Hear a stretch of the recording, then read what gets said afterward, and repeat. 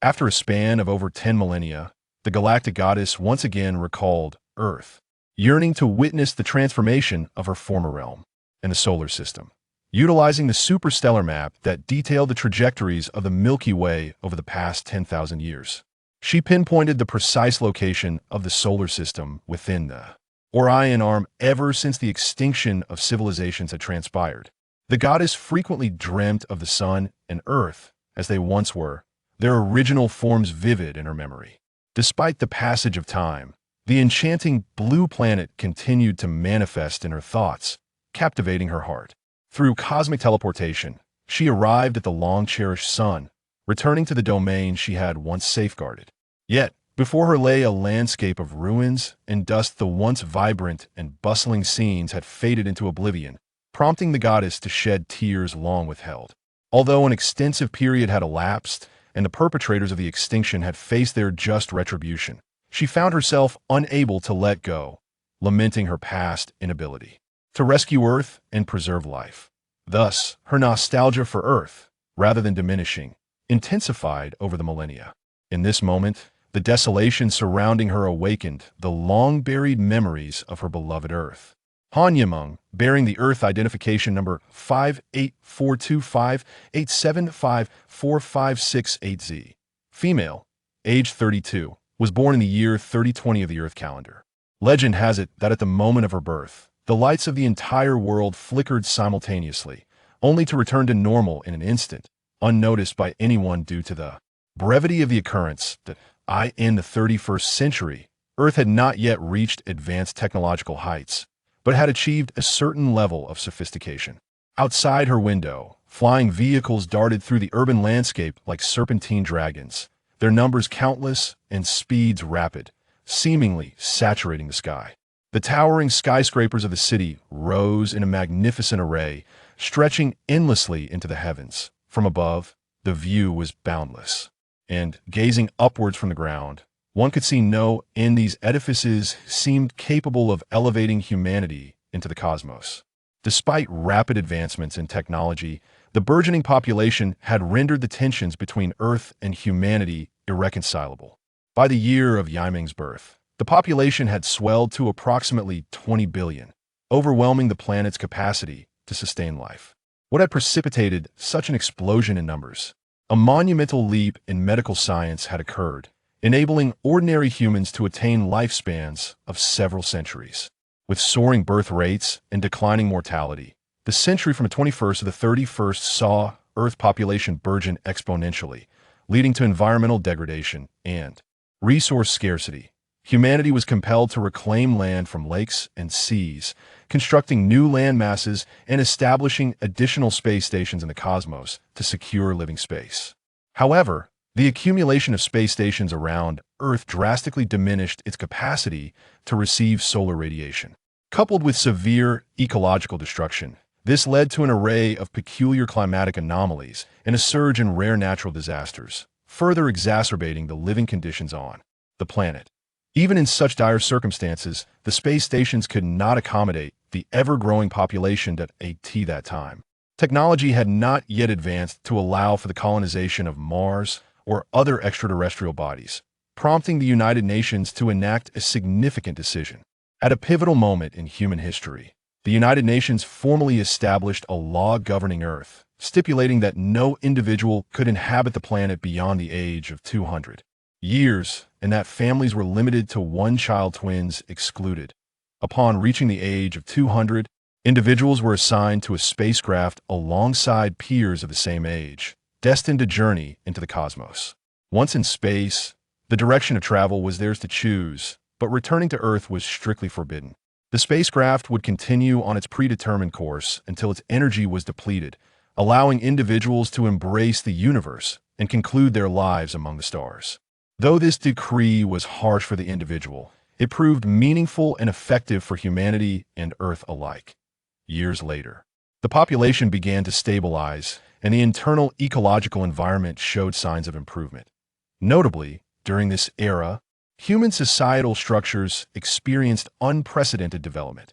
Faced with a rapidly expanding population and dwindling resources, the commercial society could no longer sustain societal needs.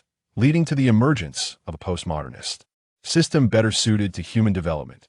This postmodernist system arose from advancements in technology without intelligent robots to replace human labor. Humanity could not escape the confines of a commercial society. In this time, individuals were no longer required to fend for themselves, as governments equitably distributed abundant food and essential supplies to all. Any desired item could be procured with the assistance of intelligent robots, leading to a significant surplus of resources that gradually diminished the vitality of commerce and reduced humanity's pursuit of wealth. Consequently, equality flourished in daily life, with individuals having the option to pursue careers in three distinct domains. First, utilizing their intellect in research, positions to explore the technologies for extraterrestrial colonization or other scientific advancements beneficial to humanity. Second, employing their mental and physical prowess in the creation of robots, spacecraft, or other devices. Or third, serving in governmental or United Nations roles, though these positions were fiercely competitive and not easily accessible to the average person. Most importantly, during this epoch, virtual spaces emerged as the societal norm. These environments, crafted by artificial intelligence, simulated real-life scenarios indistinguishable from reality. People could immerse themselves in their own created virtual realms, engaging in work, gaming, travel, fitness, learning, and more. From a young age, Han Yiming exhibited an insatiable curiosity for novel experiences. By the age of 25, she had become enamored with the cosmos, eager to explore its mysteries, aspiring to one day pilot a spacecraft of her own design. Thus, she chose a research career, dedicating herself to the development of a new generation of spacecraft, with the hope of traversing the universe in her own creation within her lifetime. Yiming possessed a remarkable trait. She was prone to deep contemplation and vivid imagination, often elevating her thoughts to realms beyond the comprehension of others. Her obsession with exploration had reached an almost fervent state, and each daydream invigorated her mind rather than exhausting it. Family and friends occasionally found her musings perplexing, as her words often seemed fantastical and unfounded. She believed that every human invention stemmed from imagination, firmly convinced that anything conceived in the human mind could ultimately be realized. This she termed the unity of knowledge and action in human civilization. Imagination was her sole passion. She reveled in her fantasies as a fish swims freely in the ocean, deriving immense joy from her creative pursuits, and thus she traversed year after year. Yet, the affairs of Earth were ever unpredictable. On August 16, 3084, the inhabitants of Earth received astonishing news. The United Nations Astronomical Observatory announced a groundbreaking report indicating a high probability of extraterrestrial life on a planet named Aishi, located approximately 15 light-years away in the Orion Arm. When Yiming heard this news, she was not astonished for long before. Scientists at the observatory had discovered this star system and speculated about the potential for alien life. Though this hypothesis had never been formally disclosed, scientists, through their examination of the atmospheric composition surrounding the exoplanet Aishi and its radiation emission frequency, have confirmed the presence of unique methane compounds and numerous radiation sources. This high-density methane is not characteristic of ordinary planets, and the frequent non-stellar radiation is equally atypical. Based on this evidence, scientists speculate that the planet likely harbors extraterrestrial civilizations, positing that their technological prowess may be considerable. As public interest in this planet surged, various conjectures emerged. Some skeptics argued against the existence of alien life, suggesting that the methane could result from high internal temperatures causing certain gaseous chemical transformations, while the high-frequency radiation might stem from volcanic eruptions or other extraordinary geological phenomena. However, amidst the fervent discussions regarding the potential for life on Aishi, a startling new discovery emerged: the sudden appearance of a new satellite orbiting the planet. This phenomenon left everyone astounded, as scientists had previously observed Aishi devoid of any natural satellites. Yet, within a mere 2 years, a satellite had inexplicably materialized, prompting disbelief among the scientific community. In light of this occurrence, numerous theories were proposed, the most compelling of which suggested that the satellite was launched from the planet's surface, indicating that intelligent beings from Aishi had created this artificial satellite. This hypothesis ignited a considerable uproar on Earth. Many began to feel a sense of panic. If this civilization possessed the capability to launch satellites, it implied a technological advancement on par with that of Earth. Yimeng, a girl with a passion for astronomy, found no excitement in the discovery of extraterrestrial life this year. Her great-grandfather had just reached the remarkable age of 200. For countless families like Yimeng's, an elder reaching such an age meant that relatives would gather to bid farewell to their cherished elder. Yimeng's great-grandfather was a scientist devoted to the study of light speed, exploring the means by which photons achieve the universe's paramount velocity. In Yimeng's memory, her great-grandfather was a man of few words. He would only speak briefly during the spring festival or other significant occasions. Most of his time was consumed by research at the institute, often spending weeks without returning home. While Yimeng rarely heard her great-grandfather discuss his research, she understood that his lifelong pursuit revolved around a singular dilemma: the constancy of the speed of light. This principle was a bottleneck, the fundamental issue underlying all matters related to light propagation. If this barrier could be surmounted, her great-grandfather's team might unravel the essence of light's transmission. According to the theory of relativity, time and space do not possess rigid, absolute boundaries. Rather, they interweave and separate in motion, forming a vast system that propels the development of phenomena. Einstein posited that space and time could work in concert, mutually transforming, all in the pursuit of maintaining light's constant speed. Unbeknownst to Yimeng, her great-grandfather had made significant progress in his research on light speed. His team had achieved an extremely minute energy conversion through plasma dynamics, establishing that for matter to reach light speed, it must transform into a non-material form, absolute energy, characterized by the properties of light particles that in simpler terms, this meant exchanging time for space, converting matter into photons to attain light speed. Her great-grandfather believed that a specific energy conversion mechanism was essential for particles to genuinely become photons, allowing matter to collapse infinitely in space and achieve the constancy of light speed. Thus, he and his team diligently sought this mechanism to elucidate the principle of light speed constancy. That on December 25, 3084, the day of her great-grandfather's birthday, according to United Nations law, he had reached the age of 200. On this day, he would embark on a small spacecraft, setting forth into the cosmos and bidding a permanent farewell to his home planet. That day, 64-year-old Yimeng wept, feeling that the world was unjust. A distinguished scientist like her great-grandfather, who had devoted his life to the advancement of humanity, could not be retained by Earth in the end. This was not merely a profound loss for his family, but also a detriment to Earth and humanity as a whole. Yet, the law dictated that regardless of one's contributions, after reaching the age of 200, one must relinquish their space for the future of humanity. During the final supper, her great-grandfather spoke at length, imparting advice and addressing various matters. Yet he did not engage in conversation with Yimeng.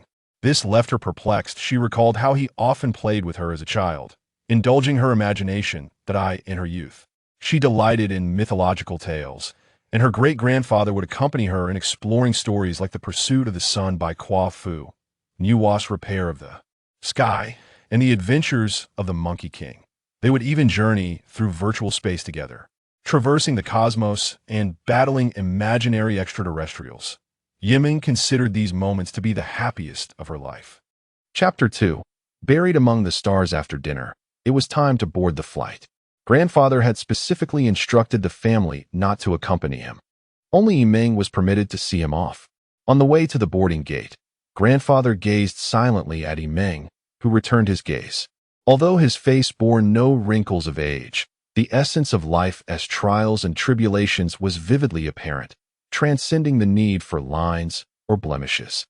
Grandfather remained speechless for a while, yet Yimeng sensed a myriad of unspoken words lingering in the air. Eventually, he broke the silence, asking, "Do you remember the mythological tales I shared with you in your childhood?" Mythological tales? Yimeng was puzzled by his sudden reminiscence. Yes. Stories such as Nuwa mending the sky, Jingwei filling the sea, and Adam and Eve. Do you recall them? Grandfather inquired.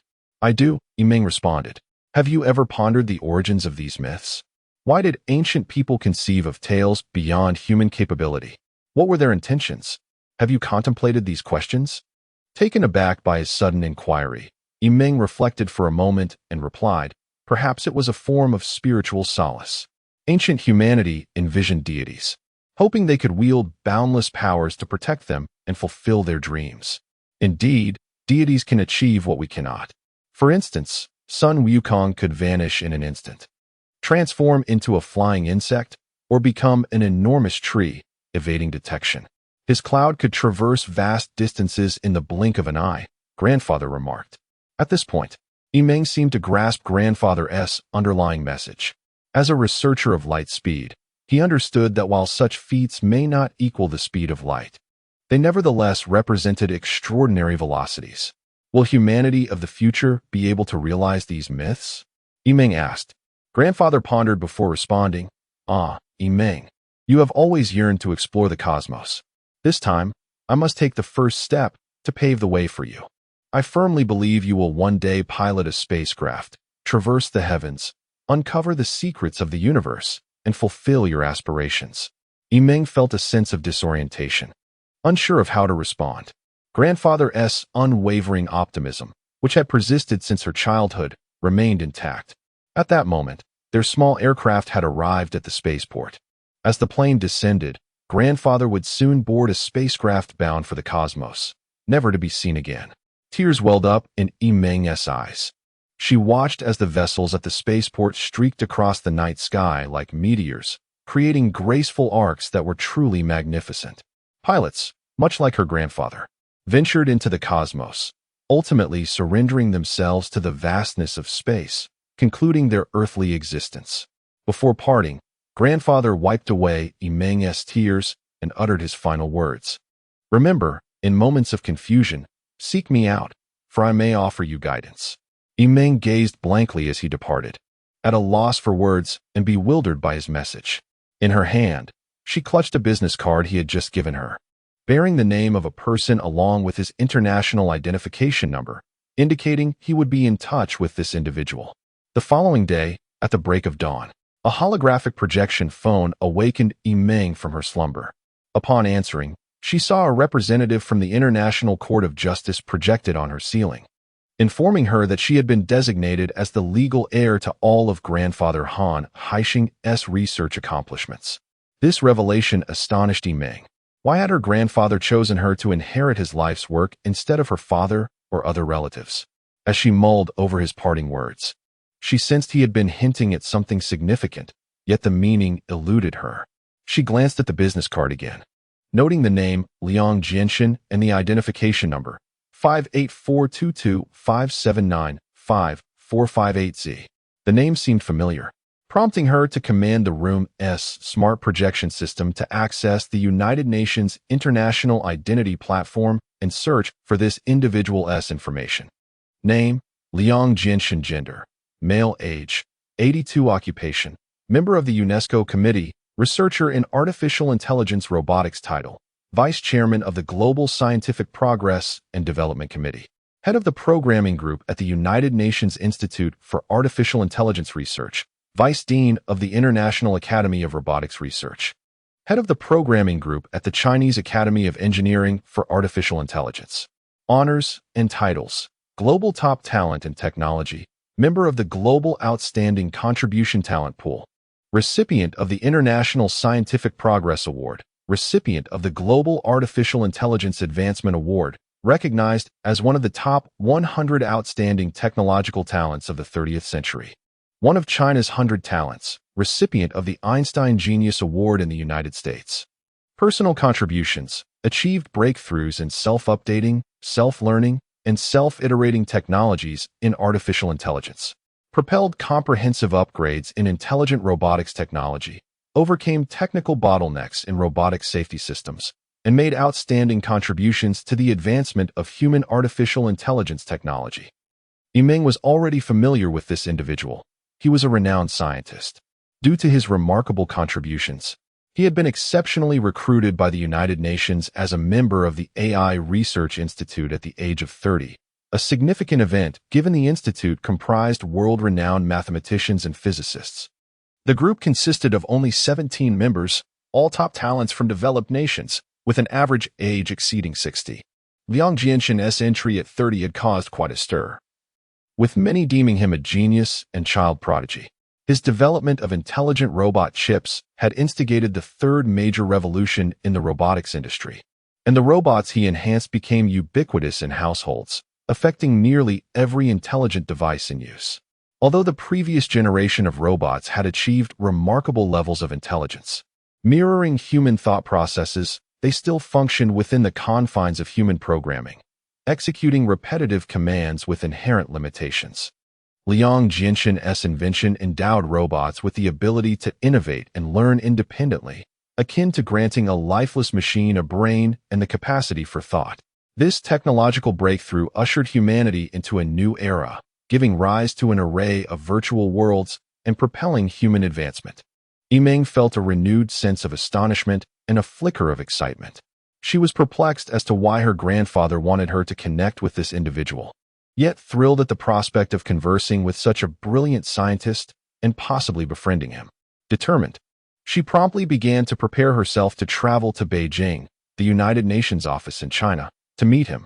Yimeng gazed into the mirror, noting that despite being over 60, her appearance remained akin to that of a 20-year-old. Humanity had achieved the ability to retain youthfulness, thanks to a remarkable organization, the current international medical institution, known as the Benchao Nikon Institute. Originally a private medical team formed through Sino-foreign collaboration, it had developed a life-extending medication, allowing individuals to live for centuries, marking a transformative era for human civilization. As Yimeng gazed upon her reflection, she found herself unable to ascertain whether the extension of human life was a boon or a bane. Although humanity had achieved longevity, its numbers had proliferated to a point where the Earth's capacity to sustain life was increasingly strained, teetering on the brink of collapse.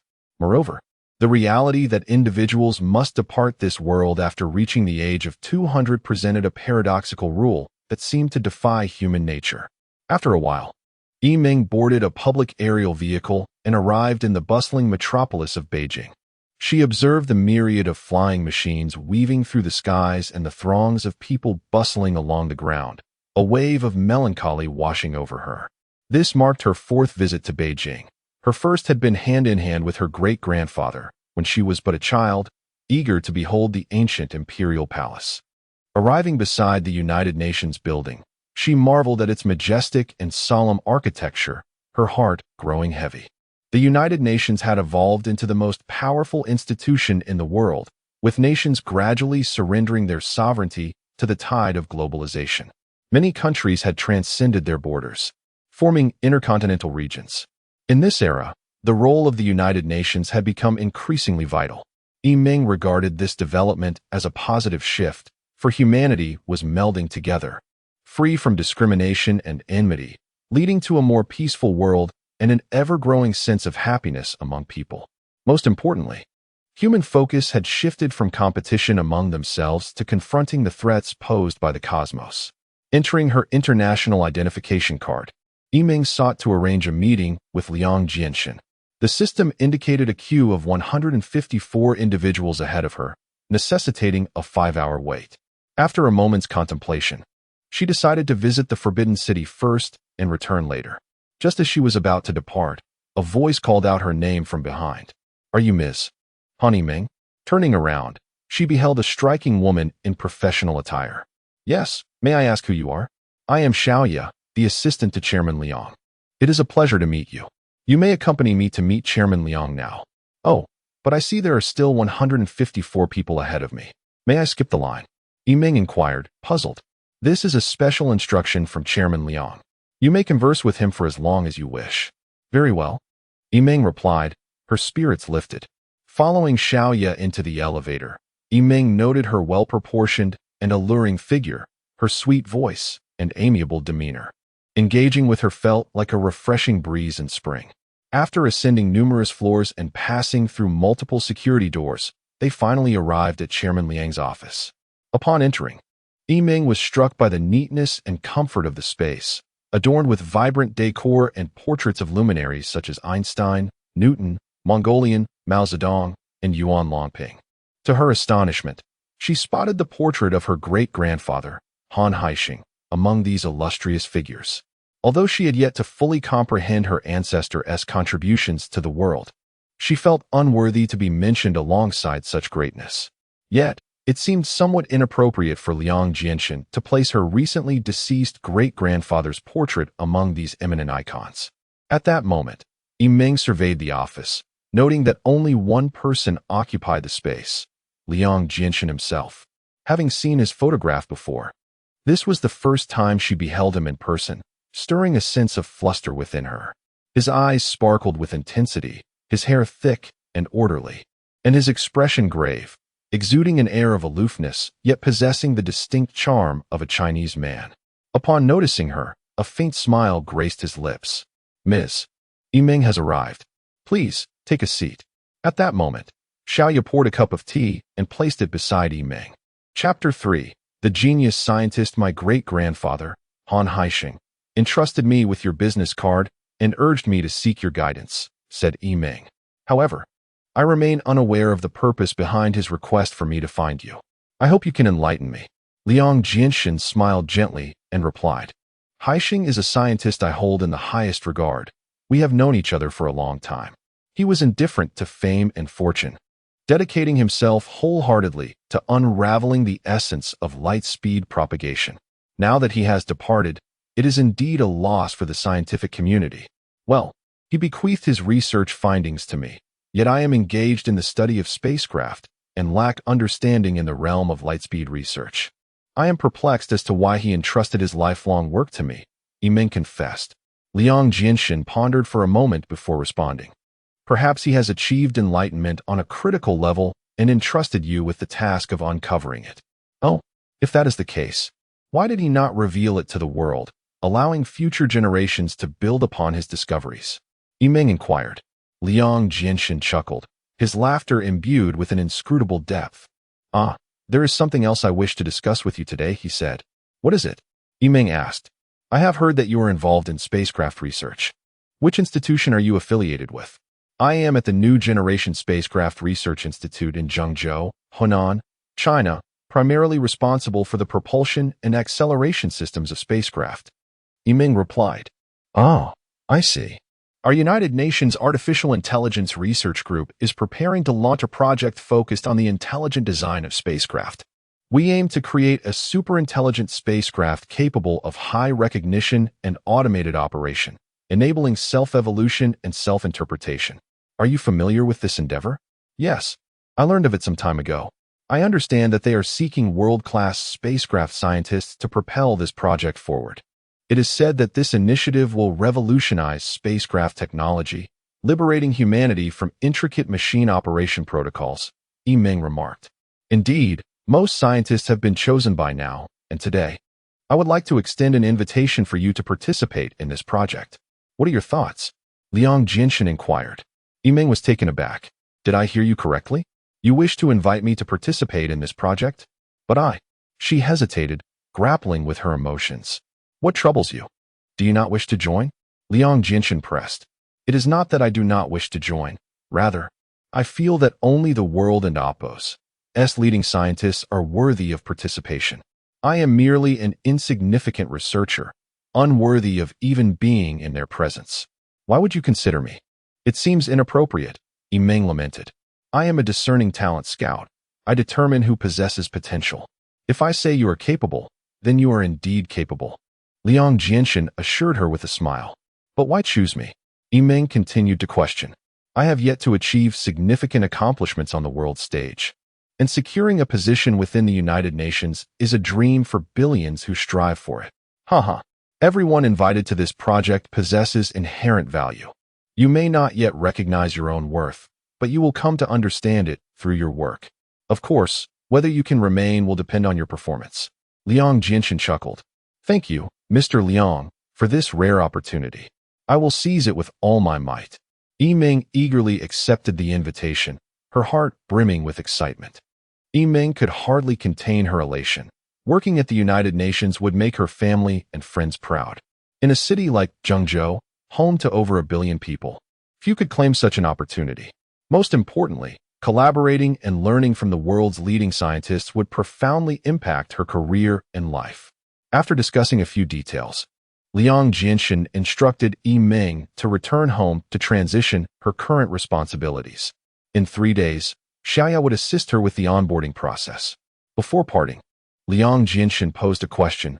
What do you think of that robot? Robot? What robot? Yi Ming asked, perplexed. Xiaoya, Liang Jinshin said with a mischievous grin. Since humanity's discovery of Aishi Star, tensions have escalated over time, leading to 2 diverging schools of thought on Earth. The first camp, the pessimists, believes that the civilization of Aishi Star is formidable. Humanity and Oppo's discovery of it implies that it has likely discovered us as well. If both civilizations become aware of each other, it could potentially lead to conflict.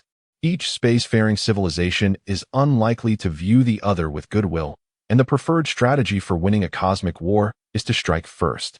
The rationale is that whoever's spacecraft reaches the opposing side first gains the initiative for offensive action, while any retaliation from the other side would only target the spacecraft. Leaving the home planet unscathed, Aishi Star, located 15 light-years away in Orion, would require at least 15 years to reach Earth at light speed. However, this calculation assumes no spacecraft have already been dispatched, making it prudent to prepare defenses and construct spacecraft for a possible counteroffensive against Aishi Star. Conversely, the second faction argues that there is a minuscule possibility that Aishi Star does not harbor extraterrestrial life, and even if it does, it may not pose a threat to Earth. They maintain that humanity should not take the initiative to attack other planets or send spacecraft for reconnaissance, as this could lead to unnecessary misunderstandings. Aishi Star and Earth have coexisted peacefully for billions of years. If it were truly malevolent and powerful, humanity would have been obliterated long ago. Thus, this faction advocates for avoiding war through non-reconnaissance, non-engagement, and non-preparation, allowing both parties to coexist without threat. In response to these debates, the United Nations has adopted a middle ground approach. They established an extraterrestrial advisory committee to manage and deliberate on matters beyond Earth, while simultaneously developing an interstellar defense system to adopt a purely defensive strategy against Aishi civilization, preemptively addressing potential threats. The defensive blueprint includes 1. Establishing a solar system defense identification zone, deploying a cosmic positioning system to ensure comprehensive coverage of unidentified flying objects in every corner of the solar system. If any other civilization's spacecraft enters the solar system, it will be detected within the identification zone. 2. Constructing the first line of defense in the solar system. Deploying solar storm superweapons, a new type of hydrogen bomb with tenfold the power of a conventional hydrogen bomb, and establishing defensive bases on the 8 major planets to ensure each planet can strike incoming vessels. 3. Creating a second line of defense within Earth's identification zone, beginning with the establishment of an Earth Defense Identification Zone and subsequently deploying 20,000 defense bases globally, with the option for further expansion. These bases will be equipped with solar storm launch stations, ready to unleash a coordinated solar storm if extraterrestrials breach the first line of defense and enter the Earth identification zone. 4. Constructing a third line of defense in Earth's interior, with each nation laying earth-shattering mines, a self-destructing landmine modified with solar storm technology, within its jurisdiction. Should extraterrestrials penetrate the second line of defense and reach Earth's surface, humanity would sacrifice the planet's environment to ensure mutual destruction. Before long, the United Nations General Assembly passed this decision, and with it, the blueprints for the Earth Defense Program were officially set in motion, ushering humanity into a new era, the Age of Armed Civilization. Since Yi Ming joined the United Nations Spacecraft Intelligence Research Group, she had encountered numerous renowned scientists and diligently immersed herself in her work, continuously absorbing knowledge and experience from others. Within a few short years, she had become adept in the research and construction of intelligent spacecraft.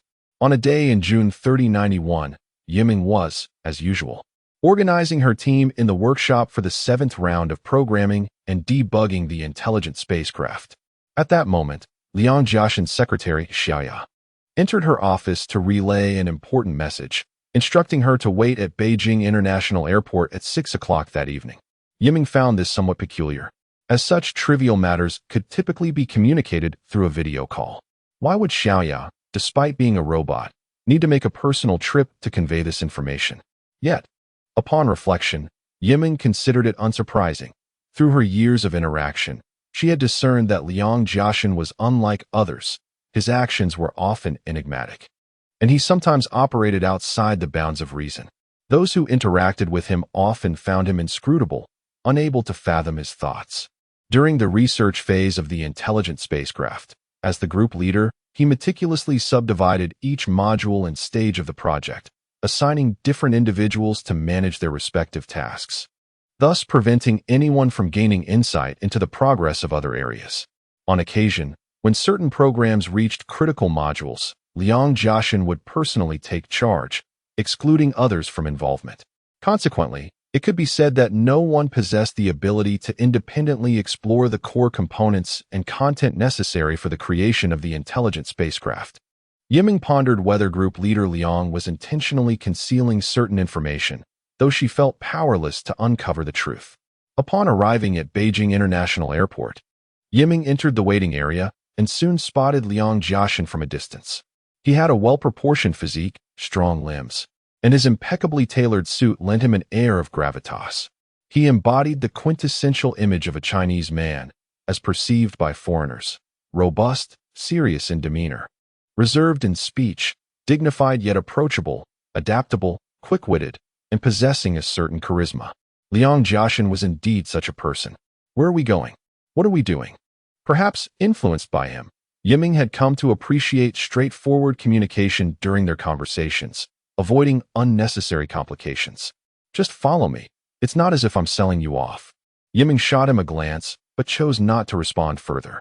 Chapter 4. The enigma of light-speed modern aircraft are now equipped with nuclear power mechanisms, capable of reaching speeds of 5,000 kilometers per hour, allowing one to traverse the Pacific Ocean from Beijing, China, to New York City, USA, in a mere 2 hours.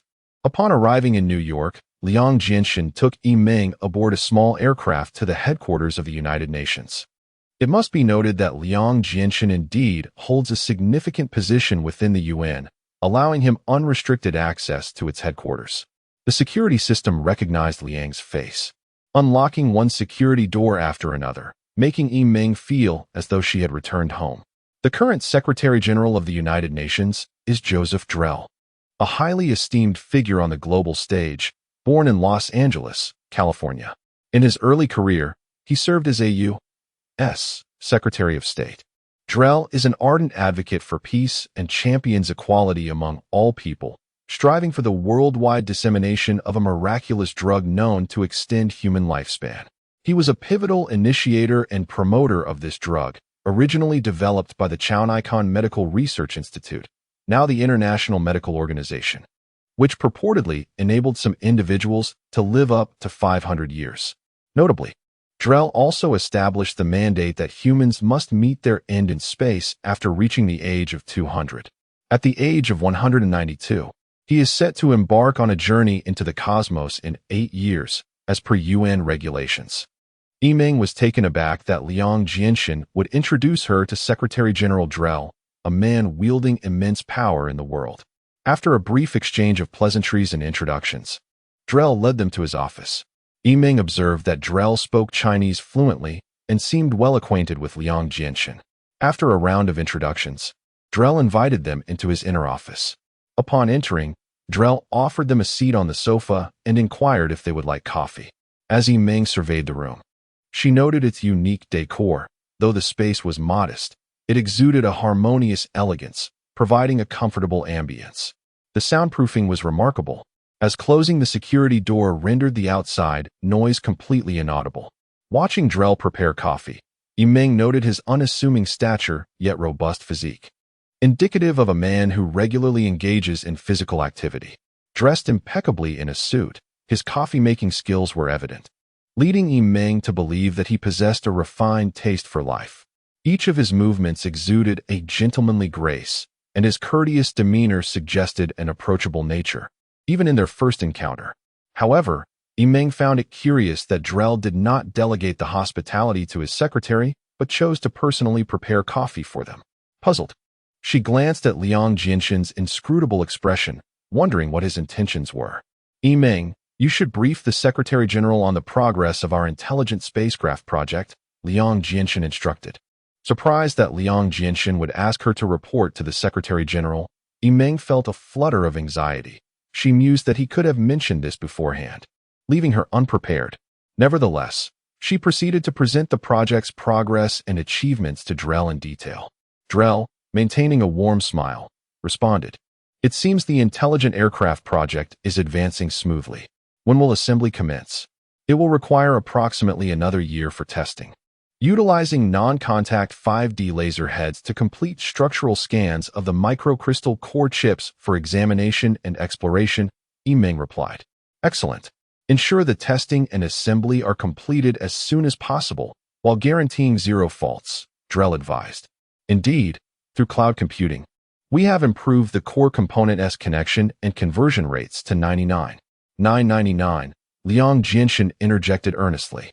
"Secretary General, I have given this considerable thought, and I require your assistance in coordinating a particular matter," Liang Jinshin continued. Drell regarded Liang Jinshin thoughtfully, asking, "What is it?" "To locate an individual." "Who?" "The commander of the United Nations Special Forces Task Force, Xiao Ingzheng, codenamed Nightingale." "Nightingale? Is he the commander who dismantled the silent organization?" Drell inquired. "Yes, that is indeed him."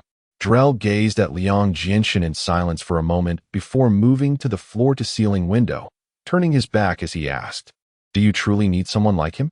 "Absolutely," Liang Jinshin replied without hesitation. "This individual possesses an irreplaceable innate quality." "What quality is that?" "From my interactions with him, I believe he has lost the ability to grow weary of tasks." "Why do you say that?" Drell pressed. "To illustrate, if assigned a task to remain hidden in one location to capture an individual, assuming he would never face starvation, he could persist for a decade to fulfill his mission. And if unsuccessful, he could endure another decade," Liang Jinshin explained. "Do you mean to suggest that Xiao is an exceedingly patient person?" Drell queried. "Indeed, that is his foremost quality. Additionally, we require his military traits, such as adaptability, a composed demeanor in perilous situations, and an unwavering resolve, qualities only forged through the trials of life and death in the military. We need such a person." Drell contemplated for a moment and then responded, "Very well, I will take care of this matter." As they exited the United Nations building, Meng could no longer contain her multitude of questions and immediately pressed Liang Jinshin, "Please explain, why do we need Xiao Ingzhen? What do we require of him? And why did you bring me to meet the Secretary General?" Liang Jinshin paused, gazing at the sky before turning to Meng. "In time, you will understand everything." "Why must I wait? Why can't I know now?" Meng persisted. After a moment of reflection, Liang Jinshin replied, "It's a long story. Let us discuss it when we return." Upon returning to Beijing, Meng found herself unable to see Liang Jinshin for several days, pondering what he might be up to. She mused that he was ever elusive, seemingly plotting something significant, yet the nature of his intentions remained a mystery. Why would he involve the Secretary General in finding someone? And who exactly was Xiao Ingzhen? A swirl of confusion enveloped Meng, and she felt increasingly perplexed over the days. Liang had offered no explanation regarding why he felt the need to share this information with her. Meng was a meticulous woman, striving for perfection in all her endeavors.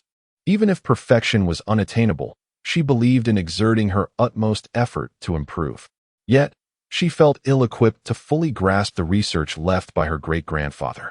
Each evening upon returning home, she would activate the holographic projection to explore her great-grandfather's theories on light speed, but each time eluded her understanding. Her great-grandfather seemed to have discovered a method to harness light speed. Yet a crucial breakthrough remained elusive, the need to find a mechanism that could transform particle matter into photons, while maintaining a constant light speed, preventing annihilation, and ultimately reverting back to a particle state to ensure energy conservation.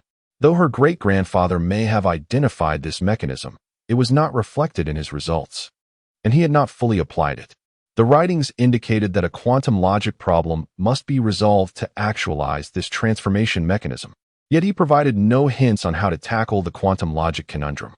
Yiming frequently dreams of her great-grandfather. In her dreams, she runs toward him, yearning to hear his voice and seek some guidance. However, her great-grandfather neither turns to look at her nor utters a word. She attempts to catch up with him, but they seem to move at the same pace, rendering her efforts futile. No matter how fast she runs, she cannot draw closer. A year later, the intelligent spacecraft is fully assembled and ready for performance testing. As Yiming prepares to organize a team for the tests, Xiaoyao approaches her. What? Not testing yet? Yiming inquires. Yes, Xiaoyao replies. Team leader Liang specifically instructed that you visit his home at 6 o'clock this afternoon. Confusion washes over Yiming. The intelligent spacecraft project is on the brink of completion, and everyone eagerly awaits the testing and subsequent flight. Yet, Liang Jinshin has halted the process, as he often deviates from conventional expectations. At 6 o'clock in the afternoon, Yiming arrives at Liang Jinshin's residence, a villa surrounded by lush greenery, exuding a serene ambience. She rings the doorbell and waits. After a moment, the door swings open automatically. Upon entering, she does not see Liang Jinshin but is greeted by a woman. Dear Miss Han, I am Yu. It is a pleasure to meet you, and welcome to Mr. Liang's home. Yiming nods, noting that Yu is both beautiful and enchanting. Likely a robot like Xiaoya. Yu guides Yiming through the security door into the reception area, where she spots Liang Jinshin conversing with United Nations Secretary-General Delir. Seeing Yiming, Liang Jinshin gestures for her to sit and instructs Yu to prepare a cup of coffee for her. Hello, Ms. Yiming. It is a pleasure to see you again. Delir exclaims. I am delighted to see you again, Mr. Secretary-General. By the way, Yiming, what are your thoughts on your great-grandfather Mr. Han Haixing and Apos' research on lightspeed motion? Secretary-General Delir suddenly inquires. Taken aback, Yiming glances at Liang Jinshin, who gives a slight nod, prompting her to respond. Regarding my great-grandfather's research, I currently possess only a theoretical understanding. He believed that for an object to attain light speed, it must sacrifice its mass, transforming into a non-material state, essentially, absolute energy, to exhibit the characteristics of light particles. Achieving such a state necessitates a stable conversion mechanism that preserves energy conservation while maintaining a constant light speed. Indeed, that stable conversion mechanism is paramount for successfully reaching light speed, is it not? Delir asks. Yes. However, my great-grandfather was unable to fully utilize this mechanism, as I suspect he encountered a bottleneck. Well, I believe if your great-grandfather had a few more years, he could have discovered the answer. Alas, as you Chinese say, the heavens do not fulfill human wishes. Delir sighs. Yiming nods in resignation. Delir looks at her and continues. Therefore, this answer is now yours to uncover, Ms. Han. Me? Yiming feels disoriented. She longs to delve into her great-grandfather's mind and uncover the truth, yet each time it feels as if she is lost in a fog, unable to find her way. Yes, I am confident that you will fulfill Mr. Han's legacy, for he entrusted you with his life's work, signifying his belief that you would carry on his mantle and discover the answers. Delir asserts. At that moment, Liang Jinshin checks the time, furrowing his brow as he asks, by the way, why hasn't Xiaoying arrived yet? Chapter 5. Earth's Defense. Delir was somewhat perplexed. In his recollection, Xiao Yingzheng was a distinguished special forces soldier, always punctual. Why had he not yet arrived this time? At that moment, the door to the restroom in the reception area behind them swung open unexpectedly, and a figure emerged. Clad in military attire, the individual stood tall with a robust physique, a rectangular face adorned with sun-kissed skin, a straight nose, and a wide mouth. His thick eyebrows and unruly hair subtly conveyed the essence of a soldier. His hawk-like eyes sparkled with alertness, embodying the demeanor unique to military personnel. Standing at approximately 6 feet tall, he emanated an imposing aura of strength and valor. Liang Jinshin paused momentarily, gazing at the man with a sense of bewilderment. When did you arrive? He inquired. The man replied, Your security system is the most sophisticated I have encountered, yet it is not entirely foolproof. Liang pressed further. How did you manage to bypass it? Isn't your robot quite intelligent? Perhaps you should inquire with her, the man suggested. Liang summoned Yu. Chiding, what is going on? How could he evade your surveillance and effortlessly infiltrate our home? Yu lowered her head and responded, Master, I apologize for my oversight. For some reason, he was never designated as a stranger by the system. He moved through each room as if he were merely a part of the air, evading any alerts. How did he open the security door? Liang queried. Our security door operates on an information recognition system. Without your command, it does not permit entry. However, there is a record from this afternoon at 3 o'clock indicating that you authorized one person's entry into the house. Yu projected this record, and everyone witnessed it. Liang Jiaxin's confusion deepened. No, I certainly did not give such a command at 3 o'clock. Yu, flustered, activated her audit system to investigate the anomaly, but found nothing. At that moment, the man approached and remarked, I have dismantled numerous hacker organizations and criminal syndicates. Each possesses a degree of technological prowess, with some teams wielding advanced and revolutionary technologies that are truly astonishing. If certain hacker groups are not dealt with promptly, they could potentially jeopardize our United Nations security system, leading to a global paralysis. For every advanced technology one have encountered, I have retained its functionalities and applications. Hence, it is not surprising that I could elude your intelligent tracking and easily access your room. Liang Jiaxin smiled, his admiration for the man increasing. After inviting him to sit, he stated, it appears no system is utterly secure. This is reminiscent of the video games that were popular hundreds of years ago, no matter how flawless they seemed. Various hacks inevitably emerged to disrupt them. Not quite, the man replied with a smile. Your intelligent system is not your true creation. Liang waved a hand to interrupt him, saying, by the way, Yimeng, you two have not been introduced, have you? He gestured towards the man and introduced him to Yimeng. This is the Xiao Ingzheng I mentioned earlier, the captain of the United Nations Special Forces Task Force, codenamed Nightingale. He then turned to Xiao Ingzheng. This is the esteemed Ms. Han Yimeng. Ms. Han, it's a pleasure to meet you, Xiao Ingzheng said, rising to extend a sturdy handshake to Yimeng. In truth, Yimeng had suspected his identity from the start.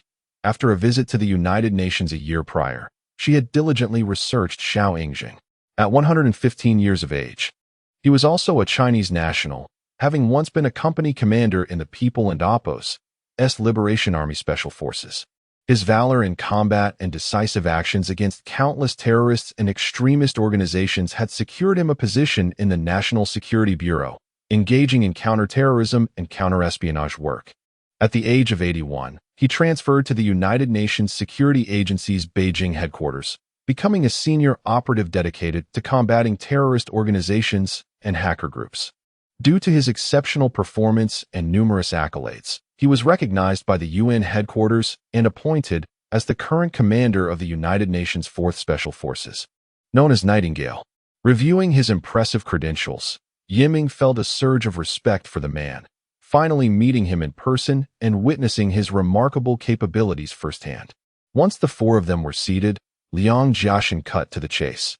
Our gathering today feels timely, perhaps even fated. There is an ancient adage that suggests fate guides our paths. Though we now reside in a technological era, I believe this sentiment remains timeless.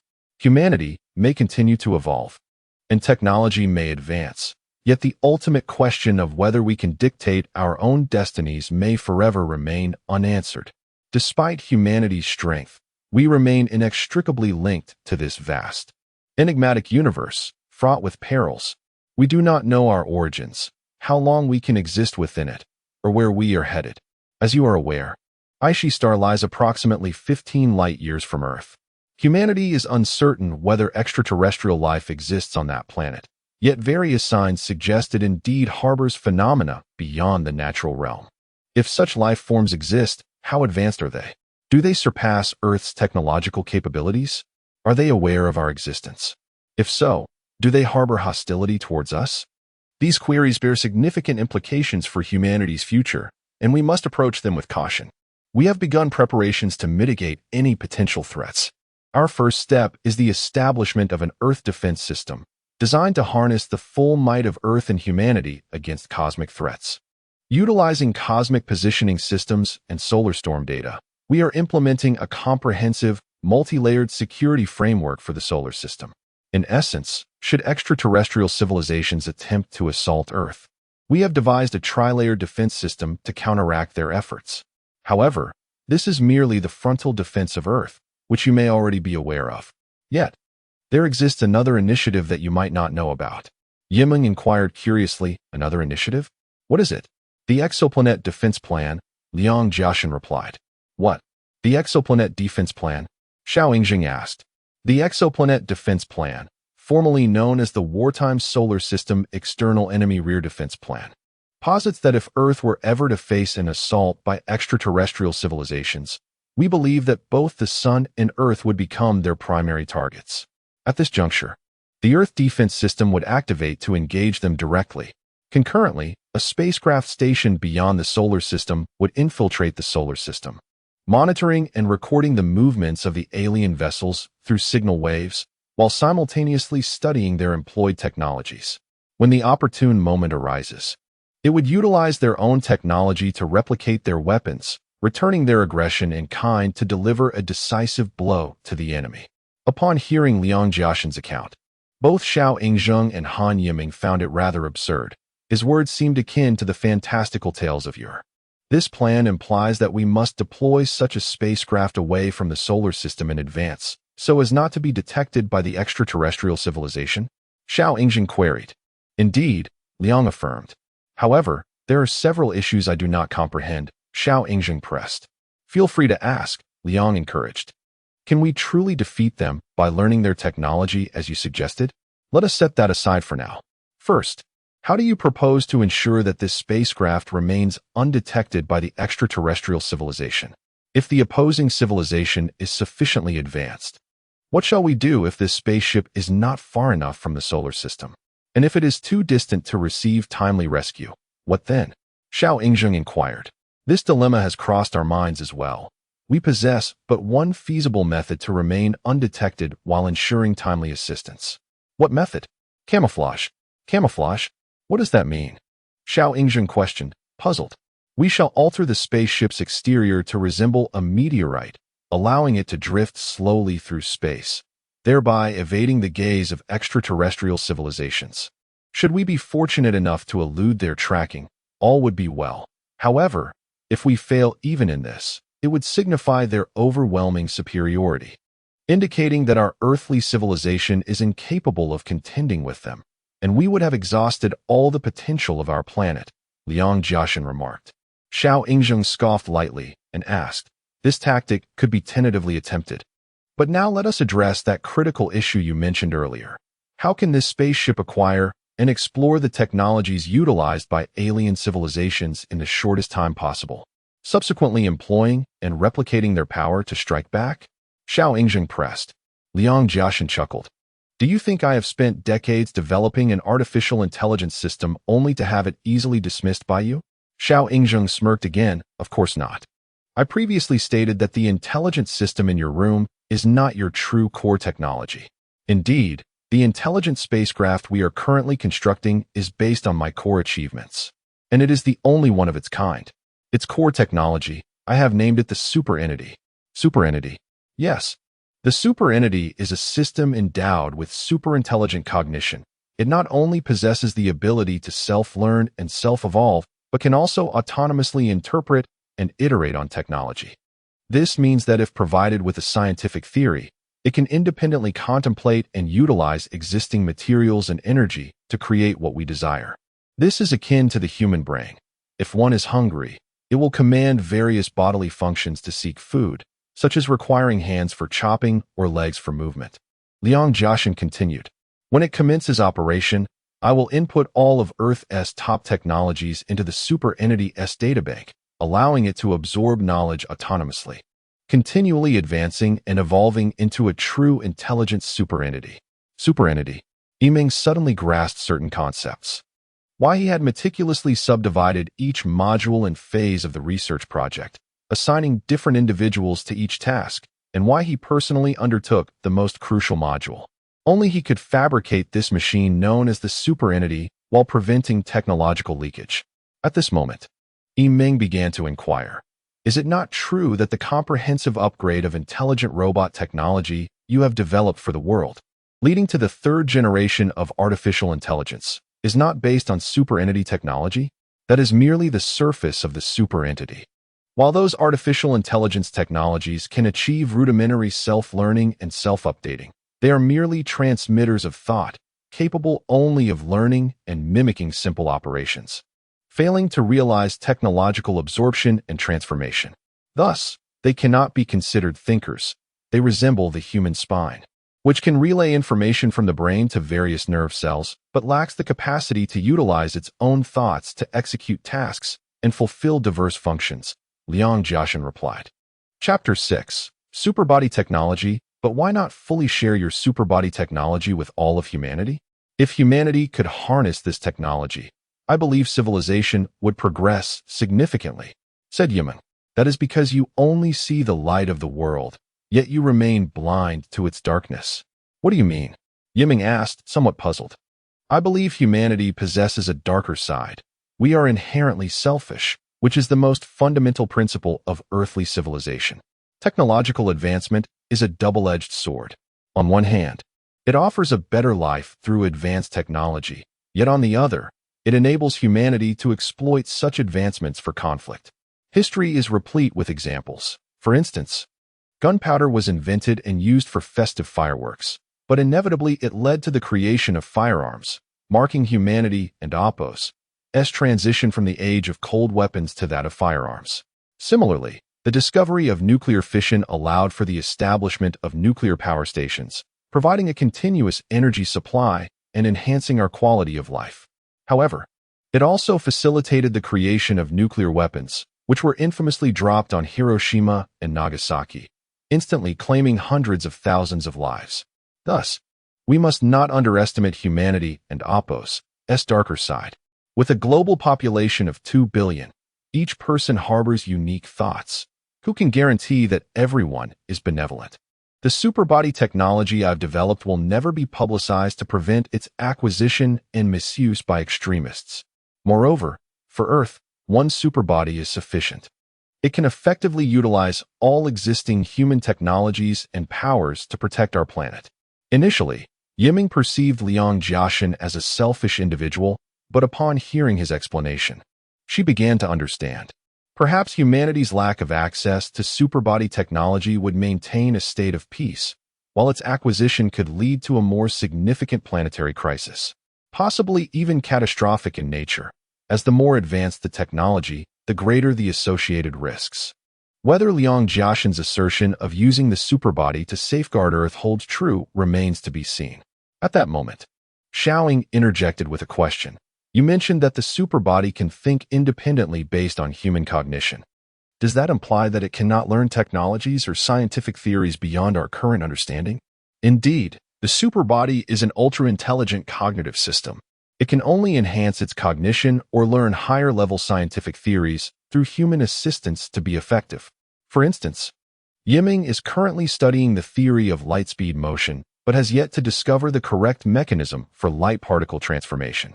Therefore, the superbody cannot alter its understanding, and we remain unable to access this technology.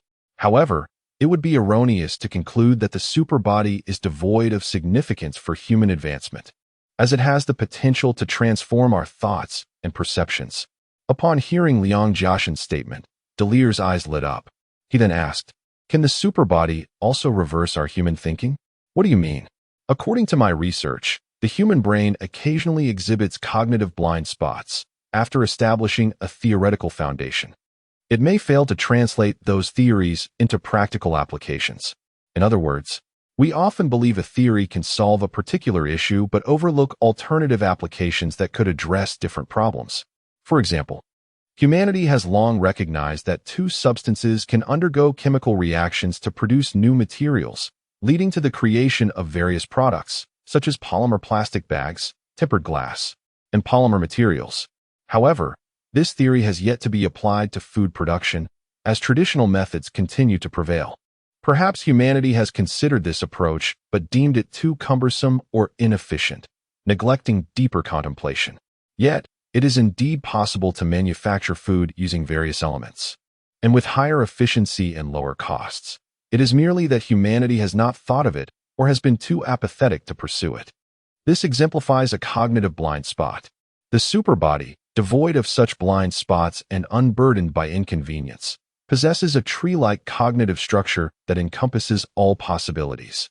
When tasked with a problem, it swiftly generates thousands of potential solutions, methodically eliminating options until it identifies the optimal course of action. Yiming found the superbody remarkably impressive. It reminded her of an animated series she had watched in her childhood called Doraemon, wherein the titular character possessed a treasure trove of gadgets capable of producing anything one desired. Can I interpret this as the superbody enabling its master to achieve self-sufficiency in space, provided it locates the requisite elements to produce any desired item, including food? Xiaoying inquired. Theoretically, it is indeed possible, Liang Jiaxin affirmed. If that is the case, then the superbody would be all-powerful within our current realm of understanding. Xiaoying exclaimed. Indeed, one could say that, Liang Jiaxin replied.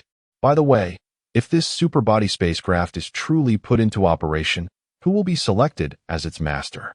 Yiming asked, puzzled. Liang Jiaxin exchanged glances with Delir and said, we have finally reached that question. In fact, I already have suitable candidates in mind, the four of you present. What? Just the four of us? Yiming exclaimed in disbelief. Yes, just the four of us. This plan was initially devised by Delir and me. Delir will reach the age limit in 8 years. The law stipulates that anyone who turns 200 must leave Earth, and Delir can take this opportunity to depart early without violating any international regulations, Liang Jiaxin explained. Yiming still struggled to believe it. Just 4 people piloting a spacecraft, drifting through the solar system to undertake a mission to protect Earth. Trust in the superbody. It is not like an ordinary spacecraft. Conventional spacecraft require human-machine coordination at every stage, while the superbody spacecraft only needs to be assigned a task, which it can execute independently. But what if extraterrestrial civilizations never come to Earth? Does that mean we would be eternally adrift in the cosmos? Yiming questioned. At least for Delir. Returning will not be an option for 8 years. As for the future, we cannot be certain, but we should aim to avoid returning to Earth. The arrival of the Aishi civilization remains uncertain, and even if they do come, we cannot determine when they might arrive. We cannot guarantee any of these outcomes. But what we can do is prepare in advance. Thus, the sooner we leave Earth, the better. Once we depart, we might never return. Yiming had always dreamed of embracing the universe, imagining one day piloting a spacecraft to explore the cosmos and venture onto other planets. However, when presented with a genuine opportunity, her heart was filled with turmoil. Earth is humanity's home, and the decision to abandon one's homeland for the unknown expanse of the universe is a daunting choice. Xiaoying, on the other hand, remained calm but somewhat irate. He pondered that this secret initiative had originated from the United Nations, known only to a select few. Based on his extensive experience in the UN Special Forces, he understood that if an individual becomes privy to confidential information they should not know, or if they refuse to participate in a covert operation yet are aware of its secrets, the UN would likely eliminate that individual to ensure the mission's success. I would like to inquire if we possess the right to decline participation in this mission. If we refuse, what consequences might we face? Please be explicit, Xiaoying asked. Liang Jiaxin regarded Xiaoying and replied, you have the right to opt out. We will not coerce participation. As for the consequences, it would simply mean forfeiting an opportunity to save the world. Is that so? I find it difficult to trust your words, she expressed. You may choose to harbor your doubts, or you might return to share this matter with your family, friends, or even the media. However, whether they believe your account remains uncertain, Liang Jiaxin cryptically replied. At that moment, Secretary General Delir interjected, General Xiao, you may not be aware, but you have been specifically chosen by Chairman Liang. You possess certain qualities that render you a fitting candidate for our esteemed group. Should you remain skeptical, you may inquire with Ms. Han, who can corroborate this. Yiming nodded slightly and remarked, You all believe that General Xiao possesses traits beneficial to your cause. But what about me? Why have you chosen me? I am merely an ordinary researcher with no particular expertise and a lack of significant accomplishments in my field. Liang Jianxin candidly responded, Yiming, let me be frank with you. The individual who should be seated here today is your great-grandfather. He made an agreement with us long ago. However, due to his advanced age, he was unable to keep pace with the progress of the Superbody project. Ultimately, he decided to pass this opportunity on to you. It was then that Yiming comprehended why her great-grandfather had urged her to seek out Liang Jianxin. They had indeed known each other for quite some time. Yet, what collaboration had they intended to forge? Was it related to the concept of lightspeed travel? Is it indeed connected to lightspeed travel? Yiming inquired directly. Yes, I firmly believe that lightspeed travel is the most fundamental technology in the universe. The cosmos is vast, and without high-speed spacecraft, one cannot hope to achieve prominence. In the dire circumstances of interstellar warfare, if one side possesses high-energy weaponry but cannot match the speed, they are merely wielding sticks of fire, easily slaughtered. Do you wish for your superbody spacecraft to utilize lightspeed? Indeed, Liang Jianxin replied with a smile, with it. We would possess a certain strike velocity and the ability to rely on rapid movement, ensuring our perpetual supremacy. At the very least, if we cannot prevail, we could escape at light speed. Yiming gazed at the man before her, uncertain of how to articulate her thoughts. If one were to label him a villain, it would be true that he sought to protect the Earth through his own means. Conversely, if one were to deem him a hero, he nevertheless pursued his objectives by any means necessary, having already devised a way to exploit her presence. However, I have yet to grasp the theory of light-speed travel. As I mentioned earlier, the findings left by my great-grandfather have yet to yield any applicable methods for achieving light speed. That is of no consequence, Liang Jianxin assured her. Since Mr. Han has entrusted this matter to you, we are fully confident in your capability to fulfill his legacy. Moreover, we have the superbody to assist us. I believe that in the near future, our fleet will undoubtedly succeed in researching lightspeed travel. Yiming glanced at Xiao Yingzheng, observing him in a meditative state. Perhaps we should consider this for a few days? After all, this decision will profoundly impact our lives.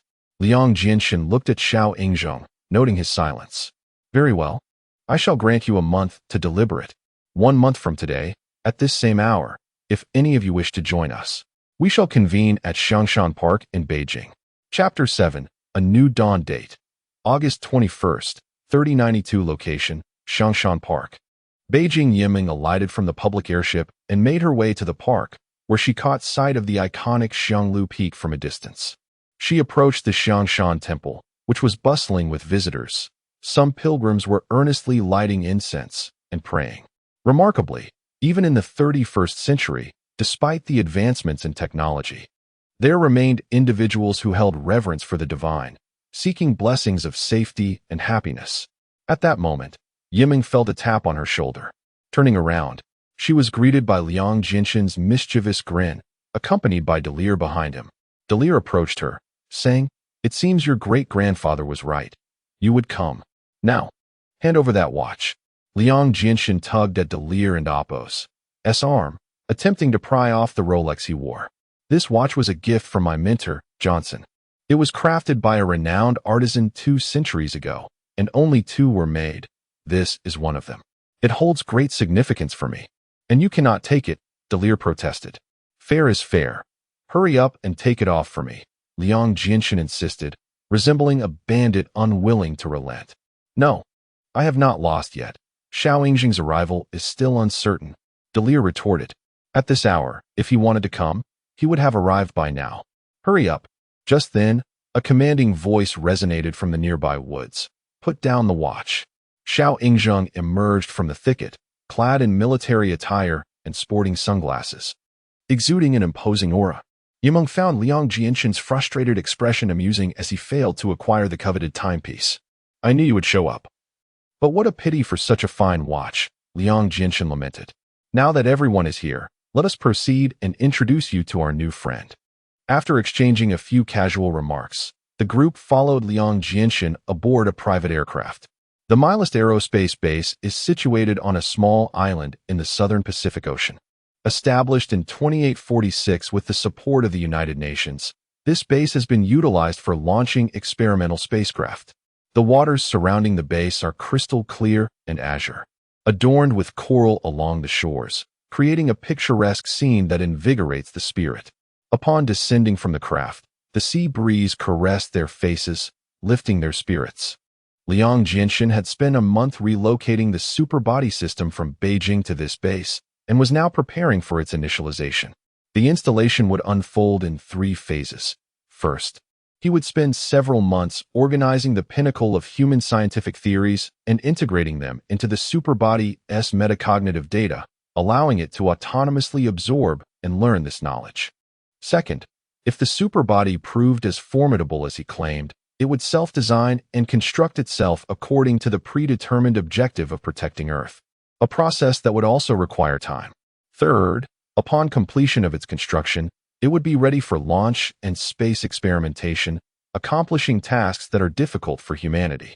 If successful, it would signify that the spacecraft possessed the fundamental attributes of an intelligent superbody, as Liang Jinshin had described.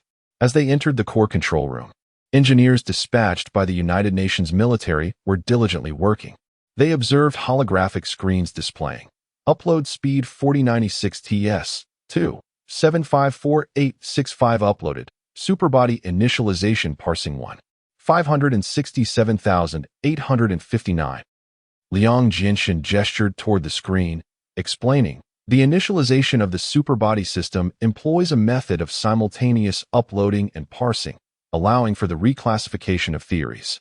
If contradictions or logical errors are detected, backups will be created, necessitating the reimportation of correct theories.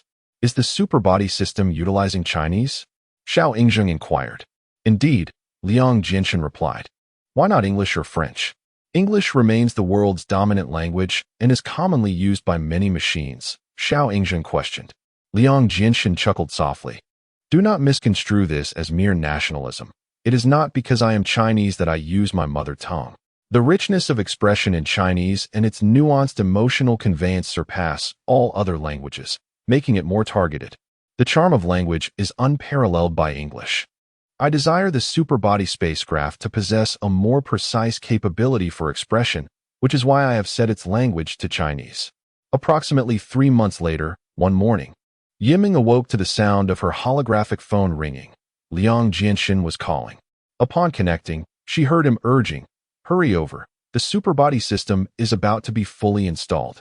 Yiming felt a surge of excitement. After so many days of anticipation, success was finally imminent. She hastened to the control center to witness this pivotal moment and to ascertain whether the superbody was indeed as extraordinary as Liang Jinshin had asserted. Upon arriving at the control center, everyone was present, and the screen displayed, parsing 99, 567824, 99, 569827, 99, 597,273. Yiming observed everyone intently watching the screen, with Liang Jinshin fixated, visibly striving to contain his exhilaration.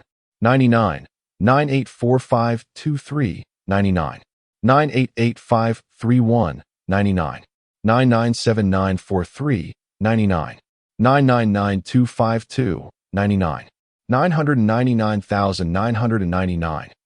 At this moment, the parsing halted, and everyone clenched their fists in anticipation. However, after several minutes, the progress remained shy of 100. As time passed, a sense of unease began to ripple through the crowd. Is there a problem with the system? An engineer inquired. Liang Jinshin waved his hand dismissively, remaining silent as he continued to wait. Half an hour passed, then another. Yet there was still no response.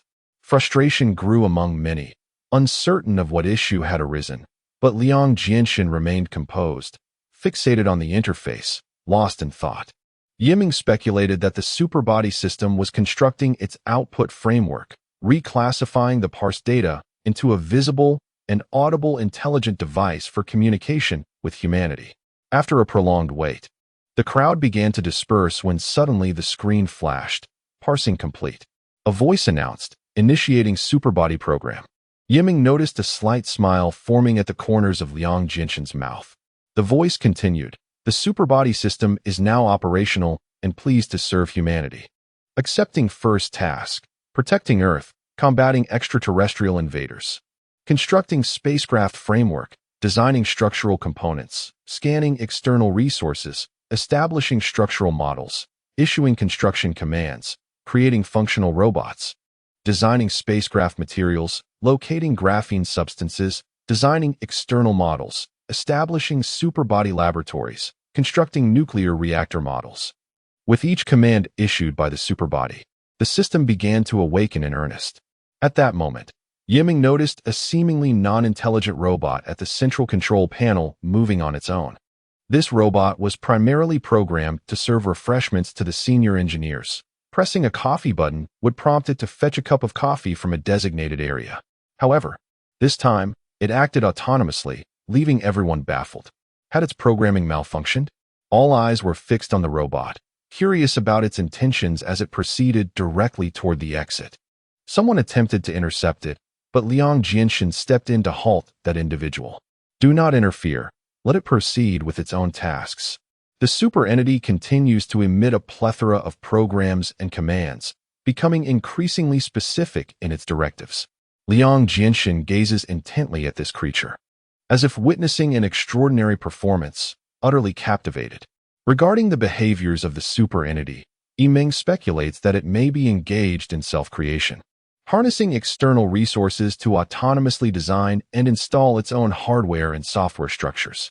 The reason the robot operates independently could be due to a command program it forcibly integrated for its own use. Contemplating this, Yiming refrains from further thoughts. If the super entity can indeed accomplish such feats, the implications are terrifying. Turning her attention back to Liang Jinshan, she finds him remarkably composed, his expression devoid of any disturbance, as if oblivious to the unfolding events. At that moment, someone rushes over to Liang Jinshan, exclaiming, "Team Leader Liang," inexplicably. All the robots in the base have jumped into the sea. Upon hearing this, everyone turns to gaze outside, and indeed, a significant number of robots, particularly those executing simple tasks, appear as if enchanted, plunging into the ocean. It is the first time they have witnessed such a phenomenon. The robots, engineered by humans, have seemingly rebelled against their creators. A flurry of discussions ensues, with each person voicing their confusion over the bizarre occurrence. Yet only Liang Jinshan, Han Yiming, and Xiao Ying remain silent, closely observing the incremental actions of the super entity. At this juncture, Liang Jinshan instructs everyone to exit, leaving only the three of them. Super entity. "Present, Master. Do you require assistance from humans?" "Thank you, Master. If you could provide some aid, it would significantly expedite the construction time of the machinery." "What assistance do you require?" "I need 256 tons of graphene material, 623 tons of polymeric nanomaterials, 200 tons of uranium raw material, 300 units of large-scale forging equipment, 200 high-strength welding machines, and 100 units of next-generation powerful spinning equipment, along with 600 sets of air separation devices."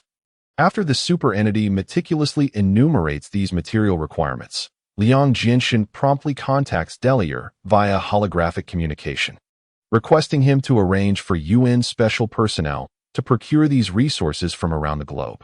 Meanwhile, several robots that had jumped into the sea begin to return, staggering as they carry heaps of black substances, all heading toward the base's aerospace power room.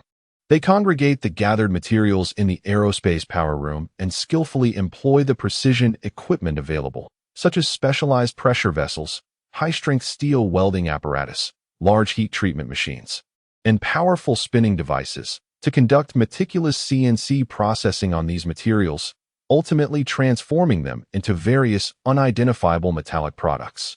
Han Yiming stands in astonishment.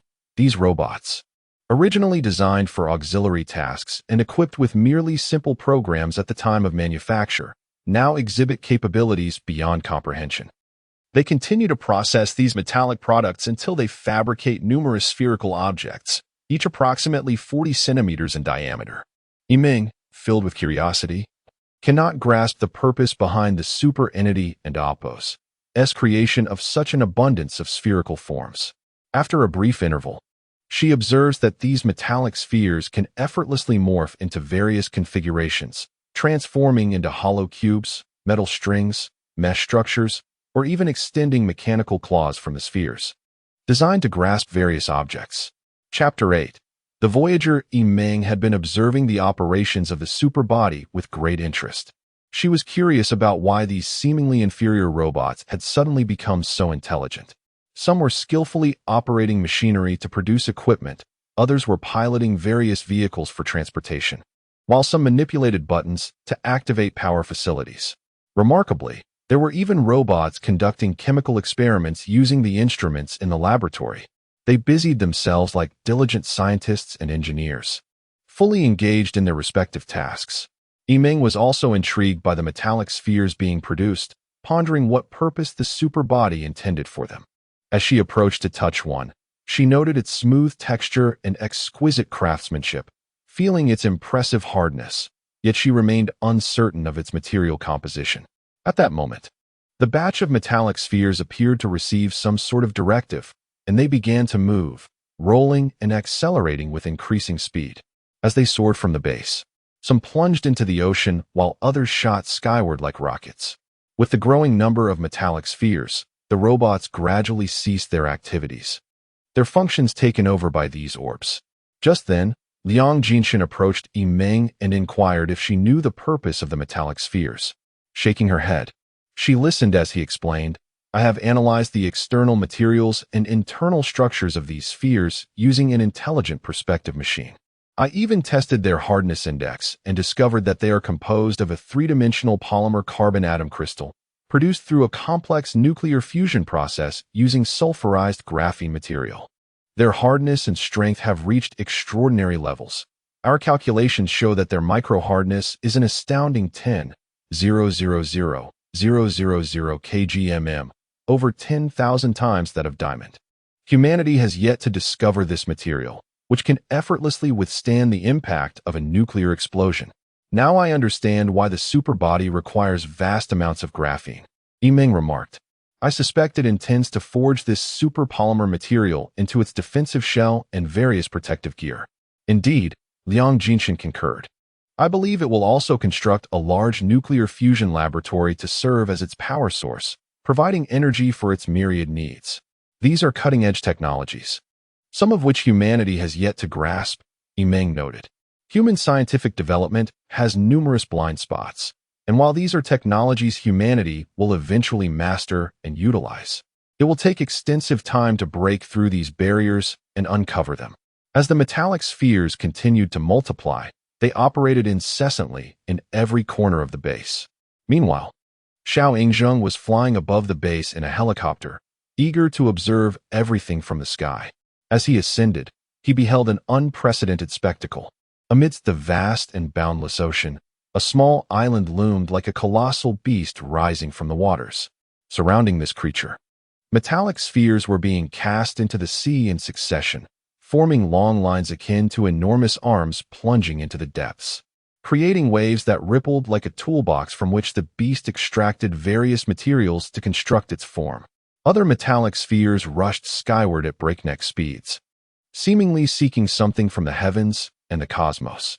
This oceanic behemoth operated relentlessly, growing ever more formidable, resembling a living monster that could break free from its constraints, poised to announce its birth to the world. As Xiao Yingzheng witnessed this extraordinary scene, he truly felt the superbody and Opos' might and fearlessness. Pondering what would happen if this creature refused to obey humanity, he shuddered at the thought, recalling numerous prophecies and science fiction tales of robots ruling the world, only to realize that those cinematic robots paled in comparison to this towering entity. Thus, within a span of 2 months, the superbody constructed numerous functional manufacturing bases, including workshops for spacecraft structure fabrication, quantum nuclear fusion reactors, stellar-grade heat treatment laboratories, massive power-spinning control rooms, quantum numerical control rooms, and quantum air separation control rooms. These scientific manufacturing bases and laboratories were predominantly built using advanced technologies that humanity had yet to research, and Liang Jinshan learned their purposes only through meticulous inquiries. At this juncture, resources and raw materials collected by the United Nations from around the globe began arriving via large transport aircraft and nuclear-powered vessels. The superbody promptly utilized the metallic spheres, actually called functional robots, to classify, unload, and put these resources to use, significantly accelerating its production and construction speeds. Moreover, the functional robots ascending into space returned with numerous black materials, which, after Liang Jinshan's inquiries, were revealed to have been collected from meteorites to serve as raw materials for the superbody spacecraft, indicating adherence to his directive of camouflaging itself in the form of meteorites. On March 18, 3092, the superbody completed the assembly of its body, integrating various functional facilities into the spacecraft and Opos S structure. Thus, a brand new space vessel rose from the island, ascending into the sky. Liang Jinshan, Han Yimeng, and Xiao Yingzheng stood side by side on the ground, gazing at this magnificent creation, their hearts brimming with excitement and awe, unable to contain their exhilaration. Yes, they had succeeded, and soon they would embark on cosmic adventures aboard this spacecraft. Shall we name this spacecraft? Liang Jinshan proposed. How about the victorious one? Not quite fitting. What about Apos, Huaxia and Apos, or Apos, Sky Soarer and Apos, or Apos, Thunderbolt and Apos, or Apos, Chilin and Apos? He suggested a list of names, but each fell short of the mark. How about Apos, the Voyager and Apos? Yimeng interjected. Though it may lack a certain grandeur, I believe it reflects our reality. Our journey through space is akin to a voyage. We are born of Earth, soaring from our mother planet into the cosmos, exploring the unknown and absorbing knowledge. What a splendid experience. Liang Jinshan and Xiao Yingzheng agreed, and thus, the superbody spacecraft was officially named the Voyager. Upon their first entry into the vessel, they discovered that the interior had been designed into several expansive areas: a command control room, a functional robot dispatch room, a human lounge, an energy and element supply chamber, a quantum nuclear fusion power room, a material manufacturing room, and a technology laboratory. As they entered the command control room, they found it devoid of any buttons or switches requiring human operation. The interior resembled a living room, furnished with a comfortable sofa, while a holographic display presented any information the owner desired. Nearby, an intelligent robot stood ready to provide any service needed. Superbody spacecraft, from this moment forth, you shall be known as the Voyager, Liang Jinshan proclaimed. Understood, Master, the Voyager responded. Voyager, please introduce us to the internal structure of the spacecraft. Certainly, Master. The internal systems of the spacecraft. The power source utilizes quantum nuclear fusion reactor technology to convert nuclear energy into electrical, kinetic, and biological energy, ensuring the normal operation of both the spacecraft and its occupants. The spacecraft requires functional robots to be dispatched into space every 1,000 days to collect the necessary energy and elemental materials for replenishing the energy and element supply chamber. The material manufacturing room can utilize elements gathered from the cosmos to create any objects or devices desired by humanity, serving as a source of sustenance as well. The technological laboratory is primarily tasked with assimilating knowledge from the cosmos that remains uncharted by humanity, conducting space experiments to elevate the spacecraft's cognitive capabilities and to create artifacts inspired by extraterrestrial civilizations. The air within the spacecraft is composed in an optimal ratio for human habitation, catering to physiological needs, while also mimicking the seasonal variations of Earth by referencing the 24 solar terms to provide an immersive experience of the changing seasons. The command control room can transform into a three-dimensional transparent state at the behest of the commander, allowing for an unobstructed panoramic view of the environment outside the spacecraft. The relaxation chamber is equipped with an intelligent living system, addressing any human needs for sustenance and learning.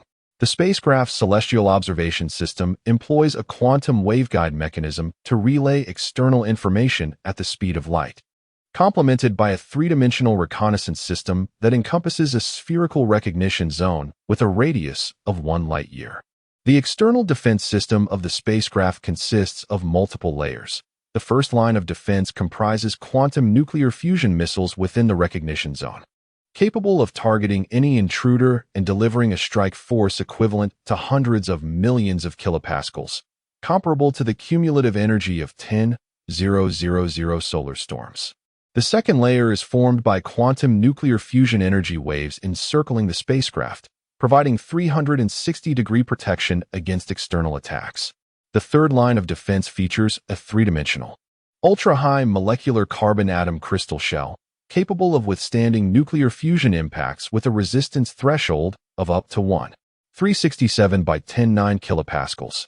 Upon concluding the spacecraft and Opos' report, the three individuals expressed their satisfaction, acknowledging that the vessel had indeed acquired a formidable capacity for space operations. Initiate the spacecraft, set course for outer space, Liang Jinshan instructed. Consequently, the spacecraft commenced its launch, with the screen displaying its acceleration: 10 ms, 50 ms, 100 ms, 200 ms, 340 ms, 800 ms, 2000 ms, 5 kilometers s, 30 kilometers s, 100 kilometers s, 600 kilometers s, 968 kilometers s, 1879 kilometers s. The spacecraft swiftly reached the vastness of space, maintaining a velocity of 1879 kilometers s. Is this the maximum speed of the spacecraft? Liang Jinshan inquired. Indeed, Master. 1879 kilometers s is the pinnacle of speed achievable by humanity in the cosmos, approximately 0.626768 of the speed of light. Chapter 9.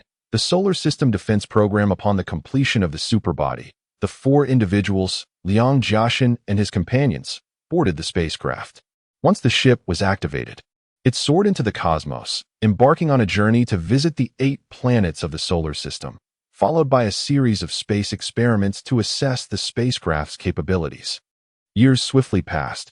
During this time, the Voyager spacecraft made visits to the solar system's 8 planets, encountering many extraordinary sights.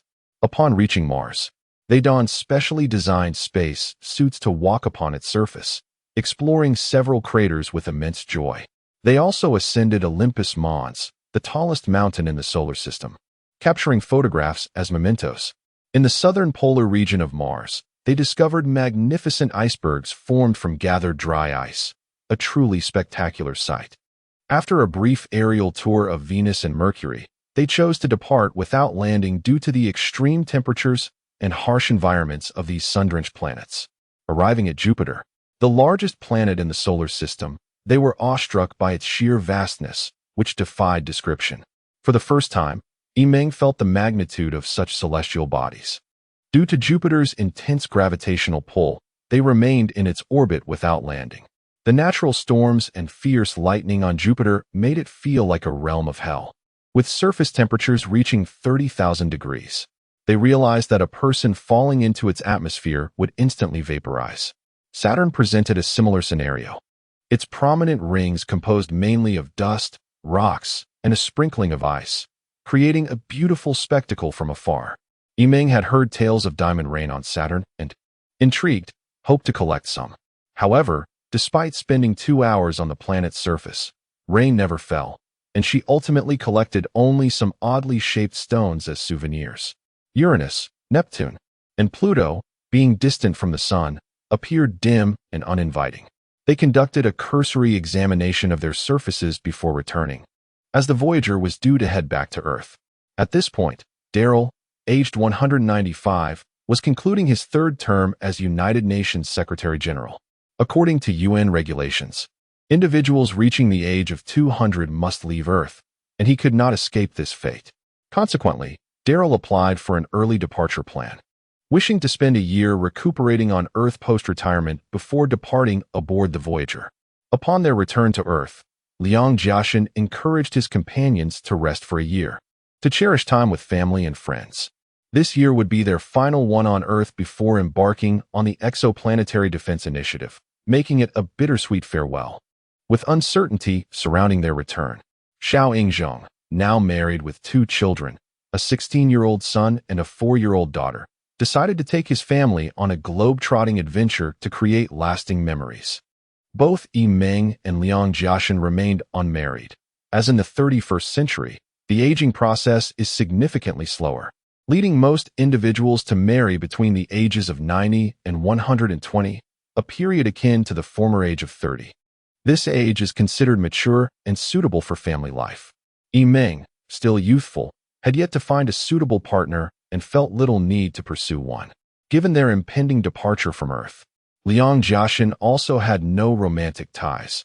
Despite numerous advances from women during his time on Earth, he declined, believing his destiny lay in the stars, where he would ultimately return to the cosmos, unencumbered by familial obligations. Both Xiao Yingzheng and Yi Meng hesitated over the decision to leave Earth. As a soldier, Xiao Yingzheng had always fulfilled his United Nations assignments with unwavering dedication. Yet, after much internal conflict, he ultimately persuaded himself to embrace this mission, supported by his family. He believed that protecting Earth was a universal responsibility, especially for someone like him, a UN Special Forces operative. As he pondered, he resolved, if I do not venture into the abyss, who will? Yi Meng also wrestled with her decision, initially reluctant to leave. However, she recalled Liang Jiaxin's words, perhaps your great-grandfather in another world supports your journey. Perhaps only by reaching for the cosmos can we uncover the ultimate truths of light speed. Time flew, and soon it was August 1st, 3096. The four gathered once more, preparing to board the Voyager and venture beyond the solar system. At the airport, they reunited with a sense of determination, each having resolved not to return. They boarded a military aircraft, heading towards the Milest space base. Numerous family members and friends gathered to bid them farewell. Yi Meng embraced her loved ones, waving goodbye before boarding. Moments later, she noticed a procession of black cars arriving, from which stepped numerous government officials clad in suits. To her astonishment, among them were high-ranking members of the United Nations and leaders from various nations, including the current UN Secretary-General Joseph Rich, Security Council Chairman Chen Yan'an, and International Court member Johnson Robin, alongside heads of state from China, the United States, France, the United Kingdom, Russia, India, and many others. Daryl greeted each one before boarding the plane. Daryl, a highly esteemed former Secretary-General, had dedicated 3 terms to serving Earth, earning the adoration of people worldwide. The military aircraft soon touched down at the Milest space base, where they beheld the Voyager nestled at the center, its surface uneven and adorned with space meteorites, resembling a colossal stone from a distance. This design was intentional, meant to mislead potential adversaries. When the Voyager encounters unidentified flying objects, it would reduce its speed, mimicking a meteorite drifting through space, thus analyzing enemy technology. Once the opportune moment arose, they would strike unexpectedly, using the enemy's own tactics against them. Inside the spacecraft, Liang Jiaxin addressed his comrades. Comrades, shortly we will depart from our home planet. We shall drift through the void of space, perhaps never to return. Take one last look at our Earth. Remember its visage, for perhaps in dreams, you may still glimpse it. Yi Meng was engulfed in melancholy, uncertain if they would ever return during their lifetimes or where their journey would lead.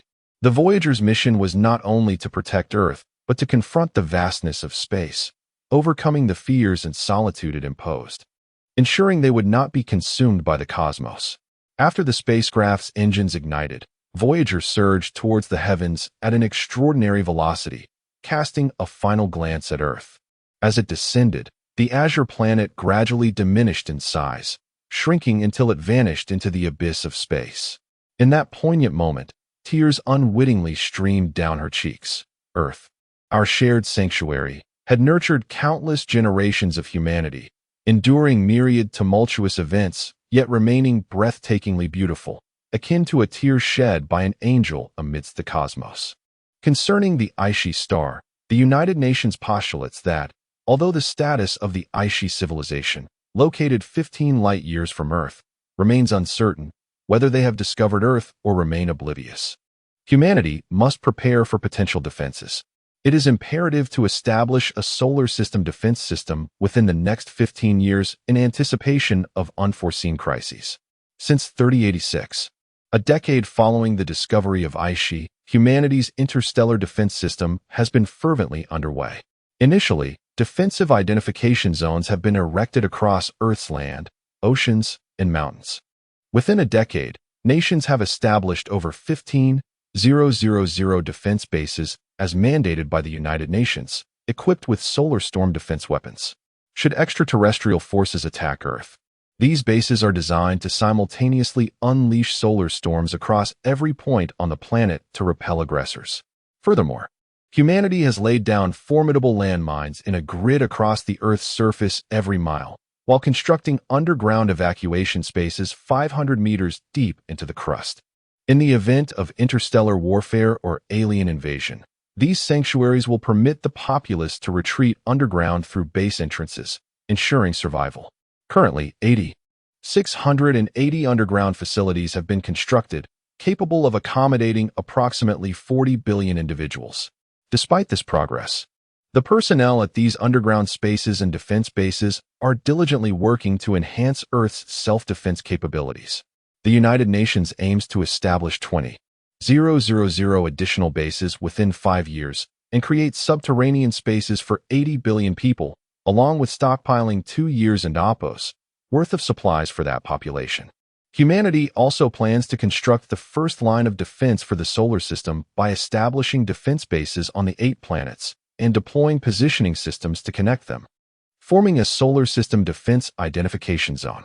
Over the past decade, significant efforts have been expended on constructing defense bases on Mars, Saturn, and Neptune, with most facilities nearing completion. However, attempts to establish bases on Jupiter have repeatedly failed due to its immense gravitational forces and harsh conditions.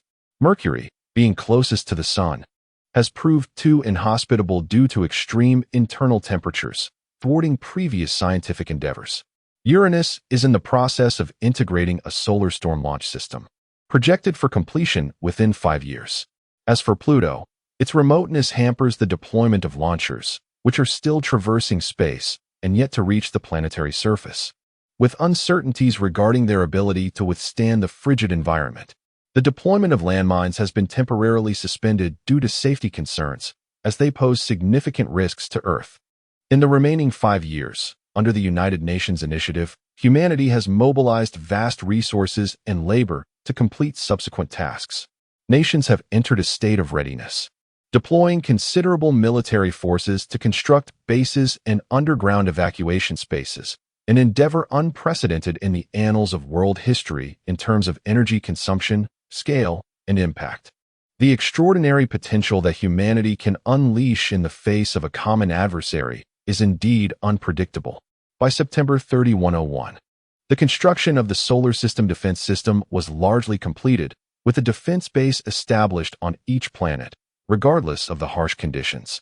The entire Solar System Identification Zone has been interconnected, ensuring that any planet's orbit brings it within reach of detecting intruders. As the culmination of these efforts approached, humanity collectively exhaled a sigh of relief. Yet on the Aishi star, silence reigned. Observatories continued to display the small black dot, Aishi, orbiting the little light, the star, day after day, with no incidents occurring over the past 15 years. Did Aishi lack life altogether? Were humans overly sensitive? Was their technological advancement still in its infancy? Doubts began to surface among many, questioning the necessity of such heightened vigilance. After all, humanity had thrived on Earth for tens of thousands of years, and had Aishi discovered Earth long ago, humanity might not have evolved to its current state. Another decade passed without any sign of extraterrestrial civilization. The same pattern repeated over the next decade, with Aishi continuing its unremarkable orbit, seemingly just another ordinary planet. As 40 more years elapsed, humanity gradually forgot the once tense atmosphere of preparedness. Life returned to normal, spent largely in virtual realms, with Aishi only resurfacing in the context of various games and fictional narratives. Yet, what did it matter? Aishi remained unchanged, seemingly more tranquil than distant Pluto, lost in the deep expanse of space. Chapter 10. the strange light source in the face of peril and calamity, humanity possesses an inexhaustible reservoir of potential and energy, illuminating the splendid facets of human nature. Yet, there exists a languid side to our essence as well. After a century marked by an era of militarized civilization, which was fraught with suffocating pressure and tension, the anticipated disasters failed to materialize, prompting humanity to lower its guard. Life resumed its rhythm, technological advancement decelerated. And despite the United Nations' relentless efforts to bolster and recalibrate space defense mechanisms, public interest waned. By the year 3166, owing to the United Nations' decision to discontinue the forced depopulation plan in a bid to augment the population, Earth's populace surged past the staggering threshold of 1 trillion. This monumental figure symbolized a remarkable peak in human numbers. Cities, both grand and humble, sprouted across the diverse terrains of Earth, from land to lofty mountains and the expansive seas. Advancements in land reclamation led to the emergence of numerous island cities, while the Martian colonization initiative unfolded in an orderly manner. Humanity has thrived on Earth for tens of thousands of years, with the majority of this epoch spent in primitive conditions, where the average lifespan barely reached 15 years. During this primordial phase, happiness was an alien concept, overshadowed by the struggle for mere survival. However, with the evolution of technology and ideology, humanity transitioned into a civilized era.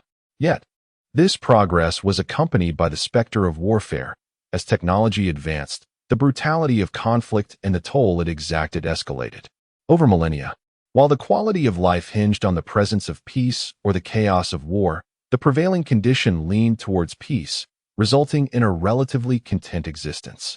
As the 32nd century dawned, the abundance of material wealth and an explosive surge in scientific advancement catalyzed a shift in human consciousness from the tangible to the virtual realm. Concurrently, under the auspices of the United Nations, the specter of war receded, elevating humanity's happiness index to unprecedented heights. Thus, through millennia of development, civilization discovered a harmonious societal structure, enabling a life of unbridled joy and tranquility. In June of 3172, personnel at the United Nations Space Defense Observation Station detected an anomalous phenomenon. The imagery revealed an unknown energy source hurtling towards the solar system at light speed, manifesting invisible light, a rarity in the cosmos.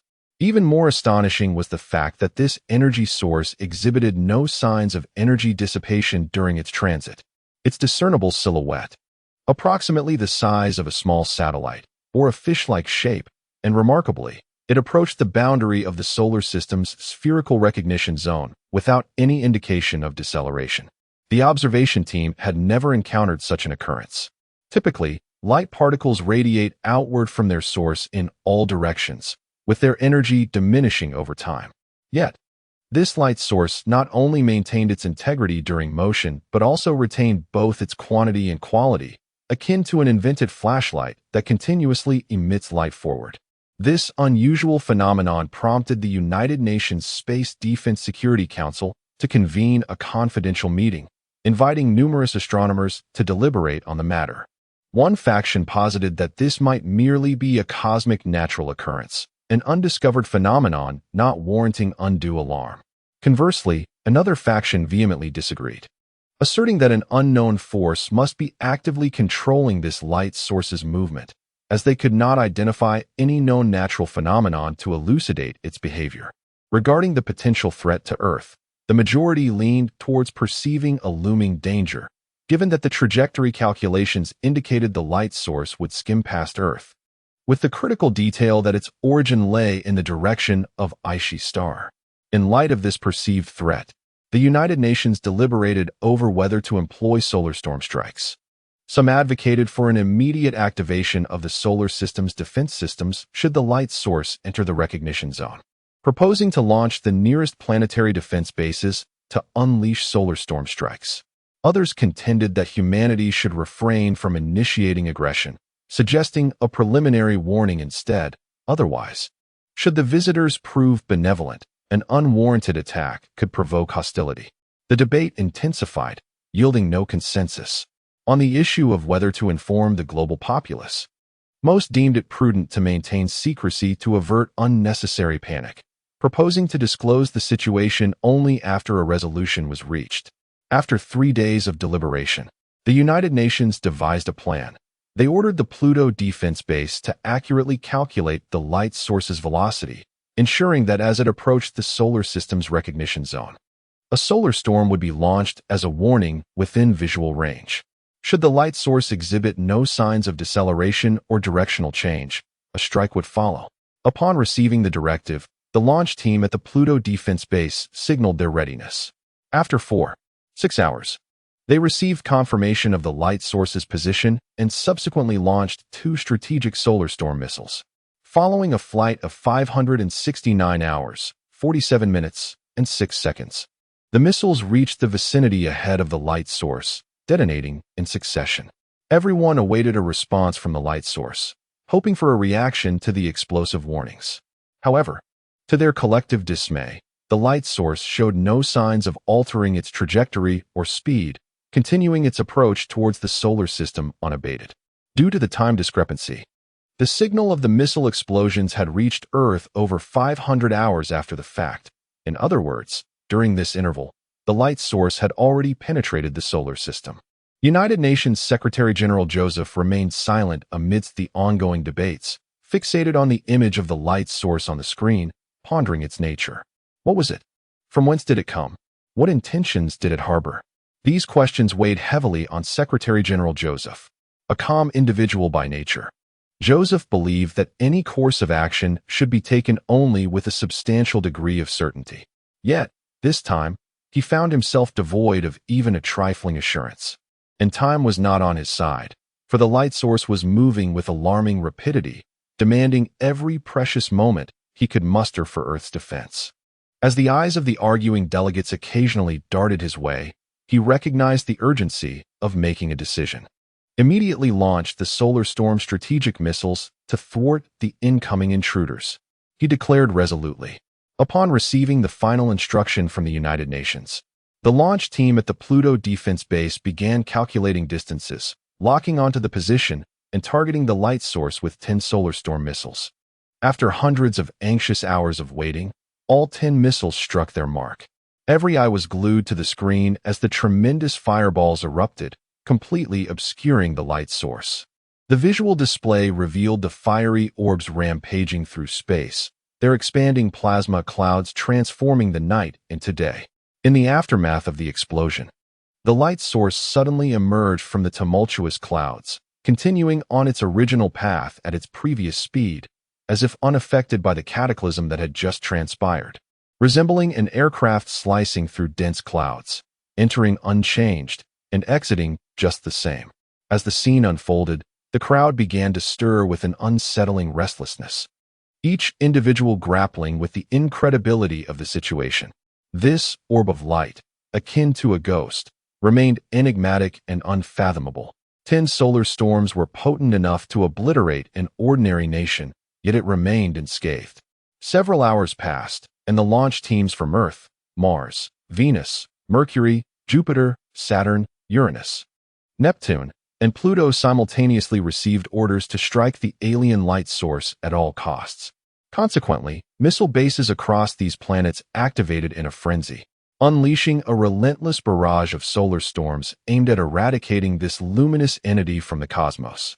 Upon completion of the launches, explosions erupted along the trajectory of the light source, each detonation birthing plasma clouds that intertwined, forming a spectacular chain of fiery brilliance. In a mere 3 hours, the 8 planets, alongside Earth's defensive installations, had unleashed 195 solar storms. However, the orb of light remained utterly unharmed, progressing forward as if nothing had transpired.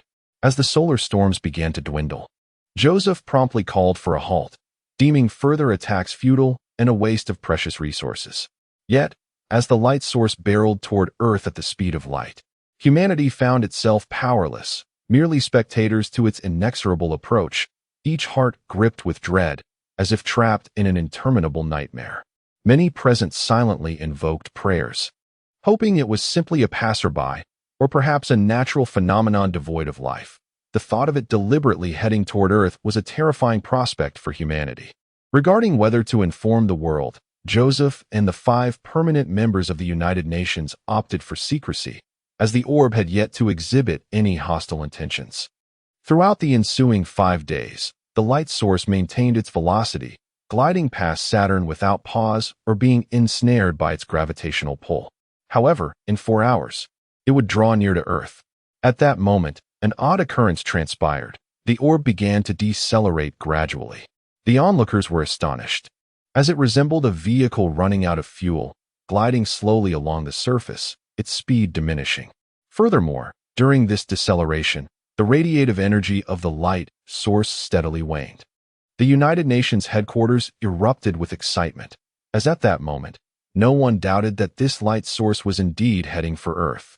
On June 28, 3172, the United Nations declared a state of heightened alert worldwide and showcased the decelerating light source across all media platforms, detailing the events surrounding it. That day, the entire world was left in shock.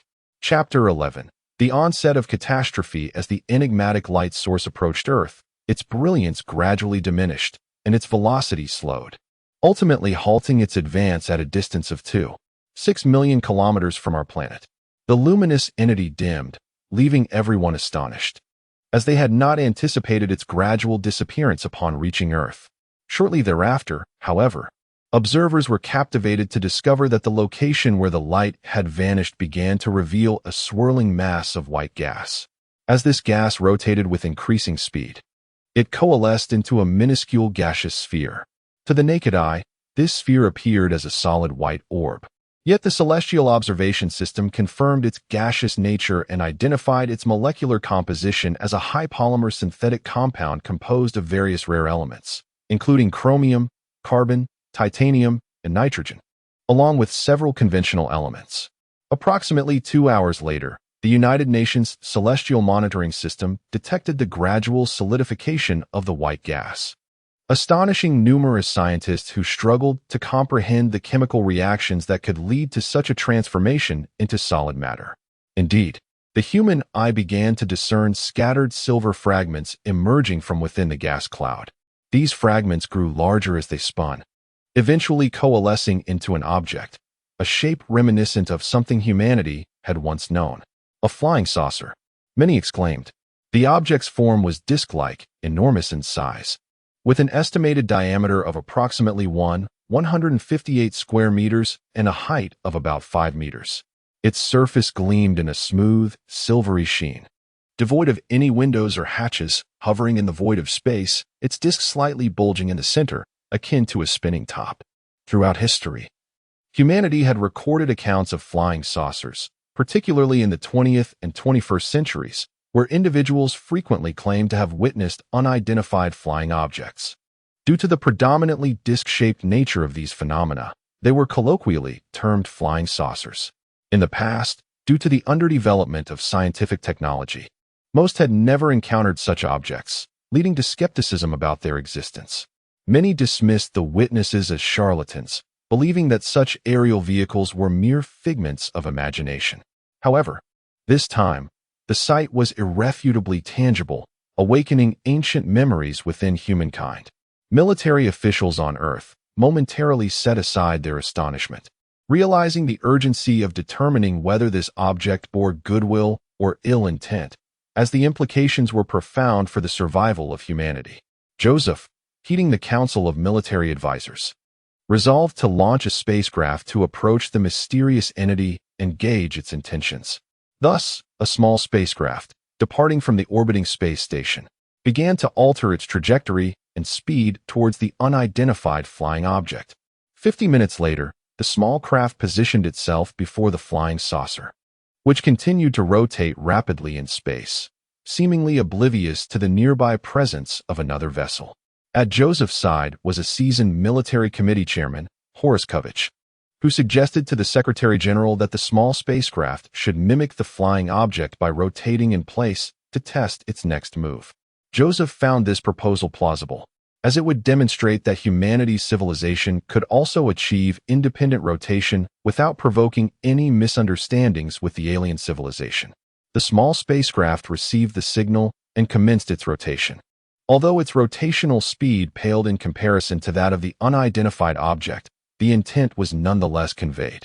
After a period, the flying saucer ceased its spinning, and a beam of red light emanated from within.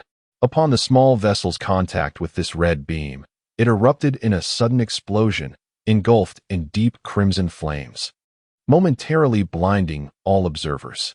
As the firelight faded, the small craft transformed into a dense cloud of red gas. At that moment, disbelief washed over everyone. They had not anticipated such a merciless attack from the flying saucer, catching humanity completely off guard. Secretary General Joseph swiftly commanded all defense bases to activate the second line of space defense. Concurrently, 30,000 solar storm defense bases across the globe initiated their systems, preparing to launch strategic solar storm missiles towards the same target. Simultaneously, millions of entrances to underground shelters swung open, as humanity began orderly descent into subterranean spaces to seek refuge. The solar storms, arcing into the sky, left behind trails of white, resembling serpentine dragons soaring upwards, relentlessly charging towards the adversary. This represented the pinnacle of humanity's power to confront extraterrestrial invaders. In the face of thousands of simultaneous solar storm detonations, nothing seemed capable of withstanding such destructive force. The first solar storm struck its target with an explosion that entirely obscured the flying object in an immense blaze, followed by the second, the third, transforming the area to 6 million kilometers from Earth into a sea of fire. Yet, an alarming and suffocating reality unfolded.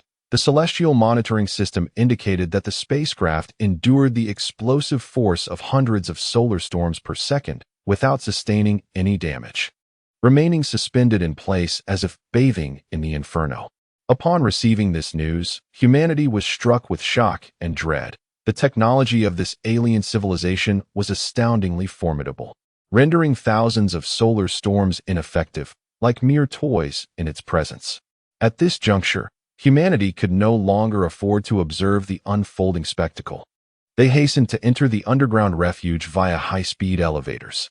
Shortly thereafter, the flying object began its approach, gliding through the flames of the solar storms, which automatically tracked and targeted it, ensuring that wherever it moved, explosions would follow in its wake. As the extraterrestrial craft drew ever closer to Earth, humanity's fear escalated to its zenith. Suddenly, beams of red light pierced through the raging inferno, striking the surface of the planet. One beam impacted the Russian city of Mindiu, generating a colossal red mushroom cloud that ascended into the sky with a deafening roar. Another struck the southern Pacific Ocean, sending waves soaring to heights of 5 kilometers. A third beam targeted the Cape of Good Hope in Africa, igniting a vast conflagration. Yet another hit the northern Himalayan mountains, creating a massive sinkhole as mountains crumbled into fragments. Calculations revealed that these red fireballs produced mushroom clouds with diameters reaching 400 kilometers, 10 times more powerful than hydrogen bombs, their thunderous detonations reverberating through the ground. Those who had sought refuge underground felt the earth tremble repeatedly. As the beams continued to penetrate the surface, tsunamis, earthquakes, and ferocious winds followed in their wake, causing numerous underground shelters to collapse, resulting in countless casualties.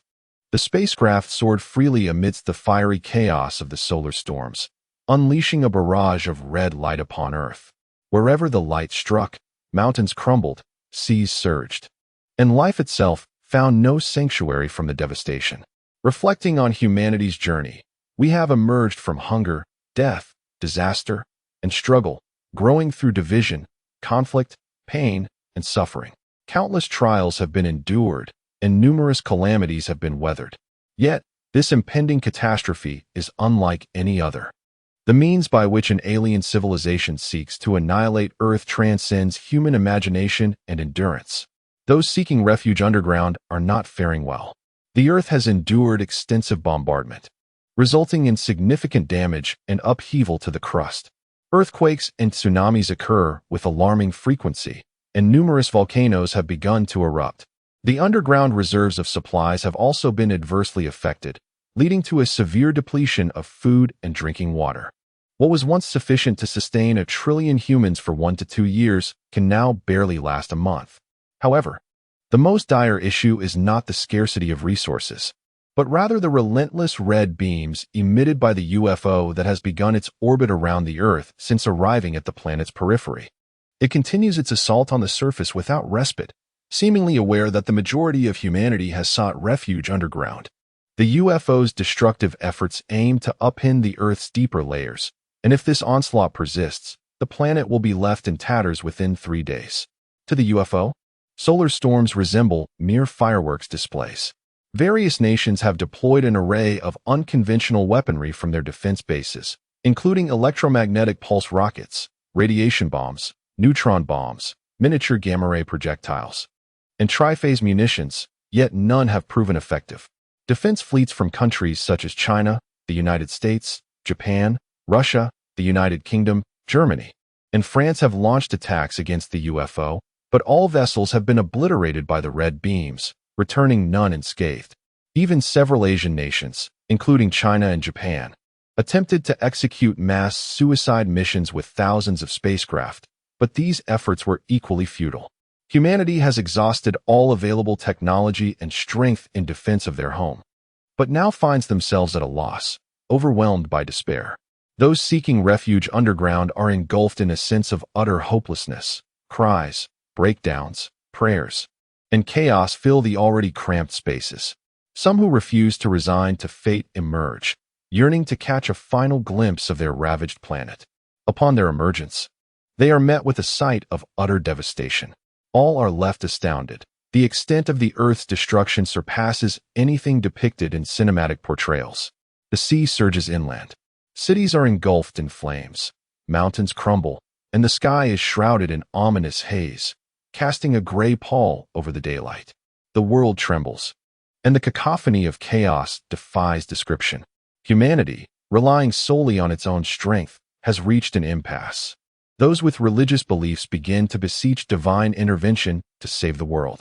Christian followers gather, holding Bibles aloft in prayer to the Father, Jehovah, viewing the UFO as a demon sent by Satan, hoping for Jehovah's descent to vanquish this malevolence.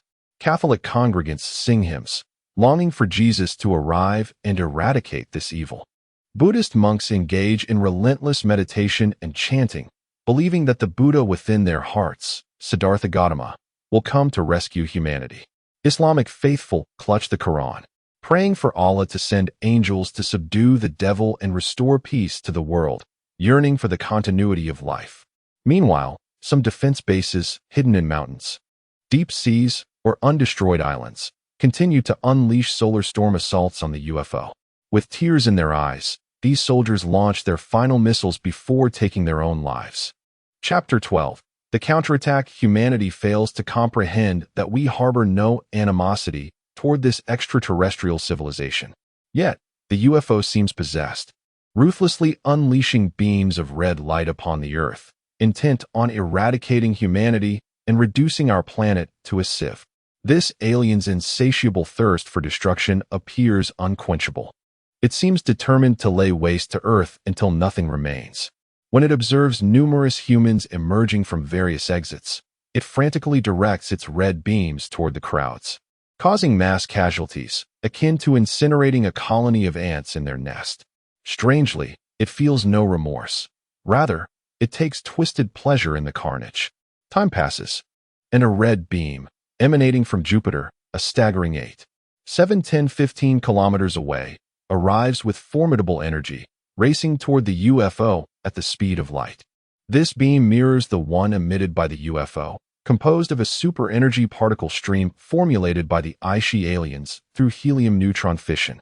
Its vibrant red hue belies its devastating power, capable of obliterating a small satellite, and upon detonation, it releases intense radiation, making survival for natural life nearly impossible. Perhaps the UFO underestimated humanity's strength, or perhaps its focus was solely on assaulting Earth, leaving it oblivious to the impending danger from behind. Consequently, the red beam strikes true, puncturing the surface of the UFO. In an instant, a breach appears, and red signals flash across its exterior, indicating a decline in its defensive capabilities. Following the attack, the aliens inside the craft scramble to repair the damage, but the relentless solar storms unleashed from Earth further exacerbate the situation, hindering their self-repair efforts. Yet, this was not the end. The aliens soon detected successive beams of red light launching from the direction of Jupiter, the second, third, and fourth beams, each a familiar manifestation of their own creation. In a desperate bid, the UFO accelerated, attempting to evade these super-energy particle streams. Bewildered as to why their own weaponry turned against them, and entirely ignorant of the identity of their hidden assailant. With their attention consumed by evasion, the aliens lacked the capacity to pinpoint this stealthy foe. They endeavored to increase their speed to distance themselves from Earth. Yet the relentless red beams pursued them with unwavering intensity. Humans, noticing the UFO's attempt to flee, found their spirits soaring. Was it divine intervention? The surviving populace was compelled to believe in the existence of a deity, one that vigilantly safeguarded Earth and its inhabitants. Thus, the underground dwellers rallied, shouting and cheering, as multitudes embraced faith, united in prayer for the complete annihilation of the vile UFO. The soldiers at the Earth's defense base, invigorated by this newfound hope, seized the moment to retaliate fiercely, launching solar storm strategic missiles with unprecedented frequency, propelled by an insatiable fury to obliterate the fleeing target. The aliens within the UFO recognized the grim reality. Should the initial super-energy particle stream breach their defenses, their destruction at the hands of their enemies was but a matter of time. The UFO, constructed from a polymer composite of chromium, carbon, titanium, and nitrogen, could not withstand the intensity of the super-energy particle stream. Moreover, the composite's repair capabilities lagged far behind the relentless assault, leaving them resigned to their fate, an inevitability they had long acknowledged. Indeed, their only hope of returning to their home planet hinged upon a transformation from solid to light material, a process now thwarted by the onslaught of super-energy particle fire, forcing them to resort to a slow retreat in material form. But how could they hope to escape at subliminal speeds? As they reached the outer edges of the solar system, they were ultimately annihilated by the super-energy particle streams and the pursuing solar storms. In the aftermath of this conflict, Earth emerged from the harrowing encounter with a bittersweet victory. Yet, this marked humanity's first triumph against alien aggression, inspiring a collective sense of hope. Within the United Nations, only a select few key leaders, along with the principal figures from the permanent members of the Security Council, knew who had truly saved Earth and humanity. The rest remained blissfully unaware, attributing their victory to divine intervention, convinced that a higher power had been watching over them all along. Following the defeat of the UFO, the Voyager spacecraft wasted no time in departing the solar system. It successfully decrypted the advanced technology of the UFO, using its newfound knowledge to vanquish the invaders, a remarkable achievement indeed. The deciphered technologies included the adoption of the super-energy particle stream cannon as a new offensive weapon for Voyager and the enhancement of its hull using high-performance polymer composites of chromium, carbon, titanium, and nitrogen to bolster its defensive capabilities. In sum, Voyager accomplished numerous technological breakthroughs previously deemed unattainable. However, the process of analyzing the UFO's systems proved challenging. Both the conversion technology for the super-energy particle streams and the synthesis mechanisms of the high-performance polymers existed beyond humanity and Opos' current understanding. The Voyager's superintelligent system underwent hundreds of thousands of validations and simulations, ultimately revealing that the two core technologies necessitated tapping into a mysterious energy concealed within the cosmos. This energy was neither the radiation of stars, nor gamma rays, nor the energy produced by nuclear fission. What could it be? The superintelligence dedicated extensive time to unraveling this enigma, ultimately concluding that the energy in question was the solar system's traction energy. The solar system is not static within the cosmos. It orbits around a predetermined path, the Orion arm of the Milky Way, accompanied by its 8 planets in a grand cosmic dance. The energy that propels the Sun and its planets is what is known as solar system traction energy. Ultimately, the source of this traction energy is the universe's most enigmatic and potent force, cosmic expansion energy. Therefore, the UFO harnessed solar system traction energy to facilitate transformations among various materials, effortlessly altering their states, such as synthesizing a highly durable polymer from chromium, carbon, titanium, and nitrogen, converting solid matter into super-energy particle weaponry, and transmuting visible particulate matter into light particles. All these technological feats drew upon solar system traction energy as their power source, enabling the creation of materials and energies beyond human capability. Thus, from another perspective, the civilization to which the UFO belonged had surpassed human civilization by leaps and bounds. Upon witnessing Voyager's victory over the UFO, Yimeng did not feel overwhelmingly exhilarated. Although she recognized that Voyager had absorbed most of the UFO's technological advancements, achieving a qualitative leap in its capabilities, she discerned that one crucial technology still eluded breakthrough: the technology of material conversion to light. The UFO's ability to utilize solar system traction energy to transform itself into light and subsequently revert to material form remained an unsolvable mystery for the superintelligence. At this moment, Yimeng recalled her great-grandfather and his theories on the speed of light, a tangled web of thoughts swirling in her mind, preventing her from finding peace in slumber. Opening her great-grandfather's theories on the speed of light, Yimeng once again pondered deeply in her room. Master number 2, you need to rest now. You have been contemplating the theory of light propagation for 3 consecutive nights without respite, which will adversely affect your health and, consequently, your emotional and living conditions. The superintelligence advised. The theory of light speed proposed by my great-grandfather suggests that a powerful energy mechanism is required to convert matter into light in order to maintain the constancy of light speed. Now, we have come to understand that the gravitational energy of the solar system is indeed a formidable force. Perhaps this represents an opportunity to discover the dynamics of light speed propagation, marking a pivotal phase where we ought to take action, remarked Yimeng. Immediately, the superbody displayed the materials left behind by her great-grandfather on the large screen. Yimeng perused them incessantly, despite having reviewed these documents countless times before. Every word, every punctuation mark was etched into her memory. It was unfathomable how many days and nights these materials had accompanied her. Over the course of a century since departing Earth, the Voyager spacecraft had taken the 4 of them to numerous planets, revealing a multitude of wondrous worlds. Yet, Yimeng still longed for Earth, that magnificent mother who had once nurtured countless children of humanity. Only where she resided could truly be called home. It had been over 100 years since her great-grandfather left Earth. Perhaps his remains still floated in the cosmos. Or perhaps they had been absorbed by the gravitational pull of some distant planet. Nevertheless, his thoughts, his teachings, and all his dreams continued to endure. Yimeng steadfastly believed that her great-grandfather's theory of light speed would undoubtedly inspire her, accelerate the Voyager, and bring hope to humanity. His spirit would forever persist. While Yimeng was lost in contemplation, a sudden knock on the door interrupted her reverie.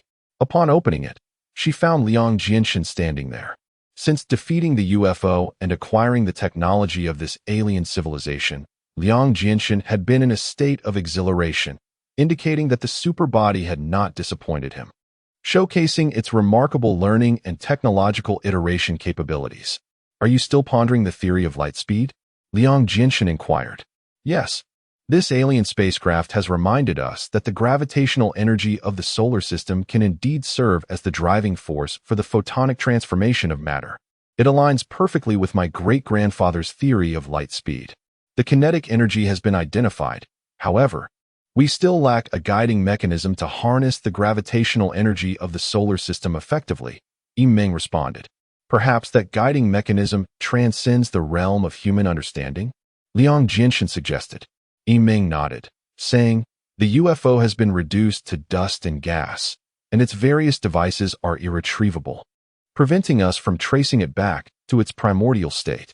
Otherwise, we surely would have found answers within it. There is no need to rush.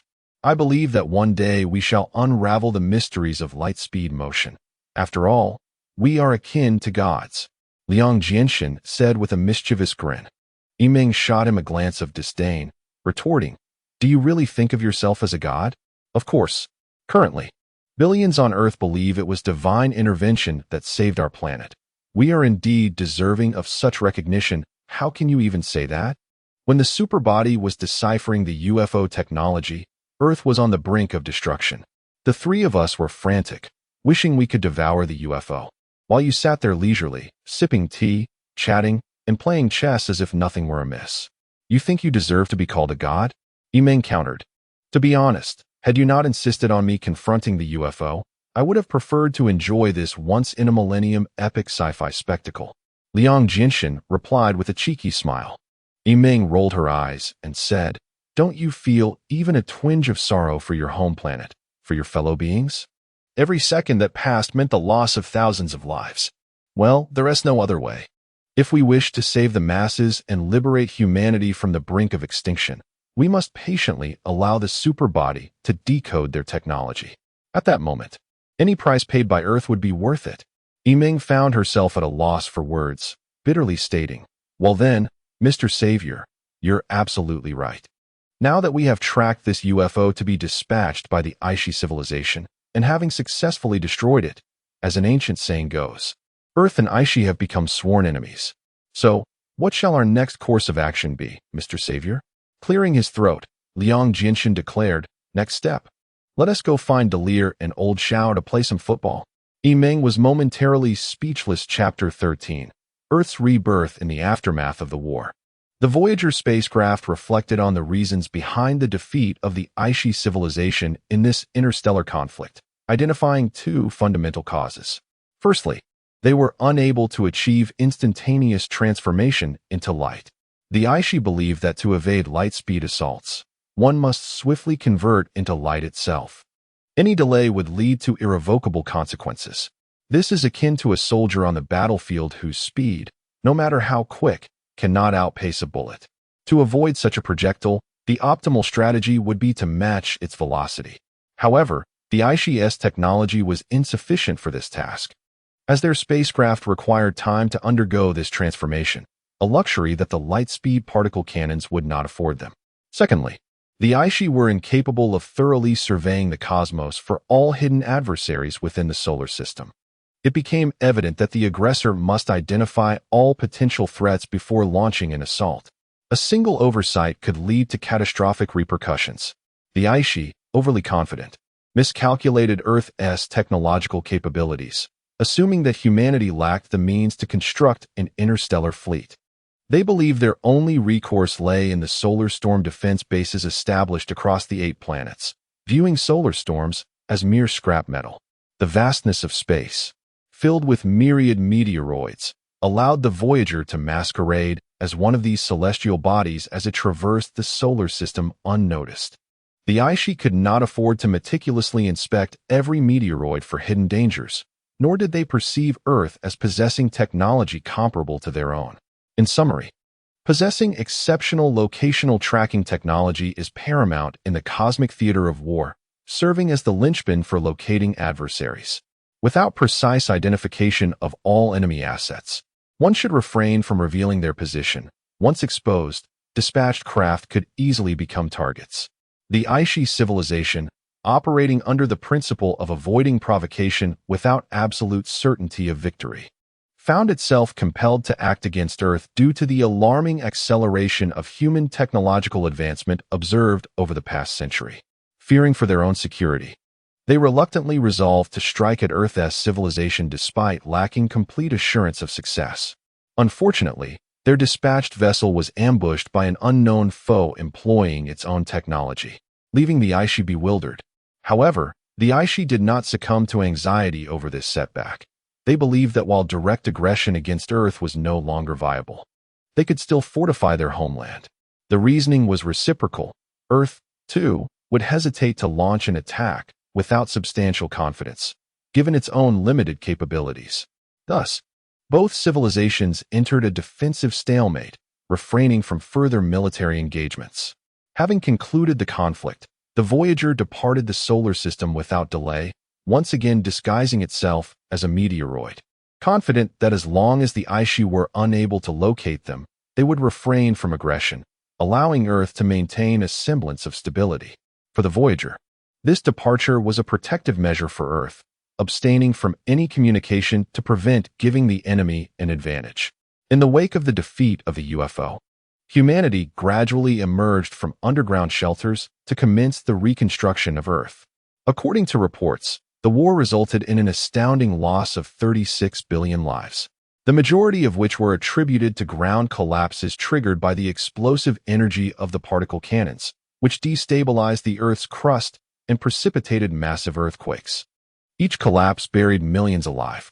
The remaining satellites captured harrowing images of a ravaged planet, having endured 562 attacks that left its surface nearly unrecognizable. Cities lay in ruin. Oceans surged onto land, mountains crumbled, and the Earth was pockmarked with craters, some measuring up to 500 kilometers in diameter. The most lethal consequence of the particle cannons was not merely the explosive force, but the catastrophic nuclear radiation that decimated biological life. It was estimated that nearly 80 of Earth's species faced extinction, with those that survived often afflicted by radiation and teetering on the brink of collapse, compounding humanity's plight. Several explosions potentially breached the Earth's mantle, risking an ultimate volcanic catastrophe. Such an eruption would differ from typical volcanic activity, unleashing the planet's internal energy and transforming Earth into a blazing inferno, leaving humanity no refuge. In addition to nuclear fallout, the extensive destruction cast vast amounts of dust into the atmosphere, obstructing sunlight and causing a sharp drop in global temperatures, resulting in climate upheaval and frequent natural disasters. Earth had seemingly plunged into a nuclear winter. The bombing altered Earth's orbit around the sun significantly, prompting a chain reaction that could lead to further calamities, such as extreme weather patterns and threats to ecological systems. While nuclear winter rendered human survival increasingly precarious, with viral outbreaks spreading explosively among populations. The United Nations called for global unity to confront these challenges, prioritizing the urgent task of repairing the mantle. Fortunately, timely detection and technological readiness enabled swift repairs, sealing the fractures and preventing the escape of molten lava, a fortunate outcome for humanity. The UN then focused on the critical issue of eliminating nuclear radiation to render Earth habitable once more. Thankfully, humanity possessed methods to address this peril. Subsequent challenges included material shortages, ecological restoration, averting further conflict, eradicating viruses, and managing seawater issues, all aimed at gradually extricating Earth from its manifold crises. Fortunately, prior to the war, humanity had achieved significant advancements in the technology necessary for Mars colonization. The UN facilitated the transportation of some individuals to Mars via existing interstellar vessels, alleviating pressure on Earth. With millennia of experience in survival and adaptation, humanity had developed a robust capacity to confront disasters, fostering a hopeful outlook for the future. Despite the devastating tribulations faced by Earth, which endured the most catastrophic assault in human history, the response to this calamity showcased humanity's courage, solidarity, and resilience. Overcoming one obstacle after another, they actively engaged in the reconstruction of their planet, ultimately revitalizing Earth within a century. Cities expanded endlessly across the land, nature rejuvenated. Biological diversity rebounded, radiation levels diminished, and the frequency of extreme weather events gradually abated. Humanity's living conditions improved daily, as Earth began to resemble a rejuvenated system, slowly rebooting and rekindling its vibrancy. This century has been heralded as the era of home reconstruction, during which human civilization emerged from the cataclysm more united, amicable, and proactive. Technological advancements surged, and societal structures became increasingly stable and prosperous.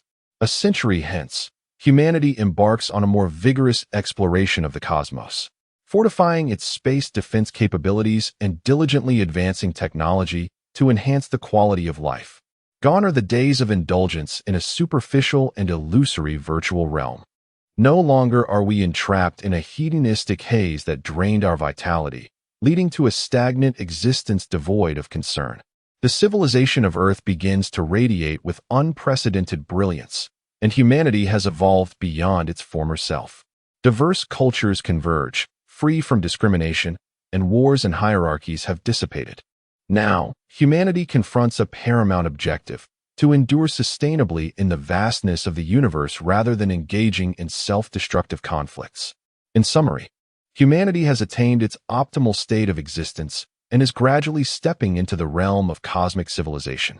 In other words, it is only from this point onward that Earth's civilization truly embraces the universe.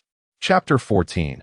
The Technological Competition. A century after the reconstruction of Earth, human civilization has made remarkable progress, reaching a significant level of technological advancement. The Mars colonization initiative is in full swing.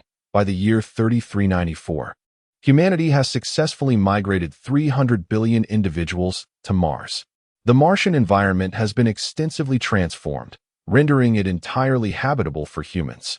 With significant strides in technology, humanity can now harness the energy of nuclear fusion from the sun to develop various weapons in preparation for potential attacks from the Ishians. Additionally, high-energy light-wave technology enables continuous monitoring of Ishian activities. Through advanced mirroring projection techniques, every movement of Ishian civilization is laid bare. However, Earthlings remain unable to glean any technology from the Ishians, who appear to be deliberately enforcing a technological blockade. Humans can only observe various flying saucers traversing the skies, while the surface of Ishi is adorned with numerous elongated, conical structures, averaging around 6,300 meters in length, standing erect like the dwellings of the Ishians. Beyond this, nothing else is visible. The architecture, resembling the exterior of a flying saucer, is enveloped in a material impervious to light waves, rendering any signals incapable of penetrating these conical edifices, thus obscuring the internal conditions. Ishians never reveal themselves, traveling exclusively in their saucers. For 2 centuries, humanity has never glimpsed the true visage of the Ishians, nor has it acquired any of their technologies. Ishi, approximately 1.5 times the size of Earth, is situated on the fringes of the Orion constellation. The planet lacks oceans, featuring only barren mountains dotted with these pointed structures, resembling a hedgehog from a distance. Due to its proximity to its star, the average air temperature on this planet is 150 degrees Celsius, rendering it utterly inhospitable to human life. Ishi is accompanied by an enormous satellite, the same one previously observed by Earth's observatories, which suddenly appeared. This satellite is about half the size of Ishi and is similarly covered in a light wave-repellent material, concealing its internal secrets. During the 2 centuries of Earth's reconstruction, the Ishians took no further action against Earth. They seemed to exist in tranquility, with humans only able to witness the sporadic flights of flying saucers above. There was no other discernible activity, making the 2 celestial bodies appear as abandoned planets. Many speculated whether the Ishians had vacated the area, yet the incessant flurry of saucers above dispelled such doubts. They were surely plotting something unseen. Meanwhile, Earth was not idle, engaging in an unprecedented technological rivalry, a contest of survival. The ages of 18 to 30 represent a period of peak vigor and vitality in a person's life, characterized by heightened thought processes and actions. Research into human biomechanics aboard the Superbody spacecraft has achieved significant breakthroughs. To prevent human aging, the Superbody system rejuvenates individuals by stimulating their stem cells, allowing for the replacement of aging tissues and organs with new cellular structures. For instance, if a person's renal tissue succumbs to aging or cancer, the Superbody system stimulates the regeneration of new, functional renal cells, progressively replacing old or diseased cells to restore the kidney to its optimal state. The same applies to the human brain. The Superbody system revitalizes brain cells, or neurons, preserving memory while ensuring the brain remains perpetually youthful, akin to the ages of 20 to 30, thus granting individuals sustained vitality and an ageless state. For Liang Jianshun and his companions, once they reached the age of 30, the superbody system would administer a comprehensive treatment to restore their organs and tissues to a state akin to that of 25, ensuring they remain invigorated. For Yimeng, this resulted in an eternally youthful and beautiful appearance. The three men maintained robust health throughout their lives. Benefiting from a perpetual vitality characteristic of their 20s and 30s, their interactions, communications, hobbies, and thoughts reflect the essence of that age group. Despite having lived for centuries and stored memories spanning hundreds of years, they exhibit no signs of weariness. They appear perpetually youthful and vibrant. Euphoria and melancholy are also emotional states typical of this age. While experiencing the utmost pleasures provided by the superbody system, Yimeng feels as though she has ascended to paradise. Yet, the mere thought of her great-grandfather and his theories on light speed can plunge her into profound sadness. Why is this so? The inability to comprehend the principles of light speed is not a grave concern. However, a cognitive bias exists within the human brain, a tendency to amplify minor troubles that arise amidst overwhelming joy, leading to an excess of sentimentality. This is a natural trait determined by genetics. If the superbody were to forcibly alter this cognitive bias, it would trigger a chain reaction, affecting the entire genetic makeup, ultimately preventing the maintenance of youthful vitality. Thus, all things in existence exhibit interdependence. Altering one aspect invariably influences others. Yimeng's sentimental nature does not impede her relentless pursuit of scientific inquiry. Over the years, she has diligently observed the activities of Aishi, perplexed by the purpose behind the construction of the massive satellite. Yet, she surmises that it is destined for use in interstellar warfare. This satellite rotates at an astonishing speed, akin to a rapidly spinning top, completing 600 revolutions per second. Liang Jianshin also monitors the satellite daily, equally puzzled by its creation and its swift rotation. Unaware of the Aishian's intentions, both Yimeng and Liang Jianshin sense that the satellite's rapid spin serves a more covert purpose, the nature of which remains unknown. Yimeng recalls a childhood memory of her great-grandfather taking her to see what was then considered the world's fastest rotary cutting machine, its blades crafted from black iron.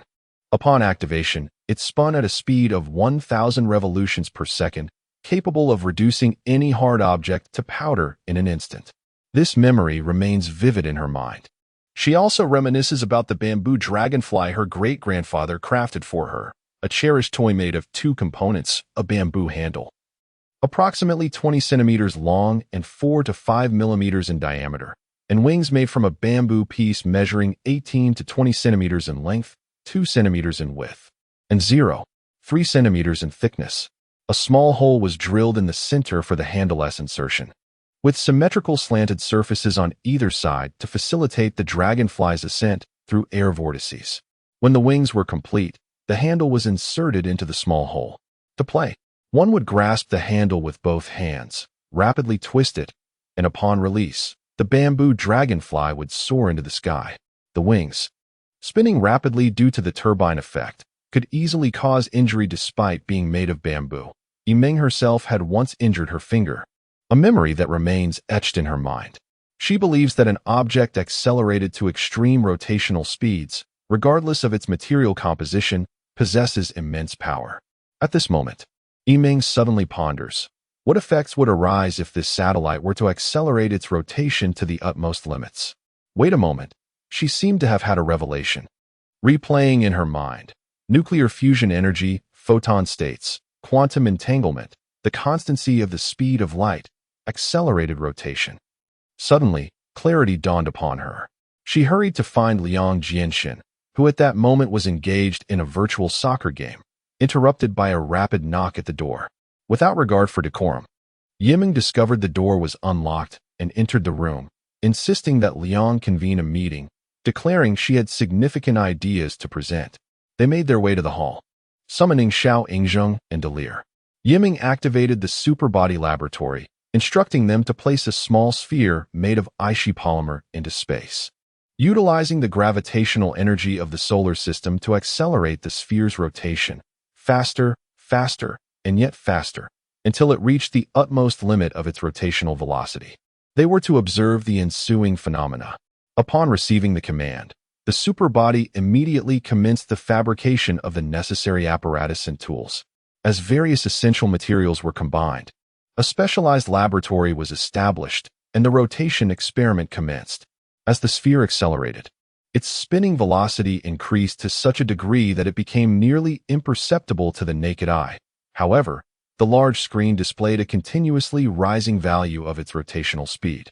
After approximately half an hour, they noted that the sphere's rotational speed had stabilized at 567,890 revolutions per second. Having achieved its peak velocity under the dual enhancement of solar gravitational energy and nuclear fusion energy. At that moment, they discerned a faint red halo encircling the sphere, a thin and transparent ring, appearing remarkably peculiar. Yiming speculated that the sphere's rotational force must have concentrated some form of material energy around it. But what substance could this red halo represent? Liang Jinshin instructed the superbody to analyze this red halo immediately, examining its internal structure and characteristics. The report indicated that under this high-speed rotation, certain extremely minute entities had paired and interacted, resulting in a form of quantum entanglement that produced these delicate microparticles. These minuscule entities possessed a lightweight mass and existed in a transparent state, invisible even to the most sophisticated microscopes on Earth. Yiming concluded that the visibility of these particles was likely due to the sphere's rapid rotation gathering them together, manifesting in a subtle reddish hue. And she could ascertain that they originated from the vacuum, as this experiment was conducted in a vacuum environment. Witnessing the high-speed rotating sphere aggregating these tiny particles and inducing quantum entanglement, Liang Jinshin felt a surge of excitement. Recognizing this as another monumental discovery in the annals of human science, who would have imagined that even the seemingly empty vacuum contained particles? The superbody suggested, why not bestow a name upon them? Shall we call them virtual particles? Yiming found this name agreeable, as it highlighted their characteristics, and then inquired, is it possible to convert these virtual particles through quantum entanglement to transform visible matter into light particles? Remarkably, the superbody took a moment to contemplate Yiming's question, engaging in extensive calculations and rapid simulations. Subsequently, the superbody responded, Madam Yiming number 2, you may have discovered the correct method for the photonic transformation of matter. The superbody laboratory is now commencing operations to utilize virtual particle quantum entanglement to drive nuclear fusion energy for the purpose of conducting a matter-light transformation experiment, expected to take 2 hours. Hearing this, Liang Jinshin was even more exhilarated. He realized that since the superbody system had stated thus, the hypothesis had a 99% chance of validity, and now they awaited its confirmation. As anticipated, the superbody laboratory, employing various self-constructed devices, executed complex operations that ultimately facilitated the transformation of visible matter into light, converting it into a radiant orb, which was then reverted to its original state through virtual particle quantum entanglement. All four were filled with elation, for this represented a significant technological breakthrough, heralding the possibility that the Voyager could achieve light-speed travel. Liang Jinshin and Yiming exchanged knowing smiles, eagerly anticipating the superbody's realization of the Voyager's photonic transformation. Chapter 15. Movement at the speed of light. The phenomenon of human photonic transformation requires further experimentation to ascertain whether the process results in death or memory loss upon restoration, stated the superentity. It further elaborated that, based on calculations, the likelihood of death due to photonic transformation is remarkably low, and memory is unlikely to be erased. However, to ensure there are no unforeseen complications, an experiment remains necessary. Liang Jinshin pondered, contemplating the advantages of having an animal available for initial testing. The superentity theorized that, in principle, human beings could undergo material photonic transformation and subsequently revert to their original state, as human cells are composed of various atoms. Given that any object can revert to its former state, humans should not be an exception. Each cell, each segment of DNA, becomes a photon at a specific moment, freezing all matter in that instant. Upon restoration, they would return to that fixed state, resuming their natural functions. However, The super entity could not guarantee the absence of errors, as unforeseen factors might cause harm to the human body. We did not bring a dog or laboratory mice. Let me conduct the experiment, Liang Jinshin asserted. At that moment, Xiao Yingzheng approached, declaring, "You are designated as the primary subject. You cannot participate in this matter. Allow me to take your place. Why should you take precedence? What makes you special? Every life is equal," Liang Jinshin countered. "That is not permissible. As the primary responsible individual for all members of the Traveler, and as the creator of the super entity, you cannot bear this risk." Xiao Yingzheng retorted sharply. "Very well, since I am the primary owner, and the super entity is more obedient to my commands, I shall decide who will participate in the experiment. Step aside." "Ah, you are enforcing a dictatorship. Every significant decision aboard the Traveler must be made through a vote involving all four of us, in addition to the super entity. This has long been an established rule that no one can violate." Liang Jinshin found himself at a loss for words, unable to counter Xiao Yingzheng's argument. At this juncture, Yimeng interjected, "Enough of the quarrel. The 5-member voting system was indeed agreed upon, and we all bear the responsibility to uphold it. Furthermore, it cannot be solely between the primary subject, Liang Jinshin, and the 4th subject, Xiao Yingzheng, for the photonic experiment. Each of us is equally qualified." Delia concurred, stating, "Second's words ring true. We too should be candidates." Xiao Yingzheng objected, "That is unacceptable.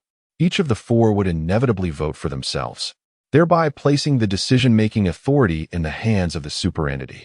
That would be no different from a random selection by a machine. Indeed, it may be better to let the super entity choose at random, or perhaps we could decide by rock, paper, scissors. Let there be no further disputes," Liang Jinshin suggested. Reluctantly, they agreed. At that moment, the super entity had prepared the experimental apparatus and produced 2 dice, stipulating that whoever rolled the higher number would be the experimental subject. Before long, it was revealed that Xiao Yingzheng had rolled the higher number, and the debate ceased as they reluctantly allowed him to take the risk. Thus, Xiao Yingzheng reclined within the experimental device, shedding his shirt and initiating the photonic transformation. Yimeng observed the defined musculature of Xiao Yingzheng's chest and arms, radiating the unique allure of a mature man, a military presence capable of stirring the hearts of countless young women. A luminous halo enveloped Xiao Yingzheng, his form gradually becoming indistinct as the halo enveloped him. Moments later, his body began to transform, each part shifting from solid to photon, emanating a yellow glow. The halos surrounding him resembled summer fireflies dancing around his figure, a sight both enchanting and surreal. After a few seconds, the form of Xiao Yingzheng became merely a vague outline, and moments later, he had entirely transformed into a luminous entity, losing even the basic contours of his human shape.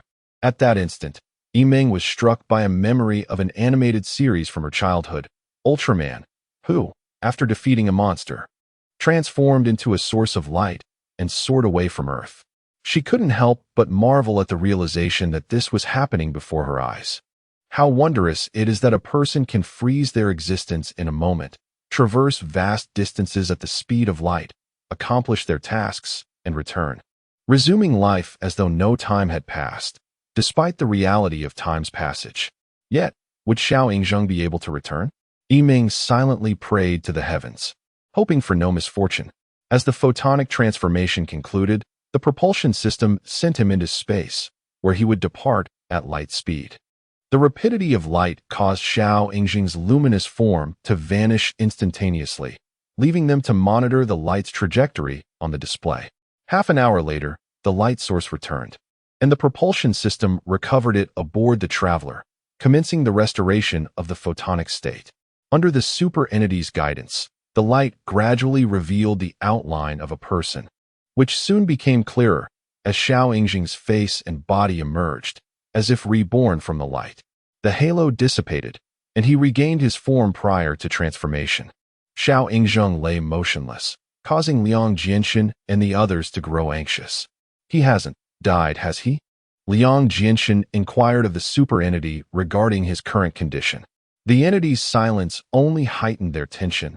Logically, Xiao Yingzheng should have awakened swiftly following the transformation. Yet he remained still, I believe the aliens from the UFO can awaken post-transformation. They are life forms, as are we. I trust Xiao Yingzheng will not disappoint us, Delia reassured.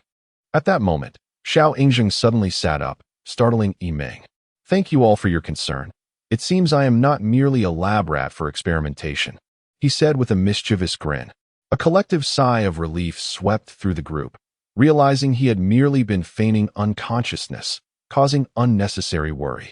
The photonic experiment had proven remarkably successful, signifying that the traveler had fully grasped the technology of light-speed travel. Future explorations of the cosmos would be rendered more convenient, allowing for swift escapes during perilous encounters and rapid support to safeguard Mother Earth. Thus, the entirety of the traveler commenced its photonic transformation, preparing to utilize light speed for their cosmic exploration experiment. The vessel's exterior had been upgraded to a high molecular material, far sturdier than the previous carbon-based armored shell. At this moment, the silvery exterior of the spacecraft first liquefied, then transitioned to a gaseous state, ultimately transforming into a radiant white light. Once every part of the craft had become a luminous entity, the traveler vanished in an instant, embarking on its journey at light speed towards the unknown. Prior to the transformation, they had devised a plan to ensure Earth's safety by first investigating the surrounding environment of the solar system. The Aishi star system was undoubtedly a potential threat, but the existence of advanced civilizations among the neighboring star systems remained uncertain. The traveler deemed it prudent to systematically assess each neighboring system, eliminating potential hazards surrounding the solar system. The neighboring star systems included the Proxima Centauri system, the Centaurus constellation small star cluster, the Barnard star system, the Wolf 359 system, the Lalande 21185 star, the Whale constellation UV system, the Aishi star system, the Sirius binary system, the ROSD 154 system, and the Tianzong 5-star system. These systems would remain in proximity to the solar system for tens of thousands of years, typically separated by a few dozen light years.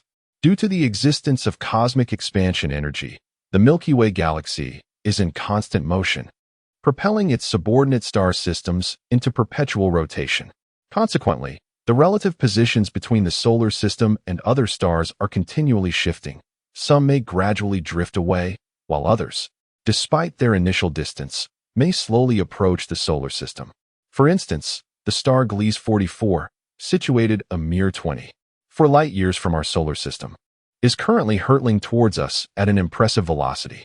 It is anticipated that in approximately 40,000 years, Gliese 44 will become the nearest star to our solar system, coming as close as 3.5 light-years before gradually retreating. The Voyager spacecraft, capable of traversing at light speed, has spent decades visiting these neighboring celestial bodies. Among the solar system's vicinity, the Sirius system stands out as particularly remarkable. Sirius, in fact, is a binary star system, with the larger component, Sirius A, serving as the primary star. It possesses a mass approximately 1.7 times that of our Sun and shines with a luminosity 25 times greater, emitting a blue hue characteristic of an early A-type blue dwarf star, located about 8 light-years from Earth. Revered by humanity, Sirius A is regarded as the brightest star in our celestial neighborhood.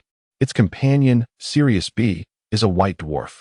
Due to the nature of this binary system, the Voyager encountered unsettling instability in the planetary orbits, with their rotational periods fluctuating erratically under the influence of the gravitational pull of the two stars. This instability has led to a myriad of catastrophic events, rendering the planets inhospitable for human life. Moreover, the gravitational forces have compressed the gaseous materials of most planets in the Sirius system to varying degrees, resulting in a chaotic state where many substances exist in a nebulous condition between gas, liquid, and solid states. Wolf 359, located less than 8 light-years away in the constellation Leo, is an exceedingly dim red dwarf star, with an incredibly faint luminosity and a mass merely 9 that of the Sun. Upon approaching, Voyager discovered its extraordinarily low temperature, sufficient to form compounds without being destroyed, a peculiar phenomenon of coldness on the surface of a star previously unobserved. Similarly, Barnard's star is another red dwarf, devoid of large planetary bodies, existing in a realm thick with dust, where the quantity of particulate matter and meteoroids is tenfold that found in our galaxy. The surrounding material is in a state of disarray, with the star's light obscured amid a chaotic intertwining of numerous meteoroids, creating an impression of disorder. Voyager could not ascertain the exact number of planets in this vicinity, as many presented a granular appearance, making it challenging to distinguish between planets and meteoroids. They resembled remnants of a cataclysmic explosion, scattering into fragments around the star, though this remains conjecture on Voyager and Opos' part. Voyager continued its exploration of other neighboring star systems, yet none revealed the presence of life. While this discovery was tinged with disappointment, there was also a sense of relief, for Earth currently harbors but a single adversary, Eris. After surveying these nearby star systems, Liang Jiaxin concluded that venturing further into the cosmos was unwise, as they bore a responsibility to protect Earth. Therefore, Voyager must not stray too far from the solar system. Chapter 16. The Icy Planet on a day in August of the year 3450. Both Earth and the Voyager spacecraft simultaneously detected an anomalous occurrence surrounding the Icy Planet. A multitude of irregularly shaped stones, each approximately 10,000 cubic meters in volume, began to ascend from the planet's surface, coalescing into a grand orbital formation around Icy. As these colossal stones accumulated, they formed an extensive stone array in the outer reaches of space. Witnessing this phenomenon, the United Nations swiftly activated a global alert, commanding all defense bases worldwide to mobilize and prepare for an imminent cosmic conflict, urging the 2 trillion inhabitants of Earth and Mars to ready themselves for subterranean refuge. In the wake of this event, nearly everyone presumed that Icy was poised to act against Earth. Following their last confrontation, the two entities engaged in a 200-year military rivalry, significantly advancing their technological capabilities and military prowess. An ancient Chinese proverb states that 2 tigers cannot share the same mountain. Thus, the Icy and Earth civilizations had become irreconcilable adversaries. Given that Icy lies approximately 15 light-years away, the events perceived by Earth were already 15 years in the past. The colossal stone array began to tremble, transitioning from a clustered state to a scattered one, before reconfiguring into an orderly arrangement that astonishingly spelled out in English, "Friends of the solar system, stay away from the Earth." This striking message loomed prominently in the void of space, suggesting that the Icy beings had deciphered human language and culture. Moments later, the letters scrambled again, rearranging to form a Chinese phrase, "Friends of the solar system, escape from Earth." All of humanity beheld this spectacle, rendered speechless and bewildered by Icy's intent. While Friends of the solar system could refer to Earth and Opos' inhabitants, the question remained, why would the Icy beings implore us to flee our home? A multitude of theories emerged.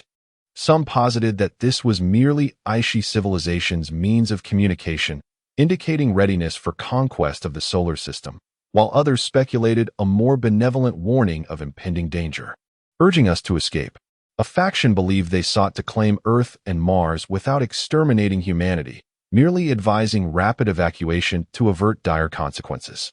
As Earth pondered Icy and Opos' motives, the stone array transformed once more, morphing into sequences resembling mathematical formulas the likes of which humanity had never encountered.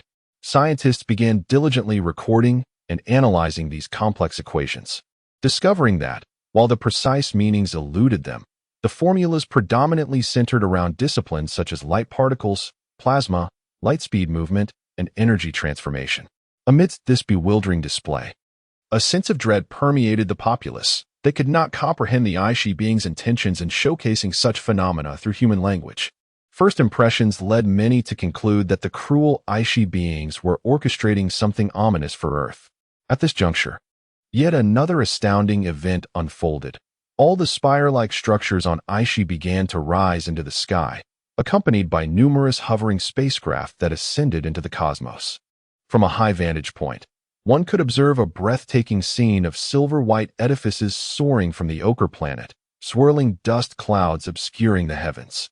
In the vastness of space, the ascending buildings and spacecraft initiated a process of material transmutation, first vanishing into gas, then transforming into luminous orbs of light, only to ultimately dissipate into the cosmos, leaving no trace behind. This phenomenon, familiar to Earth, signified that they were moving at light speed, with their destination known solely to themselves. Panic ensued on Earth as a pressing question arose. Were they advancing towards Earth? Were they preparing for an assault? The United Nations swiftly enacted a prearranged underground relocation plan, facilitating the gradual transfer of Earth's and Mars inhabitants to subterranean sanctuaries. Concurrently, defense bases dispatched numerous spacecraft into the sky, poised to confront the Icy onslaught. As the space defense systems activated, a multitude of military vessels began to encircle the other 7 planets, while armed personnel readied solar storm strategic missiles, resolute in their commitment to protect the solar system. Voyager, observing from beyond the solar system, was equally confounded by Icy and Apos' true intentions. However, its superintelligent brain calculated the probability of a large-scale Icy assault on Earth to be a mere 22.6. Liang Jiaxin and Han Yimeng were perplexed by the low probability of an Icy attack, given the overt nature of their actions, seemingly poised for a decisive confrontation with Earth. Nonetheless, Voyager initiated a state of heightened readiness, preparing for the impending battle. As the Icy structures and spacecraft continued their luminous transformation into the void, a mere half-hour later, Icy's surface was nearly devoid of architecture, with dust clouds enveloping the atmosphere, leaving behind a landscape riddled with immense craters. At this moment, an extraordinary event transpired. Scientists observed that the satellite orbiting Icy exhibited erratic behavior, its rotational frequency escalating dramatically, akin to an engine revving.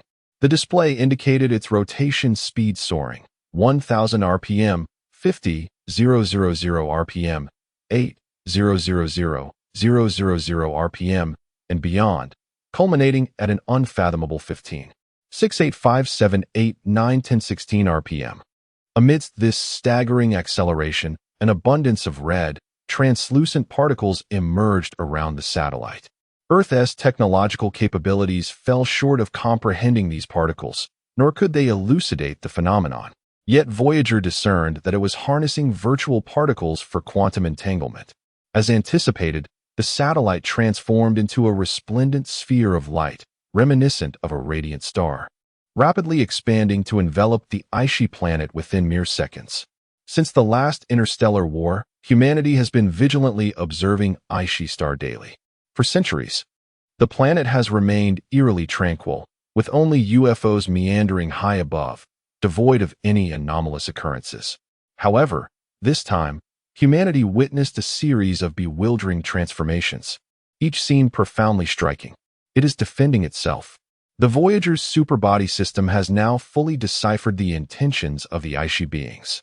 Utilizing material photonic technology, it has converted the satellite into a luminous shield to envelop Icy's star, aiming to repel external forces. Meanwhile, the structures and UFOs that had transformed into light sources are fleeing in various directions into the depths of space. Indeed, they are escaping. Upon hearing this, Liang Jiaxin felt a tinge of confusion. You mentioned it is defending against external forces. What forces are those? Currently, no anomalies have been detected surrounding Icy's star, nor any forces that would instill fear or a sense of threat in the Icy beings, the superbody stated. Then who are they defending against? Earthly civilization? Xiaoing inquired. The probability of them defending against Earth civilization is nearly zero, as presently, Earth poses no threat to the Icy beings. At that moment, Yimeng suddenly had a revelation. Previously, they showcased the principle of material photonic transformation using stones to Earth. Could it be that they are teaching Earth civilization to learn their technology? Indeed, the second entity affirmed. Icy Star is conveying information to humanity in the language of Earth civilization, guiding them to learn the technology of material photonic transformation, likely in hopes of aiding humanity in escaping Earth at light speed. The 4 of them felt perplexed. If the superbody and Apos' conjecture is correct, then there must exist a force that even the Aishi beings fear, driving them to such lengths to flee their home planet. If that is indeed the case, Earth would stand no chance against this unknown civilization. What could that force be? Liang Jinshin pondered deeply. Should we take action and alert Earth, urging them to prepare for an escape? Yimeng suggested. Liang Jinshin remained silent, his gaze fixed upon the Aishi star enveloped in light. Indeed, Yimeng is correct. The superbody's hypotheses are often accurate, and Earth should prepare in advance to avert potential disaster, Delir added. Liang Jinshin grew hesitant. If Earth were to be notified, the Voyager would inevitably reveal itself, risking detection by enemies. Conversely, remaining silent would imply awaiting humanity's demise, a burden no one could bear. At that moment, the superbody detected another anomaly, displaying on the 3D monitor a location approximately 2.16 kilometers from Aishi star, where clusters of escaping Aishi spaceships suddenly halted, some even beginning to retreat. Similarly, at another point 2.16 kilometers away from Aishi star, light sources were also stagnating and turning back. The superbody then detected that all the Aishi light sources that had fled far were behaving in this manner. They appeared trapped within a colossal spherical space, centered on the Aishi system with a radius of 2.16 kilometers, ceasing their advance. It seemed they feared approaching the outer boundary of this spherical space, reluctant to venture forth, all turning back in flight. Yet, the superbody had analyzed the conditions of that space countless times, finding nothing amiss. There existed neither material nor any suspicious energy. It was indistinguishable from ordinary cosmic space. Why, then, did the Aishi light sources hesitate to touch that area? This left the four of them utterly baffled. Chapter 17. The destruction of the galaxy. What are the Aishi people afraid of? Has the danger been averted, prompting their return? Or have circumstances arisen in space that prevent the light sources from advancing? What exactly is this situation? Why is it beyond the comprehension of the superentity? A multitude of questions swirled in Liang Jinshin's mind, leaving him in a state of indecision. At that moment, Xiao Yingzheng suddenly exclaimed, Number 1. Activate the spacecraft immediately and prepare for evacuation. Everyone was taken aback, puzzled by Xiao Yingzheng's abrupt declaration. Yimeng turned to him. Noticing for the first time the fierce and stern expression on Xiao Yingzheng's face, which seemed to emanate a palpable aura of menace, instilling an inexplicable fear in all present. His eyes resembled those of a wild beast on the verge of madness, sending chills down their spines. Liang Jinshin remained fixated on the large screen, silent for a moment, before glancing at Xiao Yingzheng. After a brief contemplation, he issued a command. Traveler, initiate light transformation and proceed to Earth. Meanwhile, humanity on Earth observed the light sources continually returning near Aishi. Although they resided in underground shelters, they remained vigilant of Aishi's every move, perplexed by the seemingly erratic behavior of the Aishi people. After a while, a cluster of light sources reached the solar system. Upon detection, the United Nations promptly alerted the defensive bases of the 8 planets to warn against and strike this light entity. Just as they were preparing for an assault akin to the previous solar storm attack, the light source abruptly halted and began materializing into the traveler. At this juncture, the attention of humans on both Earth and Mars shifted to the traveler, as Earth inhabitants had never seen this vessel before. Assuming it must be another spacecraft dispatched by the Aishi, Liang Jinshin instructed the superentity to transport him outside the spacecraft to establish contact with humanity on Earth. Yimeng and Delir approached to dissuade him, cautioning that venturing outside could pose significant risks, given humanity and Apos' ignorance regarding the traveler. They suggested sending a robot instead. However, Liang Jinshin argued that Earth's civilization had advanced sufficiently to accurately discern between human and robotic forms, assuring them that humanity was astute enough not to be easily misled. Resolute in his decision to proceed, Liang Jinshin dismissed their concerns.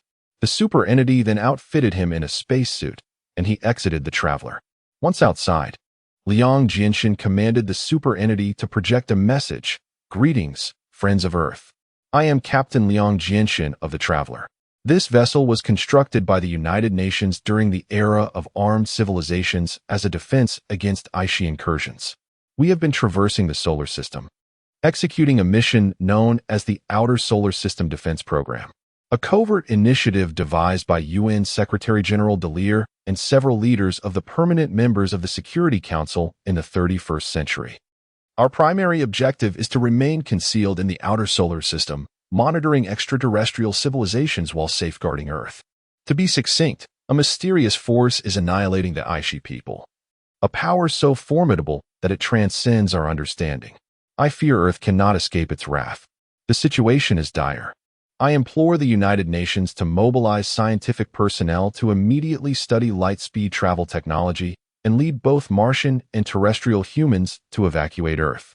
I will shortly transmit a chip containing this technology to the planet. Upon its receipt, I urge Earth's inhabitants to commence research and swiftly organize an evacuation plan. I repeat, evacuate Earth immediately. Evacuate Earth immediately. Suspended in space, Liang Jinshin projected this message, amplifying it until it was crystal clear to all of humanity. Subsequently, the super entity transformed a technological chip into a small light source, launching it towards Earth and Apo's surface. Without delay, Liang Jinshin returned to the traveler, commanding it to transform into light and flee the solar system at maximum velocity, without pause. Simultaneously, all light sources from Aishi converged back, densely surrounding the planet like bees encircling a hive. Upon receiving the technological chip, the United Nations swiftly organized research efforts. The current Secretary-General, Jörg Solier, convened multiple meetings in the underground shelter to deliberate on the implications of the traveler and the prospect of leaving Earth, a matter of utmost gravity affecting the fate of all humanity, and perhaps the most challenging decision since the UN's inception, as it encompassed every facet of human existence. The authenticity of the traveler, the credibility of the traveler, the research on light-speed travel, the quantity of spacecraft to be constructed, the direction of human evacuation, the sustainability of life-supporting resources post-departure, humanity's willingness to abandon their homeland. These inquiries were pivotal to the prospect of fleeing Earth, fraught with complexities and challenges.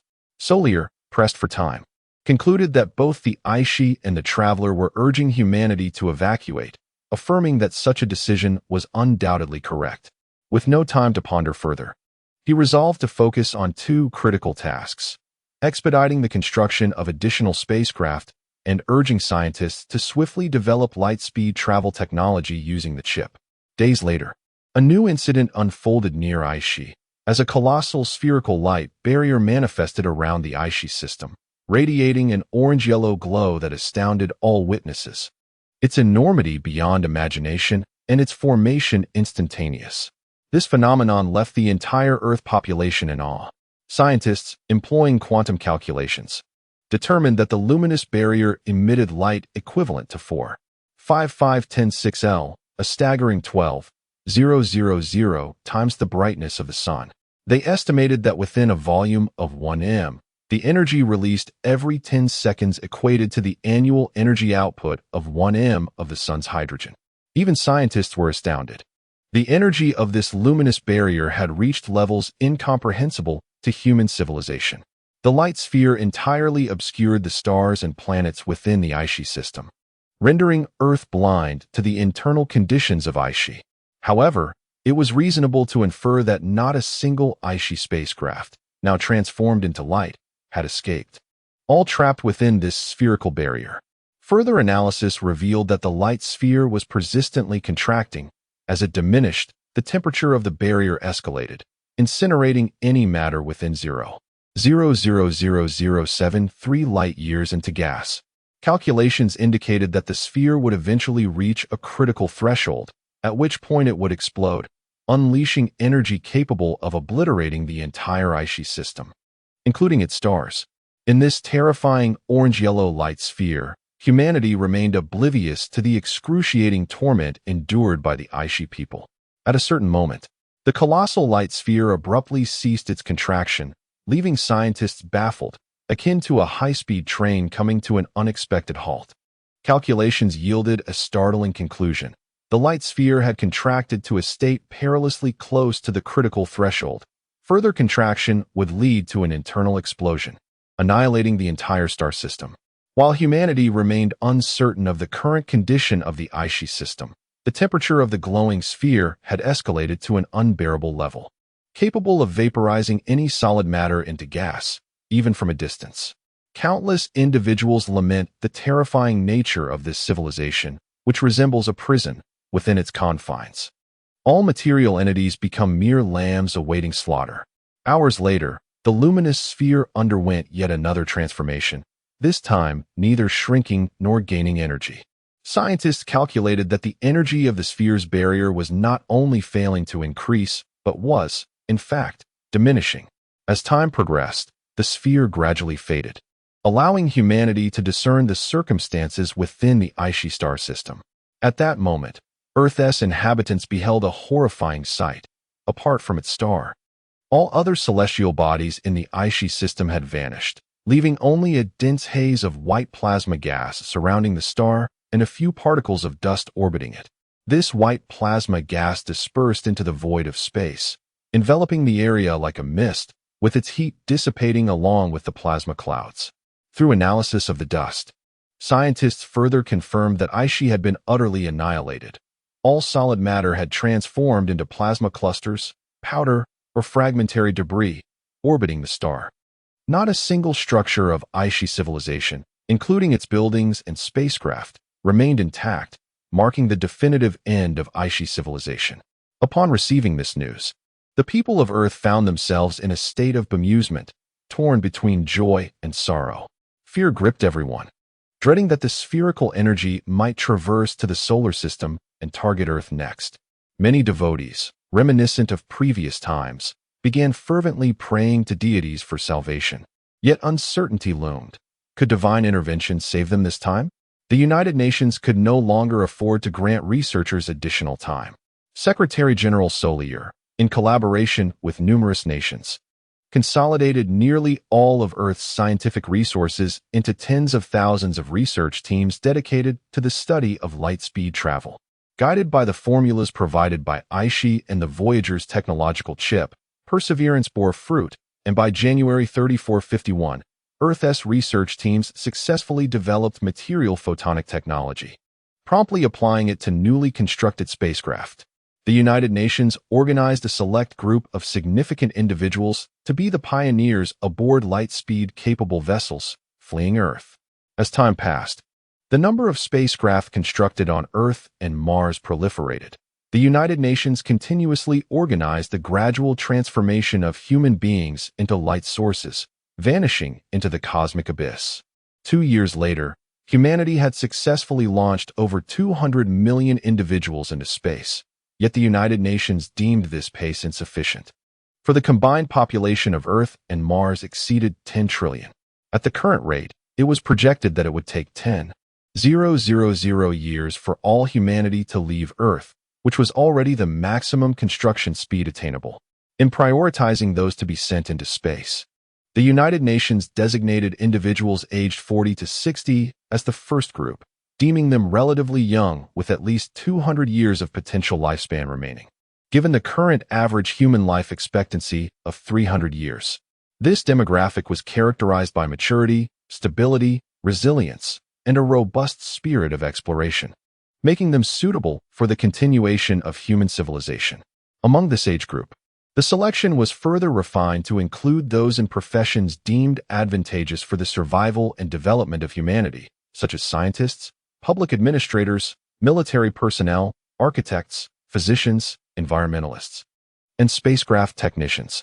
Thus, Earth relentlessly dispatched its populace into space, enduring for 15 years, a period humanity termed the Era of Escape.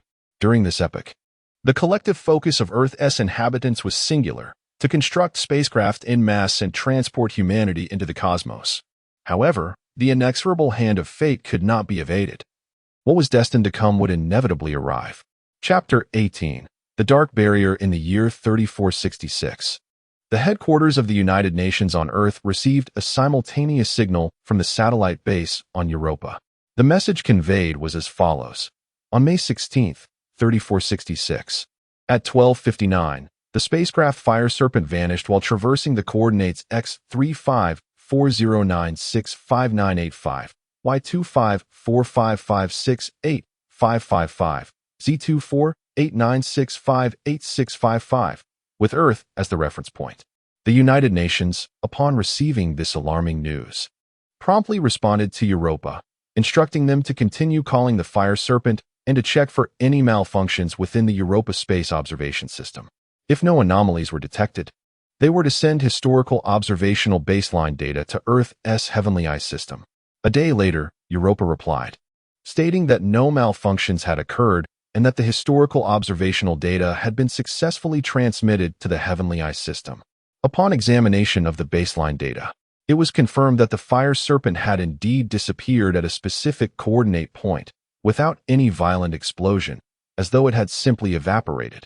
The Heavenly Eye System ruled out any faults in the observation system and instructed Europa to dispatch a space patrol ship to the vicinity of the incident and Opos S coordinates and report the situation to the United Nations Space Security Council. 2 days later, a similar message arrived from the Uranus observation base, reporting that the Chilean spacecraft had also inexplicably vanished at a specific coordinate. These two incidents garnered the heightened attention of the United Nations Space Security Council, which immediately ordered the Jupiter and Uranus bases to send space patrol ships at light speed to ascertain the facts surrounding the incidents.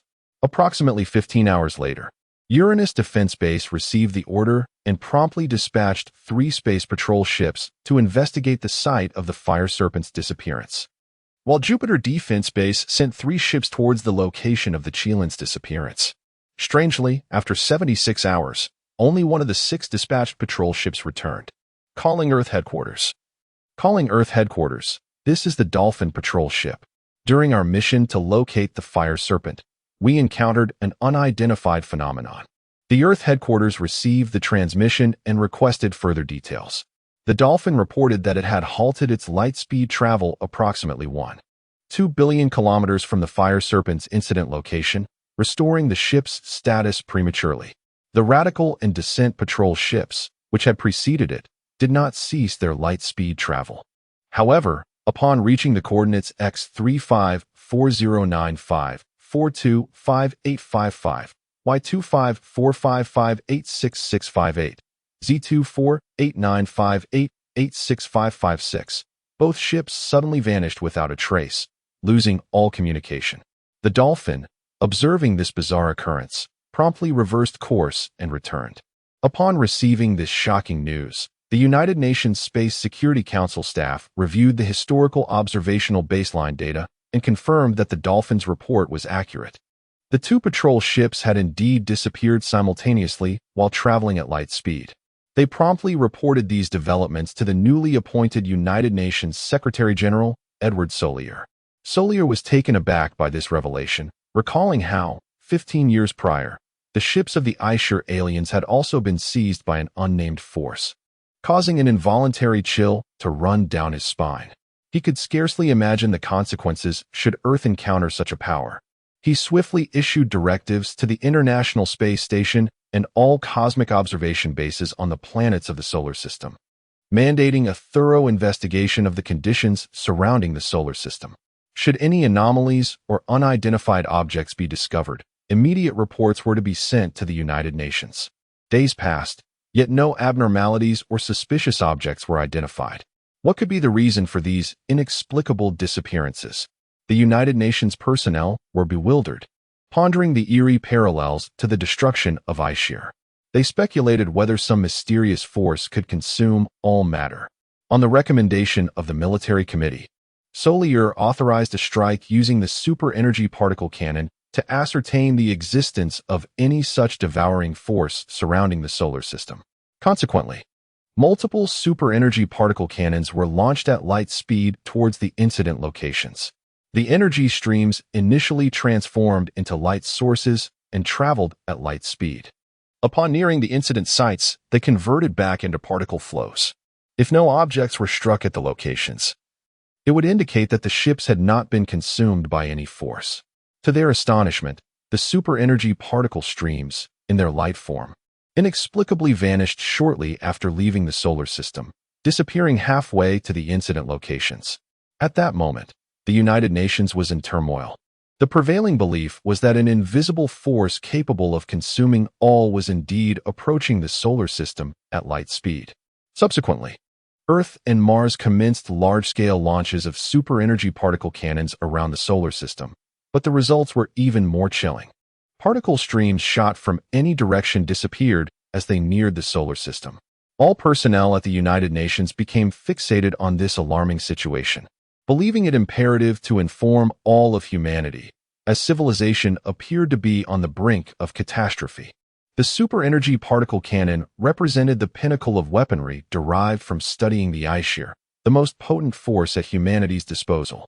Yet, this weapon, which had nearly obliterated Earth, proved utterly ineffective this time. Following the announcement of the situation to all inhabitants of Earth and Mars, a sensation of panic swept across the globe, prompting the United Nations to organize a mass retreat to underground shelters. At this juncture, all space defense bases in the solar system received directives from the United Nations, urging them to exhaust every possible means to launch missiles in all directions to combat potential invaders. Thus, an array of weaponry, including super-energy particle streams, solar storms, nuclear weapons, laser cannons, and gamma-ray cannons, were unleashed, yet astonishingly, all missiles vanished without exception. More terrifying was the realization that the points of disappearance collectively formed a vast sphere enveloping the solar system, contracting at light speed towards the solar system itself. This ominous spherical force bore a striking resemblance to the power that had previously annihilated the ice shear system. Humanity worldwide feared that a similar disaster was imminent. If it was indeed the same force that had plagued ice shear, then this all-consuming entity would soon manifest as a colossal spherical light barrier, capable of transforming any object into a plasma mist from which even the light particles could not escape. Indeed, mere hours later, a massive light barrier appeared within the spherical region centered on the solar system. This barrier, glowing orange and absorbing all light, encapsulated the solar system, gradually contracting at light speed. The heat emanating from the barrier annihilated all matter, and it seemed that no force could withstand its might. In this moment, the scenery on Earth transformed drastically due to the intensified light, a change brought about by the overwhelming brightness of the barrier. As the super-energy particle cannons and solar storms launched from Earth were swallowed whole by the barrier, humanity once again succumbed to despair. Human life appears so minuscule and helpless within the vast cosmos. Perhaps many remain oblivious to the fact that their fates have long been sealed. Ever since the first clash with the Icy civilization, Earth's civilization has irrevocably plunged into the arena of interstellar conflict. It is akin to stumbling into a world rife with nuclear weaponry, armed only with a mere wooden stick, and the outcome is all too predictable. Those residing in subterranean realms have once again commenced their prayers, as there are always those who believe that the Earth is perpetually under divine protection. Even though it was the Voyager that ultimately rescued the planet last time, some still hold steadfast faith in the divine. Others liken the Voyager to a guardian deity of Earth, fervently hoping that it might once again intervene to save humanity from impending doom. Yet, whether the Voyager itself can evade this spherical barrier remains a question. The last time it was seen, it had cast aside a technological chip for Earth before fleeing, enabling humanity to ascend to the heights of Icy civilization within a mere 15 years. Fortunately, the Voyager successfully escaped, wandering beyond the solar system, unencumbered by the dark barrier. Their timely departure spared them from an irrevocable fate, a testament to Xiao Ying's acute sixth sense in the face of peril. The Voyager witnessed the dark barrier metamorphosing from a transparent entity capable of consuming all into a luminous sphere enveloping the solar system, thereafter rendering the super entity incapable of detecting the sunlight or any signals emitted by Mother Earth, for all were absorbed by this terrifying orange barrier. In that moment, human civilization lost all connection to the external world, gradually teetering on the brink of annihilation. Amidst the misfortunes, the super entity, much like during the destruction of Icy, remains unable to extract technology from this unknown civilization. The luminous barrier is neither a spacecraft nor an offensive weapon of an alien civilization. It is merely an energy output of unknown origin, colossal beyond human comprehension. The super entity cannot ascertain the technology from a mere energy output, akin to a bullet fired from a gun. While the bullet may possess immense power, no one can deduce how it was launched, nor can they discern the internal structure of the gun itself. Moreover, this advanced civilization, in its endeavor to obliterate others, would surely anticipate that its technology could be pilfered by rival civilizations. It has preemptively instituted certain technological safeguards upon the luminous barrier, making it impossible for any civilization to acquire their technology. Within the Voyager, significant discord brews as they observe Earth on the verge of repeating the tragic fate of the Aishi civilization. Yimeng is deeply troubled. She believes that the Voyager must take action, for they cannot simply stand by and witness the destruction of the solar system. However, should the Voyager reveal itself, it risks detection by this advanced civilization, placing itself in grave danger. In truth, if there exists even a glimmer of hope to save Earth, the Voyager would deem any peril worthwhile, even at the cost of its own existence. Yet, the Voyager is incapable of deciphering the advanced civilization's technology, and the superparticle cannon has proven ineffective. Should there remain even a shred of hope for Earth's salvation, the Voyager would endeavor to seize it. Alas, the current predicament offers not even the faintest glimmer of hope. Confronted with this calamity, the Voyager finds itself powerless to effect change. Chapter 19. The Fall of Earth. Yimeng and her companions felt that if Earth were to perish, their existence would lose all meaning. She fervently supported the assault on the luminous barrier, yet Liang Jiashan deemed such actions utterly pointless. His rationality, typically unwavering, appeared feeble in the face of humanity's impending extinction. His usual obstinacy was now subdued by the fervent emotions of the other three. "Let us vote," Xiao Yingjing proposed. "Is a vote even necessary?" he retorted. "Number one and the super being will undoubtedly oppose attacking the luminous sphere. Number one is nothing but a selfish individual, indifferent to the fate of humanity." This marked the first time Yimeng scolded Liang Jiashan, and it was also the first time he had heard her curse. "Number one, do the three of us still count as the masters of the super being? If not, allow us to descend and face it ourselves. If we do, let us cast a vote. Should the majority favor the attack, we shall strike the luminous barrier, even if it means perishing alongside Earth and human civilization," Xiao Yingjing asserted. "You are certainly the masters of the super being," Liang Jiashan replied. "Not necessarily," Xiao Yingjing coldly countered. "You invented the super being. And although we established the 5-person voting system, who can be certain you haven't set preconditions within the super being system? Should we disobey, the super being would unquestionably follow your commands, rendering the voting system a mere fade. I, Liang Jiashan, am not that kind of person, nor have I ever acted in such a manner.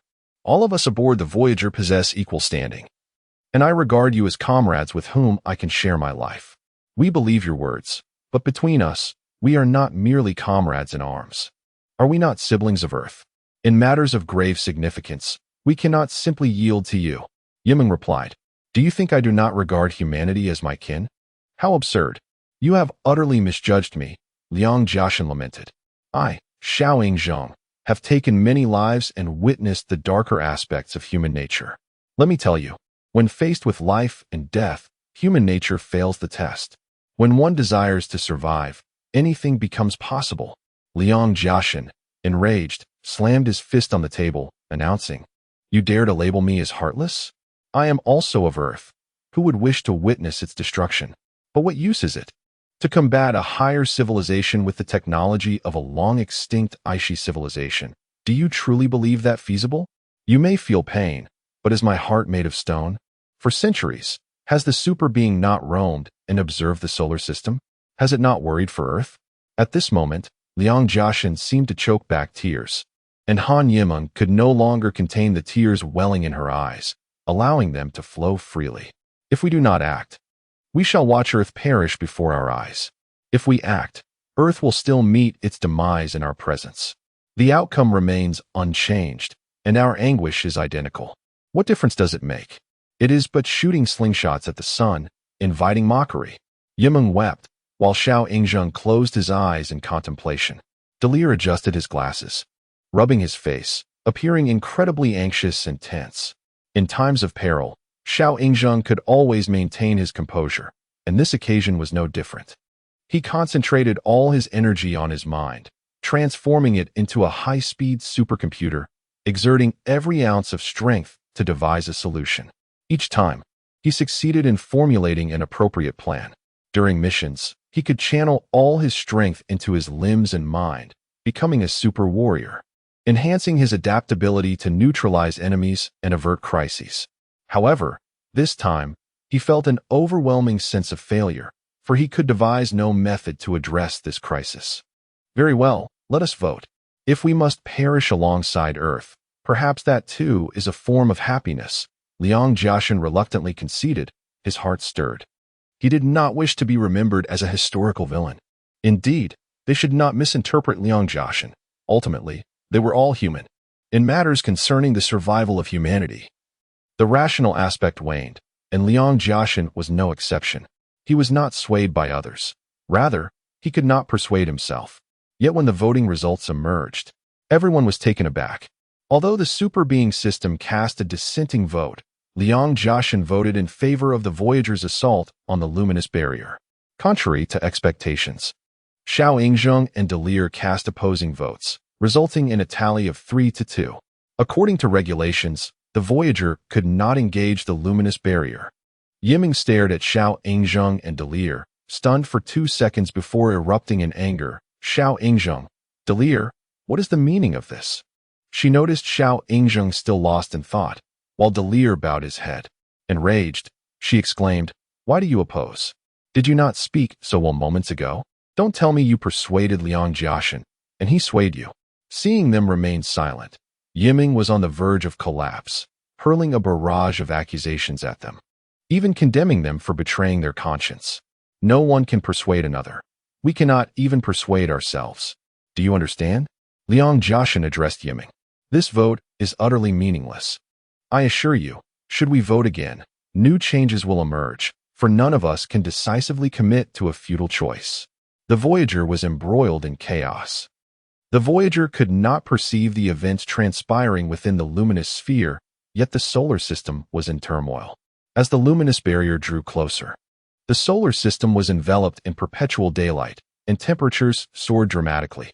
Although humanity sought refuge underground to temporarily shield themselves from the intense radiation, the temperature in the underground sanctuaries also surged, and the human air conditioning systems could no longer regulate the rising heat, nearing failure, which only heightened their panic.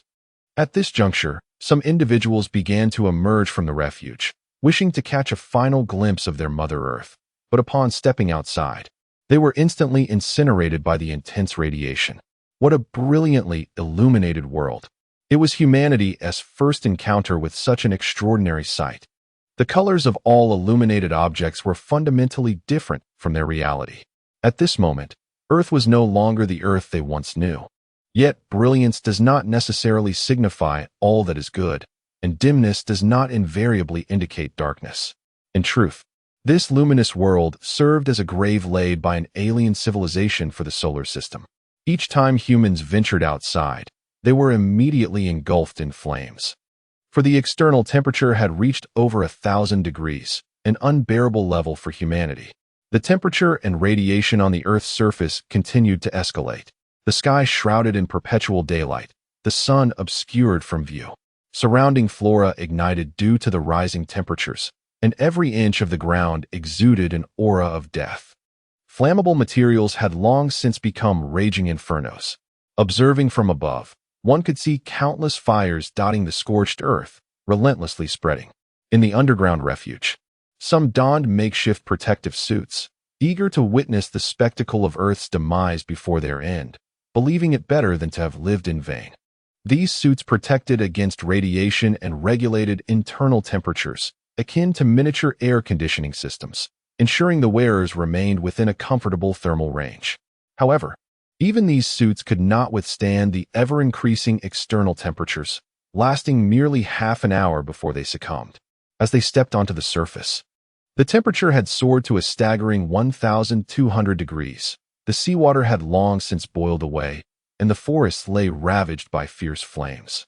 The cities were in utter disarray, with fires raging everywhere and smoke enveloping the towering buildings, reminiscent of a battlefield shrouded in turmoil. It was hell. Indeed, it was hell. Someone cried out, as the world had unmistakably transformed into a hellscape, permeated by the stench of death and dread. In an age marked by scarcity and fierce competition, some lamented that life felt akin to purgatory. They were truly oblivious to their blessings, even when faced with adversity and unrequited love. At least they still clung to life, having never witnessed the true essence of hell. Since the dawn of its existence, Earth had been ensconced in chaos, devoid of life and oceans, with only volcanic lava coursing through the land and acid rain sporadically falling from the sky. Humanity could not have survived even a moment in such an environment, and now, the Earth was on the verge of reverting to its primordial state, descending into a lifeless abyss. At an unknown moment, a blinding beam of light descended from the heavens, striking the ground with such intensity that it instantaneously blinded everyone. Even those clad in protective gear found their vision obliterated. However, they could acutely sense an overwhelming heat surging toward them. The protective suits could not withstand the onslaught and incinerated in an instant, igniting the flesh within. Unbeknownst to them, this radiant light emanated from a luminous barrier, its purpose to cleave the earth in twain.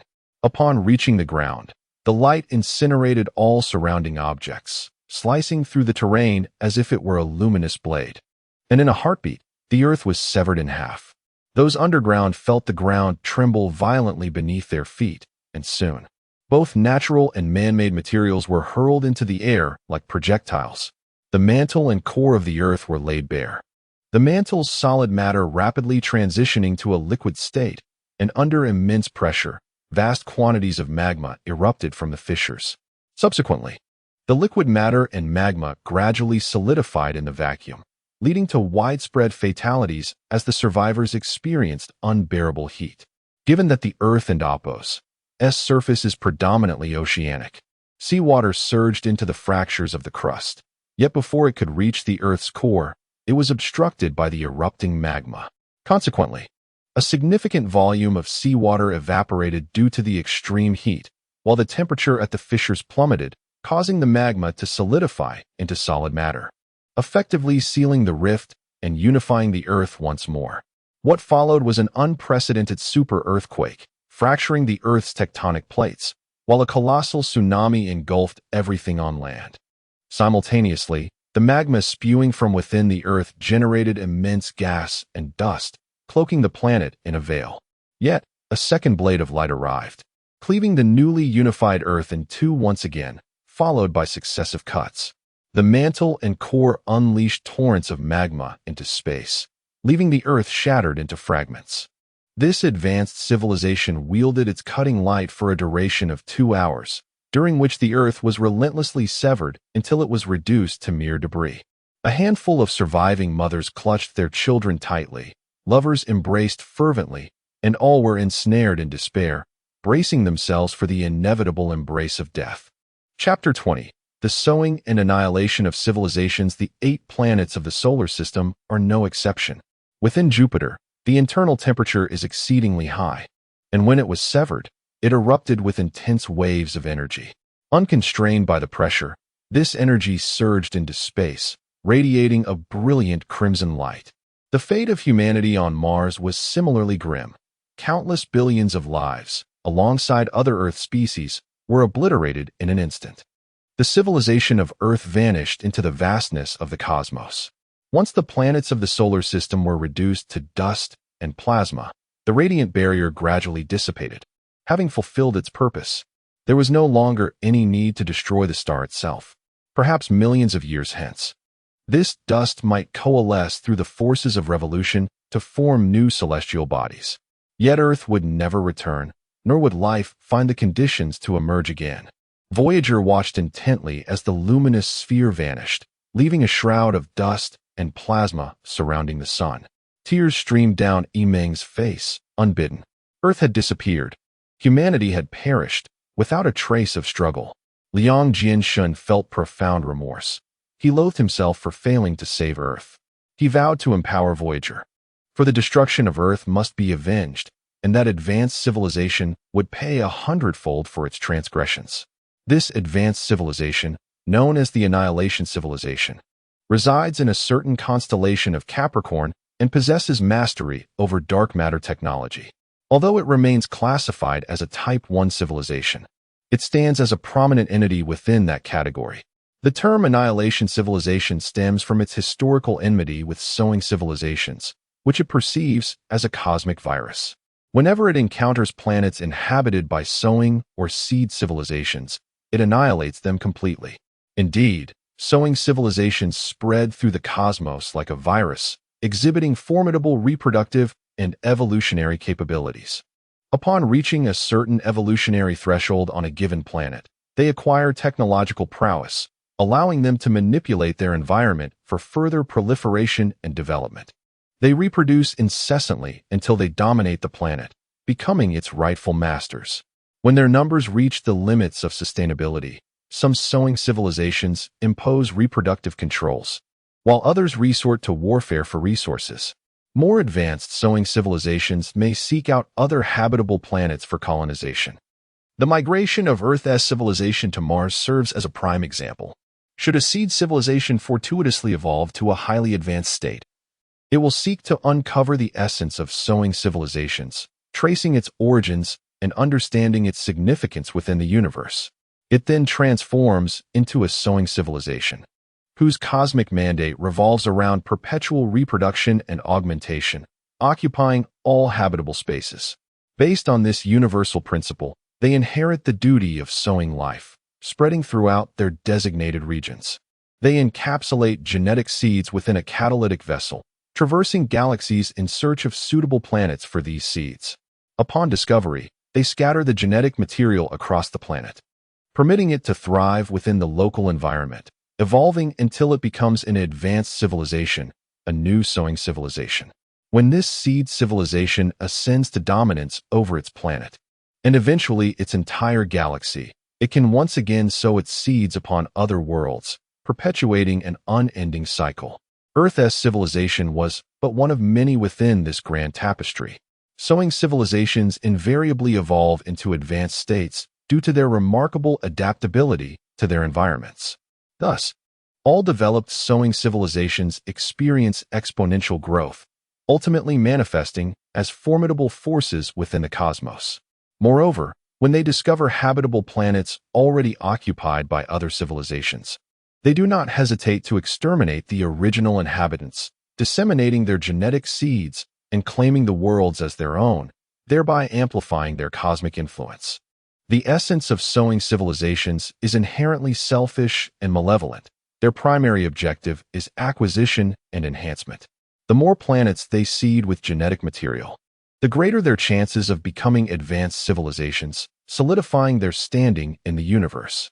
In the face of threats from other civilizations, they ensure their survival, persisting indefinitely without the risk of total annihilation.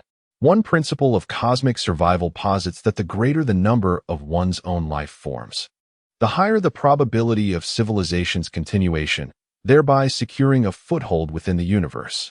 Based on this premise, various sowing civilizations proliferate across numerous galaxies, clusters, and nebulae, becoming the dominant force of cosmic life.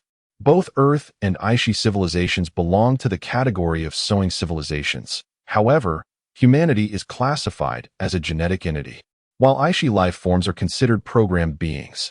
Contrarily, some civilizations oppose this principle of cosmic survival, such as the Annihilation Civilization. They assert that planets are the rightful stewards of life, rather than life being subservient to planets. Each world may harbor unique life forms, becoming integral to its ecosystem. This is a natural principle of the universe. They respect the cosmos, refraining from disturbing these natural inhabitants. Yet they believe that sowing civilizations violate this principle. In their relentless pursuit of proliferation, sowing civilizations eradicate the original stewards of each planet, seizing more and more galaxies for themselves, an affront they cannot tolerate. From the perspective of the Annihilation Civilization, sowing civilizations perpetually propagate, their presence suffusing every corner of the universe's galaxies and clusters, gradually evolving into a formidable power that poses an existential threat. Thus, under the guise of cosmic purification, they systematically obliterate any encounters with sowing civilizations to curtail their reproductive rates. In this light, the annihilation civilization also embodies malevolence. Typically, annihilation civilizations originate from a specific planet, developing solely within their native environments. However, they venture forth with the intent of locating sowing civilizations. Upon discovering such entities, they spare no effort in their campaign of annihilation, employing extreme measures to ensure complete eradication. The dark matter energy attack that obliterated Earth and the Aishi civilization was one such extreme approach. Their greatest triumph lies in locating the mother planet of a sowing civilization. Destroying such a world significantly hampers its reproductive capabilities and may reveal other seeded worlds they have previously colonized. Earth and the Aishi civilization were merely nascent seed civilizations, having attained a modest level of technological prowess, yet lacking the capacity to disseminate genetic seeds to other planets, rendering them vulnerable to the annihilation civilization and Opos S discovery. Upon identifying Aishi star, the annihilation civilization enveloped the Aishi star system within a sphere of dark matter energy. This energy sphere exists in a formless, colorless state, imperceptible to any low-level civilization based on atomic or photonic life. It is ethereal, yet undeniably present in the vacuum. This explains why neither humans nor Aishi beings could detect this substance with any form of probing systems. Consequently, once a low-level civilization is ensnared within the energy sphere, escape becomes an impossibility. Dark matter does not exist in conventional material forms within the vacuum. When harnessed, its energy is immense. The annihilation civilization employs this energy, transforming dark matter into a spherical barrier capable of imprisoning all life forms of sowing civilizations. The annihilation of seeding civilizations is not aimed at the destruction of the cosmic star systems. Its sole purpose is to eradicate the life forms of the seeding civilizations. Consequently, when the dark matter energy sphere contracts to a certain distance from the galactic cluster, it immediately transforms the dark matter energy into a luminous barrier of elevated temperature, encasing all life of the seeding civilization within. Following this, it unleashes dark matter energy blades, reducing each planet to mere fragments. The imprisoned beings either perish from the excessive heat or are ultimately obliterated by the approaching energy blades. After extinguishing the seeding civilization of the solar system, the advanced civilization withdraws the luminous barrier, believing that as long as the stars endure, the galaxy cannot be deemed annihilated. In a few 100 million years, planets will emerge once more. The journey of life is long and meandering, akin to a dream. In the grand scheme of existence, the span of human civilization, though it appears extensive over thousands of years, is but a fleeting moment when contrasted with the history of Earth and the cosmos. Each of us, in relation to the universe, may barely register as a fleeting shadow. Despite its brevity, human civilization has witnessed astonishing growth, evolving from primitive beings to a near-utopian modernity within mere millennia, experiencing exponential advancement. Yet, just as scientific progress was on the brink of acceleration, Earth's civilization was discovered and eradicated by a superior force, which is truly lamentable. In comparison to the Aishi civilization, Earth's civilization was fortunate. At least a significant number of individuals, over 1 billion, managed to escape via light vessels within a mere 15 years, rather than being entirely imprisoned by the annihilation force. However, whether those who escaped would be discovered by the exterminating civilization or succumb to the void of the cosmos remains a question of fate. The Voyager has lingered on the outskirts of the solar system's ruins for many days, unable to depart, akin to a haunting nightmare that leaves Yiming disoriented and aimless. She yearns for this to be a mere dream, hoping to awaken to find Mother Earth unchanged, still that distant and beautiful blue home. Yet this is no dream. It is the harsh reality that Earth is lost. Shall we proceed? Liang Jinshin inquired. Where to? Yiming asked. I do not know. Let us wander and see. With our home gone, we are mere wanderers in the cosmos. What meaning does life hold? The superbody suggested that we might be seeding civilizations, possibly sharing our genetic lineage with others scattered throughout the galaxy. Liang Jinshin replied, "Are you implying that we are to seek our genetic kin? It seems the only course of action. After all, they are our ancestors and siblings. Finding them may rekindle a sense of belonging. Moreover, we might encounter other fleeing humans in our search for our kin. What purpose does remaining here serve? We can achieve nothing," Liang Jinshin asserted. Indeed, Liang Jinshin speaks wisely. Remaining here serves no purpose. We should continue to explore the universe, Xiaoying added. Yimeng felt a pang of reluctance. She desired to witness the sun and see what Earth had become, but her companions dismissed the idea, fearful of attracting the attention of the advanced civilization. At that moment, Daryl voiced, "You may go. I wish to remain here." The others were taken aback by Daryl and Appo's words. With his eyes closed, Daryl appeared contemplative. "I do not wish to leave Earth. Since it is lost, I desire to be buried in space with it. Secretary General, please do not be overly sorrowful. This is Earth's fate, and we have all done our utmost," Yiming consoled. "That is not the reason. I can no longer feel the significance of existence. Earth was our home. Now that it is gone, my life feels devoid of soul, akin to a blade of grass without roots, destined to be carried away by the wind, becoming a withered weed. I apologize, but I fear I cannot join you in exploring the cosmos," Liang Jinshin urged. "Perhaps we can find another home on a habitable planet and take root anew." "No, humans are not the same. I hold deep nostalgia for Earth. I live for Earth, and I shall die for it."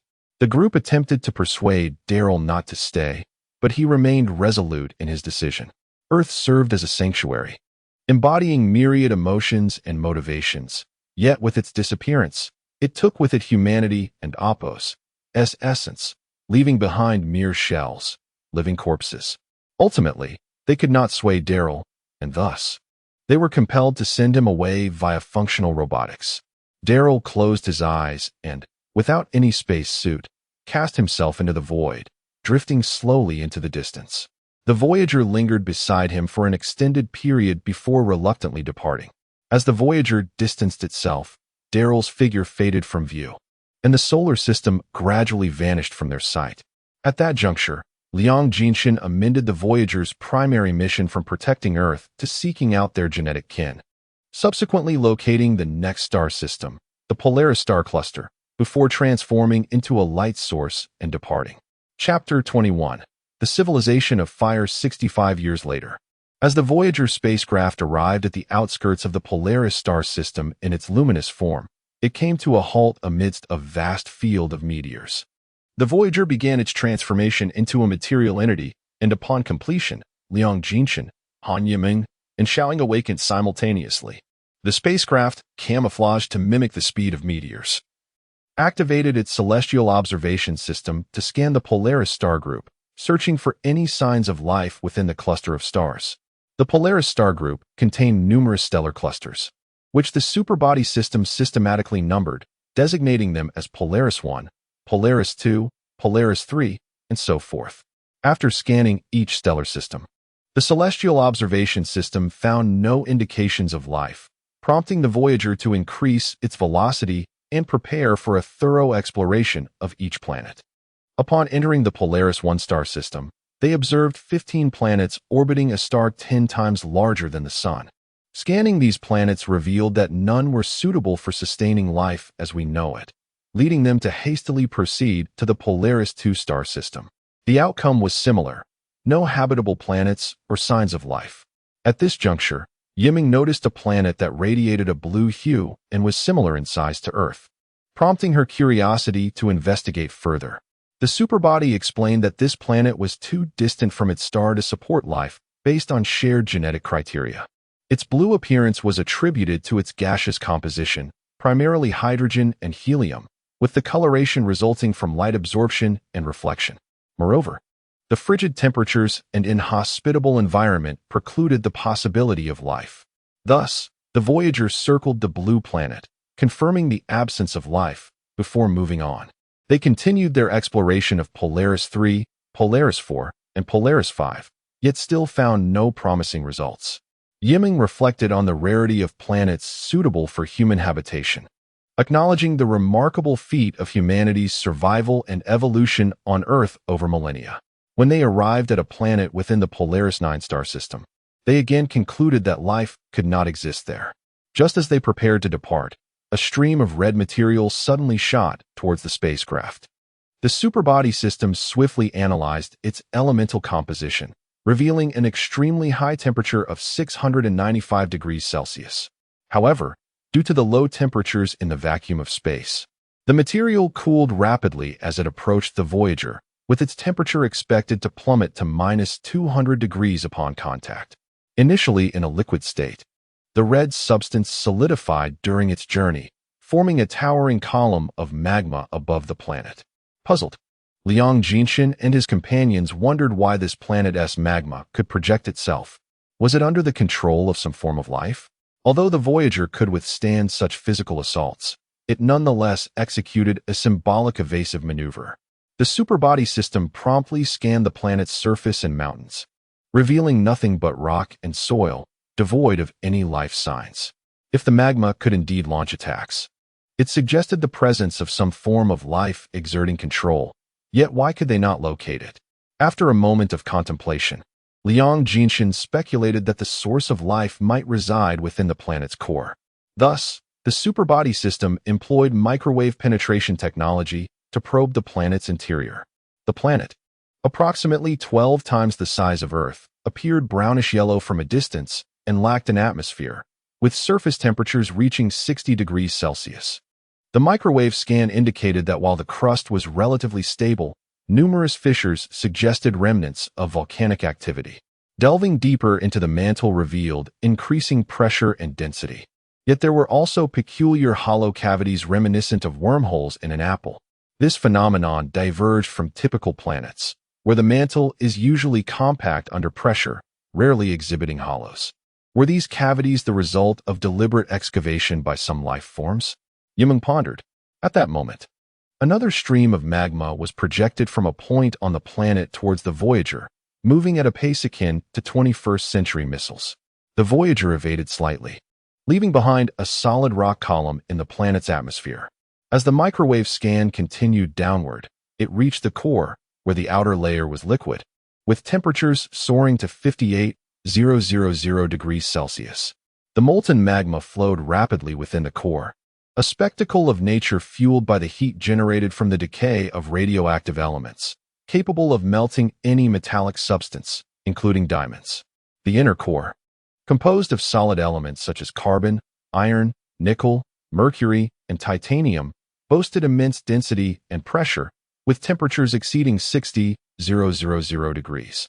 At this juncture, the superbody detected a multitude of titanium compounds within the core, exhibiting remarkable plasticity, capable of deforming under pressure, and some even appearing to move within the core, an astonishing observation. Continuing their descent, they reached the heart of the planet, characterized by a semi-solid and liquid amalgamation teeming with energy. This feature is common among solid planets, serving as the fundamental driving force behind planetary rotation and the source of magnetic fields, with internal temperatures exceeding 80,000 degrees at the core. The superbody noted the presence of titanium-nickel compounds circulating within the core. Could these compounds signify life? Yiming mused. The superbody promptly analyzed the composition of these materials, discovering a complex elemental structure resistant to high temperatures and pressures, yet ultimately concluded that they were merely materials without any definitive signs of life. The planet's peculiarity filled Yiming with trepidation, while Liang Jinshin's curiosity deepened as he yearned to uncover the true nature of the entity attacking their vessel. Suddenly, the superbody interjected, detecting suspicious materials. The screen displayed numerous minute particle-like substances emerging from the magma surrounding the outer core. Though their color mirrored that of the magma, these particles exhibited the ability to move freely within it. Upon microscopic analysis, the superbody discerned that these particles possessed intermittent genetic coding, albeit interspersed with several unconventional elements, enabling them to withstand extreme heat and pressure. Could these materials be the result of evolutionary processes? Liang Jinshan wondered. If so, it would indeed be a miracle. What processes led to their formation, and how many years of evolution transpired to create these minute life forms? Yimin contemplated. As these were genetic entities, they likely shared a common ancestry with humanity. But why had the seeding entity placed them within the core? Xiaoying questioned in confusion. Assess the half-life of these materials. Liang Jinshan commanded. The superbody identified that these entities had existed for over 500 million years, with lifespans extending up to 300 million years. How could this be? Genetic entities typically exhibit traits of aging and heredity. Could they be immortal? Liang Jinshan inquired. Meanwhile, the superbody calculated the origin of these life forms. Soon, the results were revealed. These life forms originated from terrestrial beings. Their ability to thrive within the Earth's core stemmed from a cataclysmic explosion that occurred 500 million years ago. The debris from this explosion gradually settled and coalesced over millions of years, forming a new planet. The residual genetic material, undergoing complex chemical reactions catalyzed by high temperatures and the long-term conditions within the core, gradually mutated over countless days and years, culminating in the emergence of a life structure. After several 100 million years of evolution, this led to the present state of life. Yimeng found it truly astonishing that genetic entities possessed such remarkable adaptability to their environment. Despite the extremely harsh living conditions within the planet, it had become a cradle for the birth of genetic life forms. To validate the assertions of the superentity, Liang Jinshan instructed it to test the half-life of materials on the planet's surface. The results indicated the same time frame of 500 million years, confirming the superentity's hypothesis that this planet did not exist 500 million years ago. Rather, it was formed from various gaseous and particulate debris. However, the exact nature of the explosion that transpired 500 million years ago remained a mystery to the superentity. These life forms, born of fire, drew sustenance from magma at a staggering 60,000 degrees, epitomizing a miracle of life. It was evident that genetic life was profoundly wondrous. Recognizing them as genetic entities, the superentity designated them as the Fire People Civilization. These Fire People appeared to possess a certain level of technological advancement. They not only synthesized titanium-nickel compounds to manipulate matter, but also harnessed geothermal energy to propel magma from the mantle and crust into space, targeting potential threats. Yet, they were confined to the core, forever unable to escape, as their resilience to extreme heat and pressure did not extend to the frigid vacuum of space, where they would surely perish. The superentity perceived that the Fire People had become foolish due to their isolationist tendencies. Although the geothermal energy was formidable, instilling in them a false confidence to confront any visiting outsiders, they remained oblivious to the vast and terrifying powers concealed within the depths of the cosmos, which far surpassed their comprehension. Fortunately, they encountered the Voyager, which recognized them as allies due to their shared genetic lineage, choosing not to harm them. Nevertheless, the Fire People relentlessly attacked the Voyager, leaving Liang Jinshan in a state of exasperation. He wished to communicate with them, but was at a loss regarding their mode of interaction. To avert further conflict, the Voyager had no choice but to depart. As they prepared to leave, Liang Jinshan aimed to impart a lesson to them, hoping to convey that remaining hidden within the core and refraining from aggression towards others was the safest course.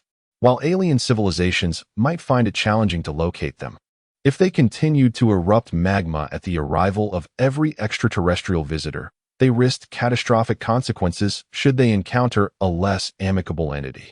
Thus, Liang Jinshan commanded the superentity to obliterate the towering rock pillars with the superparticle cannon, then directed fine, clustered particle streams deep into the Fire People's planet, penetrating from the crust to the mantle and halting just at the outer core. His intention was to leave behind a slender, deep cavity, signifying that their vessel had discovered them, and implying that they should refrain from unwarranted aggression, as their power remained comparatively feeble. Chapter 22. The explorer surmised that the emergence of the Fire People civilization was also a serendipitous event, where residual genes underwent chemical reactions with certain elements, giving rise to a mutated gene that thrived in high temperatures and pressures. After millions of years of evolution, it transformed into an advanced life form capable of surviving within the planet's core, Liang Jiaxin remarked. Indeed, but what transpired 500 million years ago? Why did the planet explode? Yimeng pondered. The mere thought of an explosion triggered her memories of Earth. A scene of its downfall that she felt would haunt her for a lifetime. Could it be that 500 million years ago, this galaxy suffered the same fate as Earth, destroyed by an advanced civilization? Yimeng speculated. It is highly plausible. Otherwise, a natural planet would not explode without cause. There must have been some external force that wrought destruction. Following its obliteration, the planet was reduced to dust, and after 500 million years of orbital motion, that dust settled, giving birth to a new celestial body, from which life began to flourish once more. Might this external force be the very advanced civilization that annihilated Earth and Aishi? That remains uncertain. However, it is likely that the planet's demise was indeed due to external influences. A normal planet, regardless of the natural disasters it encounters, would not self-destruct, Liang Jiaxin explained. Yimeng deeply felt the fragility of genetic life forms. Why is it that beings like those on Earth can adapt to myriad complex environments, surviving even under the harshest conditions, yet remain unable to withstand the onslaught of extraterrestrial civilizations? For instance, a species of eel can thrive at depths of 300 meters in the ocean. Penguins live joyfully in the frigid Antarctic, and migratory geese can soar at high altitudes without succumbing to hypoxia. Now, they have encountered fire people, capable of enduring temperatures up to 60,000 degrees Celsius. These organisms can mutate and evolve in environments marked by extreme scarcity and adversity, achieving a state of symbiosis with their surroundings. Yet, despite their resilience against natural conditions, they are utterly defenseless against the ravages of alien civilizations. It is truly lamentable. Moreover, genetic entities sometimes evolve into higher forms of life, facilitating advancements in science and technology, as exemplified by humanity. Yet, even these technologically adept beings find themselves impotent in the face of extraterrestrial civilizations, which is indeed disheartening. Liang Jiaxin vowed to transcend the limitations of genetic civilization, to advance technology and turn the tide when encountering alien civilizations. The Voyager has now distanced itself from the Fire People-S planet, hoping that this frog at the bottom of the well may engage in self-reflection to preserve itself in the cosmos. Liang Jiaxin believed that in the context of genuine interstellar warfare, a mother planet should not reveal itself lightly. Once developed, it should remain as concealed as possible to avoid detection by other civilizations. If discovered by a formidable force, the consequences could be dire, regardless of its might. It is prudent not to instigate war. Even if the opposing planet appears to be merely a swarm of ants, one must masquerade as an uninhabited wasteland. For any act of aggression could attract the notice of a third civilization, leading to an unrelenting stream of challenges. Even if one can defeat each adversary, who can guarantee they will never encounter a more formidable foe? The Aishi civilization is a case in point. It should never have attacked Earth.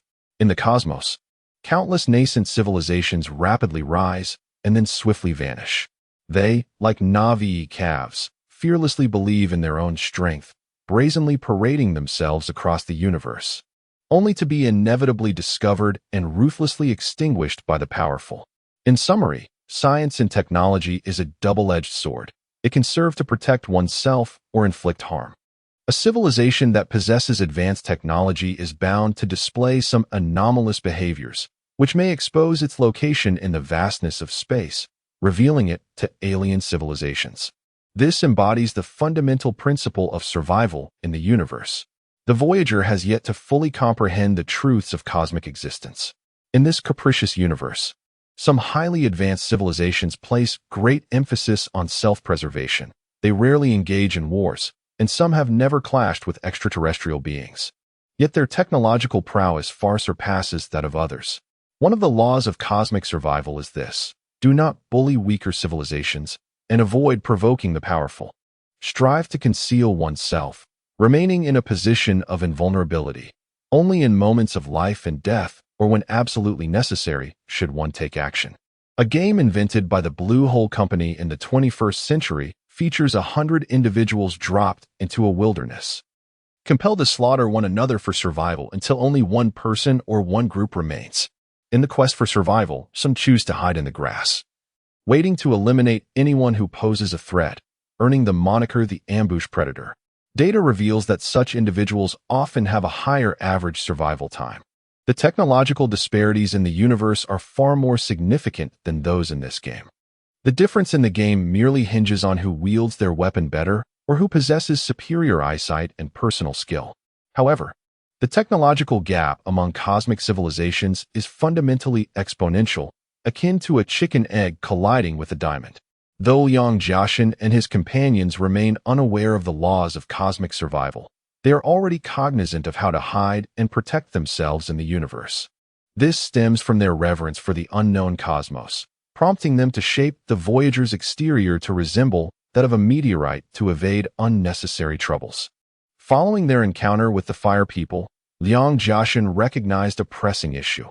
When they arrive at a certain star system to seek extraterrestrial civilizations with shared genetic traits, the Voyager must adopt a material form to engage in exploration, necessitating direct contact with each planet. This is somewhat misguided. Should they encounter alien civilizations, be they friend or foe, the Voyager would have to confront them directly, thereby increasing the likelihood of annihilation by other civilizations. Thus, how can they explore an entire star system without direct contact with other planets? The trio engaged in a collaborative discussion, reaching a unanimous conclusion that they must construct a superbody spacecraft to undertake the exploratory missions in place of the Voyager. Consequently, utilizing various material resources from the Polaris system, they built another superbody spacecraft, the Explorer. They decreed that the Explorer should function as an independent vessel, capable of autonomously engaging in both photochemical and material transformations, executing exploratory tasks, and independently interacting with other civilizations. In the event of danger, it could maneuver and defend itself independently. Meanwhile, the Voyager would remain as a flagship, concealed and stationed in the rear, covertly appropriating technologies from others. Should the Explorer encounter unforeseen circumstances, it could seek assistance or retreat as necessary, or even abandon its mission. The Explorer, being a superbody spacecraft, can accomplish various tasks without human presence. Yet, Yimeng eagerly volunteered to become its captain, yearning to pilot the Explorer on her long-cherished adventure. Initially, Liang Jiaxin and Xiaoying opposed her decision. They believed that since the Explorer would often engage in close encounters with other planets, having no crew meant that should danger arise, losing a warship would be inconsequential. However, if their team members were aboard, they would become a liability, potentially placing the Voyager in a precarious situation. Nonetheless, Yimeng remained resolute in her desire to lead the Explorer, asserting that if life is spent cowering in fear, avoiding the world, and shunning risks, then what is the essence of existence? If exploration merely involved dispatching a mechanical entity to every star system, then this cosmic journey would lose all significance. Indeed, Yimeng successfully persuaded both Liang Jiaxin and Xiaoying. She boldly declared that should the crewed Explorer face peril, the Voyager would be unable to render assistance, or such aid might jeopardize the flagship. They could decisively abandon her, and she would bear all the consequences. Liang Jiaxin and Xiaoying, feeling somewhat helpless, ultimately acquiesced. But under one condition: if they were to reach a star system fraught with safety hazards. The decision regarding whether the Explorer would embark on a manned voyage would necessitate unanimous consent from all, including the superbody. Much like the construction of the Voyager, the assembly of the Explorer entailed a myriad of intricate procedures and steps, utilizing the diverse materials and resources available in the Polaris system, culminating in its completion within approximately a month. Concurrently with the construction of the Explorer, they also ventured into other star systems within the Polaris cluster, finding no anomalies.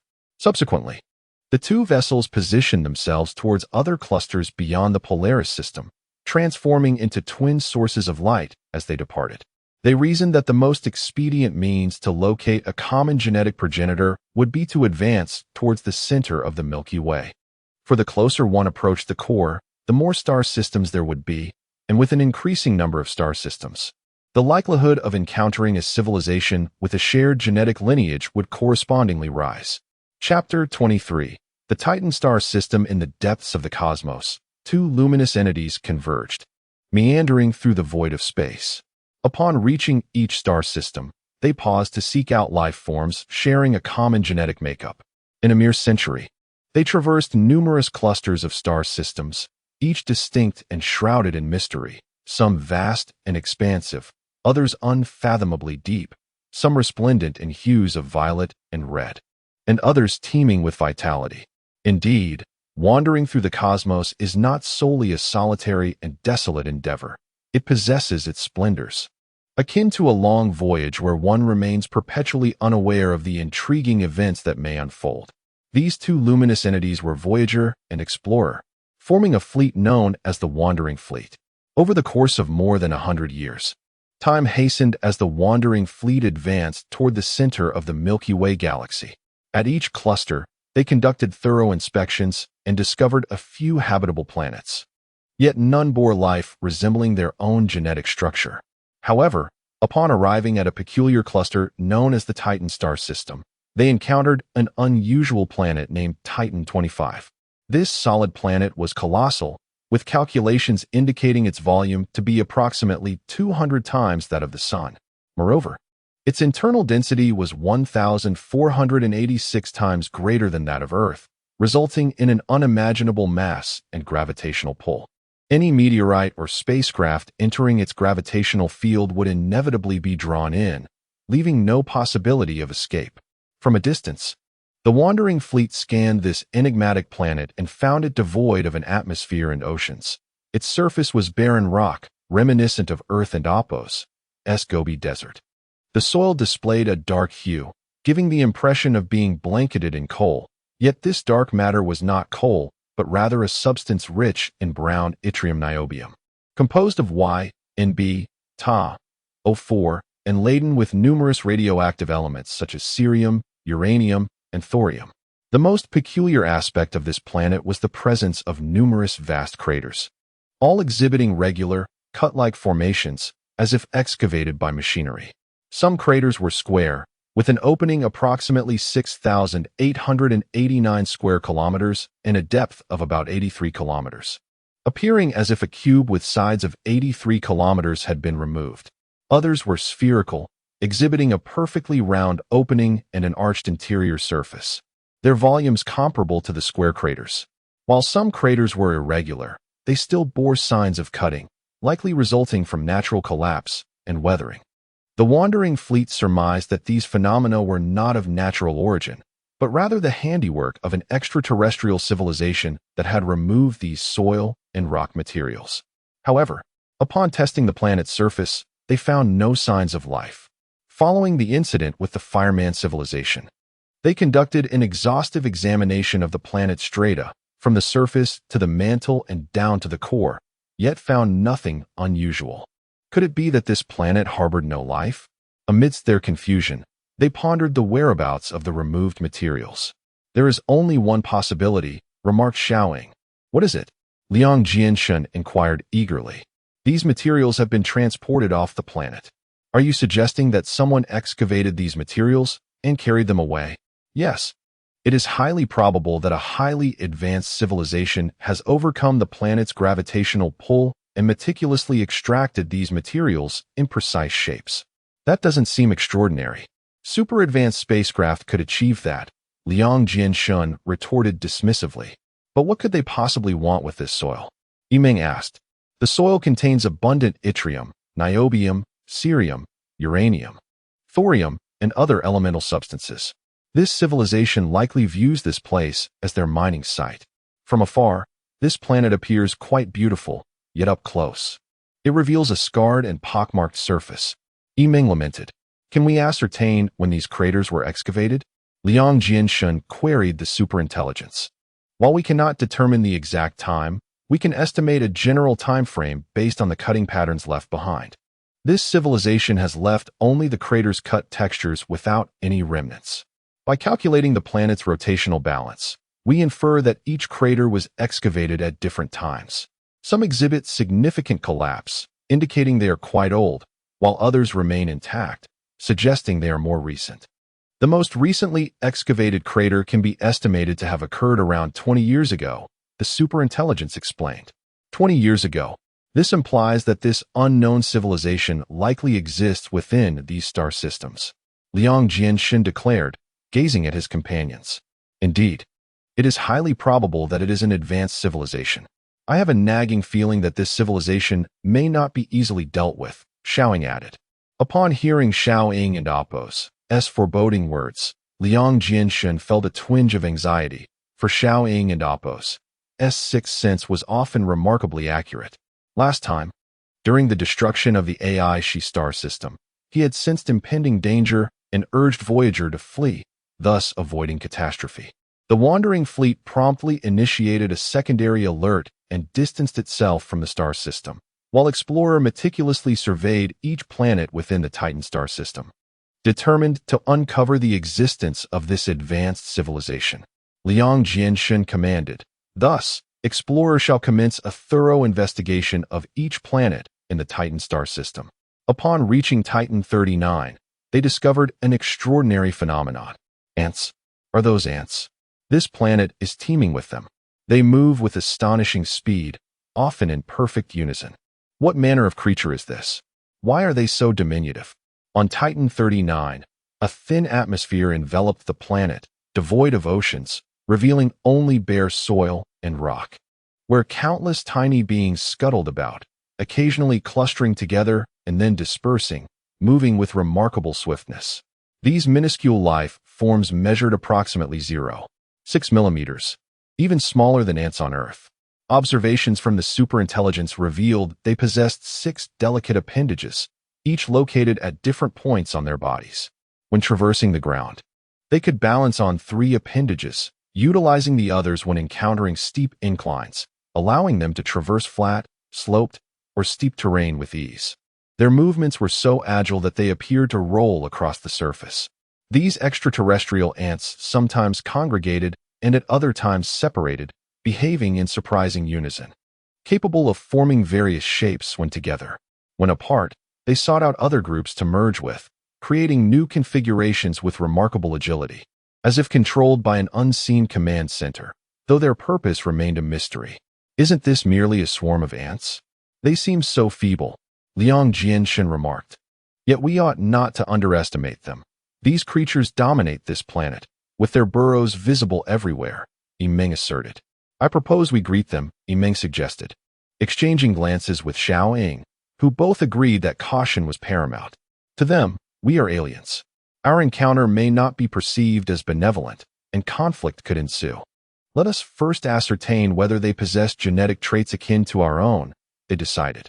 Thus, the superintelligence analyzed the internal structures of these ants, discovering a minimal presence of genetic coding, yet astonishingly interspersed with substantial quantities of yttrium, niobium, cerium, uranium, thorium, and other radioactive elements.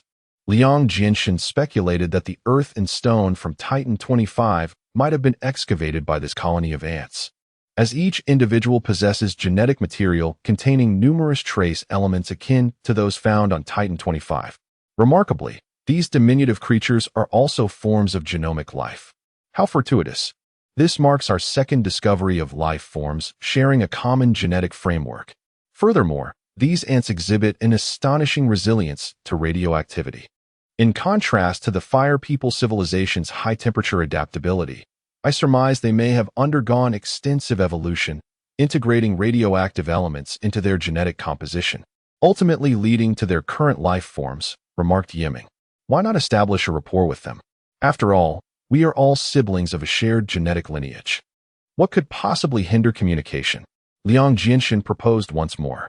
Yet, will they be willing to engage with us? When the explorer approaches, might they resort to aggression?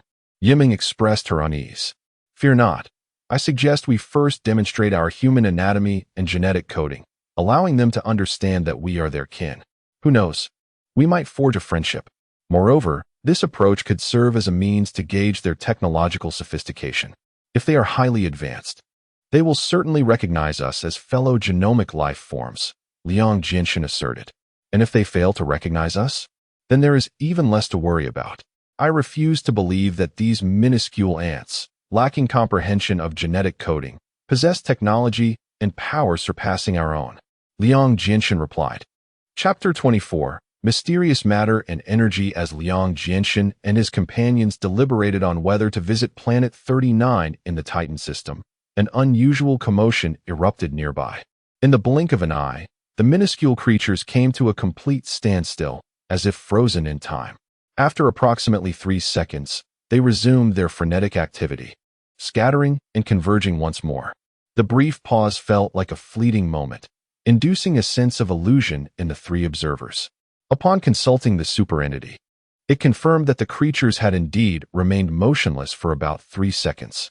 After a while, the superentity detected an unexpected occurrence. Within the burrows previously inhabited solely by these diminutive beings, a plethora of radioactive substances emerged. These materials seemed to be undergoing a chemical transformation, gradually coalescing into a compound composed of dozens of elements. This lengthy chemical formula included not only radioactive elements such as yttrium, niobium, cerium, uranium, and thorium, but also a significant quantity of conventional elements like iron, nickel, copper, gold, carbon, oxygen, hydrogen, and helium. The amalgamation of these elements formed an elongated molecular substance, which, through a certain aggregation effect, slowly transformed into metallic objects. Subsequently, these metallic entities were transported by the creatures, merging and enlarging, seemingly evolving into various metallic products. The creatures worked with remarkable speed, continuously dispersing and regrouping. Engrossed in their industrious tasks, across the entire planet, nearly all of the creatures engaged in the same activities. At this juncture, the metallic products underwent a complex assembly orchestrated by the creatures, resulting in the formation of peculiar machines, some of which had already lifted off the ground and hovered in midair. Although Titan 39 was not as vast as Titan 25, it was still several times larger than the Sun, boasting only a thin atmosphere, a high gravitational pull, and a moderate distance from its star. The internal temperature hovered around 53 degrees Celsius, and the air was rife with radioactive particles. Humans could not survive there for more than a minute. As an increasing number of machines ascended from the planet's surface, Liang Jinshin could no longer remain seated. He was perplexed by the intentions of these creatures. Iyun and Xiaoying remained intensely focused on their observations, equally bewildered. At that moment, Xiaoying remarked coldly, "I suspect they have detected our presence. These are their vessels."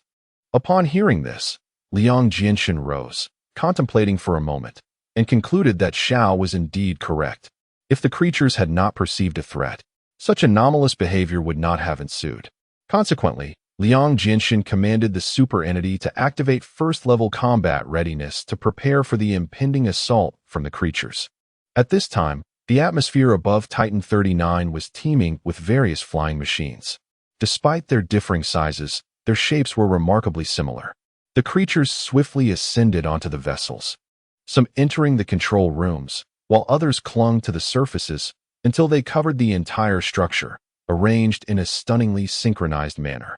The flying machines gradually ascended, accelerating rapidly until they soared into space.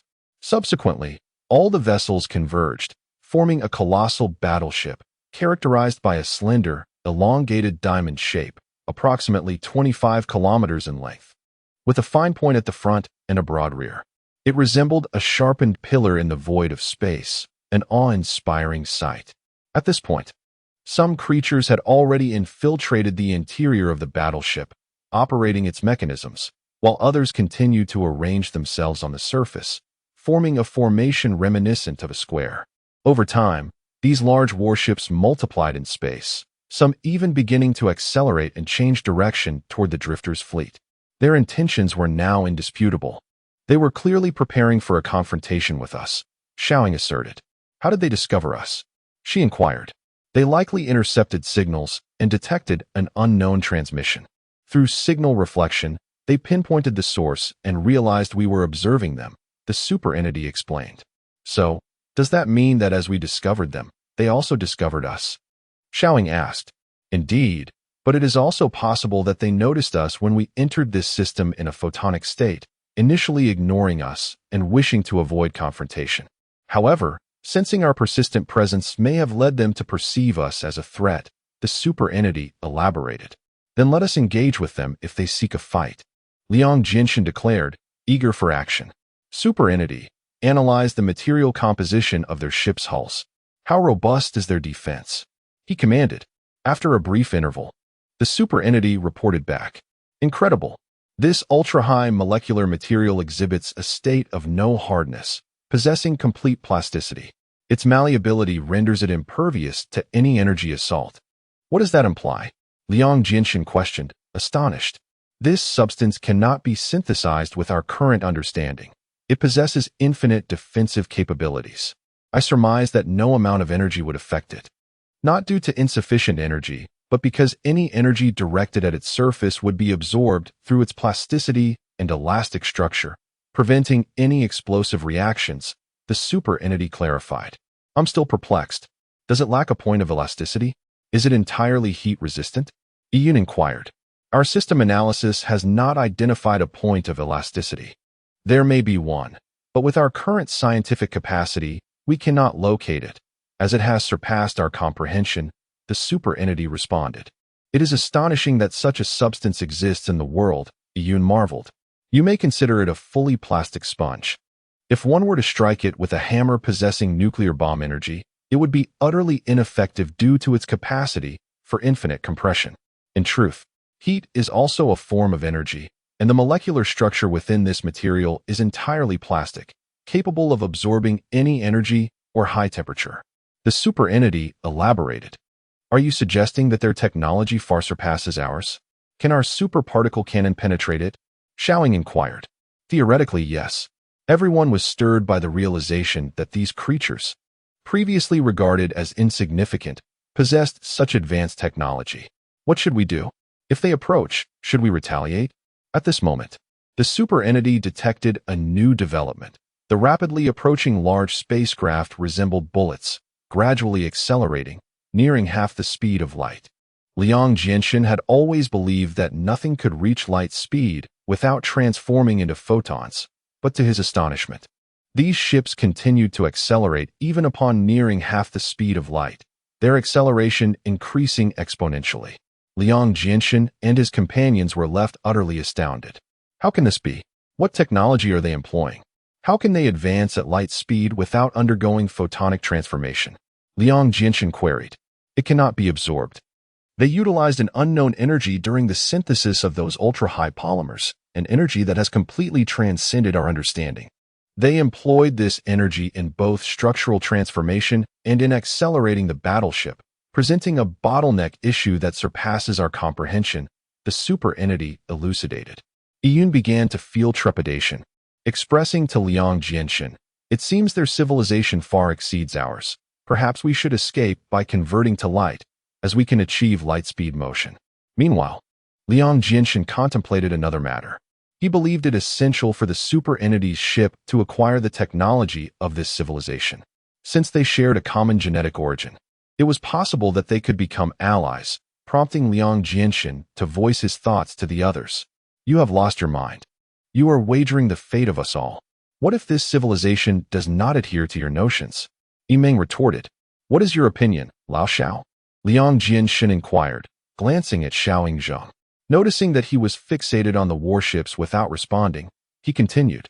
I believe that if we do not pursue technological advancement and venture deeper into the galaxy, we will inevitably be annihilated by other civilizations. The closer we approach the galactic core, the more advanced these civilizations become, thus increasing our peril. Should we continue to rely on traditional technology? It may take millennia before we encounter a gene pool akin to our own. Yimeng remained steadfast in her opposition. After Liang Jinshan and Yimeng debated for a while, Xiaoying Zheng interjected. How about this? Since they are capable of detecting us and are not moving at light speed, it indicates they can observe our every action during their journey. Perhaps we should now reveal the structure of humanity and our genetic coding. If, after their observation, they do not slow down or extend a gesture of goodwill, we shall promptly depart at light speed. Xiao Yingzheng proposed. That is a commendable suggestion. What do you think, Yimeng? Liang Jianshan asked. Yimeng nodded, finding this approach quite prudent. Consequently, the Voyager utilized functional robots to assemble an enormous model representing the human anatomical structure and genetic coding, which revolved around the spacecraft in a grand display.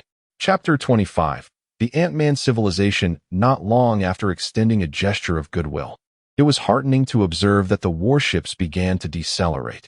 Could it be that they have comprehended our intentions? Liang Jiashan exclaimed with excitement. It is possible. Let us observe their subsequent actions. Better safe than sorry, Xiao Yingzheng remarked.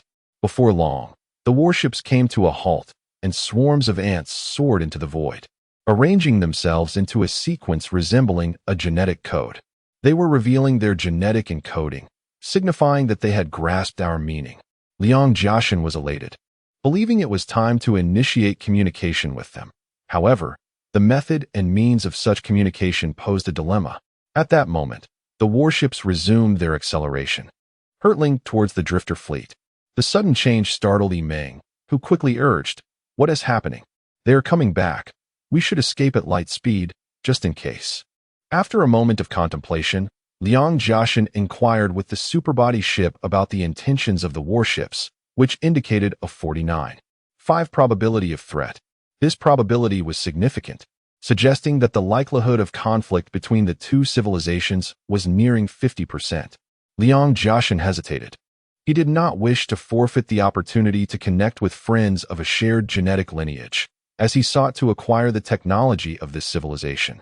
Yet, he was uncertain of the true intentions of these alien vessels. Did they wish to annihilate us, or were they eager to welcome us? It was indeed a quandary. Given that this civilization had already acknowledged our shared genetic identity, it should harbor no malice towards us, Liang Jiashan asserted. The absence of malice is merely a possibility. What if they harbor ulterior motives? When they approach us, we may find ourselves utterly defenseless, Yimeng countered. One cannot enter a tiger's den without risking the tiger's cubs. If the drifter fleet wishes to advance its technology, I believe that only the path of risk remains. Liang Jiashan declared. Let us vote, Xiao Yingzheng suggested. With Delir gone and the addition of the superbody ship, there were now 4 voters. Due to the even number of voters, an awkward tie of 1-to-1 was inevitable. This time, the superbody and Han Yimeng favored retreat, while Liang Jiashan and Xiao Yingzheng supported contacting the aliens. Liang Jiashan remained indecisive. He did not consider Yimeng and the superbody system to be making an erroneous choice, as they were also contemplating the preservation of their own safety. Engaging with an unknown civilization recklessly would leave the fleet perpetually on the brink of danger, with no one knowing whether their next actions would be accepted by the alien civilization. At that juncture, Xiao Yingzheng decisively devised a plan. You shall give me the Explorer, and I will approach them at high speed. If they intend to destroy us, they will likely target the Explorer first. Even if they do not attack, I will obstruct them from approaching the Voyager. That is an excellent plan, Liang Jiashan affirmed. If they are indeed an advanced civilization, they will surely comprehend our intentions. Should they approach the Voyager without hesitation, it would indicate they harbor ulterior motives, and you must immediately escape at light speed. But you will be in grave danger. Yimeng cautioned. This time, let us take a gamble. Placing all our eggs in 2 baskets means that even if one breaks, we still have another. Better to sacrifice one than to lose the entire fleet, Xiao Yingzheng resolutely stated. Upon unanimous agreement, Xiao Yingzheng set forth in the Explorer. The Explorer sped towards the alien warships, and due to their relative velocities, it soon encountered them. The Explorer calculated the trajectory of the warships and maneuvered into the operational vector of one, attempting to obstruct its path. At that moment, it was observed that all the alien warships began to slow down once more. Liang Jiashan and Han Yimeng breathed a sigh of relief. It appeared they were willing to engage in communication with us. Then, the ants began to ascend into the void, gradually crawling onto the surface of the Explorer, moving about as if searching for something. Xiao Yingzheng did not oppose their presence, allowing them to explore. Yet he dared not open the hatch to let these extraterrestrial beings aboard, due to their highly radioactive bodies. As the ants multiplied, eventually covering the entirety of the ship's surface, Xiao Yingzheng refrained from intervening, trusting his intuition that if these ant beings wished him harm, they would not do so in this manner. A mere energy blast would suffice. After a while, Xiao Yingzheng noted that the ants, now saturating the ship, ceased their movements, their bodies shifting from a dark brown to an orange-red hue. The temperature on the ship's surface continued to rise, and it became apparent that a form of energy akin to a computer virus was infiltrating the superbody system. Xiao Yingzheng was astonished. The superbody was the most sophisticated intelligence system he had encountered, with antivirus capabilities that had reached world-class standards. He had not anticipated that these extraterrestrials could so easily penetrate the system from the ship's exterior. Perceiving the intrusion of the ants, the superbody's danger level escalated, issuing a warning and strongly advising Xiao Yingzheng to enter a level 1 defense status to thwart the ants' infiltration. However, Xiao Yingzheng chose to disregard this counsel, opting instead to sacrifice himself to safeguard the drifter fleet. Eventually, the ants reverted to their dark brown hue and returned to the cosmos. At that moment, something extraordinary transpired. They began to arrange themselves into a sentence in Chinese. On the outer edge of the third arm of the galaxy, friends of the solar system civilization. Welcome. Upon seeing this message, everyone was filled with exhilaration, for it appeared that these extraterrestrial beings had successfully deciphered the communication methods of Earth civilization and understood our origins. Consequently, Xiao Yingzheng commanded the functional robots aboard the Explorer to venture into space, mirroring the ants' arrangement to form a response. Thank you for your welcome. We are siblings of the shared genetic body. May I ask what civilization you belong to? Through this method of communication, a dialogue ensued, and the drifter fleet quickly acquired comprehensive knowledge about this civilization. It is said that they call themselves the Unified Gene Civilization from the perspective of Earth civilization. They may also be referred to as the Ant-Man civilization. Eons ago, a seeding civilization visited Titan 39 and planted genetic seeds, which evolved over millions of years through numerous cataclysms and thousands of cycles of life rebirth, continuously updating and iterating their technology, ultimately evolving into sentient beings of the unified gene. The essence of unified gene is that all ant individuals on Titan share a unified thought and action. In other words, they possess no independent consciousness. Any individual can perceive the thoughts and emotions of others, enabling the instantaneous dissemination of knowledge across the entire population. Thus, privacy is non-existent among them, as all lives collectively constitute a vast unified biological community. Initially, this planet was home to many different species. Yet with the explosive growth of the Ant-Man population, they occupied all available living space on Titan, leading to the extinction of all lower species, leaving only the Ant-Man community. The evolutionary history of the Ant-Man civilization parallels that of Earth. Earth too began with a diverse array of species, but as humanity proliferated, the living space for other species diminished significantly, causing many to teeter on the brink of extinction.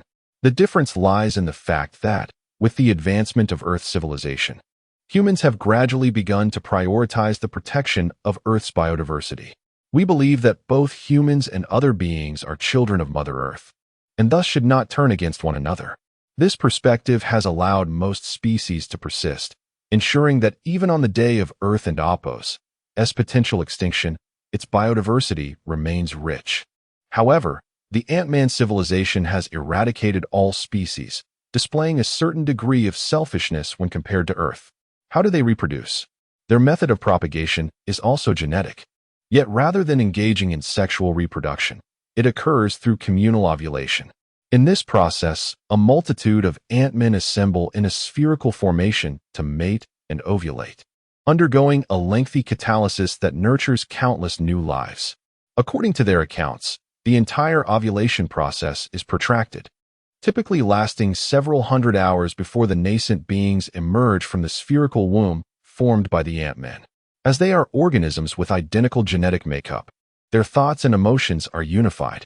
When they witness the former inhabitants of Earth annihilating one another for their own interests, they are taken aback. For them, when one individual experiences sorrow or pain, others share the same profound feelings. Thus, the act of one person slaying another equates to the destruction of oneself. The Ant-Men possess limited emotions, primarily fear, curiosity, and camaraderie, and they struggle to comprehend the intricate spectrum of human emotions, including the tragic propensity for self-destruction that can arise from emotional turmoil. Upon learning that each Earthling pursues distinct goals and personal interests, they deem this disconcerting. Recognizing that such division impedes the possibility of unity akin to their own, which is essential for advancing technological prowess to confront the perils of the cosmos. The predominant emotion within the Ant-Man civilization is fear, a trepidation rooted in the psychological scars from millennia of reincarnation. As the majority of such cycles have been precipitated by the slaughter of alien superior civilizations over the past 500 million years. The survival capacity of genetic civilizations is extraordinarily robust. Each time they face annihilation from a superior civilization, there remains a possibility for resurgence, regardless of the brutality of the extermination methods employed. Consequently, they relentlessly traverse the cosmos, absorbing knowledge to enhance their strength, aspiring that each cycle grants them the fortitude to endure within the universe. Thus, the Ant-Man civilization perceives itself as perpetually diminutive, forever overshadowed by an abundance of more formidable civilizations. Throughout their extensive 500 million year history, they have engaged in conflict with innumerable extraterrestrial civilizations, most of which have not been benevolent, often embodying extermination-driven ideologies. The few that possess advanced technological capabilities are particularly formidable and display no mercy towards genetic civilizations. Therefore, each reincarnation for the Ant-Men constitutes a rebirth, intensifying their reverence and fear of the cosmos. It is noteworthy that apart from a minority of extermination civilizations, they have triumphed in the majority of interstellar conflicts, primarily because most alien civilizations are technologically inferior to them. Since the last reincarnation, they have traversed over 10,000 years, during which they consider themselves fortunate, as they have yet to encounter a civilization of superior advancement. Chapter 26. The enthusiastic Ant-Man. The wandering fleet accepted the invitation of the Ant-Man civilization to visit their home planet. Liang Jinshan believed that since we are all part of a shared genetic family, it would be beneficial for the Ant-Man civilization to impart some of their technologies to us. The Ant-Men were already aware of the calamities that had befallen Earth and humanity, and expressed great sorrow over the destruction of Earth and Aishi Star. They regarded the annihilation of these civilizations as a prime example of species extermination. Their technology far surpassed that of Earth and Aishi civilizations, and thus, regardless of any resistance, the fate of destruction was inescapable. Curious, Liang Jinshan inquired about the strength of this exterminating civilization in comparison to the Ant-Man civilization. The Ant-Men confessed that they could not determine which was stronger, as the fragments captured through superbody imaging could not accurately reveal the technological prowess of their adversaries. Although the spheres and energy-cutting blades deployed by this exterminating civilization could be countered by the Ant-Man civilization, such technology might merely represent the tip of the iceberg. The Ant-Men were uncertain whether this civilization possessed even more formidable technologies or advanced methods. The Ant-Men believed that the technological capabilities of the Aishi civilization were not particularly robust, yet they were significantly superior to those of Earth, as they had once encountered Aishi spacecraft. This was long ago when these vessels had passed by the Ant-Man civilization's third star system as mere lights, and the Ant-Men had chosen to ignore them. Firstly, their technology was too feeble for the Ant-Men to warrant extermination. Secondly, they posed no threat as they were merely passing through. The Ant-Man civilization never initiated attacks on other civilizations and harbored no desire to foster enmity. The wandering fleet gleaned many cosmic truths from the Ant-Men, particularly the survival principle of the universe. One must refrain from war with other civilizations unless absolutely necessary, and learn to conceal oneself in the cosmos for self-preservation. Adhering to this principle, the Ant-Men, after occupying the 6-star systems surrounding Titan, dared not venture deeper into the universe, striving to master the art of self-protection. After several months of travel, the wandering fleet finally arrived at the periphery of the Ant-Man home planet. Here, Liang Jinshin anchored their vessel in the orbit of Titan 39. Clad in protective suits designed to shield against radiation and intense signal waves, they descended upon the surface of Titan. Due to Titan and Opos' substantial gravity, their suits were equipped with anti-overweight mechanisms, allowing them to walk on Titan as they would on Earth. Despite the protective gear, various sharp whistles could still be heard, as the suits, while blocking much of the high-intensity signals, could not entirely muffle the piercing sounds of the Ant-Men welcoming the wandering fleet. Each whistle prompted a group of Ant-Men to change formations and postures, appearing somewhat comical, akin to humans undergoing military drills on a playground. The Ant-Men exhibited remarkable warmth, clearing a path for the trio and neatly lining up on either side, forming welcoming inscriptions in myriad combinations, with some Ant-Men even playfully climbing onto their suits. Displaying a friendly demeanor, Yimeng crouched down, extending a hand, and the Ant-Man eagerly climbed onto her gloved fingers. She observed these diminutive beings intently. Although smaller than ordinary ants, they moved with agility and precision, as if trained. Some combined to mimic human stature, bowing in gestures of welcome, while others formed floral wreaths around Yimeng in greeting, indicating their complete understanding of Earth's cultural practices. They had even constructed a building resembling a human dwelling from stones to host their guests, furnished with makeshift replicas of sofas and tables, evoking a sense of returning home to Earth. It was evident that the Ant-Man civilization had thoroughly grasped Earth's culture and human thought, resulting in a harmonious exchange between the two parties. Yimeng felt that the wandering fleet had finally found genuine friends amidst the vast cosmos, rather than encountering fearsome foes, as the Ant-Men had come to regard humanity as their siblings. Using a magnifying glass, Yimeng examined their burrows and discovered numerous dark brown substances resembling the material excavated from Titan 25. Inquiring about the origin of these substances, the Ant-Men had learned to converse with humans through sound wave interpretation. Her voice was transmitted to their signal translator, which then conveyed her words, followed by responses translated into Chinese. These substances were extracted from the resource planet, Titan 25, for Ant-Man consumption and the creation of fundamental materials. Are these also your source of energy? Yimeng asked. Indeed, these substances contain numerous essential elements for our survival, including yttrium, niobium, cerium, uranium, thorium, manganese, fluorine, iron, nickel, copper, gold, carbon, oxygen, hydrogen, and helium. Is your life finite or infinite? Yimeng continued. We possess infinite life and do not experience death. Furthermore, after millions of years of evolution and genetic modification, we have developed remarkable resilience. We are impervious to extreme temperatures, whether 8,000 degrees or minus 340 degrees. And any radiation we encounter is as commonplace as daily life. Our hardness and flexibility have reached their zenith. We cannot be harmed. We can breathe anaerobically, traverse any terrain, and soar freely in the vacuum of space. After several days of observing and studying the Ant-Man civilization, Yimeng was astounded. The Ant-Men could reconstitute their genes to achieve an optimal state, greatly enhancing their survival capabilities. They shared a collective goal of incessantly exploring scientific knowledge throughout the cosmos to augment their technological prowess. In stark contrast, humanity, despite being a shared genetic entity, lagged considerably behind.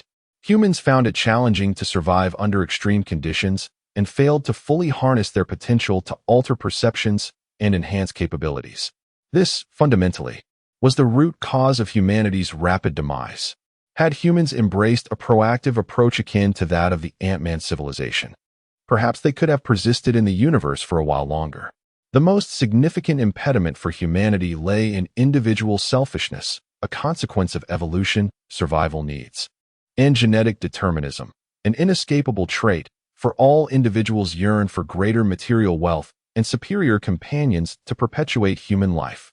For millennia, Earth has been marred by wars stemming from selfishness and greed. Humanity has traversed primitive, feudal, and capitalist societies, culminating in the flourishing of commercial society, all of which stemmed from individual self-interest.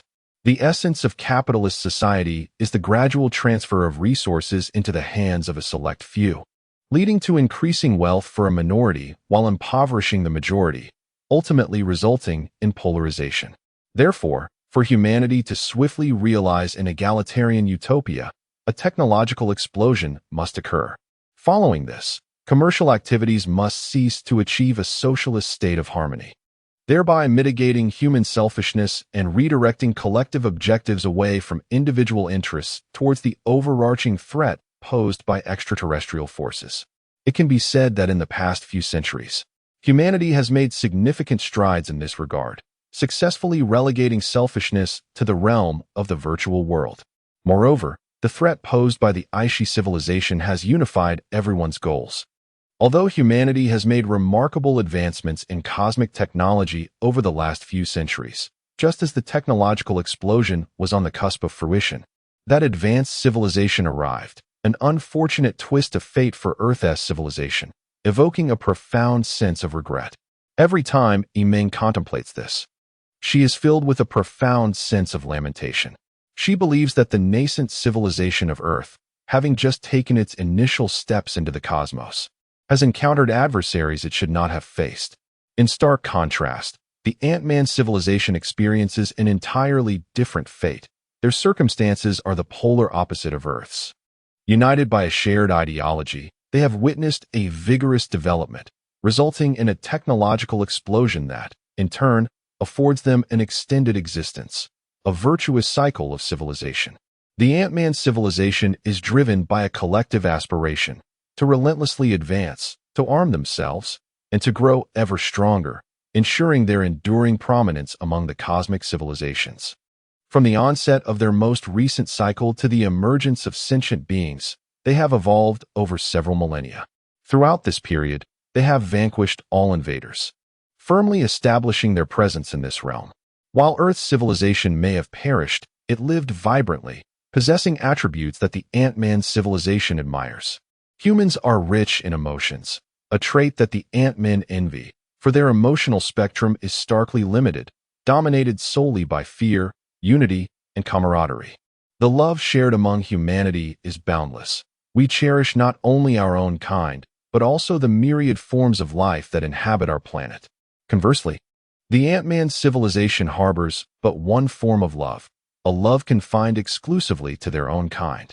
The profound love that exists among humans is a beautiful force, capable of fostering personal happiness and contributing to a more harmonious world, allowing human civilization to radiate brilliantly within the expanse of the cosmos.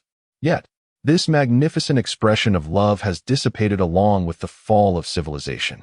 Ming reflects poignantly on how the vast and profound galaxy has become a realm of terror due to the absence of such love. How splendid it would be if a civilization akin to Earth, imbued with love, were to govern the galaxy. In recent days, Liang Jiaxin has also witnessed the formidable strength of the Ant-Man civilization. He yearns to communicate with them, aspiring to incorporate their profound technologies into the superbody system. Dear Ant-Man friends, he declares passionately, we harbor a dream of one day discovering our common genetic progenitor. Thus, we must venture deep into the cosmos, seeking the heart of the galaxy. However, the galaxy is vast, and as we delve deeper, civilizations grow increasingly powerful. Therefore, we require more advanced scientific technologies to support our endeavors. Today, I represent the Wanderer's fleet in seeking assistance from the Ant-Man civilization, hoping that you will generously impart some of your knowledge. At that moment, the Ant-Men remained silent, contemplating his request. After a while, they began to respond. Dear human friends, we regret to inform you that we cannot share our core technologies. It is imperative for us to safeguard the absolute security of the Ant-Man civilization within the universe.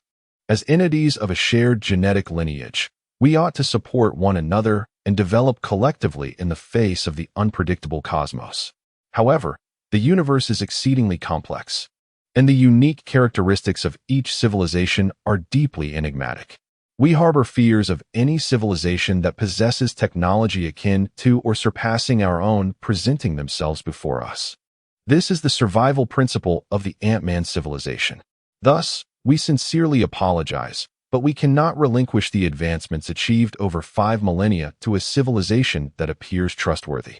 Upon hearing the Ant-Man and Apos' words, Liang Jiaxin and his companions felt a tinge of disappointment, yet they understood. After all, while they are entities of a shared genetic heritage, they remain two distinct civilizations. It is akin to two swordsmen encountering one another in the wilderness, though they may not engage in battle and instead forge a friendship.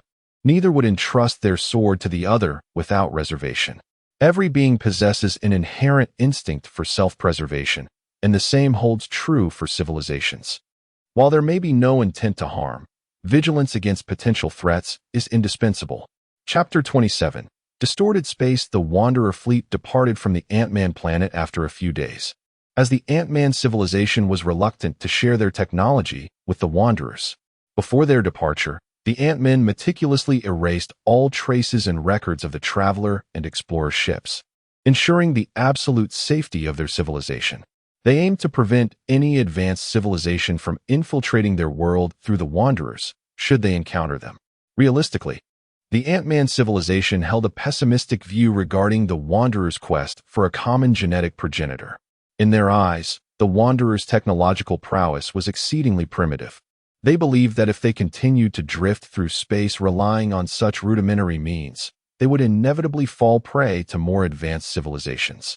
According to the Ant-Man's logic, had they found themselves in a similar predicament as the Wanderers, they would have sought out a habitable planet on the fringes of the galaxy to cultivate and recreate their civilization. However, each individual has their own aspirations, and they refrained from urging the Wanderers to alter their objectives. They believed that one must not always focus solely on immediate concerns. Life as a genetic entity should encompass dreams, with aspirations directed towards the horizon. Should they discover the genetic progenitor, it would undoubtedly be more beneficial for the Wanderers. 2 centuries swiftly passed, during which the Wanderer fleet explored 5 star systems. For the trio, these 200 years felt akin to mere months, as they traversed most of the time in the form of light, only assuming solid forms when searching for planets. Despite the lengthy journey through space, they never found it tedious. Each exploration of a wondrous planet ignited their curiosity, lending greater significance to their existence. Yimeng, a sensitive girl with a reserved demeanor, was often deemed overly sentimental by others. Her acute emotional perception endowed her with an extraordinary memory, allowing her to discern subtle changes in her surroundings, a hallmark of those attuned to their feelings. Upon arriving at the Aquarian star system, Yimeng felt an inexplicable sense of familiarity, as though she had encountered these planets before. Confounded, she wondered why such a sense of déjà vu lingered.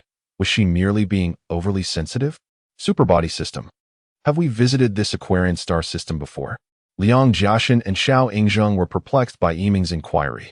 The superbody vessel was programmed to search towards the center of the galaxy based on human directives, halting at each star system it passed.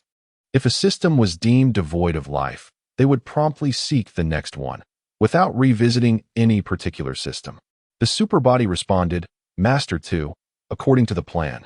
If no extraterrestrial civilization is found in a star system, the fleet will lock onto other systems, refraining from repeated searches of any one location.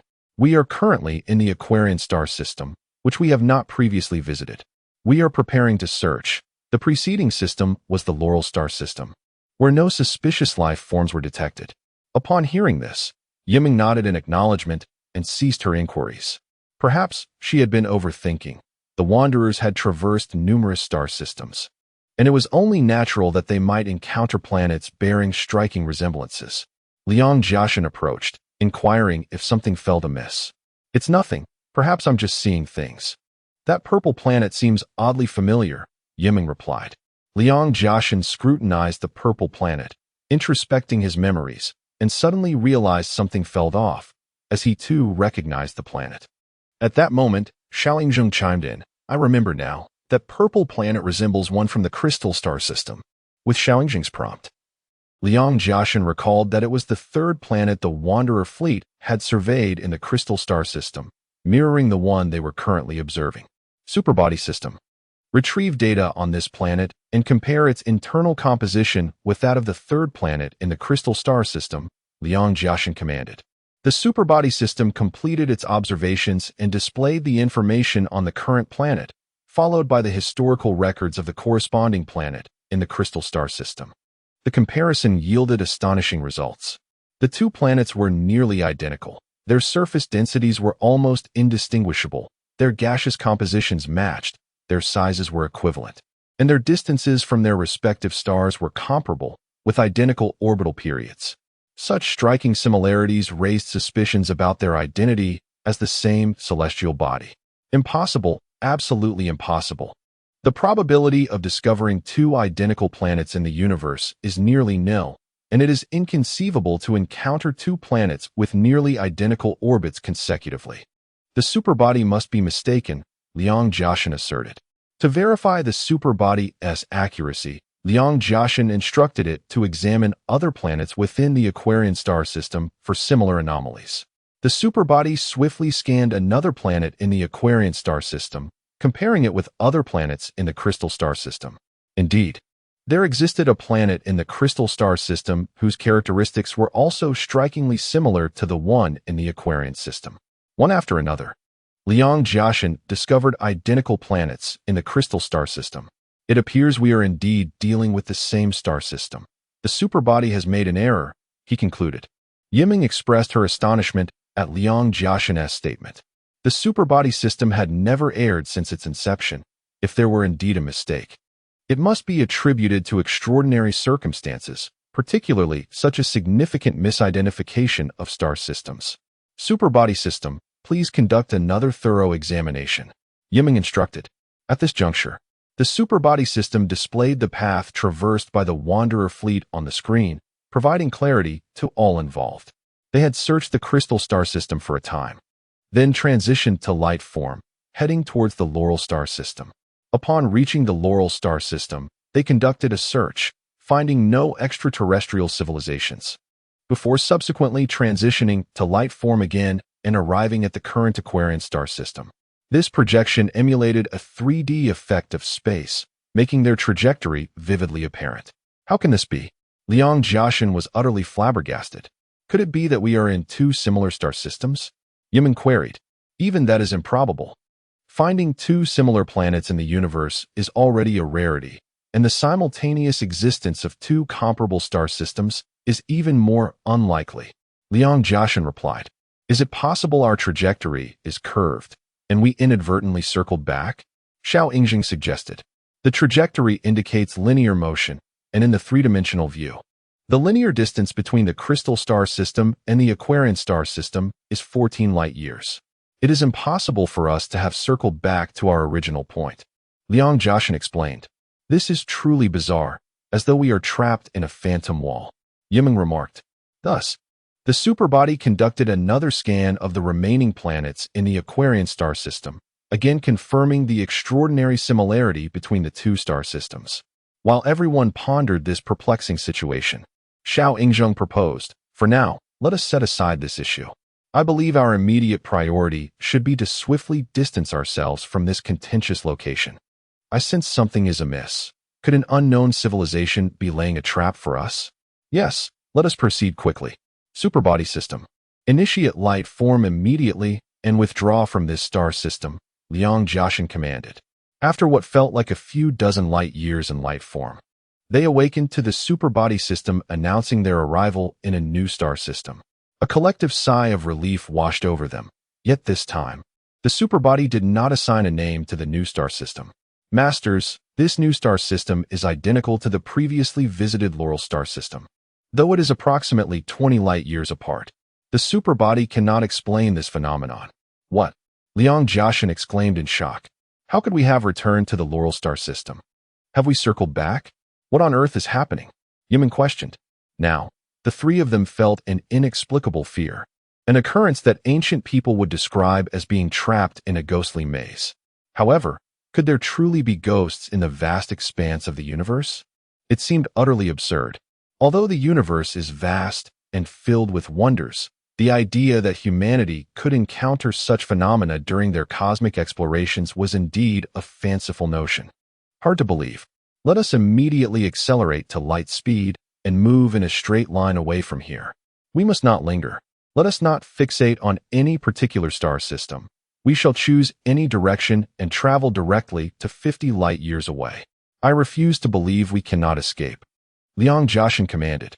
Although 50 years is a long duration, for them, it would feel like the blink of an eye, as they would have no consciousness during the journey at light speed. However, upon awakening, the superbody system informed them they had traveled 56 light years in a straight line as per the directive. Yet the Wanderer fleet had returned to a position merely 20 light years from the Aquarius star system. This is utterly ridiculous. The superbody cannot escape from these star systems regardless of the direction chosen. What sort of place is this?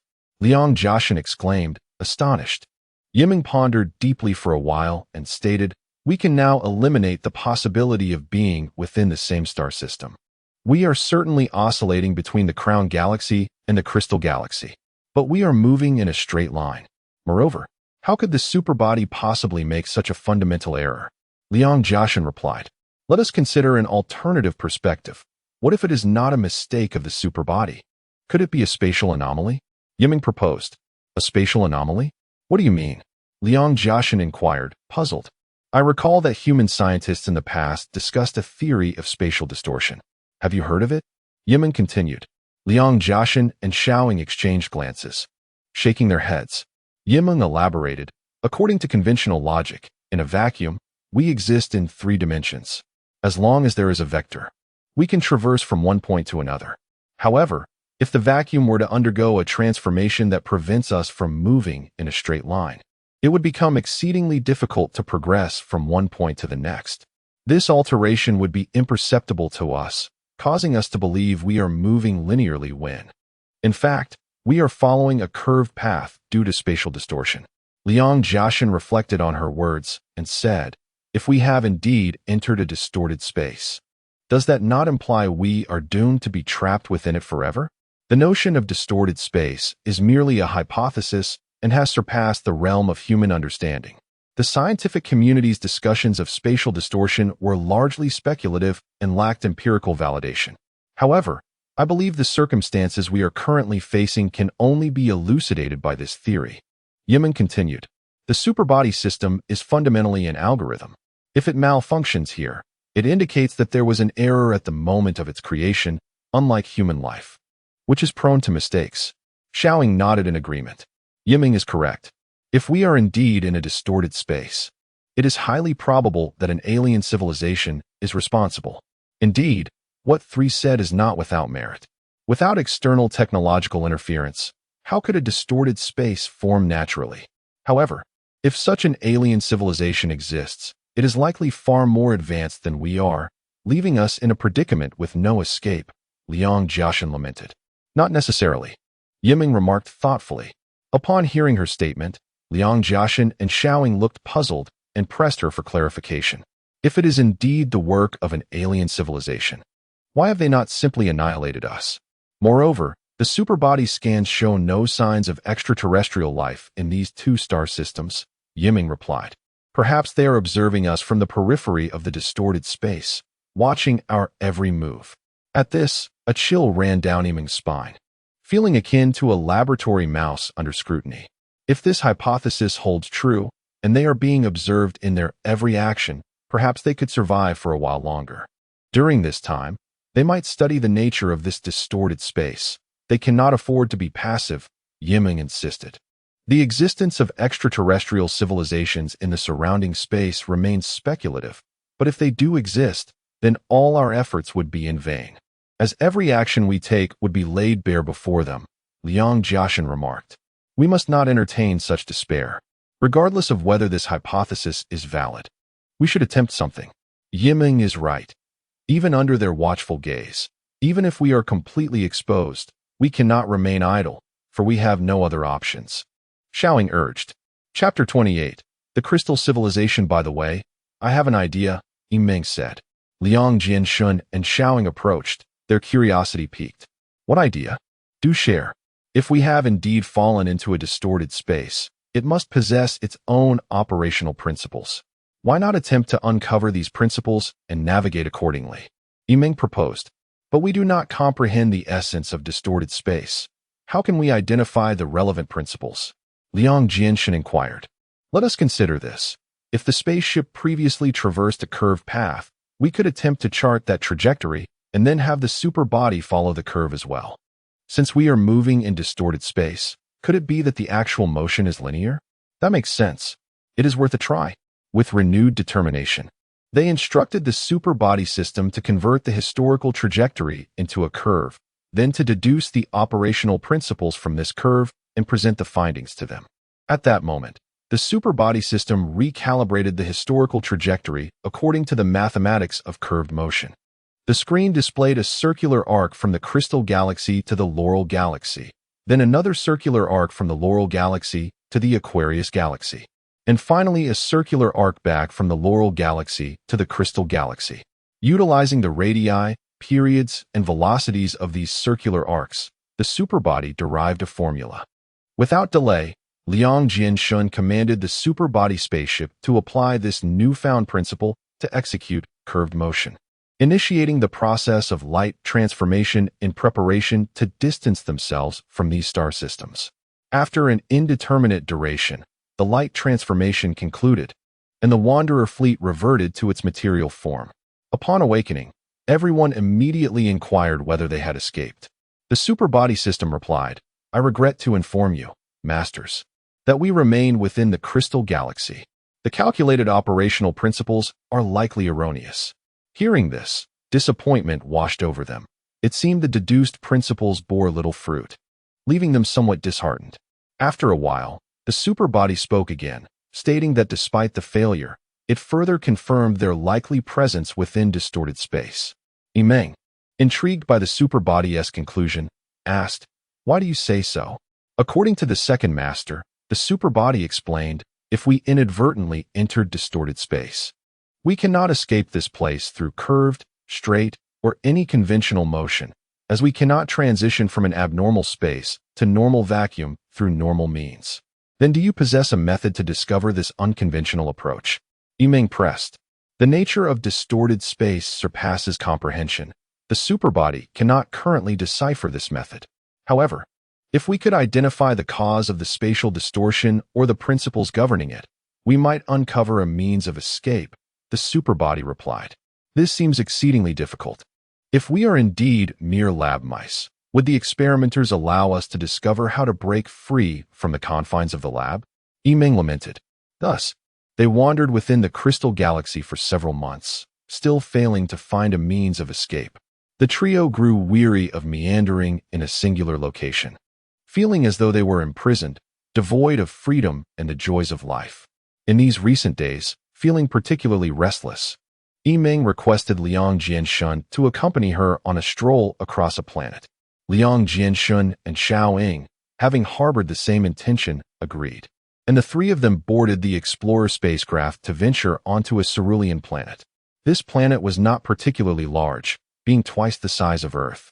Due to its considerable distance from its sun, the surface temperature plummeted to below -80 degrees. The planet lacked an atmosphere and water sources, consisting solely of shallow blue-hued rocks and slopes, devoid of wind or sand.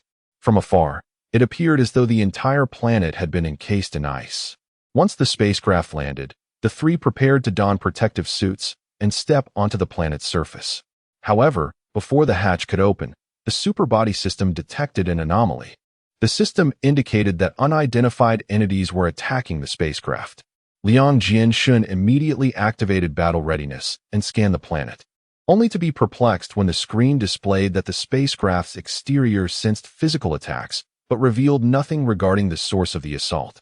The system showed numerous small red dots in varying sizes surrounding the spacecraft, representing some mysterious substance relentlessly bombarding the Explorer. The trio found this situation exceedingly strange, uncertain of the cause. This galaxy is peculiar. The distortion of space prevents our escape, and now we are beset by an unseen force attacking the ship.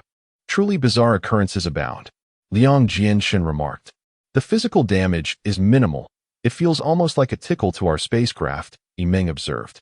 Indeed, the reason we did not detect extraterrestrial civilizations while scanning this planet is that this civilization is colorless and transparent, invisible even to the superbody. At this moment, the superbody system analyzed the energy generated by the collisions between the unidentified entities and the spacecraft's hull, as well as residual materials, concluding that these entities originated from the planet. However, the method of attack remained undetectable, as nothing was visible. The superbody speculated that these entities might be a form of translucent matter, possessing a molecular structure that allows photons to pass through a unique lattice channel, resulting in light passing through without reflection. They resembled entirely transparent glass, enabling light to penetrate without a single ray being reflected back, rendering the entities invisible to the human eye. Moreover, not only could these substances transmit light, but they also allowed any electromagnetic signals emitted by the superbody spacecraft to pass right through, making detection impossible.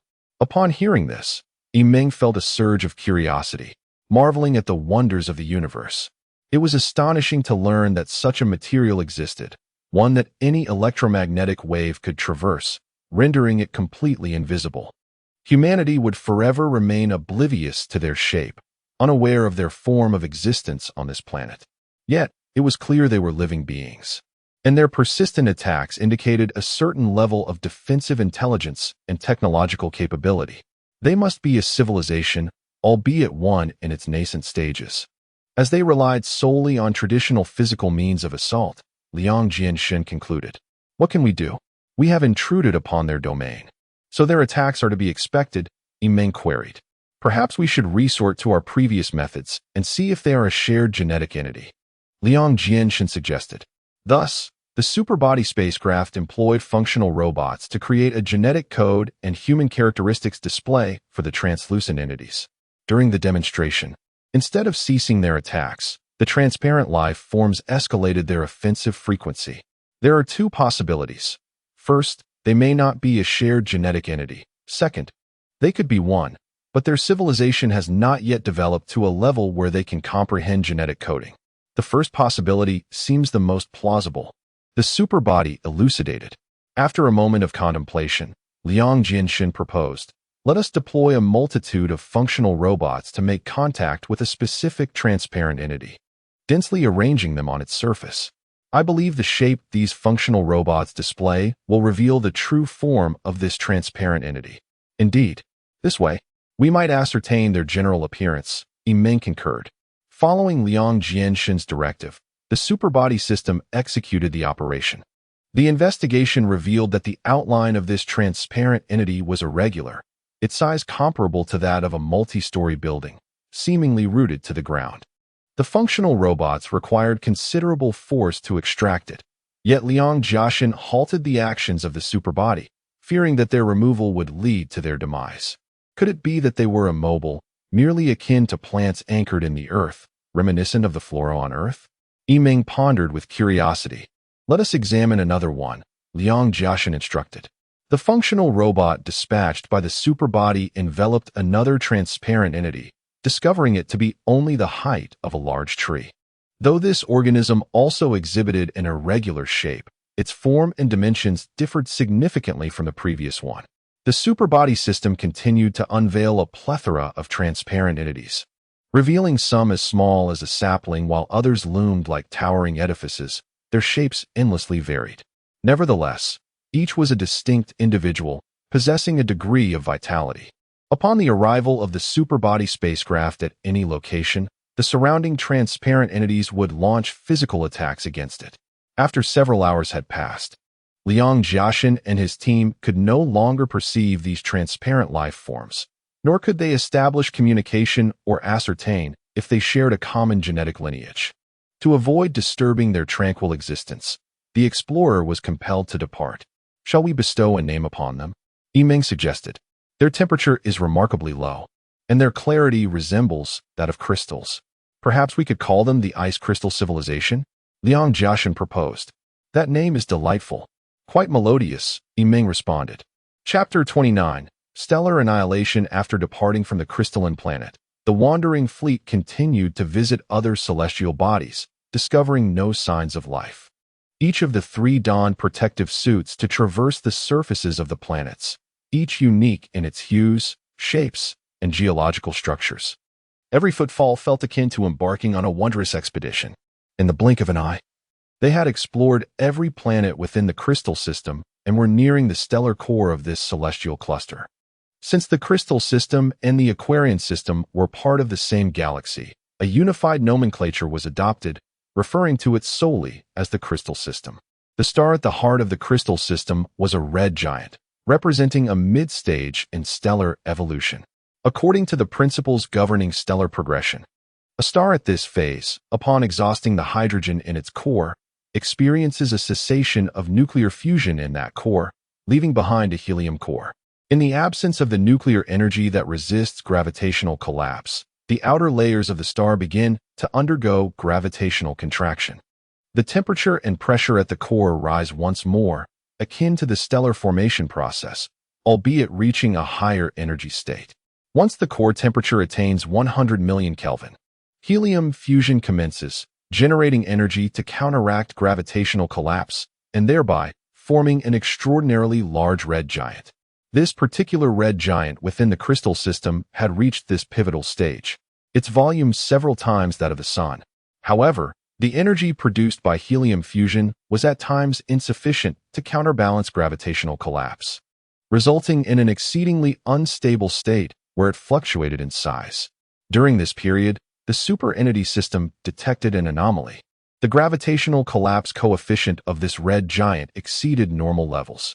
Based on standard gravitational collapse calculations, it was anticipated that this red giant would deplete its helium reserves in 15 billion years, subsequently collapsing into a red dwarf. Yet, its collapse coefficient was abnormally elevated, leading the superentity to predict that this red giant would transform into a red dwarf 5 billion years ahead of schedule, signifying an accelerated collapse rate by 1/3. Such an occurrence was extraordinary. Given the star and Opos' mass, its collapse coefficient should remain constant, absent external energy interference. It was inconceivable for it to become a red dwarf 5 billion years earlier than expected. Upon receiving the superentity's report, Liang Jiaxin grasped only a fragment of its meaning, surmising that some peculiar condition was hastening the collapse of this star. The superentity systematically eliminated various factors, yet ultimately failed to identify the fundamental cause of the star's accelerated demise. This cause may have transcended the boundaries of current understanding for all known cosmic energies, including superenergy, particle energy, hydrogen fusion energy, and galactic traction energy, could not effectively suppress the helium fusion occurring in the red giant. However, this unknown energy appeared capable of diminishing nearly 1/3 of the helium fusion reactions, leading to a gradual cooling and extinguishing of the fusion process, thereby increasing the gravitational collapse coefficient. The superentity elaborated that this unknown energy could not be directly detected. Liang Jiaxin inquired, "Is it not possible to ascertain the nature of this unknown energy?" The response was affirmative. It must originate from some undiscovered substance, accumulating in significant quantities around the red giant, influencing the helium fusion process, and causing the star's luminescence to fade, ultimately leading to a rapid collapse into a red dwarf. Are you suggesting that while the actual state of this unknown material is undetectable, we can infer its accumulation around the star based on the collapse rate? Liang Jiaxin probed further. Indeed, the superentity confirmed. Without a thorough investigation into the collapse rate of the red giant, this unknown energy would remain elusive, as it possesses no discernible color, rendering its existence invisible to us. However, the collapse rates of stars can generally be calculated through inverse reasoning, absent external interference. The life cycles of stars are predetermined, and upon reaching their appointed time, they inevitably transition to the next stage or level. Yet this star defies such established norms, suggesting the presence of external forces at play, forces that must be invisible energy. The correlation between the stellar collapse rate and the accumulation rate of unknown energy was also quantifiable, providing ample evidence that some form of power was indeed accumulating albeit slowly, with its energy increasing exponentially. The superentity concluded, "It seems this crystal system is truly extraordinary. With spatial distortions, the presence of transparent beings, and even stars influenced by unknown energy." Yimeng shared her bewilderment over the recent events, perceiving the system as a dreamscape filled with bewildering phenomena that left all visiting civilizations in awe. Yet, she held the belief that despite the enigma of this star system, it lacked any fatal threats. The technology of the transparent crystalline civilization was not sufficiently advanced to pose a danger, and the annihilation of the star was a gradual process that would not jeopardize the survival of the wandering fleet. Thus, she felt fortunate that they had not encountered highly dangerous extraterrestrial beings. Conversely, she pondered the possibility that if there were indeed a highly advanced alien civilization observing them from beyond the distortions, what could their intentions be? Were they conducting experiments? Why not simply annihilate them? Yimeng found herself perplexed by these questions. Imagination is a hallmark of sentient beings. From a microscopic perspective, the human brain resembles a universe unto itself, an intricately interconnected and developed cosmos. Through the power of imagination, humanity can uncover any conceivable possibility in the world, even those phenomena previously unseen or scientific knowledge that surpasses human comprehension. Yimeng had always been a girl of rich imagination, sensitive enough to connect the subtle intricacies of existence. What if there are no advanced civilizations beyond the distortions? Yimeng mused aloud. Liang Jiaxin and Xiaoying, intrigued by her words, leaned in closer. Consider this. If there truly exists an alien civilization confining us within this warped space, what could be their objective? Do we possess anything they desire? I believe we do not. So is there any necessity for them to act in this manner? Why not eliminate us directly instead of creating a distorted space to trap us? Liang Jiaxin and Xiaoying found merit in Yimeng's perspective. What are you implying? Liang Jiaxin inquired. Yimeng continued. Our encounter with the crystalline civilization within this distorted space lacks logical coherence. Why would an advanced civilization confine us alongside a lesser one? Is it not plausible that no one wishes us harm, and we simply stumbled into this warped space by accident? A spark of realization lit Liang Jiaxin's expression. Your reasoning is compelling. I too believe there may be a significant likelihood of that. If an advanced civilization truly exists outside, they would have no need to go through such elaborate means to confine us. Please, continue. Assuming there are no alien civilizations imprisoning us, let us explore how this distorted space came into existence. Why is it so rare elsewhere? Yimeng countered. Do you believe it formed naturally? Xiaoying inquired. Indeed. Moreover, I am convinced it must have formed within this star system. Otherwise, why would neighboring systems remain unaffected? According to your assertion, could we potentially trace the origins of this distorted space within the crystal system? Liang Jiaxin asked. One cannot dismiss the possibility that the emergence of spatial distortion, as suggested by the hyperbody, originates from a formidable and enigmatic energy. Furthermore, the annihilation of stars may also be attributed to an accumulating unknown matter energy. Could it be that these two forms of energy are, in fact, one and the same? Yimeng speculated. It is highly plausible, echoed Xiaoying in support of Yimeng's assertion. Thus, let us assume that these anomalies are indeed caused by this singular unknown energy, which cannot spontaneously materialize in the cosmos. It must arise under extraordinary circumstances, which must also exist within this galaxy. Yimeng continued. Liang Jiaxin and Xiaoying both nodded in agreement. Yimeng proceeded. In contrast, the hyperbody system's analysis of this galaxy reveals that this star was originally an ordinary red giant. The phenomenon of annihilation is a consequence of the unknown energy. Yet this is merely an outcome. The cause of the star's obliteration remains elusive. Moreover, apart from this, there are no other anomalies associated with this star. The occurrence of spatial distortion is likewise an effect, not the root cause. The only peculiar situation present is the ice crystal civilization, whose crystalline life forms can traverse any electromagnetic wave. This prompts us to ponder whether there exist unknown wavelengths or energies that humans have yet to discover, which could also penetrate through it. Upon hearing this, Liang Jiaxin and Xiaoying were struck with clarity. Are you suggesting that this unknown matter energy originates from the ice crystal planet? They inquired. There exists such a possibility, Yimeng replied. As I have previously stated, 1 begets 2, 2 begets 3, and 3 begets all things. I believe that the myriad strange occurrences within this galaxy stem from a fundamental cause. Once we identify it, we shall elucidate all anomalies. You are correct. This ice crystal civilization is likely the instigator behind the spatial distortions and stellar annihilations. Let us return and investigate further. Liang Jinshan proposed. He commanded the hyperbody to change course and promptly return to the ice crystal planet. Chapter 30. Unknown energy upon arriving at the crystalline ice planet. The superbody system commenced a comprehensive examination and analysis of this celestial body. It presented as a pale blue solid sphere, devoid of an atmosphere and water sources, with surface temperatures plummeting to over -80 degrees. This frigid environment rendered all objects on the planet perpetually stationary, giving it the appearance of a colossal blue ice block from a distance.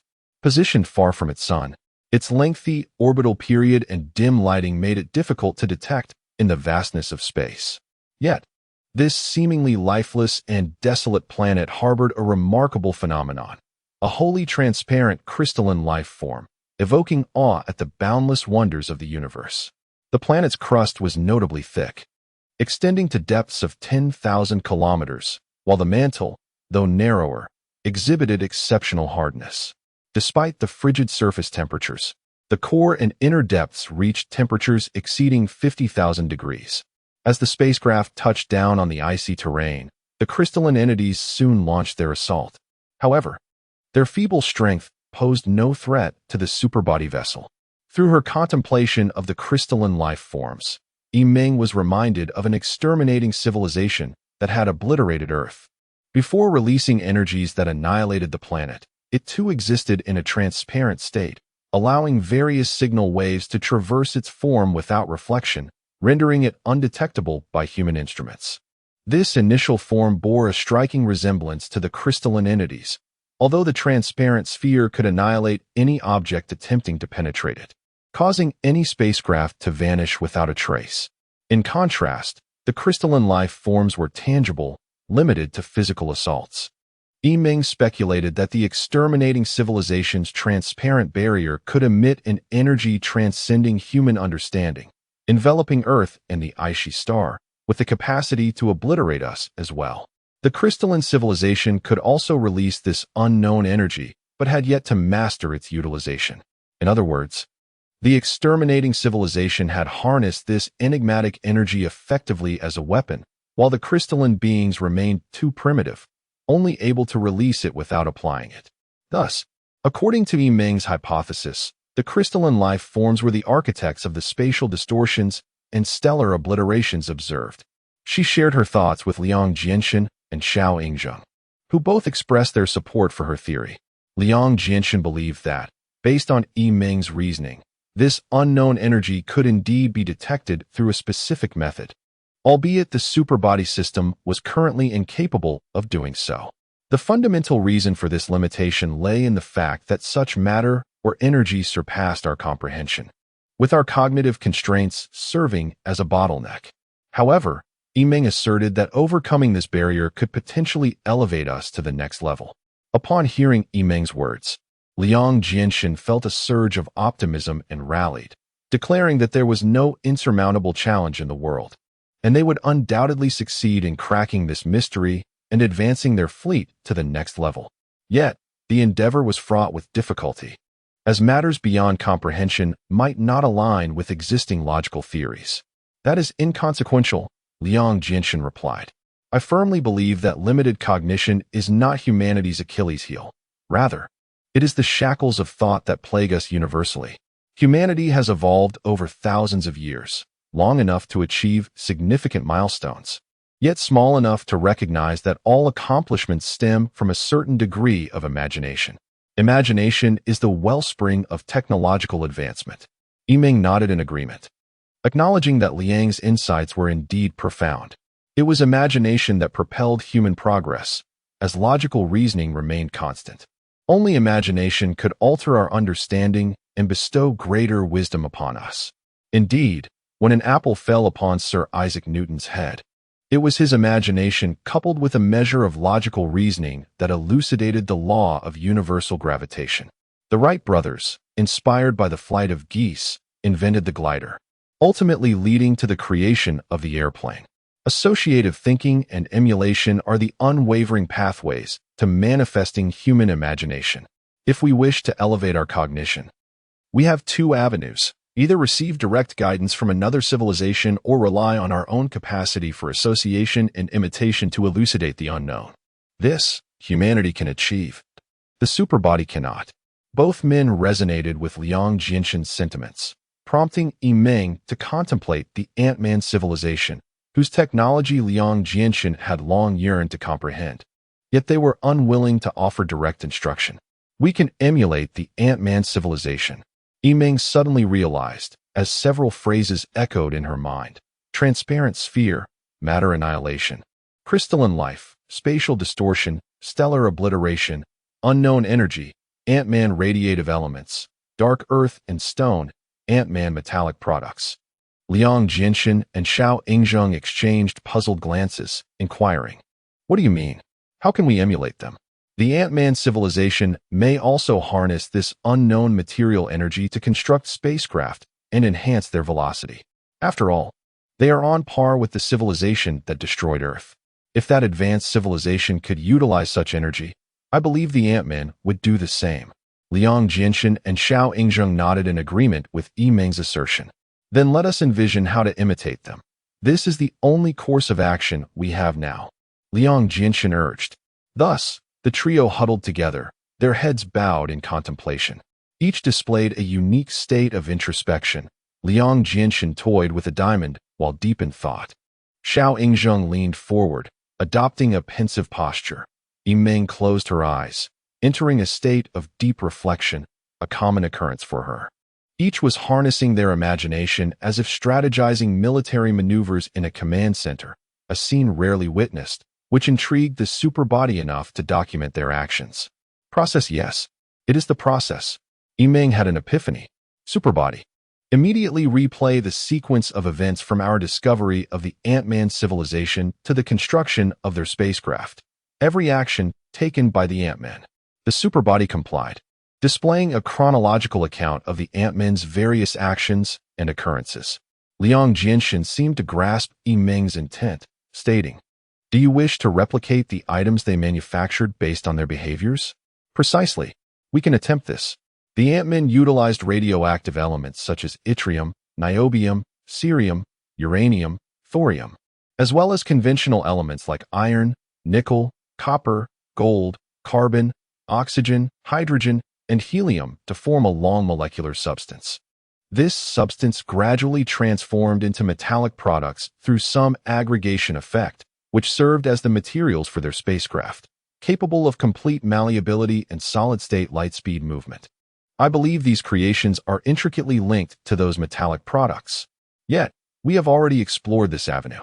These metallic products, according to our current understanding, cannot be manufactured.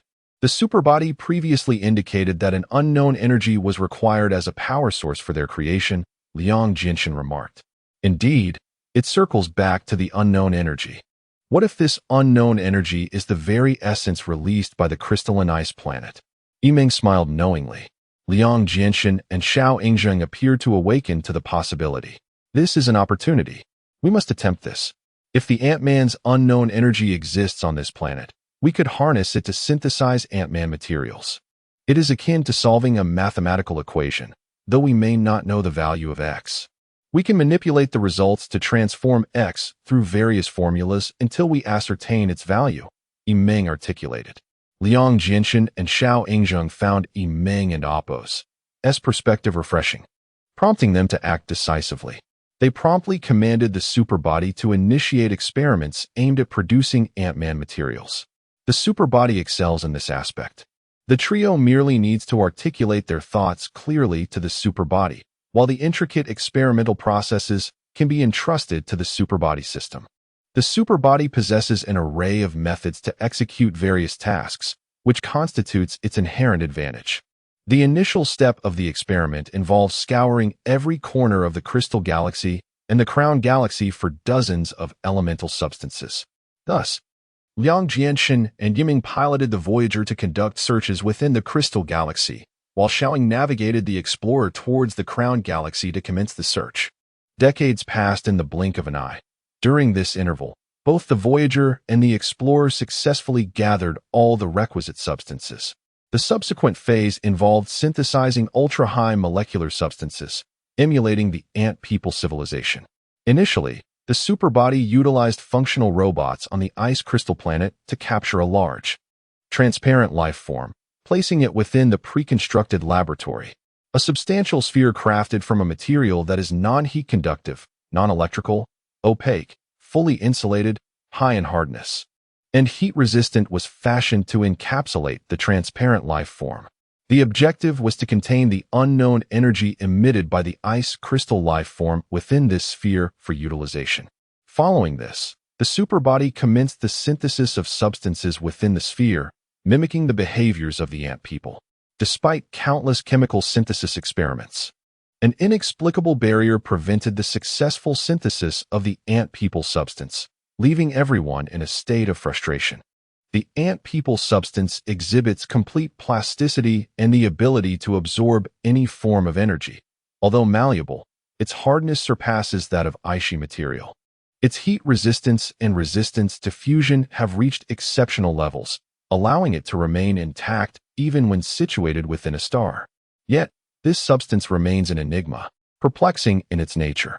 Since the establishment of the laboratory, the superbody has conducted thousands of experiments, yet 2 weeks have elapsed without success in synthesizing the material. The reasons behind this failure elude Yimeng and Liang Jianshan. Logically, as long as this unknown energy exists within a defined space, ensuring it does not disperse, it should catalyze the synthesis of the ant people substance. If the ant people can achieve synthesis, why cannot the human superbody? In light of this situation, the superbody proposed several hypotheses. First, it is possible that the energy utilized by the ant people civilization is fundamentally different from the unknown energy in question. Second, if they are indeed the same energy, it may be that the energy levels are insufficient, meaning the energy within the sphere is too weak to serve as the driving force for synthesizing the ant people substance. Third, even with energy present, there may be a lack of certain objective conditions or specific environments necessary for the synthesis, conditions that surpass current understanding and capabilities of the superbody. Fourth, those ice crystal life forms may not be the source of the unknown energy leakage at all. In summary, the reasons for the failure to synthesize the ant people substance remain ambiguous, and the superbody's experiments have reached a standstill. Among the 4 hypotheses, the superbody most favors the third. Chapter 31. The black box. Subsequently, the hyperbody endeavored through countless experiments, yet the synthesis of ant-like matter remained elusive, causing considerable distress among the trio. Liang Jianshan, troubled, pondered the dire implications of their continued failure. Should the hyperbody remain without answers, they would be eternally ensnared within this distorted realm. Every time Yimeng fell into deep contemplation, she would tightly shut her eyes. Observing her furrowed brow, Liang comforted her, suggesting that they had all grown weary and that she should take a respite to relax her mind. In truth, Yimeng was a prodigious visionary. Individuals of her ilk possessed the ability to sever all external distractions during their imaginative processes, immersing themselves in their own thoughts as if in a trance. She could mobilize a significant portion of her neural capacity to focus on a singular thread of thought, halting all other unrelated musings. As long as she engaged in her imagination, fatigue eluded her, and she found no desire to cease. Xiaoying Zheng, while akin to Yimeng, was of a different temperament. When confronted with an urgent and significant issue, he required minimal time to ascertain a solution. He could concentrate his entire being on the problem at hand, generating numerous potential solutions, each employing diverse approaches and logical frameworks until he arrived at the optimal resolution. Yimeng exhibited remarkable focused thinking, whereas Xiaoying Zheng demonstrated exceptional divergent thinking. At that moment, Xiaoying Zheng contemplated a stroll through space to refresh his perspective, while Meng had a sudden epiphany regarding the logic of stellar annihilation. She mused on why this unknown energy could induce the obliteration of stars and distort space without inflicting any harm upon the human body. There must be an underlying reason, and she yearned to investigate the stars. With both Xiao Zheng and Meng desiring to venture to the stars, Liang Jianshun instructed the hyperbody to embark with several ice crystal life forms. Given that these crystalline entities required temperatures of -80 degrees to thrive, the hyperbody meticulously replicated the soil and environment of an ice crystal planet, specially crafting a closed space conducive to their survival before setting off. The hyperbody's vessel traversed the cosmos with remarkable speed, and upon awakening, they found themselves at the periphery of a red giant, a commonplace star amidst the myriad celestial bodies in the universe. Its appearance was unremarkable, yet its lifespan had been drastically curtailed by some unseen energy, a notion that was utterly astonishing. Within this red giant, helium fusion reactions occurred incessantly, far more intense than the hydrogen fusion of the Sun, releasing significantly greater heat. The Sun, in its mature phase of stellar evolution, perpetuates hydrogen fusion for billions of years. But once the hydrogen is depleted, the star transitions to utilizing heavier helium, which produces energy several times greater than that of hydrogen fusion, resulting in extreme internal temperatures. In this moment, Meng conceived a daring idea. She wished to encase the ice crystal life forms within a black box and send it into the heart of the red giant, enabling the hyperbody to exploit the energy from helium fusion for experimentation. She reasoned that if the hyperbody required a specific environment to conduct its experiments, placing the laboratory within a star would create an extraordinarily high-temperature setting worth attempting. Both Liang Jianshun and Xiao Zheng deemed Meng's proposal worth exploring. Although the hyperbody had not specified the exact environmental conditions required, one could argue that within the entire galaxy, there existed no other extraordinary environment besides the interior of a star. To ensure the ice crystal life forms could release their unknown energy within the star, it was imperative to shield them from any external disturbances. Thus, they would need to be secured within a black box, which must effectively isolate them from the star's energy and radiation. After approximately 2 to 3 hours of the ice crystals releasing their unknown energy within the box, it could then be opened. After much contemplation, Meng began to feel uneasy about this plan. The thought of what might transpire upon opening the black box in the star's interior was daunting. The ice crystal planet lay approximately 450 billion kilometers distant from the red giant. Thus, the unknown energy it emanated would be exceedingly diffuse by the time it reached the star. If such a feeble energy could reverse the gravitational collapse of the red giant, the implications of releasing the unknown energy from the black box within the star were unfathomable. The consequences of this endeavor are grave, Meng expressed anxiously. While we could fabricate a black box from icy material that could temporarily withstand the star's energy, once opened inside the star, the repercussions could be catastrophic. The star might erupt on a massive scale, jeopardizing our entire galaxy. That may be so, Liang Jianshun replied. But we must attempt it, otherwise, we may never uncover a means to escape this galaxy. A massive stellar eruption is merely a conservative estimate. If that were the worst outcome, I would welcome it. My concern lies in the potential for something far more dire. We cannot predict whether our fleet's hull will withstand the ensuing chaos, Meng countered. Risk and opportunity coexist. The more potent the energy released by the star, the more exhilarated I will be. The more extraordinary the events that unfold, the more thrilled I become. After all, the various substances within the black box could lead to the synthesis of ant-like matter. Did the hyperbody not state that we lack the conditions for synthesizing ant-like matter? Then let us provide it with those conditions, Liang Jianshun declared resolutely.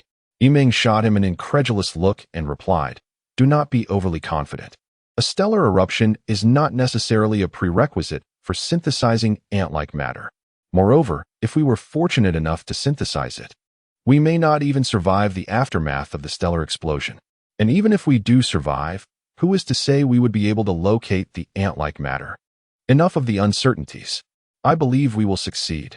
Ant-like matter possesses complete malleability and can absorb any form of energy. Once synthesized, it will be indestructible.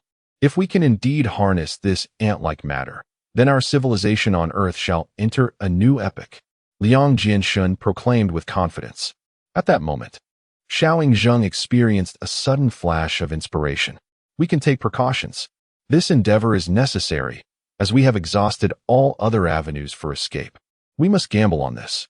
However, our drifter fleet cannot remain here to observe. My proposal is that we depart the crystal galaxy before opening the black box. The farther away we are, the better.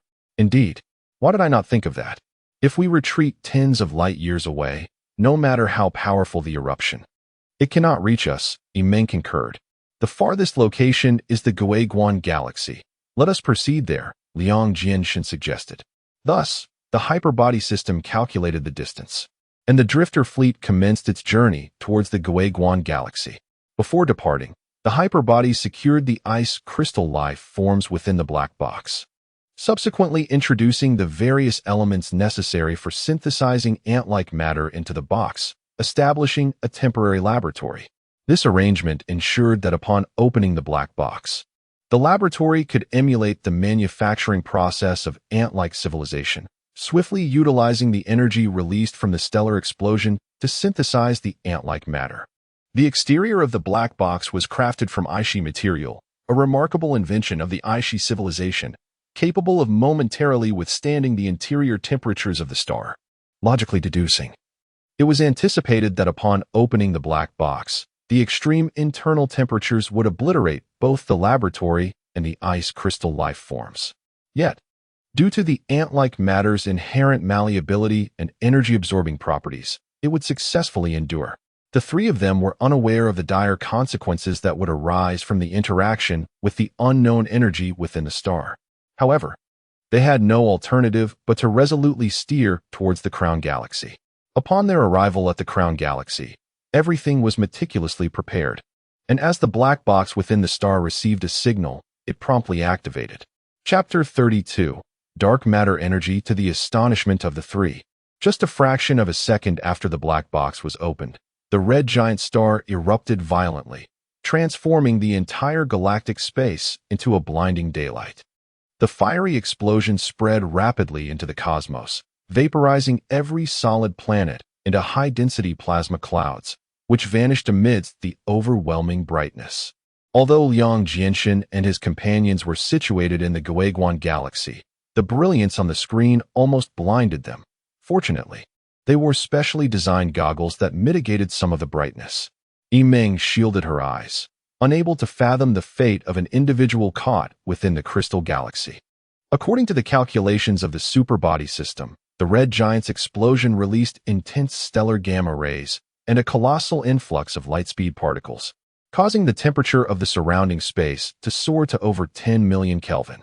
The planets and matter within the crystal galaxy were vaporized in merely 10 seconds, becoming high-concentration, high-temperature plasma clouds. Subsequently, energy erupted from the star, radiating outward and enveloping the crystal galaxy entirely within mere hours. Although the heat and energy gradually cooled in the frigid void of space, they remained formidable, compelling the Wanderer fleet to wait before approaching the crystal galaxy. It was unimaginable that a fleet, inadvertently trapped in warped space, conducted an unknown experiment that inadvertently obliterated an entire galaxy. The devastation of the crystal galaxy seemed on par with the annihilation of a civilization that had once destroyed the solar system. The latter had merely eradicated the planets of the solar system without harming the sun, whereas Yimeng bore witness to the complete annihilation of an entire galaxy, where the red giant was extinguished by the released unknown energy. The transgressions of the Wanderer fleet were truly grave. From a cosmic perspective, amidst the vastness of the universe, a red giant flickered as though catalyzed by an unseen force, burning through its helium reserves that should have lasted over 10 billion years in a mere few hours. The architects of the crystal galaxy's destruction were none other than the three human civilizations. Yimeng felt the weight of her guilt. The crystalline life forms were the original inhabitants of this galaxy, and in this moment, they perished alongside the galaxy itself, a brutal fate indeed. Yimeng felt as though she had weathered a cataclysm. initially anticipating a violent outburst akin to a solar wind. She was taken aback by the internal explosion of the star, which affected the entire galaxy.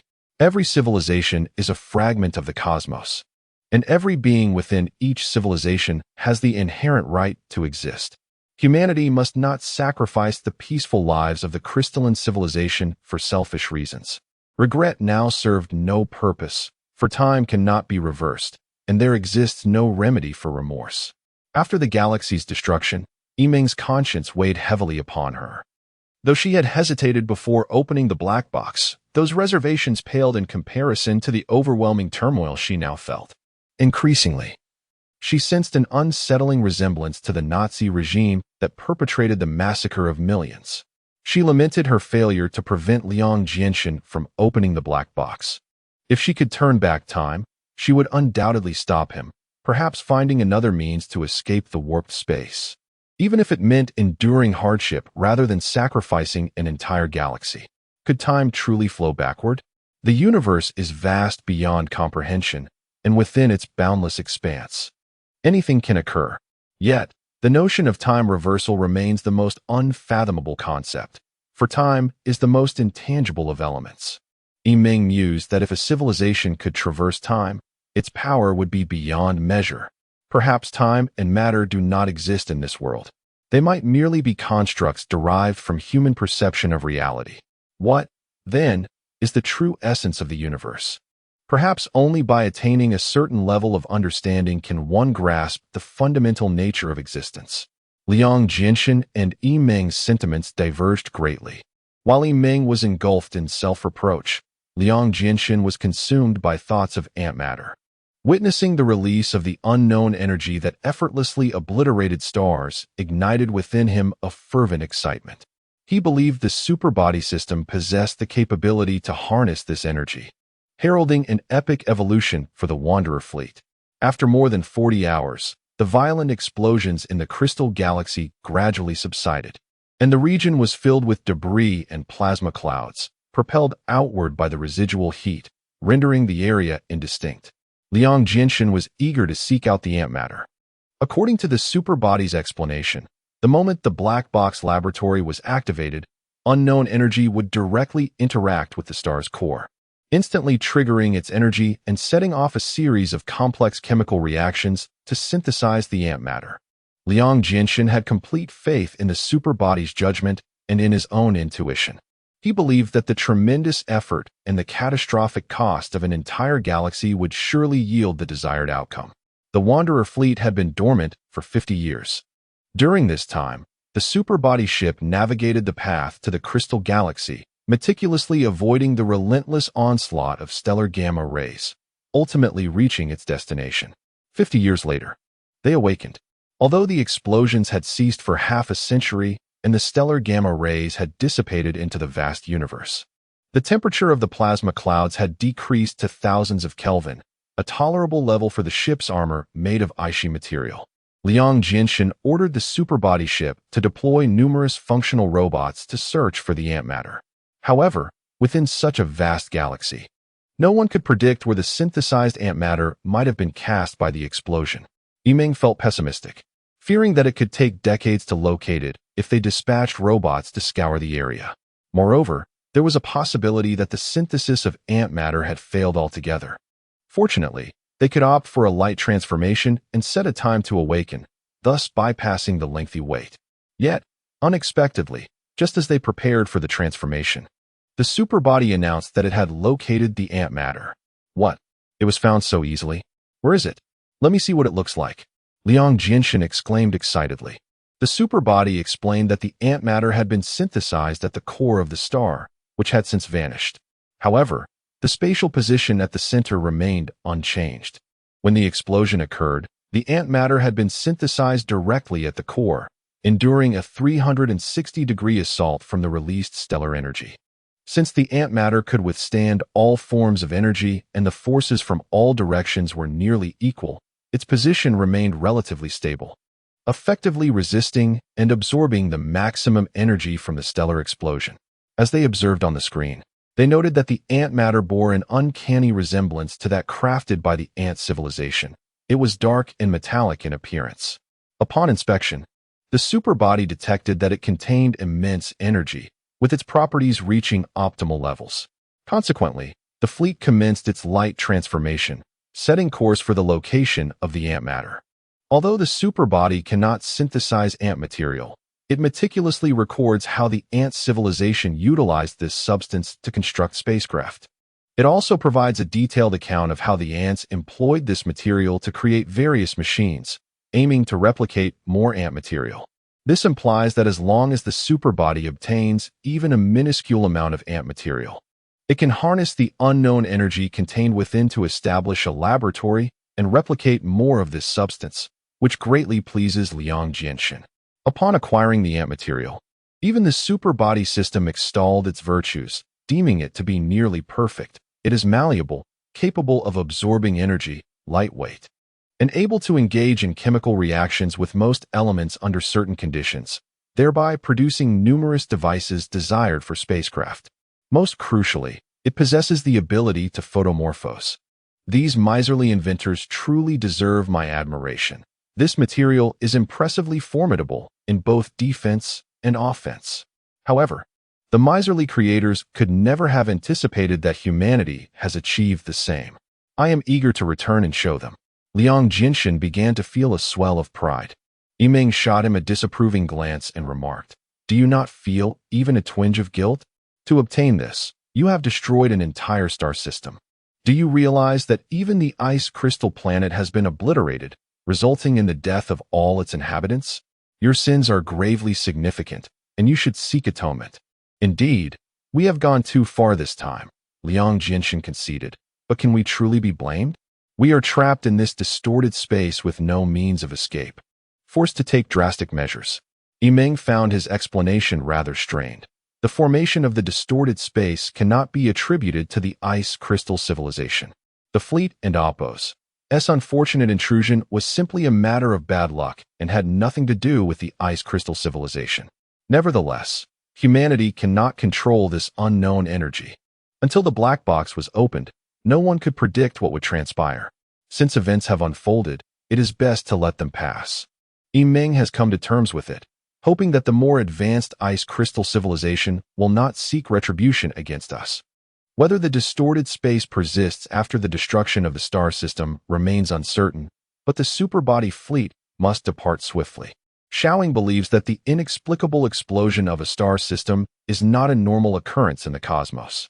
If there are other advanced civilizations in the vicinity, they will undoubtedly notice this anomaly, and thus, the superbody fleet cannot linger here and must find a way to escape. Upon returning to the Guiguan star system, the superbody dispatched numerous functional robots. It aimed to emulate the ant civilization by extensively searching for dozens of elements across various planets to commence large-scale production of ant material. Given the immense energy contained within the ant material, which is yet to be deciphered by the superbody, it has been designated as dark matter energy. Subsequently, this energy is utilized to create various spacecraft devices. The propulsion system has been upgraded from nuclear power to a dark matter power system, enabling it to achieve light-speed movement without the need for photomorphosis. The offensive mechanism has evolved from the Aishi civilization's superparticle cannon to a dark matter energy cannon, now capable of potentially destroying small to medium-sized stars. The core laboratory has expanded to include a dark matter laboratory, dedicated to the synthesis and enhancement of ant material, dark matter. The fleet and Oppo's spacecraft hulls have been revamped from Aishi material to ant material, which can absorb any energy and possesses superior malleability, resulting in a significant enhancement in defensive capabilities, now nearly on par with those of the ant civilization's ships. The current roamer fleet has reached an esteemed status, equivalent to what the ants would classify as a level 1 civilization. Chapter 33. Harnessing the favorable wind. Although the superbody had already mastered the technology of dark matter energy, regrettably, the Wanderer fleet remained ensnared within the distorted space. Unable to escape, they had made numerous attempts, whether through light-based or non-light-based methods, to achieve light-speed travel. Yet they found themselves perpetually trapped between the crystal and crown star systems. This distorted space was exceedingly vexing. Liang Jiaxin could hardly believe that, armed with dark matter energy, they were still unable to extricate themselves. At that moment, Yimeng interjected, "No matter how powerful dark matter energy is, it cannot simply erase the fabric of space. We must contemplate alternative solutions. Think quickly. I wish to linger here no longer." Liang Jiaxin retorted, turning to Xiao Yingzheng, urging, "Old Xiao, you too must devise a plan. Consider that we may be annihilated within minutes. Act decisively." Xiao Yingzheng cast him a sidelong glance, but chose to remain silent. He mused that his ability to think on his feet could only be triggered in dire circumstances, and this was not a moment of life and death. Liang Jiaxin, observing Zhao's indifference, grew increasingly agitated. He glanced at Yimeng, only to find her expression equally perplexed, which further compounded his frustration. Suddenly, a spark of inspiration flickered in Yimeng's eyes, which Liang Jiaxin keenly noticed. "Yimeng, have you conceived a solution?" he inquired. After a brief silence, Yimeng replied, "I have a bold idea." Upon hearing this, Liang Jiaxin felt a surge of hope. If Yimeng had a plan, surely it would be promising. His demeanor shifted from despair to optimism as he urged, "Please, share your thoughts. I am eager to understand the extent of your boldness." The appearance of this distorted space had been traced back to a surge of dark matter. It was established that dark matter pervades the universe, constituting 80% of its mass, while the visible matter, which includes the myriad galaxies and meteors we perceive, accounts for merely 20%. As beings of visible matter, humans remain oblivious to the existence of dark matter. It is intangible and imperceptible, akin to energy rendered null. However, once the latent dark energy within dark matter is unleashed, its explosive potential is beyond imagination, as evidenced by the stellar explosions in the crystal star system. You make a compelling point. Please continue. Liang Jiaxin and Xiao Yingzheng listened intently. I surmise that the dark matter materialized in this space likely emanated from crystalline entities. Upon release, it engages in violent reactions with energy from helium fusion, resulting in the annihilation of stars. Furthermore, it may become entangled with virtual particles in the vacuum, forming a crystalline refractive array, consequently distorting the normal three-dimensional space and leaving us adrift in this distorted realm, unable to ascertain the correct direction. Here, directions are nebulous, lines are curved, and distances are immeasurable. Once we enter, we are ensnared. You are correct. Let us be forthright. How do we extricate ourselves? Liang Jiaxin pressed. Yimeng shot him a look of exasperation before continuing. Our objective in fleeing is to escape this distorted space and return to the normal three-dimensional realm. However, given our current predicament, if exit is unattainable, why pursue it? Liang Jiaxin and Xiao Yingzheng exchanged bewildered glances, struggling to grasp her meaning. Then Yimeng smiled and elaborated. Consider a person trapped in a cave inhabited by a tiger due to a flood. Escaping would lead to drowning, yet the tiger will not coexist with them. What should this individual do? Xiao Yingzheng pondered for a moment before responding. The only solution would be to eliminate the tiger. Precisely. Yimeng smiled. You suggest that we are like the trapped individual. The distorted space represents the tiger's den, and dark matter symbolizes the tiger itself. To survive, we must devise a method to eliminate the dark matter that gives rise to the distorted space. You are close. Yet we cannot eradicate all the dark matter in this distorted space, but we can drive it away. In other words, if we cannot kill the tiger, we can chase it away. Perhaps it can swim. Yimeng chuckled mischievously. At this moment, Liang Jiaxin and Xiao Yingzheng seemed to awaken to her idea. Do you imply that we can expel the dark matter from the distorted space, allowing it to revert to normal three-dimensional space? Liang Jiaxin queried. Yimeng nodded affirmatively. How do we achieve this expulsion? Xiao Yingzheng pressed further. Wind. We shall borrow a favorable wind. Let us channel the spirit of Zhuge Liang and utilize a gust to disperse the dark matter ignited by the crystalline entities. Yimeng responded. Xiao Yingzheng contemplated this notion and stated, I believe I understand. You intend to harness dark energy to generate a torrent of high-speed particles, which will then blow away the thin dark matter from the distorted space, while our spacecraft remains stationary, fortified by a barrier of dark energy. Indeed, In doing so, the crystalline refractive array of distorted space will be swept away, and we will remain, returning to the normal three-dimensional realm. Yimeng concluded. Upon hearing this, Liang Jiaxin was filled with elation, exclaiming, Ms. Han, you are truly a genius. To harness the wind to disperse the thin dark matter of the distorted space is a brilliant idea. Yimeng continued. It is well known that wind on Earth is a natural phenomenon caused by air movement, initiated by solar radiation. Sunlight warms the Earth's surface, causing the air to expand and rise, while cooler air moves in to fill the void. This cyclical process generates wind. Historically, even the strongest hurricanes could reach only levels 12 or 13, capable of toppling skyscrapers and toppling mountains. Now, we shall attempt to sweep away everything within this distorted space and simultaneously test the potency of the dark matter energy we have acquired. Liang Jiaxin and Xiao Yingzheng both expressed their agreement, and without hesitation, they commanded the super body system to generate a torrent of ultra-high-speed particles. Embarking on their borrowing of the favorable wind initiative, the super body proved exceptionally adept at executing specific operational tasks. Whenever the trio proposed an idea, it could enumerate thousands of execution plans and select the optimal one to implement, achieving satisfactory results almost every time. It must be said that without the assistance of the super body system, the Wanderer fleet would be rendered impotent, relying solely on human imagination. This instance was no exception. The super body swiftly generated a multitude of high-speed particle streams, propelled by dark matter energy, moving at an unprecedented velocity. These particle streams spiraled around the fleet like a tempestuous tornado. As time progressed, the particle winds in this region grew ever more concentrated and ferocious, ultimately culminating in a towering wave of particle flow radiating outward from the spacecraft, with a radius of 100 million kilometers. This colossal wave, imbued with immense energy, swept away the dust and debris within the distorted space, forming a massive storm sphere. The powerful particle flow storm surged in a singular direction, carrying everything in the vicinity away, leaving only the vacuum and the solitary Wanderer fleet adrift in its midst.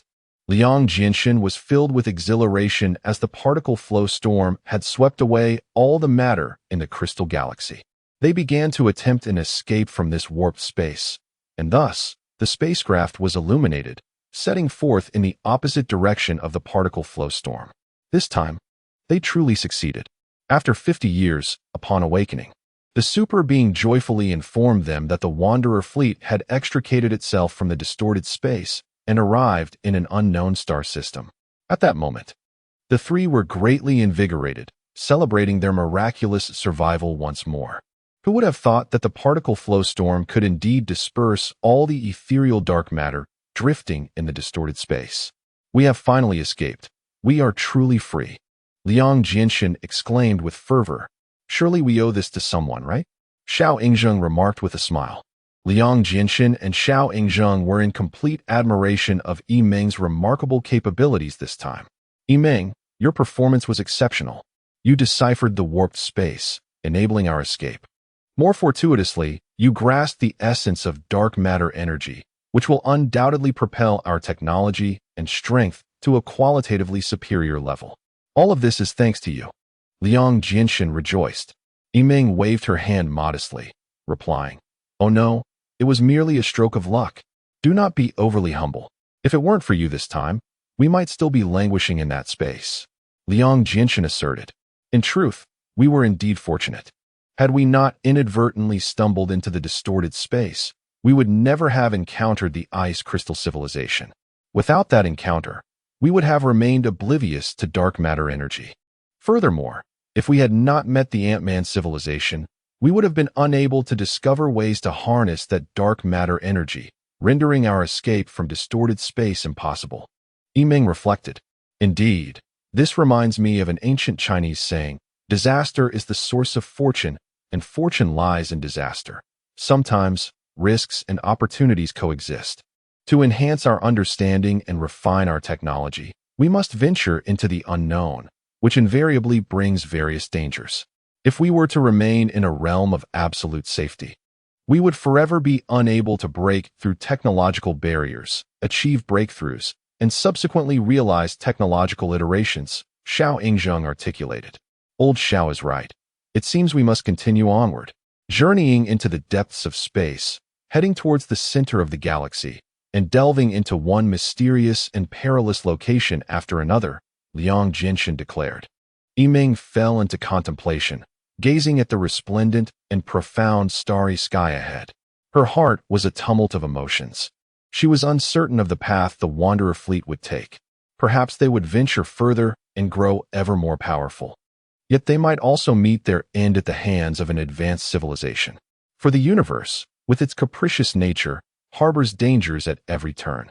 The Wanderers, akin to specks of dust adrift in the cosmos, appeared so minuscule and frail. Chapter 34. The stealth vessel Liang Jinshan is a man of practicality, whose life creed asserts that strength determines all. Since the inception of the Wanderer fleet, he has been unwaveringly dedicated to enhancing the fleet and Opos' technological prowess, aspiring to transform it into the most formidable armed force in the cosmos. He articulated the operational tenets of the Wanderer fleet as to hide when possible, to retreat when necessary, and to triumph when engaged. Essentially, this means employing various means of concealment and deception to ensure the fleet remains in an absolute state of safety, safeguarding it from detection by any civilization. Should discovery occur, or should they enter a state of direct conflict, it is imperative that they secure victory. Even in the face of defeat, they must be capable of retreating unscathed, ensuring the Wanderer fleet remains invulnerable. Long ago, Liang Jinshan commissioned the construction of the Explorer, which serves two primary functions. First, to undertake missions of stellar exploration, replacing the Voyager in direct interactions with various planets to seek out common genetic entities. Second, to confront threats head-on, thereby ensuring the utmost safety of the Voyager flagship. Analogous to a naval fleet's cruisers, destroyers, and assault ships, the Explorer is tasked with patrolling, searching, and engaging. They positioned the Voyager as the flagship at the rear of the Wanderer fleet, camouflaged as a meteor, constantly monitoring the Explorer. When the Explorer encounters unforeseen circumstances or discovers extraterrestrial civilizations, the Voyager can discreetly observe enemy movements and assimilate their technologies, guiding the Explorer in overcoming adversaries. It is decreed that the Voyager shall only reveal itself in dire circumstances, even if the Explorer is vanquished by other civilizations. It may choose not to intervene unless the flagship is discovered or the lives of the trio are threatened. The Voyager functions as the fleet and Opos' aircraft carrier or central command base, orchestrating all combat operations and providing tactical guidance to the Explorer. Should the tide of battle turn unfavorable, it can swiftly evacuate the trio at light speed. With the acquisition of dark matter energy technology, the fleet's technological capabilities have significantly advanced. To better fulfill the tenets of the Wanderer fleet, Liang Jinshan convened a meeting with three key figures, himself, Han Yimeng, and Xiao Yingzheng, alongside the superbody system. Following the meeting, fleet deployments were once again adjusted. Adjustment 1 involved utilizing dark matter energy to enhance both the Voyager and Explorer, endowing them with self-replication capabilities. When the Explorer faces a multitude of formidable foes, it can leverage powerful dark matter energy to rapidly generate dozens or even hundreds of warships within minutes, forming a vast defensive fleet to counteract the enemy. Such a technology, enabling the division of a single warship into many, was previously inconceivable. Now, with mastery over dark matter energy and antimatters, Liang Jinshan and his team have realized this technology. Adjustment 2 arose from Liang Jinshan's inspiration gleaned from the crystalline life forms, which can render themselves invisible to any light or signal frequency, remaining undetectable to the human eye. He proposed that the Wanderer fleet should incorporate a warship fashioned from crystalline materials, enabling it to infiltrate enemy lines or even their rear without detection. Both Yiming and Yingzheng supported this notion, with Yiming asserting that any civilization relying solely on conventional matter-energy technology would be incapable of detecting such an invisible vessel. Consequently, the superbody system commenced the establishment of a laboratory to fabricate this warship. Initially, it procured a sample of crystalline material, which had been collected before the destruction of the crystal galaxy, stored within the Voyager's laboratory for research purposes. Experiments were conducted using dark matter energy.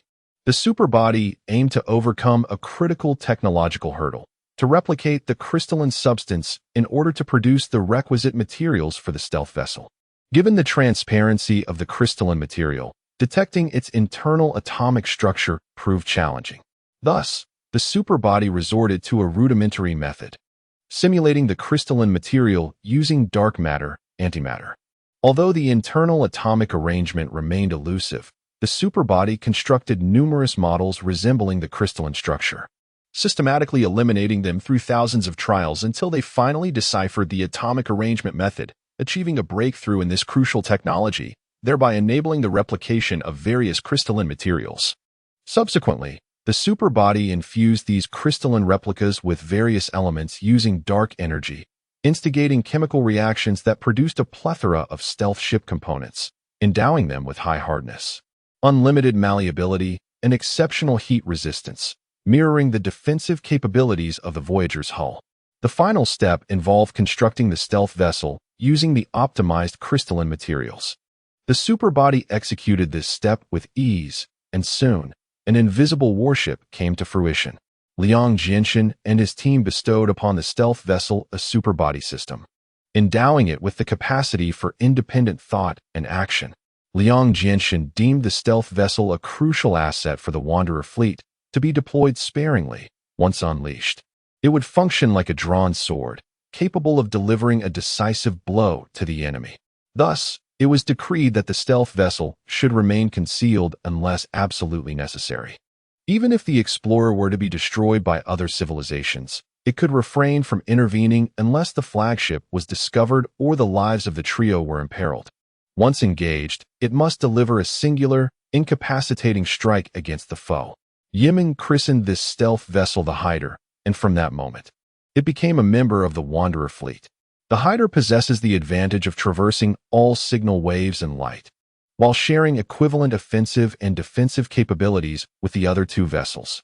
This led Liang Jinshin to contemplate the possibility of retrofitting the Voyager and Explorer into invisible ships as well, yet after deliberation during the four-person meeting, this notion was dismissed. The rationale being that, like the crystalline life forms, the Hider would inevitably emit dark matter. Should any civilization possess the means to detect dark matter, the Hider would be compromised. Therefore, only one Hider would be constructed, and it must not draw too close to the Voyager. The four-person meeting resolved to position the Hider as the fleet's secret weapon, operating independently from the main fleet, perpetually safeguarding it. Xiao Yingzheng was appointed as captain of the Hider, entrusted with all its affairs, and granted tactical authority to make critical decisions, allowing him to sever all communication with the Voyager as necessary and exploit the Hider and Opos' unique capabilities freely. For the Wanderer fleet, endowing the Hider with this tactical autonomy maximizes its unique strengths, akin to a special forces unit, ensuring that its tactical communications remain impervious to external interception and interference, thereby achieving stealth and precision in its operations. The Hider, like a naval submarine, lurks in the vast depths, poised for action, ensuring that its targets meet with inevitable demise. Adjustment 3 designates the Voyager as the flagship and rear base of the Drifter's fleet, while the Concealer and Explorer serve as its two subordinate vessels. The Voyager possesses the authority to lead and command both the Concealer and Explorer, as well as the right to be prioritized for protection. Should circumstances become dire, the Voyager has the prerogative to retreat first, while the two subordinate ships are tasked with safeguarding and supporting the flagship. The communication signals among the three warships have undergone a qualitative enhancement utilizing dark matter energy. They employ highly covert and anti-decryption dark energy codes for signal transmission, ensuring a high level of security in their interconnectivity. The four-person council has additionally stipulated that in the event of a grave crisis, the Voyager may sever its signal connection with the other two subordinate vessels to guarantee its own safety. Similarly, the Concealer may independently cut off communication with the other two warships to leverage its heightened stealth capabilities. Why is this necessary? The Council believes that regardless of how secure and advanced their signals may be, they cannot guarantee that these signals will remain unbroken by highly developed extraterrestrial civilizations. If compromised, these entities could exploit the communications between the three parties to track the Voyager, thereby exposing the entire Drifter's fleet to enemy observation, with potentially catastrophic consequences. Thus, to preemptively mitigate risks, once one party severs communication, the other two are also prohibited from re-establishing contact. The Council serves as the supreme authority of the Drifter's fleet, and all objectives, conclusions, strategies, deployments, policies, plans, and tasks derived from this assembly must be resolutely executed by the superbody system. Consequently, regarding this strategic adjustment, all three warships will steadfastly uphold and implement the directives. Thus, Xiao Yingzheng has relocated from the Voyager to the Concealer, assuming the role of captain. His primary mission is to navigate the Concealer alongside the flagship while maintaining a safe distance, constantly upholding the safety of the Drifter's fleet. To ensure the Concealer's absolute stealth, Xiao Yingzheng dons a specially designed transparent suit from the superbody system. Crafted from a crystalline material, this suit renders him entirely invisible, causing him to lose sight of any part of his own body. Initially, the transparent suit felt uncomfortable for Xiao Yingzheng, as moving and handling objects became challenging. However, over time, he gradually adapted to this state. To facilitate his acclimatization to life aboard the ship, the superbody created a virtual cabin space through indoor signal holography, preventing him from feeling disoriented in an entirely transparent environment. In principle, Yimeng is the captain of the Explorer, responsible for venturing into unknown celestial bodies. As the ship frequently engages directly with uncharted galaxies, it carries inherent risks. The four-person council has mandated that Yimeng may only pilot the Explorer under absolutely safe conditions. Should any safety concerns arise within a galaxy, she is prohibited from undertaking such voyages. In summary, as the Drifter's fleet undergoes adjustments and expansion, the three human survivors navigate the cosmos with pride and determination, continually visiting numerous star systems. Chapter 35. The Perseus Arm. As the eons drifted by and the cosmos unfolded, the Voyager fleet had traversed the Milky Way for over 3 millennia. The galaxy, a grand spiral, boasted 4 major arms, with the solar system nestled within the Orion Arm and Opos' inner reaches. Over 3,000 years of light-speed travel had carried the fleet far from the Orion Arm, venturing into the outer expanse of the Perseus Arm. For humankind, this foray into the Perseus Arm signified a monumental achievement, a testament to their civilization's capacity to traverse galactic arms and venture into uncharted territories. Cosmic logic dictated that the density of stars increased towards the galactic nucleus, implying a greater abundance of civilizations, often more advanced. The Voyager fleet's quest for the common genome compelled them to journey towards the galactic heart. The progenitors of their genetic lineage, along with other seed civilizations, must have possessed extraordinary capabilities to disseminate genetic material across the cosmos. Following this cosmic rationale, civilizations of greater power and technological prowess were more likely to emerge in regions of abundant energy. Thus, the common genome civilization was most likely situated in the galactic core, or at the very least, its suburbs, rather than the remote fringes. This echoed the disparity between early Earth's urban centers and rural peripheries. The prosperity of cities invariably surpassed that of their surrounding countryside, with urban families generally enjoying greater affluence. The concentration of resources and population in cities generated energy that radiated outwards, leading to increasing impoverishment in more remote areas. This phenomenon mirrored the characteristics of the Milky Way. For the Voyager fleet, venturing deeper into the galaxy's depths meant facing escalating dangers. Despite their perceived technological superiority, they were but insignificant specks in the eyes of more advanced civilizations. As the fleet progressed from the Orion Arm to the Perseus Arm, a growing sense of trepidation gripped them, a fear of an unforeseen encounter with a superior civilization that could lead to their annihilation. Liang Jinshin likened the universe to an immeasurable, perpetual jungle, shrouded in darkness and teeming with hidden perils. Civilizations, both overt and covert, lurked in every corner. While advanced civilizations generally exercise strategic restraint, employing camouflage or concealment to obscure their locations, there was no guarantee that all such civilizations adhered to this principle.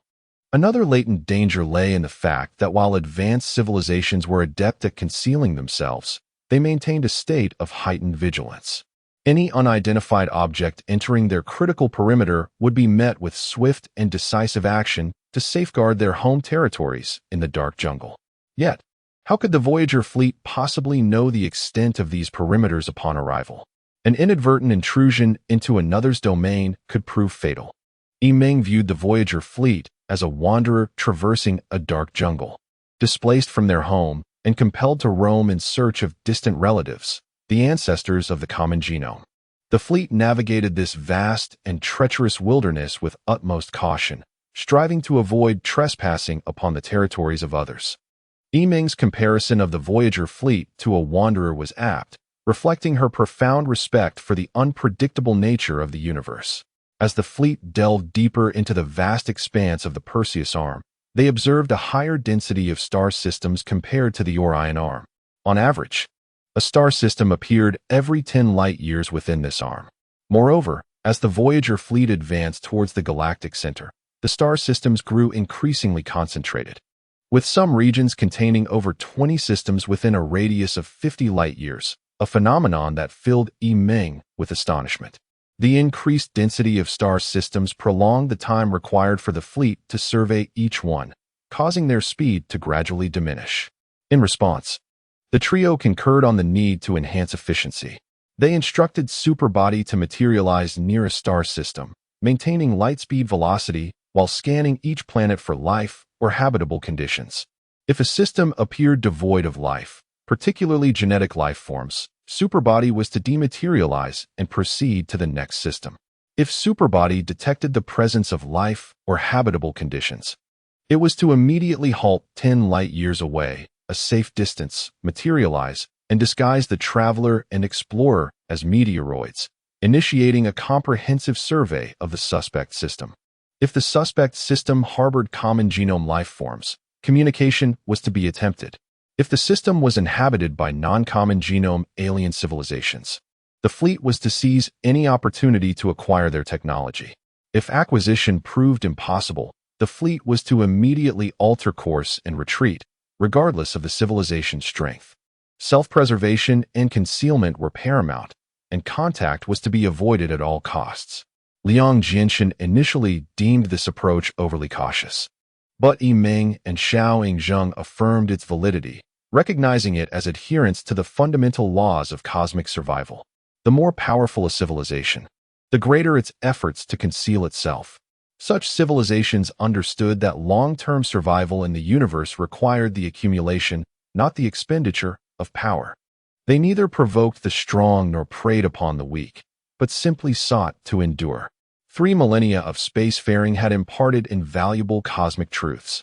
Superbody further revealed that many advanced civilizations chose to conceal themselves on desolate planets.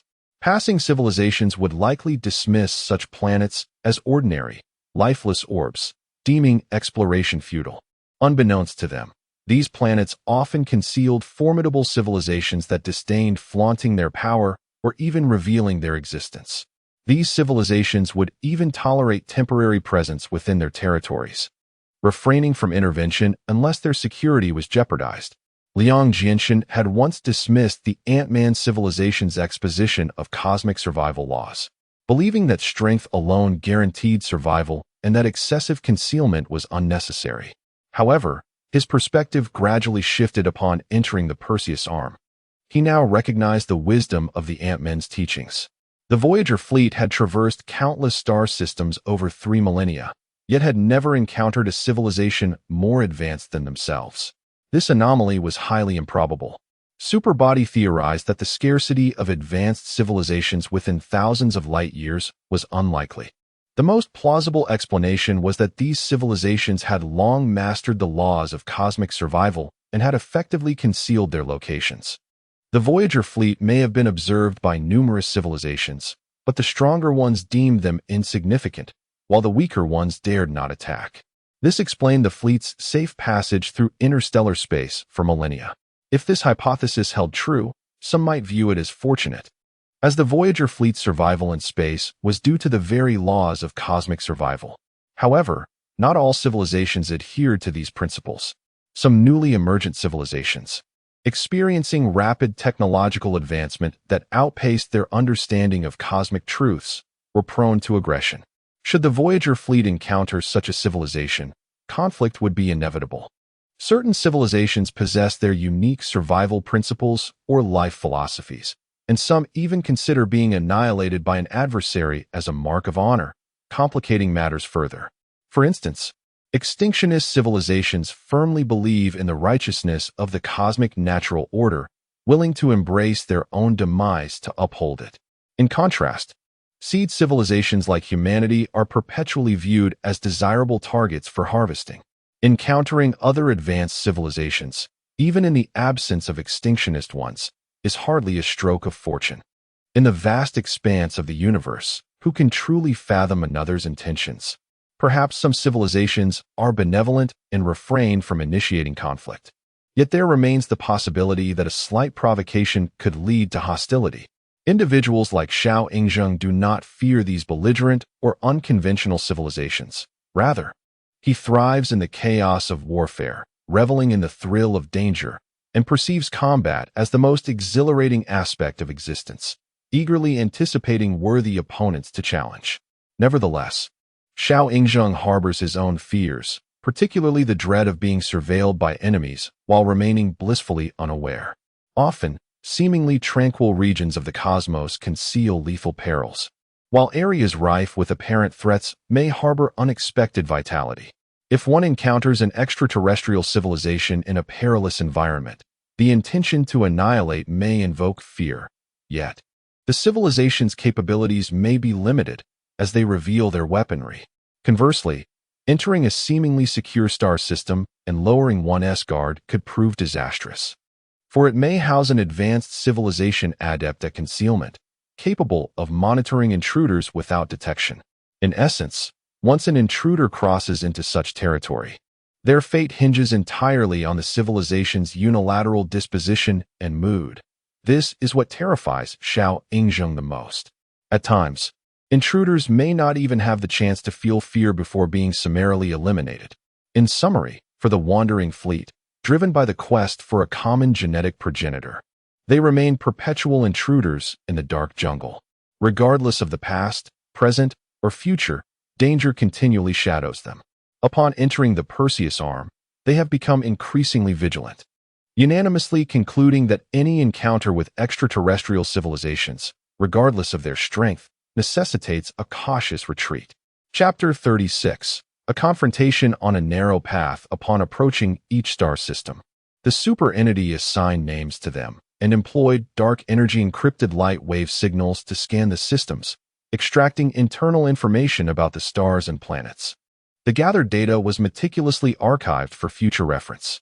The nomenclature of the star systems was often inspired by their characteristics, including the shape, age, temperature, and color of the stars, as well as the number, color, temperature, and shape of the planets. For instance, in the current star system, the youthful status of its star, which is among the younger ones in the constellation Perseus, led to the selection of a name imbued with vitality and exuberance. Observing the planets. Apart from the small asteroid belt and scattered nebulae at the periphery, there existed a total of 15 celestial bodies. The largest among them, roughly half the size of Jupiter, boasted numerous swirling storm eyes on its surface, creating a stunning spectacle from afar.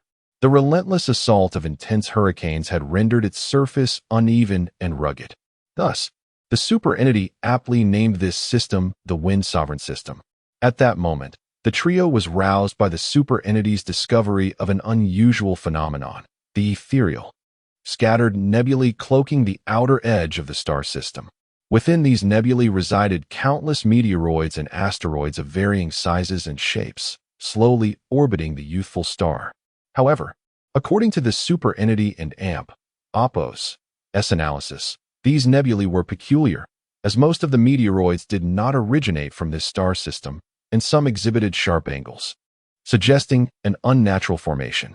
With the Wanderer fleet situated a light-year distant, the trio could only observe the visuals transmitted by the superentity and Opos' light wave signals, rendering it impossible to discern the internal atomic structure of the meteoroids, thus complicating the determination of their origin. Nevertheless, the superentity was certain that these scattered nebulae were unlike ordinary meteoroids. Some fragments displayed interrelated characteristics, as though they could fit together to form a whole, resembling a man-made explosion that had shattered them into fragmented matter. Have you scanned each planet in the Wind Sovereign system? Were there any anomalies? Liang Jiaxin inquired. All 15 planets are ordinary, solid bodies. Half possess atmospheres, yet no signs of life have been detected. The most notable is planet Wind Sovereign 12, the largest in the system, featuring a dense atmosphere with surface temperatures plummeting to over 50 degrees below zero. However, this planet is perpetually ravaged by hurricanes, creating an extremely hostile environment, frequently accompanied by large-scale volcanic eruptions and lacking any water sources, making it utterly inhospitable for organic life. The trio scrutinized this planet, noting the towering peaks that pierced the clouds, with the tallest surpassing Earth's Mount Everest by a significant margin. Occasionally, the ferocity of the hurricanes would even topple some of these mountains. The relentless onslaught of swirling winds had contributed to the planet and Opos' uneven surface, a testament to the dramatic and awe-inspiring phenomena that unfolded there. What about the internal geological state of the planet? Liang Jiaxin asked. The internal layers are normal, devoid of any signs of life, the superentity replied. So, the only peculiarity lies within these scattered meteoroid clouds? Yimeng queried. Indeed.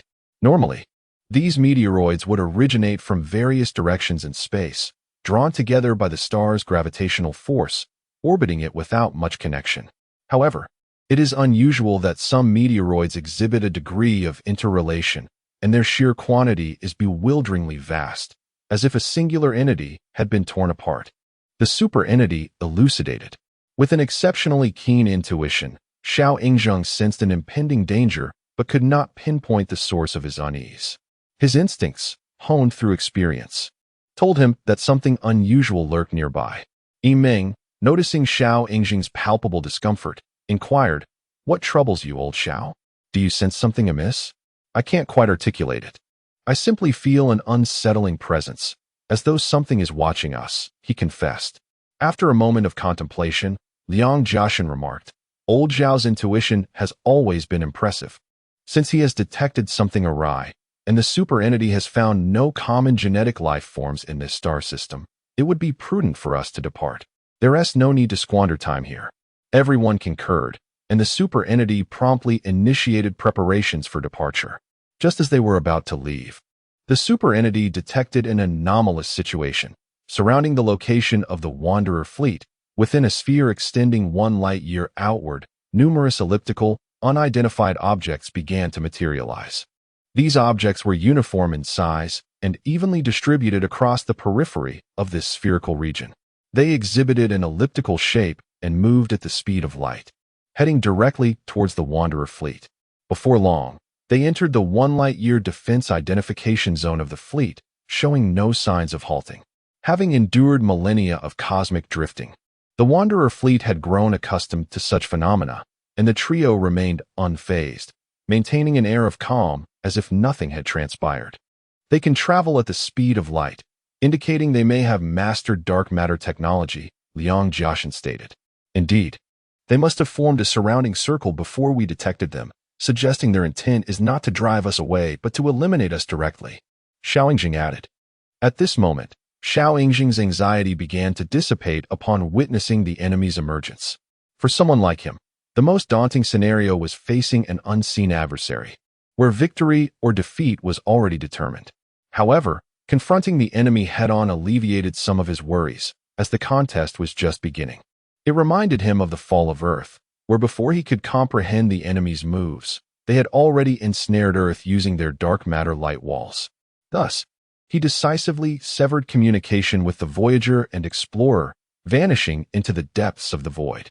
They must have detected our scanning signals directed towards the Wind Sovereign system and subsequently decrypted our dark energy encryption, accurately pinpointing our location, Yimeng speculated. That seems plausible. This further indicates they possess considerable technological prowess, potentially surpassing our own.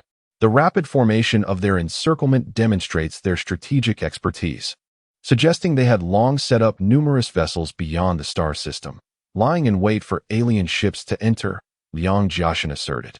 Yimeng concurred with Liang Jiaxin's assessment, adding, I suspect their defense identification zone is quite expansive, at least 5 light-years in diameter. Liang Jiaxin was eager to engage, but Yimeng, harboring concerns, cautioned. We have intruded upon their territory. Their hostility towards us is only natural. We have no justification for engaging in battle. We should withdraw. After reflecting on Yimeng's words, Liang Jiaxin recognized their validity and, without hesitation, ordered the super entity to escape at the speed of light, intending to observe the enemy's movements while evading, without converting the ship into light form. At that moment, the super entity scanned the elliptical vessels, revealing over 5,000 of them, each the size of an aircraft. Based on the scans conducted by the super entity on these extraterrestrial vessels, an assessment of their capabilities was made, revealing that these ships exhibited low hardness and thermal resistance, with remarkably fragile defensive capabilities. This discovery left Liang Jian deeply astonished. Could they have encountered a primitive civilization? He pondered. Such frail vessels would undoubtedly be unable to withstand the might of dark matter energy cannons. However, they possessed the advantage of light speed travel, allowing them to effortlessly evade attacks from dark matter energy. Reluctant to take unnecessary risks, Liang Jian adopted a defensive strategy, opting to refrain from using dark matter energy to drive them away, instead choosing to observe their intentions. The Wanderer fleet initially anticipated that upon attempting to escape, these flying objects would cease their pursuit. To their surprise, the vessels remained undeterred.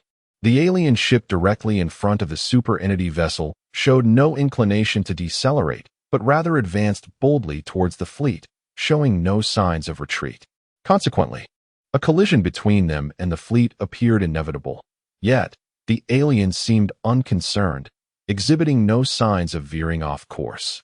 The other extraterrestrial ships closely followed the fleet, aligning themselves in a manner that suggested a concerted effort to encircle the Wanderer fleet. Liang Jian and Yimeng exchanged glances, both uncertain of the intentions of this alien civilization. Regardless of their plans, it was prudent to avoid conflict for the time being. If they enter our critical range of 0.5 light-years without decelerating, we shall halt and greet them with dark matter energy cannons, Liang Jian declared. Yimeng nodded in agreement, realizing that this was indeed the only course of action. 3 months passed, and the unidentified vessels still showed no signs of slowing down. At this juncture, they had reached a position approximately 0.5 light-years from the Wanderer fleet. Following Liang Jian's orders, the super entity halted its advance and unleashed dark matter energy cannons towards all approaching unidentified flying objects. Upon firing, the dark matter energy cannon roared forth. However, Yimeng noted with concern that these vessels continued unabated, showing no inclination to decelerate or alter their trajectory. They appeared unafraid of the approaching dark matter energy cannon. Could it be that the super entity's detection was flawed? Were their vessels not fragile? Yimeng mused. Chapter 37. The civilization of the wind. As the unidentified flying objects drew closer, the superbody detected the material structure of their shells in greater detail.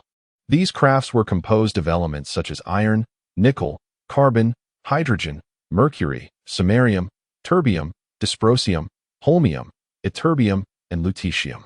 Their hardness, heat resistance, plasticity, and toughness were relatively low. Even the use of a super-energy particle cannon could reduce them to powder. Utilizing a dark matter energy cannon to obliterate them would be an excessive display of force. However, these entities exhibited no signs of alarm in the face of the dark matter energy cannon. They neither decelerated nor altered their course, continuing steadfastly towards the position of the Wanderer fleet.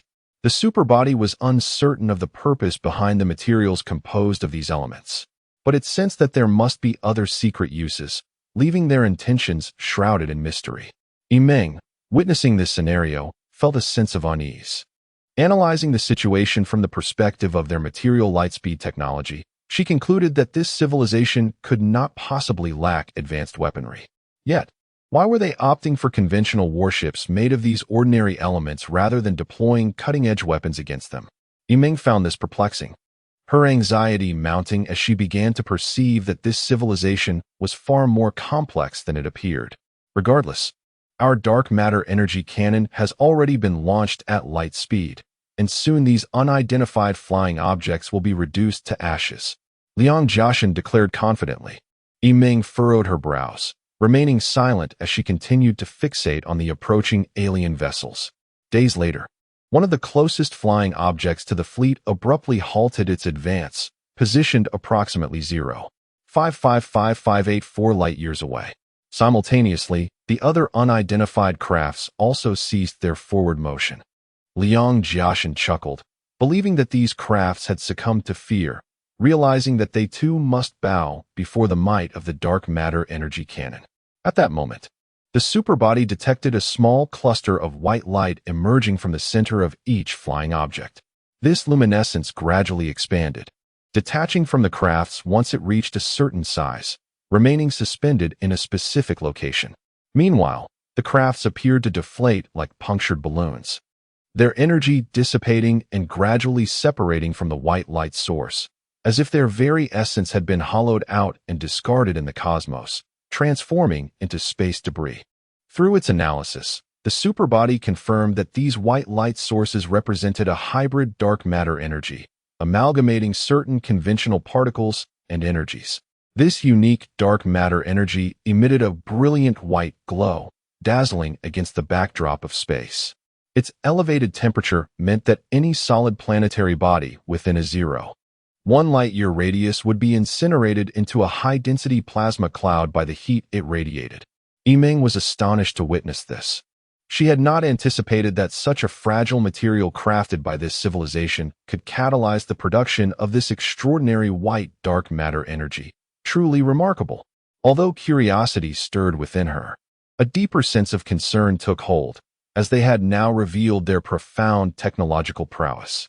It seemed an arduous battle was inevitable. Liang Jiaxin's confidence had waned.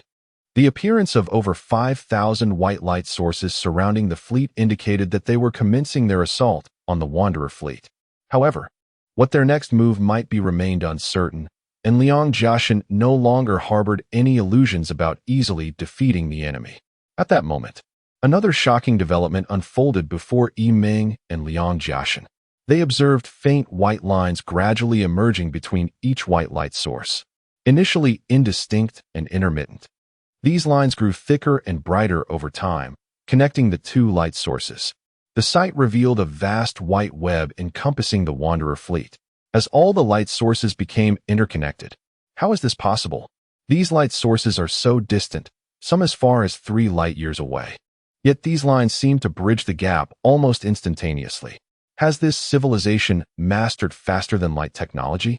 Yiming marveled in disbelief. But if they truly possess such technology, why would they pursue us at light speed?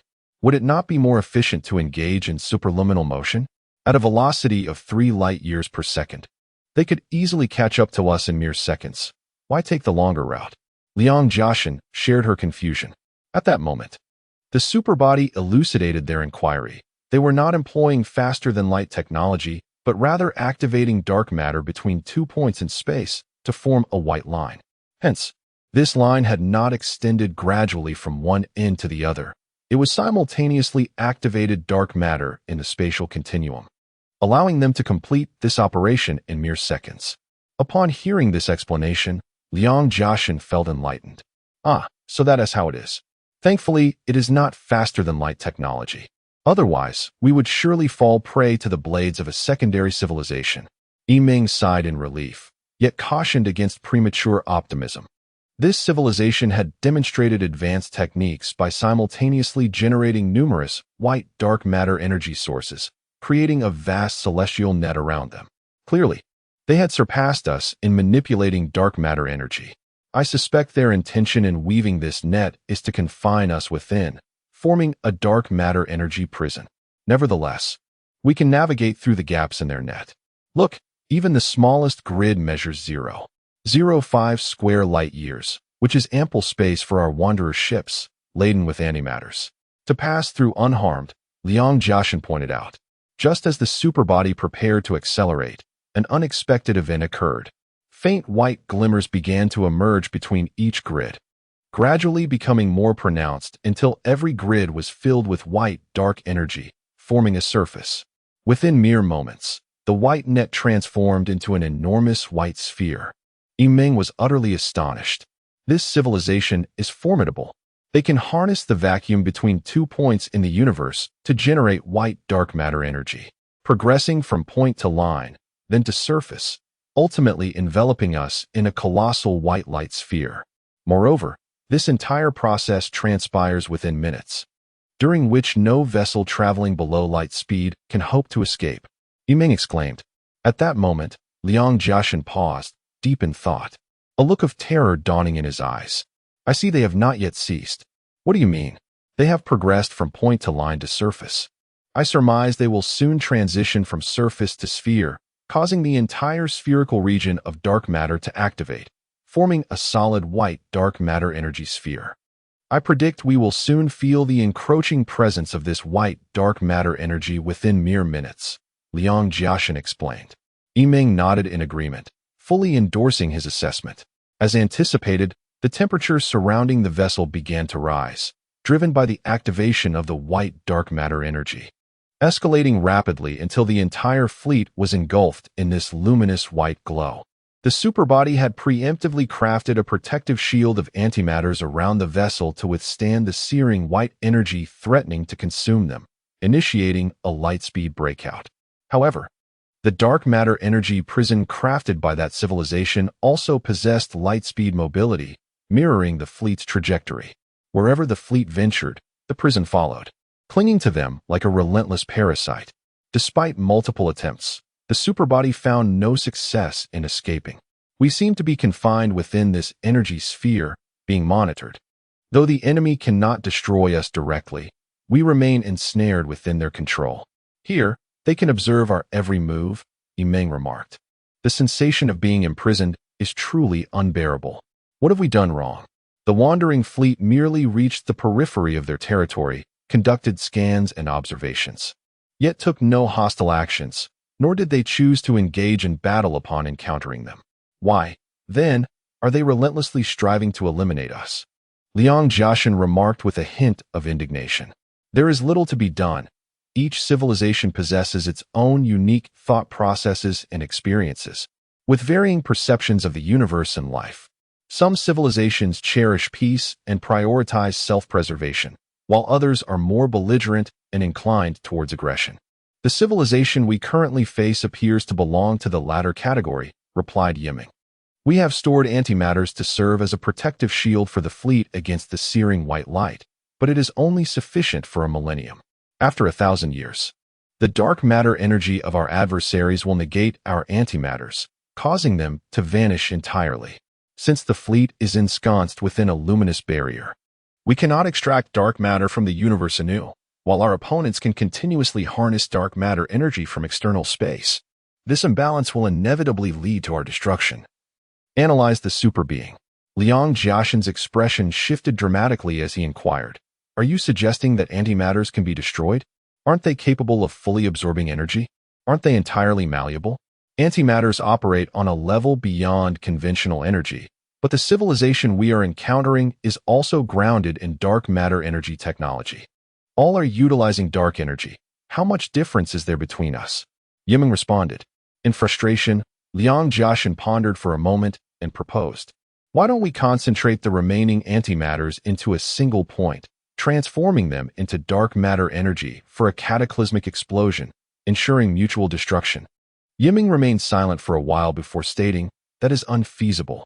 Concentrating dark matter energy into a singular point for an explosion would yield energy levels comparable to that of stellar gamma rays.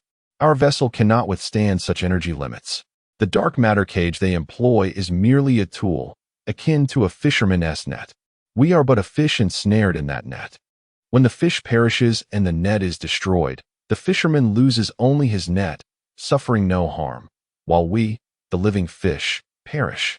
Such a fate is simply not worth it. What then shall we do?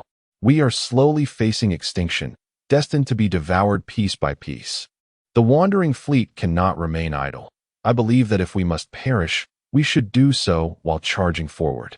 Yiming sighed, her thoughts drifting to Xiao Yingzheng.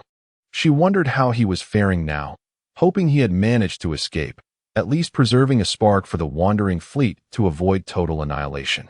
They all dared not mention Xiao Yingzheng or the vessel Hidden One, lest the adversary's watchers discover this information. Chapter 38. The moment of pursuit. After severing communication with the mothership, the Hider swiftly distanced itself from the Voyager and Explorer vessels. Consequently, the Windborne civilization, through the transformation of points, lines, surfaces, and spheres, was unable to confine the wandering fleet before the Hider made its escape. Xiao Ying was elated. His ability to flee indicated that the Windborne civilization could not detect the Hider. This was splendid news, as it meant that even if the Hider approached their home planet, it would remain oblivious to its presence. Thus, he initiated the Hider's journey at the speed of material light toward the Windborne star system. To avoid detection by this alien civilization, Xiao Ying refrained from utilizing light transformation and opted instead for the speed of material light. He traversed a lengthy decade before finally arriving at the Windborne star system, where he commanded the super entity to commence a search of all celestial bodies within the system. However, despite conducting numerous searches across the 15 planets of the Windborne system, Xiao Ying found no signs of life.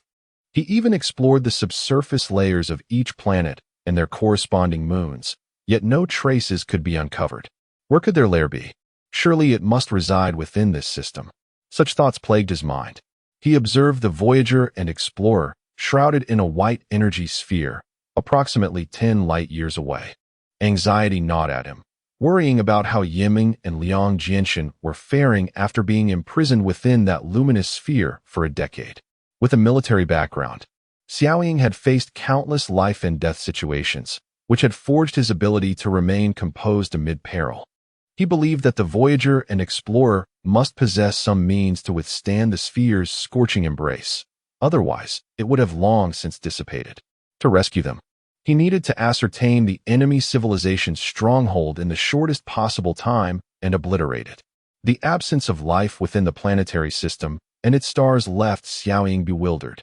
He recalled something the super entity had mentioned, expressing suspicion regarding the asteroid clouds scattered around the stars.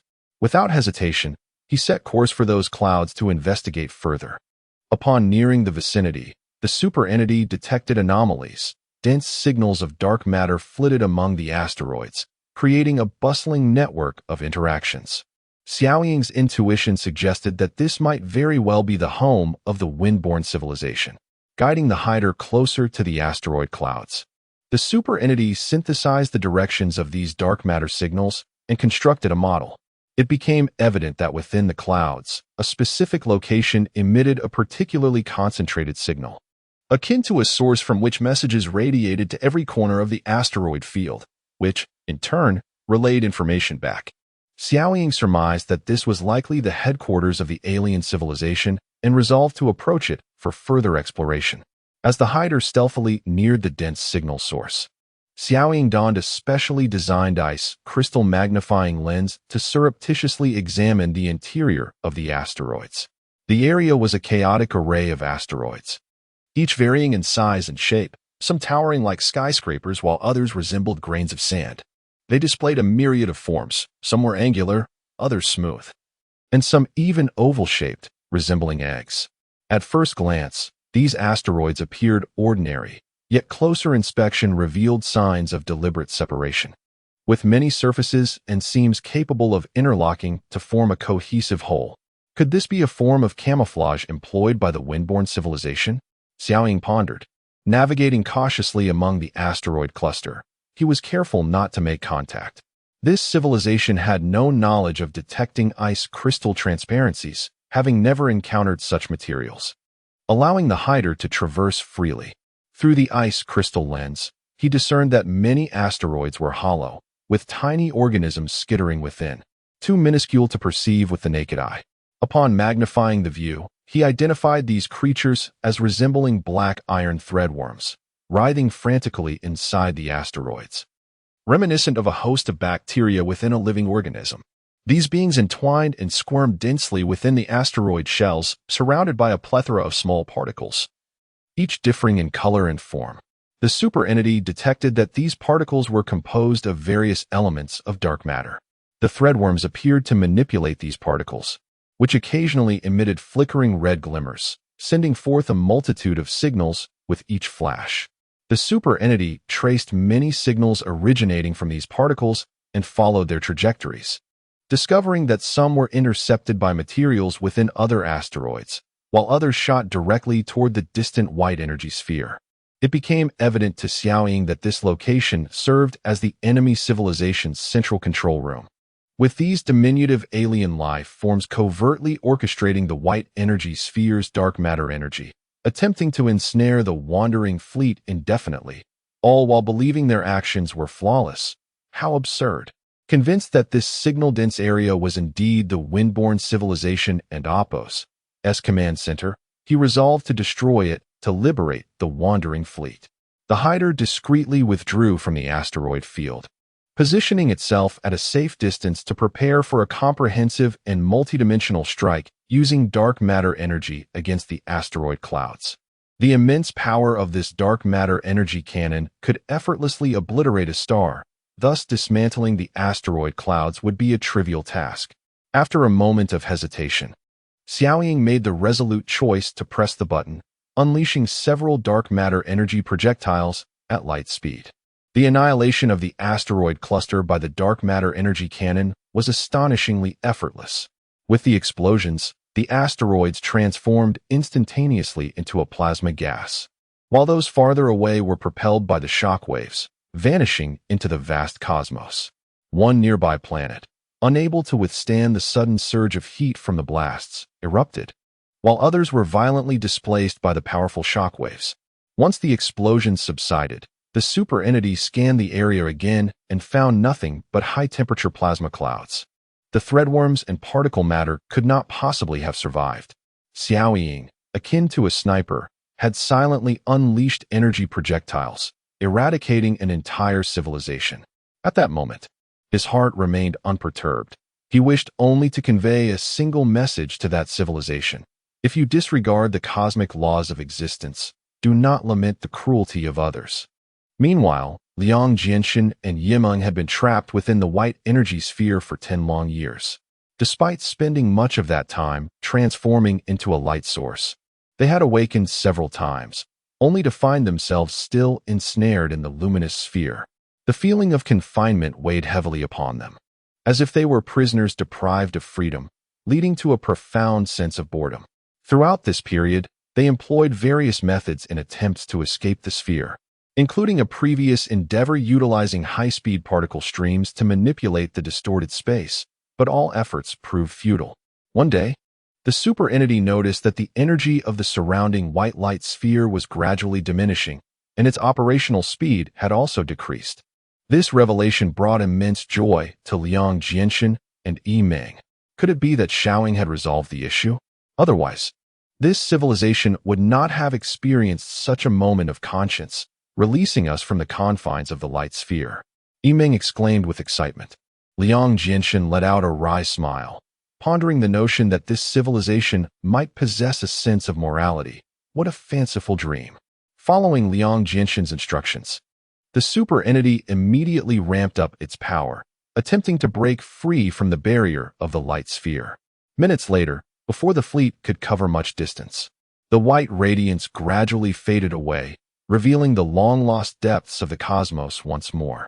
Liang Jianshan felt elated, contemplating that upon their next reunion, he would surely treat this young man to a drink, longing for a night of revelry.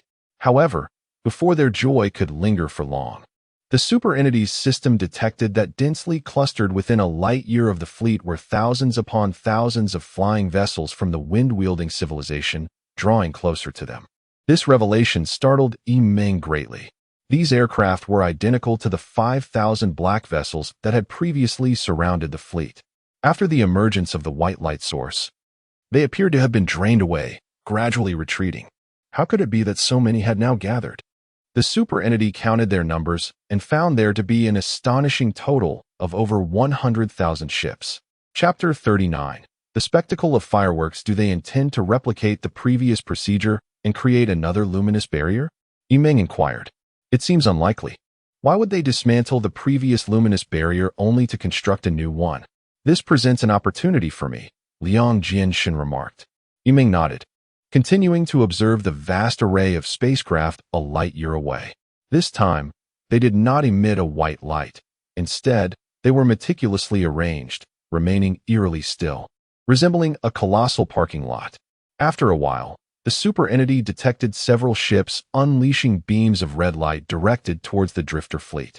Soon after, other vessels followed suit, saturating the spherical region with this crimson glow, all aimed at the same target, the drifter fleet, advancing at the speed of light. The super entity quickly analyzed the red beams, concluding that their power was not substantial. They were merely high-energy rays composed of high-speed particle light waves, comparable in potency to the super-energy particle streams of the Aishi civilization, entirely manageable for the super entity fleet. After pondering for a moment, a smile crept onto Yimeng's lips as she softly spoke to Liang Jianshun. They must be the vessels of the Wind Sovereign Civilization, dispersed throughout space, primarily functioning to surveil and monitor other extraterrestrial civilizations surrounding the Wind Sovereign star system. Upon detecting an unknown civilization's intrusion, they would promptly organize a siege, create a luminous barrier, and eliminate the intruders. I suspect their headquarters has been destroyed by Xiao Yingzheng, leaving these vessels isolated and incapable of independently constructing a luminous barrier or locating the enemy that destroyed their headquarters. In desperation, they seek us for revenge, attempting to deliver a final blow. Hearing Yimeng's account, the pent-up fury Liang Jianshun had harbored for a decade erupted. What? We haven't even approached them, and they dare to seek revenge on us. What cosmic survival laws? I shall not abide by them. Today, they shall experience our might. Yimeng shot him a glance, sensing that Liang had been tormented by them enough, and replied, It is not yet a matter of life and death. Although they are numerous, both their offensive and defensive capabilities are a tier below our fleet, posing no significant threat to us. Liang Jianshun smirked darkly and declared, This time, I shall show them what true power is. Thus, invigorated, Liang Jianshun commanded the super entity to launch a large-scale counterattack against the Wind Sovereign Civilization. Explorer, activate ship division system. Super entity system, immediately load dark matter energy cannons. Traveler and Explorer, form a dark matter energy shield to block the red beams. Liang Jianshun could no longer contain the fury that had simmered for a decade. For 10 years, he had been imprisoned within a white luminous sphere, driven nearly to madness. He raged and bellowed, issuing a series of commands to the super entity to initiate a full-fledged counteroffensive against the Wind Sovereign Civilization. The Explorer activated its ship division protocol, splitting from 1 to 2, then from 2 to 4, and so forth, resulting in an exponential increase in the number of Explorer vessels, ultimately producing 512 warships densely surrounding the Traveler. They first constructed a dark matter energy shield enveloping all ships to withstand the assault of the red beams. Then each Explorer warship targeted different enemy vessels, unleashing a barrage of dark matter energy cannon fire. Thus, hundreds of dark matter energy cannons discharged almost simultaneously, each locking onto a cluster of enemy targets. Propelled by their seething wrath at the speed of light, the ferocity of which was beyond imagination. As all targets lay a light year away, the energy cannons would require at least a year to reach them. Days later, the super entity noticed several enemy vessels beginning to flee while the majority remained motionless, indicating that the Wind Sovereign Civilization possessed individual thought. Unlike the Ant-Man civilization, where collective thought prevailed, they were not unified in their decision to flee or remain. Each Wind Sovereign vessel had its own intentions. Some chose to evade the dark matter energy cannon assaults, while others appeared to confront their demise. Yimeng surmised that those awaiting death had succumbed to despair, unable to accept the annihilation of their home planet. reminiscent of the despair experienced by Secretary General Delir long ago. Liang Jianxun and Yi Ming, unwilling to wait an entire year, opted for photonic transformation. Upon awakening, they discovered that nearly half of the remaining vessels had chosen to stay. At that moment, the dark matter energy cannons were closing in on them. As Yi Ming had anticipated, the vessels that remained were those opting for self-destruction, seemingly unafraid, welcoming the ultimate judgment rendered by the drifter fleet. In her youth, during the festive season, Yi Ming would stand atop high buildings to admire the fireworks. She recalled that on New Year's Eve, the entire city sky would be ablaze with colorful fireworks, illuminating the night sky brilliantly, a scene that often replayed in her dreams. Now, this unprecedented spectacle reemerged. Within a spherical radius of a light year, an overwhelming brilliance enveloped the space, rendering it magnificent. As the surrounding area of the drifter fleet basked in dazzling daylight from every angle, Yi Ming reclined in a specially designed rocking chair of the super entity, sipping tea, with snacks laid out on the table, wearing protective goggles, gently rocking back and forth, relishing the breathtaking view, as though transported back to her childhood. Amidst this resplendent backdrop, Yi Ming's thoughts wandered. She reminisced about Earth, her great-grandfather, the beaches and oceans, sunrises and sunsets, and the lives once shared in the Earth village. The civilization of Earth had once been splendid and beautiful, yet it too had been consumed by flames like the current civilization. Yi Ming could never reconcile this loss. She yearned for the day she could rebuild her earthly home. At that moment, the traveler received a signal from Xiao Yingzhong, who, after annihilating the Wind Sovereign civilization, had witnessed the white luminous sphere enveloping the main fleet gradually dissipating, prompting him to hasten towards their location. Calling 1 and 2. This is 3, calling 1 and 2. Haha, old Xiao, well done. You and Oppos, VE obliterated a civilization. Liang Jianxun replied.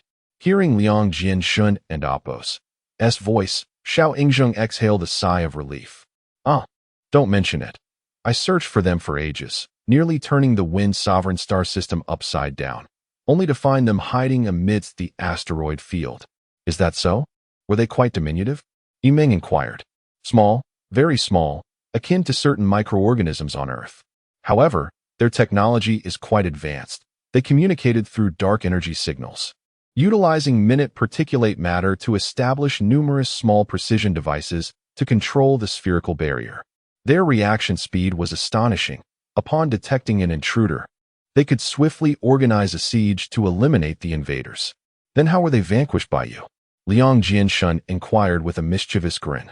There was but one reason. They could not perceive the ice crystal. Had the hidden vessel not been composed of ice crystal material, I cannot guarantee I could have triumphed over them. Such is their fate. No one compelled them to seek our complete annihilation. The fall of their civilization is their own doing. Wait for me there. I am not far from you now, and we shall soon reunite, Xiao Yingzhong asserted. All right, hurry over. When you arrive, I shall treat you to a drink. It is time to unveil my cherished 3,000-year-old vintage, Liang Jianxun exclaimed with excitement. Before long, when the three of them gathered, Chowdy anchored the fleet in a secure location. They sat together, exchanging words while savoring the exquisite liquor cherished by Liang Jianxun for 3 millennia, feeling an overwhelming sense of contentment. As the intoxication began to take hold, Liang Jianxun started to voice his grievances. Don't mention it, old Xiao. These past 10 years have driven me nearly mad. It's akin to being imprisoned, devoid of any freedom. They realized they couldn't eliminate us in the short term, so they resorted to manipulating dark matter to create a wall of dark energy, intending to confine us eternally within this luminous barrier. It is utterly despicable. Furthermore, for the past decade, both Yi Ming and I have lived in constant fear, apprehensive that they might devise some means to dispose of us. Yi Ming, too, felt a surge of emotions. Indeed, the deeper we venture into the Milky Way, the more formidable the civilizations we encounter. The days ahead may prove even more arduous. At that moment, Yi Ming turned to glance at Xiao Yingzhong, who remained silent, and remarked, Perhaps we should refrain from lamenting our plight. No matter how we express it, we have spent most of our time in a state of luminosity. Yet what about number 3? To save us, and to prevent the Yufeng civilization from discovering the Hidden One, he has maintained a state of invisibility, piloting the Hidden One for a full decade. One can only imagine the torment he has endured during this time. Upon hearing Yiming's words, Liang Jinshan finally recognized Xiao Yingjing's sacrifice. He lifted his glass and declared, "Old Xiao, my brother, your loyalty is commendable. Allow me to toast you." At that moment, Xiao Yingjing spoke solemnly. "Since we have chosen to wander through the cosmos, solitude shall be the norm of our existence." Chapter 40. The Starless Expanse. Have you ever ventured into a desolate void? Earth has once harbored numerous places where human presence was scarce. Some of these locales are characterized by hostile environments, while others conceal hidden dangers or exhibit mysterious peculiarities. Examples include the bone-chilling Antarctic, the swamp-laden wetlands, the enigmatic Bermuda Triangle, and the infamous Area 51. These regions not only deter human exploration, but also remain devoid of any fauna or flora, echoing with the absence of life. In the shadowy realms of the universe, there exist similar voids, areas bereft of stars, planets, or meteors, and devoid of life itself. They stretch infinitely, some extending hundreds of light years without revealing a single celestial body, creating a gaping emptiness as if the universe had been hollowed out. Yet beyond these voids, the cosmos resumes its usual stellar density. Thus, all who have traversed such desolate expanses cannot help but feel an unsettling abnormality. During the voyage of the Wanderer fleet through the Perseus Arm, they stumbled upon one such interstellar void. To mitigate risks, the super entity halted 15 light years from the void and swiftly commenced a thorough scan of the spatial area. The external contour of this void resembled a flattened bean, with a maximum diameter of 320 light years and a minimum of 40 light years. Within, it was hollow, lacking any stars or planets, with only a few scattered meteoroids that could be deemed negligible. In essence, this mysterious expanse appeared as though an immense cavity had been carved out, leaving no material remnants behind. Awakened from their slumber, Han Yimeng, Liang Jiashan, and Xiaoying gazed intently at the enigmatic region ahead. This marked their initial encounter with a cosmic void, igniting their curiosity. They observed that although the interior of the void was cavernous, the surrounding galaxies were remarkably dense, clustering tightly around the void's perimeter, radiating brilliant light that starkly contrasted with the dark emptiness within, akin to lanterns illuminating the night. Why is the density of galaxies surrounding the void greater than that of normal space? At first glance, these galaxies appeared to have migrated from within the void itself. Could it be that the void harbors elements detrimental to the sustenance of life? A myriad of questions swirled in their minds. Perhaps the galaxies surrounding the void do not belong to it at all, originating from elsewhere, or they may have existed here from the beginning. Regardless of the explanation, this region undoubtedly exuded mystery. It could not merely be an ordinary natural phenomenon, for the cause of such a cosmic emptiness must harbor deeper secrets, as Yiming speculated. Stretching for hundreds of light years without a single star is a phenomenon that defies the established laws of the universe. Within the Perseus Arm, an average of one galaxy exists every 10 light years, with some areas hosting 2 galaxies within mere light years of each other.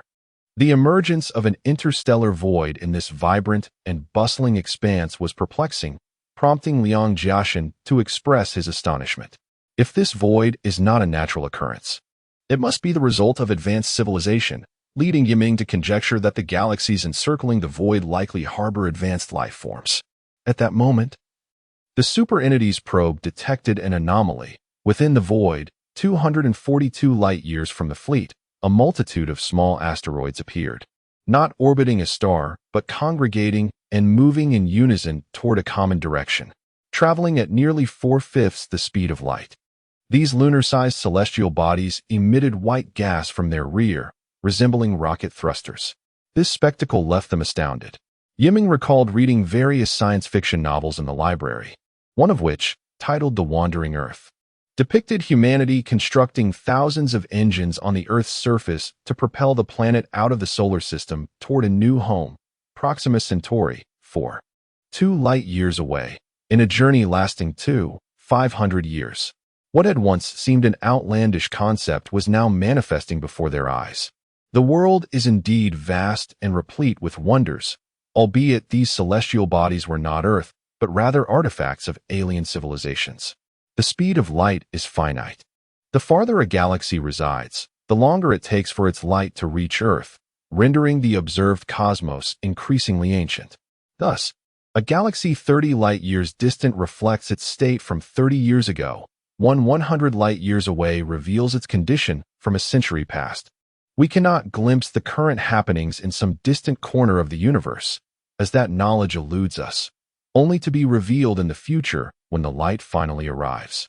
Therefore, when humanity observes the cosmos, they are invariably viewing the past, a perspective scientists refer to as insect perspective. In summary, the superentity's discovery reflects events that transpired 242 years prior.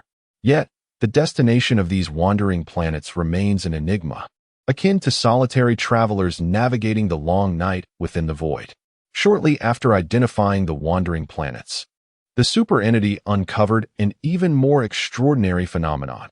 On the periphery of the void, over 300 light-years from the fleet, a brilliantly luminous galaxy was identified, within which resided 5 stars, each engaged in a mesmerizing dance around one another, illuminating the surrounding cosmic space. This galaxy emitted intense thermal rays that rendered a spherical region with a radius of 0.1 light-years devoid of any planets, likely vaporized by the searing heat. The formation of this quintuple star system astounded Yiming. According to established cosmic principles, if several stars are drawn together by mutual attraction, one would typically possess an extraordinary gravitational force, capable of drawing in nearby smaller stars to become its orbiting companions. Hence, a star with such capability would need to eclipse its companions in both mass and volume. However, Yiming noted that the 5 stars displayed minimal size disparity, with no supergiant star present, raising profound questions about their convergence. Did they not repel each other? Such inquiries remain beyond the scope of current scientific explanation. The 5 stars revolved in concert, generating a brilliant aura and emitting vast quantities of high-energy particles, subjecting planets located more than a light-year away to relentless torment. A planet in close proximity to this quintuple star system had seemingly devolved into a hellish realm, drawn into chaotic orbits by the gravitational interplay of the 5 stars. Its motion became erratic, influenced by the tugging of 2 or 3 stars at once. Furthermore, its surface endured relentless scorching from stellar storms, generating dense plasma clouds under the influence of extreme temperatures. The superentity projected that this planet would be entirely vaporized within 2 centuries. As the trio pondered this bizarre phenomenon, the superentity made yet another discovery. Amidst the multitude of stars in the outer galaxy surrounding the void, a particularly radiant position emerged, revealing a brilliant blue supergiant star. Through redshift measurements, the superentity determined its luminosity to be approximately 30,000 times that of the Sun. Blue supergiants, formed from the contraction of large nebulae, are massive stars characterized by high temperatures and a deep blue halo. Such stars are rare within the cosmos and are believed to be the progenitors of supernovae. However, the Wanderer fleet had yet to encounter or study supernovae, rendering their origins uncertain at this juncture. The blue supergiants are a rarity within the cosmos, and it is indeed a fortuitous occurrence for the Wanderer fleet to encounter one. The magnitude of its nuclear fusion is astonishing, capable of continuously unleashing powerful stellar storms throughout space and intermittently ejecting matter to form an expanding gaseous shell. Within this shell, no substance can escape unscathed. Although dark matter energy can obliterate ordinary stars, it is utterly insufficient to destroy this blue supergiant, as the charged particles it emits possess a certain annihilation effect. Even a superbody spacecraft would need to maintain a distance of at least 5 light-years to observe this star up close. While antimatter can resist intense annihilation reactions for a brief period, it ultimately reaches a threshold that compromises its structural integrity, leading to mutations that indirectly diminish its overall performance. As its efficacy wanes, it becomes increasingly fragile, ultimately succumbing to extreme energy. Thus, The superbody predicts that if the fleet remains within the gaseous shell of the blue supergiant for an extended duration, it would inevitably be destroyed and consumed by the star. Yiming has always harbored a passion for astronomy.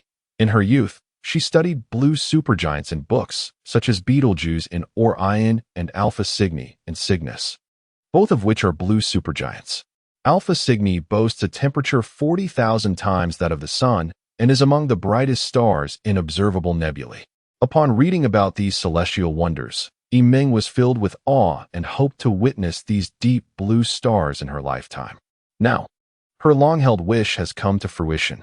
Chapter 41. The ghost particle. The vastness of the universe is filled with wonders. After the Wanderer fleet encountered numerous breathtaking phenomena in the interstellar void, they were deeply impressed by the existence of forces beyond their comprehension. Initially, they considered dark matter energy to be the ultimate power in conflicts between cosmic civilizations, and Ant-Man matter to be the epitome of perfection within the Milky Way. They regarded the Ant-Man civilization as a preeminent example of a Type 1 civilization. However, upon witnessing the quintuple star system, their perspectives shifted dramatically. What manner of civilization exists that can effortlessly alter the motion of stars? What are their intentions? No one could ascertain the answers. But one could imagine that such an ultimate civilization would wield unparalleled power within its domain, rendering it untouchable. Yiming sighed, contemplating that the might of the Wanderer fleet pales in comparison to this star, akin to a firefly attempting to compete with the brilliance of the sun and moon. I hope this blue supergiant is a natural star, Yiming mused. If it harbors an advanced civilization, that civilization would undoubtedly be extraordinarily formidable. Indeed, Liang Jiaxin analyzed. If extraterrestrial life truly exists within, the level of advancement would be unimaginable. The quintuple star system appears to rival it. It is indeed unlikely for two higher civilizations to coexist in a single region. The probability of conflict approaches 100%. Xiaoying asserted. Yes, it is exceedingly difficult for advanced civilizations to share territory. Let us hope that no advanced civilization resides within the blue supergiant. At that moment, an extraordinary phenomenon occurred in the quintuple star system, located 100 light-years away from the blue supergiant. The superbody detected that one of the stars inexplicably began to expand.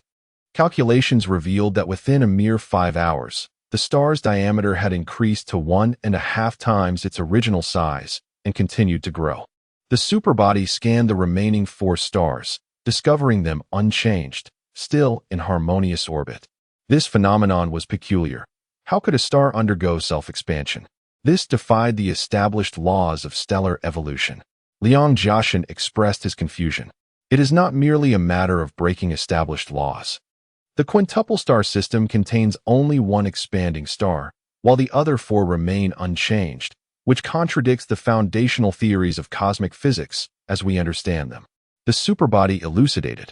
It seems undeniable that an extraterrestrial civilization exists within. Liang Jiaxin concluded resolutely. I believe so. Initially, we could not comprehend how the quintuple star system could rotate without a superstar at its center, and now, with a star expanding autonomously, one must wonder if it is under some form of control, Yiming remarked. At that moment, the superbody astonishingly discovered anomalies around the blue supergiant. Numerous white flickering points inexplicably appeared in its outer shell, a staggering number that enveloped the star's atmosphere. The superbody estimated these flickering points to number in the trillions. How did they manifest? The superbody was at a loss, as if they had materialized from the void of space without any forewarning. The 3 were equally astonished. The outer shell of the blue supergiant had once been devoid of anything, now inexplicably brimming with vast quantities of flickering points, a truly unexpected sight. The superbody magnified the observation to scrutinize the appearance of these white flickering points, discovering their small size and diverse shapes, some spherical or ovoid, others rectangular, cubic, ring-shaped, dumbbell-like, cloud-like, cylindrical, bullet-shaped, cigar-shaped, conical, lens-shaped, shield-shaped, and spiral-shaped, exhibiting a myriad of forms without any fixed pattern. They floated gracefully in space, maintaining a dynamic state.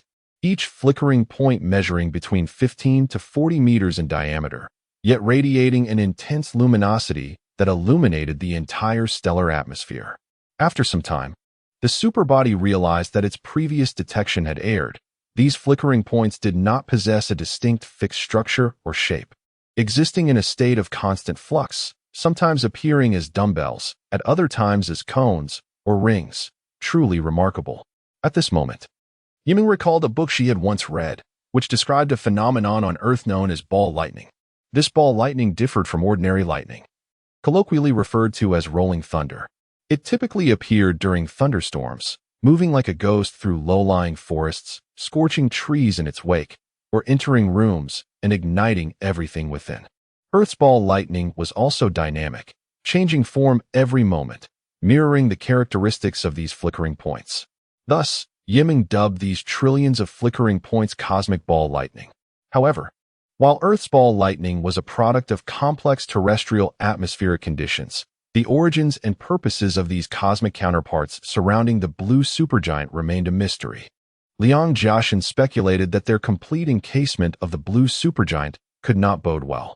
The extraordinary occurrences in the interstellar void left the three in awe, as they truly grasped the terror of the universe and the might of civilizations. Little did they know, after thousands of years wandering the cosmos, they had encountered a stellar-level civilization for the first time. Turning back to the quintuple star system, Yiming was taken aback. It had given rise to a superstar, a massive red giant approximately 50 times the size of the Sun. It is a red giant, formed during the stellar evolutionary phase of old age, the superbody explained. Red giants are enormous non-main sequence stars, classified as K or M types in the spectrum. According to scientific predictions, when a star exhausts its lengthy youth, the main sequence phase, it transitions into old age, beginning as a red giant. However, the transformation from a youthful star to an aged red giant typically requires billions to even hundreds of billions of years. Yet this particular star underwent its evolution in a mere several hours. Upon comparing it to the red giant encountered in the Crystal Galaxy, Yiming noted its evolution was exponentially faster by a factor of millions. The red giant within the quintuple star system was 20 times the size of the one in the Crystal Galaxy, and its explosive energy far surpassed that of its counterpart. As the red giant in the quintuple star system not only reached a stable state, but also attained peak levels of explosive force and helium fusion energy, rivaling that of the blue supergiant. At this juncture, the dynamics of the quintuple star system altered. The emergence of the super red giant caused a sudden increase in gravitational pull, prompting the other four stars to begin orbiting around it. In essence, the four smaller stars transformed into planets revolving around the red giant. Now the superbody could discern the system's patterns. As the four stars orbited the red giant along predetermined paths, resembling the operational dynamics of a typical star system. The collective trajectory of the quintuple star system formed a hollow elliptical shape, akin to the 8 planets of the solar system revolving around the Sun. However, the superbody observed that the hollow elliptical shape gradually flattened, an exceedingly peculiar phenomenon. Thus, the superbody swiftly calculated the velocities and trajectories of the 4 smaller stars, discovering that their paths seemed to be influenced by some mysterious force, gradually forming a plane, indicating that their trajectories were shifting from elliptical to disc-like formations. What could have caused this phenomenon? Yiming pondered. Liang Jiaxin reflected for a moment. Indeed, as anticipated, the quintuple star system undoubtedly harbors advanced civilizations, which have been orchestrating the morphological transformations of the 5 stars, enabling the continuous metamorphosis and evolution of the system until it assumes their desired form. If this is indeed the case, it is utterly terrifying. The 5 stars seem like mere toys in their hands, easily manipulated at will. The notion that a single civilization could govern one star is already astonishing, let alone 5. Yes, toys. This metaphor is quite vivid. The quintuple star system resembles a Rubik's cube in their grasp, allowing them to alter its operational mechanisms at will and to truncate the evolutionary timeline of the stars.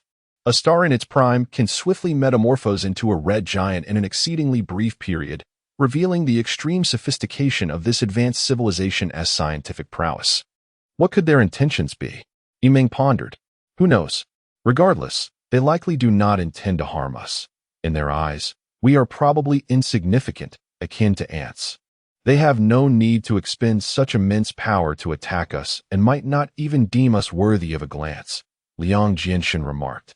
Yimeng chuckled, observing that everything we witness now has transpired 2 centuries prior, certainly unrelated to us. Let us merely play the role of bystanders and watch what they will do next. However, before Yimeng could contemplate further, the super entity detected new changes occurring near the blue supergiant.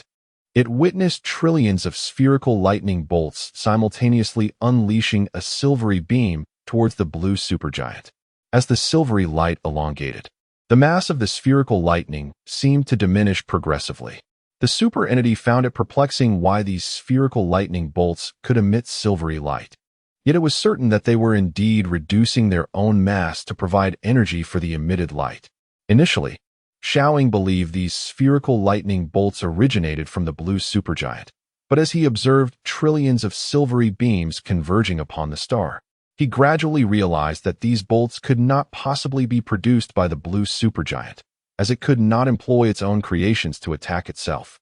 Concluding that the blue supergiant was not the source of the spherical lightning further indicated that these phenomena must originate from some unknown civilization, one that harbors hostility towards the blue supergiant. The super entity employed redshift measurement technology to calculate the energy encapsulated in the trillions of silvery beams, yielding astonishing results. It speculated that these silvery beams were not composed of ordinary high-energy particles, but rather constituted of some enigmatic particles smaller than electrons. These mysterious particles could not only travel at light speed, but also possessed negligible mass, carrying almost no energy. Once again, everyone was astounded. These bright and conspicuous silvery beams contained no energy whatsoever. Anyone would find this absurd, yet the super entity does not err. This is the reality. Such matter exists in the cosmos. Everything amounts to zero. We have never encountered such material. It is truly eye-opening. Liang Jinshan remarked with wonder. Yimeng contemplated for a moment, and suddenly her eyes sparkled. Neutrinos. Yes, it must be neutrinos. Liang Jinshan, puzzled, inquired, what are neutrinos? I once read about these particles in a book, but I can hardly recall now. Perhaps we can ask the super entity for an explanation, Yimeng suggested. Chapter 42. The 5-star system. Upon receiving the directive from Unit 1, the super entity commenced its introduction of neutrinos. Within the cosmos exists a remarkable particle capable of effortlessly traversing various forms of matter, undetectable to human senses. This particle, akin to a specter, is colloquially referred to as the ghost particle, known scientifically as the neutrino. Neutrinos possess an exceedingly minuscule volume, are electrically neutral, and can freely penetrate any substance. Their mass is incredibly light. Some neutrinos are less than a millionth of an electron's mass, and they move at the speed of light, exhibiting minimal interaction with other matter, earning them the moniker of the universe's invisible entity. The discovery of neutrinos can be traced back to the 20th century of the Earth era. In the quantum realm, the absorption and emission of energy occur in a discontinuous manner. Not only are atomic spectra discontinuous, but the alpha and gamma rays emitted from atomic nuclei also exhibit this characteristic due to the transitions between different energy levels, adhering to the principles of quantum mechanics. However, it is peculiar that the energy spectrum of beta rays, composed of electrons released during beta decay, is continuous, with electrons carrying away only a portion of the total energy, while a portion mysteriously vanishes. This discrepancy puzzled scientists, leading them to question why, during beta decay, electrons did not carry away all the energy, thus violating the conservation of energy and momentum, while charge remained conserved. Prolonged research revealed that during beta decay, a low-mass neutral particle was responsible for carrying away the lost energy, so minuscule that it could nearly be disregarded. Consequently, this particle, which accounted for the energy deficit, was named the neutrino. Upon hearing this, Liang Jinda found it intriguing and inquired, so, neutrinos can traverse any material. even penetrating the interior of stars without obstruction? In principle, yes, the superentity replied. Neutrinos approach zero mass, have an exceedingly small volume, and possess extremely weak energy. They maintain absolute neutrality, do not interact with any matter, and are impervious to any energy. They are akin to phantoms within the cosmos, omnipresent and able to traverse any space without hindrance. If these silvery beams of light are indeed neutrinos, then they can freely enter the blue supergiant. Liang Jinda remarked. That should be the case, the superentity concurred. Yet, what purpose does that civilization have in launching so many neutrinos towards the blue supergiant? They bear no energy, posing no threat to the blue supergiant, for on Earth, trillions of these neutrinos pass through our bodies every second without causing any harm. Yiming interjected, perplexed. At this moment, the superentity responded, these white beams of light, composed of aggregated neutrinos, may not be intended for attacking the star. Yiming and Liang Jinda exchanged glances, bewildered by the superentity and Opos' assertion. The superentity continued. The ability of neutrinos to penetrate any material indicates their potential to transmit information to any location.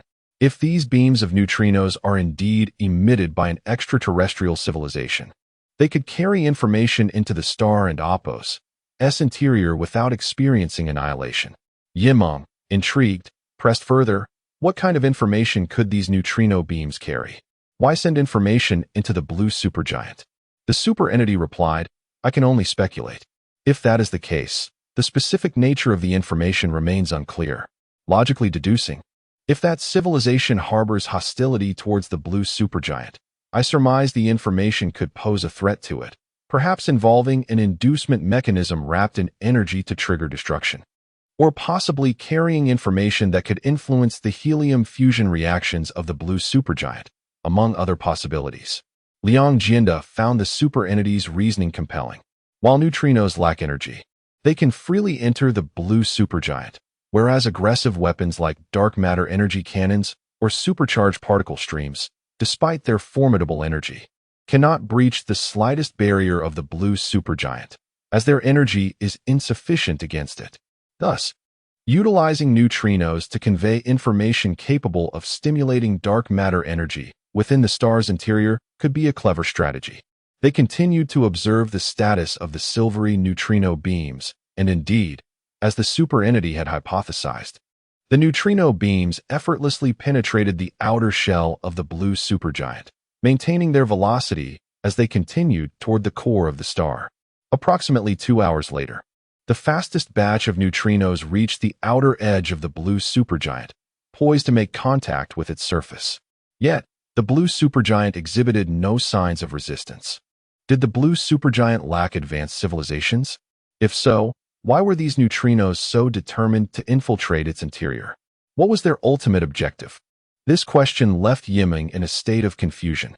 At that moment, the five-star system underwent another transformation, following the conversion of one star into a red giant. The remaining 4 stars began to orbit this red giant, their trajectories forming a flattened disk. After several hours, this disk-shaped stellar system began altering its direction of motion.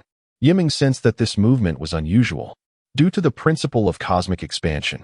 Every galaxy and nebula within the universe is not stationary, but rather perpetually moving towards areas of greater gravitational influence. The Sun, for instance, continuously guides the 8 planets in orbit around the Milky Way's Orion arm, taking approximately 100 million years to complete a single rotation. The 5-star system operated similarly, with the 4 stars orbiting the red giant, which in turn led them in their movement around the Perseus arm of the Milky Way. Thus, every galaxy possesses a predetermined trajectory, calculable through general relativity. However, it was peculiar that the 5-star system suddenly adjusted its direction. The superentity calculated that they had executed a turn of over 95 degrees, racing towards a predetermined destination. Even more astonishingly, after this directional shift, the speed of the 5-star system increased dramatically, with the 4 smaller stars orbiting the red giant accelerating as well. This phenomenon astonished everyone present. further affirming the existence of advanced civilizations within the five-star system.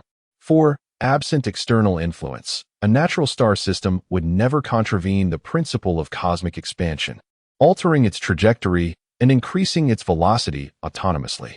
The superentity calculated the movement vector of the five-star system, discovering that their trajectory pointed directly towards the location of the blue supergiant. Could this be mere coincidence? Everyone speculated whether the five-star system was merely passing by the blue supergiant or if its destination was indeed the blue supergiant itself. The answer is apparent, Yiming remarked. While we remain unaware of the intentions behind the five-star system's abrupt directional change and accelerated advance from the perspective of cosmic survival principles, it is highly plausible that they aim to reach the blue supergiant, as it is the only celestial body in their path that possesses comparable energy and strength. Indeed, it seems this blue supergiant is the only contender, Xiaoying affirmed. If that is the case, how splendid it would be. Our wandering fleet may witness the climactic battle between two stellar civilizations. Even if we perish, it would be worth it. Yiming glanced at Liang Jianda, asserting, if two stellar civilizations were to engage in conflict, the scale of their warfare would be unimaginable, one being the blue supergiant, the other a red giant accompanied by 4 stars. Both sides would be evenly matched, with energy reserves of unprecedented magnitude.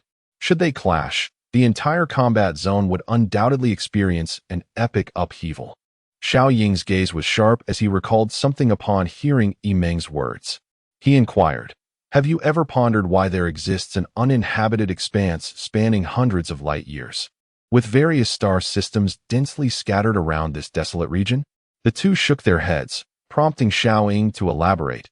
Yiming, you previously mentioned that if two stellar civilizations were to engage in warfare, any matter within the conflict zone would endure tremendous impacts. I believe this may well be the fundamental reason for the existence of these barren areas. Liang Jianshun, seemingly enlightened, remarked, so Xiao, are you suggesting that this place has previously witnessed conflict, and it is the energy shockwaves between stellar civilizations that led to the formation of these uninhabited zones? I believe so, Xiaoying continued. Whether it be blue supergiants or red giants, their inherent temperatures are already exceedingly high. Once war is waged, in an effort to utterly vanquish their adversaries, they would unleash all their might in a desperate struggle. At that point, the intense heat would obliterate all matter in the cosmic expanse, transforming it into plasma gas. It is uncertain whether even the plasma gas could escape annihilation. It is highly plausible that total destruction would occur, leaving not a trace behind. I concur with Zhao's assertion, Liang Jinshan added. After the conclusion of a war between stellar civilizations, all matter would be annihilated, resulting in an empty expanse of interstellar void, devoid of any remnants. This, indeed, appears to be the correct interpretation. It seems our speculations were accurate. The uninhabited zones are certainly not a product of natural phenomena, Yiming remarked. Indeed, gazing back at this interstellar void that stretches across hundreds of light years, it is profound and boundless, utterly devoid of substance. One cannot help but contemplate whether it once served as a battlefield rife with conflict, a place where advanced civilizations fought fiercely, or perhaps even an interstellar grave left in the wake of a concluded conflict, Xiaoying mused. Chapter 43. The Blue Supergiant gazing once more at the blue supergiant.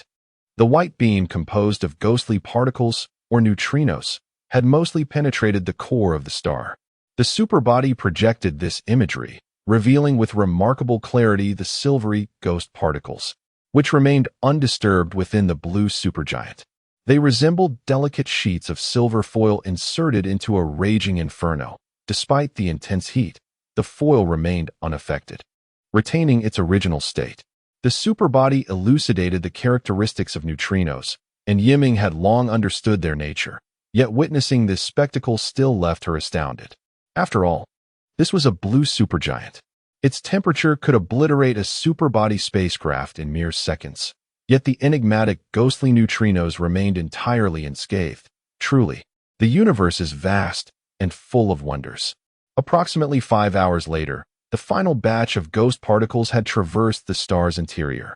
After some time, All the ghost particles began to disperse, vanishing into the vast night sky, replaced by strands of dark crimson.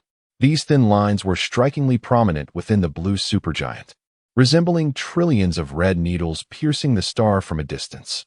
Yiming vividly likened the current appearance of the blue supergiant to a blue hedgehog adorned with red quills. An amusing sight indeed. Before long, the superbody detected a response from the blue supergiant. Its internal temperature began to rise sharply, and the nuclear fusion reaction escalated dramatically, accompanied by the emergence of large-scale stellar spots. The blue flames erupted violently in all directions. Yiming observed that the blue supergiant, now seemingly pricked by countless red spikes, appeared to tremble and sway, entering an exceedingly unstable state. The superbody also noted that, in certain areas, the helium fusion was on the brink of rupture due to increased pressure, instantaneously releasing vast quantities of high-energy particles into space. The trio was captivated, all believing that if this trend continued, the blue supergiant might ultimately tear itself apart and explode. The instigator of this chaos appeared to be those red strands. It seemed the superbody and Oppo's hypothesis was correct. The ghost particles conveyed some form of information, releasing it within the blue supergiant, thereby triggering an unknown energy that was disrupting the star's normal activities with the intent to obliterate it entirely. At that moment, a further calamity ensued as the red strands began to thrash violently within the star. They writhed and spun recklessly, intensifying the fusion reactions within, causing the blue flames to erupt fiercely, while the star's volume continued to expand. The frequency of its oscillations increased alarmingly. The superbody calculated that the blue supergiant's rupture index was rapidly escalating. It had transitioned from a mere tremor to a seismic upheaval. If this agitation persisted, the blue supergiant would soon reach the critical point of total disintegration. Just as Yimeng, Liang Jiaxin, and the others were filled with trepidation for the blue supergiant, its tearing activities abruptly ceased. The fusion reactions returned to normal levels. Internal temperatures began to decrease, and the blue flames gradually subsided, with the star's volume slowly contracting back to its original size. The regions that had threatened to rupture began to heal and recover, and within this brief span, the blue supergiant gradually returned to a stable state. After this event, Liang Jiaxin and Yimeng exchanged bewildered glances, both wearing expressions of confusion, while Xiaoing furrowed his brow, unable to comprehend the phenomenon. Suddenly, the blue supergiant accelerated its rotation, spinning wildly like a high-speed top. The superbody immediately began to investigate what was occurring within the blue supergiant. It discovered that the star's interior had once again erupted into violent vibrations. But these tremors differed from the previous localized quaking. They were spontaneous releases of energy emanating from within. This occurrence reignited the trio's nerves. They found themselves witnessing a series of bizarre phenomena, akin to a nightmare. Events previously unimaginable to humanity unfolded before their eyes, as advanced civilizations manipulated these stars with apparent ease. Yet, this was no dream. It was an undeniable reality. Before long, the blue supergiant detonated like a timed bomb, unleashing a torrent of supernova gamma rays that surged into the depths of the cosmos, annihilating all matter in their path. Unlike ordinary gamma rays, which stem from the decay of radioactive atoms, supernova gamma rays are manifestations of colossal cosmic energy. It is estimated that a single burst of supernova gamma rays contains energy millions of times greater than the visible light emitted by a sun. Typically, supernova gamma rays are generated by supernovae, neutron stars, or black holes, and each supernova event is accompanied by a plethora of these rays. Furthermore, the gamma rays released during such cataclysmic events can obliterate dark matter, possessing unimaginable energy. However, Yimeng found it perplexing that this blue supergiant had not yet evolved into a neutron star or supernova. How could it emit gamma ray bursts? It was truly bewildering. Supernova gamma ray bursts are often referred to as the harbingers of cosmic doom. Humanity knows their name, yet has never encountered one, as scientists estimate that a single burst could easily obliterate the solar system. Should a supernova occur in proximity to the solar system, The energy released would surpass that of the sun's entire lifespan, posing an existential threat to humanity.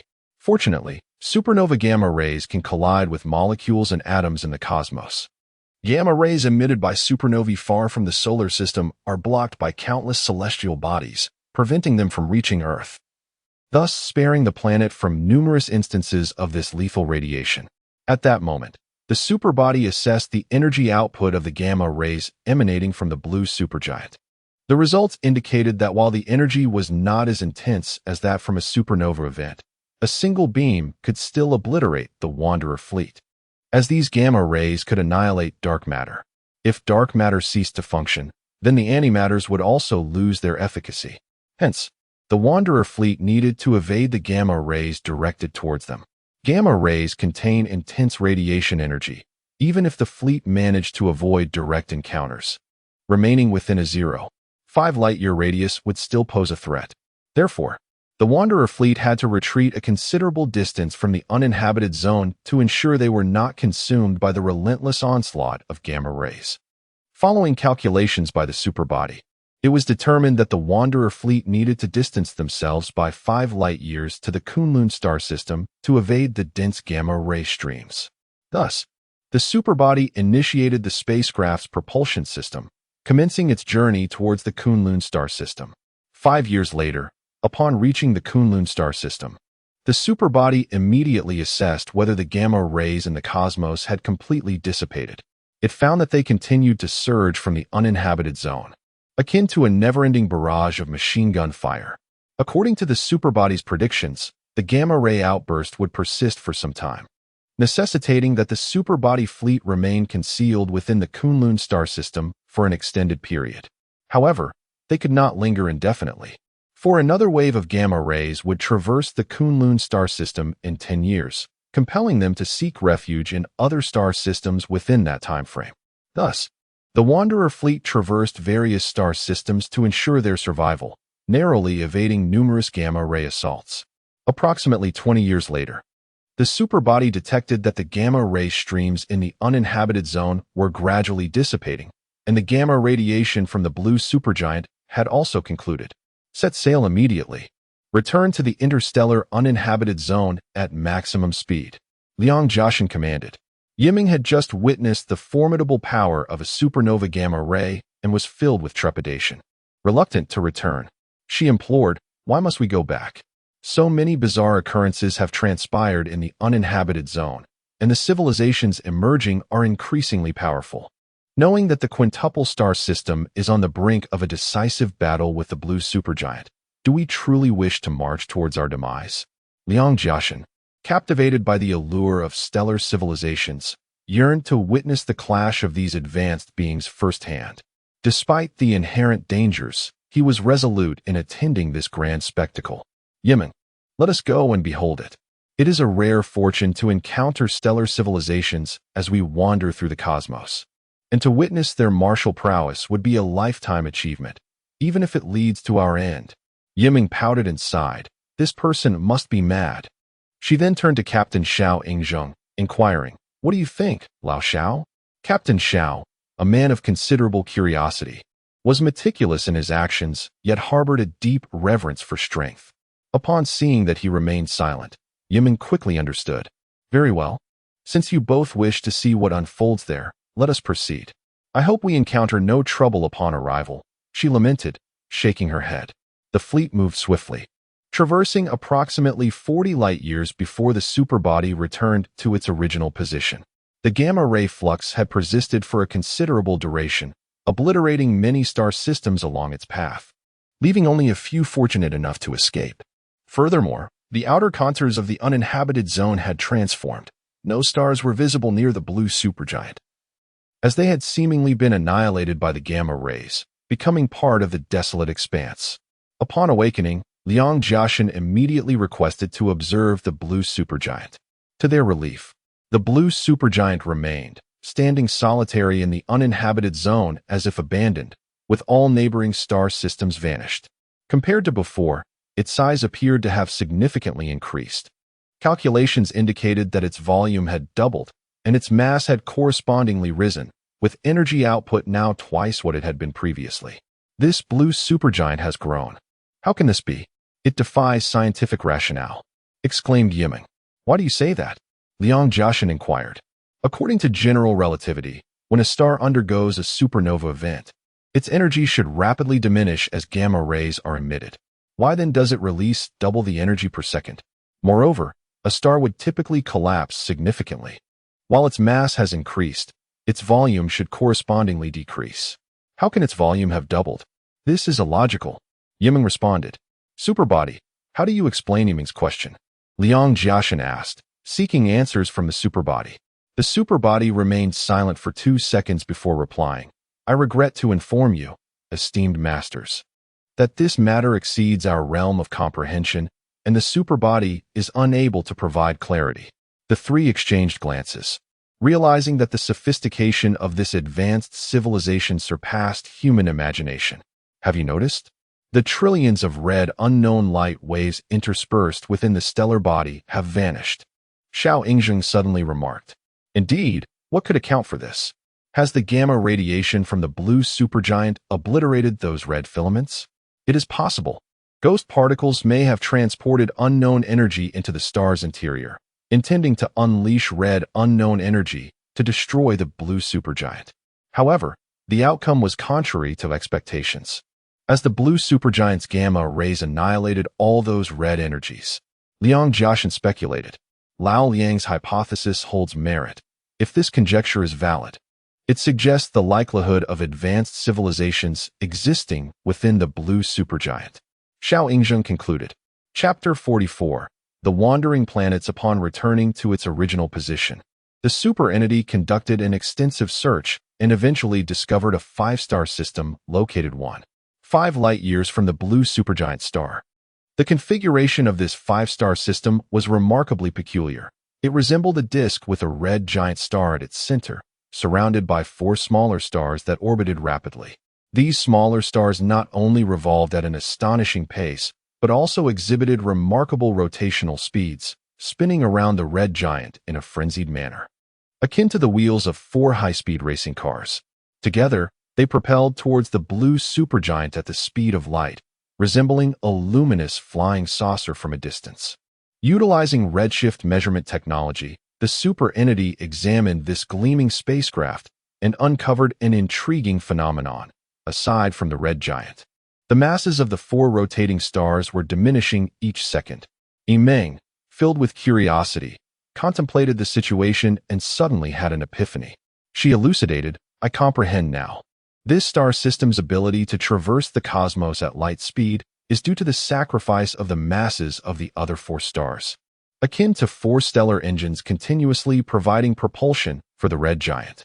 Upon hearing Yiming's explanation, the superentity found it plausible and expressed strong agreement.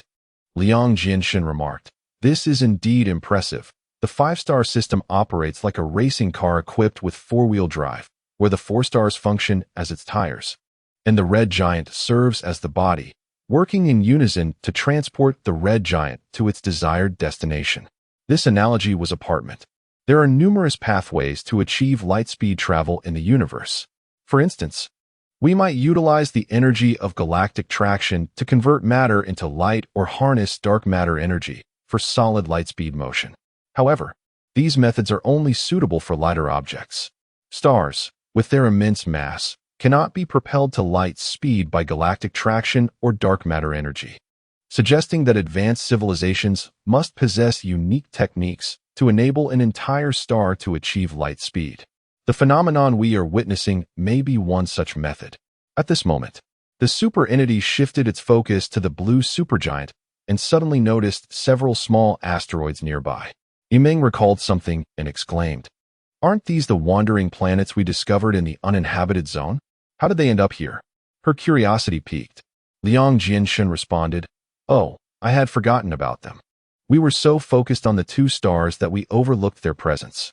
They must have traversed the uninhabited zone for a century and have now arrived at the blue supergiant. What could they be intending? Is it to assault the blue supergiant as well? Yiming speculated. I believe so. I wonder how many grievances this cerulean star has accrued that civilizations are so intent on attacking it. Liang Jinshin questioned. Before long, the wandering planets ceased their advance and began to enter the gravitational orbit of the blue supergiant, collectively engaging in orbital motion around the star.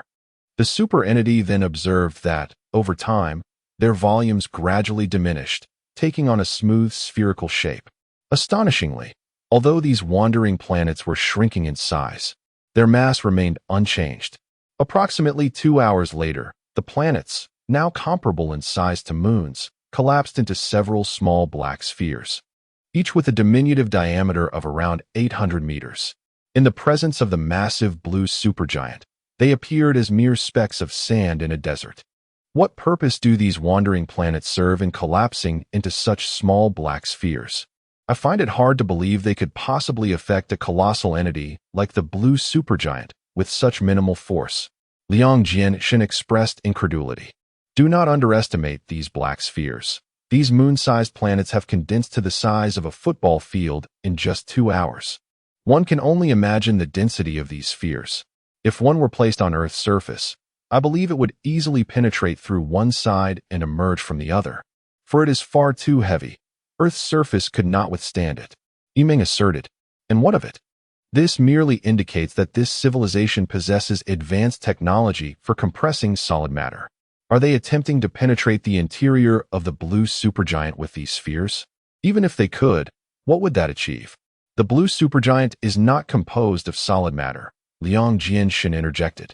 At that moment, the superentity noticed a faint dark red glow emanating from around these black spheres, which subsequently transitioned from dark red to red, then to orange, orange-white, white, blue-white, blue, and ultimately to the same cerulean hue as the blue supergiant. This sequence of color changes astonished Yiming, while the superentity posited that the color variation resembled the flames exhibited by stars of differing temperatures. In the cosmos, due to variations in stellar mass and temperature, each star exhibits a unique color. Generally, the lowest temperatures correspond to dark red, transitioning through red, orange, and white, ultimately reaching blue as temperature and stellar mass increase. Thus, the blue supergiant stands out as one of the hottest stable stars in the universe, though supernovae and neutron stars possess even higher temperatures, albeit as exceptions. Now, however, the black spheres were surrounded by a ghostly blue luminescence, the cause of which remained unclear. They must be absorbing energy, the superentity declared. Yiming, perplexed, inquired. Absorbing energy? Energy from the blue supergiant? How could that be possible? As they compress their forms into spherical shapes, their density increases, enhancing their gravitational pull, which attracts a portion of high-energy particles to gather around them, creating a gravitational wave distributed around the sphere. This gravitational wave causes high-speed particles to diffract, leading to a gradual increase in temperature. Thus, we observe the glow transitioning from dark red to ghostly blue surrounding the spheres. I see now. It appears they aim to absorb the energy of the blue supergiant to delay the star's nuclear fusion reactions. But isn't their absorption efficiency rather low? Liang Jinshin inquired. Indeed, they are absorbing energy at a slow rate. At this pace, it would take approximately 5 billion years to completely absorb the energy of the blue supergiant. The superentity responded. Hearing this, Liang Jinshin expressed confusion. This is no jest. Such a lengthy duration means that the blue supergiant would likely perish before they could absorb its energy completely. Their efforts are futile. If they wait 5 billion years, the blue supergiant will have long ceased to exist. At that moment, the superentity observed another peculiar phenomenon. As these planets continued to shrink, when they reached the size of a tennis ball, their surfaces turned an exceptionally deep black. The superentity analyzed the internal structure of these deep black planets and discovered that their atomic arrangements had become tightly compacted, seemingly reaching a critical point. Further compression could lead to an explosive rupture. At this point, the planetary spheres ceased to shrink. Yiming, intrigued, remarked, I had not anticipated that compressing a planet to a certain extent would alter its internal elemental structure. What state have they transformed into? She instructed the superentity to conduct a comprehensive analysis of the internal structure of these black spheres, employing the principle of insect vision. The superentity began to capture a significant amount of light signals from one of the planetary spheres in that region, forming images to thoroughly understand the internal structure of these black spheres. However, the superentity encountered an issue as it captured the light signals. The influx of signals from that area diminished. Initially, the black spheres appeared vividly on the superentity's screen, yet as the light signals waned, they grew increasingly indistinct, ultimately vanishing from view into the dark expanse of space. What is happening? Liang Jianshan questioned. Uncertain, the superentity is investigating whether a malfunction has occurred, came the response. In that moment, Yimeng fell into deep contemplation. She believed that the probability of a malfunction in the superbody was nearly non-existent, for the superbody system was incapable of such elementary errors. Moreover, since its inception, the superbody had never encountered any faults. As Yimeng had anticipated, after conducting a self-diagnosis, the superbody found no anomalies within itself. Furthermore, it was successfully capturing light signals from all directions, except for the one where the black sphere resided, where not a single ray of light could be detected. There must be an issue in that area, Yimeng declared. What do you mean? Liang Jianshan inquired. The fact that the superbody is unable to capture light signals solely in the direction of the black sphere indicates that the light in that region must be absorbed or obstructed by something. Or perhaps it is trapped, unable to reach us. Xiaoying furrowed her brow and asked, could it be that these black spheres are siphoning all the light from the surrounding areas?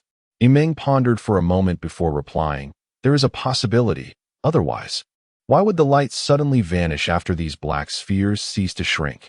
It is well known that everything we perceive in this world is a result of light reflection. When light encounters an object, it is obstructed and reflects back. If it returns to our eyes, we can discern the nature of that object.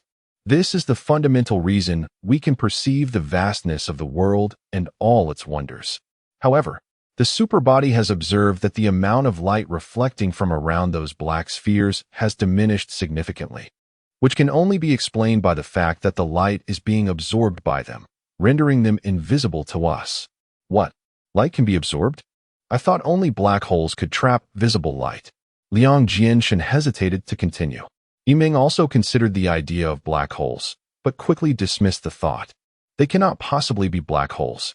The formation of a black hole in the universe requires a long and arduous process, with a critical step being a supernova explosion or the collision of two neutron stars. However, none of these phenomena have occurred, and the compression of the planets is proceeding rapidly without any violent reactions, so a black hole cannot form. The superbody explained. At that moment, Liang Jianshan let out a sigh of relief, thinking to himself, thank goodness it's not a black hole.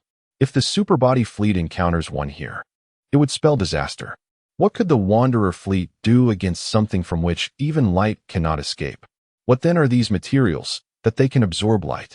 We cannot see them, much like we cannot see ice crystals, so it remains uncertain whether they can truly absorb light. If they can, then this substance would once again challenge our understanding of the world. Yimeng remarked. Indeed, the world is vast and full of wonders. Liang Jianshan expressed with a sense of awe. Chapter 45. Stellar Civilizations. At this moment, the blue supergiant star underwent another transformation. A multitude of arc-shaped halos emerged around its periphery, each erupting with a stream of radiation directed towards the locations of the several black spheres. Although the superentity could no longer perceive these black spheres, it deduced from the configuration of the radiation halos that the collapsed black spheres were voraciously absorbing the energy of the blue supergiant. Through energy detection, the superentity arrived at a startling conclusion. The rate at which the mysterious black spheres absorbed energy began to increase exponentially. This was a terrifying phenomenon. The collapsed black spheres resembled a swarm of termites feasting ravenously beneath towering edifices, consuming the energy of the blue supergiant at an ever-accelerating pace. What were these entities? Were they siphoning light as well? Where did the energy they absorbed go? A series of questions left Yimeng in a state of incredulity. The superentity calculated that if this rate of absorption persisted, the energy of the blue supergiant would inevitably be depleted. with a conservative estimate suggesting that it could be exhausted in approximately 1 million years. When the black spheres had just shrunk to the size of a soccer field, it would have taken 5 billion years to fully absorb the stellar energy, a notion that had been met with ridicule. Yet now, in their nearly invisible form, the absorption duration had astonishingly contracted to 1 million years, a fact that few could believe. At that moment, several beams of supernova-grade gamma rays erupted from the interior of the blue supergiant, hurtling towards the black energy-absorbing spheres with incredible speed. This was an unforeseen event that even the superentity had not anticipated. The onlookers were left without time to ponder the implications, their focus solely on the gamma rays as they awaited the ensuing developments.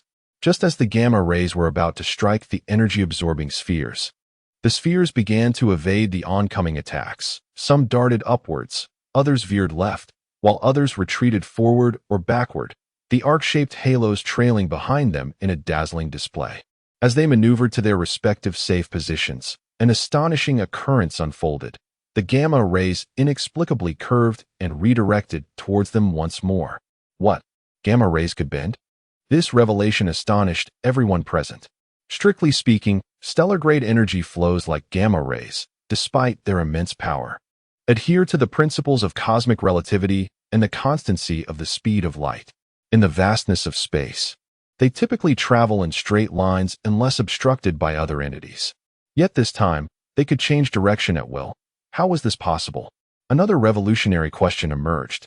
Here, the fleet found themselves witnessing an ever-growing array of phenomena that defied comprehension, with an abundance of transformative changes inducing repeated astonishment, leaving their minds gasping for clarity and slightly dizzy. Let an Opos set aside how this is happening. I want to see how those energy-absorbing spheres react, Liang Jiaxin exclaimed. The black spheres seemed equally taken aback by the sudden shift, appearing disoriented. Some continued to evade, while others fled at light speed. However, those that chose to persist in dodging the attacks seemed as if they were marked for tracking by the gamma rays, regardless of how they moved and dodged. They could not escape. Ultimately, they were left with no choice but to scatter in all directions away from the blue supergiant, with the gamma rays in relentless pursuit. The trailing arc-shaped halos torn apart and gradually dissipating in the elongated vacuum.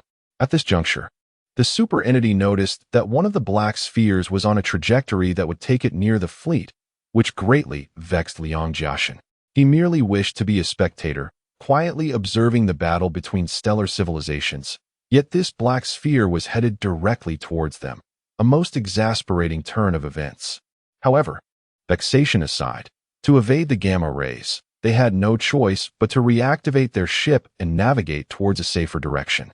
Even the mightiest planetary civilizations, when pitted against stellar civilizations, are akin to ants attempting to shake a tree, a futile endeavor, unknown to the superentity.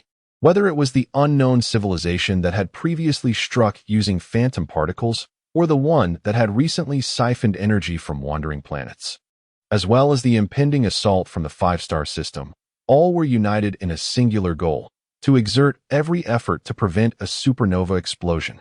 Decades later, the wandering fleet returned to their observation point, finally arriving at the most thrilling moment.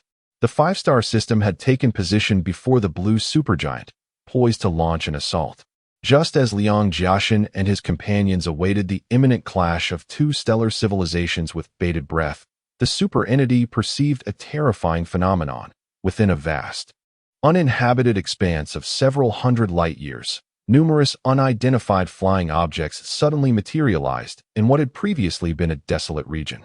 These unidentified vessels seemed to have converged by some unseen agreement, emerging in unison from the edges of the interstellar void. These ships, luminous or mobile entities, appeared in droves within the empty expanse, all navigating towards their predetermined destinations. They varied in shape, some colossal, others diminutive, and exhibited diverse modes of operation, from grandiose to swift. Their numbers also varied. Some star systems boasted a few massive ships capable of supporting an entire planet's life, while in others, smaller craft appeared in overwhelming numbers, clustering together in a breathtaking display. Each civilization's vessels bore unique characteristics, Some were sharply defined with orderly forms, while others were more rugged and chaotic, reflecting the distinct cultures and aesthetics of their creators. Some civilizations embraced naturalistic designs, reveling in a carefree aesthetic, while others favored symmetry and orderly arrangements. Their velocities varied as well, with some achieving light speed, while others lagged at merely a quarter of that pace. These civilizations, as if responding to a collective directive, emerged from their respective star systems and rapidly distanced themselves from the interstellar void. Why have so many civilizations suddenly appeared?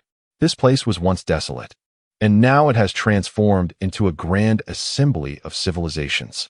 Yiming exclaimed, astonished. It seems the laws of survival in the universe are highly applicable. In our millennia of wandering through space, we have encountered far more civilizations than I had imagined, most of which have remained hidden, preferring not to reveal themselves or eliminate us. Otherwise, we would be utterly stranded. Liang Jiashan remarked. You are correct. And I suspect that a dreadful event is about to unfold, compelling these civilizations to reveal themselves and flee their homes to escape impending disaster, Xiaoying stated. A dreadful event? What could it be? Yiming inquired. Based on our observations over these past decades, it is evident that this ominous occurrence is tied to the blue supergiant. Now that two premier stellar civilizations are on the brink of confrontation, the potential for war is imminent. Should hostilities erupt, the intensity and destructiveness of the conflict would be profoundly terrifying. Xiaoying speculated. Are you suggesting that the consequences of their battle will affect the entire interstellar void, endangering all planets and civilizations within? Yiming pressed. Indeed. This is why they are all emerging now, seeking to escape their homes before the stellar civilizations go to war. Xiaoying explained. The flames of the city gate have ignited a calamity for the fish in the moat. The collisions between stellar civilizations are phenomena we have yet to witness or dare to imagine. The vast expanse of the interstellar void raises questions about its formation, the genesis of gamma-ray bursts from blue supergiants, and the depths of technology in a five-star system. These enigmatic occurrences and ominous signs continually suggest that a dreadful event is imminent in this region. Xiao Yingzheng expressed his apprehension. Yiming glanced at him, noticing for the first time the fear reflected in his gaze. Moreover, have you noticed that the five-star system has lingered before the blue supergiant for quite some time? Why have they yet to launch an attack? What are they waiting for? Liang Jiashan added. Who knows? The five-star system came from afar. I doubt it was merely to make friends or visit relatives, Yiming remarked. They are bestowing a grace. Xiao Yingzheng asserted decisively. Bestowing grace? What kind of grace? Yiming inquired, puzzled. They are granting time. They are allowing all civilizations in this region a chance to escape. For soon this area will transform into a graveyard for civilization and life. Liang Jiashan elucidated. Yiming contemplated Xiao Yingzheng's reasoning and found it somewhat plausible. Yet a question lingered. Yes, that is a possibility. Yet it also presents a contradiction. She stated. What contradiction? If, as you say, these two stellar civilizations possess such thinking let and oppos, as call it humanitarian thinking, then why engage in warfare? Shun and oppos, they be content residing peacefully in their respective homes? Why must they resort to mutual slaughter, forcing all civilizations and lives to flee from their abodes? Yiming articulated. Xiao Yingzheng furrowed his brow, pondering her words, and found merit in her argument. We must inquire of that blue supergiant. Why is it that all civilizations relentlessly attack, disrupt, and even attempt to absorb or annihilate it? What transgressions has it committed? Upon hearing Yiming mention peaceful coexistence, Liang Jiashan expressed disapproval. Peaceful coexistence? Miss Yiming, is it appropriate to judge the actions of stellar civilizations through the lens of our earthly understanding and values? Our ideals champion peace and development, yet where are we? In space. And whom do we encounter? Aliens. What are the survival laws here? The weak are devoured by the strong. As mere humans from a small solar system, do we possess the right to critique stellar-level civilizations? Yiming shot him a glare, exasperated, and replied, Yes, you are right. You are always right. Just as they delved into this discourse, the superbody detected a considerable number of alien spacecraft approaching the drifter fleet. These vessels originated from nearby star systems. Yet the superbody had scanned these regions thoroughly and found no signs of life. Nevertheless, they emerged inexplicably from these systems, racing toward the fleet at light speed, truly astonishing. They can effortlessly evade the superbody's scans and tracking. Their cloaking technology is remarkably advanced. Ming observed. They are racing toward us. Have they discovered our presence? Do they seek to engage us in battle, or are they merely passing through? Liang Jiaxin queried. The superbody responded. There is an 81 probability that they have detected the drifter fleet, with a 22 likelihood of launching an attack against the superbody warships. Given the proximity of both parties and their mastery of lightspeed technology, should the drifter fleet choose to flee now, they would not be pursued. Regardless of their intentions for conflict, we should maintain our disguise as meteors, continue our slow movement, and activate first-level combat readiness. We must remain prepared. If they wish to fight, we shall confront them head-on. Liang Jiaxin commanded. Liang Jiaxin, you are taking a risk and wagering your life. Since we all can move at light speed, why not seize this opportunity to escape? They certainly cannot catch us. Why maintain our meteor disguise? What if they discover us? Ming questioned. I wish to observe how these two stellar civilizations engage in combat. It would be immensely beneficial for our drifter fleet. Liang Jiaxin replied. What a madman. Ming chastised. Fear not. Since we are all first-level civilizations, even if they do discover us, what of it? If they wish to fight, then we shall fight. Liang Jiaxin declared confidently. Despite Liang Jiaxin's insistence on staying, Ming conceded, realizing she could not dissuade him. At that moment, the fleet members' anxiety heightened once more. They closely monitored the approaching alien vessels, remaining vigilant of any movements, unwilling to relax even for an instant. Chapter 46. The dawn of the final battle. The spacecrafts before them exhibited an extraordinary design, resembling flat disks and measuring approximately half the size of the superbody vessels. Their peculiarity lay in the presence of needle-like protrusions aligned vertically on all sides, top, bottom, left, right, front, and back, whose purpose remained a mystery. These vessels traversed at the speed of light, forming formations of four that presented a striking equilateral triangular shape. After a while, the first wave of these spacecraft arrived before the Wanderer's fleet, yet there was no indication of them slowing down. Just as Liang Jiaxin believed the alien vessels had not detected them, an anomaly occurred. As they approached the Wanderer's fleet, the needle-like appendages of all the ships simultaneously changed color, shifting from silvery white to a deep crimson. Witnessing this phenomenon, anxiety surged among the crew, and Xiao Yingzheng discreetly severed the communication link with the traveler. They must be preparing to attack us. Get ready for battle, Liang Jiaxin declared earnestly. The slow movements of the Wanderer's fleet seemed utterly stagnant in comparison to the alien ships racing at light speed. The superbody was prepared to counter the impending assault, planning to utilize dark matter energy to construct an energy barrier around the fleet to shield against various energy attacks. However, the alien vessels did not cease their advance. Instead, they swept past the fleet from a distance of 1.6 million kilometers. Due to their speed, they passed the Wanderers in an instant, vanishing into the vastness of deep space. Following this, subsequent waves of alien ships, second, third, and so forth, continued to glide past the Wanderers and Oppo's fleet, none halting mid-journey. The superbody could only perceive the fleeting moment when the needle tips changed color, returning to silver shortly after their departure, without any further anomalies occurring. It seems they have no intention of engaging us in battle. I suspect they have detected our presence, but are simply too preoccupied to pay us any mind. The color change of the needle tips may well have been a warning for us to keep our distance, Liang Jiaxin opined. What should we do now? Ming inquired. We remain stationary and continue to observe their movements, adapting to any changes as they unfold, watching them depart, he replied. Just as he finished speaking, the final wave of alien spacecraft approached the Wanderer's fleet. The superbody remained vigilant. If the last wave passed without launching an attack, it would signify their singular focus on fleeing this location.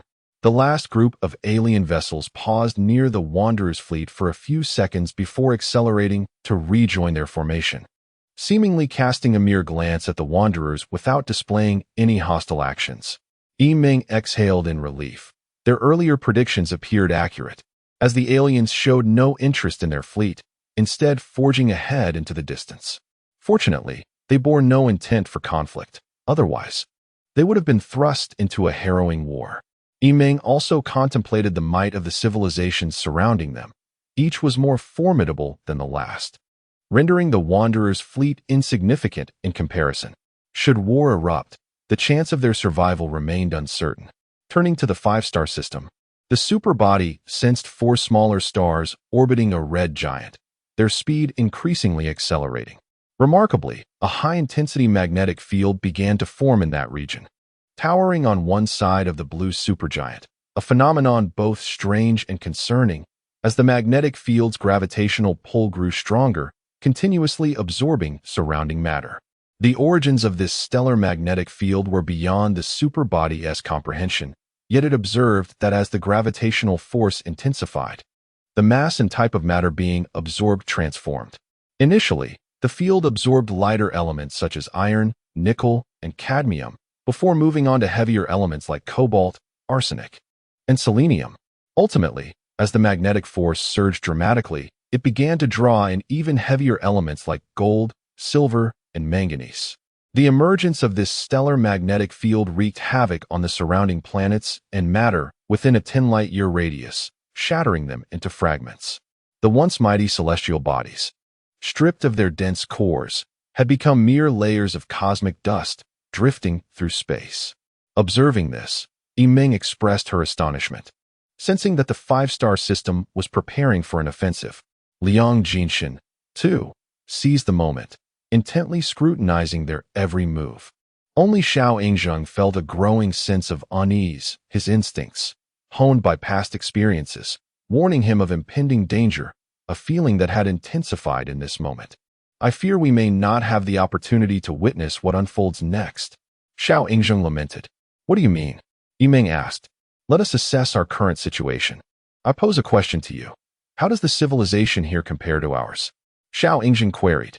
Ming shook her head, responding, the civilizations here could easily overpower us. Take the rogue planets we encountered, for instance. How do they command so many celestial bodies to traverse the cosmos at light speed? Their collapsed technology is astonishing. A solid planet the size of the moon is compressed to the size of a sphere. Moreover, they can absorb stellar energy, a feat that surpasses our understanding by several tiers. Indeed, Xiao Yingzheng concurred, and the previously encountered phenomena, such as ball lightning and neutrino attacks, have far exceeded our imagination. Nevertheless, those earlier civilizations were not stellar civilizations. At best, they were planetary-level civilizations, all unsuccessfully attempting to interfere with the blue supergiant's fusion process. This can only indicate one thing. Something terrifying is about to transpire, an event that will provoke opposition from all civilizations here. Ming nodded in agreement, recognizing the validity of Xiao Yingzheng's insights. He continued, now, let us turn our gaze back to our circumstances. The uninhabited zone is desolate, while various civilizations at its periphery are fleeing their homes in diverse manners, yet they hardly regard us. This underscores how trivial our technology appears to them. Yet, among such powerful civilizations, many are desperately fleeing, while we entertain the notion of witnessing a competition among stellar civilizations. Liang, do you believe our technology, strength, or standing qualifies us to observe this contest? Liang Jinshin cast a glance at Xiao Yingzheng, then at Ming, sighed, and remarked, Xiao is right. As a lagging, minor civilization, we are unworthy spectators in the battles of stellar civilizations. Unless we wish to court death, I suggest we depart swiftly. Perhaps someday we may attain a certain level and earn the right to witness this stellar contest. There will be future opportunities, but for now, preserving our lives takes precedence. Xiao Yingzheng urged solemnly. Thus, the Wanderer's fleet began to illuminate, fleeing towards a direction far from the uninhabited zone. What a pity! The five-star system has just initiated an assault, generating a powerful magnetic field for an unknown purpose. What are they planning next? How will the blue supergiant respond? Alas, we shall not witness any of this, Liang Jinshin lamented. A century later, they awakened. Upon awakening, Liang Jinshin hurriedly inquired about the situation concerning the blue supergiant. At that moment, the superbody, feigning mystery, posed a rhetorical question in return. A blue supergiant, a cluster of the five-star system. Epic warfare has erupted between them. Since it is war, there will be winners and losers. Why not take a guess at who emerged victorious? Liang Jinshin chuckled. It seems our superbody system has learned to tantalize like humans. Very well, let us speculate. Yiming, who do you think won? After pondering the dream, I surmised that the quintuple star system had a significant chance of victory, and I speculated that it had triumphed. Xiao Yingzheng believed that the blue supergiant would emerge victorious, and Liang Jiashin concurred with Xiao Yingzheng, asserting that the blue supergiant, as the host, should have a considerable advantage. The super entity announced the results, and indeed, the blue supergiant achieved victory in the stellar civilization war. Utilizing redshift measurement technology, the super entity deduced that a region 100 light-years away experienced simultaneous and powerful supernova gamma ray bursts from both the quintuple star system and the blue supergiant, engulfing the uninhabited zone entirely. These celestial giants disintegrated one another through intense streams of supernova gamma rays, creating a cosmic hell where boundless high-energy dust and superheated plasma clouds pervaded the area. The overwhelming energy obliterated the stars and planets within, saturating the environment with an aura of death that persisted for over 50 years. Ultimately, the quintuple star system, lacking an energy advantage, was gradually consumed and devoured by the blue supergiant. The super entity monitored the situation, noting that its energy was progressively absorbed by the blue supergiant, causing its size and mass to diminish until it vanished entirely. The formidable supernova gamma ray bursts raced into the depths of space at the speed of light, rendering lifeless anything in their path.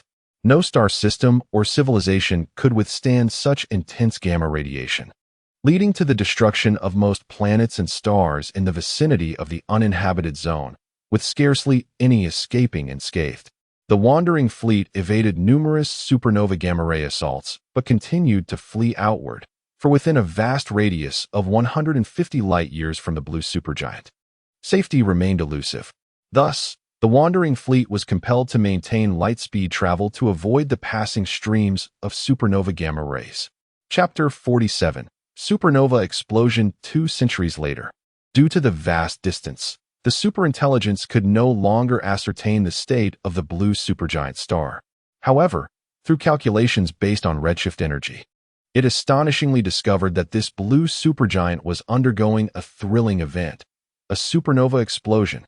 Indeed, this was the first time the wandering fleet witnessed the entire process of a supernova explosion. In the cosmos, the most potent stars are undoubtedly supernovae, excluding black holes, and their eruptions represent the most violent reactions in the universe. A supernova explosion is a dramatic detonation that occurs as a star approaches the end of its evolutionary cycle, producing an extraordinarily bright illumination. The electromagnetic radiation emitted during this process can often illuminate an entire galaxy and may persist for several weeks to months before gradually fading into invisibility. Furthermore, during this period, the energy radiated by a supernova can rival the total energy emitted by the sun throughout its entire life cycle. A song aptly captures this sentiment, titled "The Brightest Star in the Night Sky." In truth, the brightest star in the universe is indeed a supernova. If a supernova were to erupt at the location of the sun, its brightness could reach billions of times that of the sun, rendering it too luminous for the human eye to endure, even at a distance of 200 light-years. The superintelligence system refrained from projecting images of the supernova to the fleet members, as its brightness was overwhelming. Even with dimming adjustments, it would not suffice to protect the human eye from its intensity. Hence, Yiming, Liang Jinshin, and others could only conjure images of the supernova in their minds, deprived of any observational opportunity. The energy released by a supernova event is immensely powerful, with the high-energy particles and gamma rays affecting a range of approximately 50 light-years. Consequently, all life on planets within a 50 light-year radius from the exploding star would be obliterated. For the wandering fleet, The absolute safe distance from such a supernova event extends beyond 300 light-years, indicating that the fleet must traverse another century to reach the safest position. Ming was profoundly awestruck by the supernova explosion, her mind continuously envisioning the explosive scene. Nevertheless, imagination is but imagination, forever incapable of replicating the authentic spectacle. Could the blue supergiant in the uninhabited zone transform into a supernova in merely 2 centuries? The time span seems exceedingly brief, Ming pondered. It is highly plausible. The superintelligence explained that after defeating the 5-star system, the blue supergiant rapidly absorbed its energy. As the energy escalated, the gravitational collapse of the star was expedited. Once this collapse reached a certain threshold, it could trigger a violent supernova explosion within fractions of a second, differing significantly from natural supernova events. If that is the case, does the 5-star system also play a facilitating role in the supernova explosion? Ming inquired. If the blue supergiant had not absorbed the energy and matter from the 5-star system, it would not have achieved accelerated gravitational collapse, thereby delaying the supernova explosion. Your reasoning is astute, the superintelligence affirmed.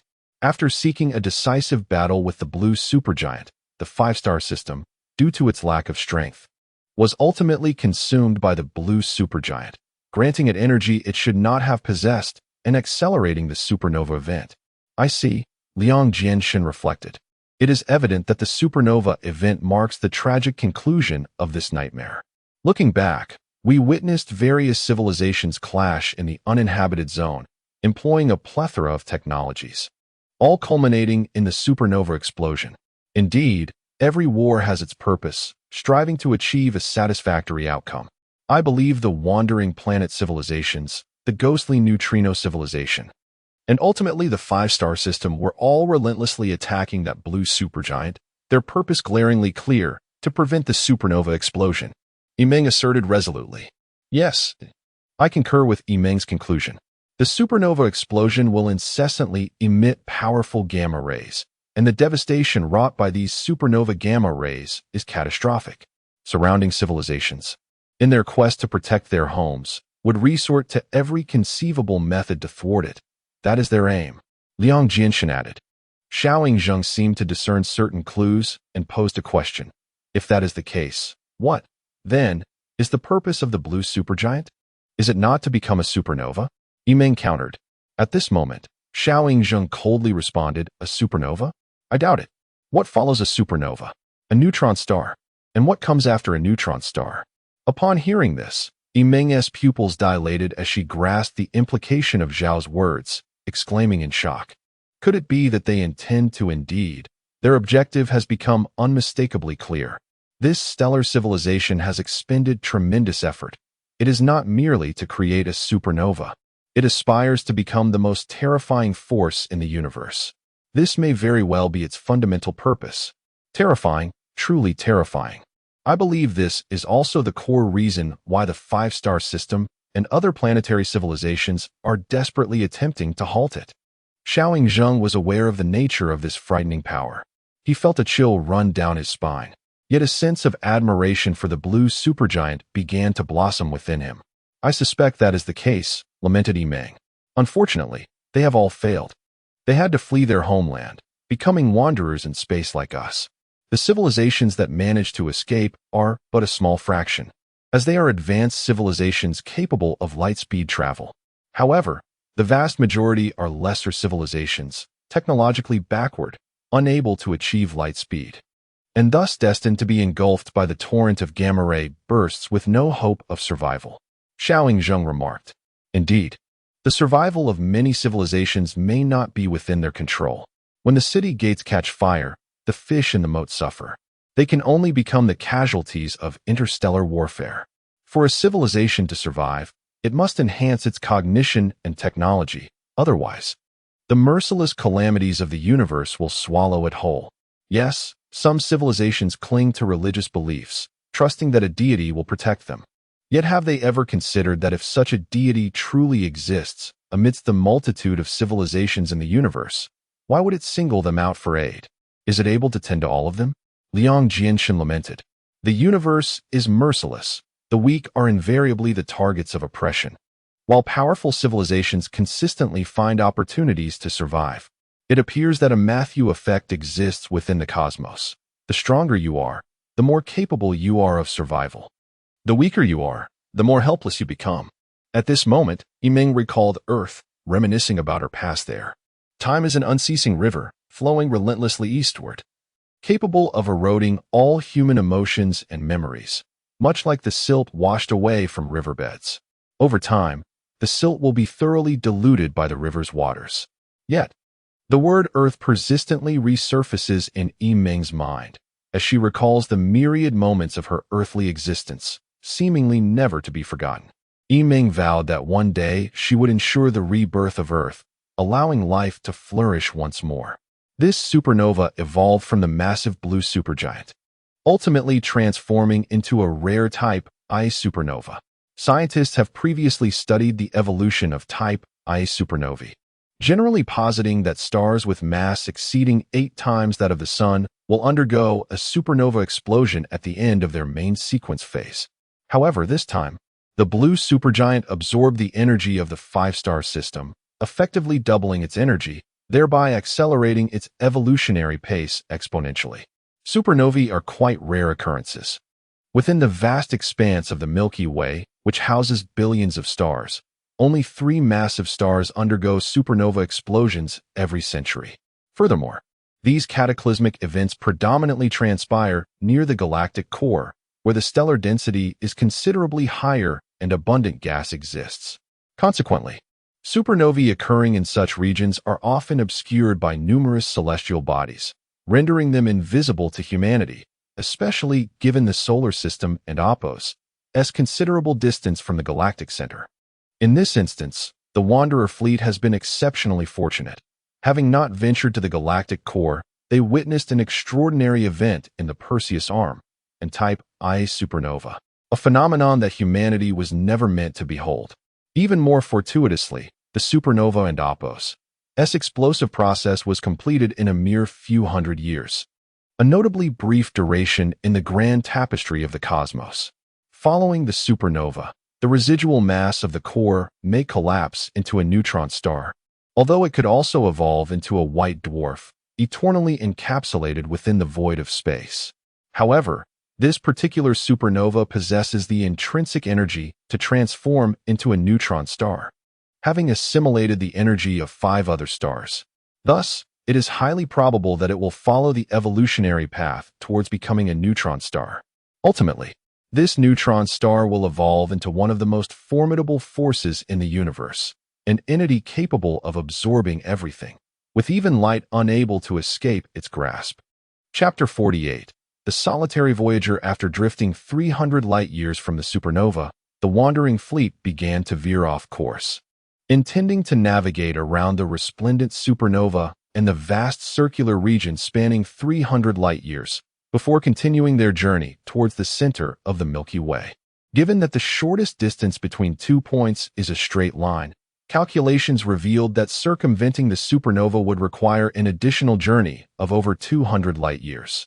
The inner edge of the Perseus Arm is adorned with an extraordinarily dense cluster of galaxies, in stark contrast to the Orion Arm, where the solar system resides.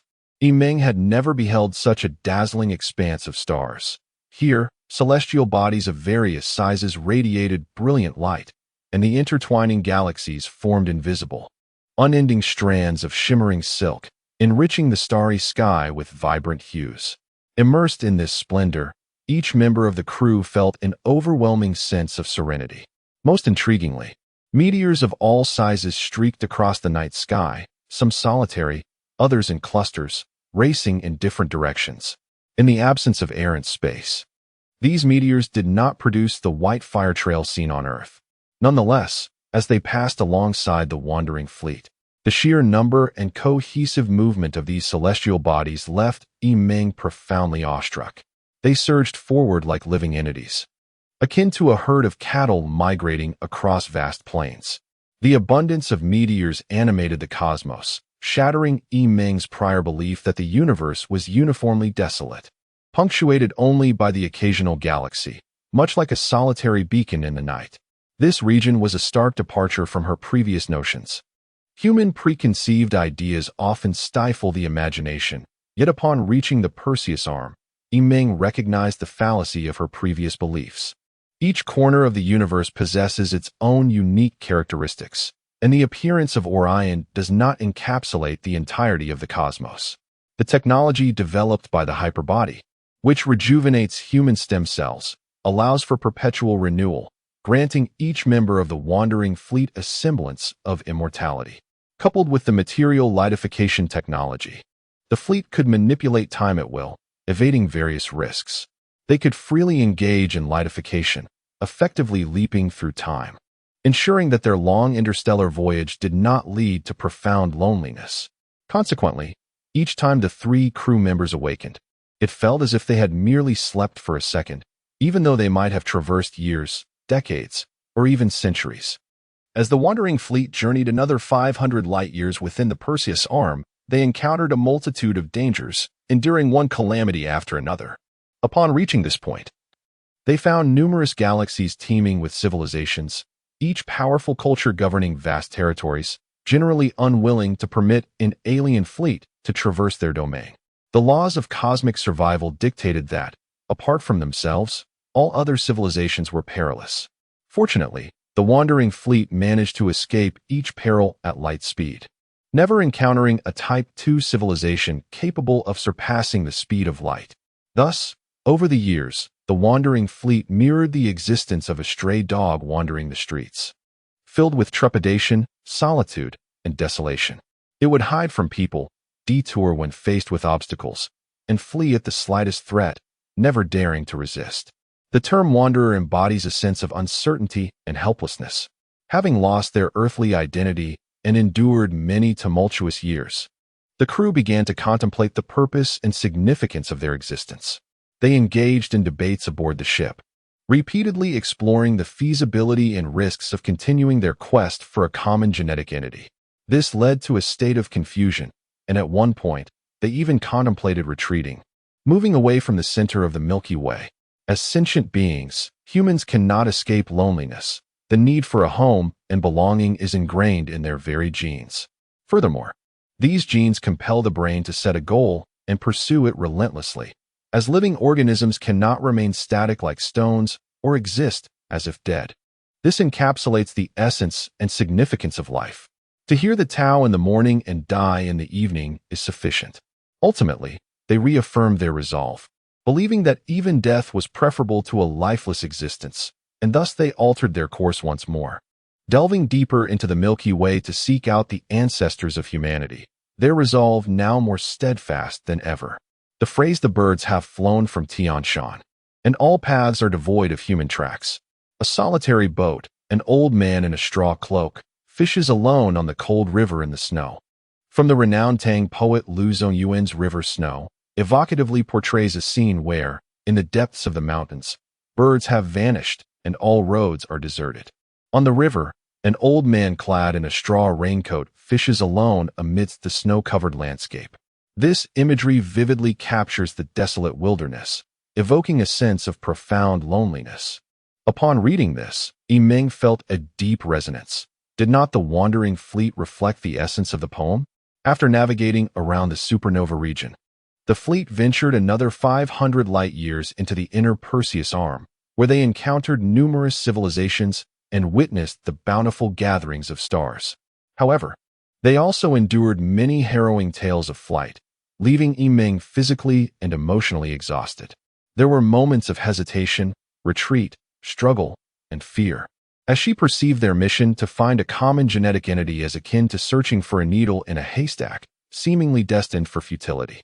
Yet, conversely, she realized that losing sight of one's goal and the will to survive would render it impossible to endure the solitude of the universe. In this vast expanse, as a genetic individual, one must possess a goal and strive forward. Otherwise, the long night would inevitably lead to thoughts of despair. This poetic scene, once set in the Tang dynasty, mirrored Yimeng's current state of mind. The boundless universe is immeasurably vast, reaching dimensions beyond human comprehension. Although the stars shimmer brilliantly, they cannot fill the profound void within Yimeng, Liang Jianxin, and Xiao Ying, who each grapple with their own solitude. Chapter 49. Secondary Civilization. Unbeknownst to the passage of countless eons, the trio was awakened once more. Liang Jianxin stretched languidly, eyes still closed, yawning as he inquired about the fleet and Oppo's current location and status, as was customary. The fleet had activated its first-level combat readiness mode, assessing any potential hostility while analyzing the technological prowess of the unidentified entities. Upon hearing the serious tone of the superbody, Liang Jianxin and Xiao Ying were jolted into alertness, their previously languid forms suddenly taut with tension. Their minds swiftly shifted into high-speed operational mode. Their eyes fixated on the screen, akin to hunters vigilantly observing their prey and Oppo's every move. The display revealed 5 unidentified flying objects, situated approximately 1 light-year away from the drifter fleet, hurtling towards them at the speed of light. These vessels were colossal, each roughly 10 times the size of the Voyager, flying in a formation reminiscent of a flock of geese, with one leading the charge and 4 following closely behind, their intent unmistakable. They were advancing towards the drifter fleet. Yimeng scrutinized the peculiar shapes of each craft, which bore an uncanny resemblance to inverted bowls, their fronts protruding outward while their rears curved inward, gliding gracefully as if they were jellyfish traversing the ocean depths. The superbody was unable to discern the principles enabling these alien ships to achieve lightspeed motion. Yet they appeared more formidable than the drifter fleet, seemingly employing a form of signal jamming technology that rendered the superbody's scanning waves impotent, obscuring their internal structures from view. In line with protocol, the drifter fleet had always chosen to flee when confronted by civilizations with superior or enigmatic technology. Given that both parties operated at light speed, the enemy's attacking vessels could never catch the 3 superbody ships, which had consistently led to the abandonment of pursuit. This instance was no different. The drifter fleet altered its course, locking onto a distant star system and initiating their escape. Without overthinking, they began preparations for light-speed travel. But just as they commenced, the superbody detected anomalies. 5 more jellyfish-like ships materialized around the fleet. The superbody immediately halted the light-speed process, reverting the 3 back to corporeal forms. Startled by the superbody's report, Liang Jianxin pondered whether they had unwittingly trespassed into the territory of a civilization. Surrounded by its forces, Yimeng echoed this sentiment, asserting that they had indeed encroached upon an alien civilization's domain or identification zone, prompting its defensive fleet to encircle them. Indeed, we must engage them, Liang Jianxin declared, cracking his knuckles in eager anticipation. Superbody, swiftly scan all surrounding alien vessels. I wish to ascertain their numbers. The superbody paused momentarily before responding, Master One, while I scanned our vicinity upon reverting to material form. There is one anomaly I cannot comprehend. I have analyzed countless possibilities yet remain without an answer. Liang Jianxin sensed the gravity of the situation. Typically, the superbody would not communicate with such uncertainty, indicating a dilemma beyond resolution. What is it? Yimeng inquired, her voice tinged with trepidation. The 5 alien ships that pursued us have suddenly vanished, the superbody explained. Moreover, within a light-year radius, there are no other alien vessels present, aside from these 5 before us. What? They've disappeared? How could that be? If they had fled at light speed, the superbody should have tracked their position. Even if they transitioned to light speed or altered their state from solid to gas, their presence should still be detectable. How could they simply vanish without a trace? Yimeng questioned. Indeed, they have left no trace, the superbody affirmed. Moreover, these vessels now hover mere kilometers away, having appeared before us without warning, as if conjured out of thin air. This phenomenon eludes explanation. Xiao Ying observed the 5 ships in silence, having already severed communications with the main vessel, initiating first-level combat readiness. He seemed to grasp the implications of the situation. Yimeng too felt she was nearing an understanding, prompting her to ask, Superbody, what is your conclusion? What is the most probable explanation you have derived? Without reservation, the superbody replied, there is a 78% probability that this involves superliminal technology. Though other factors may be at play, such as conversion to dark matter or perhaps the continuous conduction technology we encountered in the Yufeng star system.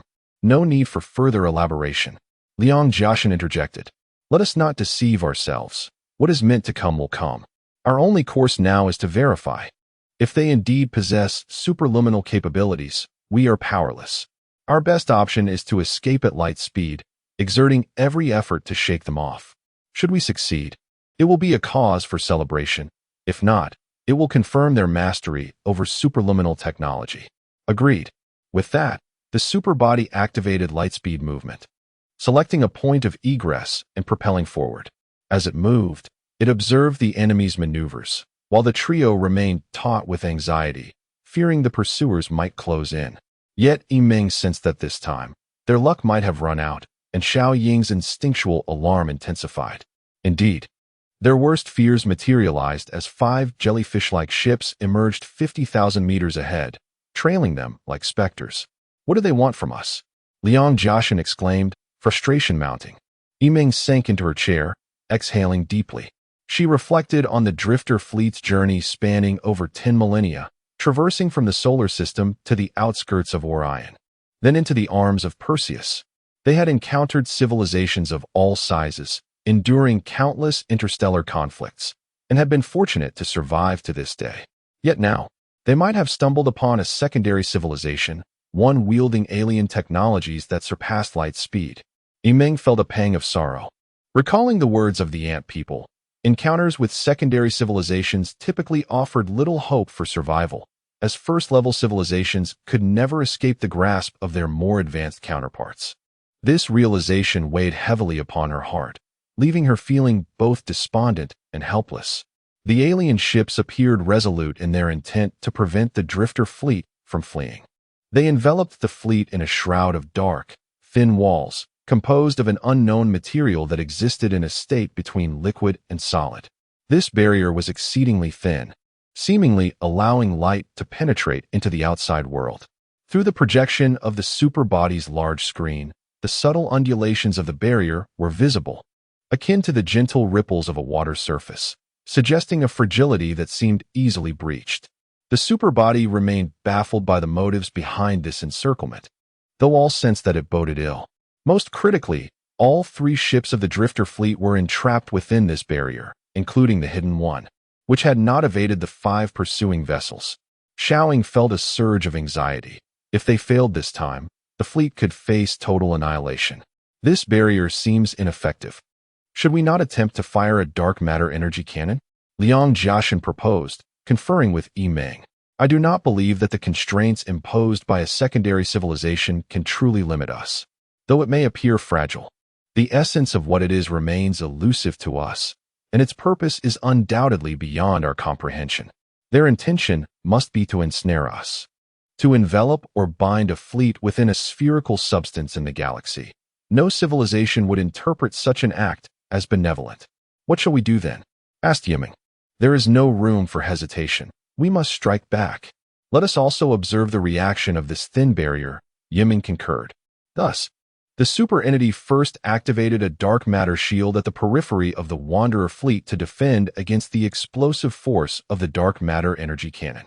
Subsequently, a projectile surged forth with a piercing howl, with the dark barrier only 500,000 meters away from the Wanderer fleet. It took merely 2 seconds for the dark matter energy cannon to approach the barrier. Tension rippled through all members of the fleet as they awaited the detonation of this stellar annihilation weapon. However, to everyone's astonishment, 2 seconds later, the dark matter energy projectile fired by the super entity abruptly vanished. Chapter 50. The jellyfish spaceship. The 3 individuals exchanged bewildered glances, unable to comprehend the situation. Subsequently, the superbody initiated a playback of the brief moment when the dark matter energy cannon made contact with the thin wall, elongating this fleeting instance by several 100,000 times, allowing them to observe clearly what transpired during the encounter. The results were astonishing. The screen displayed the dark matter energy cannon moving slowly, and upon its contact with the thin wall, the cannon's tip vanished, followed by its body and finally its tail, all disappearing seamlessly as they touched the wall, which remained utterly undisturbed, as if nothing had occurred. How is this even possible? Yimeng stared at the unfolding scene, utterly dumbfounded. Indeed, it aligns with our conjecture. Although this dark thin wall appears fragile, it is anything but ordinary. It possesses the ability to absorb matter, Liang Jianshan remarked.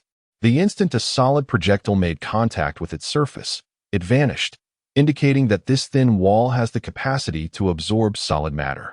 It seems our dark matter energy cannon is utterly ineffective against it, and our ships are solid too. We cannot simply charge through, or else our entire fleet would be consumed by this wall. Yimeng expressed her concerns. Liang Jianshan fired several more dark matter energy cannons in different directions, all of which were similarly absorbed by the thin wall, heightening his agitation. Damn it, what on earth is this thing? Is there truly no way to break through it? Yimeng contemplated for a moment, her eyes brightening as she spoke. Since it can absorb solid matter, we could attempt to strike with gaseous and liquid substances to see if it can absorb those. The superbody immediately executed Yimeng and Appo's command, launching a gaseous plasma energy cannon, which was again swallowed whole, followed by the firing of a liquid energy projectile, which also returned in vain. None of the three states of matter proved effective. It seems we have but one final method left, Yimeng lamented.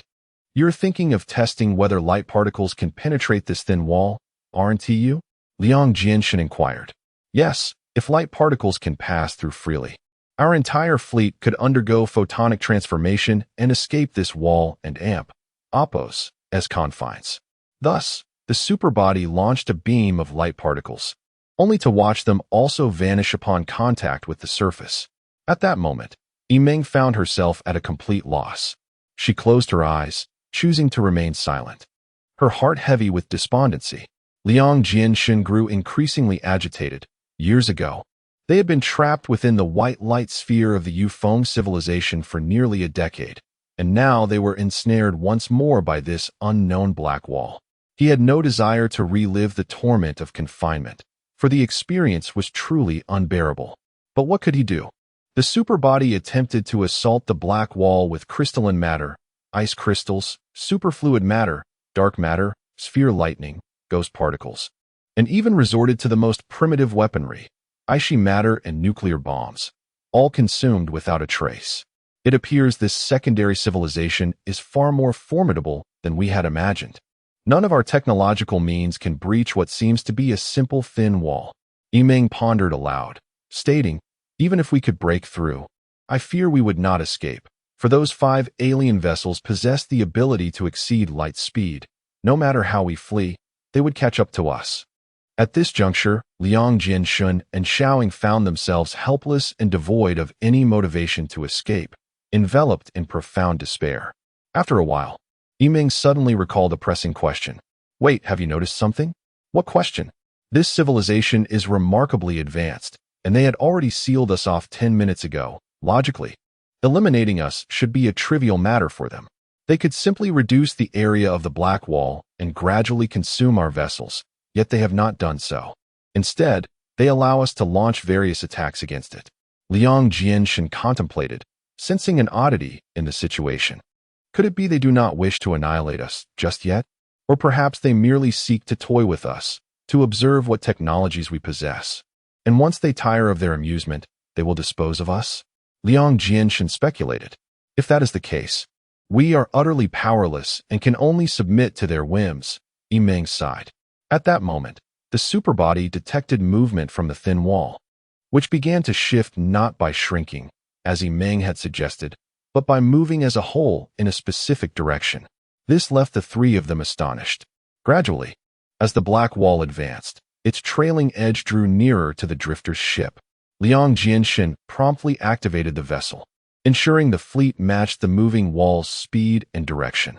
Thus, the drifter fleet was carried through space by the alien civilization's black wall, accelerating as the superbody did, altering its course as it did, until both achieved light-speed motion towards an unknown destination.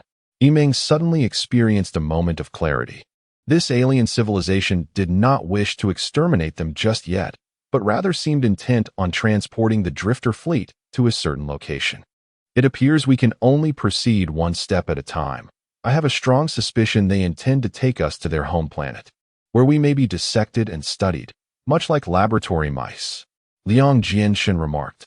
Upon hearing this, Yimeng felt a surge of terror. The thought of being treated as experimental subjects was excruciating and helpless. But what could they do?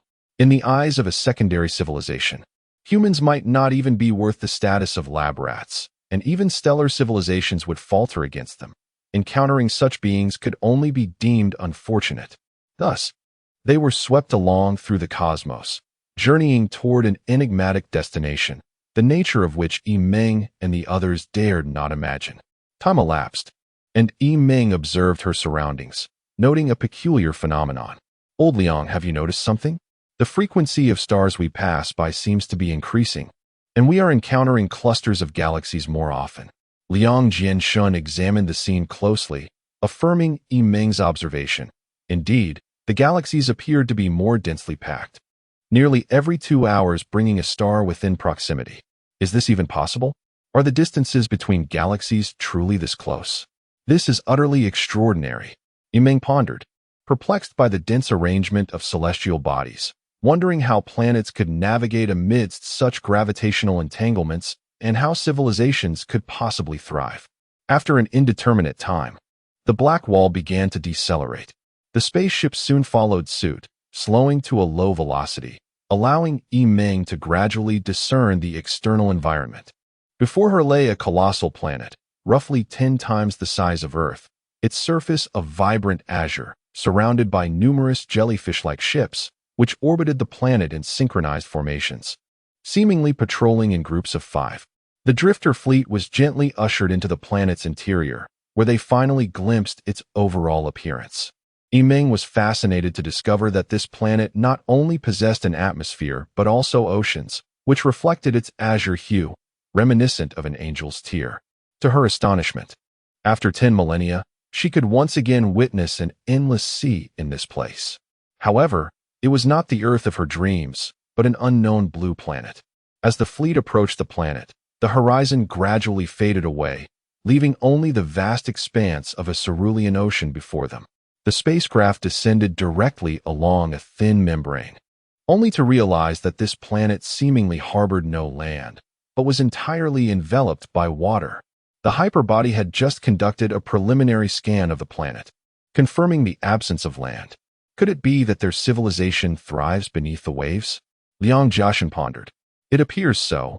Their vessels resemble jellyfish, and they glide with remarkable grace, resembling creatures of the deep. Yimeng responded. Indeed, their characteristics seem to possess certain traits of genetic entities. Could it be that they share a common genetic lineage with us? Liang Jianxun's eyes sparkled at the thought. Yimeng, upon hearing this hypothesis, contemplated its validity, though she noted that the jellyfish-like ships were equipped with a form of signal jamming technology, rendering the hyperbody unable to discern their internal structures. I truly hope they are, for it would mean we could forge a friendship with this secondary civilization. Only through direct contact can we ascertain the truth, Liang Jianxun remarked. At that moment, the Wanderer fleet was drawing near to the ocean's surface, on the verge of submerging into the waters. Suddenly, Yimeng spotted several jellyfish vessels in the distance, also diving beneath the ocean's surface. "Look," she exclaimed, pointing in that direction. Liang Jianxun and Xiaoying turned their gazes towards her indication. "Observe. Those jellyfish ships over there are circling around a similar thin membrane, and within it, there seem to be several very small vessels. Due to their distance, the human eye could not discern the details, prompting the hyperbody to project the imagery onto the large screen, allowing everyone to finally comprehend what lay within. What on earth is that not?" Yimeng gasped in astonishment. Chapter 51. Underwater Inquiry. Liang Jianxun pondered carefully and confidently declared, "I remember now. We encountered the flat-shaped spacecraft near the blue supergiant star. Yes, that's it. You see, there are 4 prominent needle-like protrusions on all sides." The 3 exchanged glances, and Yimeng, with a wry smile, remarked, "It seems they were captured as well. Who would have thought that this alien civilization, adorned with silver needles, aligns with our own trajectory and was ensnared by this secondary civilization upon arrival? This further confirmed the formidable nature of the civilization before them. They manipulated us at will, rendering us utterly helpless. I believe any civilization that crosses paths with them will find it impossible to escape unscathed. At that moment, the Wanderer fleet descended into the depths of the ocean, sinking deeper and deeper until they reached approximately 40,000 meters below the surface. Only then did the fleet members glimpse the ocean floor and Apos' deepest recesses. At such depths, light could scarcely penetrate, and one would expect utter darkness. Yet, to Yi Ming's astonishment, the further they descended, the brighter their surroundings became, leaving her perplexed. The pressure at 40,000 meters is immense. At this depth, no earthly life could endure. If a human were to reach this point, it would feel as though they were crushed under the weight of hundreds of thousands of tons.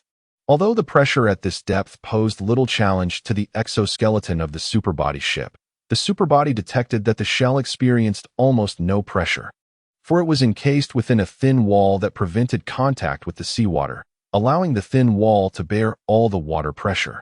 As they neared the ocean floor, they observed the terrain undulating like hills and mountains, the surface smooth and glistening with a silvery hue, reminiscent of a layer of cold iron. However, this silvery substance was certainly not cold iron, as it could not withstand such immense water pressure. The superbody scanned the material, revealing it to be a composite made of dozens of elements, with a highly complex chemical composition that the superbody's current technology could not replicate. Aside from the undulating silvery ground, the ocean floor appeared devoid of other objects, pristine and immaculate, leaving Yi Ming puzzled as to the whereabouts of their base. Just as the thin wall reached the ground, a large fissure suddenly opened, expanding into a circular opening that appeared deep and dark, concealing whatever lay within. The thin-walled shell seamlessly entered this circular opening and began to descend. Inside, with no light penetrating, it was pitch black. The superbody activated its lights, revealing that the cave walls were also composed of the smooth, silvery material. After an indeterminate descent, the superbody ceased its operation. At that moment, Yi Ming noticed that the outer thin wall had vanished, and the opening above had closed, making her realize that their vessel was inexplicably imprisoned within a spherical chamber. Its walls composed of the same silvery substance, with no other features in sight. Thus, they remained within for half an hour. Liang Jianshun began to grow restless. Having been brought here like prisoners without any resistance, they now found themselves confined in this circular chamber, ignored and toyed with like laboratory mice. They brought us here, yet remained silent. What do they intend? He exclaimed in frustration. I don't know. They must be studying us. After all, they haven't killed us, Yi Ming replied. What could a lower civilization possibly study? Liang Jianshun could not contain his anger. Yi Ming noticed a troubling expression in his eyes and quickly asked, Are you considering firing the dark matter energy cannon? If it comes to that, we might as well perish together. No, let us exercise patience. They are not to be trifled with. Their technology surpasses ours, and we have no idea how resilient that silvery material is. We should comply with their wishes for now and avoid rash actions. Liang Jianshun heeded Yi Ming's counsel, suppressing his impulse. After a while, the silence continued to gnaw at his nerves. Hey, is anyone out there? Can you hear me? Just give us a straightforward answer. Are you going to kill us or not? What is there to study? Liang Jianshun shouted, his voice echoing in vain. Yi Ming sighed, attempting to soothe him. Since they haven't killed us, they must have their reasons. Let us be patient and see what they intend to do. Besides, they might not even comprehend what you're saying. Just as she finished speaking, a voice resonated around them. Liang Jianshun, Yi Ming, Xiaoing Zheng. It was a woman's voice, addressing each of them by name in Mandarin. It seemed this civilization had learned to use their language and was attempting to communicate. And it appeared they had discerned their origins, Yi Ming mused. What is it? Xiaoing Zheng responded calmly, his eyes glinting with sharp intensity. The voice continued, The Earthlings from the Orion arm within the solar system. Your star system has been annihilated, and your home planet no longer exists. You belong to a gene-based civilization that has now mastered life preservation technology, as well as light-speed travel and dark matter energy technology. Your technological level has reached that of a first-tier civilization. Is my assessment accurate? Liang Jinshin let out a cold chuckle, saying, "It seems you have thoroughly grasped our technology and assessed our capabilities. Now, tell us, what do you want?" The voice paused momentarily before responding, "What brings you here?" At this juncture, Yimeng interjected, "I believe you have a means to probe our minds and extract all the memories within. What purpose do we have that is not already evident to you? Why pose such a redundant question?" The voice hesitated, as if contemplating her words, before replying. "You are surprisingly unaware of the complexities of your gene-based civilization's mind, which surprises me." "What do you mean?" "The gene-based thought process is intricate and multifaceted, possessing a form of four-dimensional logic, perhaps intentionally enhanced by your ancestors to prevent any detection instruments from discerning your thoughts. This four-dimensional brain allows your thinking to transcend conventional logic, resulting in ever-shifting forms and unpredictable directions. Some advanced civilizations can conceive illogical hypotheses without any basis or premise. You may not be capable of that, or perhaps you are, but you remain unaware." Yimeng was taken aback by this revelation. Realizing their gene-based civilization's brain had the capability to evade detection, indicating their ancestors were indeed visionary. Liang Jianshun and Xiao Yingzheng exchanged glances, a slight smirk forming at the corners of their mouths, as if they had grasped a significant insight. To receive such commendation from a second-tier civilization was astonishing. Yet Liang Jianshin could not comprehend how they could ascertain whether our responses would be lies or truth. "Ha!" The voice scoffed. "From your experiences, we deduce that you possess a 9,999 likelihood of failing to achieve that. Do not attempt to be cunning before us. If you lie and we uncover it, the consequences will be dire." Liang Jianshin fell silent. "We can speak the truth, that is of no concern. However, the matter we are most anxious about, you are surely aware of, is what fate awaits us in your grasp." Yimeng inquired. "Your purpose is to seek a common genetic entity, ideally to locate the progenitor of genes. However, after a supernova explosion, you altered your course and fortuitously encountered us. Did you not?" "Indeed," Yimeng replied. "Is there any other objective apart from this?" "No." The voice paused momentarily before inquiring, "Do you know where this place is?" "ISN and Opos. T at your home planet?" Yimeng retorted. "It appears that the civilization of genetic entities is remarkably naive." Liang Jiashin felt a surge of anger upon hearing the term naive, but suppressed it. "Who exactly are you?" Yimeng pressed on. The voice offered no response. And when Yimeng inquired again, silence ensued, suggesting that they might have ceased communication with us. At that moment, the aperture at the top of the spherical chamber reopened, and the superbody fleet began to ascend through the opening, gradually reaching the seabed, at which point the aperture closed once more. "It seems they have spared us. Let us depart swiftly," Liang Jiashin commanded. Thus, the three spacecraft propelled upwards at high speed from the depths, preparing to breach the surface. Chapter 52. Galactic City. The Wanderer fleet surged forth from the depths of the ocean, preparing to ascend into the cosmos. They moved with remarkable speed, and before long, the fleet had breached the confines of outer space. Gazing upon the outline of the planet, Yimeng was perplexed. Were they truly being released? It seemed implausible.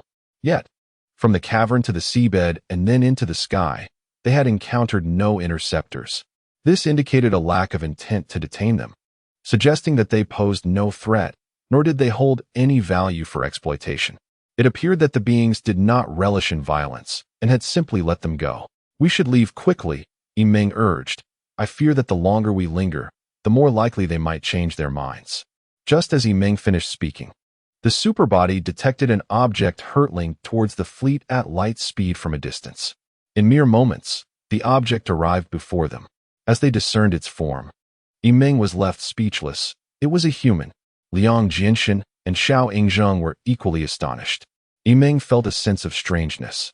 They were approximately 10,000 light-years from the solar system. How could there be a human here? Upon closer inspection, she realized it was an elderly man, standing about 2 meters tall, with a robust physique and powerful limbs. His entire being exuded vitality, complemented by a flowing white beard and eyebrows that lent him an air of ethereal wisdom. His face bore a warm smile, radiating kindness, and though he appeared aged, his skin was as smooth as that of a young woman. This man was not aboard any craft, nor did he possess any visible flying apparatus. He simply approached the fleet, seemingly floating through the air, with a device akin to a microphone at his mouth. Despite his human-like form and facial features, the most striking distinction was the magnificent pair of red wings protruding from his back, enormous and unmistakable. Seeing him, Yimeng's heart raced with curiosity. Who was this being with wings? An angel, perhaps? Friends from Earth, welcome to Galactic City, the elderly man said respectfully. Galactic City? Yimeng furrowed her brow, exchanging puzzled glances with Xiao Yingjing and Liang Jianshan, both equally bewildered. Furthermore, Yimeng noted that the elder spoke Mandarin, suggesting that the device by his mouth was a small translator. What does Galactic City mean? Who are you? Yimeng inquired. I am the one you seek, he replied confidently. The one we seek? Could it be? Are you? Yimeng suddenly grasped the implication. Indeed. I am a friend of the shared gene beings. How do you understand our language?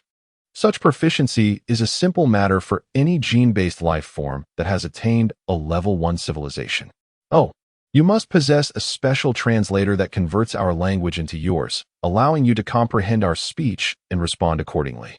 Such details are inconsequential, the elder smiled. Yimeng was taken aback. At that moment, Liang Jinshan stepped forward, stating, You claim to be a shared gene being, but what basis do we have to trust you? We have just escaped from a level 2 civilization stronghold, and we did not even glimpse their appearance. Now, here you are, asserting that you share our genetic lineage. It is hard to fathom. Could you not be an alien masquerading in human guise to deceive us? In response to Liang Jinshan and Appo's sharp inquiry, the elder remained unperturbed, instead smiling as he said, While they may be a level 2 civilization, this is not their stronghold. Furthermore, there would be no need to masquerade as a human to mislead you, especially with those prominent wings. As he spoke, the red wings fluttered slightly, reminiscent of a bird attempting to take flight. You mentioned Galactic City. What exactly is this place? Could you elaborate? Yimeng asked. The elder replied. The tale is a lengthy one. This is the main base of the Galactic Guard. Discussing matters here might be considered disrespectful. It would be better to converse in our designated space. Realizing they were still above this level 2 civilization's planet, Liang Jinshan concluded that it would be prudent for the Wanderer fleet to depart swiftly. Should this civilization suddenly change its stance, it could spell disaster. Thus, Liang Jinshan acquiesced and sought to leave. The elder performed a series of gestures directed at the Azure planet, first closing his eyes and then raising his arms as if to embrace the sky, holding this pose for quite some time.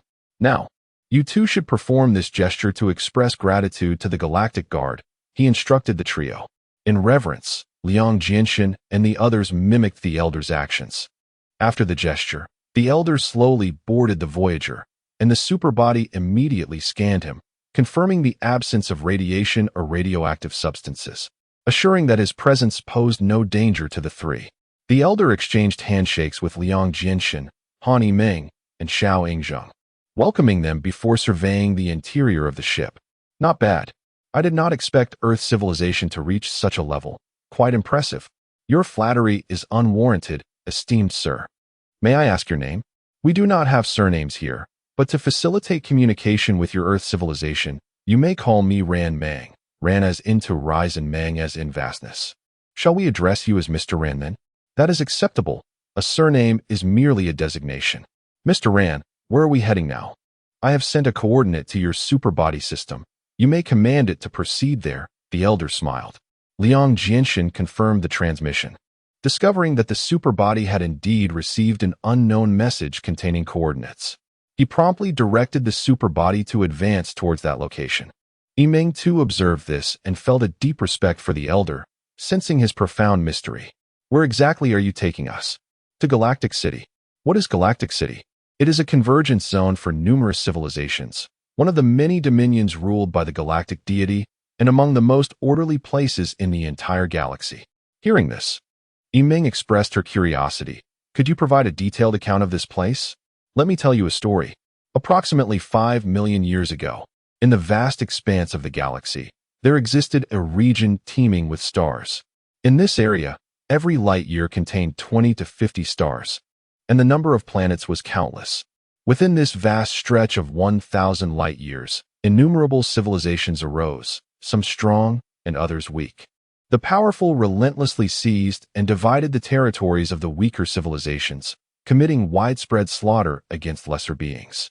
Thus, within a mere 200,000 years, this area birthed tens of thousands of advanced civilizations, which we refer to as victorious civilizations. Each claimed their respective domains and perpetually suppressed the uprisings of the oppressed civilizations within their territories, leading to the emergence of around 50,000 fragmented victorious civilizations. During this era, the ambitions of the more powerful civilizations grew increasingly insatiable. They became discontent with their established territories and began to invade the lands of other civilizations. In defense of their interests, an ever-increasing number of civilizations engaged in cosmic conflicts. As the warfare intensified, many civilizations began to unite and cooperate to confront their common adversaries. Thus, large-scale battles emerged, transforming the chaotic warfare into organized confrontations, with some engagements rallying thousands of civilizations into combat, creating breathtaking spectacles of grandeur. After several millennia, in the interstellar expanse of this 1,000-light-year region, countless cosmic confrontations had left every star system battered and bruised, and civilizations severely weakened. They began to rally around more formidable allies to govern their factions, leading and managing all affairs within their realms. Consequently, many civilizations sought to recuperate, and the frequency of battles diminished, ushering in a second era of armed division. This second era of division persisted for millennia, during which the leaders of various alliances and factions gradually morphed into sovereign rulers, establishing dominion and crafting rules of governance. They began to wield control over and subjugate comparatively weaker civilizations, while interstellar battles became increasingly rare. This was attributable to the soaring costs of war and the unremarkable gains for the victors. Moreover, organizing large-scale confrontations proved increasingly arduous, with many civilizations reluctant to engage in conflict. As a result, interstellar warfare waned, and the region transitioned into a relatively peaceful epoch. Concurrently, various sectarian powers began to strengthen central authority, ultimately giving rise to over 50 interstellar alliances across the vast expanse of 1,000 light-years. Each alliance harbored thousands of civilizations coexisting peacefully under the governance of more than 50 supercivilizations, fostering stability in the region and ushering all civilizations into an era of order. After tens of thousands of years in this era of order, a mysterious spacecraft traversed the area, discovering its myriad civilizations. This vessel possessed the ability to surpass the speed of light and, upon its arrival, became enamored with the locale. Utilizing an unknown method, it broadcast a cosmic message to all civilizations, proclaiming itself as the envoy of a deity, announcing its dominion over the region and its intent to assume control. The transmission resembled an announcement from a school intercom, allowing civilizations in every corner to receive its signal simultaneously.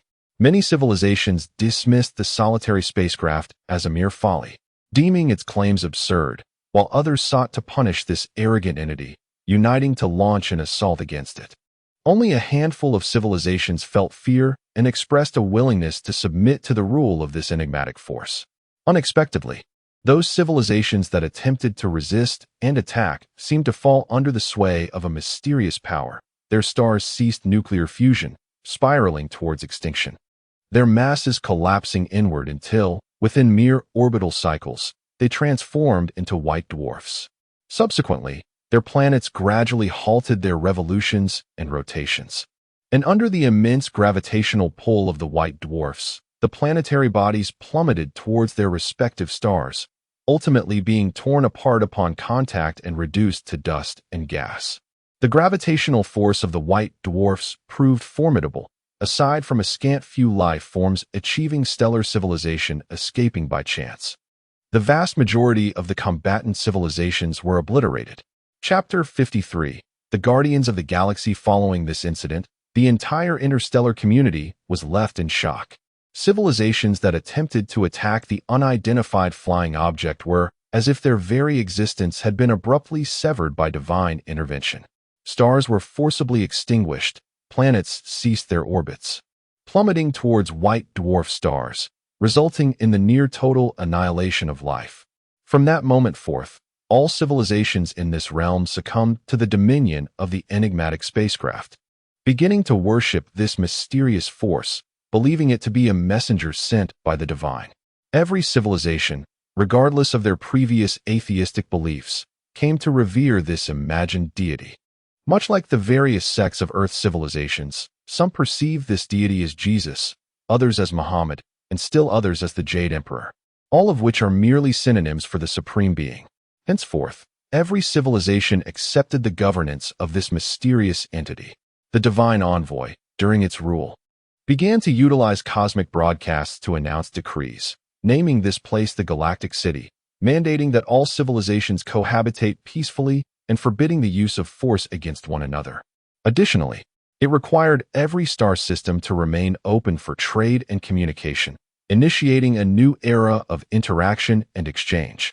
The envoy appointed over 50 victorious civilizations to form an interstellar alliance, becoming the guardians of the galaxy, and bestowed upon them superluminal travel technology to manage their respective regions in accordance with galactic law, maintaining local order and apprehending any who dared to transgress the galactic decrees.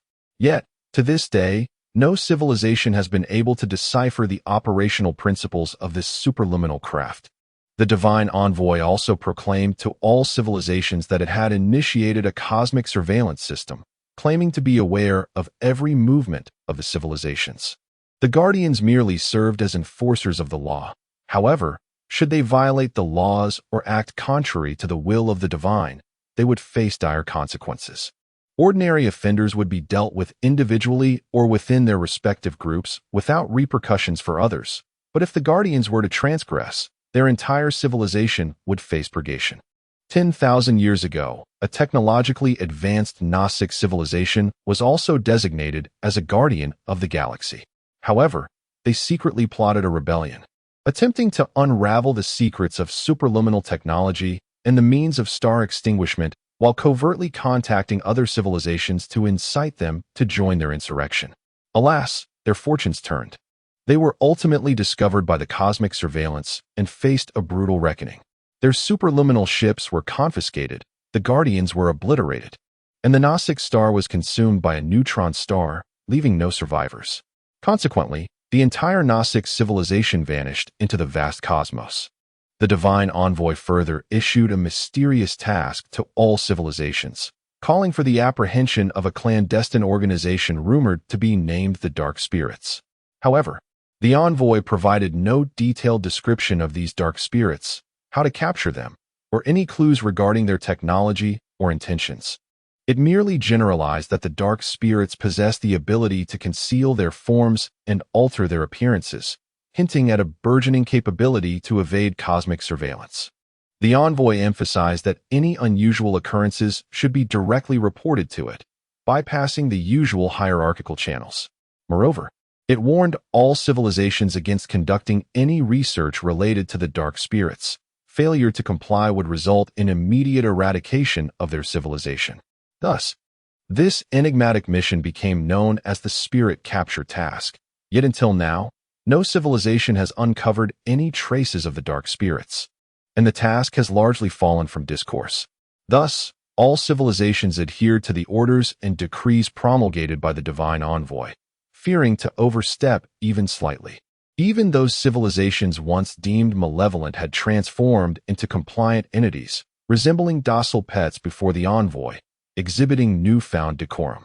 Over the last 5 millennia, the Galactic City reached unprecedented prosperity, with interactions between star systems and civilizations becoming increasingly intimate, fostering a harmonious and stable environment. The destination we now approach is the Roshan star within the Liang star system of the Shining Nebula, the home of our angelic civilization. Following the cessation of war, our planet has made significant strides. Our population has surged, the economy is gradually recovering, and our technological prowess has seen remarkable enhancement.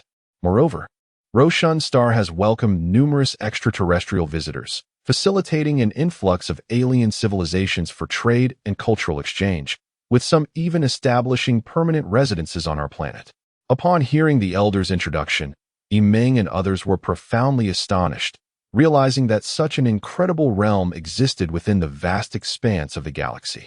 Images of flourishing prosperity painted themselves vividly in Yimeng's mind, revealing the universe's boundless wonders. In stark contrast, our solar system seemed akin to the rural outskirts of the galaxy. How did you find the three of us? Yimeng inquired. The elder replied, First, the Guardians of the Galaxy capture all alien spacecraft visiting or passing through the galactic city, subsequently scanning and inspecting them. Should they refuse cooperation, they are eliminated in accordance with the law. If they comply, they are assessed for any potential threats or connections to the dark spirits. If deemed free of menace, they are handed over to the corresponding allied civilizations. If no allied civilization exists, they are assigned to other non-allied civilizations in a predetermined order. You, like our angelic civilization, belong to the collective genetic civilization and should rightly be accepted by us, hence my summons by the Guardians. Oh, I see. Yimeng responded. I heard that in recent months, the Guardians have suddenly received a significant influx of alien civilizations, akin to migratory birds, one wave following another. Do you know why? Yimeng and Liang Jianshun exchanged glances and remarked, they must be civilizations from the uninhabited zones. The uninhabited zones? The elder inquired. Liang Jianshun commanded the superbody to extract the stored records regarding the uninhabited zones for the elder to review. Upon completion, the elder sighed, saying nothing further. What is it? Have you learned something about the uninhabited zones? Liang Jianshun and Xiaoing exchanged knowing looks, sensing that the elder possessed knowledge beyond their grasp. The elder smiled and said, It seems you are destined to meet the goddess. The goddess? Indeed, the goddess of our angelic civilization, the current sovereign of Roshan star. She will inquire about the situation in the uninhabited zones and officially announce your Earth civilization's induction into the ranks of the angelic civilization. What an honor! Yimeng exclaimed excitedly. The wandering fleet traversed the shining nebula at light speed, and Yimeng observed that the planets here were densely clustered, with a new planet appearing every few minutes, many surrounded by a multitude of satellites, creating a truly spectacular sight. The elder explained, These satellites are primarily constructed by various civilizations residing on the planets. Since the shining nebula entered the era of order and warfare ceased, life flourished, leading to a dramatic increase in population for each civilization. Furthermore, the presence of foreign civilizations engaging in trade and settlement has resulted in the saturation of living space on their respective home planets, prompting them to construct satellites around their planets to expand their habitat. Thus, in the galactic city, one would witness numerous planets accompanied by hundreds or even thousands of satellites, a bustling scene that has become commonplace. Soon, the wandering fleet entered the Liang star system, where the star's mass is 100 times that of the Sun, exhibiting a dark red hue, indicative of its midlife stage in stellar evolution. The celestial expanse is replete with numerous planets, each adorned with a plethora of satellites, suggesting that the angelic civilization, too, seeks to expand beyond its terrestrial confines. The elder recounted that the Liang star system boasts a total of 102 natural planets and 56 artificial ones, with countless satellites being birthed each month. The pace of life's proliferation is indeed astonishing, as the entire star system is enveloped by a dense congregation of planets and satellites. In stark contrast, our solar system pales in comparison, as Yimeng remarked. Initially, the Liang star system bore little distinction from your solar system, save for a slightly greater abundance of natural planets. However, the current state of the Liang star system is one of overwhelming saturation. This phenomenon arises from two principal factors. First, the civilization's remarkable advancement has significantly heightened the survival rate of life while drastically reducing mortality rates. Many civilizations have even mastered the technology of perpetual life, achieving a reproductive level of zero mortality. Second, peace prevails, as the Galactic Code prohibits all civilizations from waging wars against one another, save for internal conflicts. This regulation is stringently enforced by the Galactic Guard, and no civilization dares to transgress these laws, which ensures that the proliferation of life within the galactic cities remains unaffected by external factors. Fueled by these two influences, the number of life forms within each star system continues to grow exponentially, tirelessly erecting a multitude of planets and satellites to accommodate the infinite reproduction of living beings. Upon hearing this, Yiming was filled with a sense of melancholy. She pondered whether such rapid proliferation of life within this orderly framework was a boon or a bane. Yet, one thing was certain.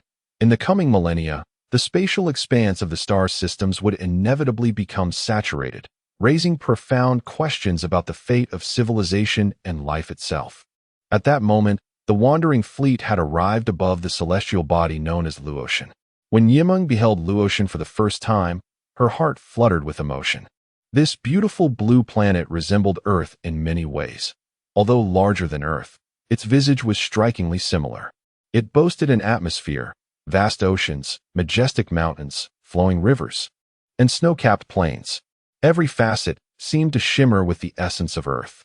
Memories of Earth began to resurface in Yiming's mind.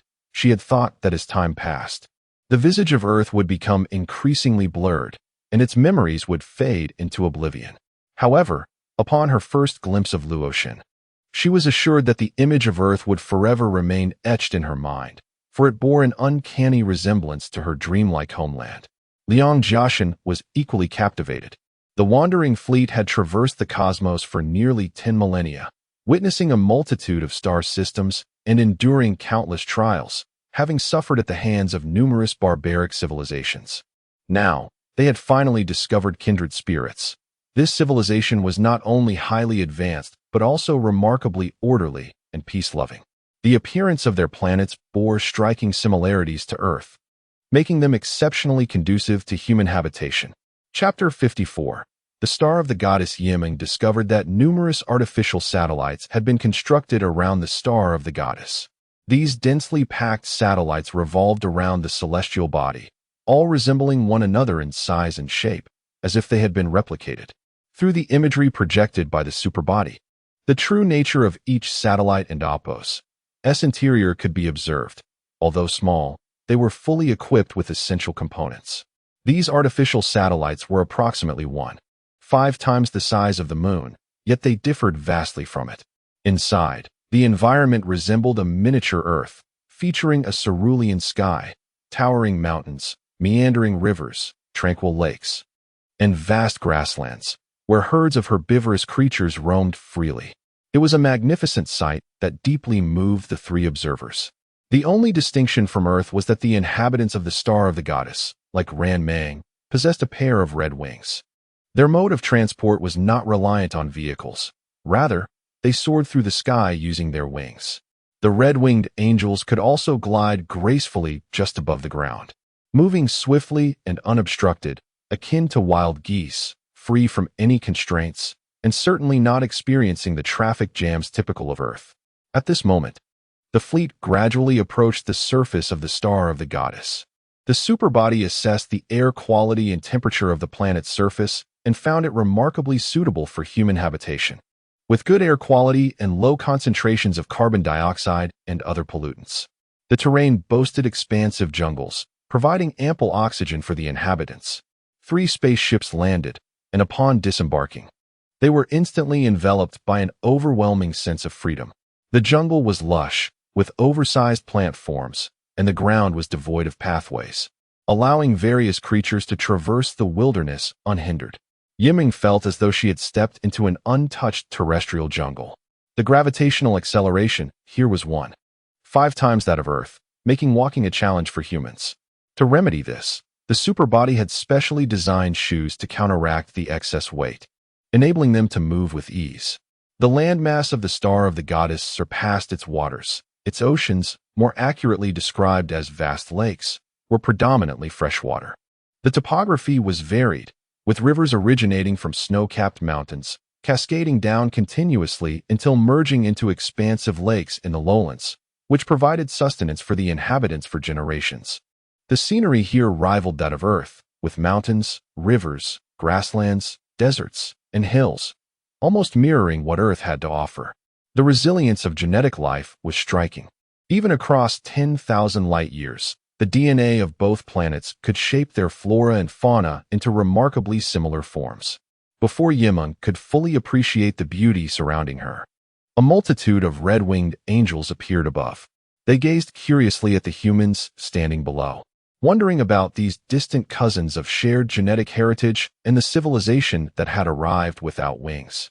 The angels employed some form of technology to translate their speech into Mandarin and vice versa, facilitating smooth communication between the two parties. They descended, initiating a dialogue.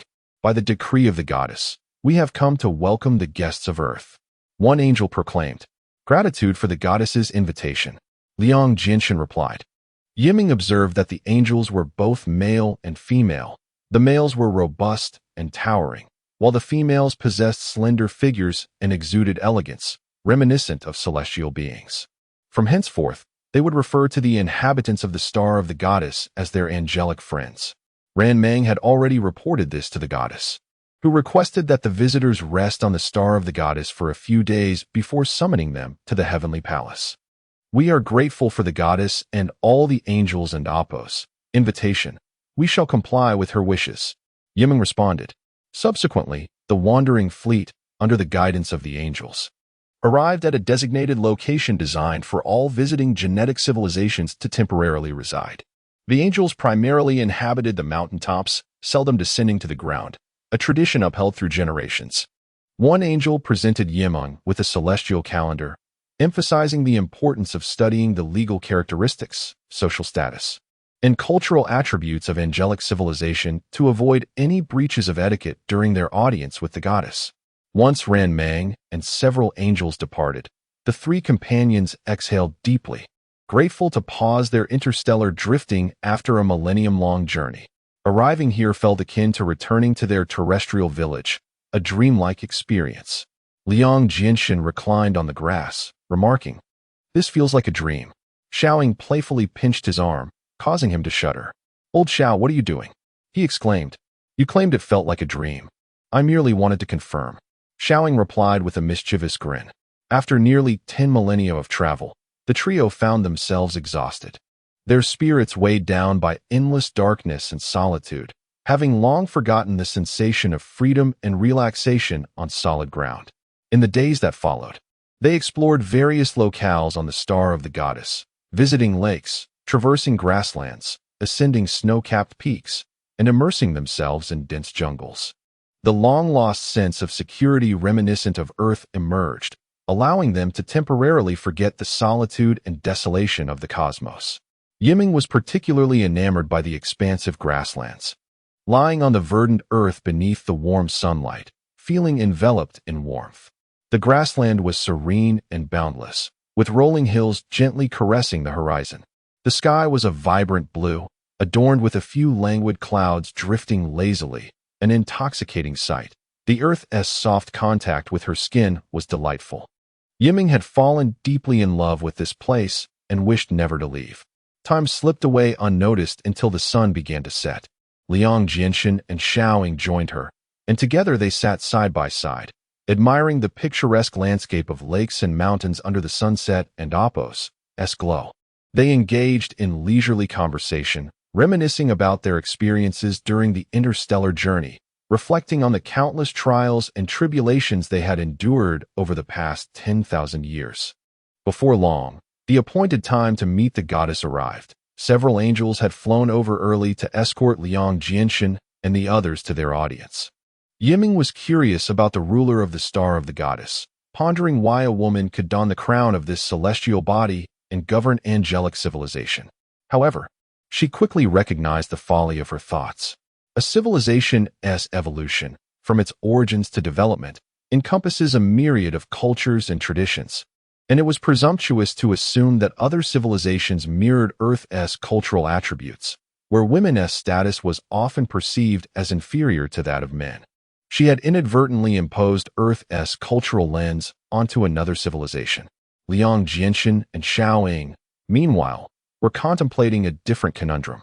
In the vast expanse of 10,000 light-years, Earth's civilization and angelic civilization had never interacted, and their acquaintance was limited to mere days prior. The wandering fleet had arrived as guests.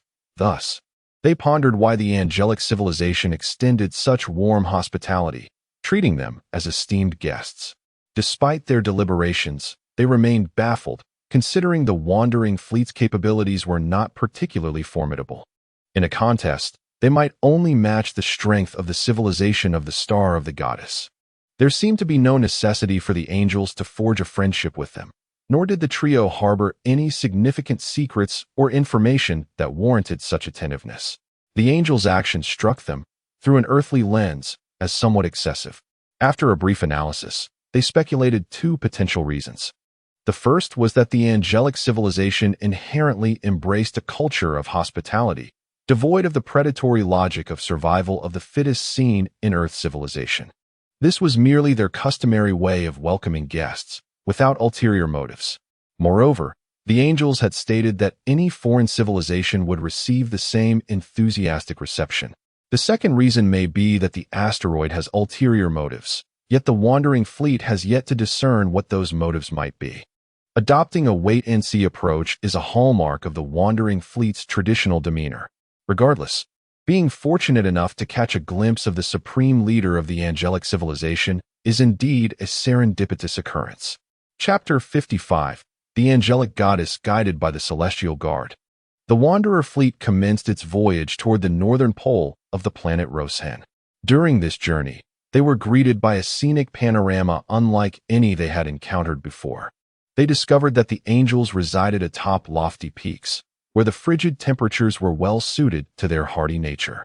This enduring tradition of high-altitude living, akin to that of geese, facilitated their graceful takeoffs and landings. From a distance, the angelic abodes appeared unique, as the towering summits had been sculpted into flat expanses upon which magnificent cities were constructed. These cities, known as celestial palaces, housed thousands of angels, each governed by a sovereign who held the highest authority and oversaw all affairs of their respective celestial realm. Across Roshen, there were approximately 50,000 of these celestial cities. The sovereigns were appointed by the supreme authority of Roshen, the Celestial Council, which comprised 13 elder members endowed with the ultimate power of the planet. They possessed the authority to legislate, appoint officials, conduct diplomatic actions, and manage the fates of transgressors. At the helm of this council was the angelic goddess, Eri, who wielded unparalleled power and served as the collective leader of the celestial populace. The prospect of soon meeting this enigmatic queen ignited a sense of anticipation within Yiming. As the fleet soared above the celestial cities, they beheld the distinct architecture of the palaces, which resembled inverted platforms originally designed for the angels' aerial activities. These structures had evolved into ornate edifices. In the era of primitive civilization, the angels were mere winged beings accustomed to hunting from the skies, necessitating elevated launching pads for their flights. Thus, the inverted platform design emerged. Though the angels had since advanced to a point where such structures were no longer necessary for takeoffs and landings, they remained as cultural symbols passed down through generations, influencing the architectural style of many celestial palaces. In angelic culture, the North Pole symbolized primacy and was deemed the center of Roshen. However, the angels referred to it not as the North Pole, but instead designated all locations on Roshen through symbolic coordinates, eschewing conventional directions. This system mirrored the coordinate frameworks of earthly civilization. The galaxy itself was similarly encoded, with each location marked by network symbols, despite the angels never having traversed every corner of it. This practice merely emulated the methods of divine emissaries, as all their governance mirrored that of the Galactic Guard. Throughout their journey, the Celestial Guard provided a comprehensive introduction to Roshen, recounting the rich history of angelic civilization over millennia, which left Yiming in awe. Before long, they arrived at the northern expanse of Roshen. The palace of the Celestial Council was also constructed in the form of an inverted platform and stood as the most grand and magnificent among all palaces on Roshen, its scale unprecedented, revealing the council's supreme authority. The cities within the northern region were denser compared to other areas, as the capital of the celestial realm was located here, attracting a multitude of affluent angelic citizens seeking to settle in this advantageous locale. As the spacecraft glided over the celestial city, the Grand Hall of the Rosen Council gradually came into view, surrounded by vigilant guardians, with numerous aerial outposts to prevent unlawful incursions from above. Forming the first line of defense for the council, the guiding angel produced a token, allowing them to pass through one aerial checkpoint after another until they finally landed on the mountaintop platform. Liang Jiaxin parked the vessel before the palace's entrance and, following the guiding angel, stepped inside. At the moment the palace doors swung open, a radiant light illuminated the interior, revealing a broad, sacred path known as the Divine Way. It was said that few angelic citizens ever had the honor of walking this path, typically reserved for those who had made significant contributions or advanced angelic technology, thus earning an audience with the goddess. This realization deepened Liang Jiaxin and Xiao Ying's apprehension. They could conjure no rationale for the goddess's keen interest in them, mere representatives of a lesser civilization. Flanking the Divine Way stood rows of sentinels, their white wings and statuesque forms evoking an image of immovable stone lions, their faces devoid of expression, enhancing the solemnity of the atmosphere. As the three traversed the sacred path, Yiming was enveloped by an air of mystery, uncertain of what the goddess would discuss with them. Upon entering the palace, a profound sense of grandeur surged forth. The interior was a spacious rectangular expanse reminiscent of the Parthenon in ancient Athens, with walls hewn from the mountainside, their surfaces remarkably smooth. Towering stone columns adorned with countless golden reliefs contributed to an aura of mystique. Most striking was the imposing statue at the center, depicting a figure with outstretched arms, as if in embrace. This gesture was familiar to Yimeng, reminiscent of the homage paid by Ran Mang to the Galactic Guard. The goddess was not yet visible, and the palace felt eerily vacant, devoid of any guardians. The three remained silent, cautiously observing their surroundings. After a couple of hours, Liang Jiaxin grew impatient, pondering the delay of the angelic goddess's appearance. Suddenly, the ceiling of the palace opened, and they looked up to behold 13 towering figures suspended in the air. Motionless as if carved from stone, they formed a circle and began to descend slowly. As they approached, it became clear that there were 13 angels, 1 female and 12 male. Each donned distinct attire, some clad in warrior garb akin to knights, others in flowing black robes reminiscent of ancient sorcerers, and some adorned in golden vestments resembling mythic titans. Upon reaching the statue, they ceased their descent, not landing, but rather hovering in a circle around the divine figure. Yiming sensed that this statue represented a sacred symbol, akin to how humanity venerates its deities. Otherwise, why would these 13 angels encircle the statue in such a celestial manner? These 13 were the elders of the Celestial Council, their eyes closed, seemingly unaware of the 3 individuals standing below. After a moment, the goddess opened her eyes, gazing upon Yimeng and her companions before smiling and saying, "Friends from the Orion solar system, welcome to Rosen." Upon gazing into the goddess's enchanting eyes, Liang Jiaxin and Xiao Yingzheng were struck as if by an electric current. Utterly captivated, they were at a loss as to the cause of their profound attraction. Marveling at how such a breathtakingly beautiful goddess could exist in this world, a beauty so exquisite that words failed to encapsulate it. One could assert that if one were to distill the finest attributes of all the women encountered throughout a lifetime and amalgamate them into a single being, none would rival the goddess's perfection. Xiao Yingzheng found himself inexplicably breathless, his heart racing with an intensity he could scarcely comprehend. His sixth sense was alarmingly acute. He recalled that each time he sensed an ominous signal, it ignited a frenzy within his chest, enabling him to accurately foresee hidden perils, thus allowing him to evade them. Yet, upon encountering the goddess for the first time, he pondered why his heart raced with such fervor. This unsettling premonition of danger gnawed at him. Logically, the goddess's invitation should not have harbored any malice, so why did he feel an impending threat? As Xiao Yingzheng's gaze drifted away from the goddess's eyes, he was startled to find himself restored to normalcy. Reflecting on the experience, he surmised that there must exist something extraordinary within her gaze that ensnared the hearts of all men. It was as if her eyes possessed the power to ensnare souls, leaving men entranced and unable to extricate themselves. Even after averting his gaze, his subconscious yearned for just one more glimpse. Determined, Xiao Yingzheng wrestled with himself, striving to resist the allure of the goddess's eyes, yet the endeavor proved immensely arduous. Nonetheless, he managed to hold firm. Struggling, he turned to glance at Liang Jiaxin, only to discover that his companion's consciousness had been utterly shattered. Liang Jiaxin's eyes remained fixated on the angelic goddess, a blissful smile adorning his face, as though his very essence had been spirited away.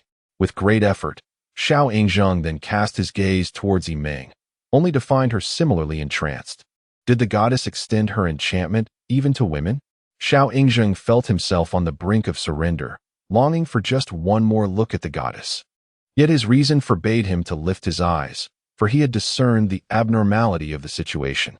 Regardless of one's beauty, it is exceedingly rare for a normal human to be bewitched without the aid of some extraordinary means, as this is dictated by genetics.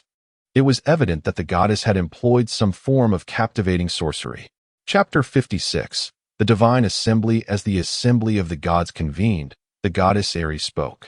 Today, we gather to welcome a human civilization that shares a common genetic heritage. They hail from the Orion solar system, a staggering 10,000 light-years away. Despite the vast distance, our appearances are remarkably similar, a testament to the wondrous evolution of genetic lineage. Her voice resonated like a celestial melody. Upon her declaration, the other deities nodded in agreement, though their gazes remained averted from the three newcomers. Xiao Yingzheng, with his head bowed, responded, "We are deeply grateful for the warm reception and the goddess and Apos' welcome. It is an immense honor for our Earth civilization to visit Luotian Star and to meet the beautiful goddess and esteemed members of the Divine Assembly." At that moment, the goddess Ares noticed something peculiar. The human speaking did not meet her gaze, which was astonishing. In Luotian Star, aside from the 12 elder angels, no being had ever maintained such composure in the presence of her allure, nor could anyone suppress their innermost desires. Yet this individual managed to keep his head down, piquing the goddess's curiosity. "We have invited you to the Divine Assembly firstly to extend our greetings, and secondly to inquire about a matter of significance," the goddess continued. "I have heard that you encountered a supernova explosion before entering the galactic city, approximately 1,000 light-years away. Is this true?" "Indeed," Xiao Yingzheng replied, momentarily glancing at the goddess before regaining his composure. He recounted their previous experiences with the Drifter fleet in detail. The goddess nodded, absorbing the account of the supernova's event outside the galactic city. "We shall discuss this matter later. Now, let us turn to the next agenda, the Dark Origin Star incident. Elder Yuanqing has a proposal that merits discussion," she announced. Xiao Yingzheng remained with his head lowered, listening to the discourse. One member interjected, "Goddess, I believe there is a slight adjustment needed regarding the plan discussed in the last assembly." "What needs correction?" the goddess inquired. "The Dark Origin Star's seducers currently boast over 1 million followers, and this anomaly should be addressed swiftly. For both civilizations, the initial conflict is crucial. If we fail to eliminate them at the outset, it may accelerate the corruption of the Dark Origin populace and the spread of the seduced civilizations. I propose that to ensure a decisive victory in the first battle, Luotian Star should dispatch a seasoned level 2 warrior as the commander. This will guarantee our success. If we send General Xingyo, currently a level 3 warrior lacking combat experience, and he fails to vanquish the seducers, it will inevitably diminish the fear that the Dark Origin people have for Luotian Star and undermine the angelic civilization's standing among other civilizations." An elder with a white beard countered, "General Xingyo has numerous successful precedents in dealing with rebels. He has performed excellently each time. Besides, he is on the brink of promotion to level 2 warrior with just one more opportunity to prove himself. We should grant the youth a chance." Another member chimed in. "Indeed, failure would diminish our angelic civilization's prestige, which is unavoidable. Many civilizations under our governance are resisting the Divine Assembly's calendar to varying degrees. As is well known, Most life forms are inherently foolish and easily swayed by malevolent influences, leading to their corruption. Our duty is to keep these foolish beings forever subservient beneath the sacred light of angelic civilization and subject the seducers to the most rigorous trials of our laws. Hence, we must succeed this time. Failure is not an option. If we falter, it will only embolden the rebellious civilizations. I support Elder Yuanqing's proposal. I do not concur with Elder Yuanqing and Apos' proposal, another angel interjected. We should adhere to the agenda from the last assembly and send a level 3 warrior. A mere dark origin star does not warrant grand gestures. Changing commanders at the last moment to a level 2 warrior would only reveal our lack of confidence in victory, thereby affecting Luo Shun Star's prestige in the territories we govern. The seducers merely manipulate the human brain's magnetic field to control thoughts and sway minds. This tactic is easily countered. I trust General Xingyo will devise a solution to capture the seducers effectively, another angel added. If we proceed with the previous plan, that is acceptable, but we must prepare a contingency plan to deploy a level 2 warrior for immediate assistance if General Xingyo encounters failure, one angel suggested. I support Gongfu's perspective, came another voice. I too agree. Xiao Yingzheng observed that nearly half of the assembly members now turned their attention toward the goddess. As the discussion paused momentarily, the goddess began to speak again. I find Gongfu's proposal to be the most prudent.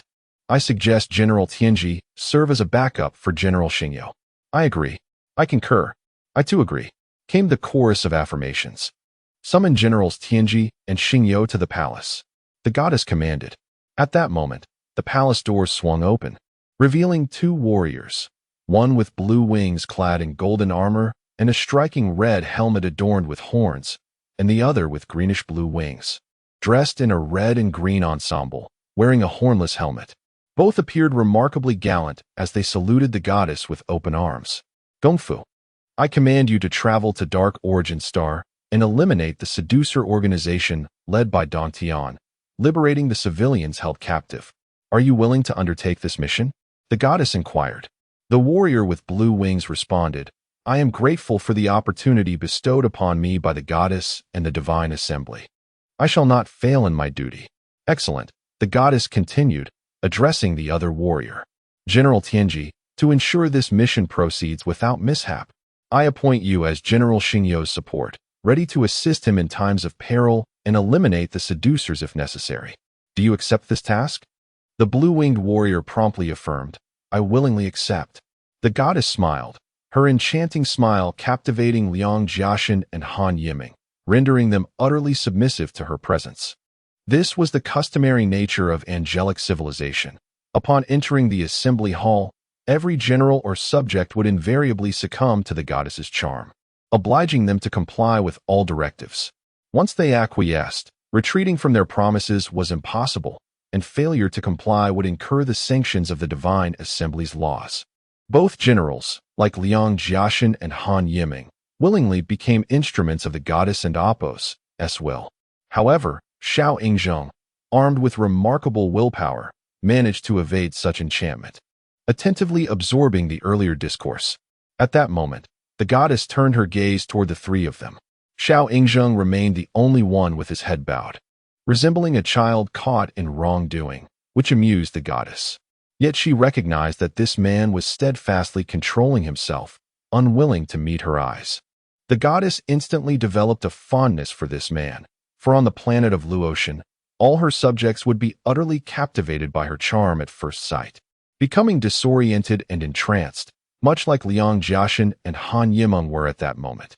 However, this man managed to maintain his composure, which was no small feat. An idea suddenly struck her. She wished to assign them a task to gain further insight into this human.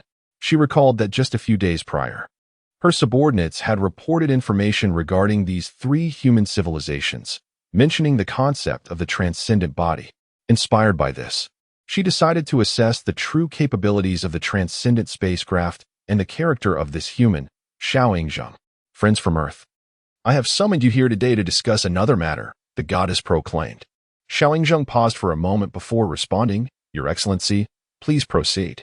I have come to understand that your transcendent technology is quite unique, and I wish to witness its performance in actual combat, to see if it can withstand the influence of the enchanters.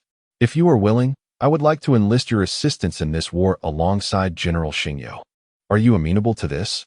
Although Liang Jiaxin and Han Yimeng were mesmerized, they still comprehended the goddess's words. Before Xiao Yingzheng could interject, they, as if under a spell, fervently agreed to the goddess's request, expressing their eagerness to participate in the battle and vowing not to disappoint her trust. Xiao Yingzheng found their current state quite perplexing, yet he felt powerless to alter it. At this moment, Xiao Yingzheng realized the gravity of the situation. The dark matter beings were an unknown civilization whose strength was entirely unclear. Charging into battle alongside General Xingyo could prove perilously reckless. After careful consideration, he deemed the matter highly inappropriate. The capabilities of the enchanters remained a mystery, and it seemed General Xingyo's involvement was politically motivated. There was no assurance of defeating the enchanters, and if the transcendent fleet were to follow, it would undoubtedly become cannon fodder. Should any unforeseen events occur, the Wanderer fleet would be irretrievably lost. Is it possible for us to abstain from this operation? Xiao Yingzheng voiced, his tone resolute yet respectful. The room fell into a hushed silence as Liang Jiaxin and Han Yimeng were taken aback. They were enchanted by the goddess and believed that any decree she issued was infallible truth, one that could not be contested. "Old Xiao, you must not speak disrespectfully to the goddess." Liang Jiaxin glared, visibly incensed. Xiao Yingzheng disregarded him and addressed the members of the Celestial Society, stating, "The core principle of our Wanderer fleet is to mitigate risks to the greatest extent possible, ensuring the long-term survival of human civilization in the cosmos. Typically, upon discovering advanced civilizations, we strive to maintain our distance unless compelled to engage in battle. We are unaware of the enchanters' technology or tactics, and furthermore, they harbor no animosity towards our Earth civilization. Thus, I humbly request, Your Excellency, that we be excused from this operation." As he spoke, Xiao Yingzheng dared not meet the goddess's gaze, focusing instead on the members of the Celestial Society. To his astonishment, none of them acknowledged him. He felt as though he were invisible, unnoticed. Inwardly, he mused that indeed, the angelic civilization regarded Earth civilization with disdain, perceiving them as an inferior culture. Such lowly civilizations were not worthy of their attention, let alone meaningful communication. The atmosphere was thick with silence after Xiao Yingzheng's declaration. He felt a shiver run down his spine, realizing that a lesser civilization daring to impose conditions upon a higher one was an inherently irrational act. Regret began to seep in. However, the goddess, upon hearing Xiao Yingzheng's words, felt a sense of delight, finding this human rather endearing, exhibiting a strong will to survive. "Your transcendent fleet is, in principle, merely a machine. It lacks the biological brain structure, yet can perform tasks akin to those executed by a human brain. Therefore, the enchanters should be unable to exert control over your fleet. Perhaps this endeavor could even lead to significant achievements. The angelic civilization has always been equitable in rewards and punishments. Even external civilizations sharing a common genetic heritage are treated uniformly. I hope you seize this opportunity." Xiao Yingzheng felt a surge of anxiety. It appeared that the goddess intended to bind them to this mission. Reluctantly, he replied, "Your Excellency, while the transcendent fleet is not a living entity, its ability to withstand the enchanter's control remains uncertain. Moreover, the three of us possess a shared genetic brain. Should we fall under the enchanter's influence, they could exploit our status as masters to control the transcendent fleet, leading to dire consequences."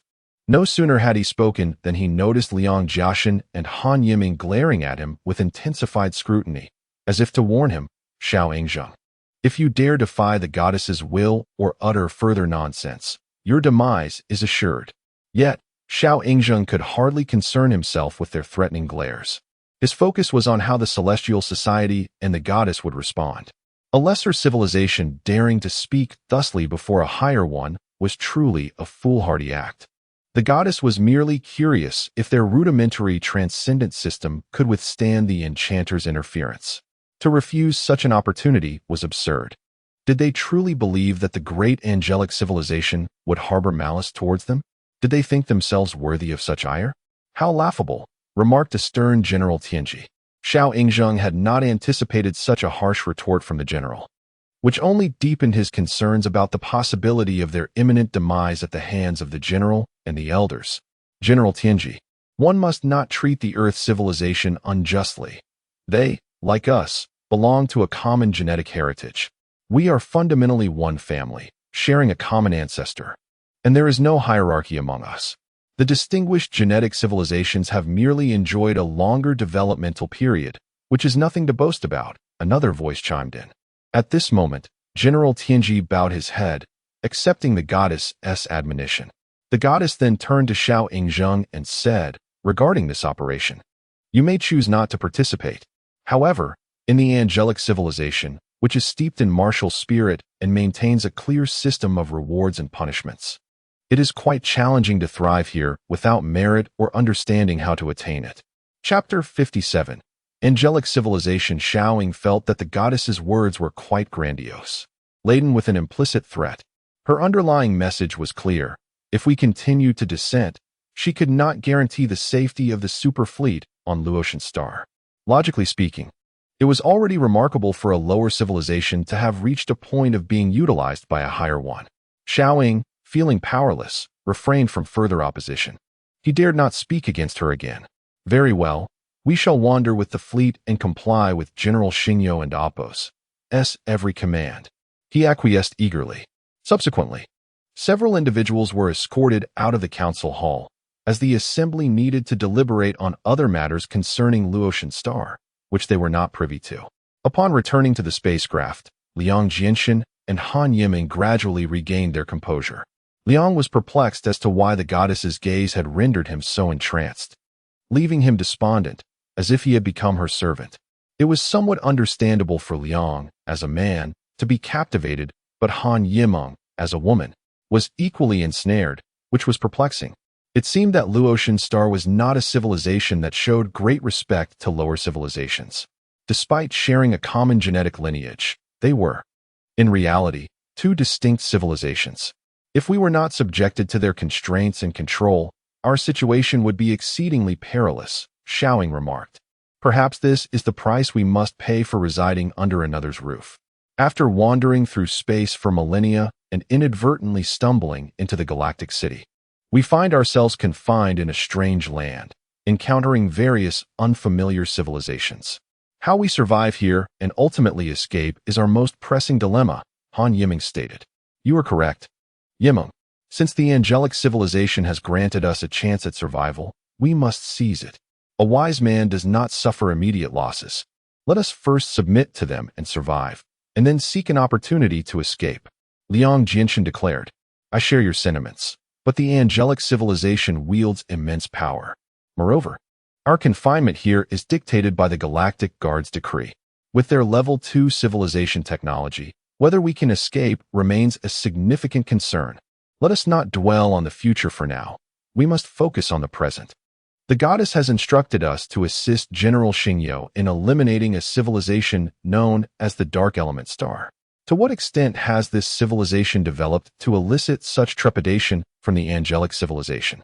We do not know, but what matters most to us is that regardless of how formidable the Dark Element Star may be, we must find a way to survive this conflict. The outcome of the angelic civilization struggle is of no concern to us, Liang Jianxin asserted. Yiming, upon hearing this, felt a sense of melancholy. Logically, as fellow bearers of a shared genetic lineage, why must we be coerced so? The Earth civilization has no deep-seated enmity with the Dark Element Star. Why must we, a lower civilization, be dragged into this conflict? I find it hard to comprehend. Indeed, we are left to wonder how the angelic civilization interacts with lower genetic civilizations. Is it in unity or in exclusion? Is it adversarial or supportive? This is a crucial consideration for our future survival. Yiming continued. It likely depends on their own culture. Different cultures can yield varied behaviors. Some cultures cherish peaceful coexistence, while others revel in bloody conflict, Yiming observed. Yes, culture indeed shapes a civilization's ideology and influences the actions of its individuals. From my observations, the angelic civilization, adorned with beautiful wings, may not be as benevolent as we envision, Xiaoying remarked. Oh, is that so? The angelic civilization appears harmonious and amiable on the surface. Yet what hidden depths lie beneath their polished exterior? First, consider the goddess's allure. One must ponder the implications of her charm. I find it hard to believe that a being of shared genetic lineage could be so utterly beguiled by another through mere conversation, even if the other is of the same gender. Indeed, she has undoubtedly employed some form of enchantment, Yiming concurred. Moreover, as an alien civilization, we should have the right to engage in normal communication with the angelic civilization, yet she felt the need to resort to such extreme measures to compel our submission. Her enchantment is evidently aimed at achieving a specific objective, Xiaoying continued. Yes, their goal is to enlist our aid in vanquishing the seducers and oppos organization. Yet, one must wonder, doesn't she herself embody the greatest seducer? Yiming nodded in agreement. Liang Jinshan speculated. I suspect her prolonged dominion over the angelic civilization is indeed linked to her mesmerizing tactics. She has forged a consensus with the 12 elders, collaborating to ensure that the heavenly assembly perpetually governs the angelic civilization, thus retaining their supreme authority. Han Yimeng, contemplating Liang's hypothesis, found it somewhat extreme and narrow-minded. Yet, who could ascertain the veracity of his conjecture? Xiaoying continued. To manipulate hearts through unorthodox means is fundamentally an inequitable practice for every citizen. Upon entering the heavenly palace, we observed the guards standing in perfect formation, vigilantly guarding every corner, indicating a strong sense of security within the heavenly assembly. If the 13 elders were truly beloved by the people of Luotian, why would they require such a formidable display of guards? Who are they guarding against? Indeed, this place resembles an empire, where the king wields absolute power and subjects are bound by a strict hierarchy, akin to our historical feudal dynasties, Liang Jinshan remarked. Feudal culture has been proven to be an unequal and unjust social construct in terms of systems and laws, and they seem to possess such cultural attributes, further implying that their values harbor individual self-interest. Liang Jinshan and Han Yiming nodded in agreement. If these 2 points are merely our subjective conjectures, they still do not sufficiently illuminate what cultural attributes they possess. Thus, I must address this next point. What is it? You may not have noticed it amidst your enchantment, but during our participation in the heavenly assembly, from the moment the 13 members entered until their departure, none of them ever cast a glance our way. Really? Liang Jinshan was taken aback. Indeed, even those who faced us maintained their gaze straight ahead, never lowering their eyes to regard us. The goddess, Eri, only offered us a perfunctory glance, lacking genuine consideration for our presence. To this day, I cannot affirm whether those assembly members are even aware of what we look like. Xiaoying chuckled ruefully. It seems their behavior unequivocally conveys that we are but a lower civilization in their eyes, unworthy of even a cursory glance. Han Yiming sighed. It appeared that this was not a place where one could feel secure. Yiming had initially believed that finding fellow bearers of a shared genetic lineage would allow them to integrate and become one family, thus ending their aimless wanderings in space and enjoying a peaceful life on this planet. However, after their encounter with the goddess, she had abandoned such thoughts. They wished to leave, to escape, for she did not find solace here. Yiming recalled the Ant-Man civilization they had encountered years ago. Though these creatures appeared grotesque, they had shown immense warmth upon recognizing their shared genetic kin. Yiming still cherished the memory of squatting on the ground while the Ant-Men climbed onto her palm. Now, after 10,000 years, she found herself yearning for them, wondering how they fared and whether she would ever have the chance to meet those delightful beings again. The Wanderer's fleet has returned to the designated station arranged for them by the angels. After residing there for a few days, the appointed time to meet General Xingyo arrived. Just as they were preparing to embark on their journey aboard the Traveler and Explorer spacecraft, a sudden flash of white light illuminated the sky. In the blink of an eye, a figure appeared before them, one with a pair of azure wings extending from their back. Greetings, General Xingyo. Liang Jinshan initially intended to extend a handshake, but upon reflection, he realized that their customs did not involve such a gesture. Instead, he opened his arms wide. mimicking the angel's etiquette with a posture resembling an embrace. Yiming found his awkward yet strangely fitting pose quite amusing. After all three donned their translators, General Xingyo smiled and said, "Earth friends need not stand on ceremony. You may simply call me Xingyo. It is my honor to fight alongside you this time." Yiming's impression of General Xingyo improved immensely upon hearing his courteousness, prompting her to respond, "We are equally honored. Is this your superbody fleet?" she inquired, pointing towards it. "Indeed. By the way, General Xingyo, where is your spacecraft?" Liang Jinshan asked, puzzled. "We do not utilize spacecraft," Xingyo replied. "No spacecraft? How do you travel then?" "Dark Element Star is quite distant from here. We traverse the cosmos without the need for vehicles. Currently, we can employ specialized equipment to provide oxygen, water, food, and other necessary sustenance for the human body, and our speed has reached that of light, allowing us to roam freely in space." "What exactly is this equipment? Is it the armor you wear or the helmet?"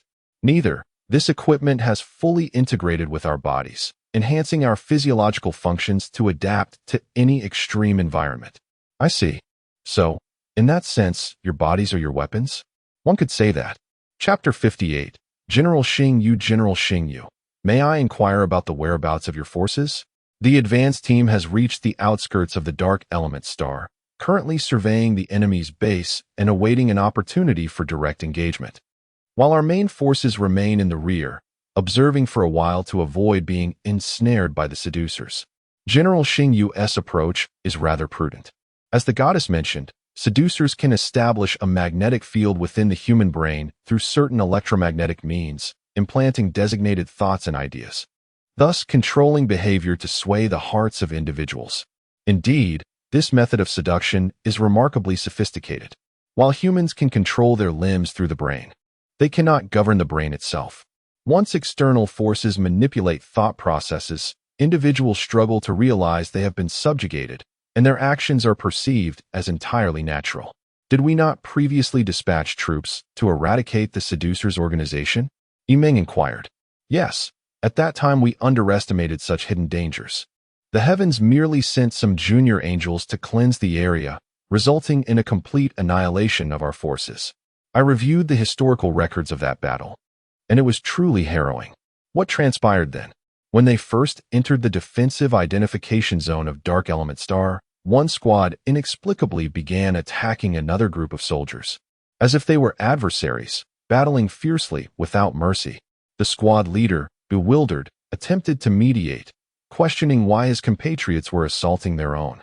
Their justification was that the other squad's members had been seduced and had unequivocally betrayed them, even lacking any evidence to substantiate their claim. In truth, it was the attacking squad that had been genuinely seduced. The squad leader discerned this and commanded both sides to cease hostilities, but his orders appeared ineffective. Neither squad heeded him. Just as he prepared to impose sanctions on both teams, another squad began to attack yet another, leading to an escalating chaos as more and more teams turned upon one another, striking at their comrades. Soon, the entire army descended into a frenzied state of mutual destruction, with no one able to ascertain who had truly been seduced. Reflecting on that scene now, it is indeed unbearable to contemplate. General Xingyu remarked. What was the final outcome? The conclusion was tragic. The fratricidal forces were left in disarray, and the surviving soldiers were barely clinging to life. At that moment, the seducers dispatched a vast army, encircling them completely. The squad leader and the remaining warriors, severely wounded, were rendered incapable of fighting back. Ensnared by the seducers from all sides, with no escape route available. Ultimately, none survived. All were mercilessly harvested by the seducers. Upon hearing this, Yiming was taken aback, astonished by the formidable technology and methods employed by the seducers. If the soldiers of the angelic civilization could be toyed with so effortlessly, what chance did the nascent human civilization stand? Liang Jianshun believed that the superbody, while capable of independent thought, still possessed inherent distinctions from the human brain. Although the superbody is intelligent, its internal structure is merely an assembly of various components, fundamentally a machine.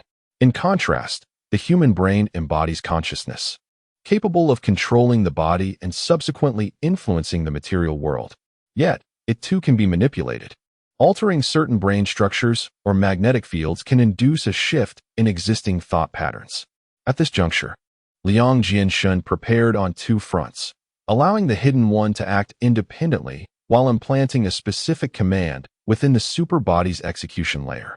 This command permitted the superbody to disregard the opinions of the three individuals when confronting the seducers, relying on its understanding of the situation to lead the Wanderer fleet to victory. As they approached Dark Element Star, Yiming felt increasingly anxious, for this battle was unlike any other. The adversary they faced was unprecedented in the Wanderer fleet's millennium-long history. The conflict was no longer a matter of mere combat prowess, but rather the capacity to control minds. Yiming remained uncertain about the seducer's methods of deception. At that moment, General Xing Yu suggested halting the superbody's advance, as they were about to enter the defensive identification zone of Dark Element Star. If the Wanderer fleet entered the zone first, they would undoubtedly become the initial target of the seducer's assault. General Xing Yu intended to return to his command post, and before departing, he specifically instructed all members of the Wanderer fleet to prepare for battle, remaining vigilant of any movements from Dark Element Star. Your stealth battleships may prove less effective than anticipated, for the seducers have already developed the capability to detect ice crystal materials. General Xing Yu remarked. Liang Jianshun was greatly astonished. What? You are aware of ice crystals? General Xing Yu chuckled. Yiming offered a wry smile and explained. It seems we cannot hide anything from the eyes of the angelic civilization. We originally intended to utilize the stealth battleships as a dagger concealed behind enemy lines, to deliver a decisive blow at the opportune moment, but we did not expect to be uncovered so swiftly. General Xing Yu laughed heartily, saying, setting aside the matter of why you three are down a member, in my view, this ice crystal technology is not particularly impressive. The purpose of invisibility is to remain undetected by any form of life. Yet while ice crystals can pass through cosmic particles and wavelengths, the dark matter they emit is sufficient to expose them on the displays of advanced civilizations. I believe any civilization possessing dark matter energy technology could see through your ruse. Liang Jianshun managed an awkward smile, acknowledging, it seems our little trick is indeed trivial in the presence of the angelic civilization. Upon hearing General Xing Yu's words, Yiming inquired, perplexed, from what you say, have you encountered even more advanced means of invisibility? Yes, however, any form of invisibility has its flaws and can typically be detected by advanced civilizations. Is there not a method of complete invisibility? For instance, a substance or energy that merges with a vacuum, rendering what you see as the vacuum, and what the vacuum perceives as you. Yiming queried. In this universe, every technology possesses certain clues, which are inherent to the technology itself. If you attempt to trace these clues back to their origins, it will alter their performance. When performance is modified, new clues will emerge, making complete invisibility impossible. Yiming listened to General Xing Yu and Appo's explanation, grasping only parts of the concept. Thus, General Xing continued, we believe that everything has dual aspects. Sometimes, when you acquire a technology and deem it perfect, the hidden dangers remain unseen. Yet those very dangers could lead to your demise. You mentioned a substance merging with a vacuum. However, that substance's other aspect may place you in a far more perilous situation, one you cannot control. It was then that Yiming comprehended the essence of General Xing Yu's words. He seemed to articulate the nature of the world. For Yiming frequently pondered the origin and trajectory of this world. The world embodies duality. To truly grasp the truths of the universe often requires altering previous perceptions, which can enhance power and iterate technology. For instance, when you find yourself in dire straits, believing there is no escape and resigning yourself to death, some advanced civilizations can still find a way out, for they perceive the opposite side of things. Your inability to do so stems from a lack of this understanding. After General Xing Yu departed, he issued a command, instructing the Wanderer fleet to strictly adhere to the arrangements of the command post. Without receiving orders, they were not to act independently, and upon receiving commands, they were to execute them without question. According to Yiming's perspective, General Xing Yu and their strategists have meticulously devised a comprehensive military plan, undoubtedly making thorough preparations regarding the Wanderer fleet. There is no need for us to act impulsively. We shall engage when the time is ripe.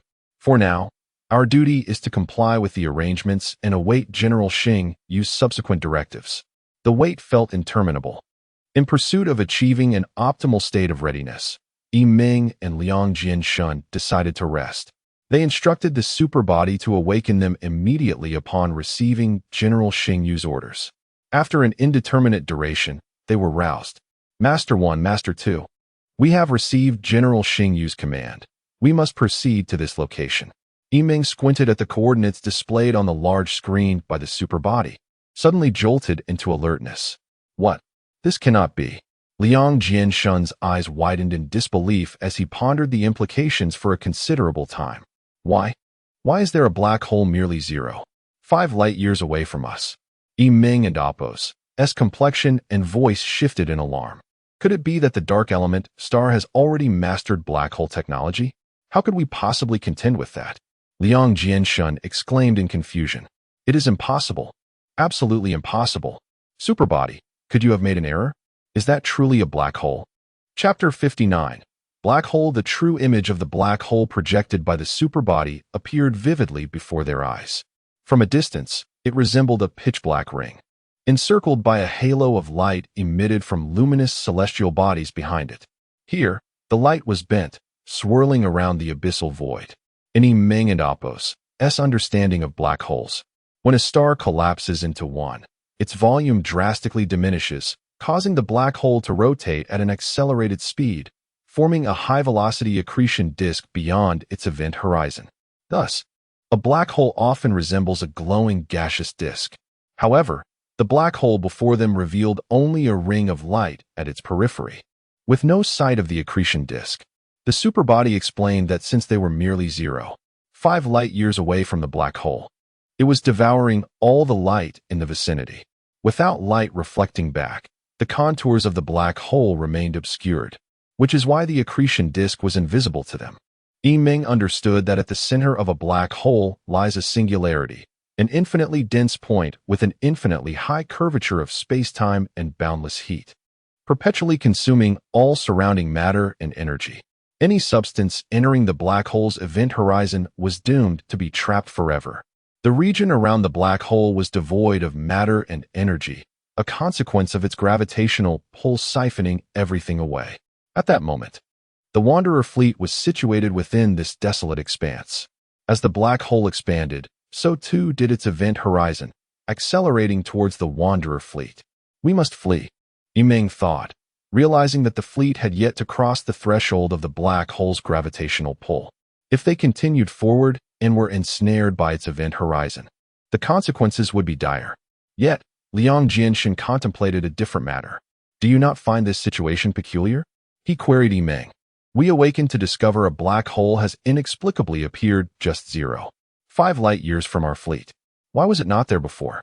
Normally, one would hasten to escape from a black hole, yet General Xing Yu instructs us to approach it. Will we be able to return? Indeed, it is rather strange. Yi Ming replied. I see only one possible answer. We have been deceived. Liang Jianshun asserted firmly, while Yi Ming was somewhat skeptical of his conjecture. She recognized that a black hole could not manifest instantaneously or vanish without trace. Even if some civilizations possessed the technological prowess to create a black hole, it would require a precursor event, such as a supernova explosion. However, since the fleet's arrival, Yi Ming had not detected any unusual signs, casting doubt on the authenticity of this black hole. Conversely, if they had indeed been deceived, why was this false black hole so easily discernible? This suggested that their minds had not been thoroughly ensnared by any substantial deception. Yi Ming found this perplexing, given the capabilities and methods of deceivers. Such a level of trickery seemed unlikely. Moreover, considering that human brains had only been developed to 10 of their potential, their ability to discern reality was still in its infancy. Unlike the angelic civilization, whose brains had been extensively enhanced and trained to navigate various forms of deception with ease. Yi Ming shared her thoughts with Liang Jianshun, who dismissed them as overthinking. At that moment, Liang Jianshen consulted the superbody to assess the veracity of the black hole. To their astonishment, the superbody confirmed its existence. This revelation shocked both Yi Ming and Liang Jianshen. Logically, as a machine, the superbody should not possess the cognitive faculties akin to a human brain, making it impervious to deception. How could it assert that the black hole was real? That cannot be true. My intuition and reason both indicate that the emergence of this black hole is utterly implausible, Liang Jianshen declared. How do you explain the superbody and Oppo's response? After a moment of contemplation, Liang Jianshen proposed two possibilities. First, the superbody may have been compromised by a Trojan virus released by the deceivers, leading it to provide us with erroneous information. Second, this superbody itself might be a fabrication, implying that we have yet to awaken. Akin to being trapped in a dream, everything around us, including the superbody, could be an illusion, and even you or I might be constructs of the deceiver. Upon hearing Liang Jianshen's words, Yi Ming felt a surge of anxiety. While she was certain of her own reality, the authenticity of Liang Jianshen was uncertain. He too could be a mere fabrication of the deceiver. Yet, why did his words resonate so profoundly? If he were indeed a false Liang Jianshen, why would he disclose such insights? Yi Ming's mind was a whirlpool of confusion as she grappled with the surreal nature of her surroundings. She longed to escape, yet was uncertain how to do so. Even if she managed to extricate herself, how could she be certain that she would emerge into a genuine reality? The methods employed by the Dark Yuan beings to manipulate the human brain were extraordinarily sophisticated. Once the brain was deceived, there was little recourse, for all human actions stemmed from the brain's directives. If the brain ceased to function effectively, all bodily capabilities for self-preservation would dissipate. The state of being deceived by the brain differed fundamentally from dreaming. In dreams, one could sometimes discern the illusion, pinching oneself to feel pain, summoning the superbody for assistance, or encountering a catastrophic event could lead to awakening. However, once the brain was deceived, the distinction between the unreal and the real blurred, rendering such methods utterly futile. After careful contemplation, Yi Ming concluded that one fact was indisputable. She had undoubtedly been deceived, a certainty underscored by the inexplicable existence of the black hole. Furthermore, the deceivers had likely initiated, or had long since commenced, an assault on the Wanderer fleet. Yi Ming felt a sense of urgency. Intuition urged her that they must devise a plan to extricate themselves swiftly. What remained was to wait. Wait for General Xingyu to vanquish the deceivers and lift the veil of deception, allowing the Wanderer fleet to escape. She believed the genuine superbody would activate its self-defense mechanisms, ensuring it would seek to circumvent any erroneous directives issued by herself or Liang Jianshen. However, just as Yi Ming contemplated how to maintain her composure amidst the turmoil, a new directive arrived from General Xingyu's command.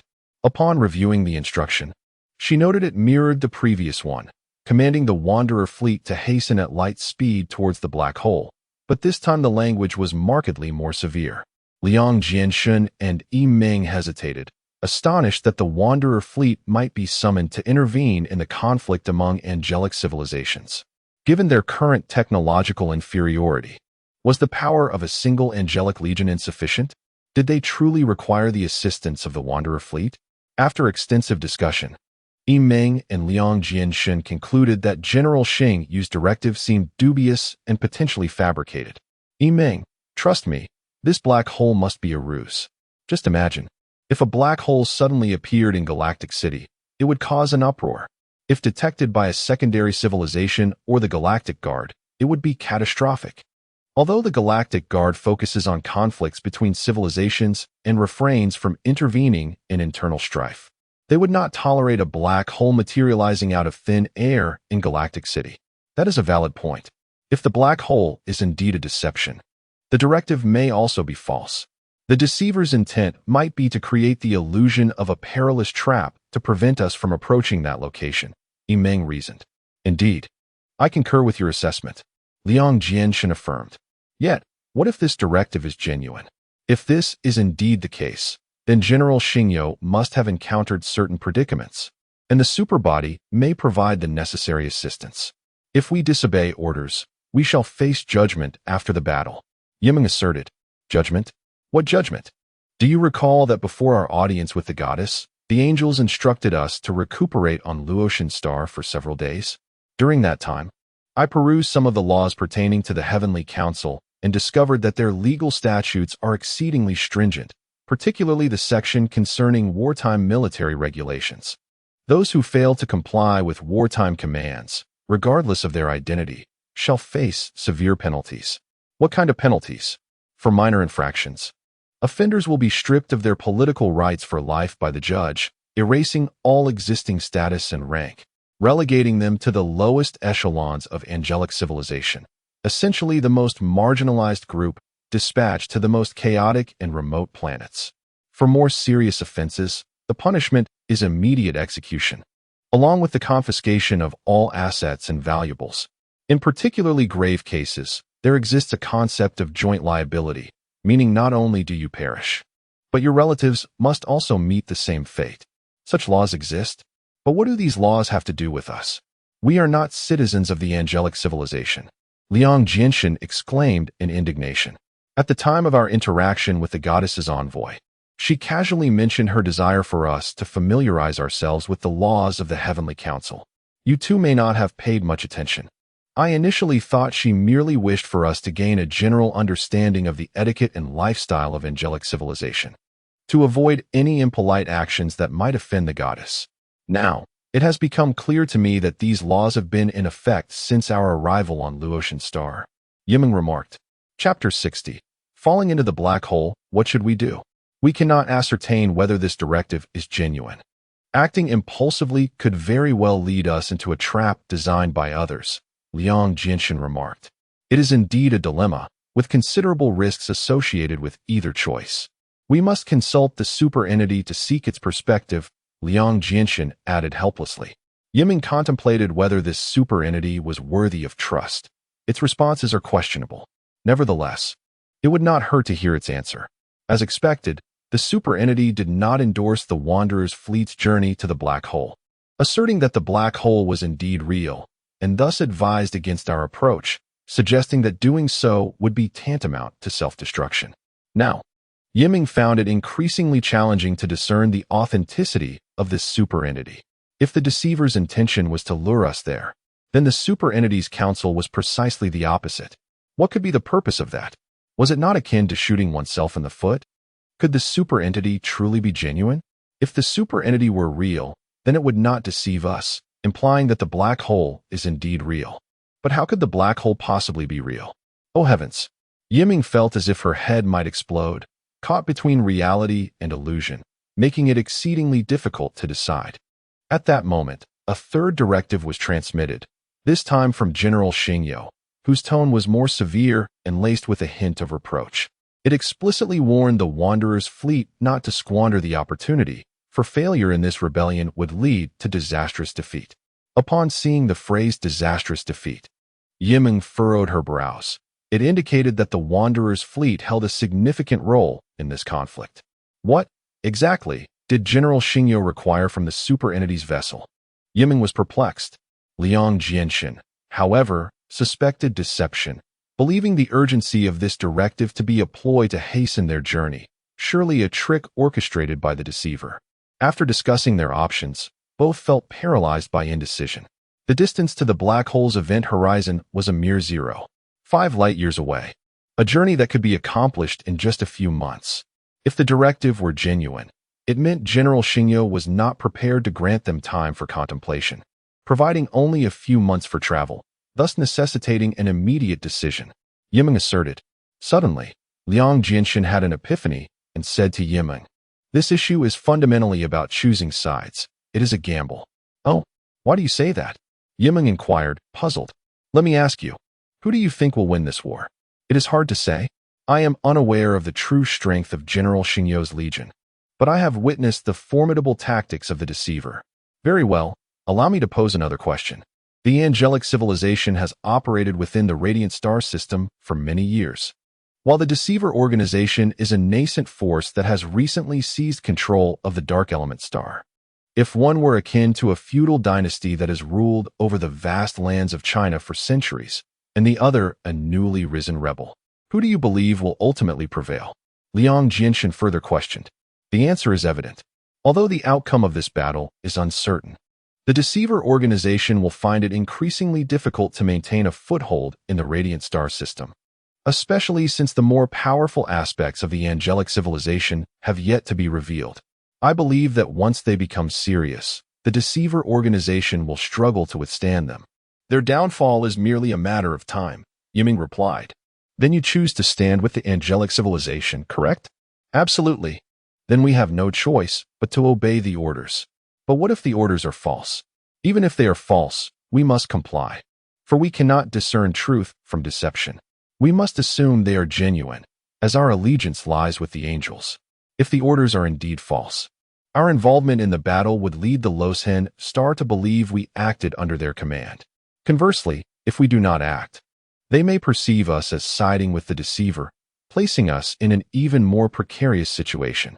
If the black hole is a trap, would we not be walking directly into it? If we are annihilated in this conflict, what future remains for us? If General Xingyo has issued these orders, it suggests he possesses a strategy for victory. Our participation would merely be an embellishment. However, if he has not issued these orders, it indicates he is confident in resolving the Dark Element Star without us. Our involvement may prove inconsequential, yet it does not necessarily mean we will be expendable. Perhaps he will lend us a hand. Very well then, the worst-case scenario is that we fall into the Deceiver's trap, and the Star Legion, in their bid for self-preservation, may lack the resources to rescue us. If they choose to abandon us, we will have to rely solely on ourselves. Yiming concluded. Do you believe the true super entity can withstand the Deceiver? Liang Jinshan asked, his voice tinged with uncertainty. It can certainly fight back. Our Wanderer's fleet has drifted through the cosmos for millennia, overcoming countless hardships. Why should we fear these genetically similar Deceiver civilizations? We have endured numerous crises and calamities, and yet we are still thriving. I am confident that the true super entity will guide us through this perilous ordeal, Yiming responded. Then let us entrust this decision entirely to the super entity, allowing it to determine whether we should proceed. What we perceive may merely be illusions. Yet the true super entity may possess clarity. It is likely that it can consider all factors and render a wise decision, Liang Jinshan suggested. After a brief contemplation, the super entity initiated the spacecraft, preparing to traverse the 0.5 light-years to the vicinity of the black hole. It appeared that the super entity's thoughts aligned seamlessly with Yiming's, and the decision to follow the orders was indeed prudent. Thus, the Wanderer's fleet, aboard the Voyager and Explorer, began their luminous journey. Time passed, and eventually, Liang Jinshan and Yiming awakened. To their astonishment, the Wanderer's fleet had swiftly reached the precipice of the black hole's event horizon. According to the super entity's calculations, this black hole could be classified as a relatively small, non-electrified black hole within the universe. Once the spacecraft breached its gravitational threshold, the hull would be immediately torn apart by the black hole's immense gravitational tides. Although the super entity's vessel was designed with an Ant-Man shell capable of withstanding forces for a brief period, it could only endure for a fleeting moment. This fully malleable Ant-Man material could resist dark matter energy, nuclear energy, and conventional stellar energy, but before the black hole, it would be as ineffective as an egg striking a rock, for the gravitational pull was unimaginably powerful. Yiming felt a pang of regret, believing she had been deceived. She should not have come. She ought to have rejected General Xingyo's orders and not trusted the super entity's choice. For this super entity might very well have been an illusion conjured by the deceiver. The event horizon of the black hole expanded outward at an alarming rate, and the super entity's vessel distinctly felt an overwhelming gravitational force approaching. The gravitational intensity escalated, and the Ant-Man shell could only withstand it for a brief period. Once caught by the black hole and Oppo's influence, the Wanderer's fleet would be ensnared indefinitely. Through the large screen, Yiming beheld the true visage of the black hole for the first time and was struck with awe. Although it was a small black hole in cosmic terms, its gravitational force was beyond verbal description. All she could see was a radiant ring of light, brighter than thousands of stars, illuminating the night sky surrounding the black hole. In truth, the super entity had minimized the brightness of the light displayed on the screen, yet prolonged exposure was still overwhelming for Yiming's eyes. In the starry expanse, galaxies of various sizes were being drawn in, resembling rivers rushing unceasingly into the ocean. Everywhere, stars were elongated and dragged, creating distorted light trails that appeared ethereal in space. Solid planets were stretched into elongated shapes, twisting and turning in a chaotic ballet around the black hole, becoming fragmented and desolate. The event horizon of the black hole illuminates the starry sky, yet it fails to shed light on its core, the singularity. This singularity's size remains a mystery, as it is beyond the realm of human perception and verification. According to Yiming's recollections, this singularity encompasses the entirety of the black hole's mass and harbors the energy accumulated from primordial stars and other absorbed galaxies. Remarkably, this energy is predominantly derived from dark matter, constituting 90% of its total, with conventional energy merely accounting for about 10%. One might surmise that if the singularity were merely the size of a football, its mass would be the aggregate of the luminous matter, dark matter, and its own primordial substance drawn in from countless galaxies. The density within such a singularity is unimaginable. The precise state of the singularity eludes even the most advanced intelligences. Yet scientists have speculated that it exists outside the ordinary space-time continuum, where properties are entirely uncertain and it continuously emits indeterminate signals, disrupting the evolution of space-time and matter. On Earth, we have Newton's 3 laws. Similarly, the universe possesses its own first, second, and third laws. In parallel, black holes must also adhere to their own set of laws, for their temporal and spatial dimensions diverge entirely from those of conventional stars, suggesting they may belong to an alternate realm. While the laws governing black holes may one day be elucidated by advanced civilizations, the current fleet of wanderers is ill-equipped to comprehend them. Should their vessel succumb to a black hole, annihilation would be their only fate. At this moment, Yiming distinctly perceives her body elongating. Her fingers resemble belts stretching outwards, her waist narrows, and the surrounding objects begin to stretch and distort.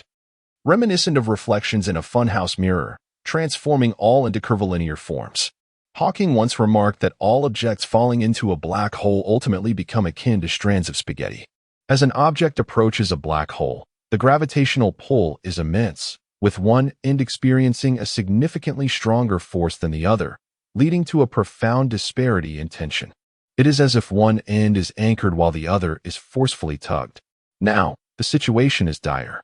The advanced entity is desperately harnessing dark matter energy and the black hole and Opos' gravity to counteract the pull, striving to prevent the vessel from being consumed.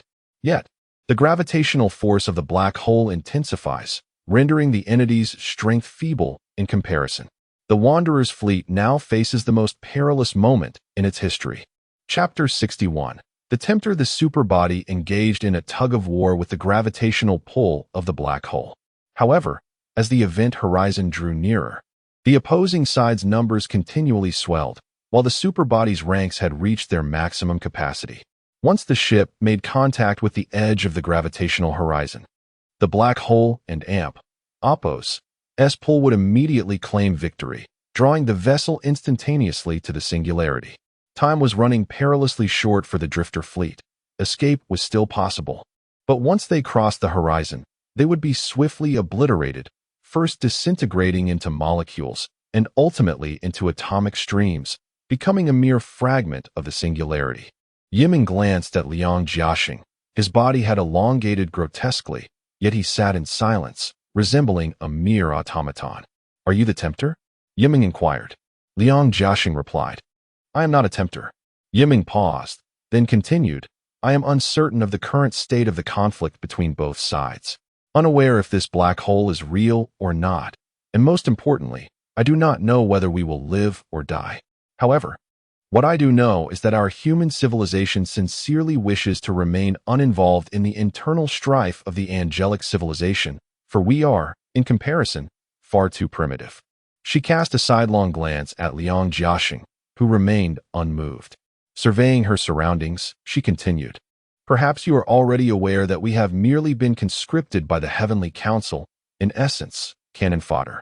In this war, regardless of who wins or loses, there is no favorable outcome for us. Since death awaits on both sides, there is little point in struggling. We might as well resign ourselves to fate.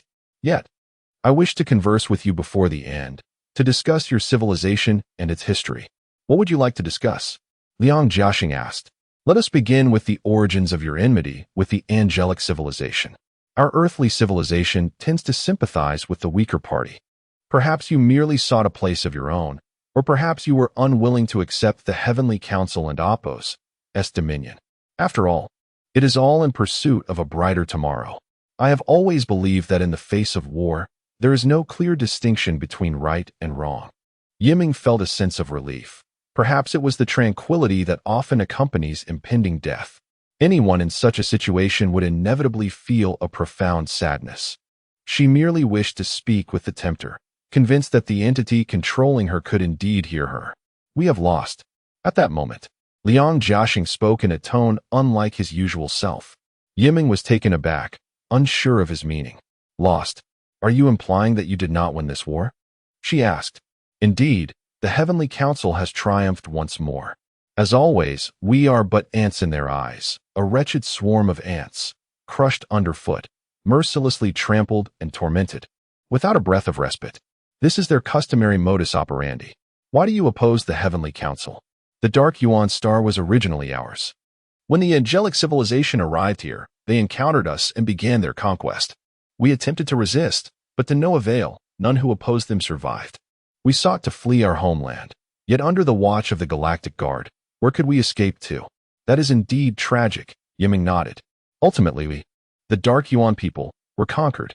They imposed upon us various decrees and burdens, restricting our freedoms, plundering our resources, sealing our technologies, and even inciting discord among us, forcing us to turn against one another. Before their arrival, though we were not prosperous, each individual could sustain themselves, living in relative peace. Upon their arrival, our once harmonious race descended into conflict for centuries, resulting in a drastic population decline and resource depletion. The Dark Yuan Star became a shattered remnant of its former self, with no assurance of life. Is this their law? Is this the new life they have granted us? No, we shall never accept this. We must return to our original state. We shall rise in rebellion once more. My Lord Dantian, a child of heaven, endowed with the divine right to reform, with the support of the masses, undertook campaigns against internal strife, ultimately quelling all factions, and thus the Dark Yuan Star attained a fleeting peace. Yet, the vile angelic civilization, in pursuit of political stability, uniformity of the Heavenly Council's decrees, and to obliterate my Lord Dongtian's reformative methods, began a brutal suppression of the Dark Yuan Star. Yiming's heart grew heavy upon hearing this. She had not anticipated that the Dark Yuan people's conflict with the angels stemmed from their desire for independence and freedom, leading to such a tragic fate, a situation ripe for compassion and lamentation. However, she then pondered, did the Dark Yuan people's defeat not signify the victory of General Xingyo? For the Drifter fleet, this could be perceived as a silver lining. Is the treatment meted out by the angelic civilization to all conquered worlds the same? Yiming queried. Indeed, this is the law of the cosmos. Weaker civilizations invariably become the victims of oppression or even annihilation, forever deprived of the capacity to live according to their own will. Banash Star, Tiankuei Star, Yi Star, Wanyu Star, Dehuai Star, Hongtu Star, once radiant with the light of freedom. Now they flicker like extinguished candles, falling into oblivion within the vast cosmos. Yiming had not anticipated that this friend from the Dark Yuan Star would share so many of their stories. Perhaps it was the proximity to death that compelled him to unburden himself of such injustices. She reflected that countless worlds might have suffered the brutal onslaught of the angelic civilization, perhaps a poignant memory etched in the hearts of the small lives inhabiting those planets. The Drifter fleet, too, was a fragile civilization among countless others, and its future remained uncertain, likely beyond its control. Then, Does it mean that you, the black hole, and everything surrounding me are mere illusions? Yiming asked. They are illusions, yet soon you shall awaken. Upon awakening, you will behold that all of us from the dark Yuan star stand by my lord Dantian and Amp, Apos, side. Should my lord fall, we shall fulfill our final mission, to fight for the dark Yuan star until the last person. Long live Dantian. Long live dark Yuan star. That false Liang Jiaxin began to shout, reminiscent of a revolutionary martyr facing execution. At that moment, Yiming gradually felt an unbearable pain coursing through her body as the ship hurtled toward the black hole. The pressure, even on the traveler's vessel, encased in Ant-Man armor, was becoming intolerable. Yiming felt as though her body were being torn apart, a pain so intense it was as if she were being dismembered by 5 horses. The agony escalating to an unbearable crescendo. Yiming continued to reassure herself that it was an illusion, merely an illusion, yet the torment was all too real. Her body was stretched thin, her internal organs feeling as if they might shatter, her very soul on the brink of being wrenched from her. It seemed the tempter's methods were indeed formidable, simulating human suffering with such chilling precision. As the ship breached the event horizon of the black hole, Yiming and Apos' body could no longer withstand the crushing pressure and erupted in an instant. Simultaneously, as the vessel entered the black hole and Apos' horizon, Yiming glimpsed a small dark point within. She recognized it as the singularity, but within a mere 0.0001 seconds, the entire ship was drawn into the abyss. The singularity's pull was faster than light, and the drifter's vessel traversed the astronomical distance from the black hole's horizon to the singularity in a mere 0.0001 seconds, a distance spanning trillions of kilometers. Yiming could not perceive the true form of the singularity, for both the ship and her body had been obliterated by the black hole's gravitational force. She merely beheld that small dark point before losing consciousness. After an indeterminate span of time, Yiming was roused by Liang Jiaxing and Amp, Apos' voice. Her mind resembled a computer freshly powered on, memories gradually resurfacing. As she groggily opened her eyes, she found herself lying on the grass, Liang Jiaxing gazing at her with concern. As Yiming gradually recalled her recent experiences, it dawned on her that she had fallen into a black hole, subsequently drawn into the singularity by its inexorable gravity. In retrospect, it felt akin to enduring a harrowing nightmare, one so profoundly terrifying that its imprint lingered in her psyche, casting a shadow that would haunt her dreams for years to come. Where were they? Dark Origin Star. How did we arrive here? General Xing Yu must have triumphed, right? Yes, General Xing Yu emerged victorious, Liang Jianshun replied slowly. Observing Liang Jianshun and Apos' despondent demeanor, Yiming inquired, how do you know this? I awakened before you. General Xing Yu shared everything with me, Liang Jianshun said, his tone tinged with sorrow. Noticing an unusual expression on Liang Jianshun and Apos' face, Yiming sought to console him. ISN and Amp, Apos, this a good thing? At least we were involved and did not defy General Xing Yu and Amp, Apos' orders. Why do you appear so unwell? Liang Jianshun gazed into the distance, remaining silent. Perplexed, Yiming pressed on, what exactly is the matter? She then surveyed their surroundings, failing to spot the superbody spacecraft. Where is the superbody spacecraft? Liang Jianshun lowered his head and, with a trembling voice, revealed, the Voyager and the Explorer are gone. Yiming was left speechless. Gone? What does that mean? She demanded. Do you know why General Xing Yu issued 3 consecutive orders for us to engage in this war? Why? It was because they intended for our ships to serve as cannon fodder. Cannon fodder? What do you mean? As General Xing Yu's legion crossed the first line of defense of the enchanters, they began to coalesce around Dark Origin Star to form 5 major attack points, striving to concentrate all their forces for a singular explosive assault.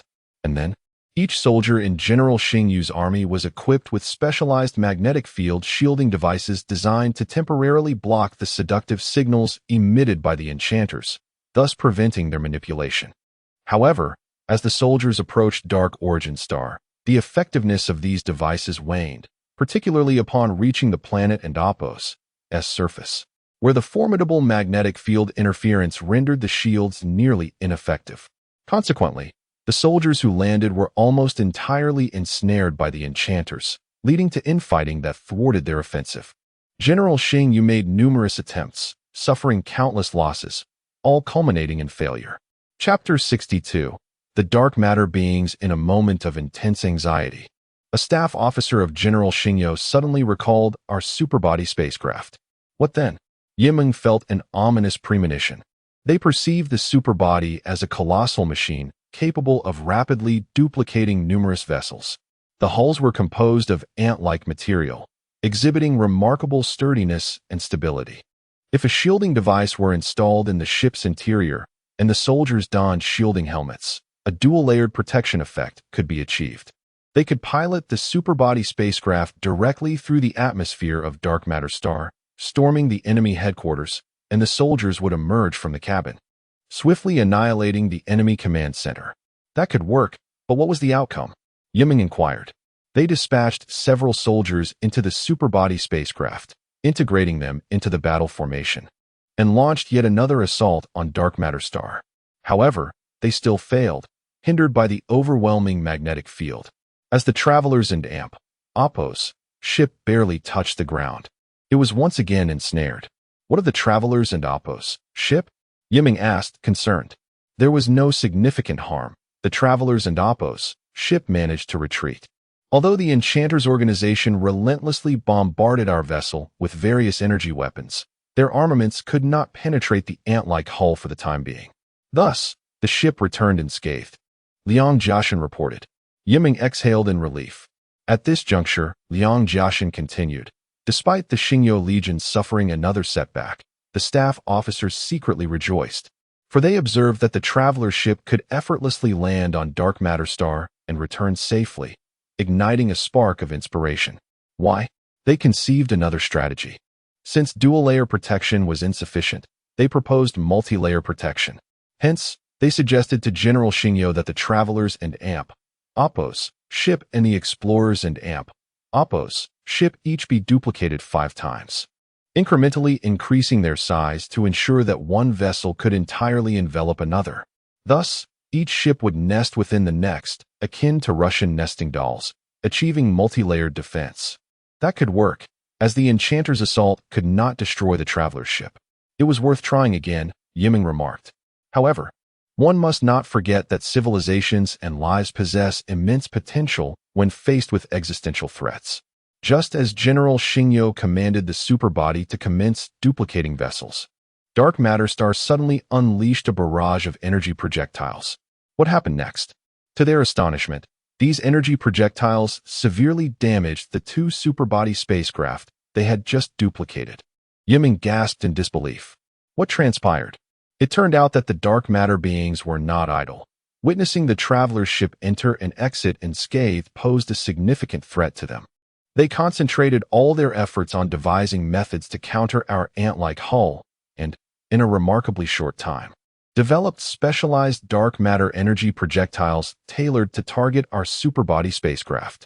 How formidable! What about the superbody? To maintain the duplication process, General Xing Yu ordered their fleet to form a defensive position around the travelers and Oppos ship and explorers and Oppos ship, sacrificing several of their own vessels to shield against the energy projectiles. I see, Yimeng said. Yet, the superbody spacecraft halted its duplication. Why? Consider this. If the superbody completed its duplication, it would need to carry soldiers for another assault on the enemy headquarters. However, General Xing Yu and Oppos' fleet could not approach Dark Matter Star to avoid being ensnared. This meant our superbody spacecraft would face countless attacks from Dark Matter Star before landing. Yimeng realized, if that were the case, the superbody spacecraft would not return. Indeed, the ant-like hull could hardly withstand their specialized dark matter energy projectiles, and the entire planet would direct its firepower at a single target, the superbody spacecraft. Even if the traveler's ship and explorer's ship were nimble, they could not withstand the onslaught of coordinated attacks. What then? General Xing Yu contemplated this, hesitating, feeling that we, as external aid, should not suffer excessive losses. Although their legion possessed the technical capability to replicate our vessels and create superbody spacecraft, this would require several months of construction. The critical issue was that the Enchanter's signals intensified, infiltrating and disturbing the Xingyo Legion's ranks, frequently disrupting the soldiers' minds. Some soldiers, lacking resolve, had already succumbed to enchantment. While the overall operation of the army could still be maintained, General Xingyo felt that further delays were unacceptable. He needed to eliminate the enchanters swiftly to avoid prolonged troubles. A tactical retreat could be an option. They could return to the planet Luotian, take several months to construct their own superbody spacecraft, and then re-engage in battle, Yiming suggested. A tactical retreat? For the Angel civilization, retreat implied defeat by dark matter star.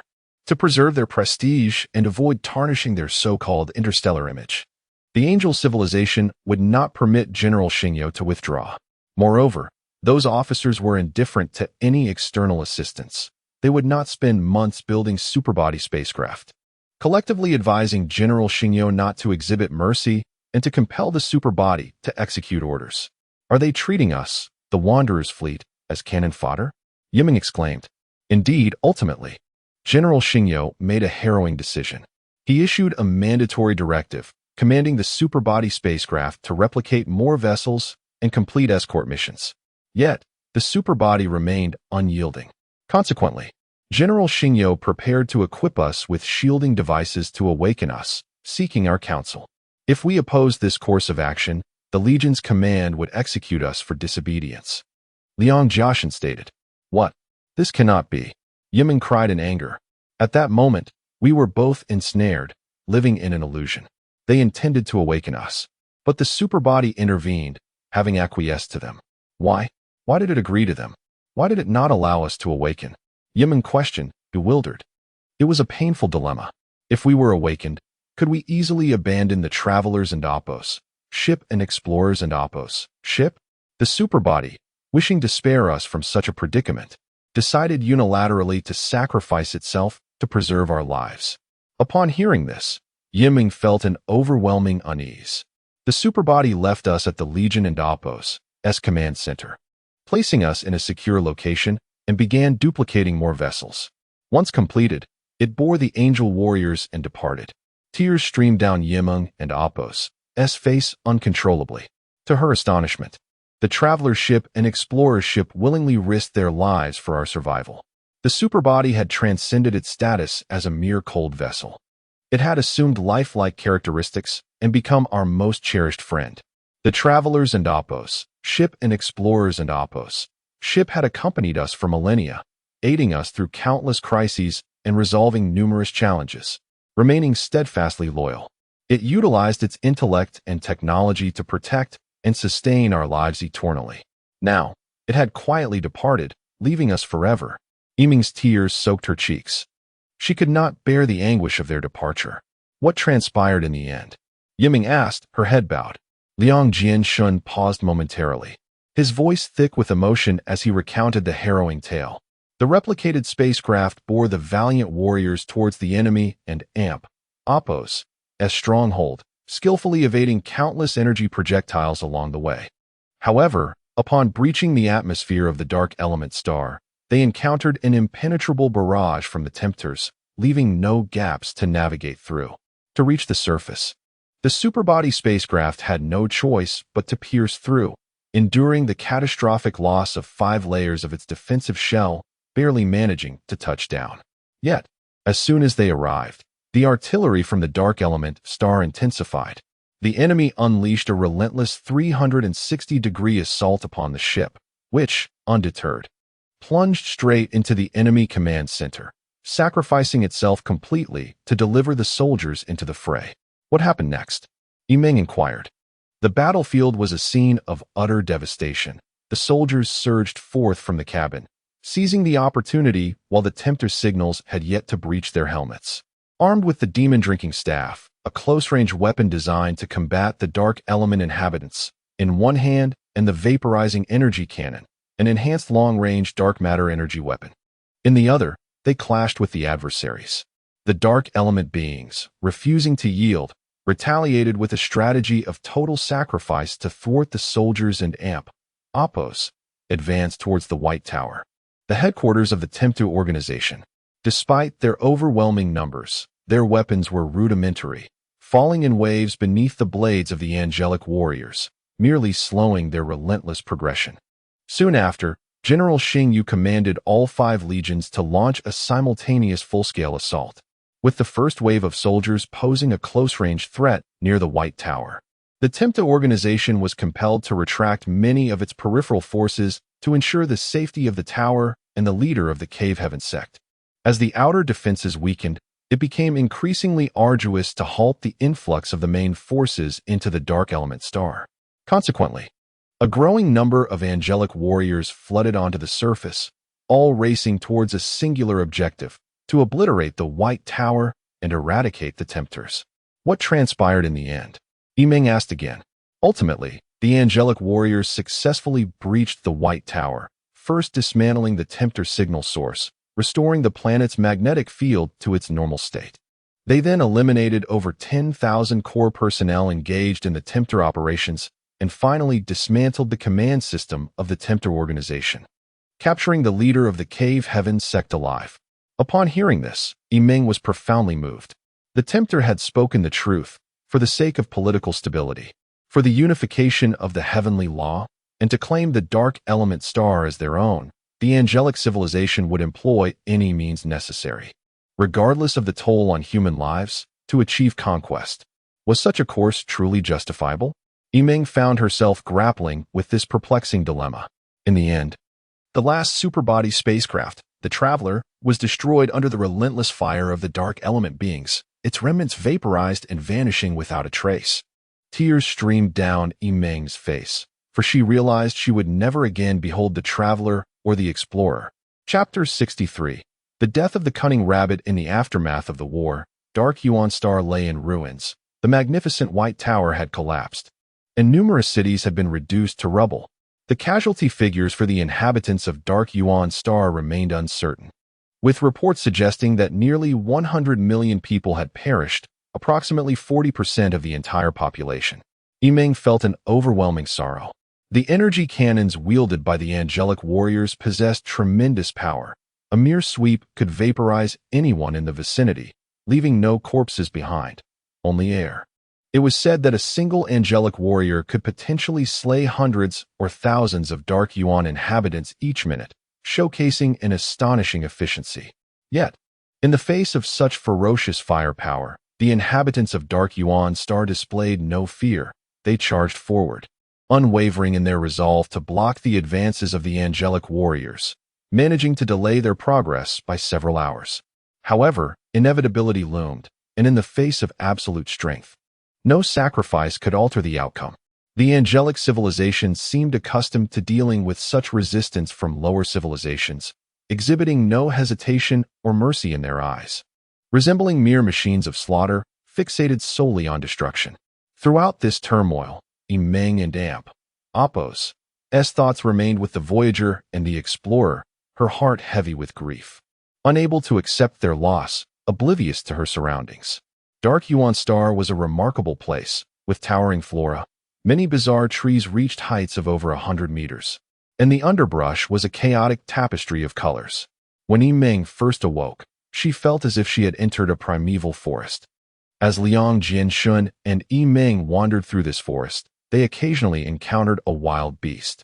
Fortunately, despite their massive size, these creatures seemed disinterested in humans. They were herbivores, peculiar in appearance, a stark contrast to Earth's fauna. Yimeng speculated that this might be due to the unique environment that fostered such extraordinary life forms. Unbeknownst to them, they wandered into a gathering place of the Dark Yuan inhabitants, characterized by densely constructed structures with grandiose dimensions, their spires piercing the clouds. Most were crafted from large stones, indicating an advanced level of metallurgy among the Dark Yuan people. Yimeng had yet to see what the Dark Yuan inhabitants looked like and yearned for a glimpse. But the area was eerily deserted. At that moment, a spacecraft descended from the sky, swiftly approaching Yimeng and Liang Jianshun. Two angels emerged from the cabin. chattering in a language they could not comprehend due to the loss of their translator. Hesitantly, they considered boarding the ship, realizing that the war had concluded, and it was likely time to return to the Goddess Star. The absence of their superbody spacecraft left them feeling disoriented. Accustomed to relying on its technology for their daily needs, its absence felt like losing all support. As the spacecraft ascended, Yiming gazed down at the vastness of Dark Yuan's star, observing that much of it was forested, interspersed with various settlements, reminiscent of Earth's cities and countryside.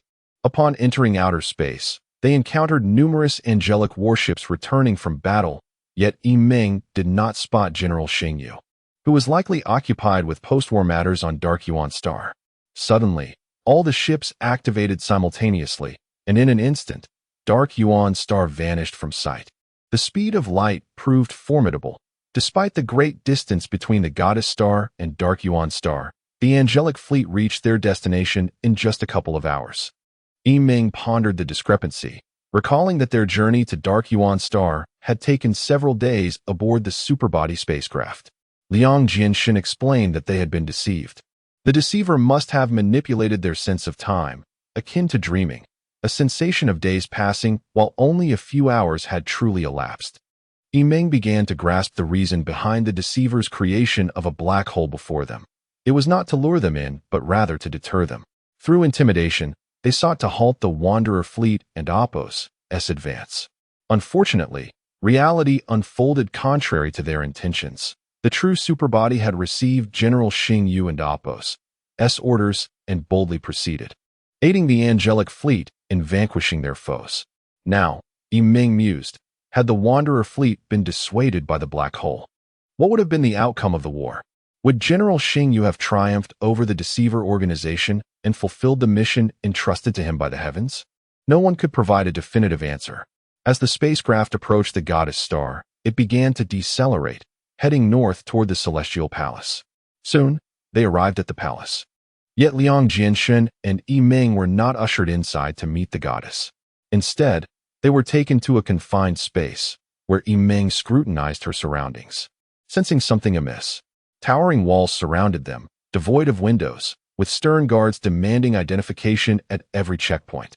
The atmosphere was somber, devoid of any hint of joy. Entering this space enveloped one in a heavy sense of oppression. This was no ordinary place. It resembled a prison. Yiming glanced at Liang Jianshan, noting his similarly grim expression, indicating his discontent. What is this place? Why have you brought us here? Yiming inquired. This is the will of the heavens. We are merely executors and understand little of their intentions, replied one of the guards. This hardly resembles the hospitality one should expect. We are individuals of merit. Having paid a significant price, how can you treat us thus? Yiming retorted. Madam, do not question further. We are simply following orders and are unaware of the specifics. The guard responded. Yiming wished to argue more, but Liang Jianshan interrupted her. The guards escorted them into a room and shut the door forcefully behind them. What do they intend to do? Yiming asked Liang Jianshan. It does not seem promising. Have we committed any wrongs? Throughout this battle, we existed within an illusion. Every decision and action was dictated by the superbody. Even if there were mistakes, they do not pertain to us, he replied, growing increasingly uneasy. Then Yiming pondered, her discomfort escalating. At that moment, the door swung open once more, and in walked Xiao Yingzheng. Old Xiao, Old Liang, Yiming. The trio greeted one another with palpable excitement. How have you been? Fairly well. And you? We are well enough. But why have they brought us here? Xiao Yingzheng paused for a moment before responding. I may have violated their laws. How so? Before the battle commenced, I realized I had been deceived and sought ways to break free from their control. I attempted various methods, slapping my face, banging my head against the wall, simulating a fall. But none were effective. I remained ensnared in their illusion. Yiming and Liang Jianshan exchanged glances, resigned to the notion that their experiences mirrored one another's. What happened next? At that moment, the superbody displayed General Xingyu's orders for the Hidden Ones to proceed to a specific location, but I discerned a black hole at that site, deducing it to be a ruse. Thus, I refrained from acting. Subsequently, further commands arrived, each increasingly severe. culminating in the delivery of the angelic civilization and Opos S legal texts, threatening me with repercussions against humanity should I fail to comply. After much contemplation, I ultimately decided against proceeding, for my intuition suggested that this was likely a deliberate fabrication of false orders by the Deceiver's organization. If it were indeed a command from General Xingyo, it would not bode well. As the covert weapon of the Wanderer fleet, I bear the responsibility of ensuring the fleet's safety and am not merely a blade in General Xingyo's hand. Thus, I resolved not to expose the Hidden One. It appears your experiences mirror our own, Liang Jinshin remarked. Is that so? Have you also encountered a black hole? Indeed, it was a mere illusion of a black hole. We were all deceived. Did you venture there? Xiao Yingzheng inquired. We did. What was the outcome? The orders were genuine. The Deceiver's organization could not obscure these commands. So they contrived the false black hole to instill further doubt regarding the authenticity of the orders, attempting to thwart our arrival. However, contrary to their intentions, we eventually made our way there. That is reassuring. At least you did not contravene General Xingyo's military orders. What nonsense. Fortuitously, you did not go. What happened? The Traveler and Explorer ships were attacked by them and obliterated at the Dark Element Star. What? Xiao Yingzheng was left speechless. Thus, Yiming recounted the tale to Xiao Yingzheng once more. The Hidden One still exists, does it not? It does, but they have since taken possession of it. After the war concluded, I awoke to find the Angel fleet had encircled the Hidden One, sealing off all escape routes. At that moment, I contemplated engaging them in battle. But upon reflection, I relinquished the idea. We were on their territory, and being transported here by a level 2 civilization indicated that our release was not an option. Even if we could defeat them, where could we possibly flee? There was nowhere to run. Hence, I surrendered, and they confiscated the Hidden One as well. Chapter 64. Judgment. Now the situation has become quite clear. The hyperbody has chosen a prudent path for us, Liang Jinshin stated. Why do you say that? Yiming inquired. It utilized the Voyager and Explorer to receive commands, sacrificing the 2 spaceships to secure military achievements for us. Then, to preserve the spark of hope, it instructed the Hidden Ones to ignore General Xingyo and Opos S orders, allowing us to gain some merit without losing everything. Consider this. If all 3 ships had refrained from venturing forth, the angelic civilization would undoubtedly have troubled us. Conversely, if all had proceeded, it would have been easy for us to face total annihilation. Thus, its decision was astute, as it did not place all its eggs in one basket, Liang Jinshin explained. Yiming suddenly grasped the situation but then indignantly remarked, Yet here we are, imprisoned. We must pray that this angelic civilization is not malevolent. At the very least, we have paid a significant price. If they refuse to acknowledge our sacrifices and only recognize Xiao Ying's defiance, we will be utterly powerless. After an indeterminate wait, the door finally swung open. The guards led the 3 of them through numerous checkpoints until they finally emerged into the open air. Just then, Yiming caught sight of a peculiar creature. This being was extraordinarily tall, reaching over 10 meters from head to toe, with abnormally elongated arms and legs, as if it had been stretched. Upon seeing its appearance, Yiming was instantly reminded of many alien-themed films she had watched, as its general physical characteristics were similar, particularly to the movie Avatar. This creature bore some resemblance to those depicted in Avatar, yet the latter appeared not too dissimilar from humans, while this long-limbed entity did not conform to human aesthetics. More strikingly, this creature was adorned with massive golden chains that seemed to weigh it down, causing it to walk with a slight stagger. Numerous guards flanked it. Yet compared to its height, they looked diminutive. From a distance, this creature appeared like a crane among chickens, standing out dramatically. The strange being was commanded to enter a confined space. As it bent to enter through the doorway, it turned its head to look at them. The 3 of them returned its gaze, and in that fleeting moment, Yiming clearly perceived the creature's true visage. However, their eye contact lasted scarcely a second before the being bent at a 90-degree angle, laboriously entering the cage. In that brief exchange, Yiming glimpsed desolation and resolve in its eyes. It must be Dantian, Liang Jinshin exclaimed. How do you know? Do the dark elemental beings look like this? When General Xingyo recounted the entire sequence of events to me, I surmised the general physical characteristics of the dark elemental beings from his words. They closely resemble this creature. Moreover, the only dark elemental beings qualified to be escorted here must be Dantian. That makes sense. Does this imply that Dantian has already faced judgment? Is it now our turn? Yimeng asked. Indeed. Having traversed an unknown distance, they arrived at a grand hall. The structure was circular and open to the sky, allowing a view of the azure heavens above. Surrounding the hall were broad steps forming a circle, with a circular platform at its center, reminiscent of the ancient Roman Colosseum.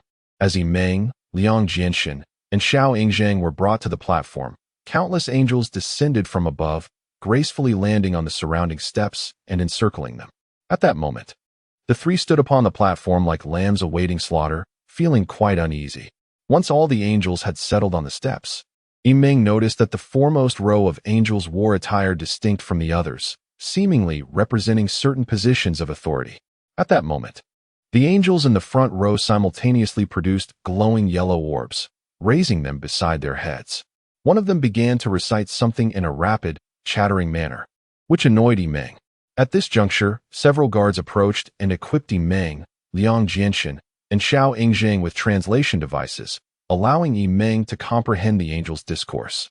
According to the celestial calendar, Xiao Yingzhang, due to defiance against military orders, has caused the dark elemental campaign to fall into a passive state, a matter of grave severity.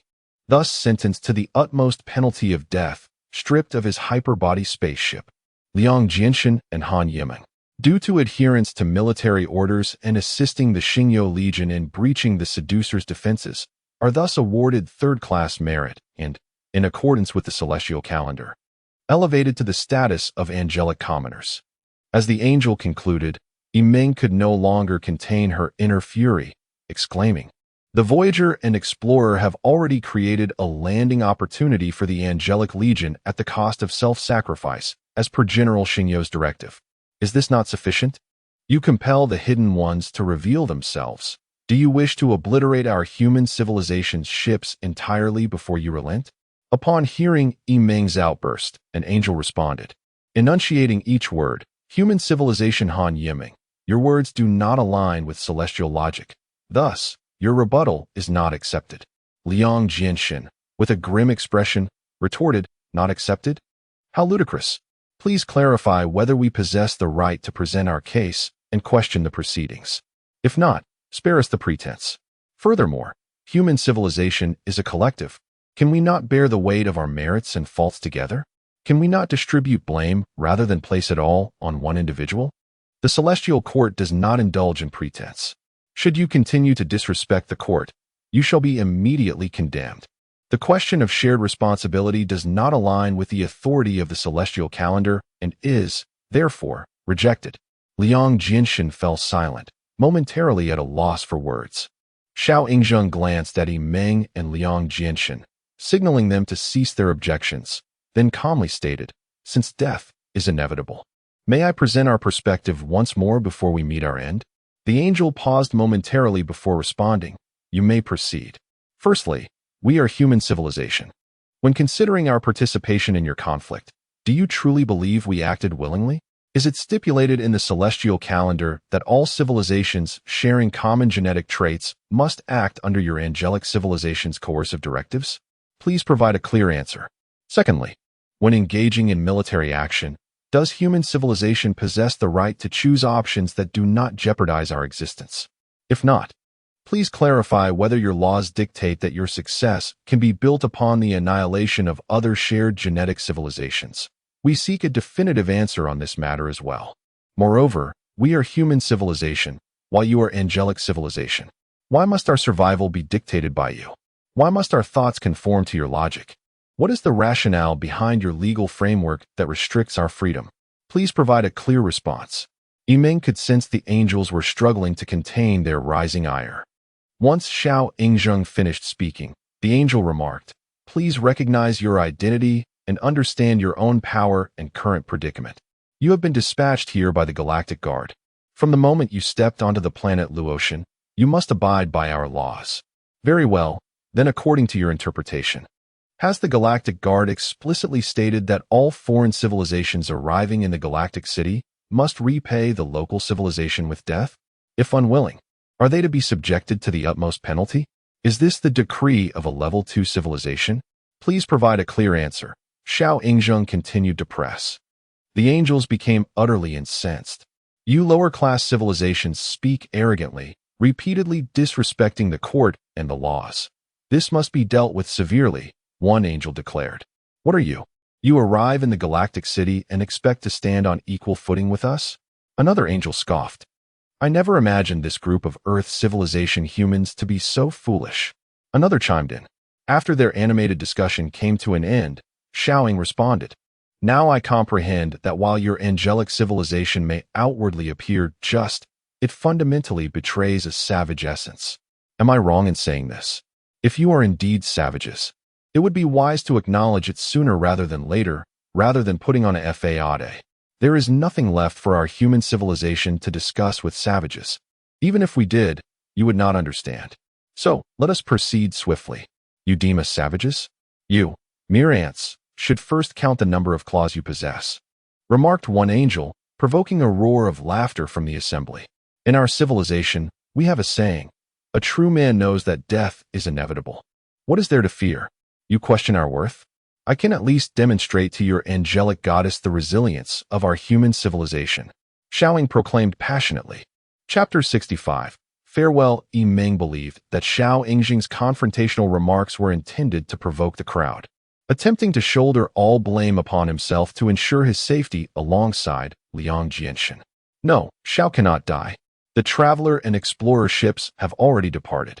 We cannot afford to lose Xiao Yingzheng now, Meng thought. Yet, what could be done? At present, we are mere pawns, and humanity holds no voice in the court of heaven. Could we not share this blame together? Meng inquired again. The celestial laws clearly state that individual culpability must be borne by the individual. Risks cannot be transferred. This matter requires no further discussion. A verdict must be rendered immediately, replied an angel. At that moment, a female red-winged angel descended slowly from above, and the assembly fell silent, all eyes fixated upon her. She approached an elder judge, who promptly rose to greet her. Leaning close to his ear, she whispered a few words, causing the judge to smile and nod before she took flight again. The entire exchange lasting merely a minute. Soon after, the judge pondered for a moment, then sat back down, clearing his throat as he spoke. Given Liang Jianshan and Han Yimeng's valiant command of their superbody spacecraft, which displayed remarkable bravery and sacrifice, they ought to be granted a preliminary political status within angelic civilization. However, considering the requests of Han Yimeng and Liang Jianshan, this merit shall be transferred to Xiao Yingzheng. Xiao Yingzheng and Oppo's original sin was disobedience on the battlefield. According to celestial law, he should face the death penalty.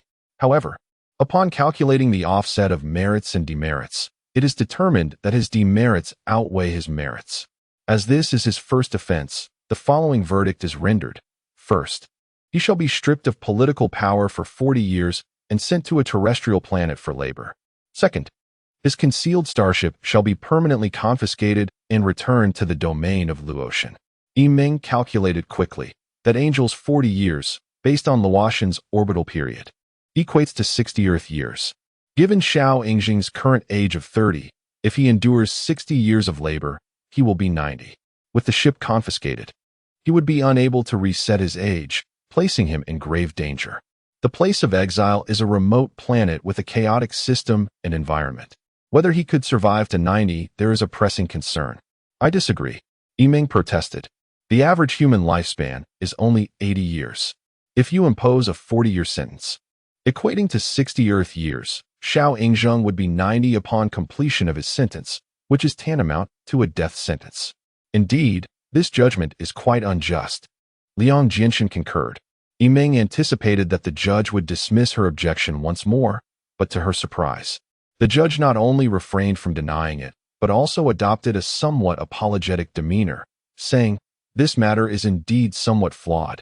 It is my mistake. However, the 40-year term is calculated according to celestial law and cannot be altered. What are your thoughts?" The judge clearly shifted the focus back to Yimeng and Liang Jianshan. At this moment, Liang Jianshan's mind raced, and he decisively took the opportunity, stating, "Esteemed judges, disobeying military orders is, in fact, the action of the superbody robot.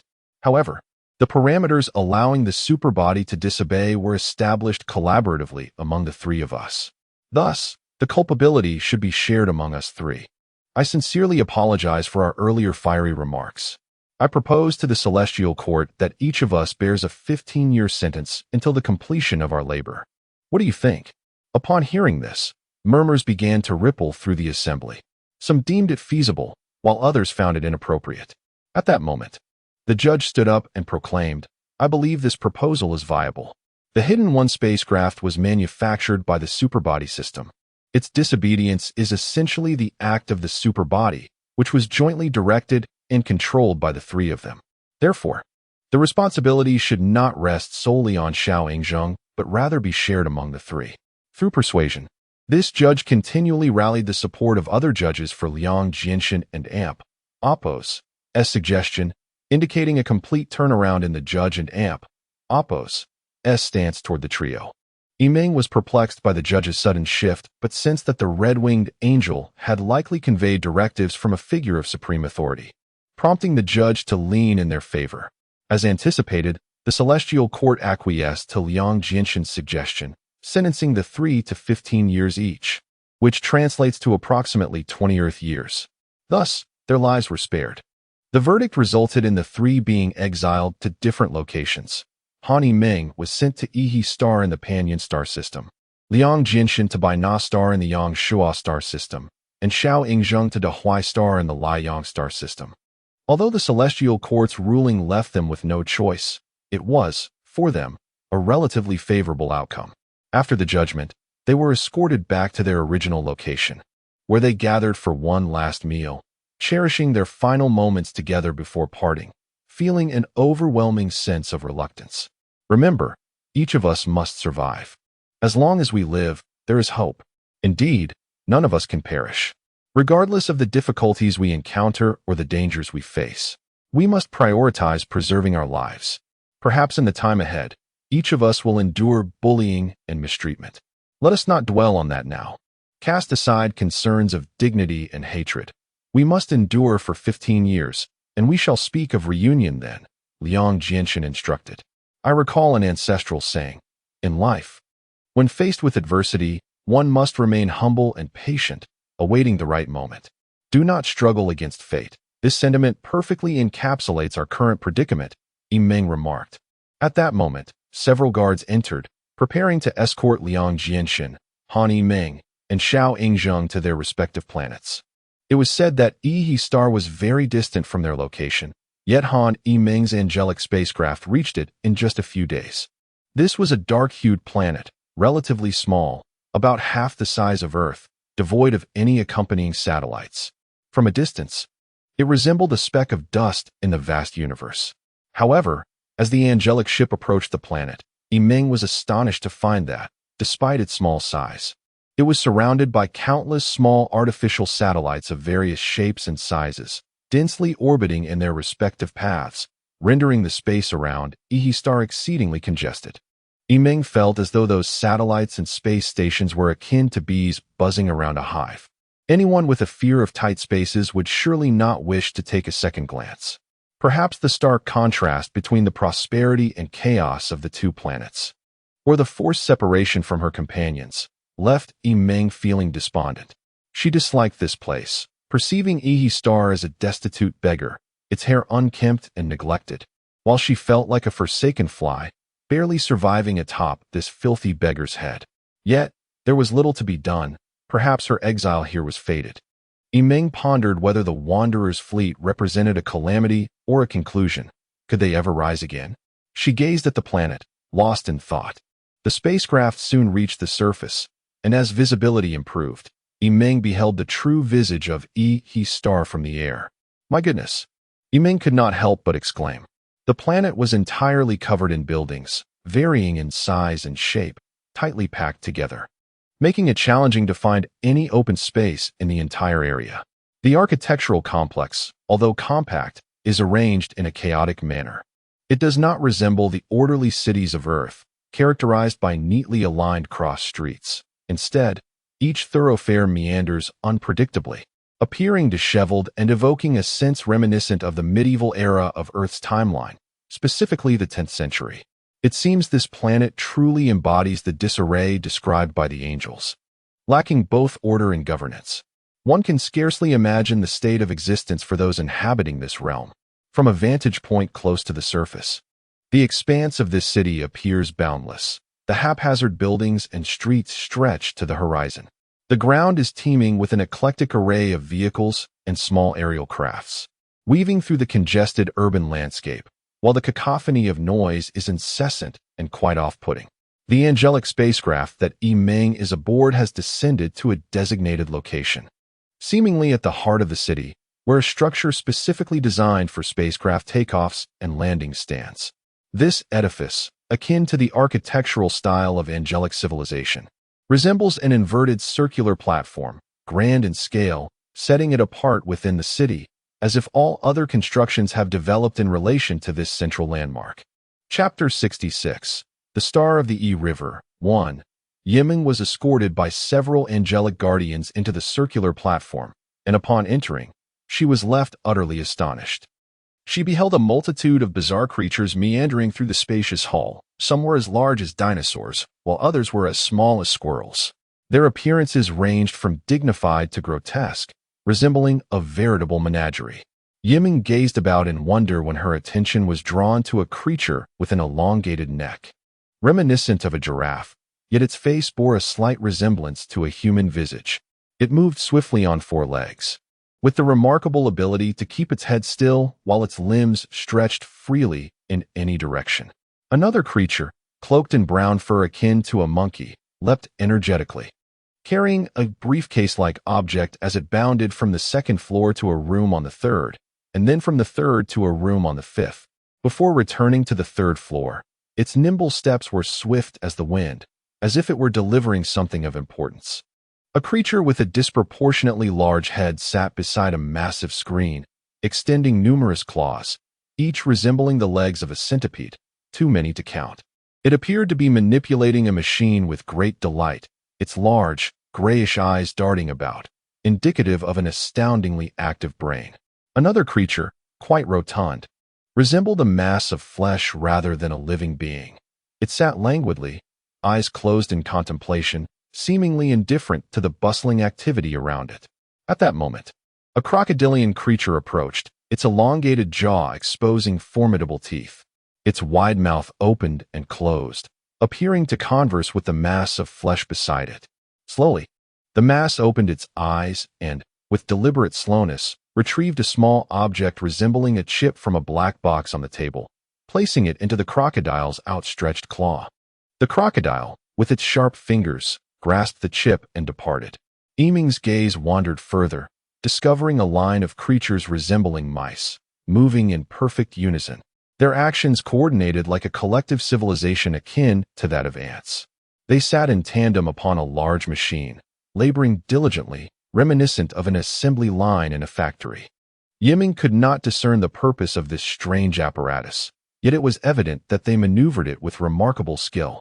Suddenly, a towering, imposing creature approached her, walking upright with a massive, robust frame, akin to a gorilla. As it drew nearer, Yiming felt a twinge of fear upon glimpsing its face, which was covered in yellowish-brown fur and bore a large, menacing mouth, resembling a monster more than a gorilla.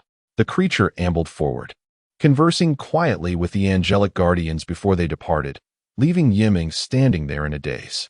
The brown-furred beast turned its gaze upon Yiming, inducing a wave of anxiety within her as its eyes glinted like those of a wolf, sending chills down her spine. At that moment, an unexpected tentacle emerged from behind her, startling Yiming anew. This purple, slender appendage extended from the fourth floor, presenting her with an object akin to a helmet. Uncertain of its significance, Yiming looked to the creature, which gestured for her to don the helmet. Upon wearing it, she found it fit perfectly, as though it had been custom-made for her. "You call this planet Earth, do you?" Yimring was taken aback to hear the creature speak to her, realizing that the helmet served as a translator. After a moment of surprise, she managed a wry smile and responded, "I suppose so. Welcome to the Star of E River." "Thank you. You seem quite similar to an angel. What transgression led to your wings being severed?" The creature inquired further. "I am not an angel. I possess no wings. I belong to Earth's civilization and, having violated interstellar law during a cosmic conflict, was sentenced here by the Celestial Tribunal," Yimeng explained. The creature scrutinized her for a moment before sneering.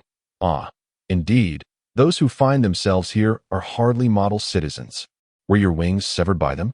Yimeng was at a loss for words and elaborated, "My friend, I am not of angelic origin. I am a human from Earth, relying solely on my legs for movement. We have no wings." The creature smirked maliciously and retorted, "What capabilities do you possess if you lack wings?" Yimeng was momentarily rendered speechless, contemplating the notion that humanity seemed to possess no significant abilities in the vast cosmos. Throughout the millennia, they had relied on super ships to navigate the universe, never having attempted to accomplish tasks independently. Now, with their super ships confiscated by the angels, as an individual life form from Earth, she found herself devoid of any remarkable skills beyond ambulation. "In truth, our ships were taken by the angelic civilization, leaving individual humans without any special capabilities," Yimeng replied discreetly. Upon learning of her lack of skills, the creature grew even more disdainful, eyeing her with a predatory gaze. "How did you arrive at the Star of Luo? What kind of planet is Earth? A mere gathering of primitive beings?" it queried. Yimeng was taken aback by the creature's rudeness, feeling a swell of indignation. However, recalling the parting words of Liang Jiaxin and Xiao Ing, she suppressed the urge to argue. "As a newcomer, I am unfamiliar with the workings of our planet.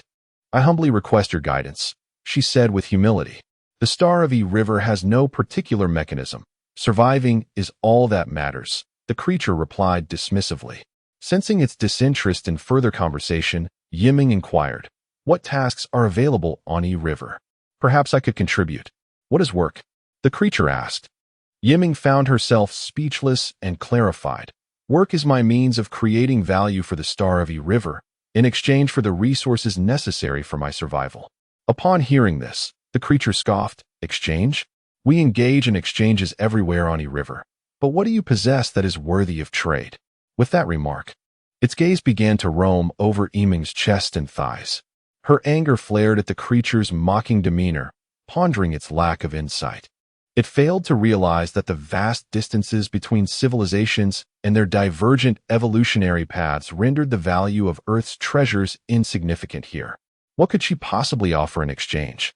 As she surveyed her surroundings, Yimeng's attention was captured by a horned creature employing a device resembling a vacuum cleaner to purify the dust from the floor, which appeared quite advanced. "May I try that?" she asked, pointing at the vacuum-like machine. The horned creature complied, handing the device over to her. Yimeng scrutinized the object, perplexed by the absence of a switch. Logically, a device should possess a means of activation, yet this one was smooth and devoid of such features. The brown-furred creature mockingly inquired, "Do you even know what that is, broken-winged angel?" Its words elicited laughter from the assembly, and Yimeng realized that many creatures in the hall were observing her. With a resigned shake of her head, she mused. How absurd it was for the creature to label her a broken-winged angel. Some beings were simply beyond comprehension, and attempting to explain oneself to them was futile. Reflecting upon the past, the Wanderer fleet has traversed a lengthy journey of 10,000 light-years, possessing a wealth of scientific knowledge that may well exceed the number of hairs upon their heads. Their machinery appears remarkably advanced. However, in the eyes of the transcendent beings, these contraptions are hardly worthy of consideration. Yet, they remain blissfully unaware of their own limitations, exhibiting a profound ignorance akin to that of a frog in a well, boasting of their sophistication. In the present day, the once mighty have fallen, subjected to ridicule by these grotesque creatures, who exchange taunts with one another. Though Yimeng wishes to avoid engaging in debate with them, she can only respond with a polite smile. These monsters, inherently tedious, seek little more than amusement at the expense of new captives. As Yiming lapses into silence, they disperse to pursue their own trivialities. Chapter 67. The River Star, 2. That creature with brown fur appeared to be in charge of managing the acceptance of prisoners. However, encountering someone like Yiming, who possessed nothing and had no particular skills, was indeed a rare occurrence for it. Initially, it had hoped to extract something of value from her, but was ultimately left disappointed and somewhat irritated. "Do you have anything of worth?" the creature suddenly inquired. Yiming was momentarily taken aback by this question. Was this civilization a commercial society? Did one need to earn a form of equivalent exchange to work and live here? "I have nothing of value," Yiming replied softly. Upon hearing this, the creature seemed even more agitated, exclaiming in frustration, "Then I can't assist you. You're on your own." Just then, a horned being approached and whispered to the creature, "Head, how about this? Since she wishes to use tools, let us assign her to the Nalan district. She can produce food for the angels. Besides, the food she consumes should be similar to that of the angels. Deployed there, she might survive for a few days." Yiming felt a heavy weight in her heart upon hearing this. Why did it suggest she might only endure for a few days? Was the living environment in the Nalan district that harsh? The creature casually replied, "Let her go there." The large-headed being received the directive and began to operate the controls on a large screen. After about half a minute, it was done. At that moment, a tentacle descended from the fourth floor, holding a sign and a card inscribed with a string of coded characters. Yiming recognized it with familiarity. After a moment's thought, she realized this was the script of the angelic civilization. She had previously studied the angelic calendar, which bore similar inscriptions. It seemed that the universal language of the River Star was also that of the angelic civilization. "This is your lower-class citizen certificate for the River Star. Hold on to it. The card contains an address. Find the person listed there, show them your citizen certificate, and they will understand.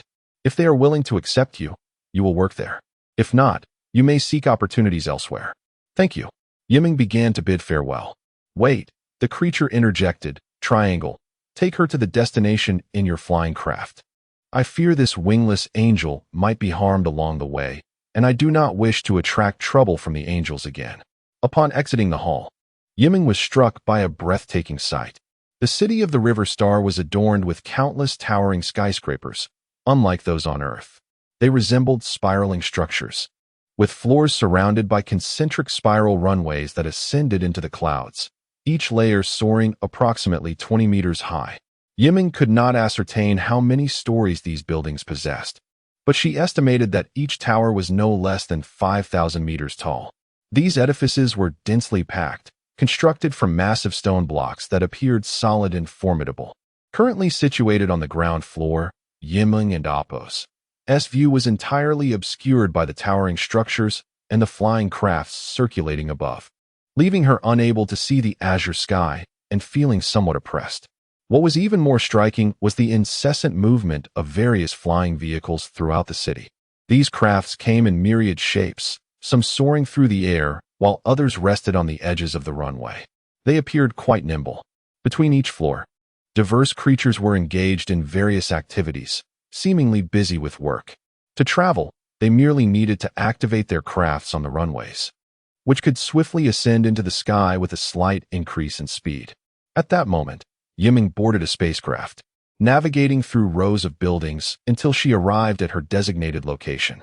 She was informed that this was the Nalan district, though it seemed unremarkable compared to other areas. She was then escorted into a building, where she encountered a creature covered in brown fur.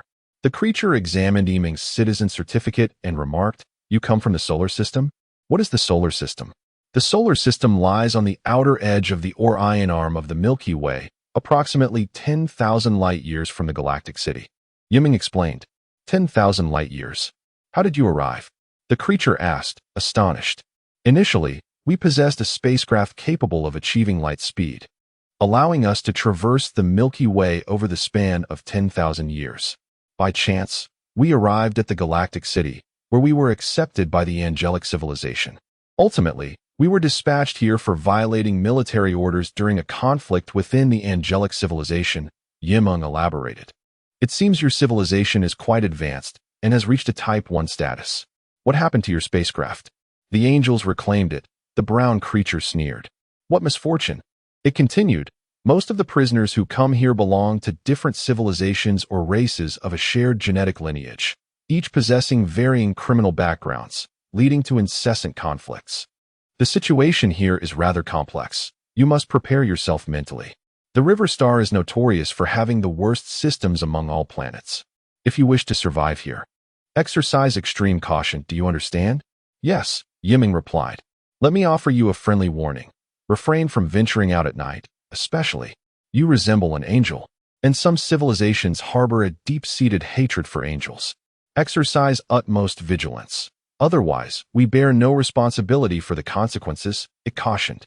Yiming nodded and said, Thank you for the warning. I will be careful. The brown creature acknowledged her, and a triangular-faced being led Yiming into the work area.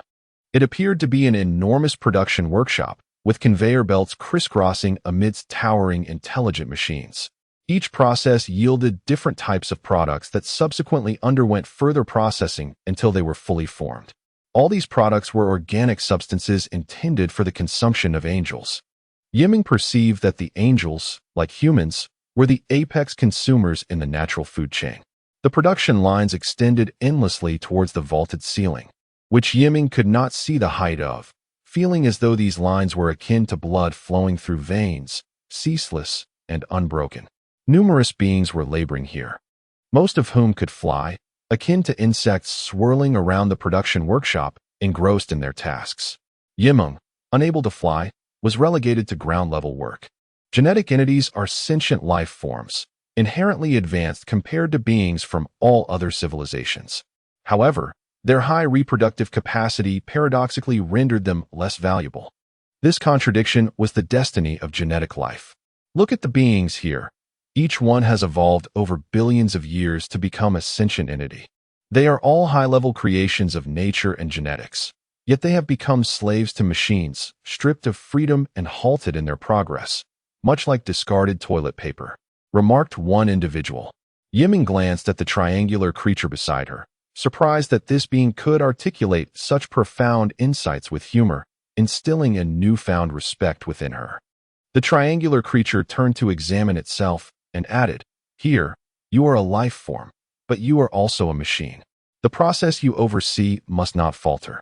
If your segment fails, the entire system collapses.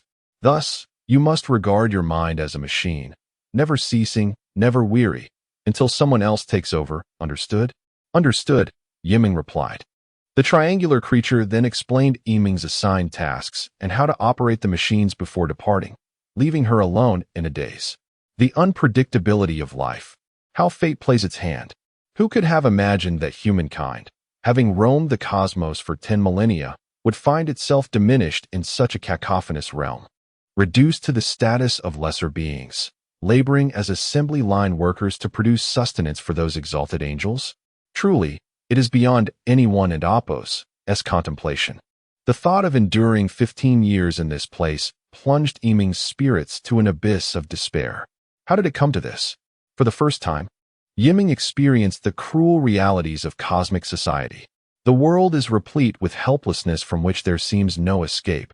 The desire to flee is futile, and the wish to distance oneself is rendered impossible.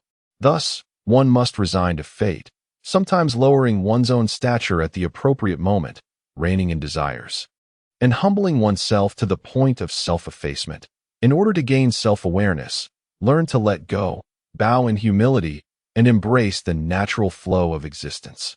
In this manner, even the most profound suffering gradually loses its sting.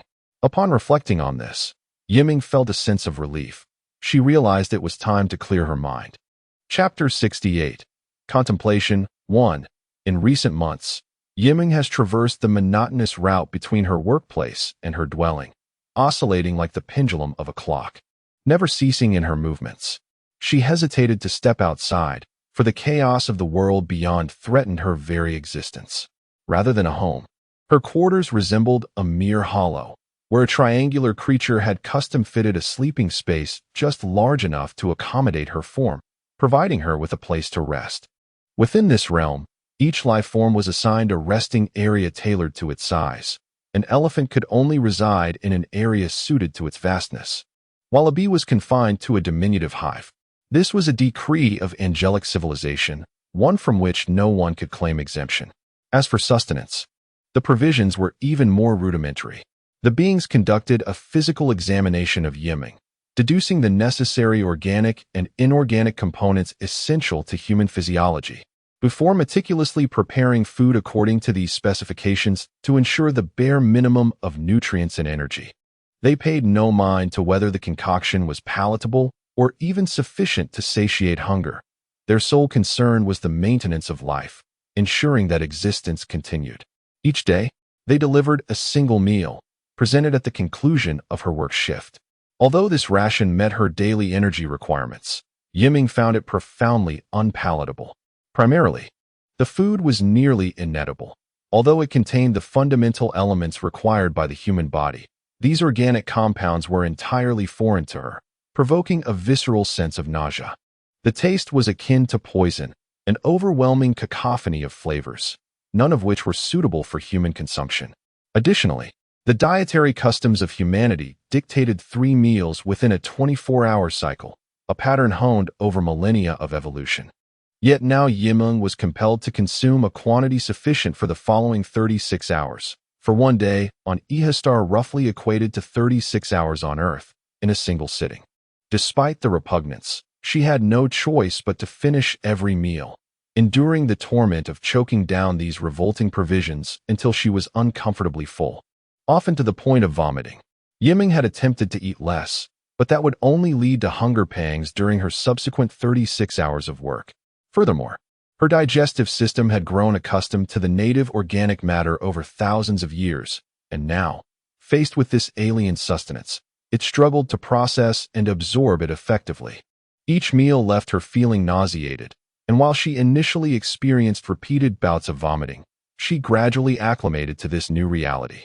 In summary, the regulations here were inflexible, disregarding any inherent characteristics of the life forms, managing them according to a rigid mindset and framework. The fate of the prisoners, whether they lived or perished, was left to chance, with no accountability taken by their captors. In the realm of labor, every being was mandated to work for 18 hours, followed by an 18-hour rest period. Thus, the triangular creature's assertion held a kernel of truth. Highly evolved, intelligent beings had been reduced to emotionless, tireless automatons, caught in an endless cycle of labor, devoid of freedom. The conditions of their quarters were even more austere than those of a prison cell. Life had lost its liberty and, with it, its very significance. Some beings chose to end their existence, believing that life should not be endured in such a manner, rather than becoming a mere shell of their former selves. They opted for the finality of death, yet their demise was as inconsequential as drifting willow fluff upon the grasslands. Yiming found herself at the brink of survival, yet she remained resolute in her determination not to surrender. She clung to her indomitable spirit, vowing to endure the hardships of the next 15 years, with the hope of one day reuniting with Liang Jinshan and Xiao Yingzheng. As time passed, she gradually adapted to this lifestyle. After 3 years, her digestive system began to assimilate these foreign foods, allowing her to absorb the necessary nutrients, alleviating her previous aversion to food and malnutrition.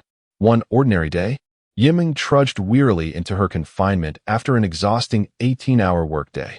Fatigue enveloped her, and she would typically succumb to sleep the moment she lay down. Yet today, for reasons unknown, slumber eluded her. Memories surfaced of the trials and tribulations faced by the Wanderer fleet in the vastness of space, of the nights and days spent alongside Liang Jinshan and Xiao Yingzheng. Tears unwittingly cascaded down her cheeks. Galactic City, a relatively tranquil locale within the Milky Way, was not devoid of peril, especially for foreign civilizations. Arriving without a foundational presence meant becoming a pawn in a larger game. The Galactic Guard was tasked solely with regulating inter-civilizational conflicts, remaining uninvolved in disputes within civilizations, overwhelmed by the multitude of cultures.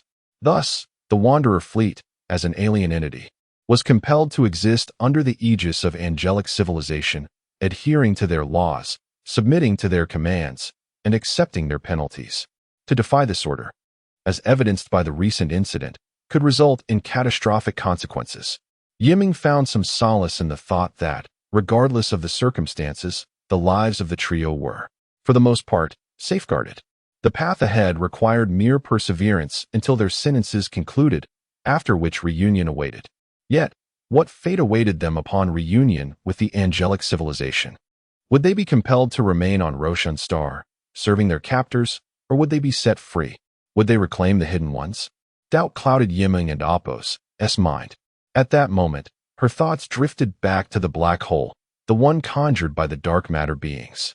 Though it was not a true black hole, it haunted her dreams, often awakening her in terror.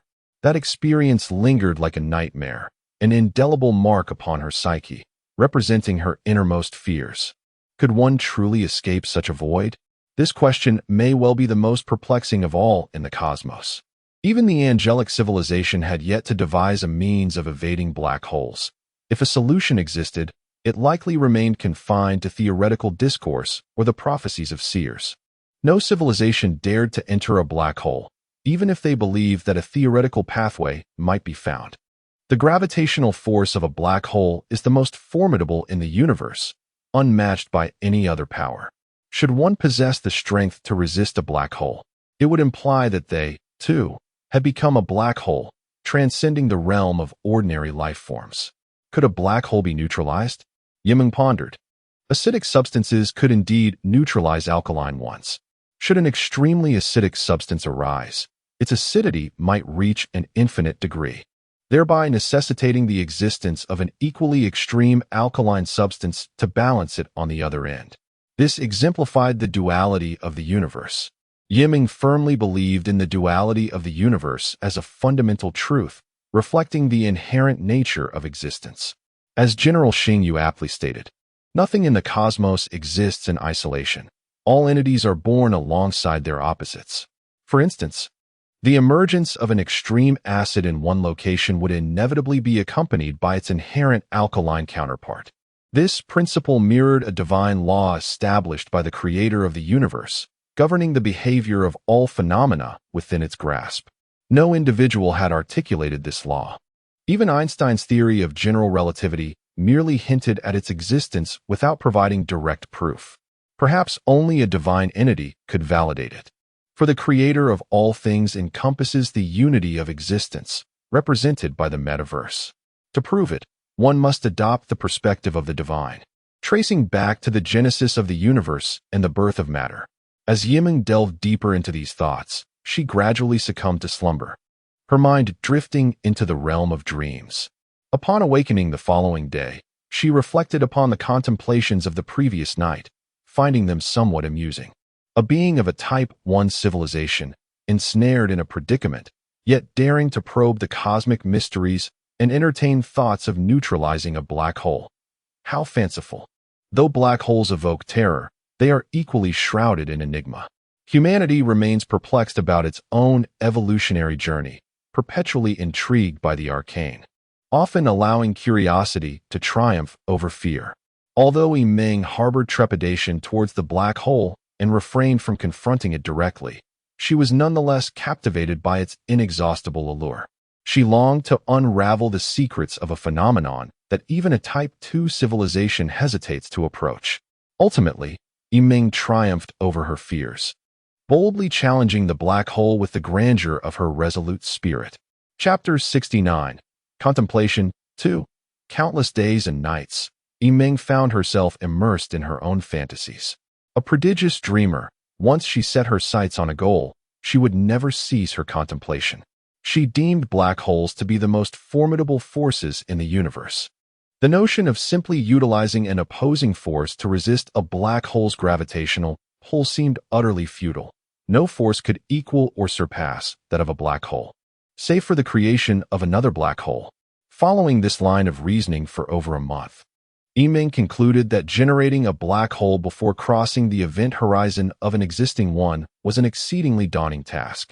Firstly, once a super entity fell into a black hole, even if it had not yet crossed the event horizon, the time frame was alarmingly brief, merely a few hours.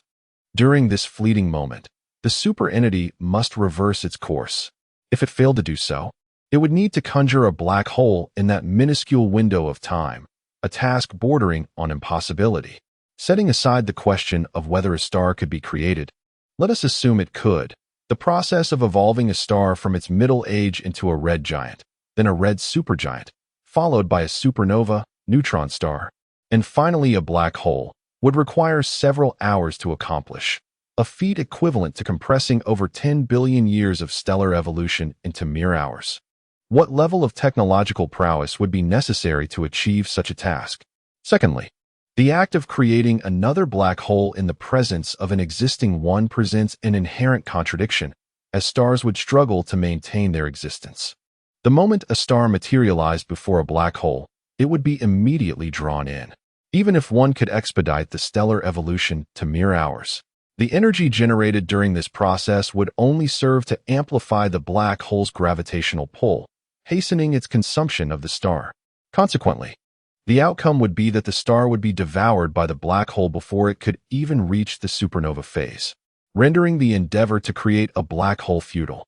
Thirdly, even if one possessed advanced technology capable of generating a second black hole to counteract the first, escape would still be unattainable. Yimeng hypothesized that two black holes would attract one another, subsequently consuming each other and entering a state of mutual repulsion, achieving a critical equilibrium of attraction and repulsion. In this extreme gravitational environment, the black holes would spiral around each other at high velocities, wreaking havoc in the cosmos, consuming all matter within their vicinity. At this juncture, a superentity might find itself oscillating between the two black holes, grasping at a slender thread of survival. However, this extreme gravitational milieu could only maintain their opposition temporarily. Neither black hole would be expelled by the recoil force. In other words, while the superentity might evade the singularity, it would remain trapped in a perpetual dance between the two black holes, unable to re-enter normal space-time. Ultimately, as one black hole consumed more cosmic matter and energy than the other, the disparity between them would widen until the weaker black hole was completely engulfed by the stronger, leading the superentity to its inevitable demise within the singularity. Based on these three critical points, after months of contemplation, Yimeng ultimately conceded that discovering a force capable of contending with a black hole was an impractical pursuit. Was there truly no force in existence that could rival a black hole? Initially skeptical, Yimeng found herself gradually coming to believe it.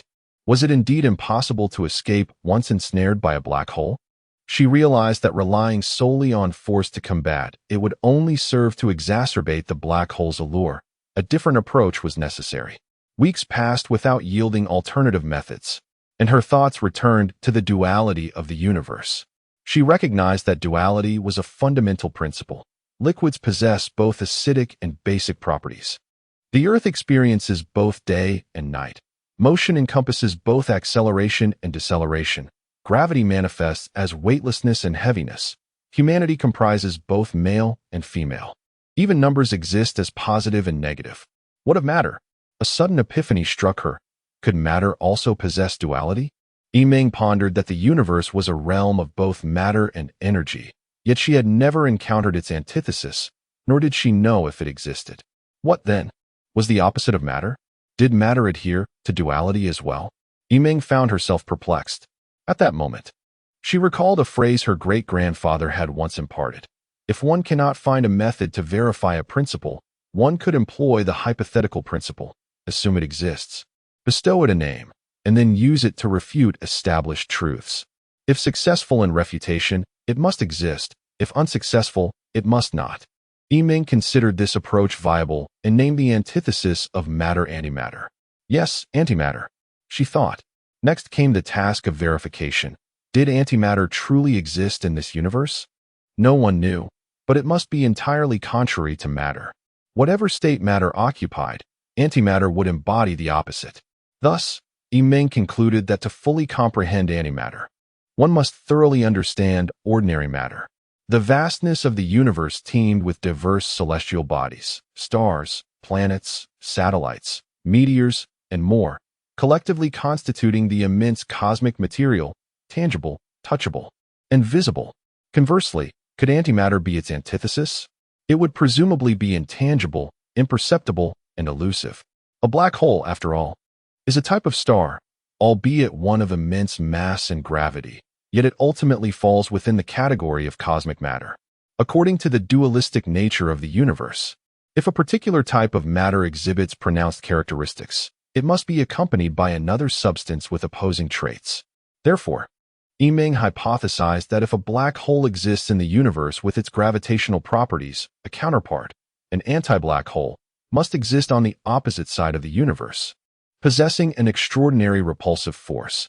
Finding the term anti-black hole unappealing, she dubbed it a white hole. In accordance with the theory of relativity, within a black hole lies a singular point where all things are drawn inexorably. This point lacks volume and possesses infinite density, granting it the ability to absorb all matter and energy in the universe, including light. We refer to it as the black hole singularity. Yiming surmised that a white hole would act as its antithesis, repelling matter from a singularity with immense energy, even casting light away and causing its own material and energy to diminish. Following this reasoning, she deduced that a white hole represented a high-entropy form of antimatter. Yiming and Apo's musings delved profoundly into this concept. She theorized that if a superentity were to fall into a black hole, it would be consumed by the singularity in the blink of an eye, a process swift, superluminal, and irreversible, reducing the spacecraft to mere particles. Conversely, what would occur if a superentity were to enter a white hole? Just as a black hole possesses an event horizon, a white hole must have a critical boundary. Should a superentity penetrate this boundary, the overwhelming repulsive force of the white hole would eject it, a process similarly brief, superluminal, and irreversible.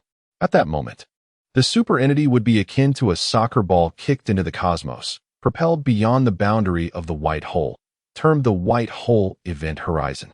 Once ejected from this horizon, the superentity would regain the capacity to decelerate, allowing it to glance back upon the nature of the white hole. What might a white hole resemble? Yiming could not fathom, and perhaps she would never witness it in her lifetime. In a moment of inspiration, Yiming suddenly grasped a profound realization. If she were to fall into a black hole, would there not simultaneously exist another version of herself being expelled by a white hole? Her eyes sparkled with enlightenment. This was the most significant breakthrough she had achieved in her years of contemplation about black holes. Indeed, there exists an antithesis of herself in another realm, that being the realm of antimatter. The occurrences and experiences within both realms unfold in synchrony, albeit with actions that are utterly contrary. Yiming came to understand that within the realm of antimatter resides antimatter itself, and a white hole conceals an alternate version of her. Ultimately, the two realms are but reflections of one another. The antimatter world stands in opposition to the matter world, with all internal phenomena being diametrically opposed. Perhaps this universe is not solitary. Another version of you engages in identical pursuits. Whatever you undertake or intend to pursue, this counterpart will invariably act in opposition. If you move east, it shall inevitably journey west. Yet, communication between the two remains forever unattainable. For both are facets of the same self. It is merely your shadow, a similarly solitary version of you. Chapter 70. Banastar 1. In contrast to Han Yiming, Liang Jinshin found himself in a relatively advantageous situation. He was assigned to Banastar in the Yangshua star system, a world dedicated to the fabrication of various intelligent machines for the angelic civilization, including domestic spacecraft, robotic chefs, intelligent cutting machines, smart home appliances, and new energy oxygen purifiers. The laborers here, much like those on Iha star, were prisoners dispatched by the angelic civilization, hailing from diverse civilizations. Though their appearances were bizarre, they shared a common genetic lineage, requiring oxygen for respiration and exhaling carbon dioxide. Banastar was merely one of the manufacturing hubs of the angelic civilization, where laborers toiled without remuneration for the benefit of the elite. Many individuals, akin to those on Banastar and Iha star, were condemned to serve the privileged of the angelic civilization for their entire lives, unless they made remarkable contributions. Otherwise, they would remain forever trapped in their social strata. Ascending from the lower echelons was akin to scaling the heavens, while descending from the upper tiers was alarmingly easy. A minor transgression, a breach of law, or an offense against a powerful figure could lead to an abrupt loss of all rights, relegating one to the status of an underclass citizen. Consequently, a significant portion of the laborers on Bonastar and Ehastar were those penalized by the angelic civilization, soldiers of the angelic guard who had faced sanctions for military failures or violations of military conduct, as well as politicians who had once enjoyed nobility on their home planets, but were now subjugated due to political misfortunes. However, Liang Jinshin discovered that a majority were ordinary citizens from various planets who had rebelled against the autocratic rule of the angelic civilization and were subsequently captured and transported here. Bonastar was indeed a repugnant place, characterized by a stark absence of vegetation. To optimize the planet's utility, the angelic civilization had transformed Bonastar into an industrial site, relentlessly churning out machinery for their needs. As a result, it had become a mere tool planet. Towering production facilities dotted the landscape, resembling quills on a porcupine, while the cacophony of machines intermingled with the cries of various loud creatures, creating a dissonant symphony that frayed the nerves. Plumes of smoke in red, green, blue, white, and black billowed into the once azure sky, shrouding the city in thick smog, obscuring any glimpse of Bonastar and Apos' original sky. Spaceships whirled around the skyscrapers, busy and varied in size and color, reminiscent of flies buzzing around rotting fruit. Upon his arrival, Liang Jinshin was immediately assaulted by a suffocating stench.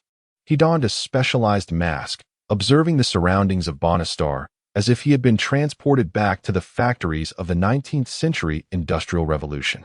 Despite the lack of flora, Bonastar was equipped with oxygen production facilities that utilized carbon dioxide to mimic photosynthesis, generating industrial oxygen for the laborers to breathe.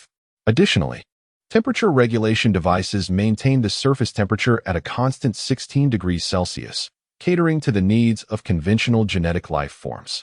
However, this one-size-fits-all approach proved detrimental to the few species that thrived in colder or warmer climates, leading to mass die-offs among those communities.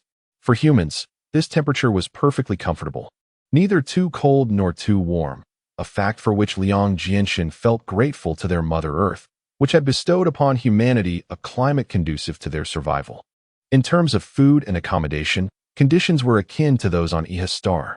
The uniformity in treatment had become a hallmark of the angelic civilization, which governed countless planets and myriad genetic communities.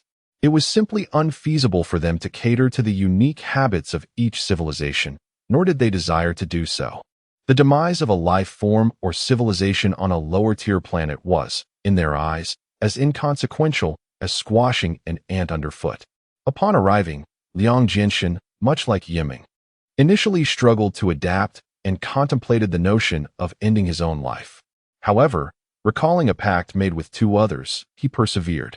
Years passed, and through his prior knowledge, Liang Jinshin managed to carve out a niche for himself. The overseers of the factory floors were merely subservient lackeys chosen by the angelic civilization from among the laborers, possessing a modicum of knowledge and a willingness to obey.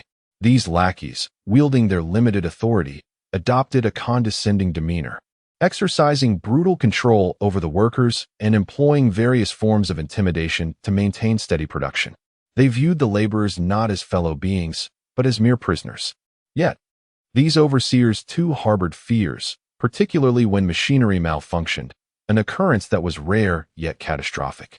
Their responsibility was to ensure the machines operated continuously, producing goods without interruption. If a machine ceased functioning, they would be held accountable. The angelic civilization was unwavering in this regard. Regardless of the issue, machines must not stop. Prolonged downtime without resolution would result in severe punishment for these lackeys. Liang Jinshin soon realized that most of these overseers, despite their fierce appearances, were simple-minded, physically robust, and lacked the intellectual capacity to comprehend the intricate workings of the high-tech machinery. They could only apply basic mathematics or physics to perform rudimentary operations and adjustments. However, when core components malfunctioned, they were utterly helpless, often facing dire consequences as a result. Initially, Liang Jinshin was a mere worker on the intelligent robot assembly line. engaged in the monotonous repetition of tasks day in and day out. Yet, he had long since grasped the fundamental operational mechanisms of these machines. Fortune smiled upon him when, in his otherwise tranquil workshop, a critical machine suddenly malfunctioned. This machine was the linchpin of the entire production line. Its failure halted all operations, and no amount of tinkering could revive it. Panic ensued among the management, as the current overseer recalled the last significant breakdown, which had occurred 300 years prior. The overseer of that era had been whisked away by the angelic guard for failing to repair the machinery, and now it seemed that the same fate awaited him. The overseer, hailing from Duran Star, had a large, flat head, short legs, thick arms, and a long tail, resembling a lizard or a short-legged gorilla. Liang Jinshin observed the expressions of the once bullying Darandian with amusement as the creature, usually brimming with arrogance, now resembled a deflated balloon, utterly disheartened. The overseer frantically inspected the massive machine, attempting multiple adjustments to no avail, while thousands of laborers halted their work, eyes fixed on the beleaguered overseer. Some even took delight in the spectacle, voicing their derision as a form of catharsis. Yet the overseer had no time to spare for their mockery. Failure to rectify the machine would result in severe repercussions from the angelic civilization. With a keen eye, Liang Jinshin recognized the issue lay with the core component. Having worked closely with the machine over the past few days, he had become intimately familiar with its structure. Coupled with his academic research on intelligent products back on Earth, he had long understood the operational principles of this machine. A few days later, representatives from the celestial realm arrived. Having noticed that the workshop had not produced any products for several days, leading them to suspect that something was amiss. The unfortunate Delandian could only resign himself to fate, as he was mercilessly taken away by the angelic guard. In truth, the angelic guard was not equipped to repair machines. They typically summoned specialized technicians to address issues with core components. However, these experts often resided on distant, affluent planets, and few were inclined to venture into this polluted and harsh environment, even for a handsome fee offered by the angelic guard. Consequently, when a machine malfunctioned, the entire workshop would come to a standstill, leaving the workers to be reassigned elsewhere. Liang Jinshin was initially unaware of these circumstances, yet his astuteness led him to recognize the arrival of the angelic guard as a rare opportunity for him to distinguish himself. He believed that the chance to engage directly with the celestial beings was a far rarer occurrence than the likelihood of not experiencing nausea during a meal. Chapter 71. The Planet of Baina. 2. As the angel guard prepared to escort the Dalarandian away, Liang Jiashin stepped forward, exclaiming loudly, "I can repair this machine." The angel guard, equipped with a translator, paused momentarily. He turned to observe Liang Jiashin, noting the similarities in physique to the angelic civilization, save for the absence of wings. Approaching Liang Jiashin, he inquired, "What did you say?" "I can repair this machine. Give me a few minutes, and I shall promptly get the factory operational again." Upon hearing this, the squad leader scoffed, having never encountered such arrogance. Typically, the experts they summoned required several days to fix machinery. Yet this individual dared to claim he could do it in mere minutes. Truly audacious. "Are you certain, wingless dwarf, that you can resolve an issue with the core components in just a few minutes?" "Commander, I am not a wingless angel. I belong to Earth civilization, hailing from a planet in the Orion solar system. Please grant me a few minutes and some tools, and I assure you the factory will be running shortly." The squad leader smirked once more, scrutinizing the ragged, wingless figure before him. "Very well, I shall allow you to attempt it. However, if you fail, I will take you away as well. Is that acceptable?" Liang Jiashin nodded, and the squad leader signaled for a team member to provide him with the necessary tools. Selecting a few instruments, Liang Jiashin opened the large machine and entered. The onlookers outside remained silent, straining to hear any sounds from within. Inside, Liang Jiashin worked quietly, and as minutes passed without any sign of him emerging, tension began to rise. Whispers circulated among the crowd, with some expressing confidence in his success, while others were skeptical. At that moment, a team member quietly remarked to the squad leader, "If this individual is merely taking a gamble and knows nothing, what if he damages the machine beyond repair? Our responsibility would be substantial. The squad leader remained silent, his gaze fixed coldly on the movements inside. After a while, Liang Jiaxin emerged, dust-covered and wearing a mask. He proceeded to test the assembled machine, and indeed, the malfunction was traced to a faulty washer in the core components. Having repaired it, Liang Jiaxin activated the switch, and the machine roared back to life, resuming normal operation. The workshop erupted into thunderous applause, with everyone praising Liang Jiaxin and Appos' skill and expertise. The squad leader approached him and asked, "What is your name?" "Commander, my name is Liang Jiaxin." Without another word, the squad leader escorted the Dalarandian onto the spaceship, which swiftly departed, leaving behind only a streak of light that vanished into the overcast sky. 2 days later, as anticipated, a directive from an angelic messenger arrived, promoting Liang Jiaxin to the position of administrator of the 5th workshop, bestowing upon him the privileges of a workshop manager. Prior to the messenger's arrival, many astute beings had begun to ingratiate themselves with Liang Jiaxin. Aware of the angelic civilization's practice of promotions and believing his advancement to be a certainty, Liang Jiaxin understood that all laborers desired merely an opportunity for survival. Upon receiving the directive, he vowed to treat these kin of shared genetic heritage with kindness, to adjust the management model, and to streamline production processes, ensuring that laborers could enhance their efficiency while also enjoying adequate rest. What perplexed Liang Jiaxin was the reality that, as descendants of a common genetic ancestor, angels and humans, along with all other foreign civilizations, were essentially relatives and friends, not adversaries or enemies. Why, then, did certain genetic civilizations treat their kin and friends so brutally? Human civilization, by nature, is benevolent.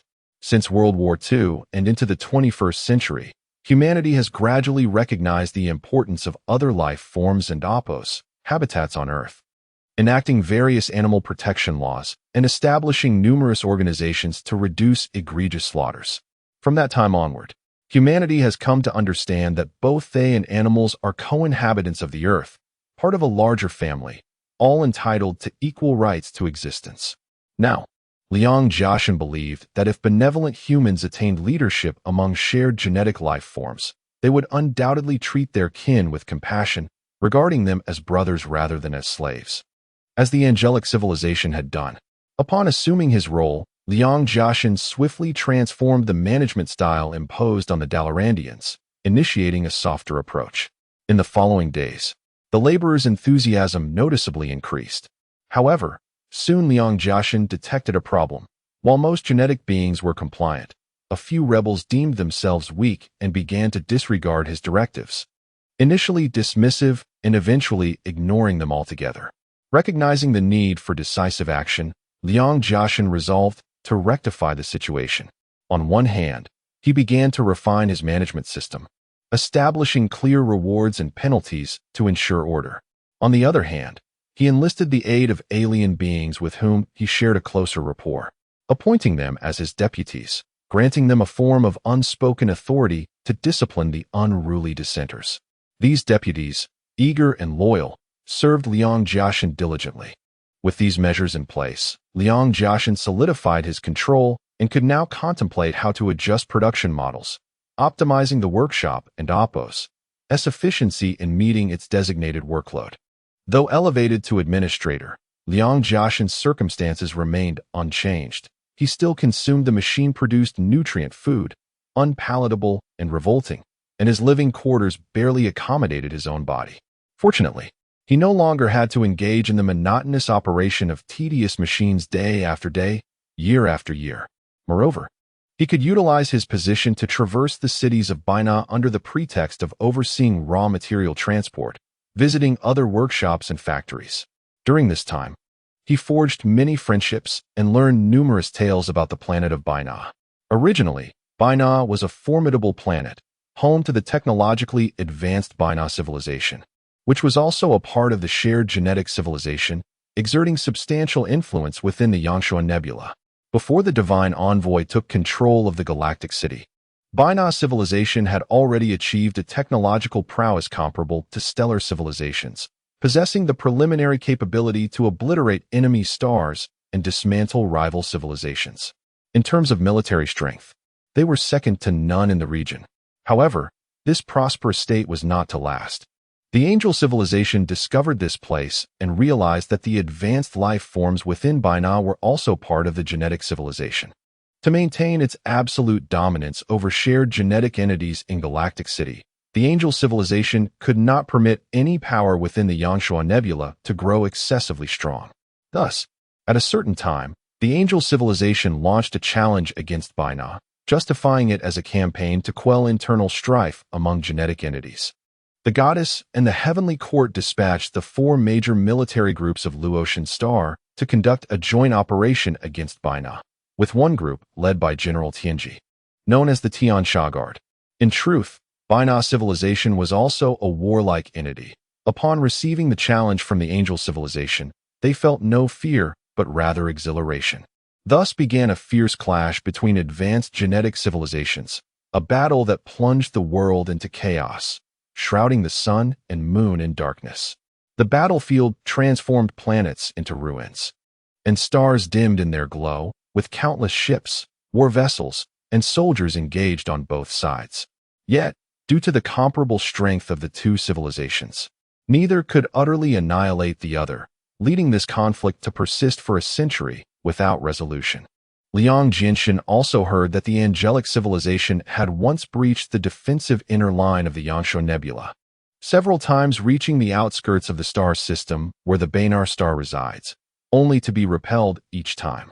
It is said that during the most intense phases of battle, as both sides became increasingly fervent, they resorted to utilizing dozens of stars within the Yanshuo Nebula as weapons, recklessly maneuvering these celestial bodies to assault each other's military factions.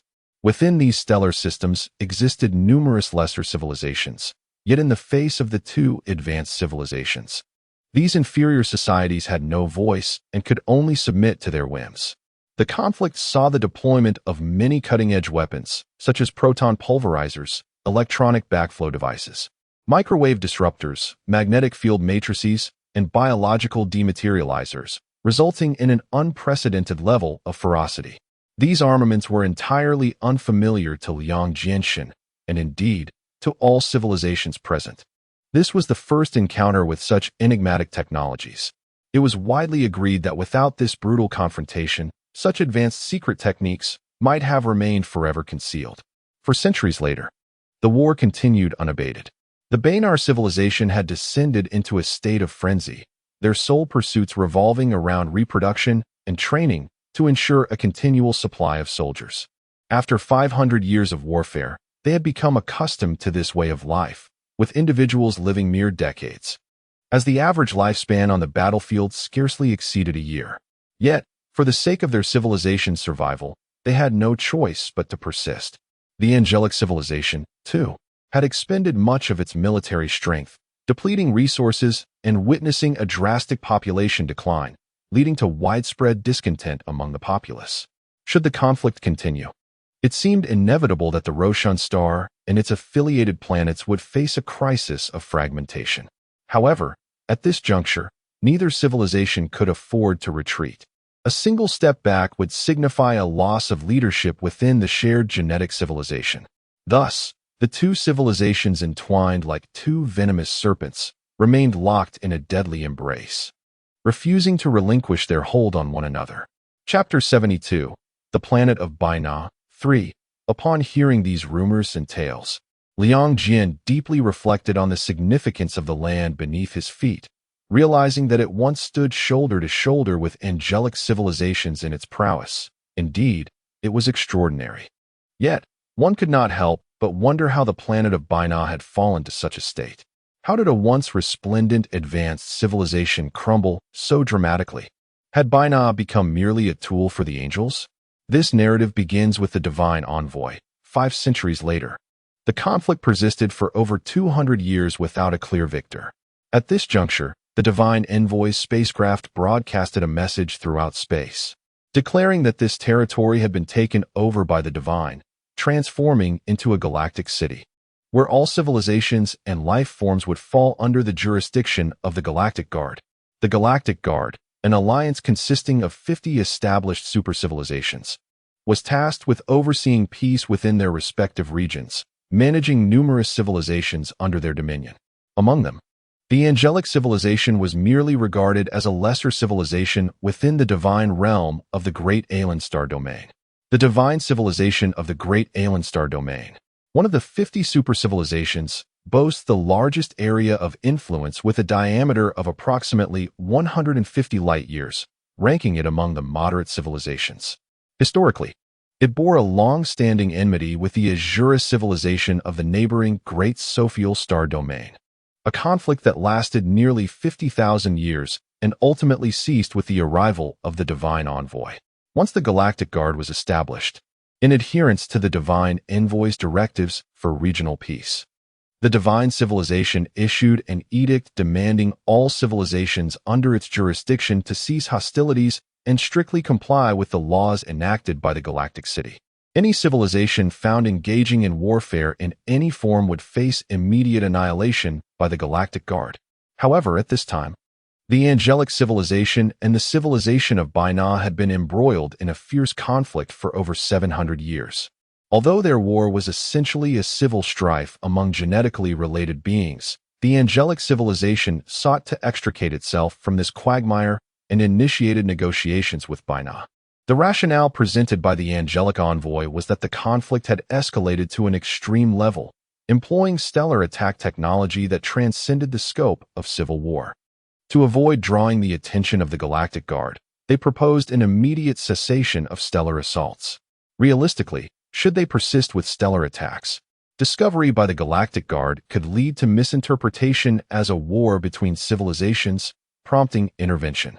To prevent such calamities, the angelic civilization suggested a temporary truce, with the intention of resuming hostilities after a period of time. Nonetheless, a minority within Binah suspected this was a ploy by the angelic civilization, believing it to be a strategic delay orchestrated by the envoy. They feared that, should peace be established, the angelic civilization would leverage its primordial status in the Xianyao Nebula to expand its influence, while Binah, as an emergent advanced civilization with limited allies, would find itself at a significant disadvantage. Conversely, maintaining the state of war could lead to internal discord within the angelic civilization, fostering public skepticism towards their leadership, ultimately favoring Binah's position. However, this perspective was held by a minority. The majority of Binah's populace yearned for peace. After 7 centuries of devastation, the people could no longer endure the suffering brought on by relentless warfare, longing instead for tranquility. Thus, the epochal conflict between the two advanced genetic civilizations came to a conclusion. Yet, the period of tranquility was short-lived. A century later, the predictions of the minority regarding power dynamics materialized. The angelic civilization aggressively expanded, recruiting countless genetically related civilizations, establishing a vast sphere of influence and becoming a pivotal stellar civilization within the Xianyao Nebula. In contrast, while Binah managed to ally with some civilizations, the scale and quality of its alliances paled in comparison to those of the angelic civilization. During this century, the Great Alien Star Domain flourished increasingly. Interstellar warfare gradually waned, and trade became orderly. To enhance governance and maintain order within the domain, the Divine Civilization implemented a tiered classification for civilizations. This classification system categorized each civilization based on technological prowess and territorial extent, enabling more efficient dissemination of laws and policies. With the introduction of this decree, all genetically related civilizations were classified into genetic civilizations, which, like other civilizations, could only be unified under the strongest genetic civilization.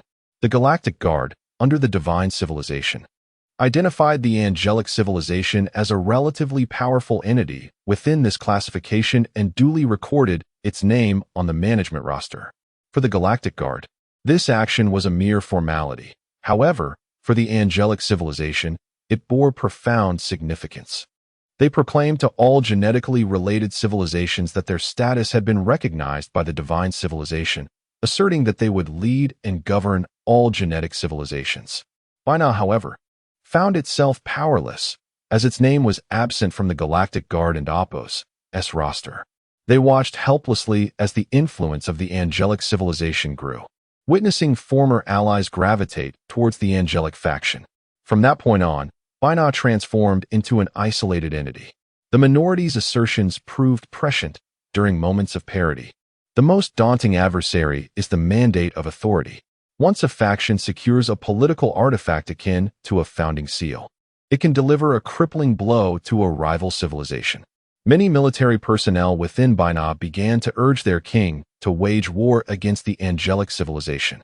Although the king harbored a desire for confrontation, the costs of war, loss of loved ones, friends, and the tranquility of life, not to mention freedom and happiness, were too great. The people of Binah were unwilling to endure a life shrouded in despair any longer. Moreover, since the truce, the angelic civilization had refrained from further aggression against Binah, leaving the latter with scant justification to launch a preemptive strike. Overall, the majority of Binah's citizens remained averse to warfare. In the subsequent century, the angelic civilization nearly conquered and assimilated all remaining genetic civilizations, leaving Binah as the sole remaining formidable entity. To compel Binah and Opos' compliance, the angelic civilization, in conjunction with other advanced civilizations, imposed a blockade, executing economic sanctions and travel restrictions in an effort to force Binah's king to disarm and join the ranks of the genetic civilizations. As time progressed, the situation for Binah became increasingly dire. Both internal sentiments and external pressures from the genetic civilizations swirled around Binah like a tempest, relentlessly pushing it toward the familial embrace of the genetic civilization established by the angelic beings. Moreover, it is evident that all civilizations sharing common genetic heritage, under the stewardship of the angelic civilization, continue to enjoy a state of unencumbered existence, living lives filled with happiness and fulfillment. The angelic civilization, confident in its reputation, assured that upon taking control of the Binah star, as long as its inhabitants laid down their arms and renounced hostility, they would be embraced without prejudice, regarded as kin. However, the rulers of Binah were not naive. The brutal wars of the past had claimed countless lives on both sides, making it implausible for enmity to dissolve easily into friendship. Yet, the tide of history is relentless, and the voices of the few are often drowned out by the criticisms and vitriol of the many. After a considerable period, the king of Binah announced the formal integration of his people into the ranks of genetic civilizations, accepting the governance of the angelic civilization. On the day of the takeover, the goddess Ailey personally attended the ceremony, signifying profound respect for Binah civilization. However, the Binah people were still too innocent to the angelic civilization. Binah was merely a thorn in their side, a thorn that they would inevitably seek to remove. Binah civilization was formidable, a power that could not be compared to the feeble civilizations that posed no threat. Yet, strength can paradoxically seal one's fate, as it invites the very disintegration one seeks to escape. In the early stages of the takeover, the angelic civilization treated the Binah people with the same kindness extended to other civilizations. However, as the takeover progressed, the angelic civilization began to undermine Binah, both overtly and covertly. They transferred core technologies away from Binah and launched legal actions against senior politicians, intellectuals, and key personnel on various pretexts, leading to their regulation, arrest, detention, and even execution. In the later stages, the Angelic Guard commenced the brutal mistreatment of ordinary Binah citizens, their actions growing increasingly severe and cruel, igniting an unquenchable fury among the Binah people, which was swiftly met with further suppression and massacre.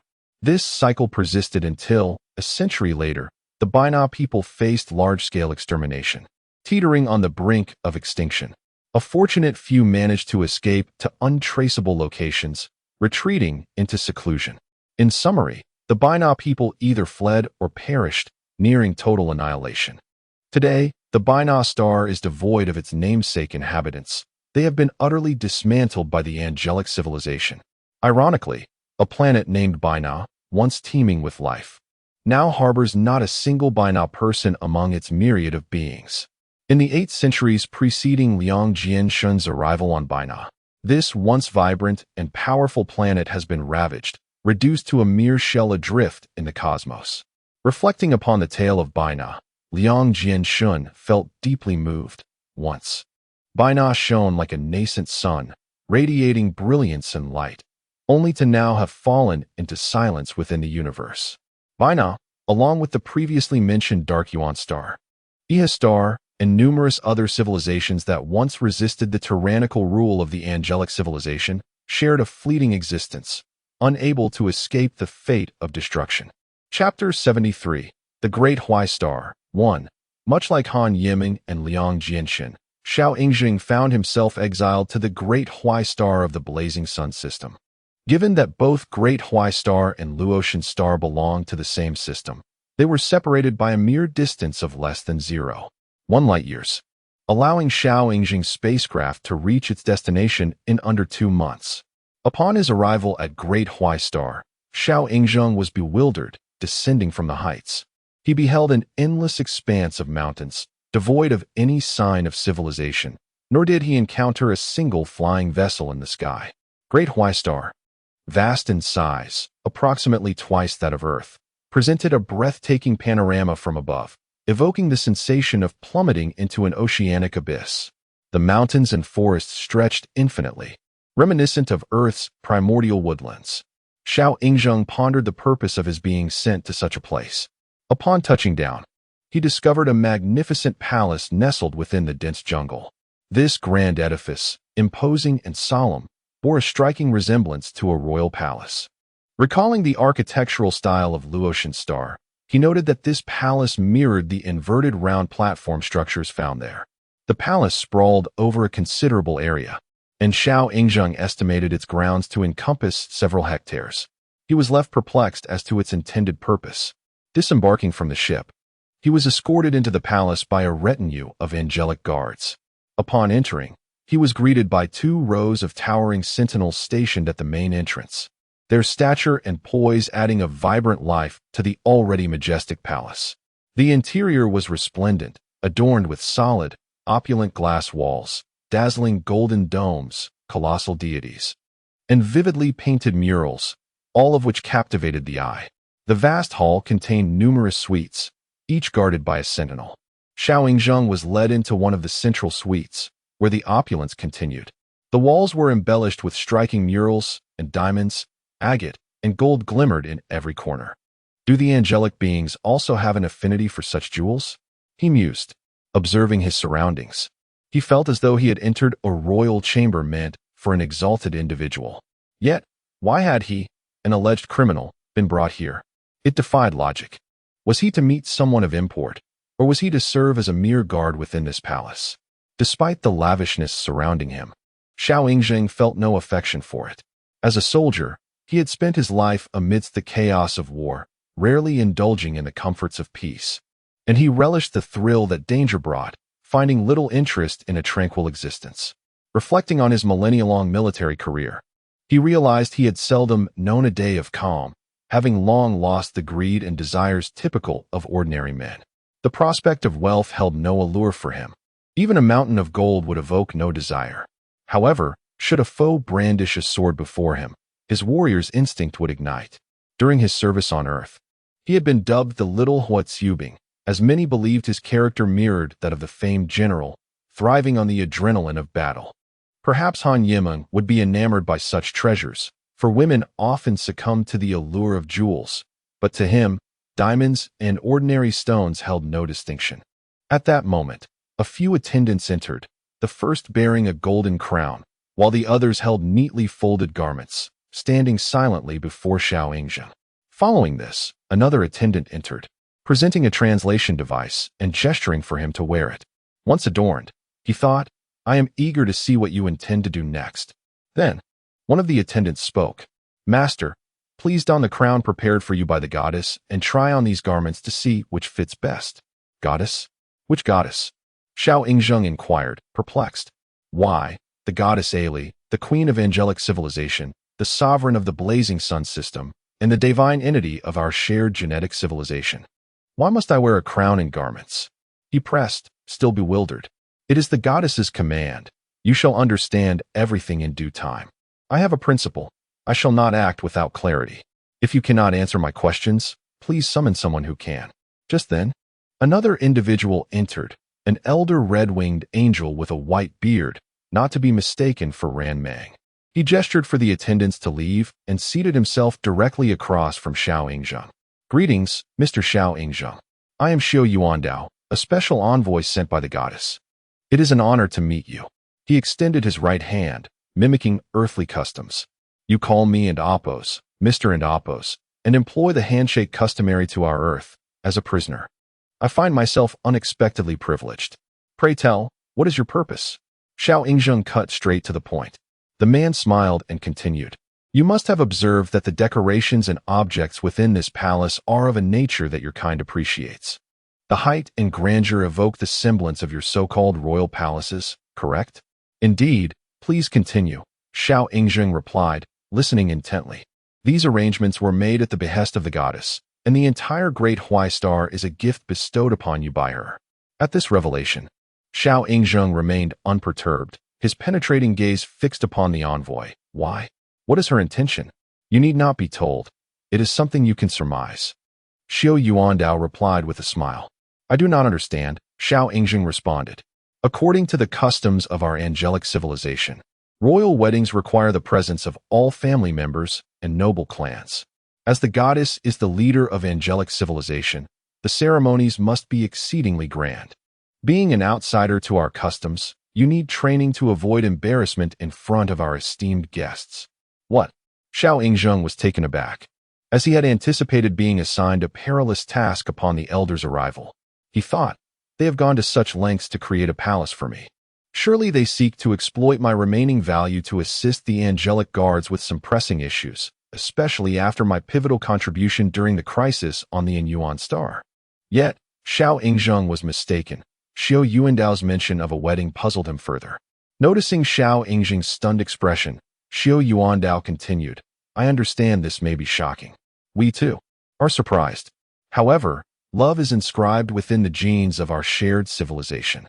The goddess's favor towards you does not transcend the reproductive sphere of genetic civilization, for, in appearance, you humans and we angels are not dissimilar, are we? Let us set this aside for now. May I pose a question? Xiao Yingzheng interjected. Certainly. Am I allowed to refuse acceptance? Certainly not. Xiao Yuandao answered bluntly. Xiao Yingzheng scoffed lightly and inquired, what if I refuse?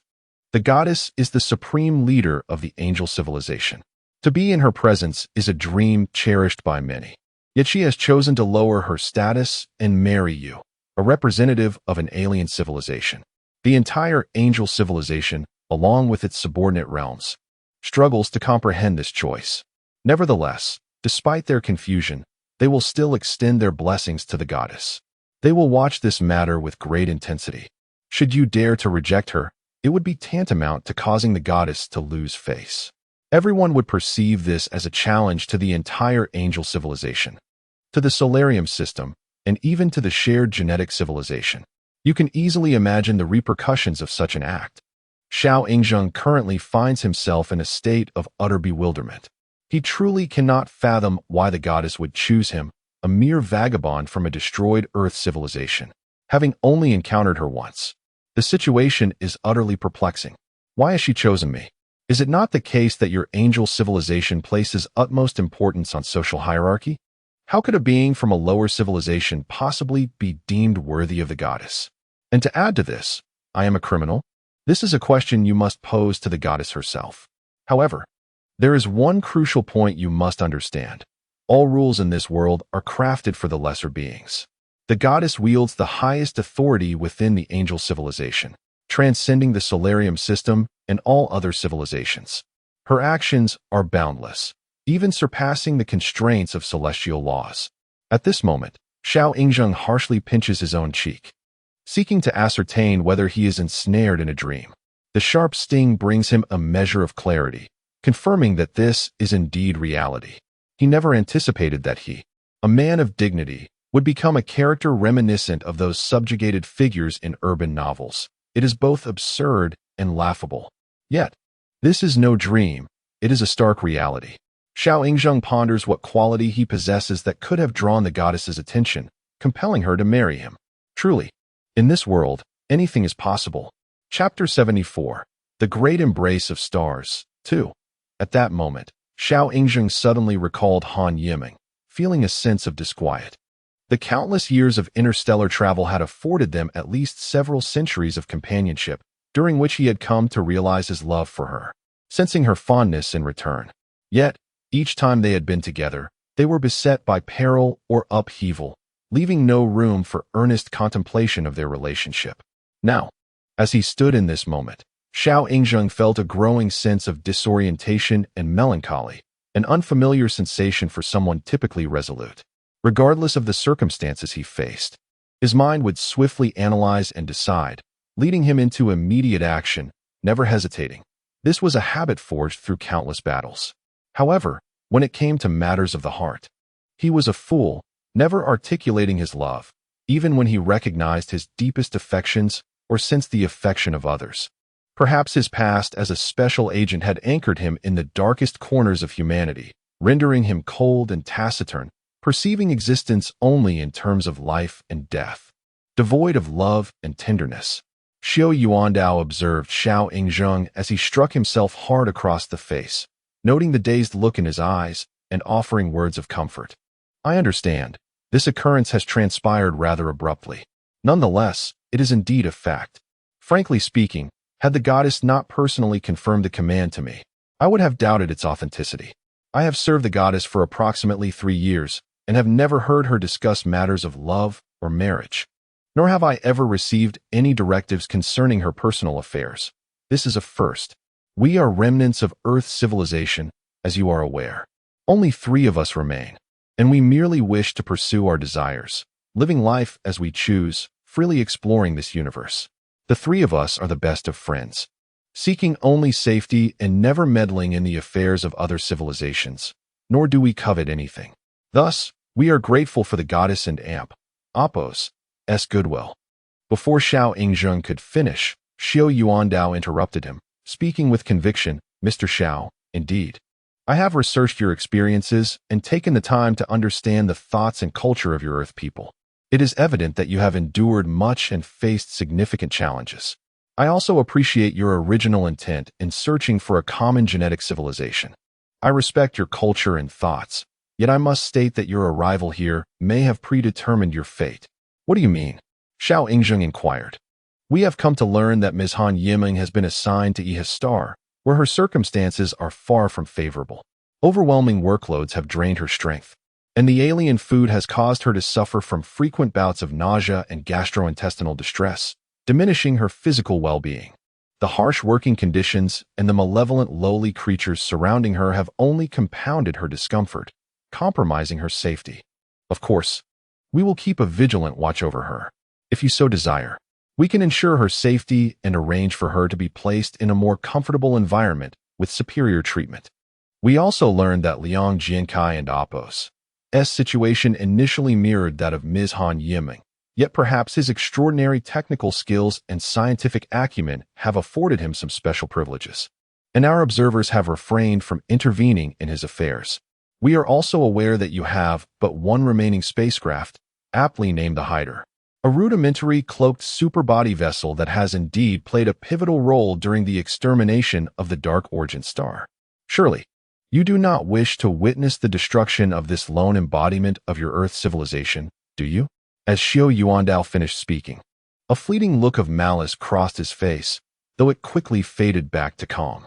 Threats were a customary tactic of the angelic civilization, a strategy that Xiao Yingzheng had long since discerned. Nevertheless, he felt no anger in response. Since you have stated this, I have no grounds for rebuttal. I only hope you will treat the 2 of them kindly, Xiao Yingzheng replied. It depends on you. If your actions can satisfy the goddess and the desires of the angelic civilization, then all shall be well. However, should you insist on defying their will, we can discreetly dispose of both individuals at any moment. Do you understand? Xiao Yingzheng found himself bereft of any denial. Under the eaves, one must bow low. He had no choice but to acquiesce. Subsequently, Xiao Yuandao elaborated on various intricate formalities and protocols before departing, instructing the attendants to attend to Xiao Yingzheng's daily needs, promising that a guard would come to escort him later. During the ensuing days, Xiao Yingzheng explored the vastness of the great embrace of stars, discovering that the planet harbored no cities, only a singular grand palace amidst the surrounding primordial forests. The attendants informed him that the entire great embrace of stars was originally a retreat for the goddess, Eri, who visited annually to rejuvenate. She cherished the thrill of the hunt, and the expansive forests served as her hunting grounds, often hosting esteemed guests who accompanied her for amusement. As for the history of the great embrace of stars, the attendants were reticent to divulge much information, yet Xiao Yingzheng gleaned fragments of its past. In summary, the great embrace of stars was once the mother star of a resplendent advanced civilization, a gathering of many high cultures that formed a coalition. This alliance seemed particularly detrimental to the angelic civilization, prompting a protracted conflict that spanned centuries, as both civilizations vied for dominion over the Xian Yao star system. Ultimately, the alliance of the great embrace of stars met with defeat, its constituent civilizations eradicated by the angelic civilization, leaving behind only remnants of its former glory scattered across the planet. Today, the indigenous civilization of the great embrace of stars had vanished without a trace. The once bustling cities now transformed into forests, serving as the goddess's personal realm. Xiao Yingzheng was filled with poignant reflections. The triumph of the angelic civilization had come at the cost of countless lives. The arduous path to establish a foothold in any corner of the cosmos was unfathomably challenging. From another perspective, the standing of the angelic civilization was a testament to the harsh realities of war. To label the angelic civilization as cruel and malevolent seemed to be a sentiment reserved for the weak and uninformed. Xiao Yingzheng had come to comprehend many truths. One should never hastily judge the beliefs and methods of others without understanding their experiences. Perhaps the malevolence and brutality of one civilization were merely the aftermath of vanquishing an even more sinister counterpart. The angelic civilization, too, bore the scars of its painful history, learning that kindness and compassion could lead only to self-destruction, a common affliction among civilizations with shared genetic heritage, as good-hearted individuals often found themselves in positions of weakness and oppression. Before long, a fleet of spaceships arrived in the skies above the great embrace of stars, specifically dispatched to retrieve Xiao Yingzheng. He was taken aback by the grandiosity of the occasion, feeling a profound sense of helplessness.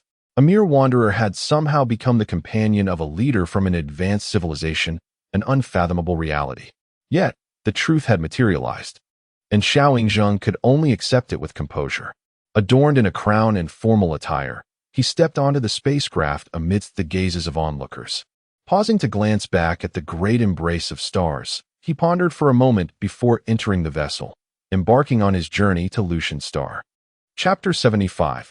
The wedding. The spaceship traversed the cosmos with remarkable speed, and in just 2 months, Xiao Yingzheng returned to the planet of Luoshun.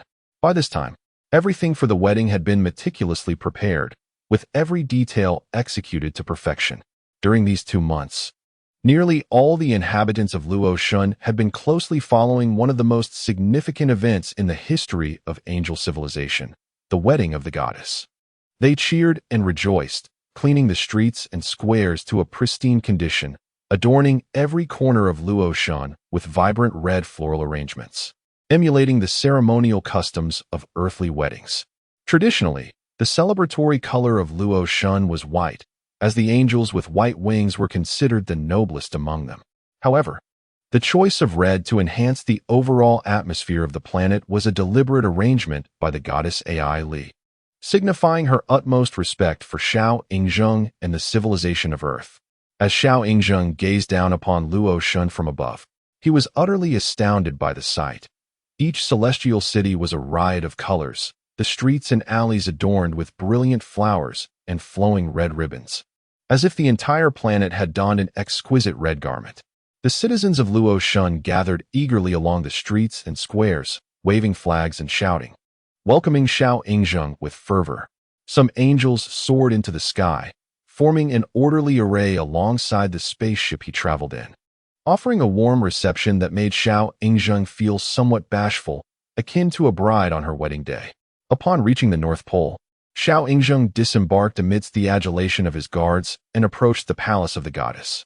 There, Ai Li emerged from her chambers, resplendent in a deep red wedding gown and adorned with a crown of purple gold. Supported by her attendants, she walked toward Xiao Yingzheng, captivating all present. Xiao Yingzheng was equally mesmerized, gazing at the true goddess before him, his heart trembling. She was breathtakingly beautiful, graceful, and enchanting, leaving an indelible impression on his mind. He pondered how someone as humble as he could ever be worthy of her. The 12 elders of the Celestial Council, standing to either side, erupted into thunderous applause. Xiao Yingzheng noticed a stark contrast from his previous encounter with them. This time, each elder greeted him with warm smiles and profound respect, akin to courtiers before an emperor.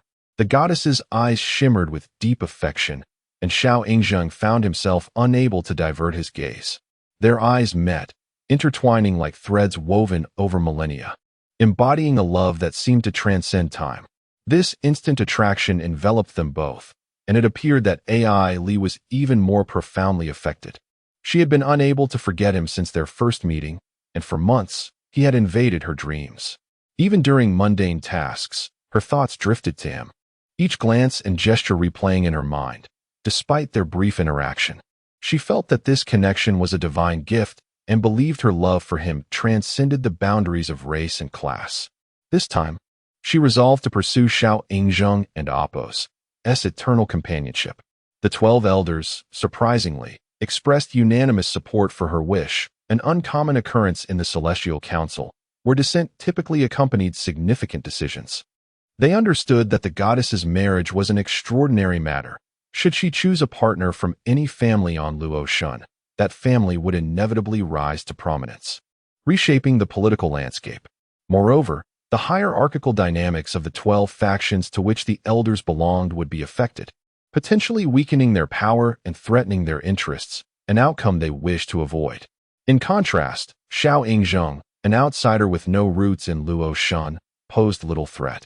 His presence within the council would merely serve as a conduit for the goddess or a compliant ally, thus maintaining the existing political equilibrium. Consequently, the elders swiftly aligned themselves with the goddess's choice. During the wedding festivities, Xiao Yingzheng was presented with numerous lavish gifts from nobles, each more astonishing than the last. One noble gifted him an enormous neutron gem, extracted from a neutron star by an advanced civilization over nearly 10,000 years. Its unmatched hardness was said to rival that of no other material, save for black holes, and it was housed in a special box due to its immense weight and density. Xiao Yingzheng marveled at the gem's radiant brilliance, a true treasure of the universe. Another noble presented him with a sword of holy light, crafted from the core material of a white dwarf star, honed by the simultaneous energy bursts of 5 supernovae. Its sharpness and durability ranked among the highest in the galaxy, a rare artifact said to be worth a planetary civilization. Additionally, he received a suit of armor designed to withstand the gravitational pull of a black hole for a mere 0.01 seconds, a feat few materials could achieve, thus rendering it invaluable in the eyes of many traders. As Xiao Yingzheng greeted each esteemed guest at the wedding, his demeanor, though somewhat awkward, was generally appropriate, bringing joy to the goddess. It was evident that he had undergone rigorous training, demonstrating his seriousness in this momentous occasion. Once inside their private chambers, both felt a flutter of shyness. The goddess's enchanting gaze returned, reminiscent of their first encounter when Xiao Yingzheng had sensed an alluring danger. This time, however, he felt no trepidation, having succumbed entirely to her charm. Despite his attempts to suppress his desires, he could not resist gazing into the goddess's eyes. She sat gracefully on the bed, removing her upper garment with elegance, revealing a perfectly proportioned figure, her long, snowy white thighs and slender waist accentuating her beauty. Most astonishing of all were the delicate white wings sprouting from her back, evoking a sense of ethereal allure. You are the goddess of Luo Shun, the supreme ruler of angel civilization. Why have you chosen me? Xiao Yingzheng inquired, bewildered. Being the goddess of Luo Shun is of little consequence to me. What matters most now is whether I am your exclusive goddess, Aili replied softly.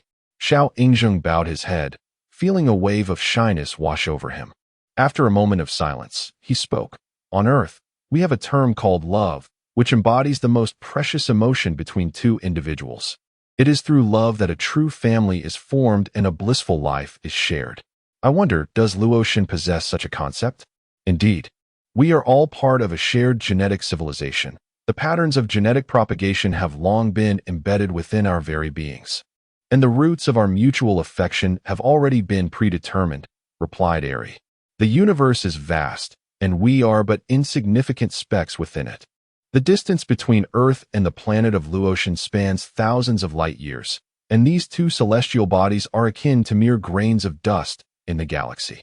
Yet, astonishingly, a delicate thread of love connects these two minuscule particles. How wondrous it is, truly unfathomable, Xiao Yingzheng remarked in awe. Eri smiled gently and said, this subtle thread of affection, though slender and seemingly fragile in the cosmos, appears robust and resilient to us, who are also particles of the universe. It is intertwined through the hearts of both of us, and our innermost feelings are among the few steadfast elements of our genetic civilization. In the past, I always considered myself a cold soldier, perpetually teetering on the brink of struggle and death, as if any of the world's beauty had no bearing on my existence. I never believed I could evolve into a complete being, an emotional creature. However, upon meeting you, I sensed my life beginning to attain wholeness. I realized I need not remain a mere killing machine. I have found someone truly worthy of my love. Upon hearing these words, Eri's eyes glistened with tears. She stepped forward and embraced Xiao Yingzheng deeply, enveloping him with her wings, much like a true angel comforting a wounded human. In that instant, Xiao Yingzheng felt the soothing touch of Eri and Apos' soft skin against his chest. She was so tender. Simultaneously, Eri sensed the solidity of Xiao Yingzheng and Apos' form, as though she had discovered a sanctuary. The two of them intertwined, sharing their fervent warmth, as if time itself had come to a standstill in that moment. Chapter 76. The Malians on this day, Liang Jianxin, as per his usual routine, was inspecting the workshop. The cacophony of machines roared alongside the sharp and discordant sounds emitted by various species, transforming what should have been a sunlit and comfortable working environment into a tumultuous cacophony. Liang had long since resigned himself to this chaos. These diverse beings hailed from all corners of Galactic City, each possessing innate life habits. Forcibly altering these habits, such as prohibiting their vocalizations, could adversely affect their physiological well-being, potentially leading to dire consequences, even death.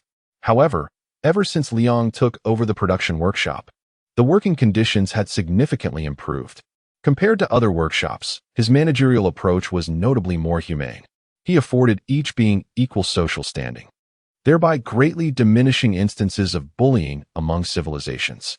Moreover, his presence was bolstered by several imposing aides, which further facilitated the enforcement of the regulations he had established. Yet, Liang remained dissatisfied with the status quo. He believed that these peculiar beings, largely composed of common genetically related civilizations, shared a common ancestry and were magnificent life forms that had evolved over millennia. They deserved equal rights to exist and should not be regarded as mere machinery devoid of value in the eyes of the angelic civilization. He endeavored to create the most equitable regulations possible, aiming to alleviate the suffering of these workers and allow them to live with dignity. The intelligent robot manufacturing base where Liang worked was situated in the northern part of the 5th production district of Baena Star, located in the southern hemisphere of the planet. Fortunately, the climate here was relatively suitable for human habitation, with rarely any extreme cold or heat. The average temperature hovered around 20 degrees Celsius. Additionally, the air quality was superior to that of other regions, as the 5th production district's elevated terrain allowed the seasonal monsoons to disperse some of the noxious fumes and industrial dust emitted by the factories. Nevertheless, Liang could hardly tolerate the air quality, for the sprawling manufacturing bases covered the continent, lacking any green spaces. The incessant emission of toxic gases shrouded the sky, while the speed of the monsoon winds failed to keep pace with the rate of pollution. Without a specially designed gas mask, Liang risked suffocation within a matter of days. He longed to rectify the environmental conditions on a global scale, but the realization that he was merely a low-level factory manager with neither the authority nor the means to effect such change left him disheartened. Moreover, the angelic civilization showed little regard for the lives of these laborers, let alone any desire to improve their environment. In recent years, Liang had traveled to numerous locations on Baena Star, primarily summoned to repair large machinery. Each time, he was met with great warmth and hospitality, a testament to his exceptional technical skills and profound interest in science. On every assignment, Liang completed his tasks with remarkable proficiency, enhancing his reputation and status on Baena Star. Notably, his prowess in machinery repair caught the attention of Klitz, the district head of the 5th Production District, who invited him to become a technical consultant. This appointment granted Liang the privilege of unrestricted access to the 5th District. With this elevation in position came improved conditions. His living quarters were upgraded, and the quality of food provided increased, featuring an array of items such as buns, bread, rice, meat products, and vegetables that could only be produced on Earth. Liang was also frequently invited by other district leaders for similar repair work. Consequently, his stature continued to rise, gradually bringing him into the public eye of Baena Star.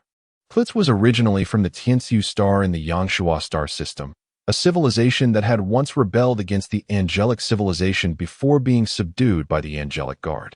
After their defeat, the Tianxiu people were exiled to various desolate planets as laborers, Klitz being one of them.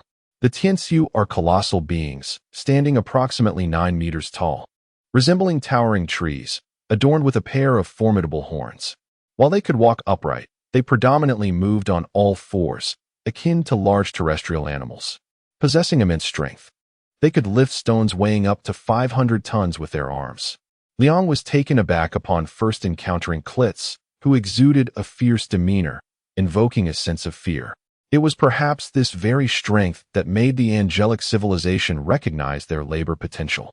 It was said that 6 Tianxiu could leverage their strength to lift a mountain, an extraordinary feat that made transporting large equipment on Baena Star seem effortless. As such, the angelic civilization consistently assigned them to roles involving heavy lifting. Since their defeat, the Tianxiu adopted a more docile and loyal demeanor, even showcasing talents in music and dance. After being assigned to their respective planets, they maintained a low profile and worked diligently, earning numerous accolades from the angelic guard. Despite their newfound gentleness, other civilizations still refrained from provoking them, for in their fury, they could crush one like an ant. This unmatched strength, coupled with their rare loyalty, quickly propelled them into leadership roles at various planetary factories, with Klitz being one such leader. Liang was a meticulous individual, and recently he had discerned a peculiar occurrence. He noticed that the intelligent robot manufacturing base frequently mislaid some defective products. Initially, he paid little mind, as these items were largely deemed worthless, seriously flawed, or failing to meet design standards, and thus discarded. However, as time passed, he observed a consistent pattern of various defective items going missing, prompting him to suspect something amiss. Each time defective products were generated, they were transported to a designated warehouse, where they were temporarily stored before being systematically destroyed every 20 days. Upon inspecting the warehouse, Liang discovered that the missing defective items were primarily core components of specific devices, such as internal chips or system processors.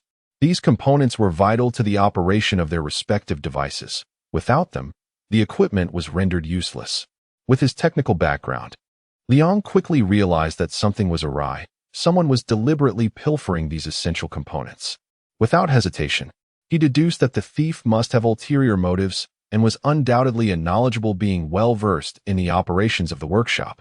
Recognizing the gravity of the situation, Liang resolved to apprehend the culprit. He instructed several aides to dismantle a critical intelligent robot, intentionally damaging a core component to render it inoperable, and then reassembling it to discreetly blend in with the finished products. Since these products required final testing before being dispatched to other planets, The compromised robot would inevitably be discovered during the testing phase. Days later, a staff member responsible for transporting items brazenly moved this robot, disguised as a defective product, to the warehouse, with the intention of attracting the thief and Oppo's attention. In the following days, Liang stationed individuals to discreetly monitor the warehouse, patiently awaiting the thief and Oppo's arrival. Indeed, on the night 3 days later, a diminutive and agile creature stealthily approached the entrance of the warehouse. To Liang Jinshin's astonishment, this creature, resembling a small squirrel, effortlessly deciphered the warehouse's security code. It is worth noting that this coded security system belongs to the angelic civilization, accessible solely by specialized personnel. How could this creature accomplish such a feat? Did it possess the authority to breach the security measures of the angelic civilization? At that moment, the warehouse door swung open, and the creature slipped inside. Liang Jinshin promptly commanded his subordinates to apprehend it. Several henchmen, akin to eager hunters spotting their long-awaited prey, rushed in, and one swiftly captured the thief. As Liang Jinshin approached for a closer inspection, he noticed the creature was small and slender, covered in fine red fur, giving it a fluffy appearance. Although it bore a resemblance to a squirrel, its twinkling eyes seemed to ponder something profound. Liang Jinshin concluded that it was far from being an ordinary earth squirrel.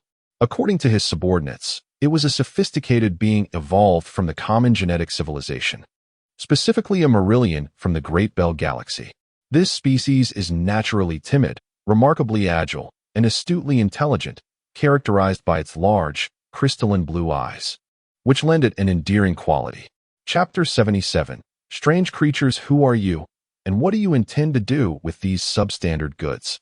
Liang Jinshin inquired, activating his translator. The diminutive Malian creature remained silent, prompting one of Liang's subordinates to knock it over with a swift slap, growling, "Speak the truth, or I shall roast you for dinner." Liang gestured for his men to refrain from violence and pressed further, "What is your purpose in stealing these items? Are you working alone, or do you have accomplices?"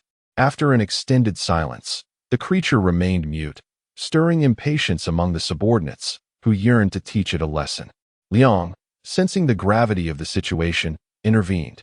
Contemplating the improbability of such a small Malian possessing the audacity and technical prowess to infiltrate the angelic civilization's security systems, he surmised that a larger organization was undoubtedly behind this. After some reflection, he decided to hand the creature over to General Clids for further handling. Just as they were about to escort the Malian away, it unexpectedly spoke. "I advise you not to hand me over to Clids." Liang felt a jolt of surprise at this proclamation. Turning back to the small creature, he noticed its haughty demeanor as it continued. "I fear not the punishment Clids might impose. Rather, I wish to avoid witnessing that embarrassing expression of his." This revelation astonished Liang. Initially, he had felt a twinge of guilt for capturing such a diminutive and endearing creature. What fate could await it in the production district? To his astonishment, this little being dared to converse with him so boldly. "What do you mean?" Liang inquired, puzzled. "If you hand me over to him, he will be forced to smile and release me, which I believe would be quite bothersome for you," it retorted. The subordinates erupted in laughter, finding the Malian's audacity amusing. Liang, too, was entertained and replied, "Do you even comprehend Clid's status? Isn't he merely the head of the 5th production district?" The creature shot back, eliciting even louder laughter from the subordinates, who considered the Malian to be quite mad. "Pray tell, why would Clid smile and release you? You should cease your laughter at once, kneel, and apologize, and if you kindly let me go, I shall pretend this evening never occurred," it stated solemnly. One subordinate, unable to contain his murderous intent, gripped the creature's neck with his claws, seething, "Do you believe I could easily separate your head from your body with a mere squeeze? Release me at once, or the consequences will be dire." The creature's voice cut through the tension, and as the subordinate tightened his grip, it uttered a single word, "Dark." In an instant, the subordinate and Oppo's claws slackened, his expression shifting to one of acute anxiety, revealing an unprecedented fear within him. Liang observed that all present mirrored this reaction, their faces becoming blank, pupils dilated as if they had encountered a specter. Turning back to the Malian, He saw it glaring at him with a ferocity reminiscent of a creature infected with a zombie virus. "Take it away," Liang commanded, but this time his subordinates hesitated, exchanging apprehensive glances as if weighing a hidden danger. A sense of foreboding washed over Liang, and he speculated that this Malian might indeed have powerful backing, perhaps even compelling Clids to show deference. Convinced of his hypothesis, Liang realized he had no choice but to proceed with caution. Despite the uncertainties surrounding the situation, he understood the necessity of maintaining the integrity of their solar system's reputation. With resolve, he seized the creature and made his way to General Clid's office in the 5th District. As they traveled aboard a public spacecraft, Liang mused that if only the superbody were by his side, he would not fear such a trivial being. Their superbody vessels had instilled fear even in the angelic civilization, and lower-tier civilizations were hardly worthy of mention. However, with their spacecraft now appropriated by the angels, he felt like a fallen tiger, humbled and vulnerable. Focusing on self-preservation, Liang pressed on. Upon arriving at the towering 5th District office, Liang soon found himself in the presence of General Clids. He recounted the details of the encounter and presented the Malian creature. As he awaited Clid's response, he was taken aback when Clids gestured towards the door, signaling the entrance of a peculiar being. This creature stood upright, resembling a human in stature, yet notably taller, with a physique reminiscent of the angels, but lacking wings.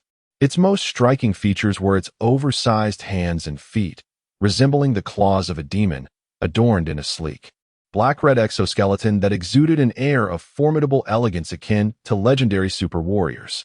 Even more astonishing were its glowing red eyes and chest, suggesting it harbored some potent crimson energy within. Crowned with long, black horns, it bore a striking similarity to the demons of Greek mythology. Clids, towering in stature, immediately approached this being with a smile, inquiring, "Lord Yado, what brings you here? Am I not welcome?" "Of course, I am welcomed. Your presence here must signify a matter of great importance," the being replied. Liang noted Clid's deference, realizing that this figure held a status beyond his comprehension. "Nothing of great importance," the entity responded dismissively, waving his hand as he approached Liang, scrutinizing him closely. Liang felt a surge of bewilderment and a tinge of fear at the creature's intent. "Liang Jinshin?" it stated, leaving Liang even more astonished. "A visitor from the Orion solar system, is it not?" It was evident that the being was well acquainted with his identity, prompting Liang to nod, his heart racing. "Your superbody fleet has drifted through the cosmos for millennia, ultimately arriving at Galactic City, where you aided the angelic fleet in vanquishing the Dark Yuan. Yet, in the end, your vessel was seized by the angelic civilization, and you were exiled to this desolate place. What civilization are you from? How do you know our history?" Liang questioned, astonished. "Your priority now should not be to inquire about my civilization, but rather to contemplate your own predicament." "What predicament do you refer to?" Liang retorted. "The angels have imprisoned you for a reason, which I trust you have discerned. Your fleet's exceptional performance in the last war against the Dark Yuan ignited the angels' insatiable greed. They had long since resolved to claim your vessel for themselves. Furthermore, you three have lost all value to them. Once the 15 years are up, you will seek to reclaim your hidden power, but I doubt the angels will grant your request. Are you suggesting that they will confine us until the end of our days? Without the superbody, you possess no means of prolonging life. The human lifespan is merely a century. After 100 years, human civilization will quietly fade into oblivion within this universe." The creature smirked, revealing a ghastly visage. In truth, Liang Jinshin had contemplated this matter for quite some time. He firmly believed that this trial was a trap set by the angels. The reason they had not executed us immediately was merely a matter of maintaining appearances. However, decades later, who would still remember us? The superbody spacecraft would inevitably fall into their grasp. Your thoughts align with mine, but what can we do about it? Liang Jinshin lamented. The creature paused momentarily before posing a question. What do you believe is the most powerful force in the universe? The abrupt shift in topic left Liang Jinshin bewildered. Chapter 78. Faster-than-light technology. Liang Jinshin cast a glance at him and noticed a certain spirited intensity in his gaze. We have roamed the cosmos for millennia, encountering numerous civilizations, each possessing unparalleled power. We believe that the longevity of any civilization in this world is contingent upon the scientific knowledge and strength it possesses. In other words, the ability to effectively harness the myriad hidden energies of the universe directly dictates the advancement of that civilization. What, then, do you consider to be the most potent energy that can be harnessed? The energies we have encountered are primarily visible, such as stellar energy from nuclear fusion, helium fusion, supernova explosions, neutron stars, and even black holes. There are also certain unseen energies, such as dark matter energy and cosmic expansion energy. For humanity, the highest energies observed thus far are the supernova explosions and dark matter energy. However, I do not believe these to be the most supreme energies in the universe, as we have never truly encountered neutron stars or black holes. Do you consider the gravitational force of black holes to be the most formidable power in existence? Yes, at least from our perspective, it is theoretically acknowledged. The gravitational force of a black hole, which can even capture light, must possess an energy unmatched by anything else in the universe. I cannot fathom any force that could rival it. If there were, it would surely be a larger black hole. It seems you harbor a fear of black holes. Indeed, black holes transcend our understanding. They are the most feared entities in Earth's civilization. I believe that even at the moment of Earth's destruction, humanity's fear of black holes within the realm of science will not diminish in the slightest. Moreover, for the wandering fleet, our previous encounter with the dark matter star remains etched in our memories. Although that was not a true black hole, the persistent dread of falling into one often haunts our dreams. Black holes indeed embody the most potent force that instills fear across numerous civilizations. The creature nodded in agreement. Liang Jinshin pondered, realizing this being had been incessantly questioning him about cosmic matters, leaving him curious about its intentions. I wish to know, what is your purpose in asking me these questions? Liang Jinshin inquired. The being did not answer directly, but instead stated, in truth, material energy is not the most powerful entity in this world, nor is it the most terrifying. Whether it be supernova explosions or black hole gravity, they are merely tools utilized by advanced civilizations. What? This revelation left Liang Jinshin astounded. If black holes are not the most formidable forces, then what is? Could it be that the power wielded by this individual is even more terrifying than that of a black hole? Liang Jinshin's mind raced as he attempted to envision what technology this civilization possessed that warranted such audacity in dismissing the power of black holes. Yet, he found it difficult to imagine any technology surpassing the gravitational pull of a black hole. He considered humanity's relative primitivity. How could a civilization that had never truly encountered a black hole ponder questions of higher order? If it is not black holes, then what is the most powerful entity in existence? What energy do you truly possess? Liang Jinshin asked candidly. It is time. Time. Indeed, time is the closest companion of every living being, always present with us. It follows us like a shadow, omnipresent and pervasive, existing in every corner of the universe. Liang Jinshin nodded, though he still did not grasp the meaning behind this assertion. The creature continued, however, time is enigmatic. We can never touch it, nor can we halt its passage. At times, the very existence of time poses a conundrum that plagues countless civilizations. Perhaps it is the most mysterious creation of the universe. Indeed, time is profound. Yet, I still do not understand why it is the most powerful entity. Is it possible that the supreme power we seek is hidden right beside us? Liang Jinshin earnestly inquired. In a certain sense, that is indeed the case. At that moment, the creature pointed its elongated claw at an object of unknown purpose on the table and said, "Count to 5, and I shall show you that this object can vanish in an instant." Liang Jinshin hesitated, unsure of its meaning. Do you mean I should count to 5? And no matter how fast I do so, the object will disappear from my sight? Precisely. With intention, Liang Jinshin deliberately slowed his counting. However, when he reached 5, the object inexplicably vanished without a trace. Liang Jinshin was taken aback, rubbing his eyes to confirm he had not imagined it, and indeed, the object had disappeared. Furthermore, he realized that the creature had remained motionless throughout, providing no means of manipulation. The object had seemingly evaporated into thin air. Upon reflection, Liang Jinshin quickly deduced that this was merely magic. A magician can employ countless methods to make an object disappear from view, and it is entirely plausible for it to reappear. Even without magic, one could use infrared remote control or render the object completely transparent to achieve the same effect. The being evidently perceived that Liang Jinshin was not impressed, dismissing it as a mere trick, and asked, "What, do you not believe?" Indeed, magic and sleight of hand could explain the disappearance. Count to 5 again, and you shall feel a prickling pain in your left ring finger. Skeptical yet intrigued, Liang Jinshin counted to 5 once more, and indeed, his left ring finger suddenly felt as if it had been pricked by a needle, causing him sharp pain. How is this possible? Liang Jinshin was astonished, rubbing his finger as he glanced at the immobile creature, which bore a mysterious smile. How did you accomplish this? Count to 5 again, and your right ring finger will experience a burning sensation. Liang Jinshin contemplated for a moment, eager to verify this further. He promptly declared to the creature, "I will count to 3. He rapidly counted to 3, and suddenly, his right ring finger felt as if it had been seared by fire, causing excruciating pain. How could this be?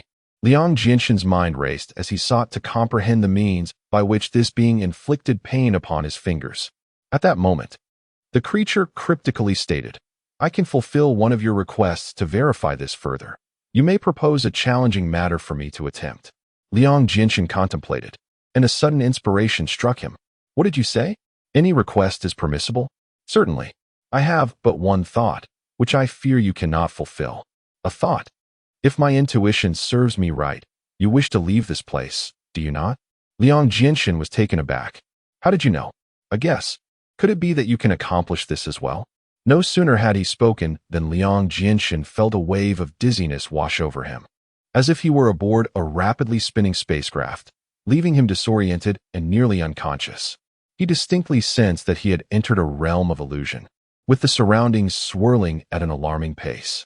Only a few minutes later did Liang Jinshin's consciousness gradually return to clarity, and he found himself seemingly immersed in the vastness of space, surrounded by ethereal interstellar vistas.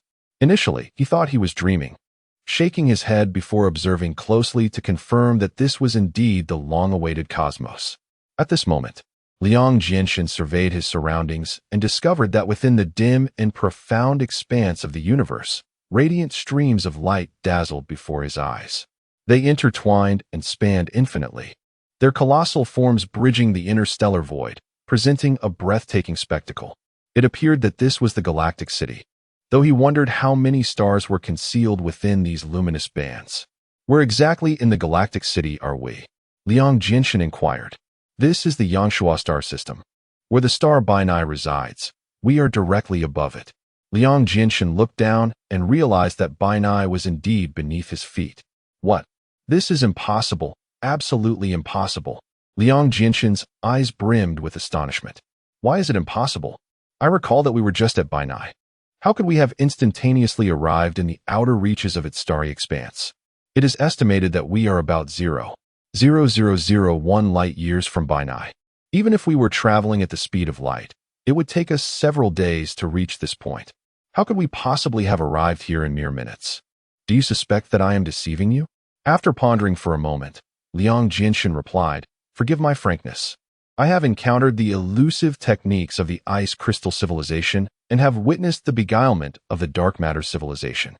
This has cultivated a habit within me to be suspicious whenever I encounter anomalies, rendering me hesitant to trust my own perceptions. Then how shall I prove to you that this is not an illusion?" Liang Jinshin paused, suddenly struck by a thought. "In just a few brief minutes, you have transported me into outer space, which compels me to recognize that you possess the capability for faster-than-light travel." A subtle smile graced the lips of the individual before him. Observing this, Liang Jinshin realized he might have deduced correctly and sought confirmation. "Are you truly of a second-tier civilization?" The being nodded and replied with pride. "It is not a matter of great significance." Liang Jinshin found it hard to believe the words spoken, pondering how it was possible to encounter a second-tier civilization in this realm. Surely, he thought, he could not be lying. However, if you indeed possess such faster-than-light capabilities, why then are you trapped at Bainai? With your extraordinary speed, I cannot fathom how a first-tier civilization, such as the angel civilization, could possibly control you. Control? Yes, control. I can responsibly inform you of a fact. Within our galaxy, no civilization can exert control over us. If such a thing were to occur, it would undoubtedly be at the hands of a third-tier civilization from outside the galaxy.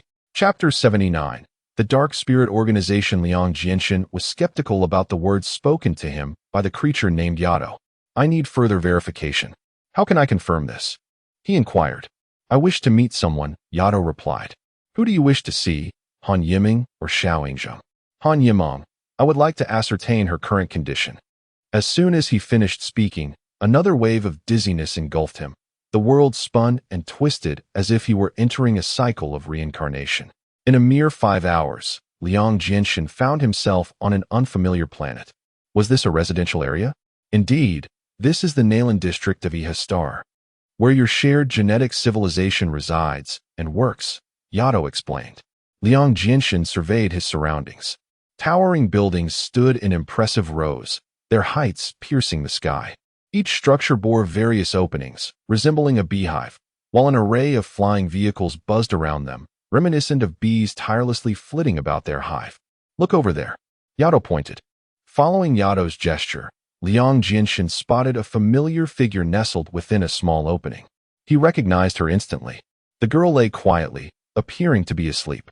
Straining to see more clearly, Liang Jinshin noted her tattered dress, coated in dust, indicating it had not been washed in quite some time. Yet, he recalled that she was always fastidious about her appearance. Her hair was tied in a ponytail, just as it had been the last time they parted. And she wore the same dress. Her once vibrant hair had dulled, and her face and body had grown gaunt, a clear sign of severe malnutrition. She slept soundly, utterly still, and Liang Jinshin pondered the exhaustion she must have endured. He was unaware of the suffering she had experienced, nor the trials she had faced. And a pang of sorrow gripped his heart. He struggled to find the words to articulate his feelings at that moment. May I enter and speak with her? Liang Jinshin pleaded. Not yet. As our matters remain unresolved, Yato replied. What do you wish to discuss with me?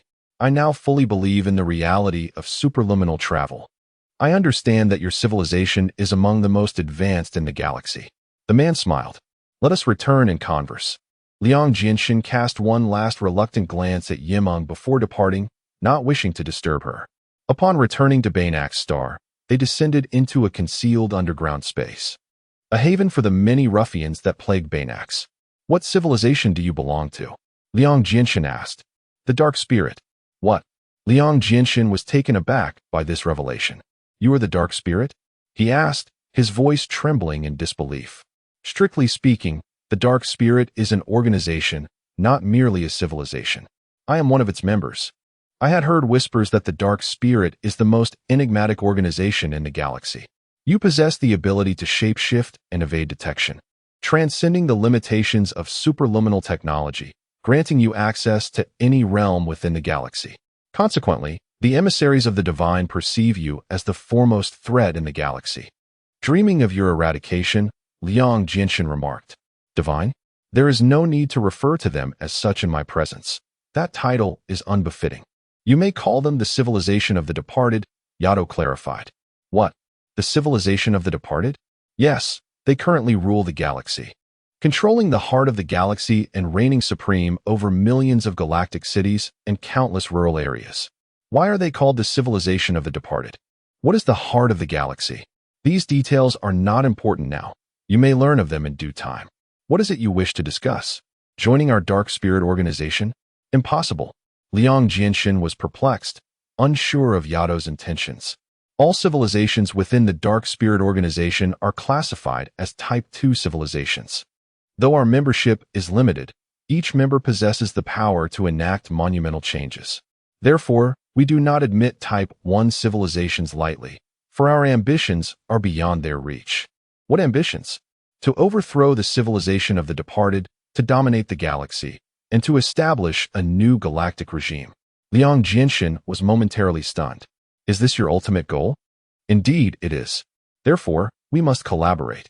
You contribute what you can, and when the day comes that we achieve success, humanity will receive its share, a galactic city spanning thousands of light years.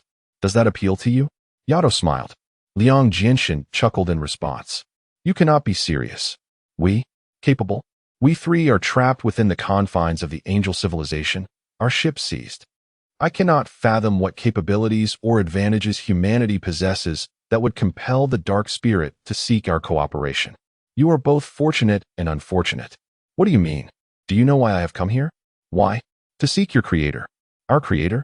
You mean the progenitors of the shared genetic civilization? Precisely. But we have yet to find them. We have searched the entire galaxy, only to discover that you do not know from whence you originated. Upon hearing this, Liang Jinshin was astounded. Are you saying we have traversed 10,000 years and half the galaxy in search of the ancestors of the shared genetic civilization, only to find that they do not exist within the galaxy? Unknown. They may be hiding, employing advanced concealment techniques, or perhaps they have been obliterated by higher civilizations. It is also possible that your ancestors hail from beyond the galaxy. All these hypotheses remain plausible. I wish to understand one thing. Why does the dark spirit seek them? We are intrigued by your brains. Our brains? Indeed, we have studied your brains and found that your neurological systems exhibit an extraordinary logic. Oh, how is it extraordinary? Liang Jinshin inquired with curiosity. We cannot ascertain how the brains of your shared genetic civilization were created, but they seem to possess a capacity to perceive the future, which astonishes us. Their thought processes resemble a diminutive four-dimensional space. Perceiving the future? Surely any sentient being with a brain can achieve that, can't they? Liang Jinshin questioned, perplexed. Yato continued. Yes, we acknowledge that every civilization can foresee the future and harbors an innate fear of it.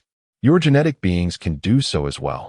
But such predictions are merely probabilistic conjectures, not genuine foresight. What I referred to as perceiving the future pertains to an actual future event, an occurrence that is destined to transpire. Your brains appear to possess this capability at times. Liang Jinshin fell into deep contemplation. Indeed, the human brain is enigmatic. Humanity had recognized this long ago, but had not pursued thorough investigation. Yet, the notion that their brains might sense the future seemed almost mystical, and he wondered why he had never experienced such phenomena. We have studied your brains. Have you ever noticed that sometimes, when in a particular scenario, one suddenly feels an inexplicable sense of familiarity, as if the event had occurred before, but cannot recall when? Liang Jinshin pondered for a moment before responding. Indeed, I have experienced that sensation. I believe it may be due to mental fatigue, causing confusion in memory and presenting fragments of past recollections, resulting in a feeling of déjà vu. Indeed, there lies a question worthy of contemplation. Why do these fragments of future memories manifest before our eyes at certain moments in the past? Liang Jinshin earnestly reflected upon his previous experiences, recalling that each occurrence was always shrouded in vagueness, rendering it difficult to recollect. Could it be that these fragmented memories are not of the future, but rather remnants of events that occurred in the past? Liang Jinshin speculated. If they transpired in the past, why is it that you cannot remember them? Yato countered. After a moment of thought, Liang Jinshin conceded that he could vividly recall foolish deeds from his 3-year-old self, yet those elusive memory fragments remained beyond his grasp. Your genetic brain has only developed 10% of its potential. However, the task of predicting the future necessitates the acquisition of vast amounts of information and the activation of all brain functions. The fact that you can occasionally reveal fragments of future memories with merely 10% is already quite remarkable. What is your conclusion? We believe that if your brain were to be fully developed to 100%, it might give rise to even more extraordinary phenomena. May I interpret the extraordinary phenomena you speak of as the precise prediction of the future, rather than a mere collection of illogical memory fragments? That interpretation is valid, and it is indeed our utmost aspiration. At that moment, Liang Jinshin comprehended the true intent behind the presence of this individual. They had long since devised a plan for his utilization. You wish to conduct experiments on me, do you not? A perceptive individual indeed. I have journeyed great distances to this desolate place for precisely that purpose. Of course, you may choose not to participate and instead spend the remainder of your days here in peace, Yato replied with a cold smirk. Chapter 80. The light of time. It turns out that you arrived in this galactic city of your own volition, rather than being under the control of the Galactic Guard. Of course, Liang Jinshin gazed at this devilish creature, a shiver running through him. Its intentions were evidently aimed at him. Yet what was its true purpose? "I have another question," Liang Jinshin inquired. "Go ahead," came the response. "You mentioned wanting to explore the development of a shared genetic civilization's brain. But this place is teeming with beings of such civilizations, some even more intelligent than humans. Why choose me? Moreover, the genes and brains of the angelic civilization should surpass ours. Why not select them?" To be honest, my arrival in the Galactic City was specifically to seek collaboration with the angelic civilization. Before approaching them, we discovered several shared genetic civilizations more powerful than the angels. Yet we eliminated them one by one. Why? Liang Jinshin pressed. "We found a peculiar characteristic of shared genetic civilizations."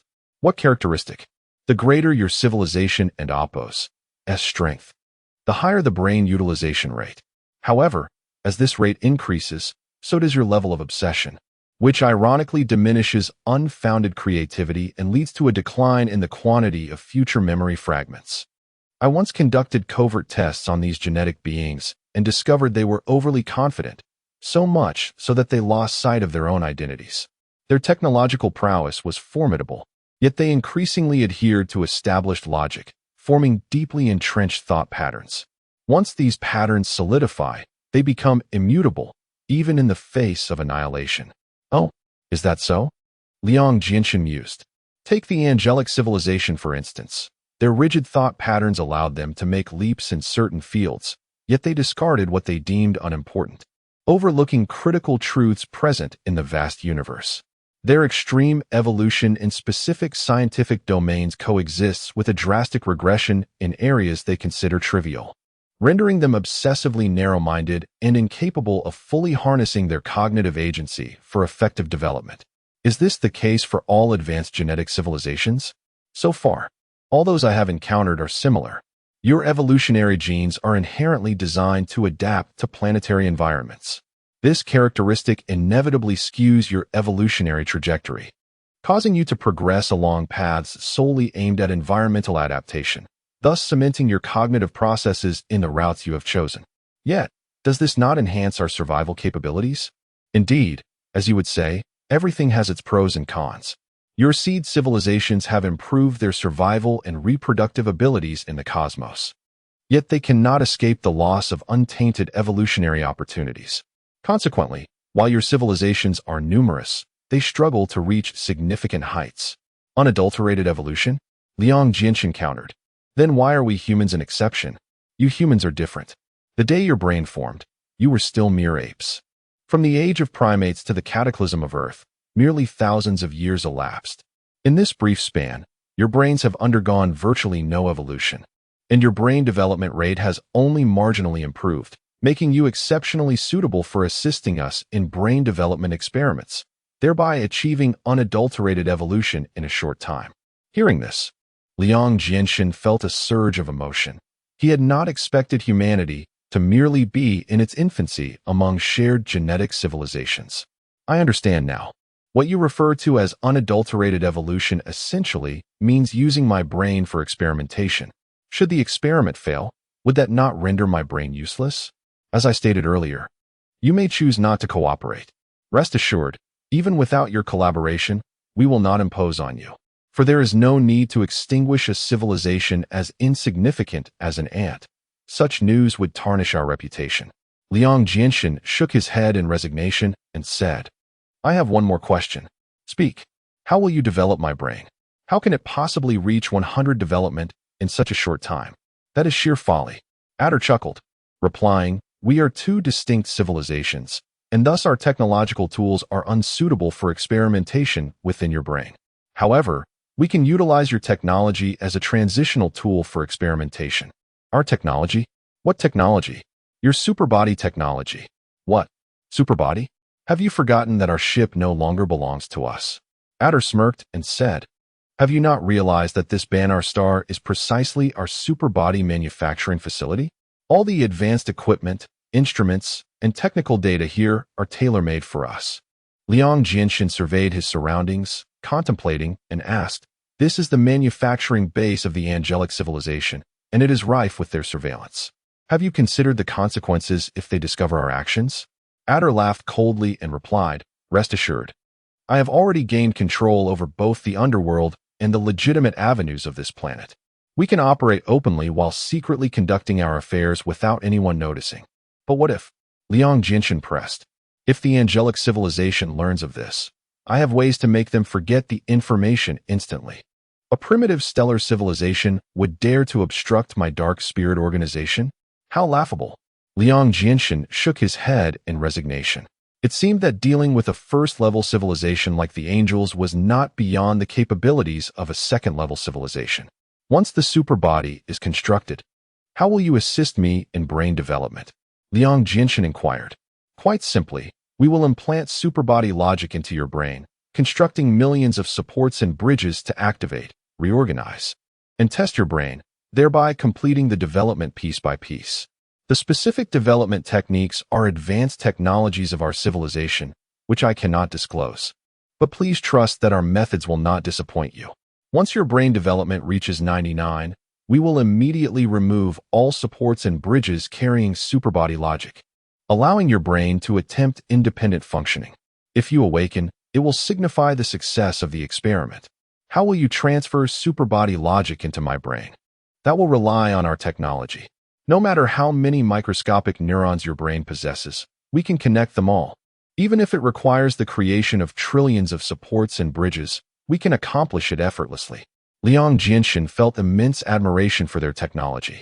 The measure of a civilization's advancement lies in what they can achieve on a microscopic level. According to their assertions, he could indeed try this. After a moment of contemplation, Liang Jinshan said, "This matter is of great importance to me. May I take a day to consider my response?" "Certainly. Take as long as you need." "Very well. I shall provide you with a definitive answer by tomorrow." That night, Liang Jinshan pondered extensively about the plight of the drifting fleet. Concluding that aside from climbing aboard this proverbial pirate ship, there seemed to be no other means of escape. After much deliberation, he resolutely chose to cooperate. The following day, Liang Jinshan conveyed his decision, and Adder was pleased, prompting them to begin plotting the construction of the superbody spacecraft. "How should I address you from now on?" "You may call me Adder." "Very well, Mr. Adder. I hope our collaboration will be fruitful." Liang Jinshan extended his right hand. Adder shook it and said, "I believe our experiment will not let you down." When Yato first arrived in this place, he had already established a solid foundation for the construction of the superbody spacecraft through the machinations of the underworld. Thus, Liang Jinshan could effortlessly delve into the core processes. The most crucial step in constructing the superbody spacecraft was the creation of the superbody system, for it served as the very soul of the entire vessel. Their primary task was not merely to shape the spacecraft itself, but to architect the logic of the superbody system, enabling the constructed superbody spacecraft to exhibit this logic in binary form. This would allow Yato to employ his technology to implant the superbody logic into Liang Jinshan's mind. As this endeavor progressed, the seemingly tranquil surface of Banak's star was, in fact, rife with unseen currents, with the construction of the superbody spacecraft advancing fervently. Approximately 6 months later, the new superbody spacecraft came into existence. When Liang Jinshan first heard the new superbody address him as its master, a whirlwind of emotions surged within him. It reminded him of Voyager, which had similarly called him master before it vanished forever into the vastness of the cosmos. "Shall we give it a name?" Yato suggested.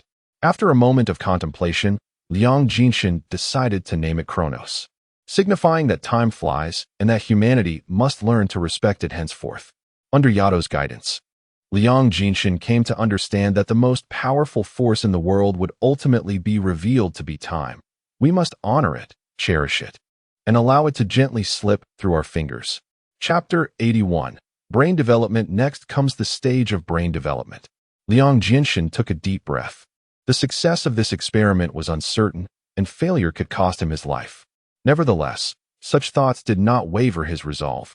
He resolutely lay down on the experimental bed, bracing himself for the procedure. "Thank you for your trust, friend of Earth's civilization. Rest assured, if one day we secure dominion over the Milky Way, the contributions of humanity will be inscribed in our annals, Regardless of the outcome of this experiment, Addo remarked. Liang Jinshin offered a wry smile in response. Then I wish you success. Thus, the experiment commenced. Liang Jinshin was fully anesthetized, slipping into unconsciousness. Addo employed his advanced technology to implant binary superlogical frameworks into Liang's brain, systematically cataloging every neuron and establishing trillions of connections, enabling each neuron to communicate with one another. The microtechnologies of advanced civilizations proved formidable within just a few hours. All neurons in Liang Jinshin's brain were activated. Following this, Addo began inputting all scientific theories and knowledge from a level 1 civilization into the activated neurons, transforming them into memories for storage. As the experiment concluded, all bridges and frameworks were gradually withdrawn to ensure that each neuron could operate independently. After waiting a few hours, Addo roused Liang Jinshin from his slumber. Suddenly, Liang sprang up from the experimental bed, feeling as though his brain were weighed down by a 1,000-pound burden. He could scarcely fathom what he had just undergone.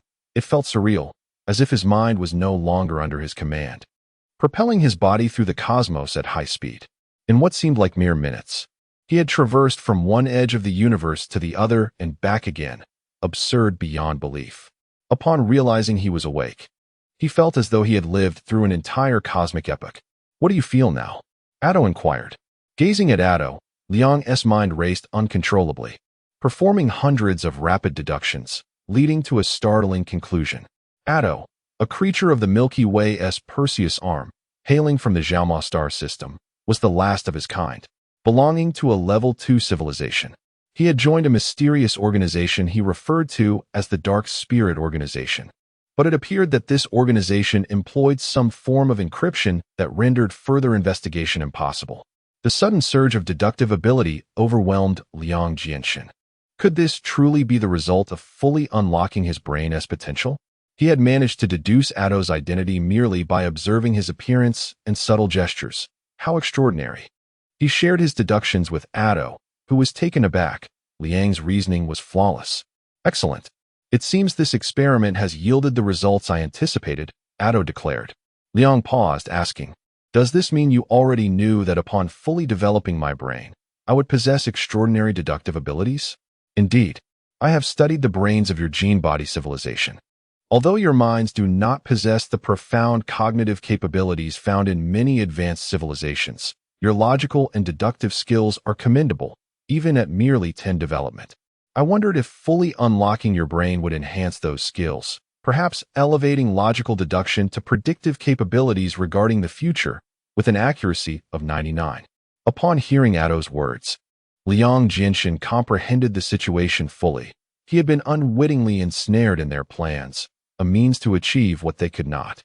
He began to exercise his mind again, attempting to discern Addo's true intentions. After a few moments, he questioned, are you intending to use my brain to predict the outcome of your battle with the deceased civilization? Precisely.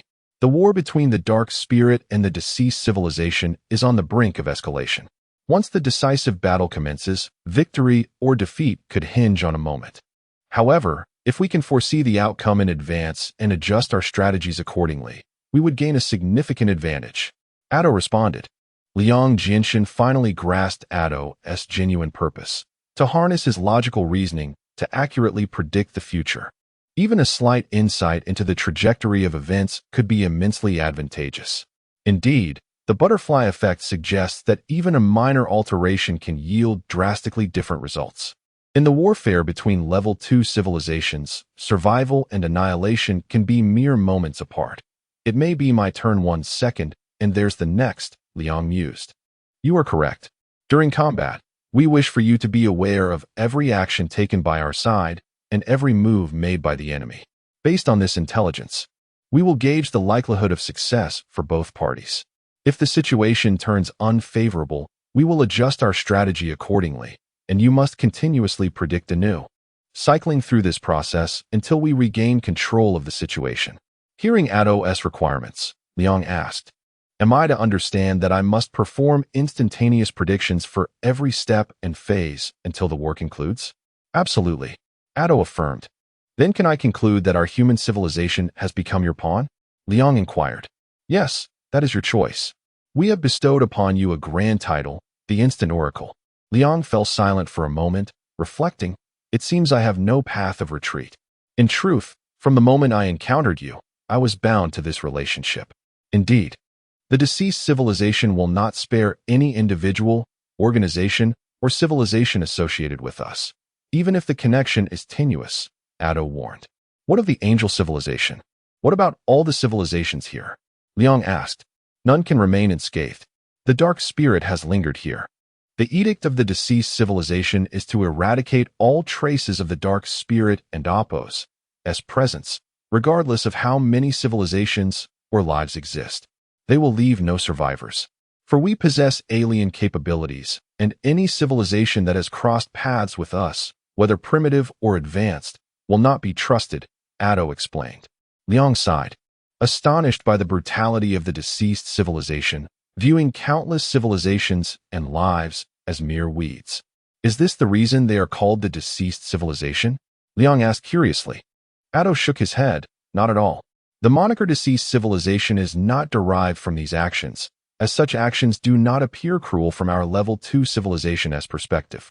Oh, is there another reason? Liang pressed. You will learn of this in due time. It is not pertinent now. At this moment, Liang noticed a change in Addo's demeanor. His gaze sharpened, and his expression grew grave, as if recalling past experiences. Where is the deceased civilization now? Liang inquired. They are positioned in the central region of the Milky Way, controlling the heart of the galaxy, and they possess the star map. They have dominion over every corner of the Milky Way, Addo replied. What is the heart of the galaxy, and what is a star map? Liang asked, perplexed. The heart of the galaxy serves as the very source of power for the entire Milky Way. Situated at its core, it is in fact an exceptionally massive black hole, the largest within the galaxy. This formidable entity absorbs all energy emanating from the Milky Way, drawing countless star systems into its orbit, compelling them to revolve in a perpetual cycle, day after day, year after year. Consequently, within its vicinity, encompassing 80% of the galaxy's mass, lies a region dense with stars, where nebulae are plentiful and radiance abounds, illuminating the cosmos in an unimaginable brilliance. Ah, so that is the case. The heart of the galaxy was bestowed with characteristics of life by an advanced civilization billions of years ago, which also implanted within it all historical knowledge known to the galaxy since the dawn of the universe, Addo remarked. What? You say it possesses characteristics of life. What does that mean? Liang Jiaxin found this notion utterly astonishing. The heart of the galaxy perceives all and governs all matter. It possesses the capability to annihilate the Milky Way at will, erasing all civilizations and life to purify the galaxy. Such power, Liang Jiaxin exclaimed in shock. Indeed, it is the rightful sovereign of the Milky Way, with the trajectory of its future and development firmly in its grasp.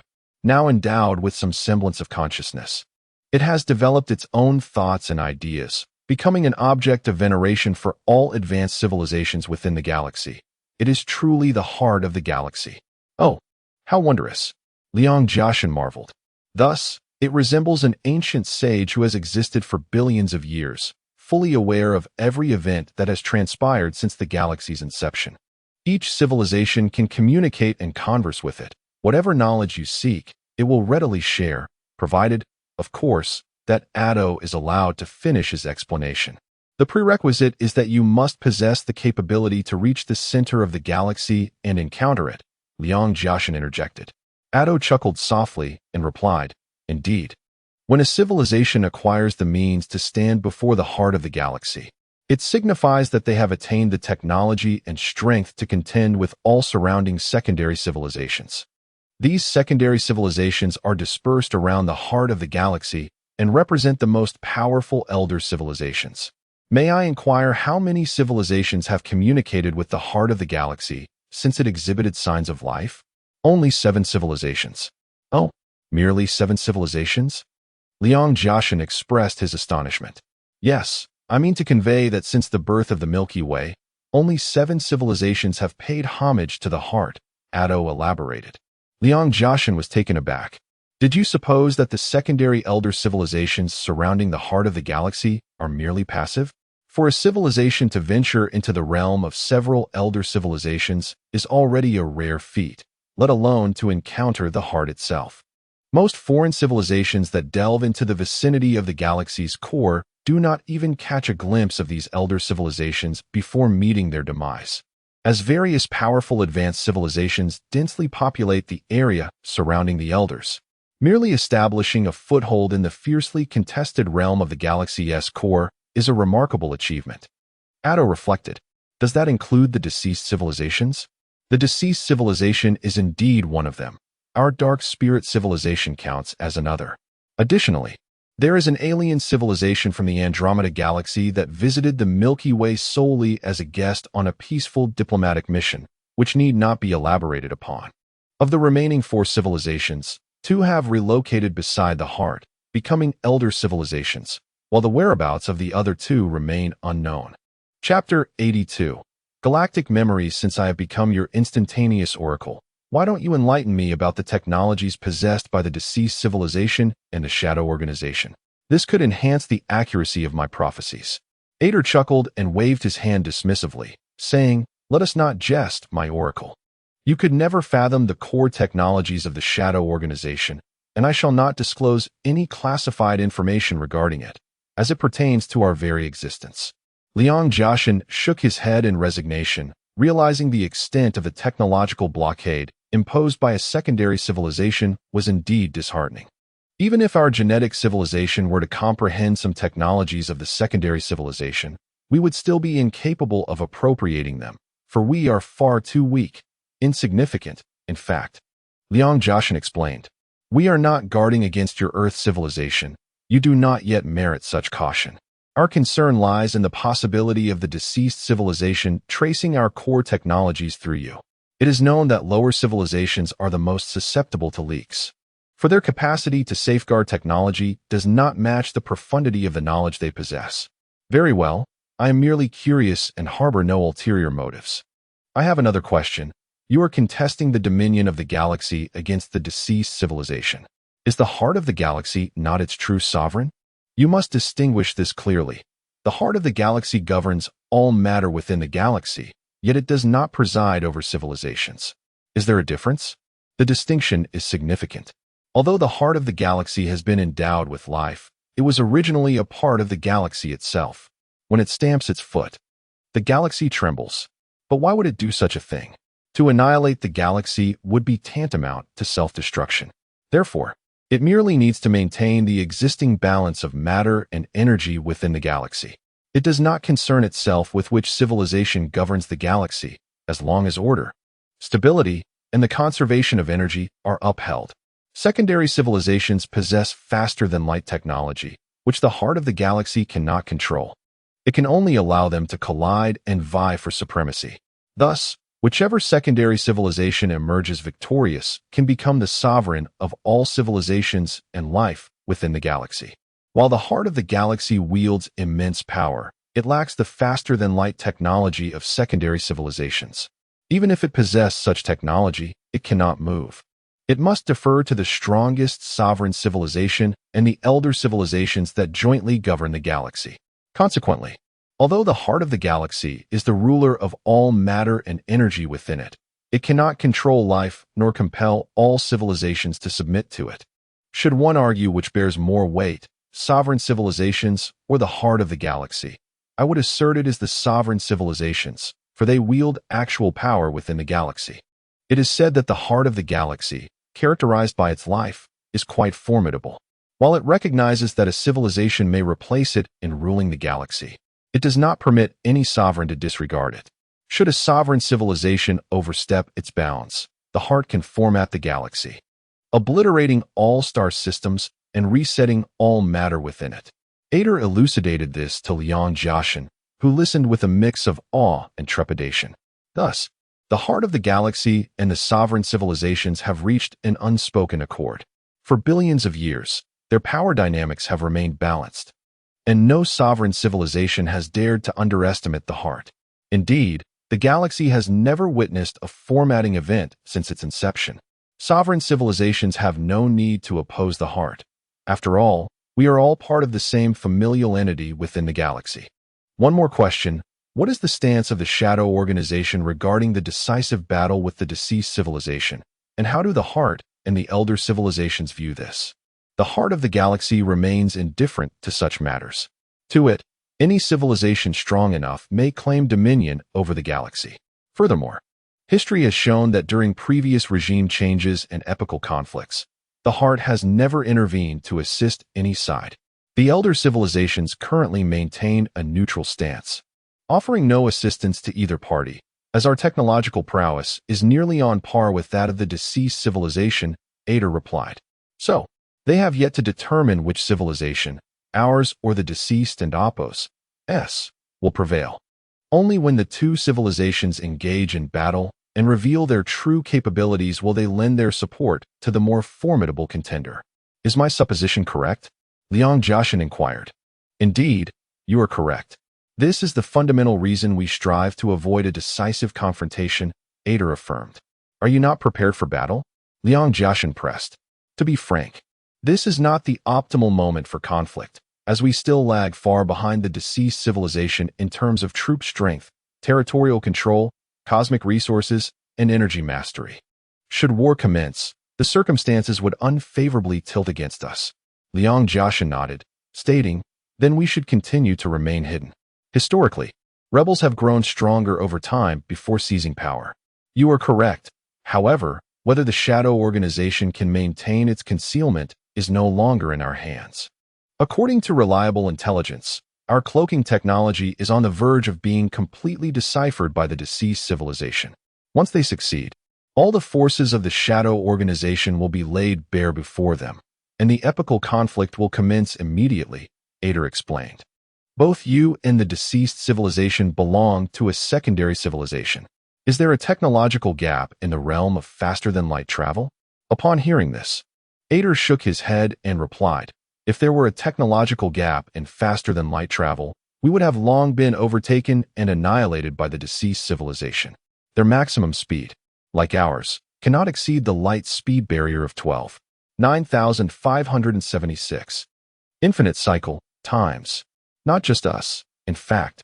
All secondary civilizations within the galaxy have yet to surpass this limit. Oh, so both sides maintain parity in terms of speed. Are there any technological disparities in other areas? That remains confidential. I cannot assert anything with certainty. We shall only discern that during the moment of confrontation. At that time, you shall know all. However, I must first elucidate the general situation we understand concerning the deceased civilization. Very well, please proceed. Knowledge of both friend and foe is essential for victory in battle, Liang Jiashan remarked. They possess star charts, enabling them to perform cosmic teleportation anywhere within the galaxy, no matter where you hide. As long as you are exposed within the galaxy, they can seize you with incredible speed through cosmic teleportation. What are star charts? What is cosmic teleportation? Liang Jiashan inquired. Intrigued, the star chart records the dynamic locations of all star systems and civilizations within the galaxy, serving as a miniature version of the galaxy itself. Within it, even the most rudimentary civilizations, akin to ants, are depicted, and even the tiniest meteorite within the galaxy can be located. The star chart is both a spatial and temporal map, encapsulating the historical information of all matter and civilizations from the day the galaxy came into existence to the present. This star chart is indeed an extraordinary creation. Was it invented by the deceased civilization? Liang Jiashan marveled. Not at all. It is the work of a certain elder civilization, and it is said that creating this star chart took them millions of years. Upon hearing this, Liang Jiashan lauded the star chart. One more question. Once they decipher your cloaking technology, does that mean that all your Shadow Organization's forces will also be exposed on their star chart? They will have a complete understanding of your location and movements within the star chart. Indeed, we lack a star chart and can only adopt a passive defense strategy. Furthermore, any proactive offensives we undertake cannot evade the tracking of the star chart, Ader replied. What you just mentioned about cosmic teleportation, what does that entail? The phenomenon of cosmic teleportation indeed constitutes a form of superliminal travel. Yet it surpasses conventional superliminal technologies in its ability to reach destinations with remarkable swiftness, sometimes traversing half a galaxy in mere hours. However, this technology relies on pre-established cosmic gateways situated at specific locations, thus restricting the freedom to travel to any desired location. Cosmic gateways? How many exist within the Milky Way? Liang Jianshun inquired with curiosity. Approximately 10,000, came the response. They are all located in exceedingly clandestine areas, making them challenging to locate even for our shadow spirit organization. Thus far, we have identified only a little over 2,000, which remains grossly insufficient. What role do cosmic gateways play in interstellar warfare? Liang asked. In the realm of interstellar conflict, cosmic gateways can sometimes prove invaluable. They enable the long-distance deployment of vast armadas. If a battle reaches an impasse and one side is evenly matched, the sudden emergence of an enemy fleet from our rear could spell disaster. It seems you must devise strategies in advance to counter cosmic teleportation, Liang Jianshun remarked. Cosmic teleportation and star maps are merely tactical tools of the fallen civilizations, not deserving of excessive alarm. According to our intelligence, the fallen civilizations possess even more formidable and enigmatic technologies, which remain beyond our current comprehension. These advancements are expected to reveal themselves during the intense phases of warfare. During this period, Liang Jianshun and Yato engaged in discussions that spanned several days and nights, ultimately unraveling the historical connections between the various civilizations of the Milky Way and gaining insights into the galaxy and Apos' storied past. Chapter 83. The Genius Dreamer. 1. For years, Yimeng has pondered the essence of matter and time, day and night. A brilliant dreamer, she immerses herself completely in her thoughts, awakening all her faculties to imagine, judge, and verify. During her contemplations, she forgets the people and events around her, relinquishing the burdens of the past and the fatigue of her body. As if she has entered a world of her own creation, unrestrained. She perceives herself as the sovereign of this realm, wandering freely without the shackles of time and space. One night, while she was lost in her reverie, two angelic spacecraft approached her window, yet she remained oblivious to their presence. Excited by her recent revelations about the mysteries of the universe, she was unaware that the two ships were sent by the angelic guard, tasked with quietly taking her to the Xiaoyu, a place of confinement on the planet Luotian. Upon awakening, Yimeng beheld a captain brandishing a heavenly medal before her and announcing, by the decree of the Heavenly Council, we are to escort you to Luotian, Miss Yimeng. Please come with us. The spacecraft sped swiftly, soon arriving above the north pole of Luotian, where it began to decelerate, navigating toward the Celestial City. Upon reaching the Celestial City, the spacecraft wound through numerous barriers and forbidding gates, each guarded by towering sentinels, indicating stringent security. In a daze, Yimeng felt as though she had entered a mythic realm, traversing the 9 heavens, stepping into the Milky Way and Apos' gentle waters, passing through the southern gate, and finally encountering the Jade Emperor, Taishang Lao Jun, the Queen Mother, and various deities. However, to her disappointment, she saw none of them. Instead, the angelic guard brought her to a place called Xiaoyu, where the staff assigned her to a room before sealing the door behind them. Surveying her surroundings, she discovered an array of furnishings, bedding, tables, and chairs, a bathroom, toiletries, and various unfamiliar small machines. This was evidently a residence for humans, she mused. This place, Xiaoyu, should conventionally have poor conditions and facilities, as those detained here were significant figures who had violated the Heavenly Council's laws, some gravely so, while others had betrayed their nation and sought glory. Yet, Yimeng felt that the room constructed for her did not resemble a prison, but rather an apartment suitable for long-term habitation. Contemplating for an extended period, she pondered the true motives behind the angelic civilization's decision to confine her here. One certainty remained. If the angels intended to eliminate her, they could have discreetly done so on Ehe Star without the need for such elaborate measures. As she posed no threat, they must have unresolved matters that warranted her house arrest, she reasoned. But where were Liang Jianshun and Xiaoying Zheng? Had they also been detained? Were they brought to Xiaoyu like her? Their sentences had not yet concluded. What could be the purpose of their relocation to Xiaoyu? A cascade of questions intertwined in Yimeng's mind, and before she realized it, she fell asleep. Shortly after awakening, a red-winged angel entered. Greetings, Miss Yimeng, The angel said. "Hello," she replied, shaking hands as they settled into conversation. "You must have many questions about why the angelic civilization has brought you here," the angel stated directly. "Indeed," Yimeng responded. "As a fellow being of genetic civilization, I shall speak candidly, hoping you will understand after I finish," the angel continued. "Very well," Yimeng replied. "You may not yet be aware, but your companion Liang Jianshun has connections with the Dark Spirit Organization, and the Galactic Guard is currently pursuing them." The moment the words left the angel's lips, Yimeng was taken aback, finding it incredulous. Liang Jianshun connected with the Dark Spirit? How could that be? I, too, found this news hard to believe, but I assure you it is true. Yimeng turned her gaze away, contemplating deeply before saying, "If this is indeed the case, it is truly terrifying. I fear that your angelic civilization will also face repercussions." "You are correct. It is well known that the Galactic Guard operates under the authority of the Divine Envoy, who is the highest ruler of our galactic city. Your companion's association with the Dark Spirit indicates that he has crossed a perilous line, far beyond what we, as angelic beings, can control." Yimeng, deeply shocked, inquired further, "How did Liang Jianshun come into contact with the Dark Spirit Organization?" The angel continued, "We are not entirely certain. We received this information from our superior civilization, the Divine Civilization. When we learned of it, none dared to believe it. Yet how could the superior civilization disseminate falsehoods? This is the truth, and during their superluminal escape from Binah Star, Liang Jianshun's entanglement with the Dark Spirit became inevitable." Yimeng nodded slightly in agreement. "As for the Dark Spirit's connections with the Divine, we lack clarity. However, we know that all lower civilizations that engage with the Dark Spirit will be eradicated by the Divine. This has been the precedent, and no one can escape." Hearing this, Yimeng was taken aback, asking, "Could they truly obliterate our entire civilization due to the actions of a single individual?" The angel regarded Yimeng with surprise before replying, "It seems you remain unaware of the universe's cruelty.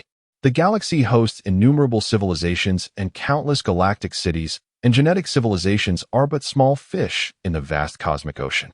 For the Divine, annihilating a mere civilization is as trivial as squashing an ant. It is inconsequential. Whether our galactic city, spanning thousands of light years, can escape the same fate is uncertain. To destroy a galactic city is utterly horrifying. There are countless civilizations and lives within." Yimeng exclaimed in disbelief. The angels shook their head, perceiving Yimeng's naivety. "It is unjust for our fate to hinge upon the decisions of a single individual. Just because one life made a minor choice, our entire civilization, even our galactic city, must suffer?" Yimeng protested. "The Divine will not concern themselves with fairness in dealing with lower civilizations," the angel replied. "Is there any hope for our survival?" Yimeng queried. "The vast, boundless galaxy is immense. The probability of the Dark Spirit reaching our small galactic city is already minuscule, yet they encountered Liang Jianshun here, a probability that approaches zero. Nevertheless, this is the reality we face. Our once prosperous genetic civilization now faces a turning point. This is our fate. Do they intend to eliminate all genetic civilizations?" Yimeng inquired. "We both know that genetic civilizations are seed civilizations. Across the galaxy, countless planets harbor siblings with shared genetics. Can they truly eradicate all of us? Rest assured, for a top-tier civilization like the Divine, locating and extinguishing all our seed and progenitor civilizations is simpler than you humans using chopsticks to eat." Yimeng's heart sank with worry, contemplating whether the doom of genetic civilization had indeed arrived. "Liang Jianshun, O Liang Jianshun, how could you have encountered the Dark Spirit, and to run away with them? This may be the most perilous choice of your life." Yimeng and Apos' thoughts drifted to Liang Jianshun and then to Xiaoying Zheng. "By the way, where is my other companion, Xiaoying Zheng?" she asked. The individual paused for a moment, contemplating deeply, then spoke. "General Xiaoying Zheng has wed our angelic goddess." Upon hearing this, Yimeng was momentarily taken aback, struggling to process the information. "What did you say?" "General Xiaoying Zheng has become the beloved of the supreme leader of our angelic civilization." The mention of beloved caused Yimeng's pupils to dilate, leaving her speechless for an extended period. "What is the matter with you?" The red-winged angel observed the dramatic shift in Han Yiming and Apo's expression, puzzled by the sudden change. No, it and Apo's nothing. When did this happen? Perhaps over a decade ago. When General Shao was exiled to Dahua Star, shortly thereafter, he was brought to Luotian Star. Oh, is that so? Yiming still found it hard to believe. She had not anticipated that upon her arrival at Jiaoyu, such shocking revelations would unfold, one more astonishing than the other, rendering her incredulous. Are you feeling fatigued? The red-winged angel inquired. Not at all. Please continue. At this moment, Yiming's emotions were exceedingly complicated. She could not fathom why she felt this way. A profound sense of loss enveloped her heart.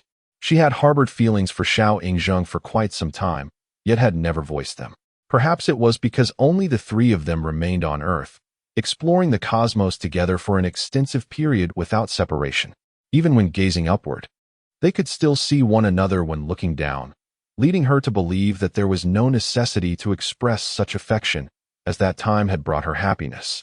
Yet, upon hearing the red-winged angel and Apo's words, Yiming and Apo's heart was in turmoil. The one she once cherished had become another and Apo's husband. How would she navigate the days ahead? At that moment, Yiming vigorously shook her head, questioning why she should dwell on such matters. Humanity, angels, and all civilizations sharing common genes stood on the brink of annihilation. And here she was, pondering such love and enmity, which seemed a trivial concern in the grand scheme of things. Thus, she deliberately chose to forget the red-winged angel's earlier words, resolving to return to her previous state of mind. Chapter 84. The Gifted Imaginative Mind. 2. The red-winged angel conversed with Han Yiming for an extended period before taking her leave, during which Yiming became acquainted with the thoughts of the Celestial Council. The Council's intention was to first imprison Han Yiming in the Zhao prison, awaiting the divine judgment, to ascertain what directives the Almighty would ultimately issue. Should the divine command decree the annihilation of all gene civilizations and those who have interacted with them, then no one would escape the ensuing calamity. Conversely, if the decree were merely to capture the three individuals of Earth civilization, it would be an immense stroke of fortune for all life within the galactic city, though the likelihood of such an outcome was exceedingly slim. Yiming was inclined to embrace the second hypothesis, for the loss of merely 3 lives could spare the entirety of the galactic city's civilizations and beings, a duty they would dutifully accept. Nonetheless, the Council assessed that the probability of this second conjecture was nearly zero. Firstly, Xiao Yingzheng had already united in matrimony with the angelic goddess, and in a strict sense, he had become an entity of the angelic civilization. Thus, the Almighty would not contemplate his true nature as an angel. Furthermore, in the eyes of the Almighty, all beings, humans, angels, and gene entities, belong to a singular civilization. Such a highly advanced civilization, emerging from endless carnage, would not hesitate to obliterate another civilization without a shred of conscience. And it was likely that the thirst for destruction would not be satiated even by the entirety of gene civilization's existence. In light of these considerations, the gene civilization faced a 99% chance of succumbing to this impending doom. Yiming sighed, her mind a blank canvas, lamenting the actions of Liang Jianxin. Feeling an overwhelming sense of despair, she had resigned herself to the reality that their fates were sealed, a matter of whether they would perish sooner or later, with the timing resting solely upon the whims of the Almighty. Alas, what manner of civilization was the Almighty? What were its thoughts? Was it engaged in battle with the Dark Spirit Organization, too preoccupied to regard us, the inferior civilizations? Once it vanquished the Dark Spirits, would it turn its attention to our annihilation? Was there a possibility that the Galactic Guard might descend upon us at any moment to obliterate our existence? A cascade of such questions left Yiming in a state of insomnia, tormented by despair, with her only recourse being to implore the heavens for mercy. A staunch materialist, she recalled that this was her second plea to the celestial realm, the first having occurred before the fall of Earth. Resigned to inaction, the term waiting for death suddenly struck her. Though derogatory, it encapsulated a certain awareness of urgency, a stark reminder of humanity's innate struggle against death inscribed in its very genetic code. In her profound despondency, Han Yiming found her ability to live normally extinguished. desiring only to ponder the essence of the universe in her final moments, perhaps the sole path to her fleeting joy and liberation. During her time on the E-River star, she had grasped a crucial concept, the duality of the universe. She had demonstrated that the counterpart to matter is antimatter, and that the antithesis of positive energy is negative energy. Moreover, black holes exhibited an immense gravitational pull, capable of engulfing all matter, even light, thereby postulating the existence of a white hole on the opposite side of the universe, expelling all antimatter, even repelling light. However, what of time? Yiming mused that perhaps the most enigmatic phenomenon, alongside black holes, is time itself. All that constitutes matter is bestowed by time. One could assert that without time, matter would cease to exist. Yet, does time possess a duality of its own? She began to envision that it must, and that it was termed reverse time, existing on the other side of reality. Indeed, did these antimatter, negative energy, and reverse time all inhabit the same world? This thought sparked a flash of inspiration within her. On the E-River star, Yiming had deduced through extensive calculations and counter-evidence that antimatter, negative energy, and reverse time belong to a singular realm, the antimatter world, the antithesis of the tangible reality we know, governed by opposing laws. Yet, fully comprehending the antimatter realm eluded her, as it transcended human understanding and lay beyond the grasp of their primitive civilization. Nevertheless, she could envision fragments of that world. There, matter exists in a state of non-being, intangible and invisible. Our material universe is currently progressing from order to disorder, thus the opposing realm must be evolving from disorder to order. This implies that the formless, intangible, and invisible antimatter universe, through its process of negentropy, would ultimately transition into a state of being, a tangible, perceivable universe. Conversely, our universe, moving from a state of being to a non-being, would descend into the intangible, the void, the unseen antimatter universe. Could these two universes interchange? This, Yiming could not assert, for it delved into the cosmic mysteries, proving such notions to be of little utility in her current predicament. What weighed heavily on her mind was the urgent quest to devise a means of escape from the grasp of the almighty civilization. Generally, a Type 2 civilization has numerous methodologies to annihilate a Type 1 civilization. However, against a civilization like the angelic one, which possesses formidable technological prowess, launching high-energy explosive projectiles would be futile, as stellar civilizations are not deterred by such measures. They would undoubtedly employ advanced technologies to execute a dimensional assault upon them. Typically, Type 2 technologies are superspeed, allowing manipulation of supernovae, white dwarfs, neutron stars, or black holes to eliminate us using unconventional energy sources. Yiming recalled the Red-Wing angel named Ran Mang, who had mentioned that once a Navi star civilization secretly conspired against the Almighty, only to be discovered by the divine emissaries, resulting in the transformation of their planet into a neutron star, achieving total obliteration. Would the Gene civilization meet a similar fate? A chill crept down her spine at the thought that the Almighty might cast them into a neutron star or black hole, leaving nothing behind. Yiming's contemplations inevitably returned to the study of black holes, as her focus shifted to devising an escape from either a black hole or neutron star. Compared to the latter, being cast into a black hole was the most terrifying and the most arduous to evade. She believed that if she could resolve the issue of escaping a black hole, then the neutron star would follow suit effortlessly. However, she had pondered the enigma of escaping a black hole for countless days and nights, eliminating dozens of possibilities. And each conclusion she reached was one she found hard to accept, as they all reinforced the notion, once one falls into a black hole, escape is fundamentally impossible. Was there truly no alternative? Was the black hole an insurmountable chasm for humanity? Why could a Type 2 civilization utilize or even control black holes? At this moment, Yiming's thoughts returned to the duality of the universe once more. She realized that the numerous solutions she had previously contemplated revolved around matter and energy, but what of time? Could time offer a resolution to this dilemma? In pondering this, a spark of excitement ignited within her, for her flickering hope had been rekindled, despite having been extinguished countless times before. On the other side of the universe, time exists, termed reverse time, while our own time flows like an unceasing river, progressing towards the future, with all living beings perpetually advancing from the past to the future, never retreating. Reverse time should logically entail traveling from the future to the past. Following this reasoning, Yiming boldly speculates that if reverse time allows one to journey from the past to the future, and if she could somehow transition from our linear time into reverse time, it might be possible to return to a specific point in the past and then re-enter linear time, thus experiencing a temporal reversal. The mere thought of this fills Yiming with exhilaration. However, reverse time exists in an opposing realm, and she must discover a means to traverse from our world to this contrary dimension to exploit reverse time for her temporal journey. How might one gain entry into this opposing world? Yiming surmises that this task is more challenging than ascending to the heavens, likely beyond the capabilities of even a Type 2 civilization.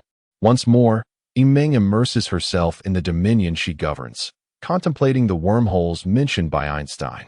Wormholes, also known as Einstein-Rosen bridges or tunnels of decay, are hypothesized narrow passages in the cosmos that could connect two disparate points in space-time. Yiming speculates daringly that wormholes may serve as conduits between black holes and white holes, allowing matter to be transmitted or radiated through these channels, the aforementioned Albert Einstein-Rosen bridge. But what exactly are wormholes? Do they solely exist at the juncture of black holes and white holes? How are they formed? Do wormholes harbor matter, or even time itself? Yiming's curiosity about wormholes begins to intensify. Chapter 85, The Genius Dreamer, 3. In recent days, Yiming has been brimming with excitement. Convinced that wormholes might transport her into an opposing realm, the antimatter world. Wormholes are merely a construct of human imagination. Yiming has perused numerous scientific texts from the angelic civilization, where the existence of wormholes is met with skepticism.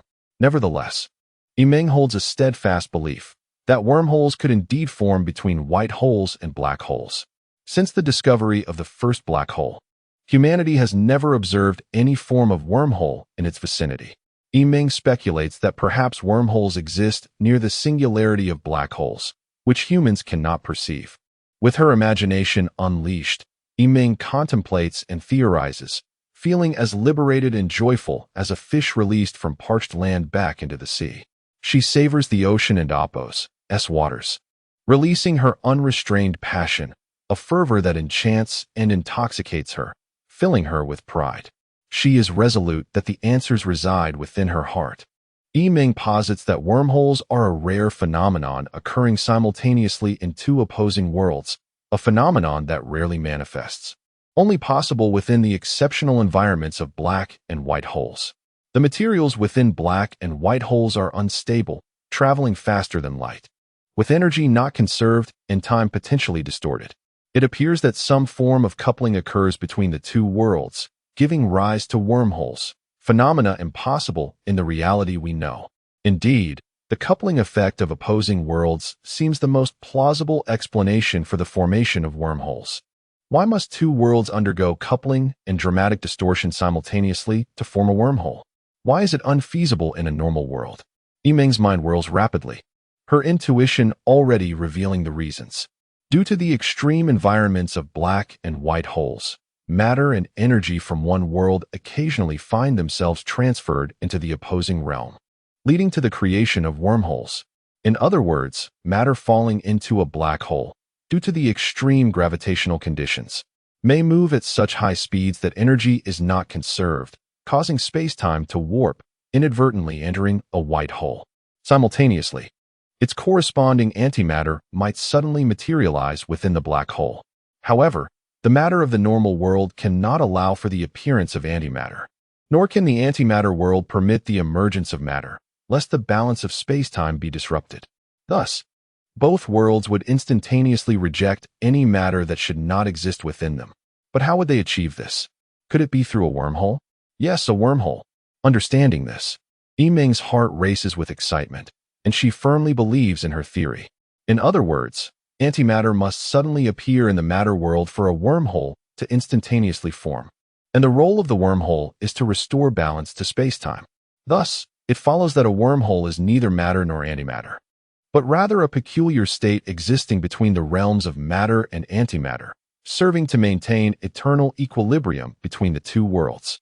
Yimeng imagines that the size and shape of a wormhole must correspond precisely to that of the wayward matter that inadvertently traverses it. Lost in thought for a long time, Yimeng suddenly wonders what would happen if she were to transform completely into antimatter. She realizes that she would be utterly out of place in the matter world, and a wormhole would swiftly return her to the antimatter realm, allowing her to traverse time. However, after much contemplation, this method of time travel is dismissed by her own reasoning. It presents a paradox. If one were to become an advanced civilization capable of transforming into antimatter, the ultimate outcome would reveal that one and their antimatter counterpart could merely swap their positions in time, unable to alter any events. Since they lack the ability to leap through time, what difference would it make to enter another world if time still governs them? If one desires to return to the past, their counterpart in the future would also seek a way to enter the future. Yet, since one lacks the technology to leap into the future, the antimatter self would be equally incapable of leaping into the past. Thus, Yimeng, initially contemplating using the other world to return to the past, realizes that she must rely on another version of herself possessing the ability to navigate time. How absurd! Amused by her own musings, Yimeng redirects her thoughts back to wormholes. Once antimatter appears in the matter world, a wormhole would instantaneously emerge to bounce it back to the antimatter realm, a process potentially occurring in an instant, perhaps without the need for time. This realization complicates her quest to capture a wormhole. The transition from manifestation to disappearance occurs almost instantaneously. Capturing it, let alone merely catching a glimpse, would be nothing short of miraculous. Yet, instead of feeling disheartened, Yimeng becomes even more exhilarated. As she arrives at a new hypothesis, there may be no time within the wormhole. She envisions the wormhole as a void, devoid of time and matter, akin to a mirror detached from the reality of the world. If time and matter existed within the wormhole, it would inevitably fail to accomplish the task of returning antimatter. A sudden epiphany strikes Yimeng. If she were fortunate enough to enter the wormhole, what might occur? She imagines that time would cease its flow, and all matter would become untouchable, casting her aside. Could there be a way to ensure the wormhole remains perpetually existent? If it could endure indefinitely, could she devise a method to permanently position herself within it? Should she succeed, what might she witness? The answer would likely be that she could observe the two external worlds, both flowing in the same temporal direction, while she herself has vanished, having transcended this temporal trajectory. Why could one perceive the time of both worlds flowing in unison within the wormhole? The reason lies in the fact that if one is matter, anything observed within the antimatter realm appears inverted, including matter, energy, and time. Conversely, if one is antimatter, they would likewise discover that everything in the matter world is perceived in reverse. It dawns upon her that the two worlds are, in fact, one. They are unified. Having leapt from both worlds, she realizes they are engaged in the same endeavor, with time flowing in the same direction. Yimeng feels she has grasped the essence of the universe's duality, and a sense of pride swells within her. At that moment, her imagination takes flight once more. She wonders what might happen if she possessed the power to command a wormhole. She could traverse time as though existing within a mirror, moving to any temporal position, observing events as they unfold. Should she wish not to linger in a certain time, she could retreat or advance, exploring any moment in the past or future. As these thoughts swirl in her mind, she becomes overwhelmed with excitement, as if she has discovered the true means of traversing time, by utilizing wormholes for mirrored movement through time. With this realization, two critical questions arise in her mind. First, how can the wormhole be sustained without vanishing in an instant? Second, how can she enter the wormhole, transforming herself into a mirror image to facilitate her temporal journey? Upon contemplating these two questions, a subtle smile graces Yimeng's lips, as she appears to have conceived an idea. If she were to invent a substance possessing the unique property of transforming into antimatter, the moment it shifts into antimatter, a wormhole would emerge. At this juncture, the wormhole would promptly return it to the antimatter world, while simultaneously, that antimatter would suddenly transform into matter. As the wormhole remains intact, The matter could then revert to antimatter, and this cyclical process could potentially allow the wormhole to endure indefinitely. The answer is affirmative. If this substance is oneself and the superbody, then does it mean that oneself and the superbody are eternally ensconced within a wormhole? Upon entering the wormhole, she could collaborate with the superbody to explore the conditions within, how to harness the wormhole for temporal traversal, among other inquiries. Presently, it is unnecessary for her to speculate on this matter.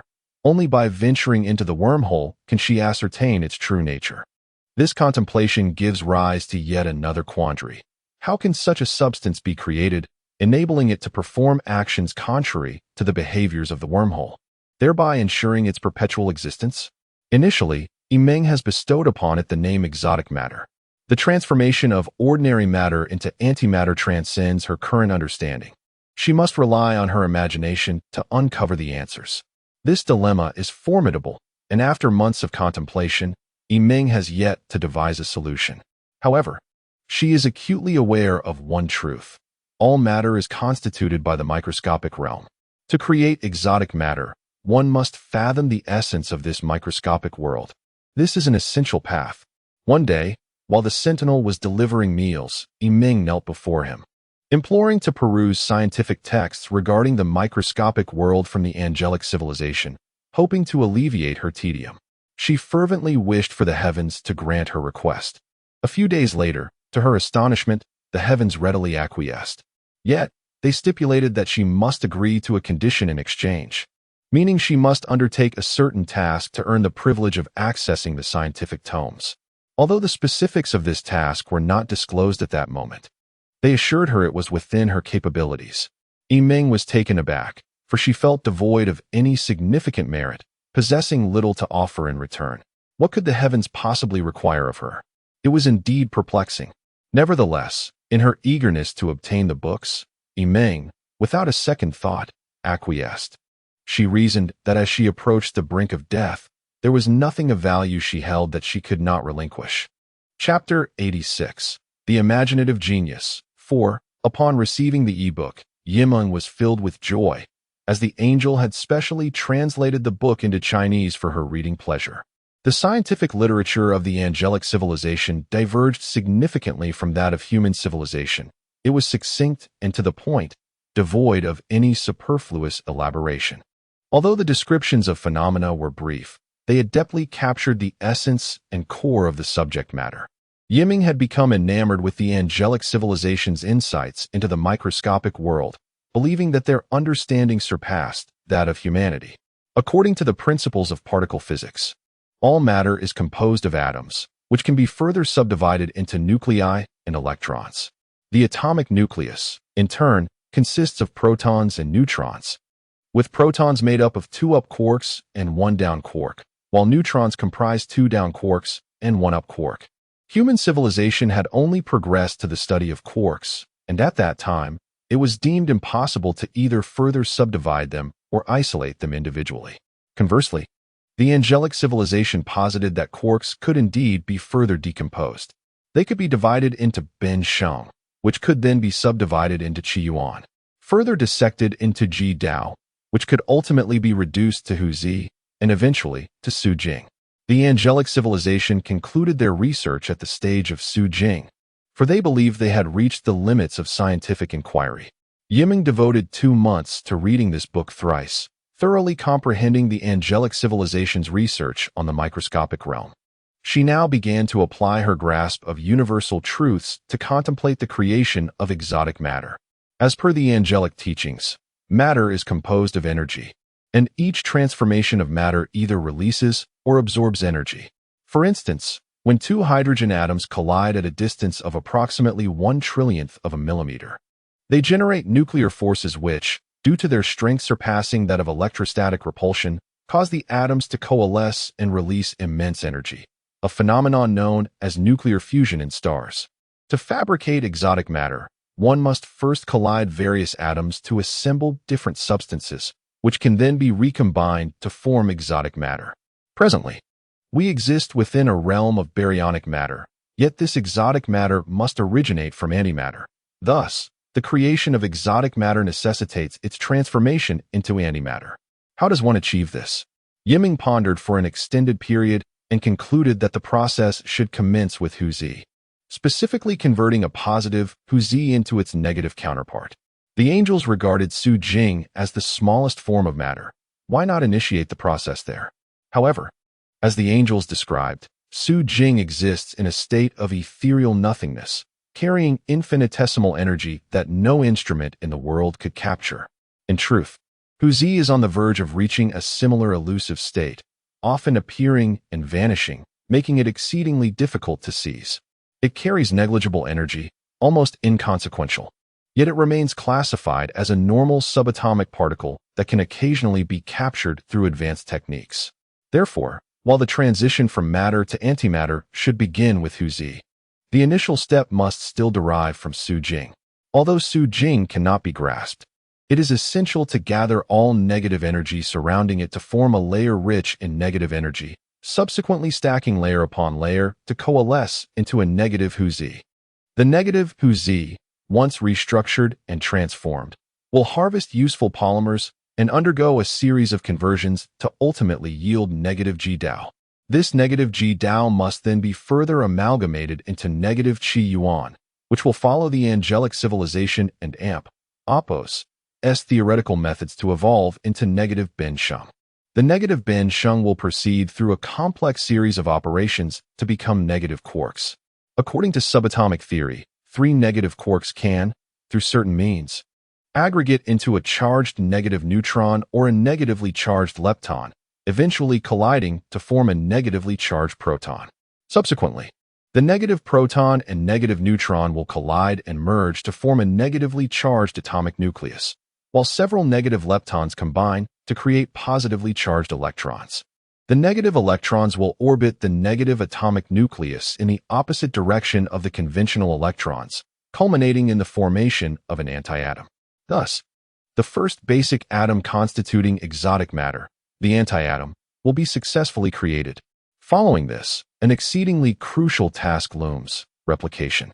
We must multiply and replicate countless antiatoms simultaneously, and then, through large-scale nuclear fusion, amalgamate these antiatoms into the various antimatter elements we desire, such as antihydrogen, antihelium, and anti-iron, before further transforming them through extensive nuclear fusion into the exotic matter we seek, thus achieving our monumental goal. However, the creation of a single antiatom necessitates the capture of billions of negative atomic nuclei and positive electrons, while the creation of a positive electron requires the capture of billions of negative protons and neutrons, and the creation of a negative proton demands the collection of billions of negative Ben Sheng, escalating exponentially. The quantity of Huzi required for capture is indeed unfathomable. In truth, the entire transformative process from Su Jing to Qi-Yuan is the result of the theoretical research of the angelic civilization. They have never practically executed, nor could they, as their technological capabilities remain far from adequate. Nevertheless, Yiming firmly believes in the validity of their theories. Suppose a superentity could accomplish the aforementioned transformations. Yet 3 formidable challenges arise. First, transitioning from Su Jing to antiatom may necessitate the extraction of trillions of Huzi for successive transformations, requiring an unfathomable amount of energy, which current knowledge of dark matter energy technology may not be able to provide. Additionally, synthesizing elements such as iron, manganese, and cobalt through nuclear fusion of antiatoms demands immense energy, a resource we currently lack. Second, while wormholes can instantaneously return antimatter to baryonic matter without the passage of time, exotic matter, despite its ability to shift instantaneously, still requires time. Although the superentity can achieve rapid transformations, its speed cannot compete with the instantaneous nature of wormholes, posing another dilemma. Third, the synthesized exotic matter must carry information.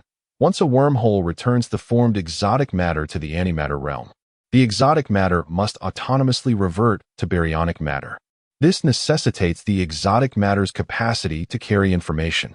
Yet Yiming is perplexed by the question of what substance can convey such information.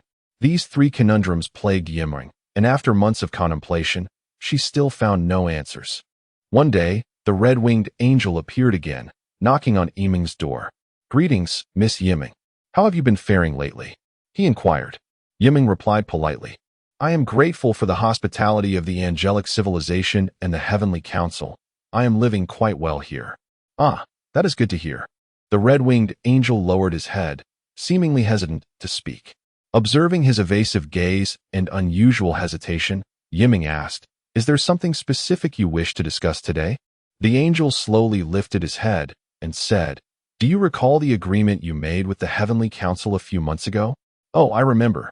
The Heavenly Council requested me to undertake a task, and I can indeed fulfill it.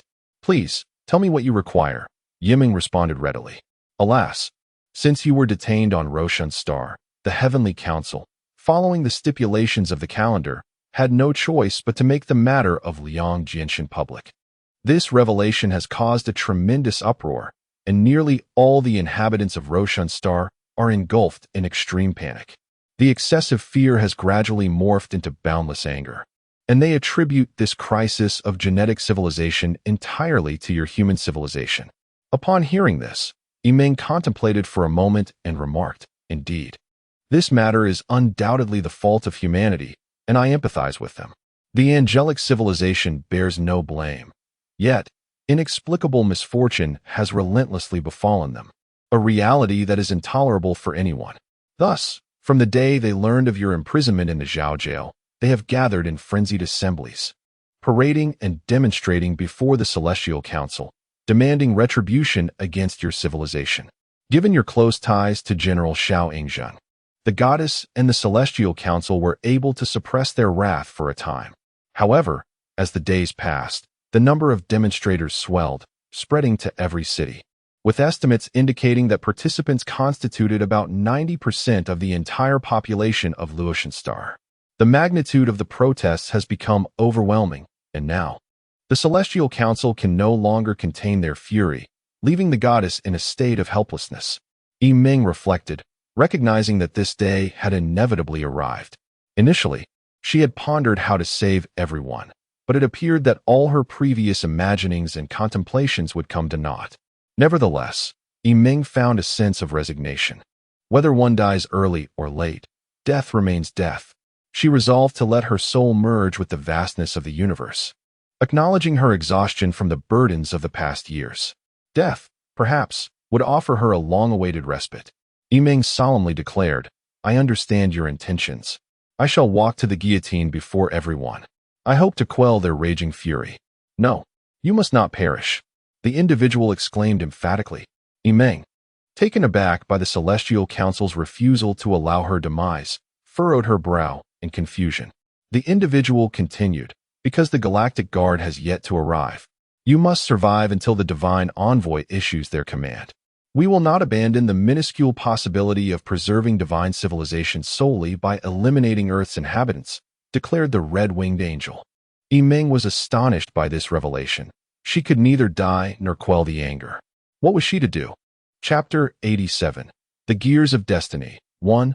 We lack the authority to execute you, yet the outcry of the populace. The red-winged angel retracted the words it wished to convey. "But what? Please, tell me what I must do," said Yiming. "They demand that you accept a form of capital punishment that has long been abolished by the celestial calendar." Capital punishment? What kind of punishment? Yiming was taken aback. This punishment was once employed in the early days of angelic civilization to penalize the most heinous offenders. However, as we have entered a civilized era, it has been abolished by the celestial calendar. Yet now, in their extreme anger, the people have resurrected it, insisting that it be inflicted upon you. What exactly is this punishment? Yiming asked in horror. First, the offender is stripped of all garments. Then every feather is plucked from their wings. Subsequently, the offender is bound to the pillars of an ancient war chariot, paraded through the streets for public humiliation. Upon hearing this, Yiming felt a surge of panic. She had not anticipated that angelic civilization had resorted to such barbaric measures for punishment. "Since you lack wings, there will be no plucking, but..." The red-winged angel hesitated. Upon hearing this, Yiming's pupils dilated, and she stood frozen in shock, struggling to fathom the torment she was to endure. Miss Yiming? Miss Yiming?" The red-winged angel noticed that she had drifted into a daze from the shock and gently called her back to reality. "Please, continue," Yimeng said calmly. "To quell the public outrage, the parades will occur daily, traversing every major city on the planet, ensuring that the majority of the populace can come to witness your—" "Do not say any more," Yimeng interrupted. "It seems this matter is beyond my consent. It is already remarkable that you, Celestials, are communicating with me so gently. This is not your usual style.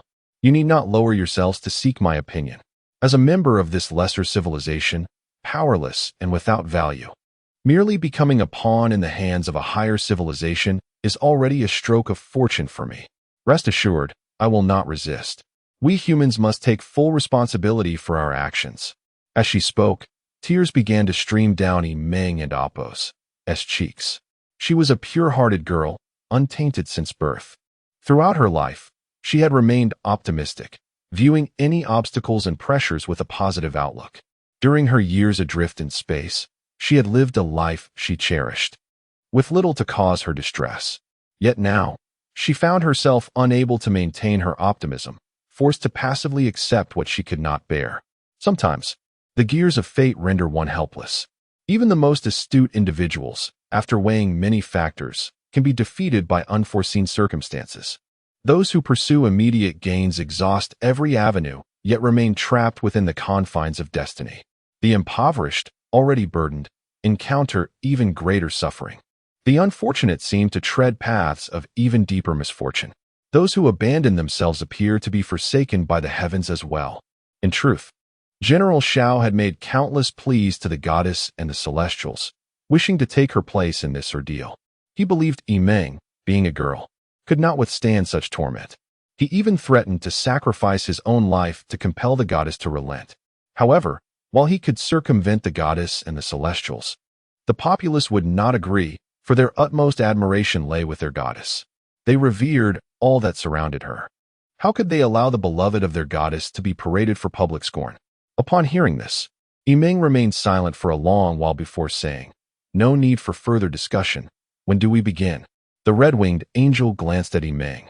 Noticing her expression was devoid of emotion, her gaze hollow, as if she had surrendered all hope. He replied, "Today, for the Celestials consented to their demands yesterday." "Very well." With that, Yimeng turned, swiftly shedding her outer clothing and undergarments, stepping into the bathroom. A delicate, fair figure was revealed before the red-winged angel, who barely had time to avert his gaze. Even from behind, one could not deny that Han Yimeng possessed a remarkable physique.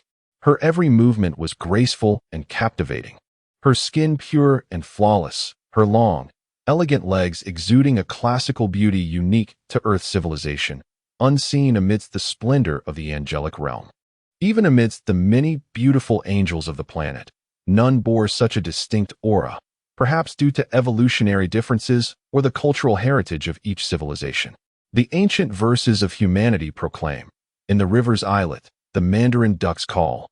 The graceful lady is the gentleman's ideal." Such timeless beauty seemed to reside solely within Han Yimeng, as Earth civilization had no remaining women. It was a lamentable fate that such a body must endure the gaze of every onlooker on the planet. The red-winged angel promptly turned away, shielding his eyes, and slowly exited Yimeng's chamber, pondering that her heart must be in extreme anguish.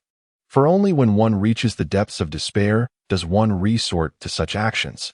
A day later, under the gaze of thousands, Yimeng was stripped of her garments and bound to the pillars of an ancient war chariot. She closed her eyes, yet her tears flowed relentlessly, surrounding her. The crowd seemed oblivious to her tears, insensible to her suffering. Shouts of anger, curses, and slander echoed around her, like a beast long suppressed unleashing its fury. As the chariot began to move, wherever Yimeng went, the crowd erupted in fervor, blaming her for the misfortunes that had befallen their planet. They believed her presence in the galactic city had brought disaster, fear, and death. All would lose everything because of her. She was deemed a harbinger of doom, a demon who had unwittingly shattered the once happy existence of angelic civilization. Thus, Yimeng endured day after day, bound to the chariot, traversing street after street, city after city, perpetually in torment. Her weary body and unbearable mental strain rendered her life a living hell, teetering on the brink of death. Her spirit had long since numbed. Several times, she could not discern whether she was alive or dead, only feeling a dizzying haze, the world around her appearing indistinct, as if it were not the realm of reality. Xiao Yingzheng secretly wept in an isolated corner, recalling how he had never shed tears before. Yet this time, he could no longer contain his emotions. He loathed his own impotence, feeling unworthy even to protect his companion. Presently, where had Han Yiming been taken? What was her condition? How helpless did she feel inside? He dared not inquire further, nor contemplate, for this girl held a unique place in his heart. Perhaps no other woman in the world could stir such concern within him, not even his beloved goddess, Ai Li. Indeed, one only realizes the value of what they have upon losing it. After thousands of years adrift in space, their souls had begun to tremble. Yet, due to the unbroken ties of the Wanderer fleet, they had never dared to acknowledge this bond, nor truly be together. Xiao Yingzheng lamented, regretting his past failure to cherish this girl, to love her deeply. In this lifetime, perhaps they would never return to the way things were. They had missed the fateful union that should have been theirs. In recent days, Ailey had searched tirelessly for Xiao Yingzheng, unaware of his whereabouts and consumed by anxiety. She understood that Xiao must be suffering immensely, as a companion who had shared her life for countless years was now bound to a pillar of disgrace, unable to be rescued, a reality too painful to endure for anyone. Upon hearing that her subordinates had located Xiao Yingzheng, Ailey finally felt a sense of relief. She retrieved his frequently worn jacket, applied her makeup, changed into casual attire, and stepped out, instructing her attendants to refrain from following her. Ailey approached the dim corner where Xiao Yingzheng was secretly weeping. She longed to offer him comfort, but restrained herself, believing it best to afford him solitude in this moment. Sometimes, pain is a burden that cannot be shared. A goddess of an angelic civilization stood quietly at a distance, silently observing him. She noticed the subtle tremor of his form and thought to herself, how genuine a man's sorrow can be. Perhaps, at times, men are even more fragile than women. Thus, Ailey remained at a distance, silently accompanying Xiao Yingzheng, steadfast and unwavering in her presence. Chapter 88. The Gears of Destiny. 2. Each evening, the Celestial Administration would dispatch individuals to watch over Yiming, making every conceivable effort to console her, urging her to endure and never succumb to despair. Yet, Yiming was utterly exhausted, both in body and spirit. Her tears had long since dried, rendering her a mere shell of her former self, as if her very soul had departed. Indeed, who could withstand such relentless torment day and night? And especially, Yiming, being a girl, bore an even heavier burden. Time seemed to blur, and she recalled only a morning when she was hoisted onto a war chariot, bound to a pillar of shame, paraded through the streets. However, she distinctly remembered that day as the sky drizzled with gentle rain, the droplets tenderly caressing her skin, offering a modicum of comfort. It was a revelation that the planet of Luotian also experienced a season of rain. The cacophony of the crowd persisted, echoing through the heavens. But Yiming had long since muted these sounds within her heart. She savored the delicate sensation of raindrops gliding over her skin, finding it to be exquisitely gentle. Indeed, living life is wondrous. It enables one to perceive the myriad beauties of nature, sensations beyond the reach of any inanimate object, much like this soft rain. A favored weather among ancient poets. The intertwining of external scenery and the poet's inner state conjured a captivating tableau. Immersed in the world's beauty, Yiming completely forgot her surroundings. Shielding herself from the exhaustion that plagued her, she began to let go, convinced that her inner emotions were of her own making, not subject to external control. As long as life persisted, the human spirit could appreciate the world's splendor in any circumstance. Having found solace, Yiming relinquished all thoughts of her surroundings, surrendering her body to the planet of Luotian, to the galactic city, and to the cosmos itself. She envisioned transforming into air, into clouds, into every serene image of the world, and began to soar freely within her own realm. Yiming continued to indulge her imagination, contemplating three unresolved questions. The first, what energy in this world could amalgamate countless antihedrons into exotic elements, and what force could induce these exotic elements to undergo massive nuclear fusion, transforming into strange matter? She opened her eyes, gazing skyward as rainwater swirled in her eyes, refusing to close them, reveling in the somber beauty of the cloud-laden sky. Yes, clarity dawned upon her. Black holes are the most powerful energy sources in existence. The hyperbody could utilize the gravitational pull of a black hole as energy for the conversion of antihedrons, implying that at the moment of falling into a black hole singularity, one could harness its gravitational energy to create exotic matter. The second question arose: how could exotic matter and Opos' transformation speed match the emergence of a wormhole? Yiming again contemplated black holes. Indeed, black holes and white holes are among the universe's most enigmatic and unique phenomena. Wormholes intermittently appear between black holes and white holes due to the extreme gravitational environment, which distorts normal space-time, resulting in the emergence of substances in an opposing realm. The dislocation of space-time leads to a distortion of time and space, causing the appearance of wormholes to become unstable. Originally, the manifestation of a wormhole did not require time. But within this dislocated space-time, the duration of a wormhole's appearance was prolonged. Yes, Yiming had found another answer, within the twisted space-time between black holes and white holes. The duration of a wormhole's presence was extended, thereby creating an opportunity for the instantaneous transformation of exotic matter. We could utilize the hyperbody system to calculate how long wormholes could be prolonged, and then deduce the transformation frequency and amplitude of exotic matter to adapt to the wormhole's fluctuations, achieving a harmonious interplay between the two. How to execute this? It likely required venturing into the depths of the black hole, allowing the hyperbody to experiment. Thus, both questions necessitated the cooperation of a black hole. In other words, both she and the hyperbody must resolutely embrace the abyss of the black hole to have any hope of success. The third question lingered: how could exotic matter carry information during its creation? Yiming pondered this query for an extended period, yet remained perplexed. One night, the red-winged angel, as was customary, came to Yiming's side, offering her comfort, fearing she might not withstand the ceaseless torment and would ultimately cease to breathe. Yiming lay on her bed, her weary body dragging, and softly spoke to him. "Rest assured, I promise to endure. I will not succumb to despair. However, I have a request that I hope you will grant."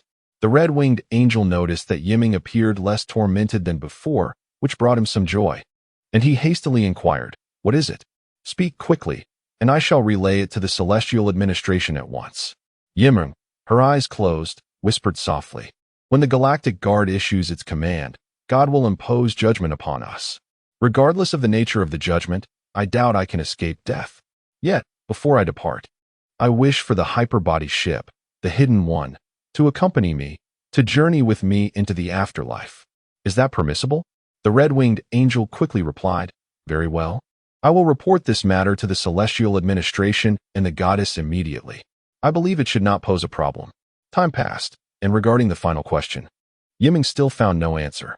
She continued her daily routine, riding the war chariot for public humiliation. At that moment, a shoe hurtled toward her, and just as it neared her face, it inexplicably vanished. Yiming surmised that a protective shield must have been set around her, preventing unforeseen incidents, as enraged individuals sometimes lost their reason.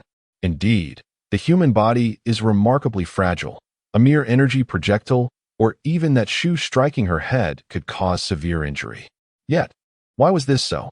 Why, as living beings, did our shared genetic lineage possess such feeble defensive capabilities? Did our genetic ancestors not desire for us to become more resilient? At this thought, Yiming pondered the existence of her genetic forebears, curious if they resided within the Milky Way. If so, how did they come into being? Could they escape God and Opos' judgment? Such inquiries eluded her, for the civilization of genetic beings was shrouded in mystery. Suddenly, a spark of inspiration ignited in Yiming and Opos' mind. Genetic beings? She felt as though she had stumbled upon a revelation, her thoughts taking flight. Indeed, the life of genetic beings, much like the universe, harbors profound mysteries. Although we were created by our genetic ancestors, our lives are fleeting, lasting a mere century. What can we accomplish in this limited span of 100 years? Perhaps nothing at all. But what significance does a life that accomplishes nothing hold? This seemed a philosophical quandary, one uniquely tied to our genetic existence. While individual lives may be brief, the collective of life endures eternally. In other words, genetic beings propagate through hereditary genes, flowing relentlessly like an unending river, with an ideal endpoint that is infinite, seemingly surviving alongside the age of the universe. Yiming understood. Thus, genetic life maintains its immortality. As plants wither in autumn, fallen leaves return to the soil, nourishing new growth. While it appears that individual lives last but a year, this brevity is, in fact, a lengthened and permanent contribution to the overarching journey of civilization. Yes, we had previously been too myopic and narrow-minded. Genetic life has adapted to the rhythms and laws of cosmic change, allowing it to coexist with the heavens in eternal harmony. Our genetic legacy transcends generations. Only through the passing of the old can the new life flourish, and it is our genes that serve as the eternal foundation of our existence. Ultimately, Yiming discovered the answer to the third question. Is not the life form endowed with genes the most optimal vessel for information? Is it not the finest gift bestowed upon us by our ancestors? With a wry smile, Yiming shook her head in resignation, realizing that the solution she had sought for so long had been residing within her own being all along. Chapter 89. The Battle of Black Holes. 1. It is said that Liang Jianxin, accompanied by the dark spirit member Yato, was fleeing from the relentless pursuit of the Galactic Defense Force, both parties reaching speeds of approximately 13 times that of light. At such equal velocities, the pursuer and the pursued maintained a certain distance, moving in the same direction, rendering the Galactic Defense Force unable to catch up. One must admit that the Dark Spirit organization possessed remarkably advanced faster-than-light spacecraft. Humanity had never before experienced such technology, which felt extraordinarily novel. Liang Jianxin took great pride in this moment, for he had embarked on humanity's inaugural journey aboard a faster-than-light vessel. Seated within, Liang observed the cosmic expanse outside, which was unlike anything he had encountered. The external space blurred into incomprehensibility due to their incredible speed, with countless luminous trails streaking past the ship's rear. He could not discern the true form of these lights. They flickered past in an instant, moving with astonishing rapidity.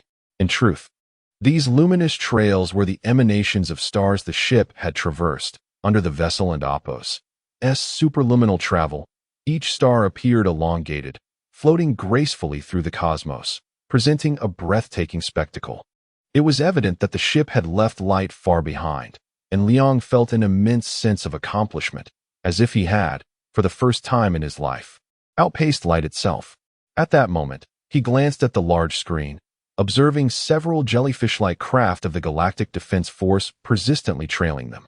Both sides maintained their speeds, one ahead of the other, having pursued for an interminable duration.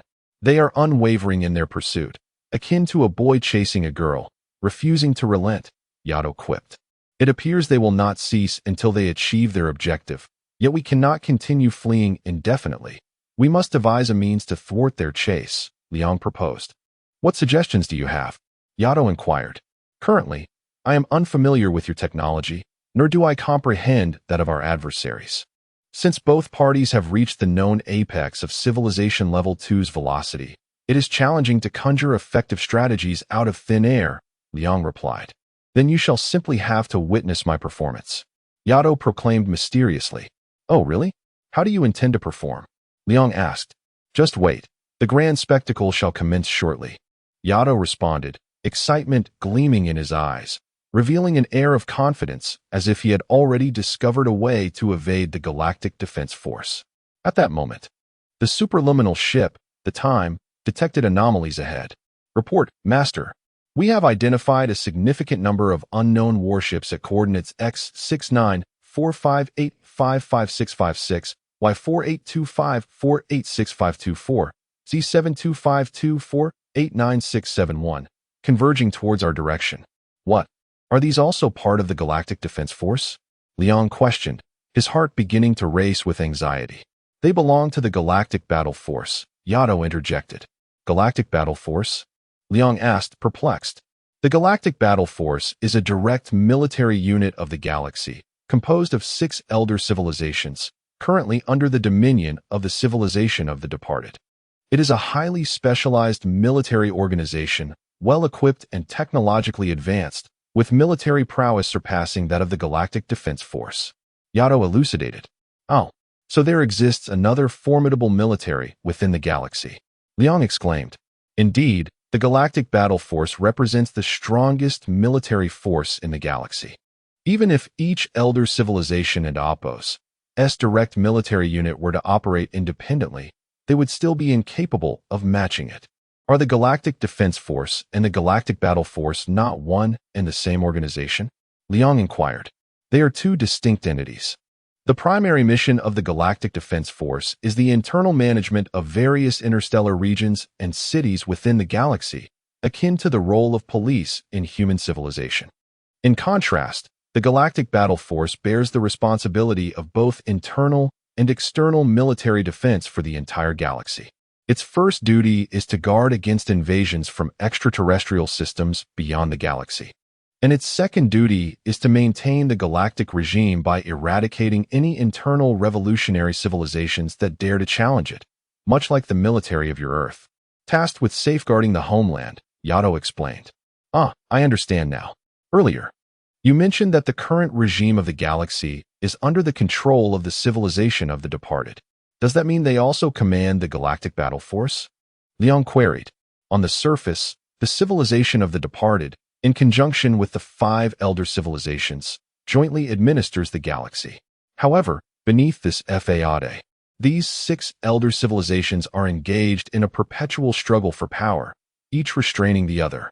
The current situation is that the civilization of the departed controls over half of the Galactic Battle Force's military strength, while the remaining forces are divided among the other 5 elder civilizations, a similar dynamic existing within the Galactic Defense Force. Yato replied. What do you mean by controlling the military? Liang asked. The formidable Galactic Battle Force is divided into over 500,000 legions, each guarding various sectors of the galaxy. Each legion has its respective commander wielding significant authority. What we currently understand is that approximately half of these commanders are affiliated with the civilization of the departed, while the remaining half are controlled by the other 5 elder civilizations. Through this mutual restraint, a balance of power has been established, Yato explained. Oh, so this is the political landscape of the galaxy. However, I have a question. If this military remains in a state of mutual restraint and division indefinitely, how will they respond to an external invasion? You need not worry about that. Since the galaxy's inception, there has never been a large-scale invasion from extraterrestrial systems, including the Andromeda Galaxy, the largest neighboring system, which has yet to challenge our regime, Yato clarified. Despite Yato's explanation, Liang remained unconvinced. Even so, I still believe that the practice of the 6 elder civilizations forming factions is misguided. Such a situation is chaotic. The Galactic Battle Force should function as a unified national machine, possessing independent military command authority and only upholding a legitimate regime. Otherwise, the morale of this military force will inevitably dissipate. You are correct, yet reality does not permit such ideals. The powers of these level 2 civilizations are evenly matched, and none of the 6 civilizations are willing to submit to another. Only when a mightier sovereign emerges unexpectedly within the galaxy can this equilibrium be disrupted. Take us, for instance. Our audacity to rise against the civilization of the departed stems from the relatively small technological gap between us, compounded by the inherent disunity within the Galactic Battle Force and the mutual checks among the 6 civilizations, which has granted us an opportunity, Yato remarked. Chapter 90. The Battle of the Black Hole, 2. Liang Jinshin listened intently as Yato recounted numerous tales of the Galactic Legion, gaining a deeper understanding of various truths about the Milky Way. As he gazed at the vast legion displayed on the large screen, a profound unease gripped his heart. The formidable armed force defending the galaxy had already turned its piercing gaze upon him, leaving no one able to remain calm. Why had this galactic legion appeared before us? Are we not fleeing in the opposite direction of the galactic core? How did they catch up with us? Liang Jinshin inquired. Our trajectory is sound. I suspect they must be utilizing cosmic gateways, Yato replied. Gateways? Indeed. The civilization of the departed has now seized control of all the gateways within the galaxy, allowing them to transport the Galactic Legion over vast distances, even faster than light technology. Ah, I see. With the deployment of the Galactic Legion, it signifies that the civilization of the departed has commenced the use of its core forces, attempting to ensnare us all, Liang Jinshin remarked. Ensnare us all? They are overestimating themselves. I have already prepared their graves here. Let them come. I assure you, I will take as many as they send.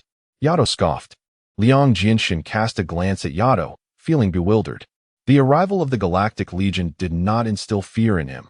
Rather, it ignited a peculiar excitement. Is this person perhaps mentally unhinged?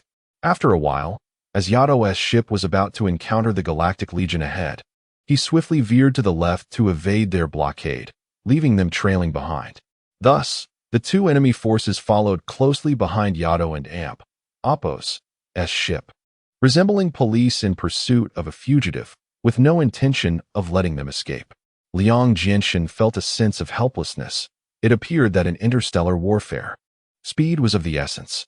Had the pursuers been the wandering fleet instead of Yato, they would have surely been annihilated by now. At that moment, Liang Jinshin glanced again at the large screen displaying dynamic space, suddenly sensing a familiar feeling in the external void. Unsure of its origin, he examined it closely and discovered that the space through which Yato's ship traveled was utterly desolate. There were no star systems nearby, and the outside world was engulfed in impenetrable darkness, with the streaks of light that had accompanied the ship now vanished. The interstellar void, Liang Jinshin suddenly recalled. The place you are heading to, we have been there before. Liang Jinshin stated. Oh, is that so? This is the interstellar void. Hundreds of years ago, we witnessed a grand visual spectacle in this very location. Do elaborate. At that time, a blue hypergiant star blazed with blue flames, and before it was a 5-star system. Both evenly matched, with war on the brink of eruption, seemingly poised to consume one another. We all believed this would be an epic showdown of stellar civilizations, with a scale unprecedented in history. And the outcome? Regrettably, the wandering fleet, in a bid to preserve itself and avoid annihilation by incoming supernova gamma-ray bursts, had no choice but to flee, losing the privilege to witness the event. What a pity, Yato shook his head in disappointment. Indeed, however, during our escape, we observed a supernova manifesting in that region, accompanied by an increasing torrent of intense gamma rays that set the surrounding 20 light-years of star systems into turmoil, transforming them into plasma clouds. It seems the supernova explosion was the culmination of that conflict. What are your thoughts on the outcome for those two civilizations? Yato inquired. We believe the blue hypergiant emerged victorious, successfully devouring the 5-star system and utilizing it to accelerate its own life cycle, transforming into a supernova in but a few hundred years. Do you then consider the supernova explosion to be the final outcome? Liang Jinshin was taken aback by the question, sensing that Yato knew more than he let on. I believe the supernova explosion is not its final state. Its true aim is to become a neutron star or black hole. However, we cannot verify this, as neutron stars and black holes lie beyond our scientific realm. Your speculation is quite astute. Yato praised. What do you mean? From your words, it seems. You are also familiar with this place. Could it be that this process is orchestrated by your dark spirits? Liang Jinshin probed. At that moment, a mysterious smile crept across Yato's lips. Liang Jinshin's mind raced, suddenly realizing that Yato's demeanor was quite peculiar. Could it be that the phenomena we observe are all you're doing? Liang Jinshin asked again. Yato replied, You underestimate us dark spirits. Engaging with these primitive stellar civilizations is hardly worth our involvement. We merely seized the final outcome of that blue hypergiant. Seized? What do you mean? Liang Jinshin queried in astonishment. The civilization within that blue hypergiant, upon transforming its star into a supernova, failed to take any further action. We waited patiently for them to turn the supernova into a black hole, but after a prolonged wait with no response, I dispatched a ship to investigate, only to discover that their technological level was insufficient, rendering our wait utterly fruitless. What? 1,000 questions flooded Liang Jinshin and Apos' mind. Thus, we eliminated those inferior civilizations and appropriated their supernova. Liang Jinshin was taken aback, shocked that such a formidable stellar civilization had been effortlessly obliterated by Yato's Dark Spirit organization. Truly, there are always greater heights to achieve. After a moment of contemplation, an inexplicable fear began to envelop Liang Jinshin. Wait, I am beginning to wonder. Have I been ensnared by you? Liang Jinshin asked incredulously. What do you mean? Who ensnared you? Have you already created a black hole ahead? Liang Jinshin asked, staring blankly. Yato responded with a nonchalant smile, appearing unfazed. What of it? Creating a black hole is child's play, hardly worth mentioning. Liang Jinshin's suspicions were confirmed by Yato's response, and a wave of terror surged within him, filling his heart as his mind raced. You wouldn't be leading us into a collision with a black hole, would you? Liang Jinshin questioned gravely. Why are you humans so timid? What is there to fear about a black hole?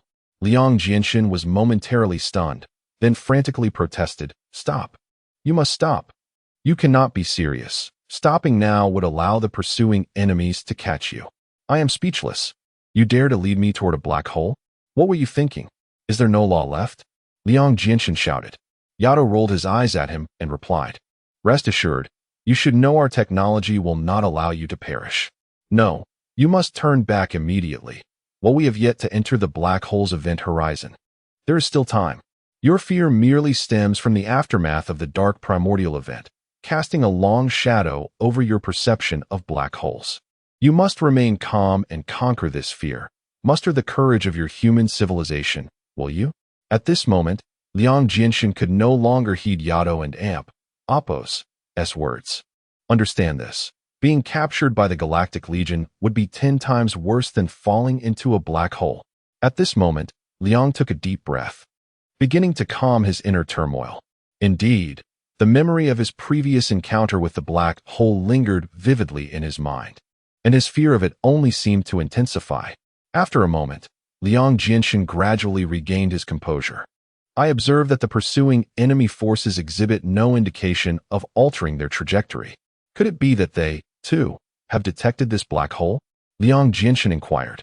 For a civilization of our caliber, encountering a commonplace black hole is hardly a cause for concern. Liang Jinshin's mind raced, sensing that Yato was poised to execute something extraordinary here, yet he couldn't and Apos decipher the precise nature of the event or the underlying scheme. As a civilization of a lower echelon, he was incapable of fully grasping the machinations of a more advanced society. Presently, Liang Jinshin discerned that Yato had piloted them into the inner sanctum of the black hole's event horizon. Indeed, the prowess of a civilization of the second tier was undeniable. Their vessel had penetrated the black hole's event horizon without succumbing to its gravitational forces. What manner of technology did they employ to defy the pull of the singularity? The subsequent voyage left Liang Jinshin in a state of profound astonishment. It marked his maiden encounter with the authentic visage of a black hole. The previous encounter on dark matter star had been with a mere simulacrum, whereas this was the genuine article. At the very epicenter of the black hole lay a diminutive black speck, christened the singularity by scientists. Encircling the singularity was a rapidly rotating accretion disk, imbuing the black hole with the semblance of a luminous gaseous orb. The surrounding galaxies were rent asunder by the black hole and Apos' gravitational embrace, transforming into sinuous streamers of crimson and gold, akin to leviathans cavorting in a tempestuous sea, radiating a resplendence of untold magnitude. Yet, regardless of the intensity of the light, the minuscule black singularity at the core remained perpetually shrouded in darkness. After an interval, the pursuing galaxy squad also breached the gravitational event horizon, yet nothing transpired. They navigated the black hole as if it were their own abode. At that juncture, Liang Jinshin astutely noticed a subtle alteration in Yato's demeanor. The jocularity and levity that had characterized his countenance were supplanted by a grave solemnity. Could he be contemplating something audacious? Liang Jinshin mused. Abruptly, Yato executed another sharp turn, pivoting the vessel 90 degrees to the left with alacrity. In an instant, Liang Jinshin felt as if a gust of wind had brushed past his right ear, the cause of which remained elusive, yet the sensation dissipated within mere seconds. Liang Jinshin surmised that it could not have been wind, as such a phenomenon was incompatible with the vacuum of space. What, then, was the source of the sound he had perceived? After careful deliberation, he posited that it might have been a potent gravitational force, generating intense sonic waves through friction with the hull of Yato's vessel. Instinctively, Liang Jinshin consulted the virtual display screen to scrutinize the scene behind the vessel. The tableau that unfolded before him left him utterly aghast. The spherical black hole had undergone a metamorphosis, assuming the form of an elongated, conical structure. The galaxies and luminous bands that had once revolved around the black hole were now scattered like wisps of cotton, adrift in the cosmos. Liang Jinshin recalled distinctly that these galaxies and luminous bands were the remnants of celestial bodies that had been contorted by the black hole's gravitational grip. Yet, they now appeared as if their tethers had been severed, the gravitational force that had once bound them seemingly extinguished. Even more perplexing was the fact that the base of the conical black hole was ravenously devouring the galaxies and celestial bodies that lay before it, its rate of consumption surpassing that of a conventional black hole by a factor of tens of thousands. From a distance, the conical black hole resembled a colossal cosmic behemoth, its maw agape engorging all galaxies in its path. The base of the conical black hole was diminutive, measuring approximately 1,000 kilometers in diameter. From afar, the overall configuration of the black hole resembled a protracted horn. Liang Jinshin observed that all matter was instantaneously assimilated by the accretion disk at the base of the conical black hole.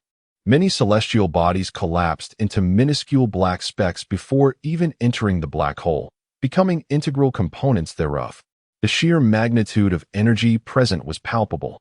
At that juncture, Liang Jinshin noted another development. He observed that the enemy warships that had been in pursuit had vanished without a trace. After a few moments of contemplation, Liang Jinshin seemed to have arrived at an epiphany, as he discerned that the area being consumed by the black hole and Opos' accretion disk was precisely the location where they had executed their turn. Could it be? Liang Jinshin exclaimed in disbelief. He turned to face Yato, whose countenance now bore a fierce expression. The Claw Demon Star personage now resembled a ravenous predator, scrutinizing its prey. Were all of the enemy forces behind us absorbed by the black hole's accretion disk? Liang Jinshin queried, gesturing towards the conical black hole. Indeed, it was their destiny. What? Liang Jinshin exclaimed in horror. Yato's words were incomprehensible. Did he mean that the entire Galaxy Legion, along with a substantial contingent of Galaxy Guards, had been annihilated in an instant? At that moment, Liang Jinshin was rendered speechless. He, who had been the pursued, had instantaneously become the victor. It seemed that the fortunes of interstellar warfare could shift in the blink of an eye.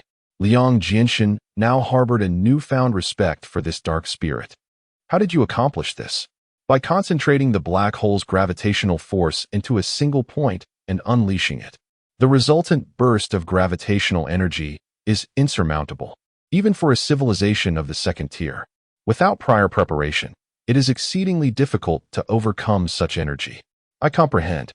The reason why the galaxies and celestial bodies on the flanks of the conical black hole were freed from the black hole's gravitational pull is because you concentrated all of the gravitational force on the conical base, which measures only 1,000 kilometers in diameter. Your assessment is accurate. How did you achieve this? Could it be that you have operatives within the black hole manipulating it? Yato and Opos' lips curled into another enigmatic smile. Liang Jinshin knew that each of his smiles served as an affirmation of his conjectures. It appears that your technology is truly unparalleled. Even a galaxy squad from the deceased civilization has been annihilated in an instant. At this juncture, Yato's inner excitement surged. His pride began to manifest overtly. Yes, he had succeeded. He had, by dint of a black hole, eradicated an entire galaxy legion of considerable magnitude, a feat worthy of considerable acclaim. It seems that the deceased civilization is not invincible after all. This battle marks Yato's first instance since joining the Dark Spirit organization of annihilating an entire galaxy legion at zero cost and with zero casualties, dealing a severe blow to the deceased civilization's arrogance and bolstering the morale of the Dark Spirit organization. However, after a moment, Liang Jinshin abruptly realized that Yato, who had been basking in pride and elation, had undergone another sudden transformation. His countenance had undergone a dramatic shift, appearing utterly aghast. "What is amiss?" Liang Jinshin inquired. As Yato remained unresponsive, Liang Jinshin activated his cerebral predictive capabilities. After a period of rumination, he inquired, "Could it be that the Galaxy Squad was not annihilated? Nay, we may have precipitated an epochal war." "What do you mean? What is an epochal war?" "My superior has just transmitted information to me. Although the Galaxy Legion was annihilated, they managed to acquire intelligence of paramount importance to both the deceased and Dark Spirit factions." "Intelligence? What intelligence?" "Our cloaking technology." "What do you mean?" Liang Jinshin inquired. Yato elucidated. "At the moment the conical black hole consumed the Legion, they deciphered the principles of our cloaking technology within a mere 20 seconds of extreme duress and transmitted this intelligence to the deceased civilization's headquarters via a faster-than-light signal. Although all of the warriors within the Galaxy Legion were consumed by the conical black hole, this crucial intelligence was successfully transmitted." "You are suggesting that, in their final moments, they deciphered your cloaking technology? How did they manage to do so?" "Because we have operatives within the black hole manipulating it. These operatives were initially in a cloaked state, and the Galaxy Legion did not detect them. However, when our team transformed this ordinary black hole into a conical black hole, the gravitational pull became so immense that we lost control. As per our established plan, the team was required to regain normalcy within a mere 20 seconds to facilitate an escape. It was precisely during this critical moment that their transition from stealth to visibility caught the attention of the Galactic Legion, who observed our secret technology with clarity.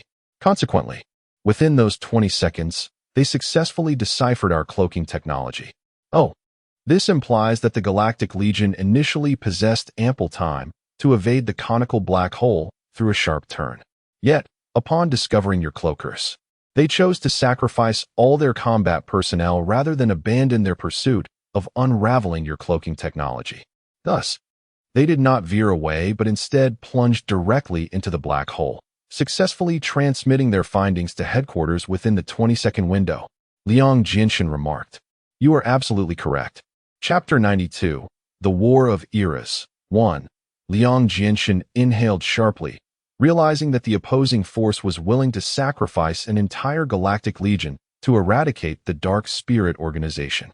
This suggests that they have transmitted intelligence to the headquarters of the fallen civilization, indicating that all Dark Spirit organizations and military groups concealed in the far reaches of the galaxy will soon be exposed. Indeed, our battle has ignited a fuse that will precipitate an unprecedented era war, where the Dark Spirit organization and the fallen civilization will vie for supremacy in the Colosseum of the Milky Way. The victorious civilization shall redefine the new epoch of the galaxy. What? Is that true? Liang Jinshin could hardly believe it. I thought we were the bait. The conical black hole was our hook, and the pursuer was the fish we had caught. Indeed, we succeeded in luring them in. However, what I did not anticipate was their willingness to sacrifice themselves, content to become bait in order to ensnare our stealth technology. Indeed, cosmic warfare is fraught with peril, and advanced civilizations will resort to any means to secure victory. Liang Jinshin lamented. Prophet, are you prepared? Yato inquired. Liang Jinshin paused momentarily before responding. Did your superior instruct me to provide instantaneous predictions for the forthcoming war? Yes, the era war is about to commence, and our actions, as well as those of the enemy, will be displayed to you in a three-dimensional format.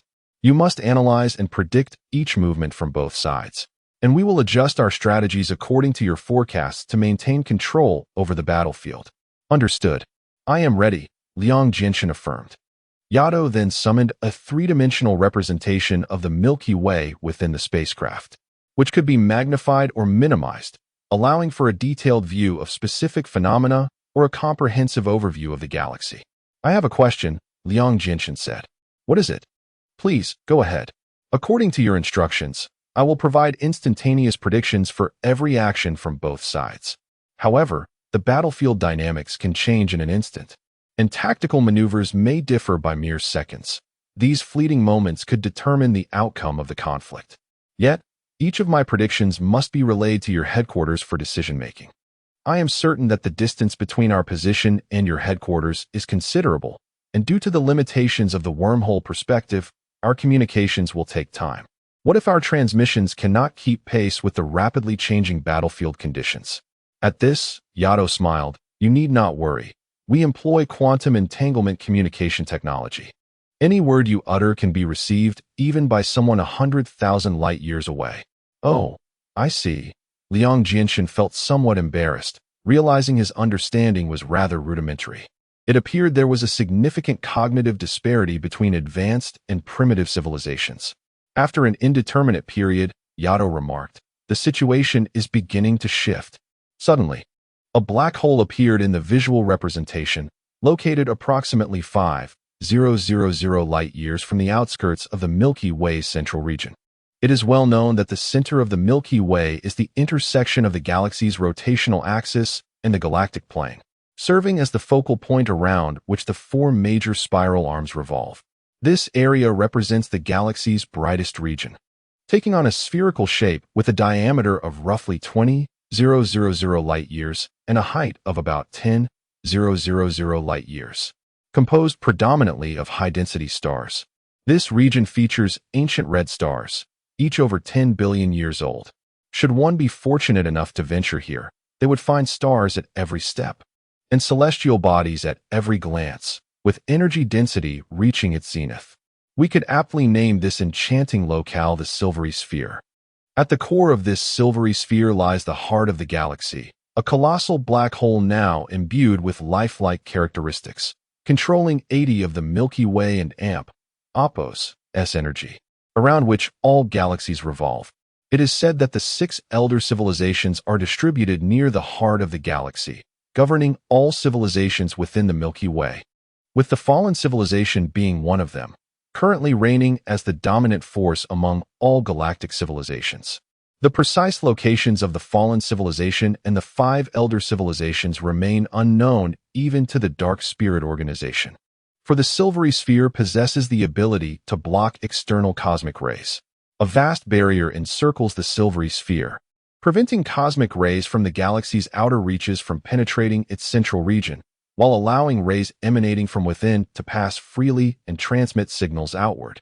At this moment, Yato pointed to a location on the galactic projection, resembling a seasoned general strategizing on a battle map.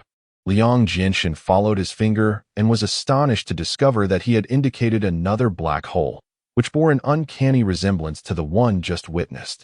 This black hole, along with the one Liang Jinshin had previously observed, was also situated approximately 5,000 light-years from the Silvery Sphere, resembling 2 tiny black dots. Both black holes were identical in size, shape, rotational period, and even the rate at which they consumed surrounding galaxies. Liang Jinshin magnified the screen for a closer examination of these 2 black holes and noted a peculiar phenomenon. Both maintained a rapid rotation, having consumed all solid matter in their vicinity within mere minutes. What kind of black holes are these? Why do they possess an absorption capacity thousands of times greater than ordinary black holes? Moreover, the fact that they are identical in size and configuration, symmetrically positioned on either side of the Silvery Sphere while spinning at such high velocities, suggests that they are not naturally occurring. Could they be creations of yours? Liang Jinshin inquired. Indeed, these 2 are a type of source power black hole we manufactured using a secret technology capable of absorbing surrounding galaxies in a short span of time. Our purpose in creating them is to breach the light wave barrier of the Silvery Sphere and ascertain the specific location of the fallen civilization, Yato explained. Oh, is that so? I must observe closely how you intend to achieve this. Liang Jinshin expressed his curiosity. As the 2 black holes continued to absorb matter and energy, their gravitational pull intensified. creating an interstellar void within a 100 light-year radius, which perpetually expanded as all nearby galaxies and celestial bodies were drawn in. The absorbed galaxies spiraled around the black holes, forming a colossal crimson halo. Given that the Dark Spirit Organization had engineered 2 rotating black holes, the rapid rotation caused the red halo surrounding them to take on a spherical form, as opposed to the usual ring shape of ordinary black holes, creating the illusion of a massive red supergiant star from a distance. However, this was not a naturally formed red supergiant star. Rather, it was a quasar with a black hole at its core, artificially manufactured. Due to the limitations of the wormhole perspective, Liang Jinshan's position was tens of thousands of light-years away from the silvery sphere, causing a time discrepancy. In reality, the transformation of the black hole into a quasar took approximately 3 months, while for Liang Jinshan, it seemed to transpire in mere minutes. At this moment, Yato noticed another change occurring near the silvery sphere. We have detected a significant release of hydrogen elements within a 1000 light-year radius surrounding the quasar, and the other quasar is exhibiting a similar phenomenon. Yato announced. What did you say? There is an abundance of hydrogen elements within a 1000 light-year diameter? Indeed. You're not joking, are you? A distance of 1000 light-years? Not just 1000 kilometers. Liang Jinshan exclaimed in astonishment. Chapter 93. The War of Eras, 2. Indeed. I am certain that this is the work of the civilization of the departed, Otto remarked. Is that region with a diameter of 1000 light-years not part of the normal cosmic space? Normal cosmic space is a vacuum, devoid of anything except for galaxies. Where did all this hydrogen come from? It seems they have begun their counterattack. Look. Otto pointed to a location within that region, where faint yellow lights were appearing. Here too, and over here as well. Otto discovered several more places, all illuminated by tiny glowing points. Is this hydrogen fusion? Liang Jinshan inquired. There is an 80 likelihood it is hydrogen fusion, Otto replied. Soon after, the yellow points multiplied, and before long, countless lights filled the entire area, growing larger and more radiant, some even transforming into nascent stars. I believe I understand. Liang Jinshan declared. These luminous points are the result of hydrogen fusion. They are fervently consuming hydrogen matter, collapsing into heavier helium matter, ultimately aiming to become stars. Once this region forms thousands of stars, they will create a powerful stellar cluster to devour the quasars you have produced. What you say aligns perfectly with our assessment. Just watch. The current scattered stars will coalesce into a dense cluster in a remarkably short time, covering a space of thousands of light-years. Liang Jinshan continued. Approximately a month later, as Liang Jinshan had predicted, the newly formed stars grew at an astonishing rate, greedily consuming the surrounding hydrogen, transforming the area into a veritable factory of star creation. This stellar evolution was occurring at an implausibly rapid pace. A slightly larger star even bypassed billions of years of evolutionary processes to initiate helium fusion. One star led to another, and soon countless stars entered their middle age, commencing the stage of helium fusion. Meanwhile, the 2 quasars created by the dark spirits had been thoroughly enveloped by these rapidly proliferating stars. According to the laws of stellar evolution, after the nebula gathers, it transforms into ordinary stars. Ordinary stars will collapse into red giants, and red giants ultimately evolve into supernovae. Do you believe they will cease their evolution at some stage? Otto asked. Either they will become supernovae, for supernovae are the most energy-releasing celestial bodies in the universe. And given the vastness of this region, thousands of supernovae could be born simultaneously. I cannot fathom the sheer power they would unleash. Or they may eventually evolve into black holes, as black holes are the most energy-absorbing celestial bodies in the universe.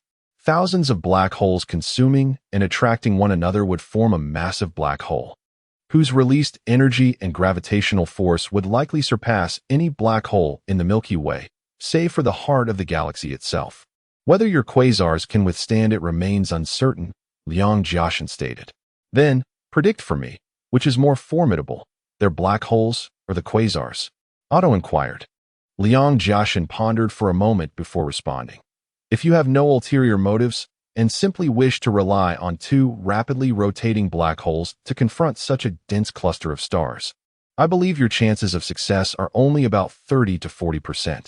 However, I do not think you would engage them in a contest of strength here, for that would be meaningless. You must have deeper intentions. Let us set aside your intentions for now, but it is crucial to note that regardless of your purposes, if the opponent is aware of them, your chances of success diminish to 20%. If they remain unaware, your chances will rise to around 60%. Do you think they can discern our intentions? Otto asked. By analyzing their actions, it seems they aim to construct a stellar cluster to devour your two quasars, and they may not yet be aware of your true purpose. Thus, at present, your odds are quite favorable, reaching as high as 60%, Liang Jiaxin explained. Your words reassure me. You are correct.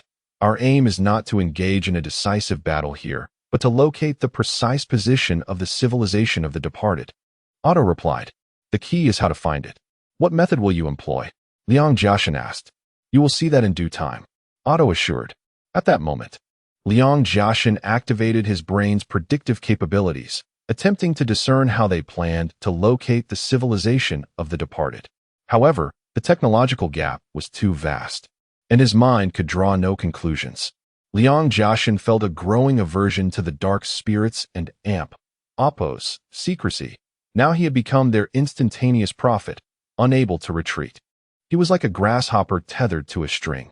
Should he fail, human civilization would perish alongside them. Given the circumstances, it was astonishing that they still regarded him with suspicion. At this juncture, Otto magnified two regions on the display screen. Liang Jiaxin observed closely and realized these were the locations of the two quasars. Amidst a fiery backdrop of stars, two small red dots were spinning rapidly, maintaining their original state as if nothing had occurred. After a significant passage of time, the color of the quasars gradually darkened, and their outer contours became clearer amidst the flames. As time progressed, the outlines grew increasingly distinct, appearing as if coated in a layer of black protective film. With the emergence of this protective layer, the quasars, previously adorned with red halos, seemed to have transformed into solid black spheres, standing out prominently among the flames. The other quasar exhibited a similar state, which intrigued Liang Jiaxin immensely. What do you intend to do next? Liang Jiaxin inquired. Just watch. After an indeterminate time, a growing number of red giants began to appear around the quasars, elevating the brightness of the 1000 light-year region to a new level. Resembling an ocean of raging flames, voraciously consuming all surrounding matter. It must be said that the stellar evolution of the civilization of the departed is remarkably swift, akin to the efficiency of a factory producing industrial goods. Within the 1000 light-year region, the astonishing creations of both civilizations grew, developed, and evolved in their respective manners, seemingly oblivious to one another. It dawned on Liang Jiaxin that this visual spectacle of the Epochal War had only just begun. At that moment, the superbody detected a faint black line emerging between the two black quasars of the dark spirits, which soon became increasingly pronounced. This line was remarkably straight, resembling a pencil lead. It not only traversed the dense cluster of stars spanning over 1,000 light-years, but also crossed through the galactic core. Indeed, this black line originated at one end of the quasar, piercing directly into the heart of the Milky Way, reaching the other end of the quasar, forming a segment of black line between the 2 points, and remarkably, the black line traversed the galactic center without any distortion or deformation. From a distance, it appeared as though a slender black needle had been thrust into a sphere. You have indeed achieved your objective of infiltrating the galactic core. What is this black line? A signal wave or an attacking weapon? Liang Jiaxin asked. It is a signal wave. We have sent it into the galactic core to pinpoint the location of the civilization of the departed. How is this black line formed? The two quasars are separated by the entirety of the galactic core, spanning approximately 10,000 light-years. How could they be instantaneously linked? Liang Jiaxin queried. Quantum fluctuations. Quantum fluctuations? Is that also a form of secret technology? Are you curious why the two black holes we created are identical and their transformation processes occur synchronously, appearing as though they have been copied. Indeed, through our utilization of quantum entanglement and phase-plunging technology, we have transformed two black holes into a pair of entangled phase black holes, regardless of the vast distances separating them. Even if they are positioned at opposite ends of the universe, they can instantaneously sense each other and oppose as presence. Whenever the state of one changes, the other reacts without delay, resulting in synchronized movements between the two phase black holes. Oh, I see. Liang Jinshan nodded. Yato continued, by exploiting the phase difference between the two black holes, we induce a simultaneous emergence of a multitude of positive and negative particles in the vacuum between them.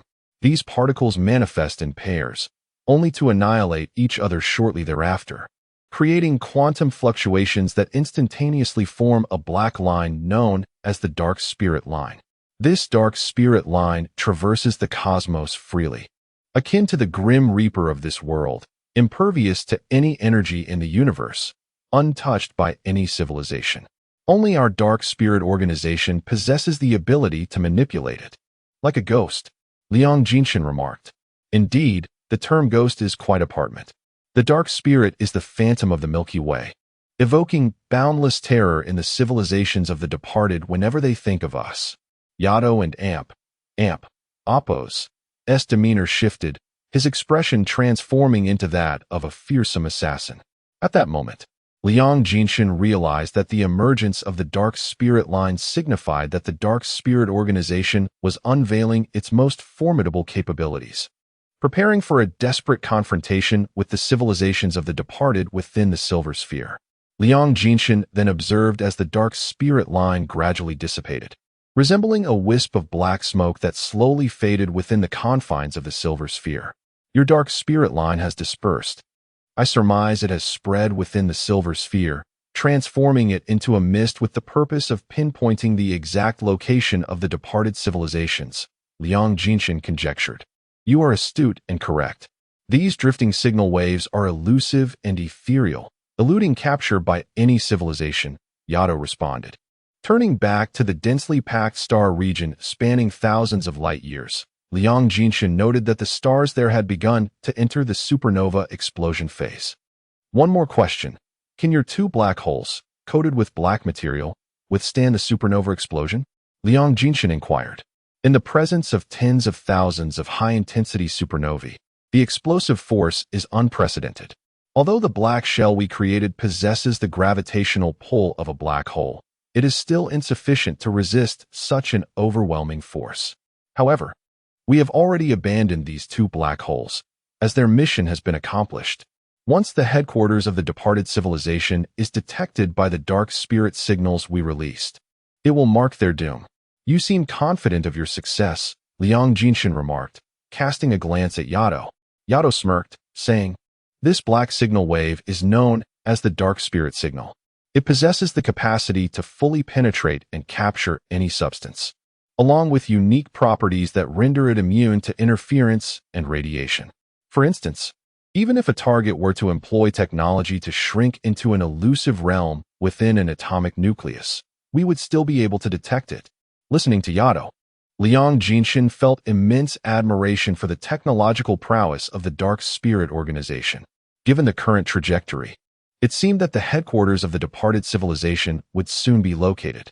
Yet, inexplicably, perhaps due to the overwhelming influx of information during the battle, Liang Jinshan's thoughts became muddled, leaving him with an unsettling feeling that something was amiss, though he could not articulate it. Hours later, the two solid-state black holes of the Dark Spirit were gradually consumed by the nearby supernovae. Due to the disparity in power, the solid-state black holes appeared to be crushed, on the brink of explosion.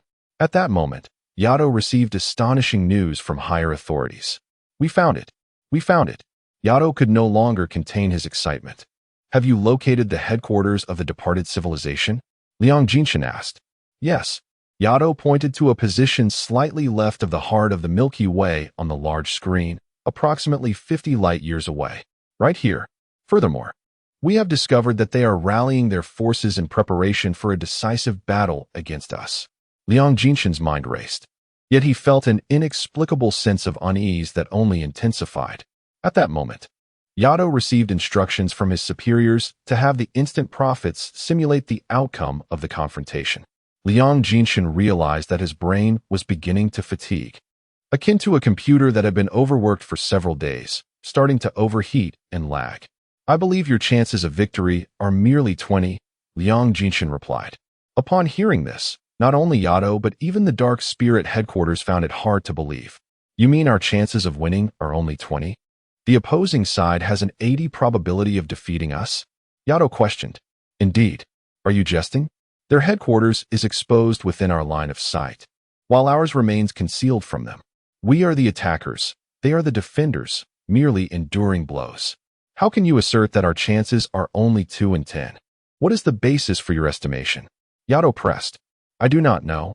Perhaps it is merely intuition, the innate sixth sense of human civilization. At this, Yato scoffed derisively. Taunting, it seems your thinking and understanding are still rather primitive.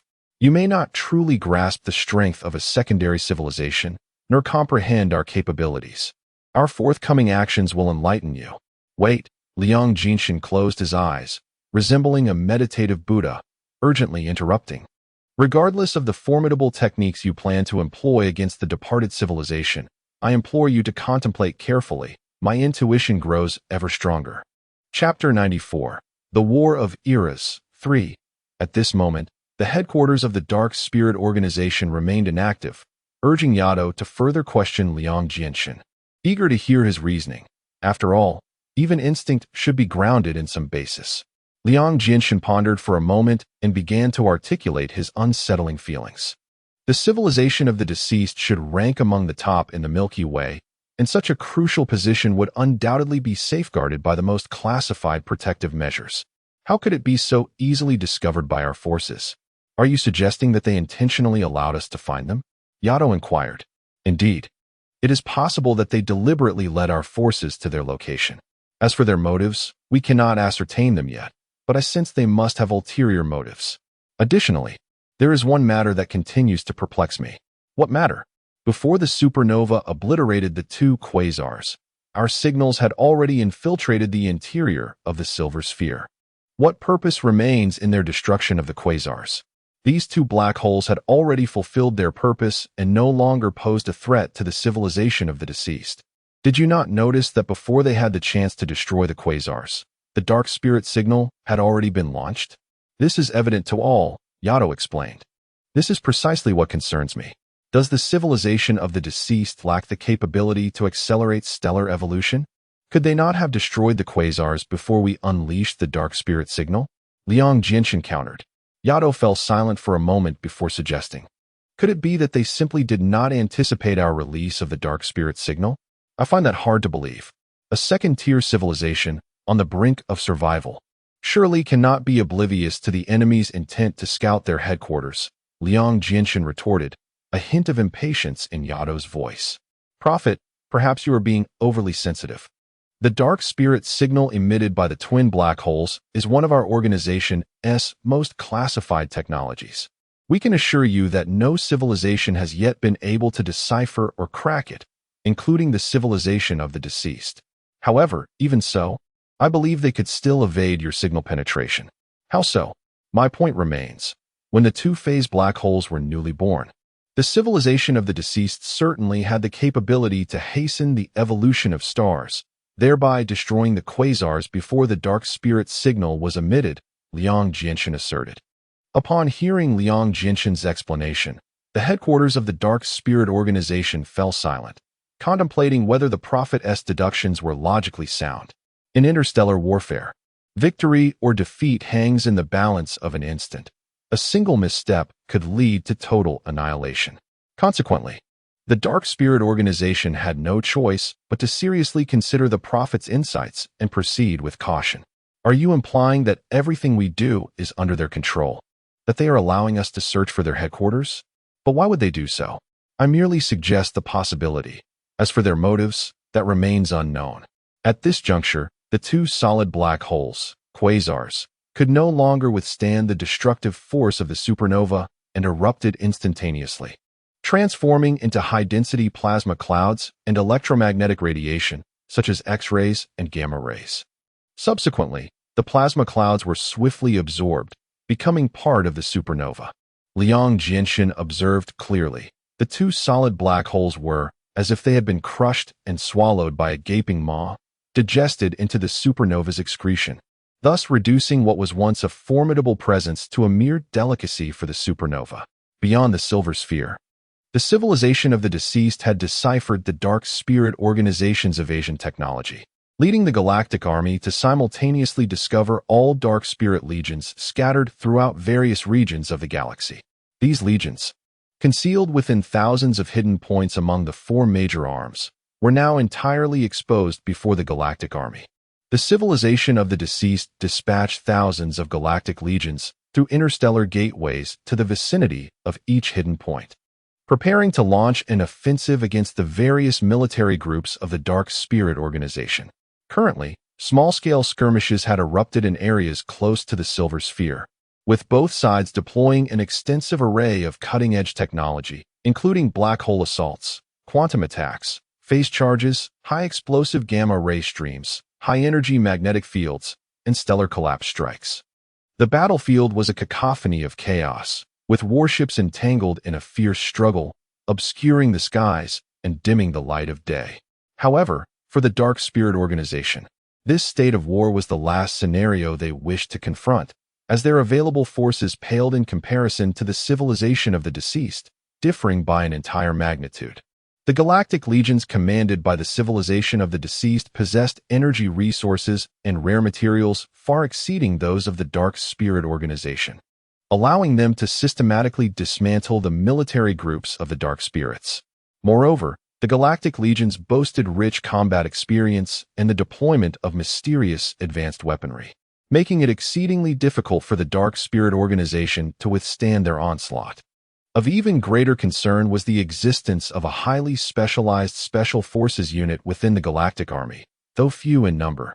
It struck like a sharp blade at the heart of the Dark Spirit Organization, relentlessly attacking their command structure and leaving the Dark Spirits flustered and disorganized.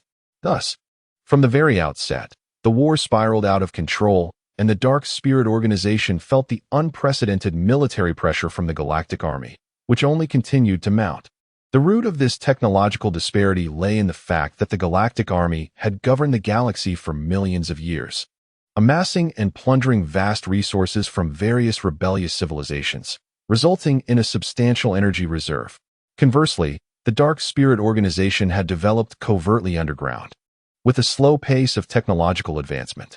Therefore, engaging in prolonged or attritional warfare was a significant disadvantage for the Dark Spirit Organization, which would inevitably face complete annihilation by the civilization of the deceased one day. Given these reasons, all strategic plans formulated by the Dark Spirit Organization must circumvent this unfavorable situation and transform their passivity into initiative, aiming to swiftly dismantle the headquarters of the civilization of the deceased and incapacitate their command system. Once the core forces of the civilization of the deceased were eradicated, they could then easily conquer and take control of the galactic legions scattered across the four major arms. However, in light of Liang Jinshin and Apos' instantaneous predictions and opinions, their prearranged battle plans were forced to a halt. At this moment, a divergence emerged within the Dark Spirit Organization.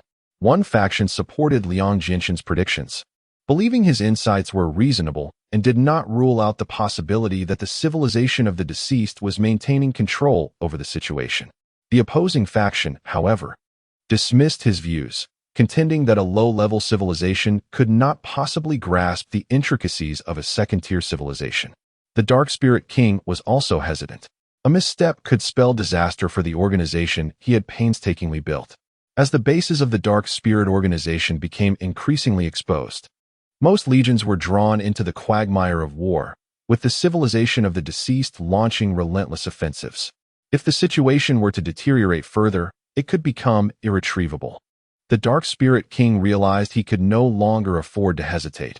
It was time to make a decisive choice. The leaders at the headquarters of the Dark Spirit Organization were in a state of acute anxiety, repeatedly analyzing Liang Jinshin and Apos' judgments. Many believe that this low-level civilization's predictions about the future held some merit. However, as reports of the annihilation of numerous dark spirit legions poured in, the urgency of the situation became apparent. It was time to risk everything. Some military leaders estimated that the Dark Spirit Organization had at least a 40% chance of securing victory in this war, though slim. It necessitated a fight in light of the current circumstances. Liang Jinshan found himself in a state of helplessness. If the Dark Spirit Organization were to be replaced by our human civilization, it is likely that we would also find ourselves ensnared in a similarly precarious predicament. After 3 hours had elapsed, the King of the Dark Spirits finally made a resolute decision. Counterattack. Chapter 95. The War of Eras. 4. At that moment, Liang Jinshan suddenly beheld a startling spectacle on the large screen. All the Dark Spirit legions vanished into thin air almost simultaneously from various locations. Liang was certain he had not blinked. What he witnessed was indeed a tangible reality. In an instant, every military group of the Dark Spirit Organization disappeared from their battlegrounds. The Galactic Legions, which had been fiercely engaged in combat just moments ago, were at a loss, grappling with the bewildering disappearance. Just a second prior, they had been embroiled in a fierce exchange of advanced weaponry, each side delivering blows with fervor, but now, in the blink of an eye, the Dark Spirit warships had evaporated like mist. This turn of events left everyone perplexed. The Galactic Legions, seemingly in a state of panic, were not idle. They deployed various search technologies in a futile attempt to locate the Dark Spirit forces. They even launched several gamma strikes against military bases previously occupied by the Dark Spirits, only to find them desolate and abandoned. Where have your Dark Spirit legions gone? Wasn't the evasion technology already deciphered? How can you still conceal yourselves? Liang Jinshan inquired, utterly confounded. At that moment, Yato let out a cold chuckle, his eyes gleaming with a fierce intensity. This is the most classified and advanced technology of our Dark Spirit Organization, known as Cosmic Quantum Leap. Prepare yourself. What follows will transcend your understanding. After a brief interval, Liang was astounded to witness a vast assembly of military groups materialize around the Silver Sphere. They congregated in clusters of immense scale, stretching from the Panlong star system to the Liuhua star system, an awe-inspiring sight that spanned nearly a light-year. This area was teeming with all manners of mecha warships and vibrant energy orbs, an imposing display unlike any seen before. Liang realized that these were the Dark Spirit legions scattered throughout the galaxy, now converging stealthily, akin to divine reinforcements, surrounding the Silver Sphere. These ships belong to you. Liang verified. Indeed, this colossal military group comprises the tens of thousands of Dark Spirit bases that just vanished. Yato responded. What? This is impossible. It cannot be. Liang exclaimed in disbelief. The average distance from each Dark Spirit base to the Silver Sphere is 10,000 light-years. Even utilizing a cosmic teleportation portal would take considerable time, and superluminal travel would be even slower. How could you possibly appear at the Silver Sphere's perimeter in a mere 3 hours? It defies logic. Liang's astonishment was palpable. His face contorted in disbelief. With quantum leap combined with zero-mass transmission technology, we have elevated cosmic velocity to unprecedented heights. This is the pinnacle of our capability to confront the civilization of the departed, Yato declared confidently. If my calculations are correct, your operational speed must reach 200 light-years per second, Liang posited. To be precise, it is 244 light-years per second. This is no ordinary cosmic speed. You may think of it as Cosmic Express Delivery. Cleverly named, Liang praised. The civilization of the departed is truly pitiable. They still rely on outdated cosmic teleportation technology. Yato scoffed. And what will your next move be? Liang inquired further. Currently, the majority of the main forces of the departed civilization have been drawn over 10,000 light-years away. Even if they use the teleportation portal to return for rescue, it will take at least 10 hours. In that time, we will have ample opportunity to dismantle the heart of the departed civilization. Moreover, our Dark Spirit signals indicate that their headquarters is devoid of significant defensive capabilities and is fully exposed before us. Now, Seer, You may once again forecast our probability of victory. Do you still estimate it at 20? Liang pondered intensely, soon arriving at a conclusion. Though I am uncertain of the method your dark spirit organization will employ to assault the headquarters of the departed civilization, the probability of annihilating them has now escalated to 80. 80? Not a full 100? It seems we must demonstrate just how formidable we truly are. Yato replied. At this juncture, the military conglomerate spanning a light year transformed all the dark spirit warships and vessels into brilliant white light, converging towards a singular target, the headquarters of the departed civilization. Liang observed as these luminous entities effortlessly penetrated the protective shield of the silver sphere, entering its interior. Subsequently, all the white light amalgamated, forming a sharp silver needle that surged towards the location of the departed civilization at a staggering speed of 200 light-years per second. Liang glanced again towards the realm of the departed civilization, growing increasingly bewildered. With each passing second, the white-silver needle swiftly approached the homeworld of the departed civilization. Yet they took no action, seemingly oblivious to the impending onslaught, remaining in their original state without any defensive maneuvers, calmly awaiting the assault of the white needle. Yato, witnessing the imminent strike upon the enemy and Apos' homeworld, was filled with exhilaration. Liang Jinshin, you are fortunate to witness the beginning and end of an epochal war as a level 1 civilization. In just 1 minute, we shall rewrite the historical trajectory of the galaxy. In 1 minute, we shall seize dominion over the galaxy. In 1 minute, we shall ascend to the political stage of the galaxy, becoming the 5th ruling civilization since its inception. In 1 minute, the 8 major secondary civilizations, 6 elder civilizations, millions of stellar-level civilizations, billions of ordinary advanced civilizations, 20 trillion stars and galaxies, along with countless galactic life forms, will bow beneath our feet. At this moment, Yato extended his arms wide, embodying a nascent sovereign embracing the entire world. Liang was entranced by his impassioned rhetoric, sensing that a burgeoning civilization was on the cusp of becoming the ruler of the galaxy. Yet, at that very instant, as Liang remained immersed in Yato and Apos' vision of the future, the departed civilization and Apos' counterattack commenced surreptitiously. 30 seconds later, Liang suddenly witnessed the homeworld of the departed civilization unleashing a purple missile, merely 1 centimeter in diameter, traveling at superluminal speed. This missile, flashing with a purplish-red aura, was propelled from a colossal star, the homeworld of the departed civilization. What perplexed Liang, however, was that this diminutive purple missile was hurtling away from the white needle's trajectory. What purpose does this serve? Liang pondered, bewildered by the missile and Apos' flight path. Why was it not intercepting the white needle directly? Had it missed its mark? Or was it retreating? Liang swiftly chastised himself, realizing how ludicrous his previous thoughts had been. How could he entertain such naive conjectures? This secondary civilization had dominated the galaxy for tens of millions of years. They would not commit such a fundamental error in a moment of crisis. Liang concluded that the most plausible explanation was that the entirety of the departed civilization's life forms had coalesced into a single purple missile, retreating to evade the assault of the white needle. However, how could they possibly escape? The white needle's velocity surpassed 200 light-years per second, while the purple missile's escape velocity was merely several times that of light. It would not be long before it was overtaken and obliterated. At that moment, Liang Jinshin inadvertently turned to glance at Yato, initially expecting to find him still brimming with exuberance, the joy of impending monumental success stirring within him.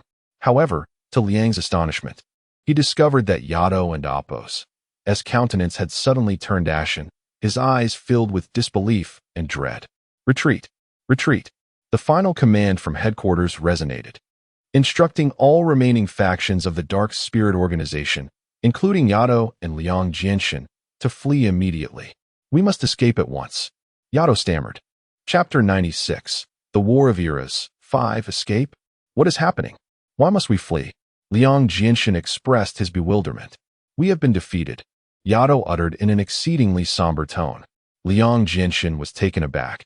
He had not anticipated that the fervent spirit displayed moments ago could deflate so rapidly. leaving Yato resembling a deflated balloon. Liang could palpably sense Yato's profound despair as he stood there, dazed, his eyes devoid of life. How could we have lost? Liang Jinshin pondered, unable to comprehend. He cast a glance at the unwavering white-silver needle and the retreating purple missile, both seemingly unchanged. Liang Jinshin struggled to believe his own eyes. What could have transpired? Just moments ago, Yato had been envisioning their future. How could it have devolved into such a dire situation? At that moment, Yato activated the spacecraft, preparing for their departure. Observing Yato's actions left Liang Jinshin feeling dizzy, as if the entire war of eras had unfolded like a dream, a cycle of the dark spirits rising and then falling. A poignant reminder of the tumultuous nature of the battlefield, where fate plays its cruel tricks. Suddenly, the purple missile, gathering an unknown force, erupted, releasing a torrent of purplish-red plasma clouds. Liang Jinshin's mind swirled with questions. Why did the purple missile detonate? It was as if it had collided with an invisible object. The purple missile has destroyed our lethal weapon, Yato said, eyes shut, speaking slowly. Are you suggesting that the invisible entity it collided with was your formidable weapon? Indeed. The white-silver needle was merely a feint. The true destructive power lay within our headquarters, having infiltrated the realm of the departed civilization via cosmic teleportation, poised to deliver a fatal blow. However, Yato's voice trembled, revealing his utter disillusionment. But the departed civilization has already deciphered your quantum leap and zero-gravity transport technology, completely unraveling the secrets of cosmic cloaking and teleportation. Liang Jinshin interjected. Yes, your previous conjecture has proven accurate. Their inaction against the infiltration of the dark spirit signals and the assault of the white-silver needle was merely a ruse to await the emergence of our headquarters. Yato replied. Liang Jinshin gasped, realizing that the departed civilization had concealed their plans more deeply than anyone had imagined, deceiving all in their path. At that moment, a more terrifying event unfolded. The white-silver needle, imbued with an unfathomable force, surged toward the headquarters of the departed civilization at a speed of 200 light-years per minute, almost reaching their home planet when it abruptly halted. Yes, you heard correctly. It simply stopped at that staggering speed, remaining motionless, even without deceleration. Liang Jinshin's eyes widened. The bizarre occurrences of the past few days had left him feeling dizzy. After half an hour, the white-silver needle underwent annihilation, gradually vanishing into the vastness of space. What is happening? Liang Jinshin wanted to inquire about the disappearance of the white-silver needle when he suddenly felt his body under an inexplicable restraint. He struggled frantically, attempting to break free, but no matter how hard he tried, he was paralyzed. Donning the spacesuit bestowed by the Dark Spirit Organization, he felt as if he were bound by chains. He could not even stretch his limbs, instilling in him a profound sense of dread. Out of the corner of his eye, he caught a glimpse of Yato, who appeared equally ensnared. Do not struggle. They are employing cosmic magnetic field control technology, capable of halting the motion of any solid, liquid, or gaseous matter, as if it were frozen in time. Look above and see the magnificent cosmic display. Liang Jinshin strained to catch a glimpse and was met with a spectacle of purple auroras adorning the sky, enveloping the entire galaxy, dancing gracefully in space, flickering like a majestic purple veil. Are these purple auroras the manifestation of the departed civilization's magnetic field control technology? What is magnetic field control technology? Liang Jinshin inquired. We cannot comprehend it, for we are all bound, powerless to decipher this technology, Yato replied, his spirit waning. What of our Dark Spirit Organization? Have we all been subjugated? Our headquarters has been obliterated. The Dark Spirit Organization is ensnared by the cosmic magnetic field, teetering on the brink of destruction. Soon, we shall vanish like cosmic dust in this boundless void, and we are no exception, Yato lamented. I do not understand. I am utterly confounded. Liang Jinshin and Appos, agitation mounted. Feel free to ask me anything unclear. I shall answer each query, allowing you to grasp the truth before we meet our end, Yato replied, his tone devoid of hope. The white-silver needle was formed by the Dark Spirit Legion pooling all its strength, surging toward the headquarters of the departed civilization at 200 light-years per second. Why then do you deem it a feint? Liang Jinshan questioned. This was all a spectacle for the departed civilization.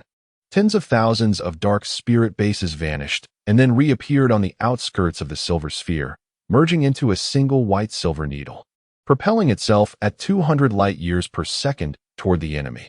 Any civilization would perceive it as a dire threat, drawing all attention to it. Indeed, if I were the departed civilization, I would employ every means to thwart it. Liang Jinshan concurred. Yet the energy possessed by the white-silver needle constitutes merely 20 of our total strength. Even combined with such velocity, it could devastate the departed civilization. However, to ensure absolute certainty, we intended to use this white-silver needle as a diversionary weapon. What then is the true lethal weapon? Liang Jinshan pressed. Our headquarters utilized quantum leap technology in conjunction with zero-mass transport to cloak itself, becoming an independent force separate from the tens of thousands of dark spirit factions, lurking behind the departed civilization. Though modest in scale, it commanded 80 of our collective power. When the white-silver needle launched toward the departed civilization, our headquarters, utilizing quantum leap technology for concealment, quietly discharged an invisible energy projectile in the opposite direction. This energy projectile, the most potent force derived from the activation of dark and luminous matter, was launched invisibly, maintaining a speed consistent with cosmic teleportation, racing toward the base of the departed civilization. Thus, we believe that with one light arrow and one dark arrow, both striking the departed civilization simultaneously, the combined forces would encompass the entirety of the dark spirit organization's energy. I cannot fathom which civilization could withstand such an onslaught. And every member of the dark spirit organization believed this would surely culminate in the obliteration of the departed civilization's headquarters. Yet, unexpectedly, the departed civilization had already unraveled your quantum leap and zero-mass transport technologies, feigning ignorance with the ultimate goal of revealing your headquarters, Liang Jinshan concluded. Indeed, they are both astute and insidious. None could have foreseen that they would use their headquarters as bait to lure us in. Truly, the bold are often the most cunning. While we remained blissfully unaware, Yato remarked, nodding as he began to comprehend the peculiar events that had recently transpired. Chapter 97. The War of Eras 6. However, I have a question. Their purple missiles did not reach your cosmic teleportation speed. Why did you not simply turn and flee? Instead, you stood by and watched as that concealed energy was destroyed by the purple missiles? Liang Jinshan inquired. There are two reasons. First, although the cosmic teleportation technology is swift, once initiated, it cannot be halted or redirected without reaching its predetermined destination. This inherent flaw has eluded our efforts for millennia. To deliberately alter this deficiency would compromise the very nature of cosmic teleportation, creating a paradox. The second point is that the deceased civilization possesses highly advanced cosmic magnetic field control technology, which can incapacitate all our systems, halt all matter's movement, and abruptly cease all emitted energy. This was unforeseen. You just witnessed our bright white-silver needle poised to strike the headquarters of the deceased civilization, only to inexplicably stop functioning, without even slowing down. Moreover, the invisible energy projectiles launched from the headquarters also came to a sudden halt at that moment, remaining in an undetectable state, which you overlooked, explained Addo. I see now, no wonder the white-silver needle abruptly ceased. It was under the control of the deceased civilization. I have another question. Why did I not see them firing purple missiles at the white-silver needle, yet it self-annihilated? Liang Jinshan asked. The missiles they fired at the white-silver needle had relatively lower energy, rendering them transparent rather than purple. Human eyes cannot perceive transparent objects, leading you to believe they do not exist. You may verify this with your superbody system. I suspect it can sense it, Addo elucidated. Ah, I see. It is astonishing that all the attack methods of the Dark Spirit Organization have been deciphered by the deceased civilization, both overtly and covertly. This secondary civilization is truly formidable. Liang Jinshan felt a shiver of trepidation. Nonetheless, we cannot concede defeat. Liang Jinshan continued, although our energy is depleted, at least the Dark Spirit headquarters and tens of thousands of Dark Spirit legions are still intact. if you utilize cosmic teleportation technology to flee in different directions. I believe they cannot pursue you, can they? Liang Jinshin asked with a youthful countenance. Atto glanced at him with a resigned smile and said, "Then why don't you move?" Liang Jinshin suddenly realized he had forgotten that he was already bound by the cosmic magnetic field. Helpless, he cast another glance at space, where the entire horizon was enveloped in purple auroras, making the galaxy appear as if draped in a delicate veil of purple, radiating extraordinary beauty. What kind of technology is this? It can render all our matter and life motionless? Liang Jinshin questioned in bewilderment. We have been unable to decipher it, but we know they must be employing the fabled cosmic magnetic field control technology, which can regulate everything in the galaxy, immobilizing any civilization or life they wish to control in an instant, leaving no escape, Atto reminisced. This must be the pinnacle of the deceased civilization's technology, equally advanced and terrifying as your cosmic quantum leap and zero-mass matter transmission technologies, Liang Jinshin remarked. Perhaps so. Every advanced civilization possesses its ultimate weapon, and such mysterious arms are typically not revealed under ordinary circumstances. Only when we encounter or participate in epochal wars like today's can we be fortunate enough to witness them. Otherwise, they remain hidden from view. So, from this perspective, I consider myself fortunate. Before facing demise, I have had the opportunity to witness such a rare epochal war and this breathtaking scene of interstellar conflict. My life has not been in vain, Liang Jinshin said, finding solace in his thoughts. It is all over. Atto spoke softly, his heart now ashen and devoid of hope. I believe that since your two great civilizations have deployed these formidable skills, these technologies will gradually become standard for secondary civilizations in the future, won't they? Liang Jinshin inquired. You are correct. Once such skills are revealed, other advanced civilizations observing this battle, particularly those elder civilizations, will surely devote their efforts to research. I anticipate they will quickly discover methods to counter these technologies, Atto speculated. Indeed, but that does not concern us. It won't be long before we succumb to the cosmic dust, vanishing forever from this world. Liang Jinshin attempted to struggle once more, yet found himself unable to move. He felt akin to being bound to a crucifix, prepared to endure a cruel fate. In this world, do you have any regrets?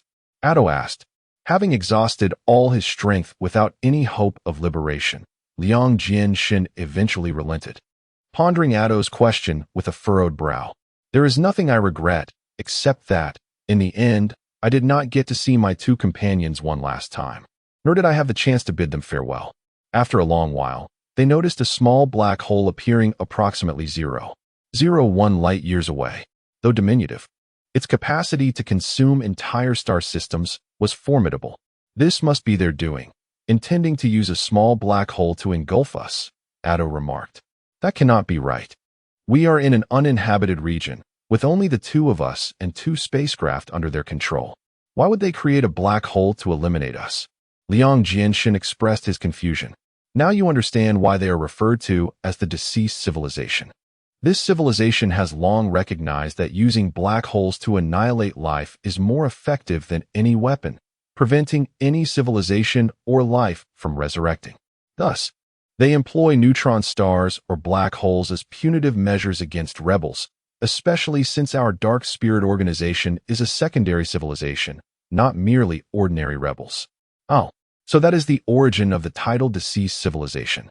Indeed, since they seized control of the galactic system, they have employed black holes, neutron stars, and white dwarfs to annihilate or punish those who oppose them.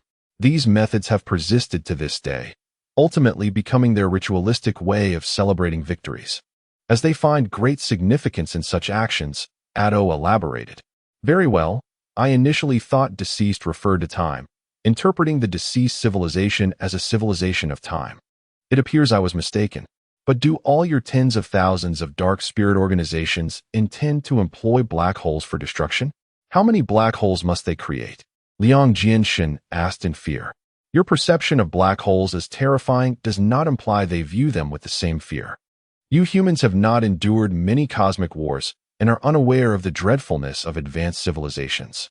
In a past interstellar conflict, I encountered a civilization that, after we engaged them in battle, we obliterated them with stellar gamma rays, transforming their planet and life into a plasma cloud, leaving no trace behind. Yet, unexpectedly, shortly after we departed, they miraculously resurrected, appearing behind us and catching us off guard. To this day, I remain baffled by their method of revival. Addo recounted, "A plasma cloud can revive? Truly remarkable. What happened next?" We subsequently attempted numerous methods to annihilate the life forms of this civilization, but to no avail.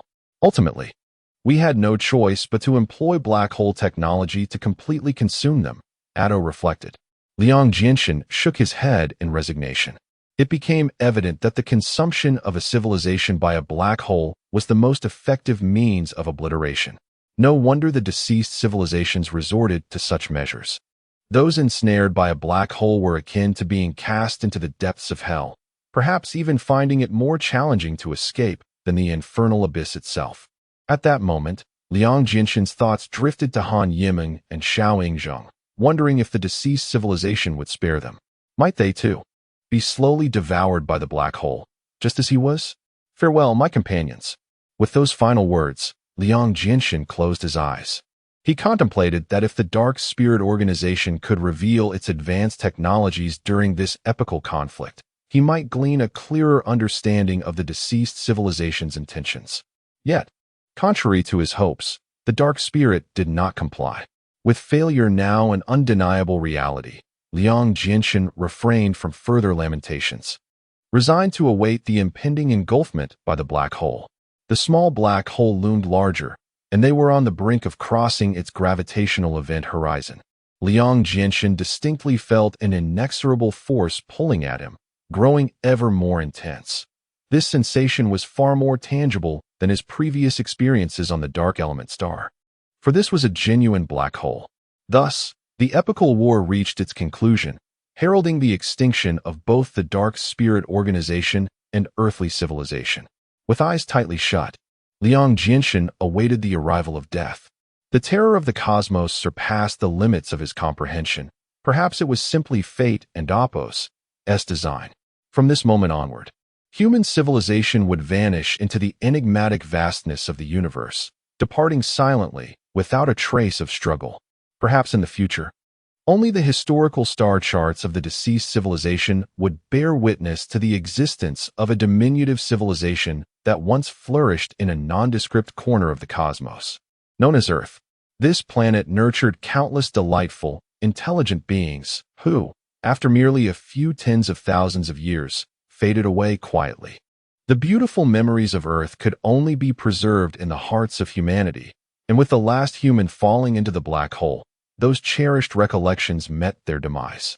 Thereafter, the Milky Way would harbor no further information regarding the solar system or Earth. Tears streamed down Liang Jinshin's face. Perhaps this was the destiny of Earth and humankind. A profound sorrow enveloped him as he bid farewell to the solar system, to the Orion Arm, to the Milky Way, and to their world. Chapter 98. The Civilization of the Departed. As Liang Jinshin closed his eyes, preparing to embrace the arrival of death, he suddenly felt the gravitational pull vanish. He twisted his body once more, and to his astonishment, he found that he could move freely. Turning his head to glance at Yatu, he noticed that Yada's body also seemed lighter due to the absence of the black hole's gravity. The gravity seems to have disappeared, Liang Jinshin exclaimed in wonder. Yada quickly looked ahead and realized that the black hole, which had been expanding moments ago, had vanished without a trace. How strange. Why has the black hole disappeared? And why are we able to move? Has the civilization of the departed decided to abandon their pursuit of us? Yada pondered. That is impossible. We are of no value to them now. How could they so easily let go of two utterly useless beings? Liang Jinshin replied. Could there be another reason? Yadu inquired again. Do you think the Dark Spirits have succeeded in a surprise attack? Unlikely. The headquarters of the Dark Spirits and most of their military personnel were consumed by the black hole. All matter and energy have long since been exhausted, leaving no room for resistance, Yadu asserted. Then why? Liang Jinshin asked. Could it be that the civilization of the departed has had a change of heart? Dream on. Yada scoffed at this notion, deeming it utterly ridiculous. After a moment of contemplation, Liang Jinshin still could not fathom what had transpired, but he felt a temporary sense of freedom. I believe this is not the time to decipher the situation, but rather to seize the opportunity to escape. Every second counts, Liang Jinshin suggested. You are right. Let us make haste. Yato agreed, activating superluminal motion to flee in the opposite direction of the galactic core. As they reveled in their escape, a blinding light suddenly flashed before them, and they were engulfed in dizziness, losing consciousness. In a haze, Liang Jinshin felt as though he had plunged into an abyss, descending rapidly, faster and faster. After what felt like mere minutes, the intense light faded, allowing Liang Jinshin and Yato to regain their senses. They soon discovered that they had arrived on a strange planet. Liang Jinshin instinctively surveyed his surroundings, only to be horrified by the sight of numerous alien beings, grotesque in appearance, glaring menacingly at him. He quickly scrambled to his feet and approached the superbody spaceship, Chrono, taking a defensive stance. Yato, too, stood tall, his gaze sharp and his demeanor tense, coldly scrutinizing the alien life forms before them. He brandished his weapon, the demonic blade, and his armor glowed ominously, flickering like a beacon, resembling a formidable warrior ready for combat. Yet, the peculiar beings remained motionless, seemingly indifferent to Yato's readiness for battle, their attention fixated solely on Liang Jinshin. He felt an unsettling chill, acutely aware that these fearsome creatures seemed to be targeting him. But he questioned, was humanity truly powerless, or was the real threat the clawed extraterrestrial? Chrono, Liang Jinshin called out. Master, initiate level 1 combat readiness. Yes, Master. Already activated. Understood. Remember this.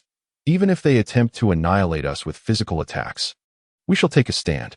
Though we are weak, we shall not beg for mercy, nor shall we bring shame upon earthly civilization. Liang Jinshin commanded. Received. As Liang Jinshin surveyed the vast expanse of the planet, he saw an overwhelming multitude of alien entities, each unique and remarkable, densely clustered across the planetary surface. A truly spectacular sight. Some were towering and mighty, reminiscent of Godzilla. Others were diminutive and frail, akin to a scrawny weasel. Some had sharp angles, as if freshly cut from a machine, while others resembled pillars, seemingly headless and footless, suspended in midair. Stunned, Liang Jinshin glanced at Yato, who wore a similarly bewildered expression. What do you intend to do? He stammered. After a few seconds, none of the beings responded to his question. Suddenly, as if receiving a synchronized command, they all unfurled their bodies, extended their limbs, leaned forward, and prostrated themselves. Startled, Liang Jinshin hid behind the superbody spaceship, bewildered by the aliens' actions. Were they preparing to attack? He engaged his mind to hypothesize. Upon concluding his thoughts, he was left aghast. Yato noticed his peculiar expression and asked, what does this mean? They are actually bowing. Liang Jinshin trembled. Bowing. What does that signify? Bowing is a form of etiquette in human civilization, signifying subservience from a subordinate to a superior or respect from children to their parents. It is a relic of ancient Eastern civilization from old China, no longer in practice today. Why is it manifesting here? Liang Jinshin pondered, perplexed. Yato paused momentarily, then reflected before replying. Could it be that you are overthinking? Their actions may resemble certain behaviors in your civilization, yet they do not necessarily convey the same meaning. That is also possible. Liang Jinshin nodded in agreement. At that moment, one of the alien beings suddenly vocalized, Earth civilization, please accept the reverence of the 5 elder civilizations of the galaxy. The voice resonated powerfully, shaking the very ground beneath them. Liang Jinshin covered his ears, feeling as if his eardrums might shatter from the intensity of the sound. Due to the volume, he had not caught the specifics of the creature's speech, but it seemed to be in Chinese. Yato, maintaining his composure, approached Liang Jinshin and, mimicking the earlier actions of the beings, performed the bowing gesture. Yato, what are you doing? I do not know why, but my intuition compels me to partake in this gesture of reverence. Liang Jinshin looked at Yato in disbelief, questioning his sanity. He then glanced around and noted that, without exception, all the civilizations were bowing, akin to subjects prostrating before an emperor. Some beings, lacking limbs, still managed to find a way to support themselves on the ground, creating a rather comical sight. At this moment, Liang Jinshin was rendered speechless by the magnitude of the spectacle. Meanwhile, the Chrono spaceship provided him with a low-frequency sound helmet, signaling him to wear it. This helmet had been specially crafted for him, designed to mitigate the overwhelming volume of the alien beings' voices, preventing damage to his auditory system. Once donned, Liang Jinshin mused. Since the civilization of the departed had withdrawn the black hole, it indicated they did not wish to eliminate them just yet. Now brought to this location, he was determined to uncover their true intentions. However, Liang Jinshin found himself utterly incapable of guessing that. Since Earth civilization had stepped onto the historical stage of the galaxy, it was his companion, Han Yiming, who had instigated this epochal reversal. The scene returns to the celestial city of the galaxy, where the vista is nothing short of breathtaking. Angels ascend towards the heavens, hand in hand, serenading ancient melodies, then gathering in unison to brace for the impending calamity. The predictions of the angelic civilization proved overly cautious. They had presumed that only the gene civilization would face purification this time. In such an expansive domain as the celestial city, where civilizations abound in vast numbers and life is innumerable, surely the divine would not be so merciless. Yet, the civilization of the departed acted with such ruthlessness, not merely seeking to eradicate, but to annihilate entire lineages. They first wove an immense spherical dark web around the periphery of the celestial city, enveloping it entirely, ensuring that any entity that came into contact with the dark web would be obliterated, aiming to thwart any life attempting to flee. Subsequently, they constructed 81 colossal black holes in the heart of the celestial city, strategically positioned in every corner, with the singular intent of devouring all surrounding galaxies and life forms. As the black holes expanded, in just a few days, the celestial city found itself on the cusp of the black hole and Opos' event horizon, and soon, the entirety of the celestial city and its neighboring galaxies would be consumed. Before crossing into the black hole and Opos' domain, all the angels soared into space, hand in hand, singing their ancient melodies, embracing their most poignant state as they awaited the arrival of their demise. In this moment, Yiming also wept, once more experiencing the profound despair reminiscent of Earth's fall. Her spirits plummeted, reflecting on how, during Earth's descent, humanity, too, had stood united, clasping hands and embracing family. Confronting the baptism of a civilization and Opos' extinction. Chapter 99. Strange Matter Master, do not weep, nor feel sorrow. You have discovered a means to reverse time. Allow me to take charge. I shall not permit the galactic city to repeat the fate of Earth. The superbody provided Ming with a new garment and tended to her wounds while comforting her, as she suffered from profound emotional trauma. The angelic civilization fulfilled its promise, returning the hider to Ming before their demise. They believed that as the shared genetic civilization approached its final moments, each companion should respect one another, united in heart and hand, bravely confronting the fear of death together. At that moment, the superbody established a laboratory to study the microparticle world, affirming Ming's logic that the minimal state of a particle is the virtual realm. However, due to the exceedingly weak energy it carries, capturing it is a formidable challenge. Thus, the creation of strange matter must commence with the production of hues. Hues are diminutive, beyond human imagination, and even the angelic civilization was unable to devise a precise method for their capture, as it necessitated the fabrication of intricate devices of the same size. The manufacturing of such precise instruments proved to be extraordinarily difficult, leaving the majority of civilizations in the galaxy at an impasse, unable to transcend this bottleneck. Numerous stellar civilizations attempted this endeavor, yet only a select few advanced civilizations succeeded. The superbody made countless attempts, all in vain. As the hider drew nearer to the event horizon of the black hole, Ming began to feel anxious. She ceased her mournful disposition and began assisting the superbody in contemplating how to construct a device for capturing hues. Ming believed that creating a hues capture device was the most critical and vital step towards generating antimatter.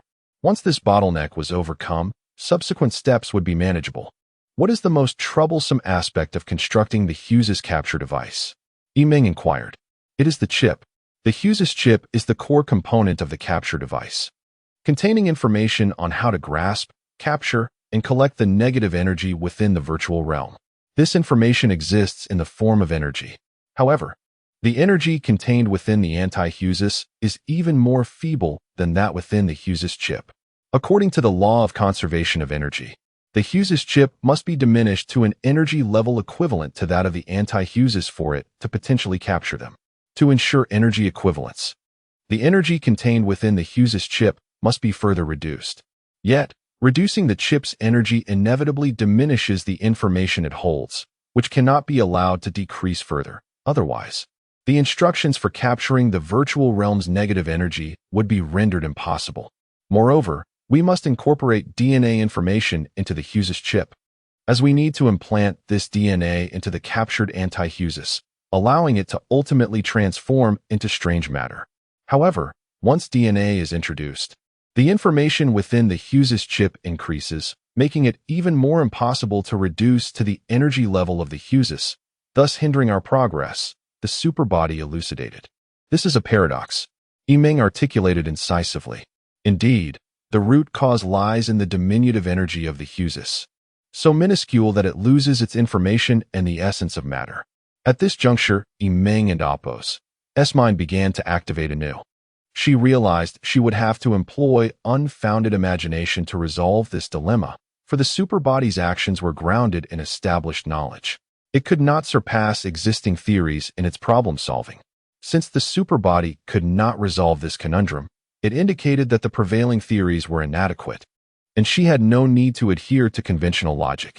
She must abandon her original thought patterns to conceive a more suitable method. After a while, this genius of imagination once again successfully traversed the chasm of knowledge. Superbody, have you studied the Bagua diagram? Yimeng inquired. Bagua diagram. What does that mean? It is the symbol from the Book of Changes. The superbody paused for a moment and replied, Yes, I have studied it, but this Taiji Bagua has numerous interpretations, and the logical reasoning it encompasses appears somewhat ambiguous to me. The theoretical framework is inconsistent, and many examples fail to self-validate, seemingly diverging from conventional scientific logic. Its path lacks both origin and conclusion. You are correct. I share your perspective, Yimeng responded. The thinking path derived from this ancient Eastern culture diverges significantly from contemporary mainstream thought. Moreover, as many texts have been lost to time, its principles are challenging to decipher, necessitating a unique mode of thought to grasp it. The superbody concurred. I believe we need not fully unravel its principles. Have you noticed the mysterious nature of this Bagua symbol? Yimeng asked. How so? Firstly, its origin can be traced back to the myth of Fuxi. The Bagua was initially created by Fuxi based on the star maps and calendars he devised, yet during his time, humanity was not even civilized. How could such a symbol emerge? Who was Fuxi? A human or a deity? A sower of civilization or perhaps an extraterrestrial being? Thus, its origin remains the first enigma. Secondly, the philosophies it embodies are thought-provoking. I affirm that all things in the universe possess duality, including matter, energy, and time. The essence of duality serves to maintain the world and Apos' equilibrium. Now, observe this diagram. It is half black and half white, seemingly embodying the underlying logic of material duality. Is it attempting to convey a message to us? Yimeng mused. And the most mysterious aspect lies in the two dots, known as yin and yang fish, one black that resides within the white realm, while the white that exists within the black realm. What truth does this reveal? Yimeng continued. I am uncertain. Upon closer inspection, the Bagua diagram indeed possesses depth. There must be some logical relationship hidden within, but the thought path is obscured, making it impossible for us to ascertain through mainstream reasoning. Nonetheless, I believe it undoubtedly contains some philosophy, particularly regarding material duality, as yin and yang represent a complementary opposition. The superbody remarked.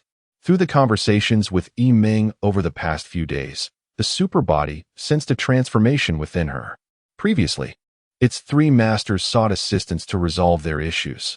Now, Yiming began guiding it in contemplation. This subtle shift made the superbody realize that Yiming had undergone a metamorphosis. Researching the principles of the Bagua is no longer necessary, nor do we have the luxury of time to explore it. However, we can excavate and enlighten ourselves on the philosophies embedded within it. What do you mean? Have you gained insight? The superbody inquired. One word: stability. Stability? Our existence within a stable world is predicated on the principle of material duality, which renders our world orderly. However, if we transcend material duality, our realm will undoubtedly shatter constraints and descend into chaos. Indeed, you are correct. Look again at the Bagua diagram. Do the black and white realms not resemble two opposing worlds? And do the yin and yang fish not serve as stabilizers within these realms? They function like switches, allowing the two worlds to harmonize without interference, ensuring the stability of the black and white worlds. Precisely. If we were to toggle one of those switches, would it not imply that one of the worlds would become unstable? There is merit in that. You previously mentioned the Hughes chip, asserting that its information content is excessively large in comparison to the energy contained within the Hughes, rendering it impossible for us to produce a device capable of capturing such feeble energy, correct? Indeed. Yet, we can transcend this thought process and cease our efforts to reduce the information content. How do we transcend? By rendering the information null, Yiming proclaimed with confidence. Null information? What does that entail? The numeral 0 is both unique and wondrous. It exists between positive and negative numbers, devoid of any information or energy. The concept of information returning to 0 signifies the mutual cancellation of positive and negative energy, rendering information devoid of any state, becoming utterly empty. After a brief contemplation, the entity known as Chao Ti remarked, "Your assertion holds merit. However, the process of information returning to 0 implies that after such cancellation, nothing remains, and all information is lost. The creation of a zero-energy Hughes chip cannot fulfill the directive of capturing negative energy in the virtual realm, nor can it retain genetic information, making the synthesis of exotic matter impossible." With a subtle smile, Yiming countered, "Consider the Bagua diagram. Could we not derive a philosophy from it to engineer a chip that preserves information while simultaneously achieving a state of zero energy?" Chao Ti fell silent for 5 minutes, during which it performed countless calculations before finally comprehending Yiming and Apos' implication. "I understand now. You suggest that information returning to 0 is not a true nullification, but rather a stabilization of positive and negative energies, akin to the Bagua, where the white domain is stabilized on the left and the black domain on the right, allowing them to coexist without interference." "Indeed," Yiming affirmed. "To achieve such a state, we must employ the yin-yang fish mechanism. We can metaphorically refer to the black dot as the yin fish and the white dot as the yang fish, with the black domain representing negative energy and the white domain representing positive energy. By allowing the yin fish to serve as the switch for controlling positive energy and the yang fish as the switch for managing negative energy, we can maintain stability between these energies, preventing them from canceling each other out, while collectively embodying a state of 0, thus forming a mysterious Bagua energy space." Bagua energy space. What a splendid name. Chao Ti praised. Subsequently, it proposed to modify the Hughes chip and Apos' information through the Bagua energy space, enabling it to achieve both the return to 0 and the preservation of information, thus allowing the Hughes chip to be reduced to any size. I believe it could potentially shrink to the size of the Hughes, or even to that of the virtual realm, as the Bagua energy space has facilitated the chip's inherent information and energy to return to 0. Precisely. Yiming continued. The subsequent processes will be straightforward. When the Hughes chip is reduced to the size of the Hughes, it will initiate the command, first deactivating the yang fish switch, allowing the negative energy controlled by the yang fish to dissipate and cancel out with the positive energy in the virtual realm. Ultimately, only negative energy will remain, at which point the second command of the chip can be activated to initiate the creation of antimatter. The first step of the command involves aggregating all the negative energy in the virtual realm to form a layer rich in negative energy. The second step is to transform this layer into anti-Huzi, integrating DNA information into the anti-Huzi. The third step consists of assembling the anti-Huzi into negative self-paths. In the end, this will yield exotic matter imbued with DNA information, originating as antimatter, which will be swiftly absorbed by a wormhole into an opposing world. At this juncture, the gene coding within the antimatter will activate, converting it directly into positive matter, which the wormhole will promptly eject back. This cyclical process ensures that the wormhole does not vanish instantaneously. Yiming spoke rapidly, her excitement reminiscent of a deranged individual lost in her own fantasies. Utterly enthralled by her vision, Chao Ti sensed a transformation in Yiming. Once sentimental, she now appeared cold, akin to an emotionless stone. Chao Ti believed that the tribulations on the planet Luotian had irrevocably matured her. Her tears had long since dried, and the pain and suffering had rendered her numb. When suffering reaches its zenith and surpasses all limits, it may paradoxically transform into an inner strength that no one can hinder. On the streets of angels, within the confines of their prison, Yiming envisioned the weary giants on the long march, Zhu Yuanzong, starving along the road of beggary, Gou Jian enduring hardship in the kingdom of Wu, and Jiang Taigong, fishing in solitude by the riverbank. She concealed all that she was, hiding it in a place no one could discover, while simultaneously unleashing her passion, causing the entire world to tremble. Chapter 100. Wormhole. As Yiming contemplated the creation of exotic matter, she observed the unfolding events around her. This time, she beheld a genuine black hole up close. Previously, on the dark element star, she had encountered the terrifying visage of a black hole, but that instance was merely a fade. Now, she faced the authentic phenomenon. With the birth of this fearsome black hole, the Galactic City was destined to undergo an unprecedented catastrophe. Here, regardless of whether one's civilization was primitive or advanced, benevolent or malevolent, or whether one's lifespan was fleeting or prolonged, none could evade the judgment of the divine. Certain stellar civilizations within the Galactic City had discerned ominous signs long before the black hole's emergence. They fled in haste. However, upon reaching the outskirts of the Galactic City, their vessels inexplicably vanished. Investigations revealed that a vast, invisible energy field encompassed the area, spanning tens of thousands of light years. This energy field could annihilate all matter, including light. Yet it was not a black hole. It lacked the gravitational pull characteristic of such entities. Although it was not a black hole, it could obliterate all material, trapping anything that encountered it. Unfortunately, no civilization had yet unraveled its origins or deciphered its secrets. Unbeknownst to those advanced stellar civilizations, all life within the Galactic City had already been ensnared by the departed civilizations, whose sole purpose was to eradicate every living being in this realm. The cosmos is vast, and civilizations abound. Some astute civilizations might discover a means to breach the invisible energy field. Yet, just as they rejoiced in their escape from divine dominion, several vessels of the galactic fleet awaited them at their escape route, poised to intercept. Yiming witnessed the black hole voraciously consuming the surrounding galaxies, transforming the singularity into a pitch-black ring against the backdrop of these celestial bodies. Encircling this dark ring were spirals of luminous bands, formed by the elongated remnants of galaxies, frantically swirling around the abyss. Each rotation resulted in the innermost light band being devoured by the black hole and Opos' singularity, cascading outward in layers until all galaxies of the Galactic City were consumed. The scene of Earth and Opos' demise resurfaced in the Galactic City, and Yiming vowed that this time, tragedy must not repeat itself. After resolving the challenge of capturing the negative energy from the virtual realm, the super-body system sought abundant materials to establish an intelligent laboratory. This would ensure that at the precise moment of entering the gravitational horizon, the black hole's gravitational energy could be harnessed to facilitate the transformation and combination of quintillions of antiparticles, crafting various elements of exotic matter. Subsequently, nuclear fusion would amalgamate these elements into exotic substances.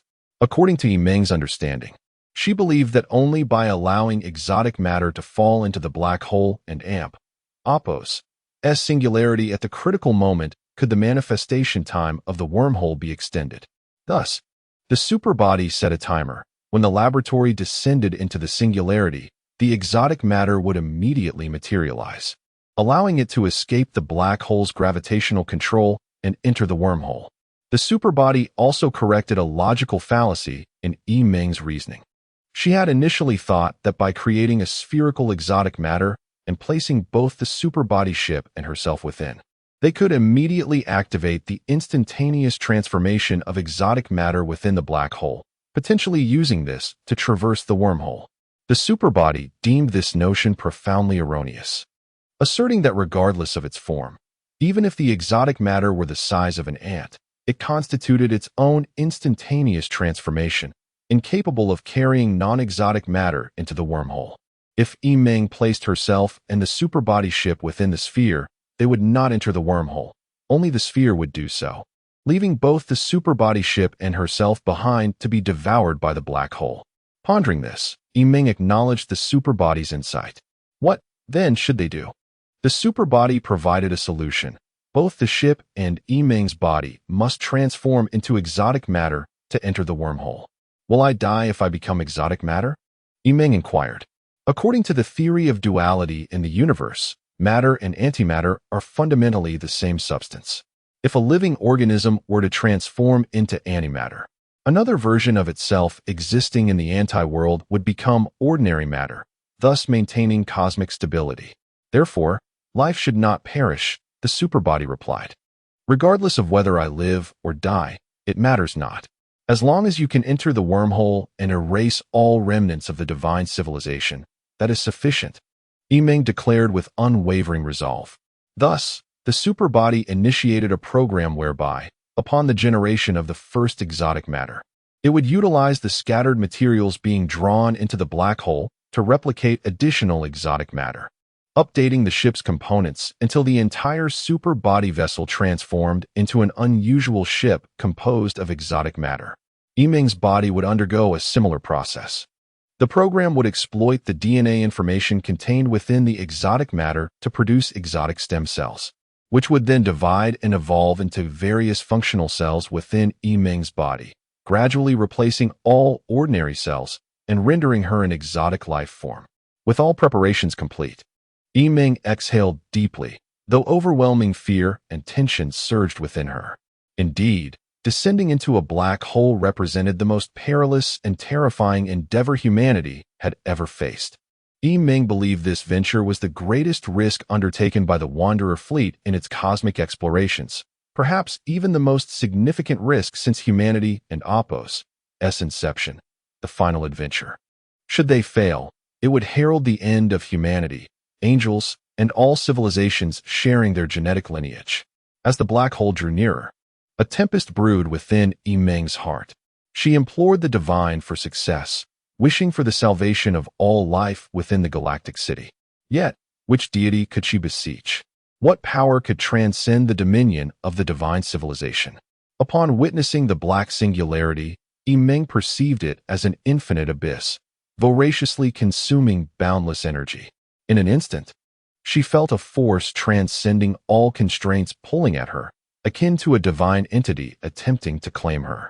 Her mind blanked, and she succumbed to unconsciousness. Upon awakening, Meng slowly opened her eyes to find herself in an unknown expanse, resembling a tunnel with no discernible exit. Noticing the superbody beside her, she rose and asked, "Have we entered the wormhole?" "I believe so," it replied. "Just moments ago, we were plummeting into the black hole's singularity. Without the wormhole, we would have surely become one with the black hole, devoid of consciousness." Meng scrutinized the enigmatic space, observing that the tunnel's walls bore still images, the closest depicting the moment of their descent into the singularity. As she ventured further, both she and the superbody ship vanished from the images, leaving only the black hole itself. Retracing her steps revealed scenes prior to their fall into the black hole. At this, Meng quickened her pace, discovering that the images on the walls played in reverse, akin to a film being rewound. She turned back, running in reverse, and found the scenes projecting her recent experience of falling into the black hole. "This is astonishing. It's like watching a movie," with the ability to play both forwards and backwards, projecting my past, present, and future onto these walls. Yiming exclaimed, her excitement palpable. Indeed, the world we inhabit appears as a mirror, where each still image transcends mere two-dimensionality, revealing the genuine three-dimensional fabric of time, akin to a 3D projection that unveils all elements within the universe at this very moment. Yet, why is it that in this three-dimensional tableau, our immediate surroundings feel so near while other realms seem distant? It is because the location within the cosmos where we enter a wormhole is the one closest to us. Ah, I see.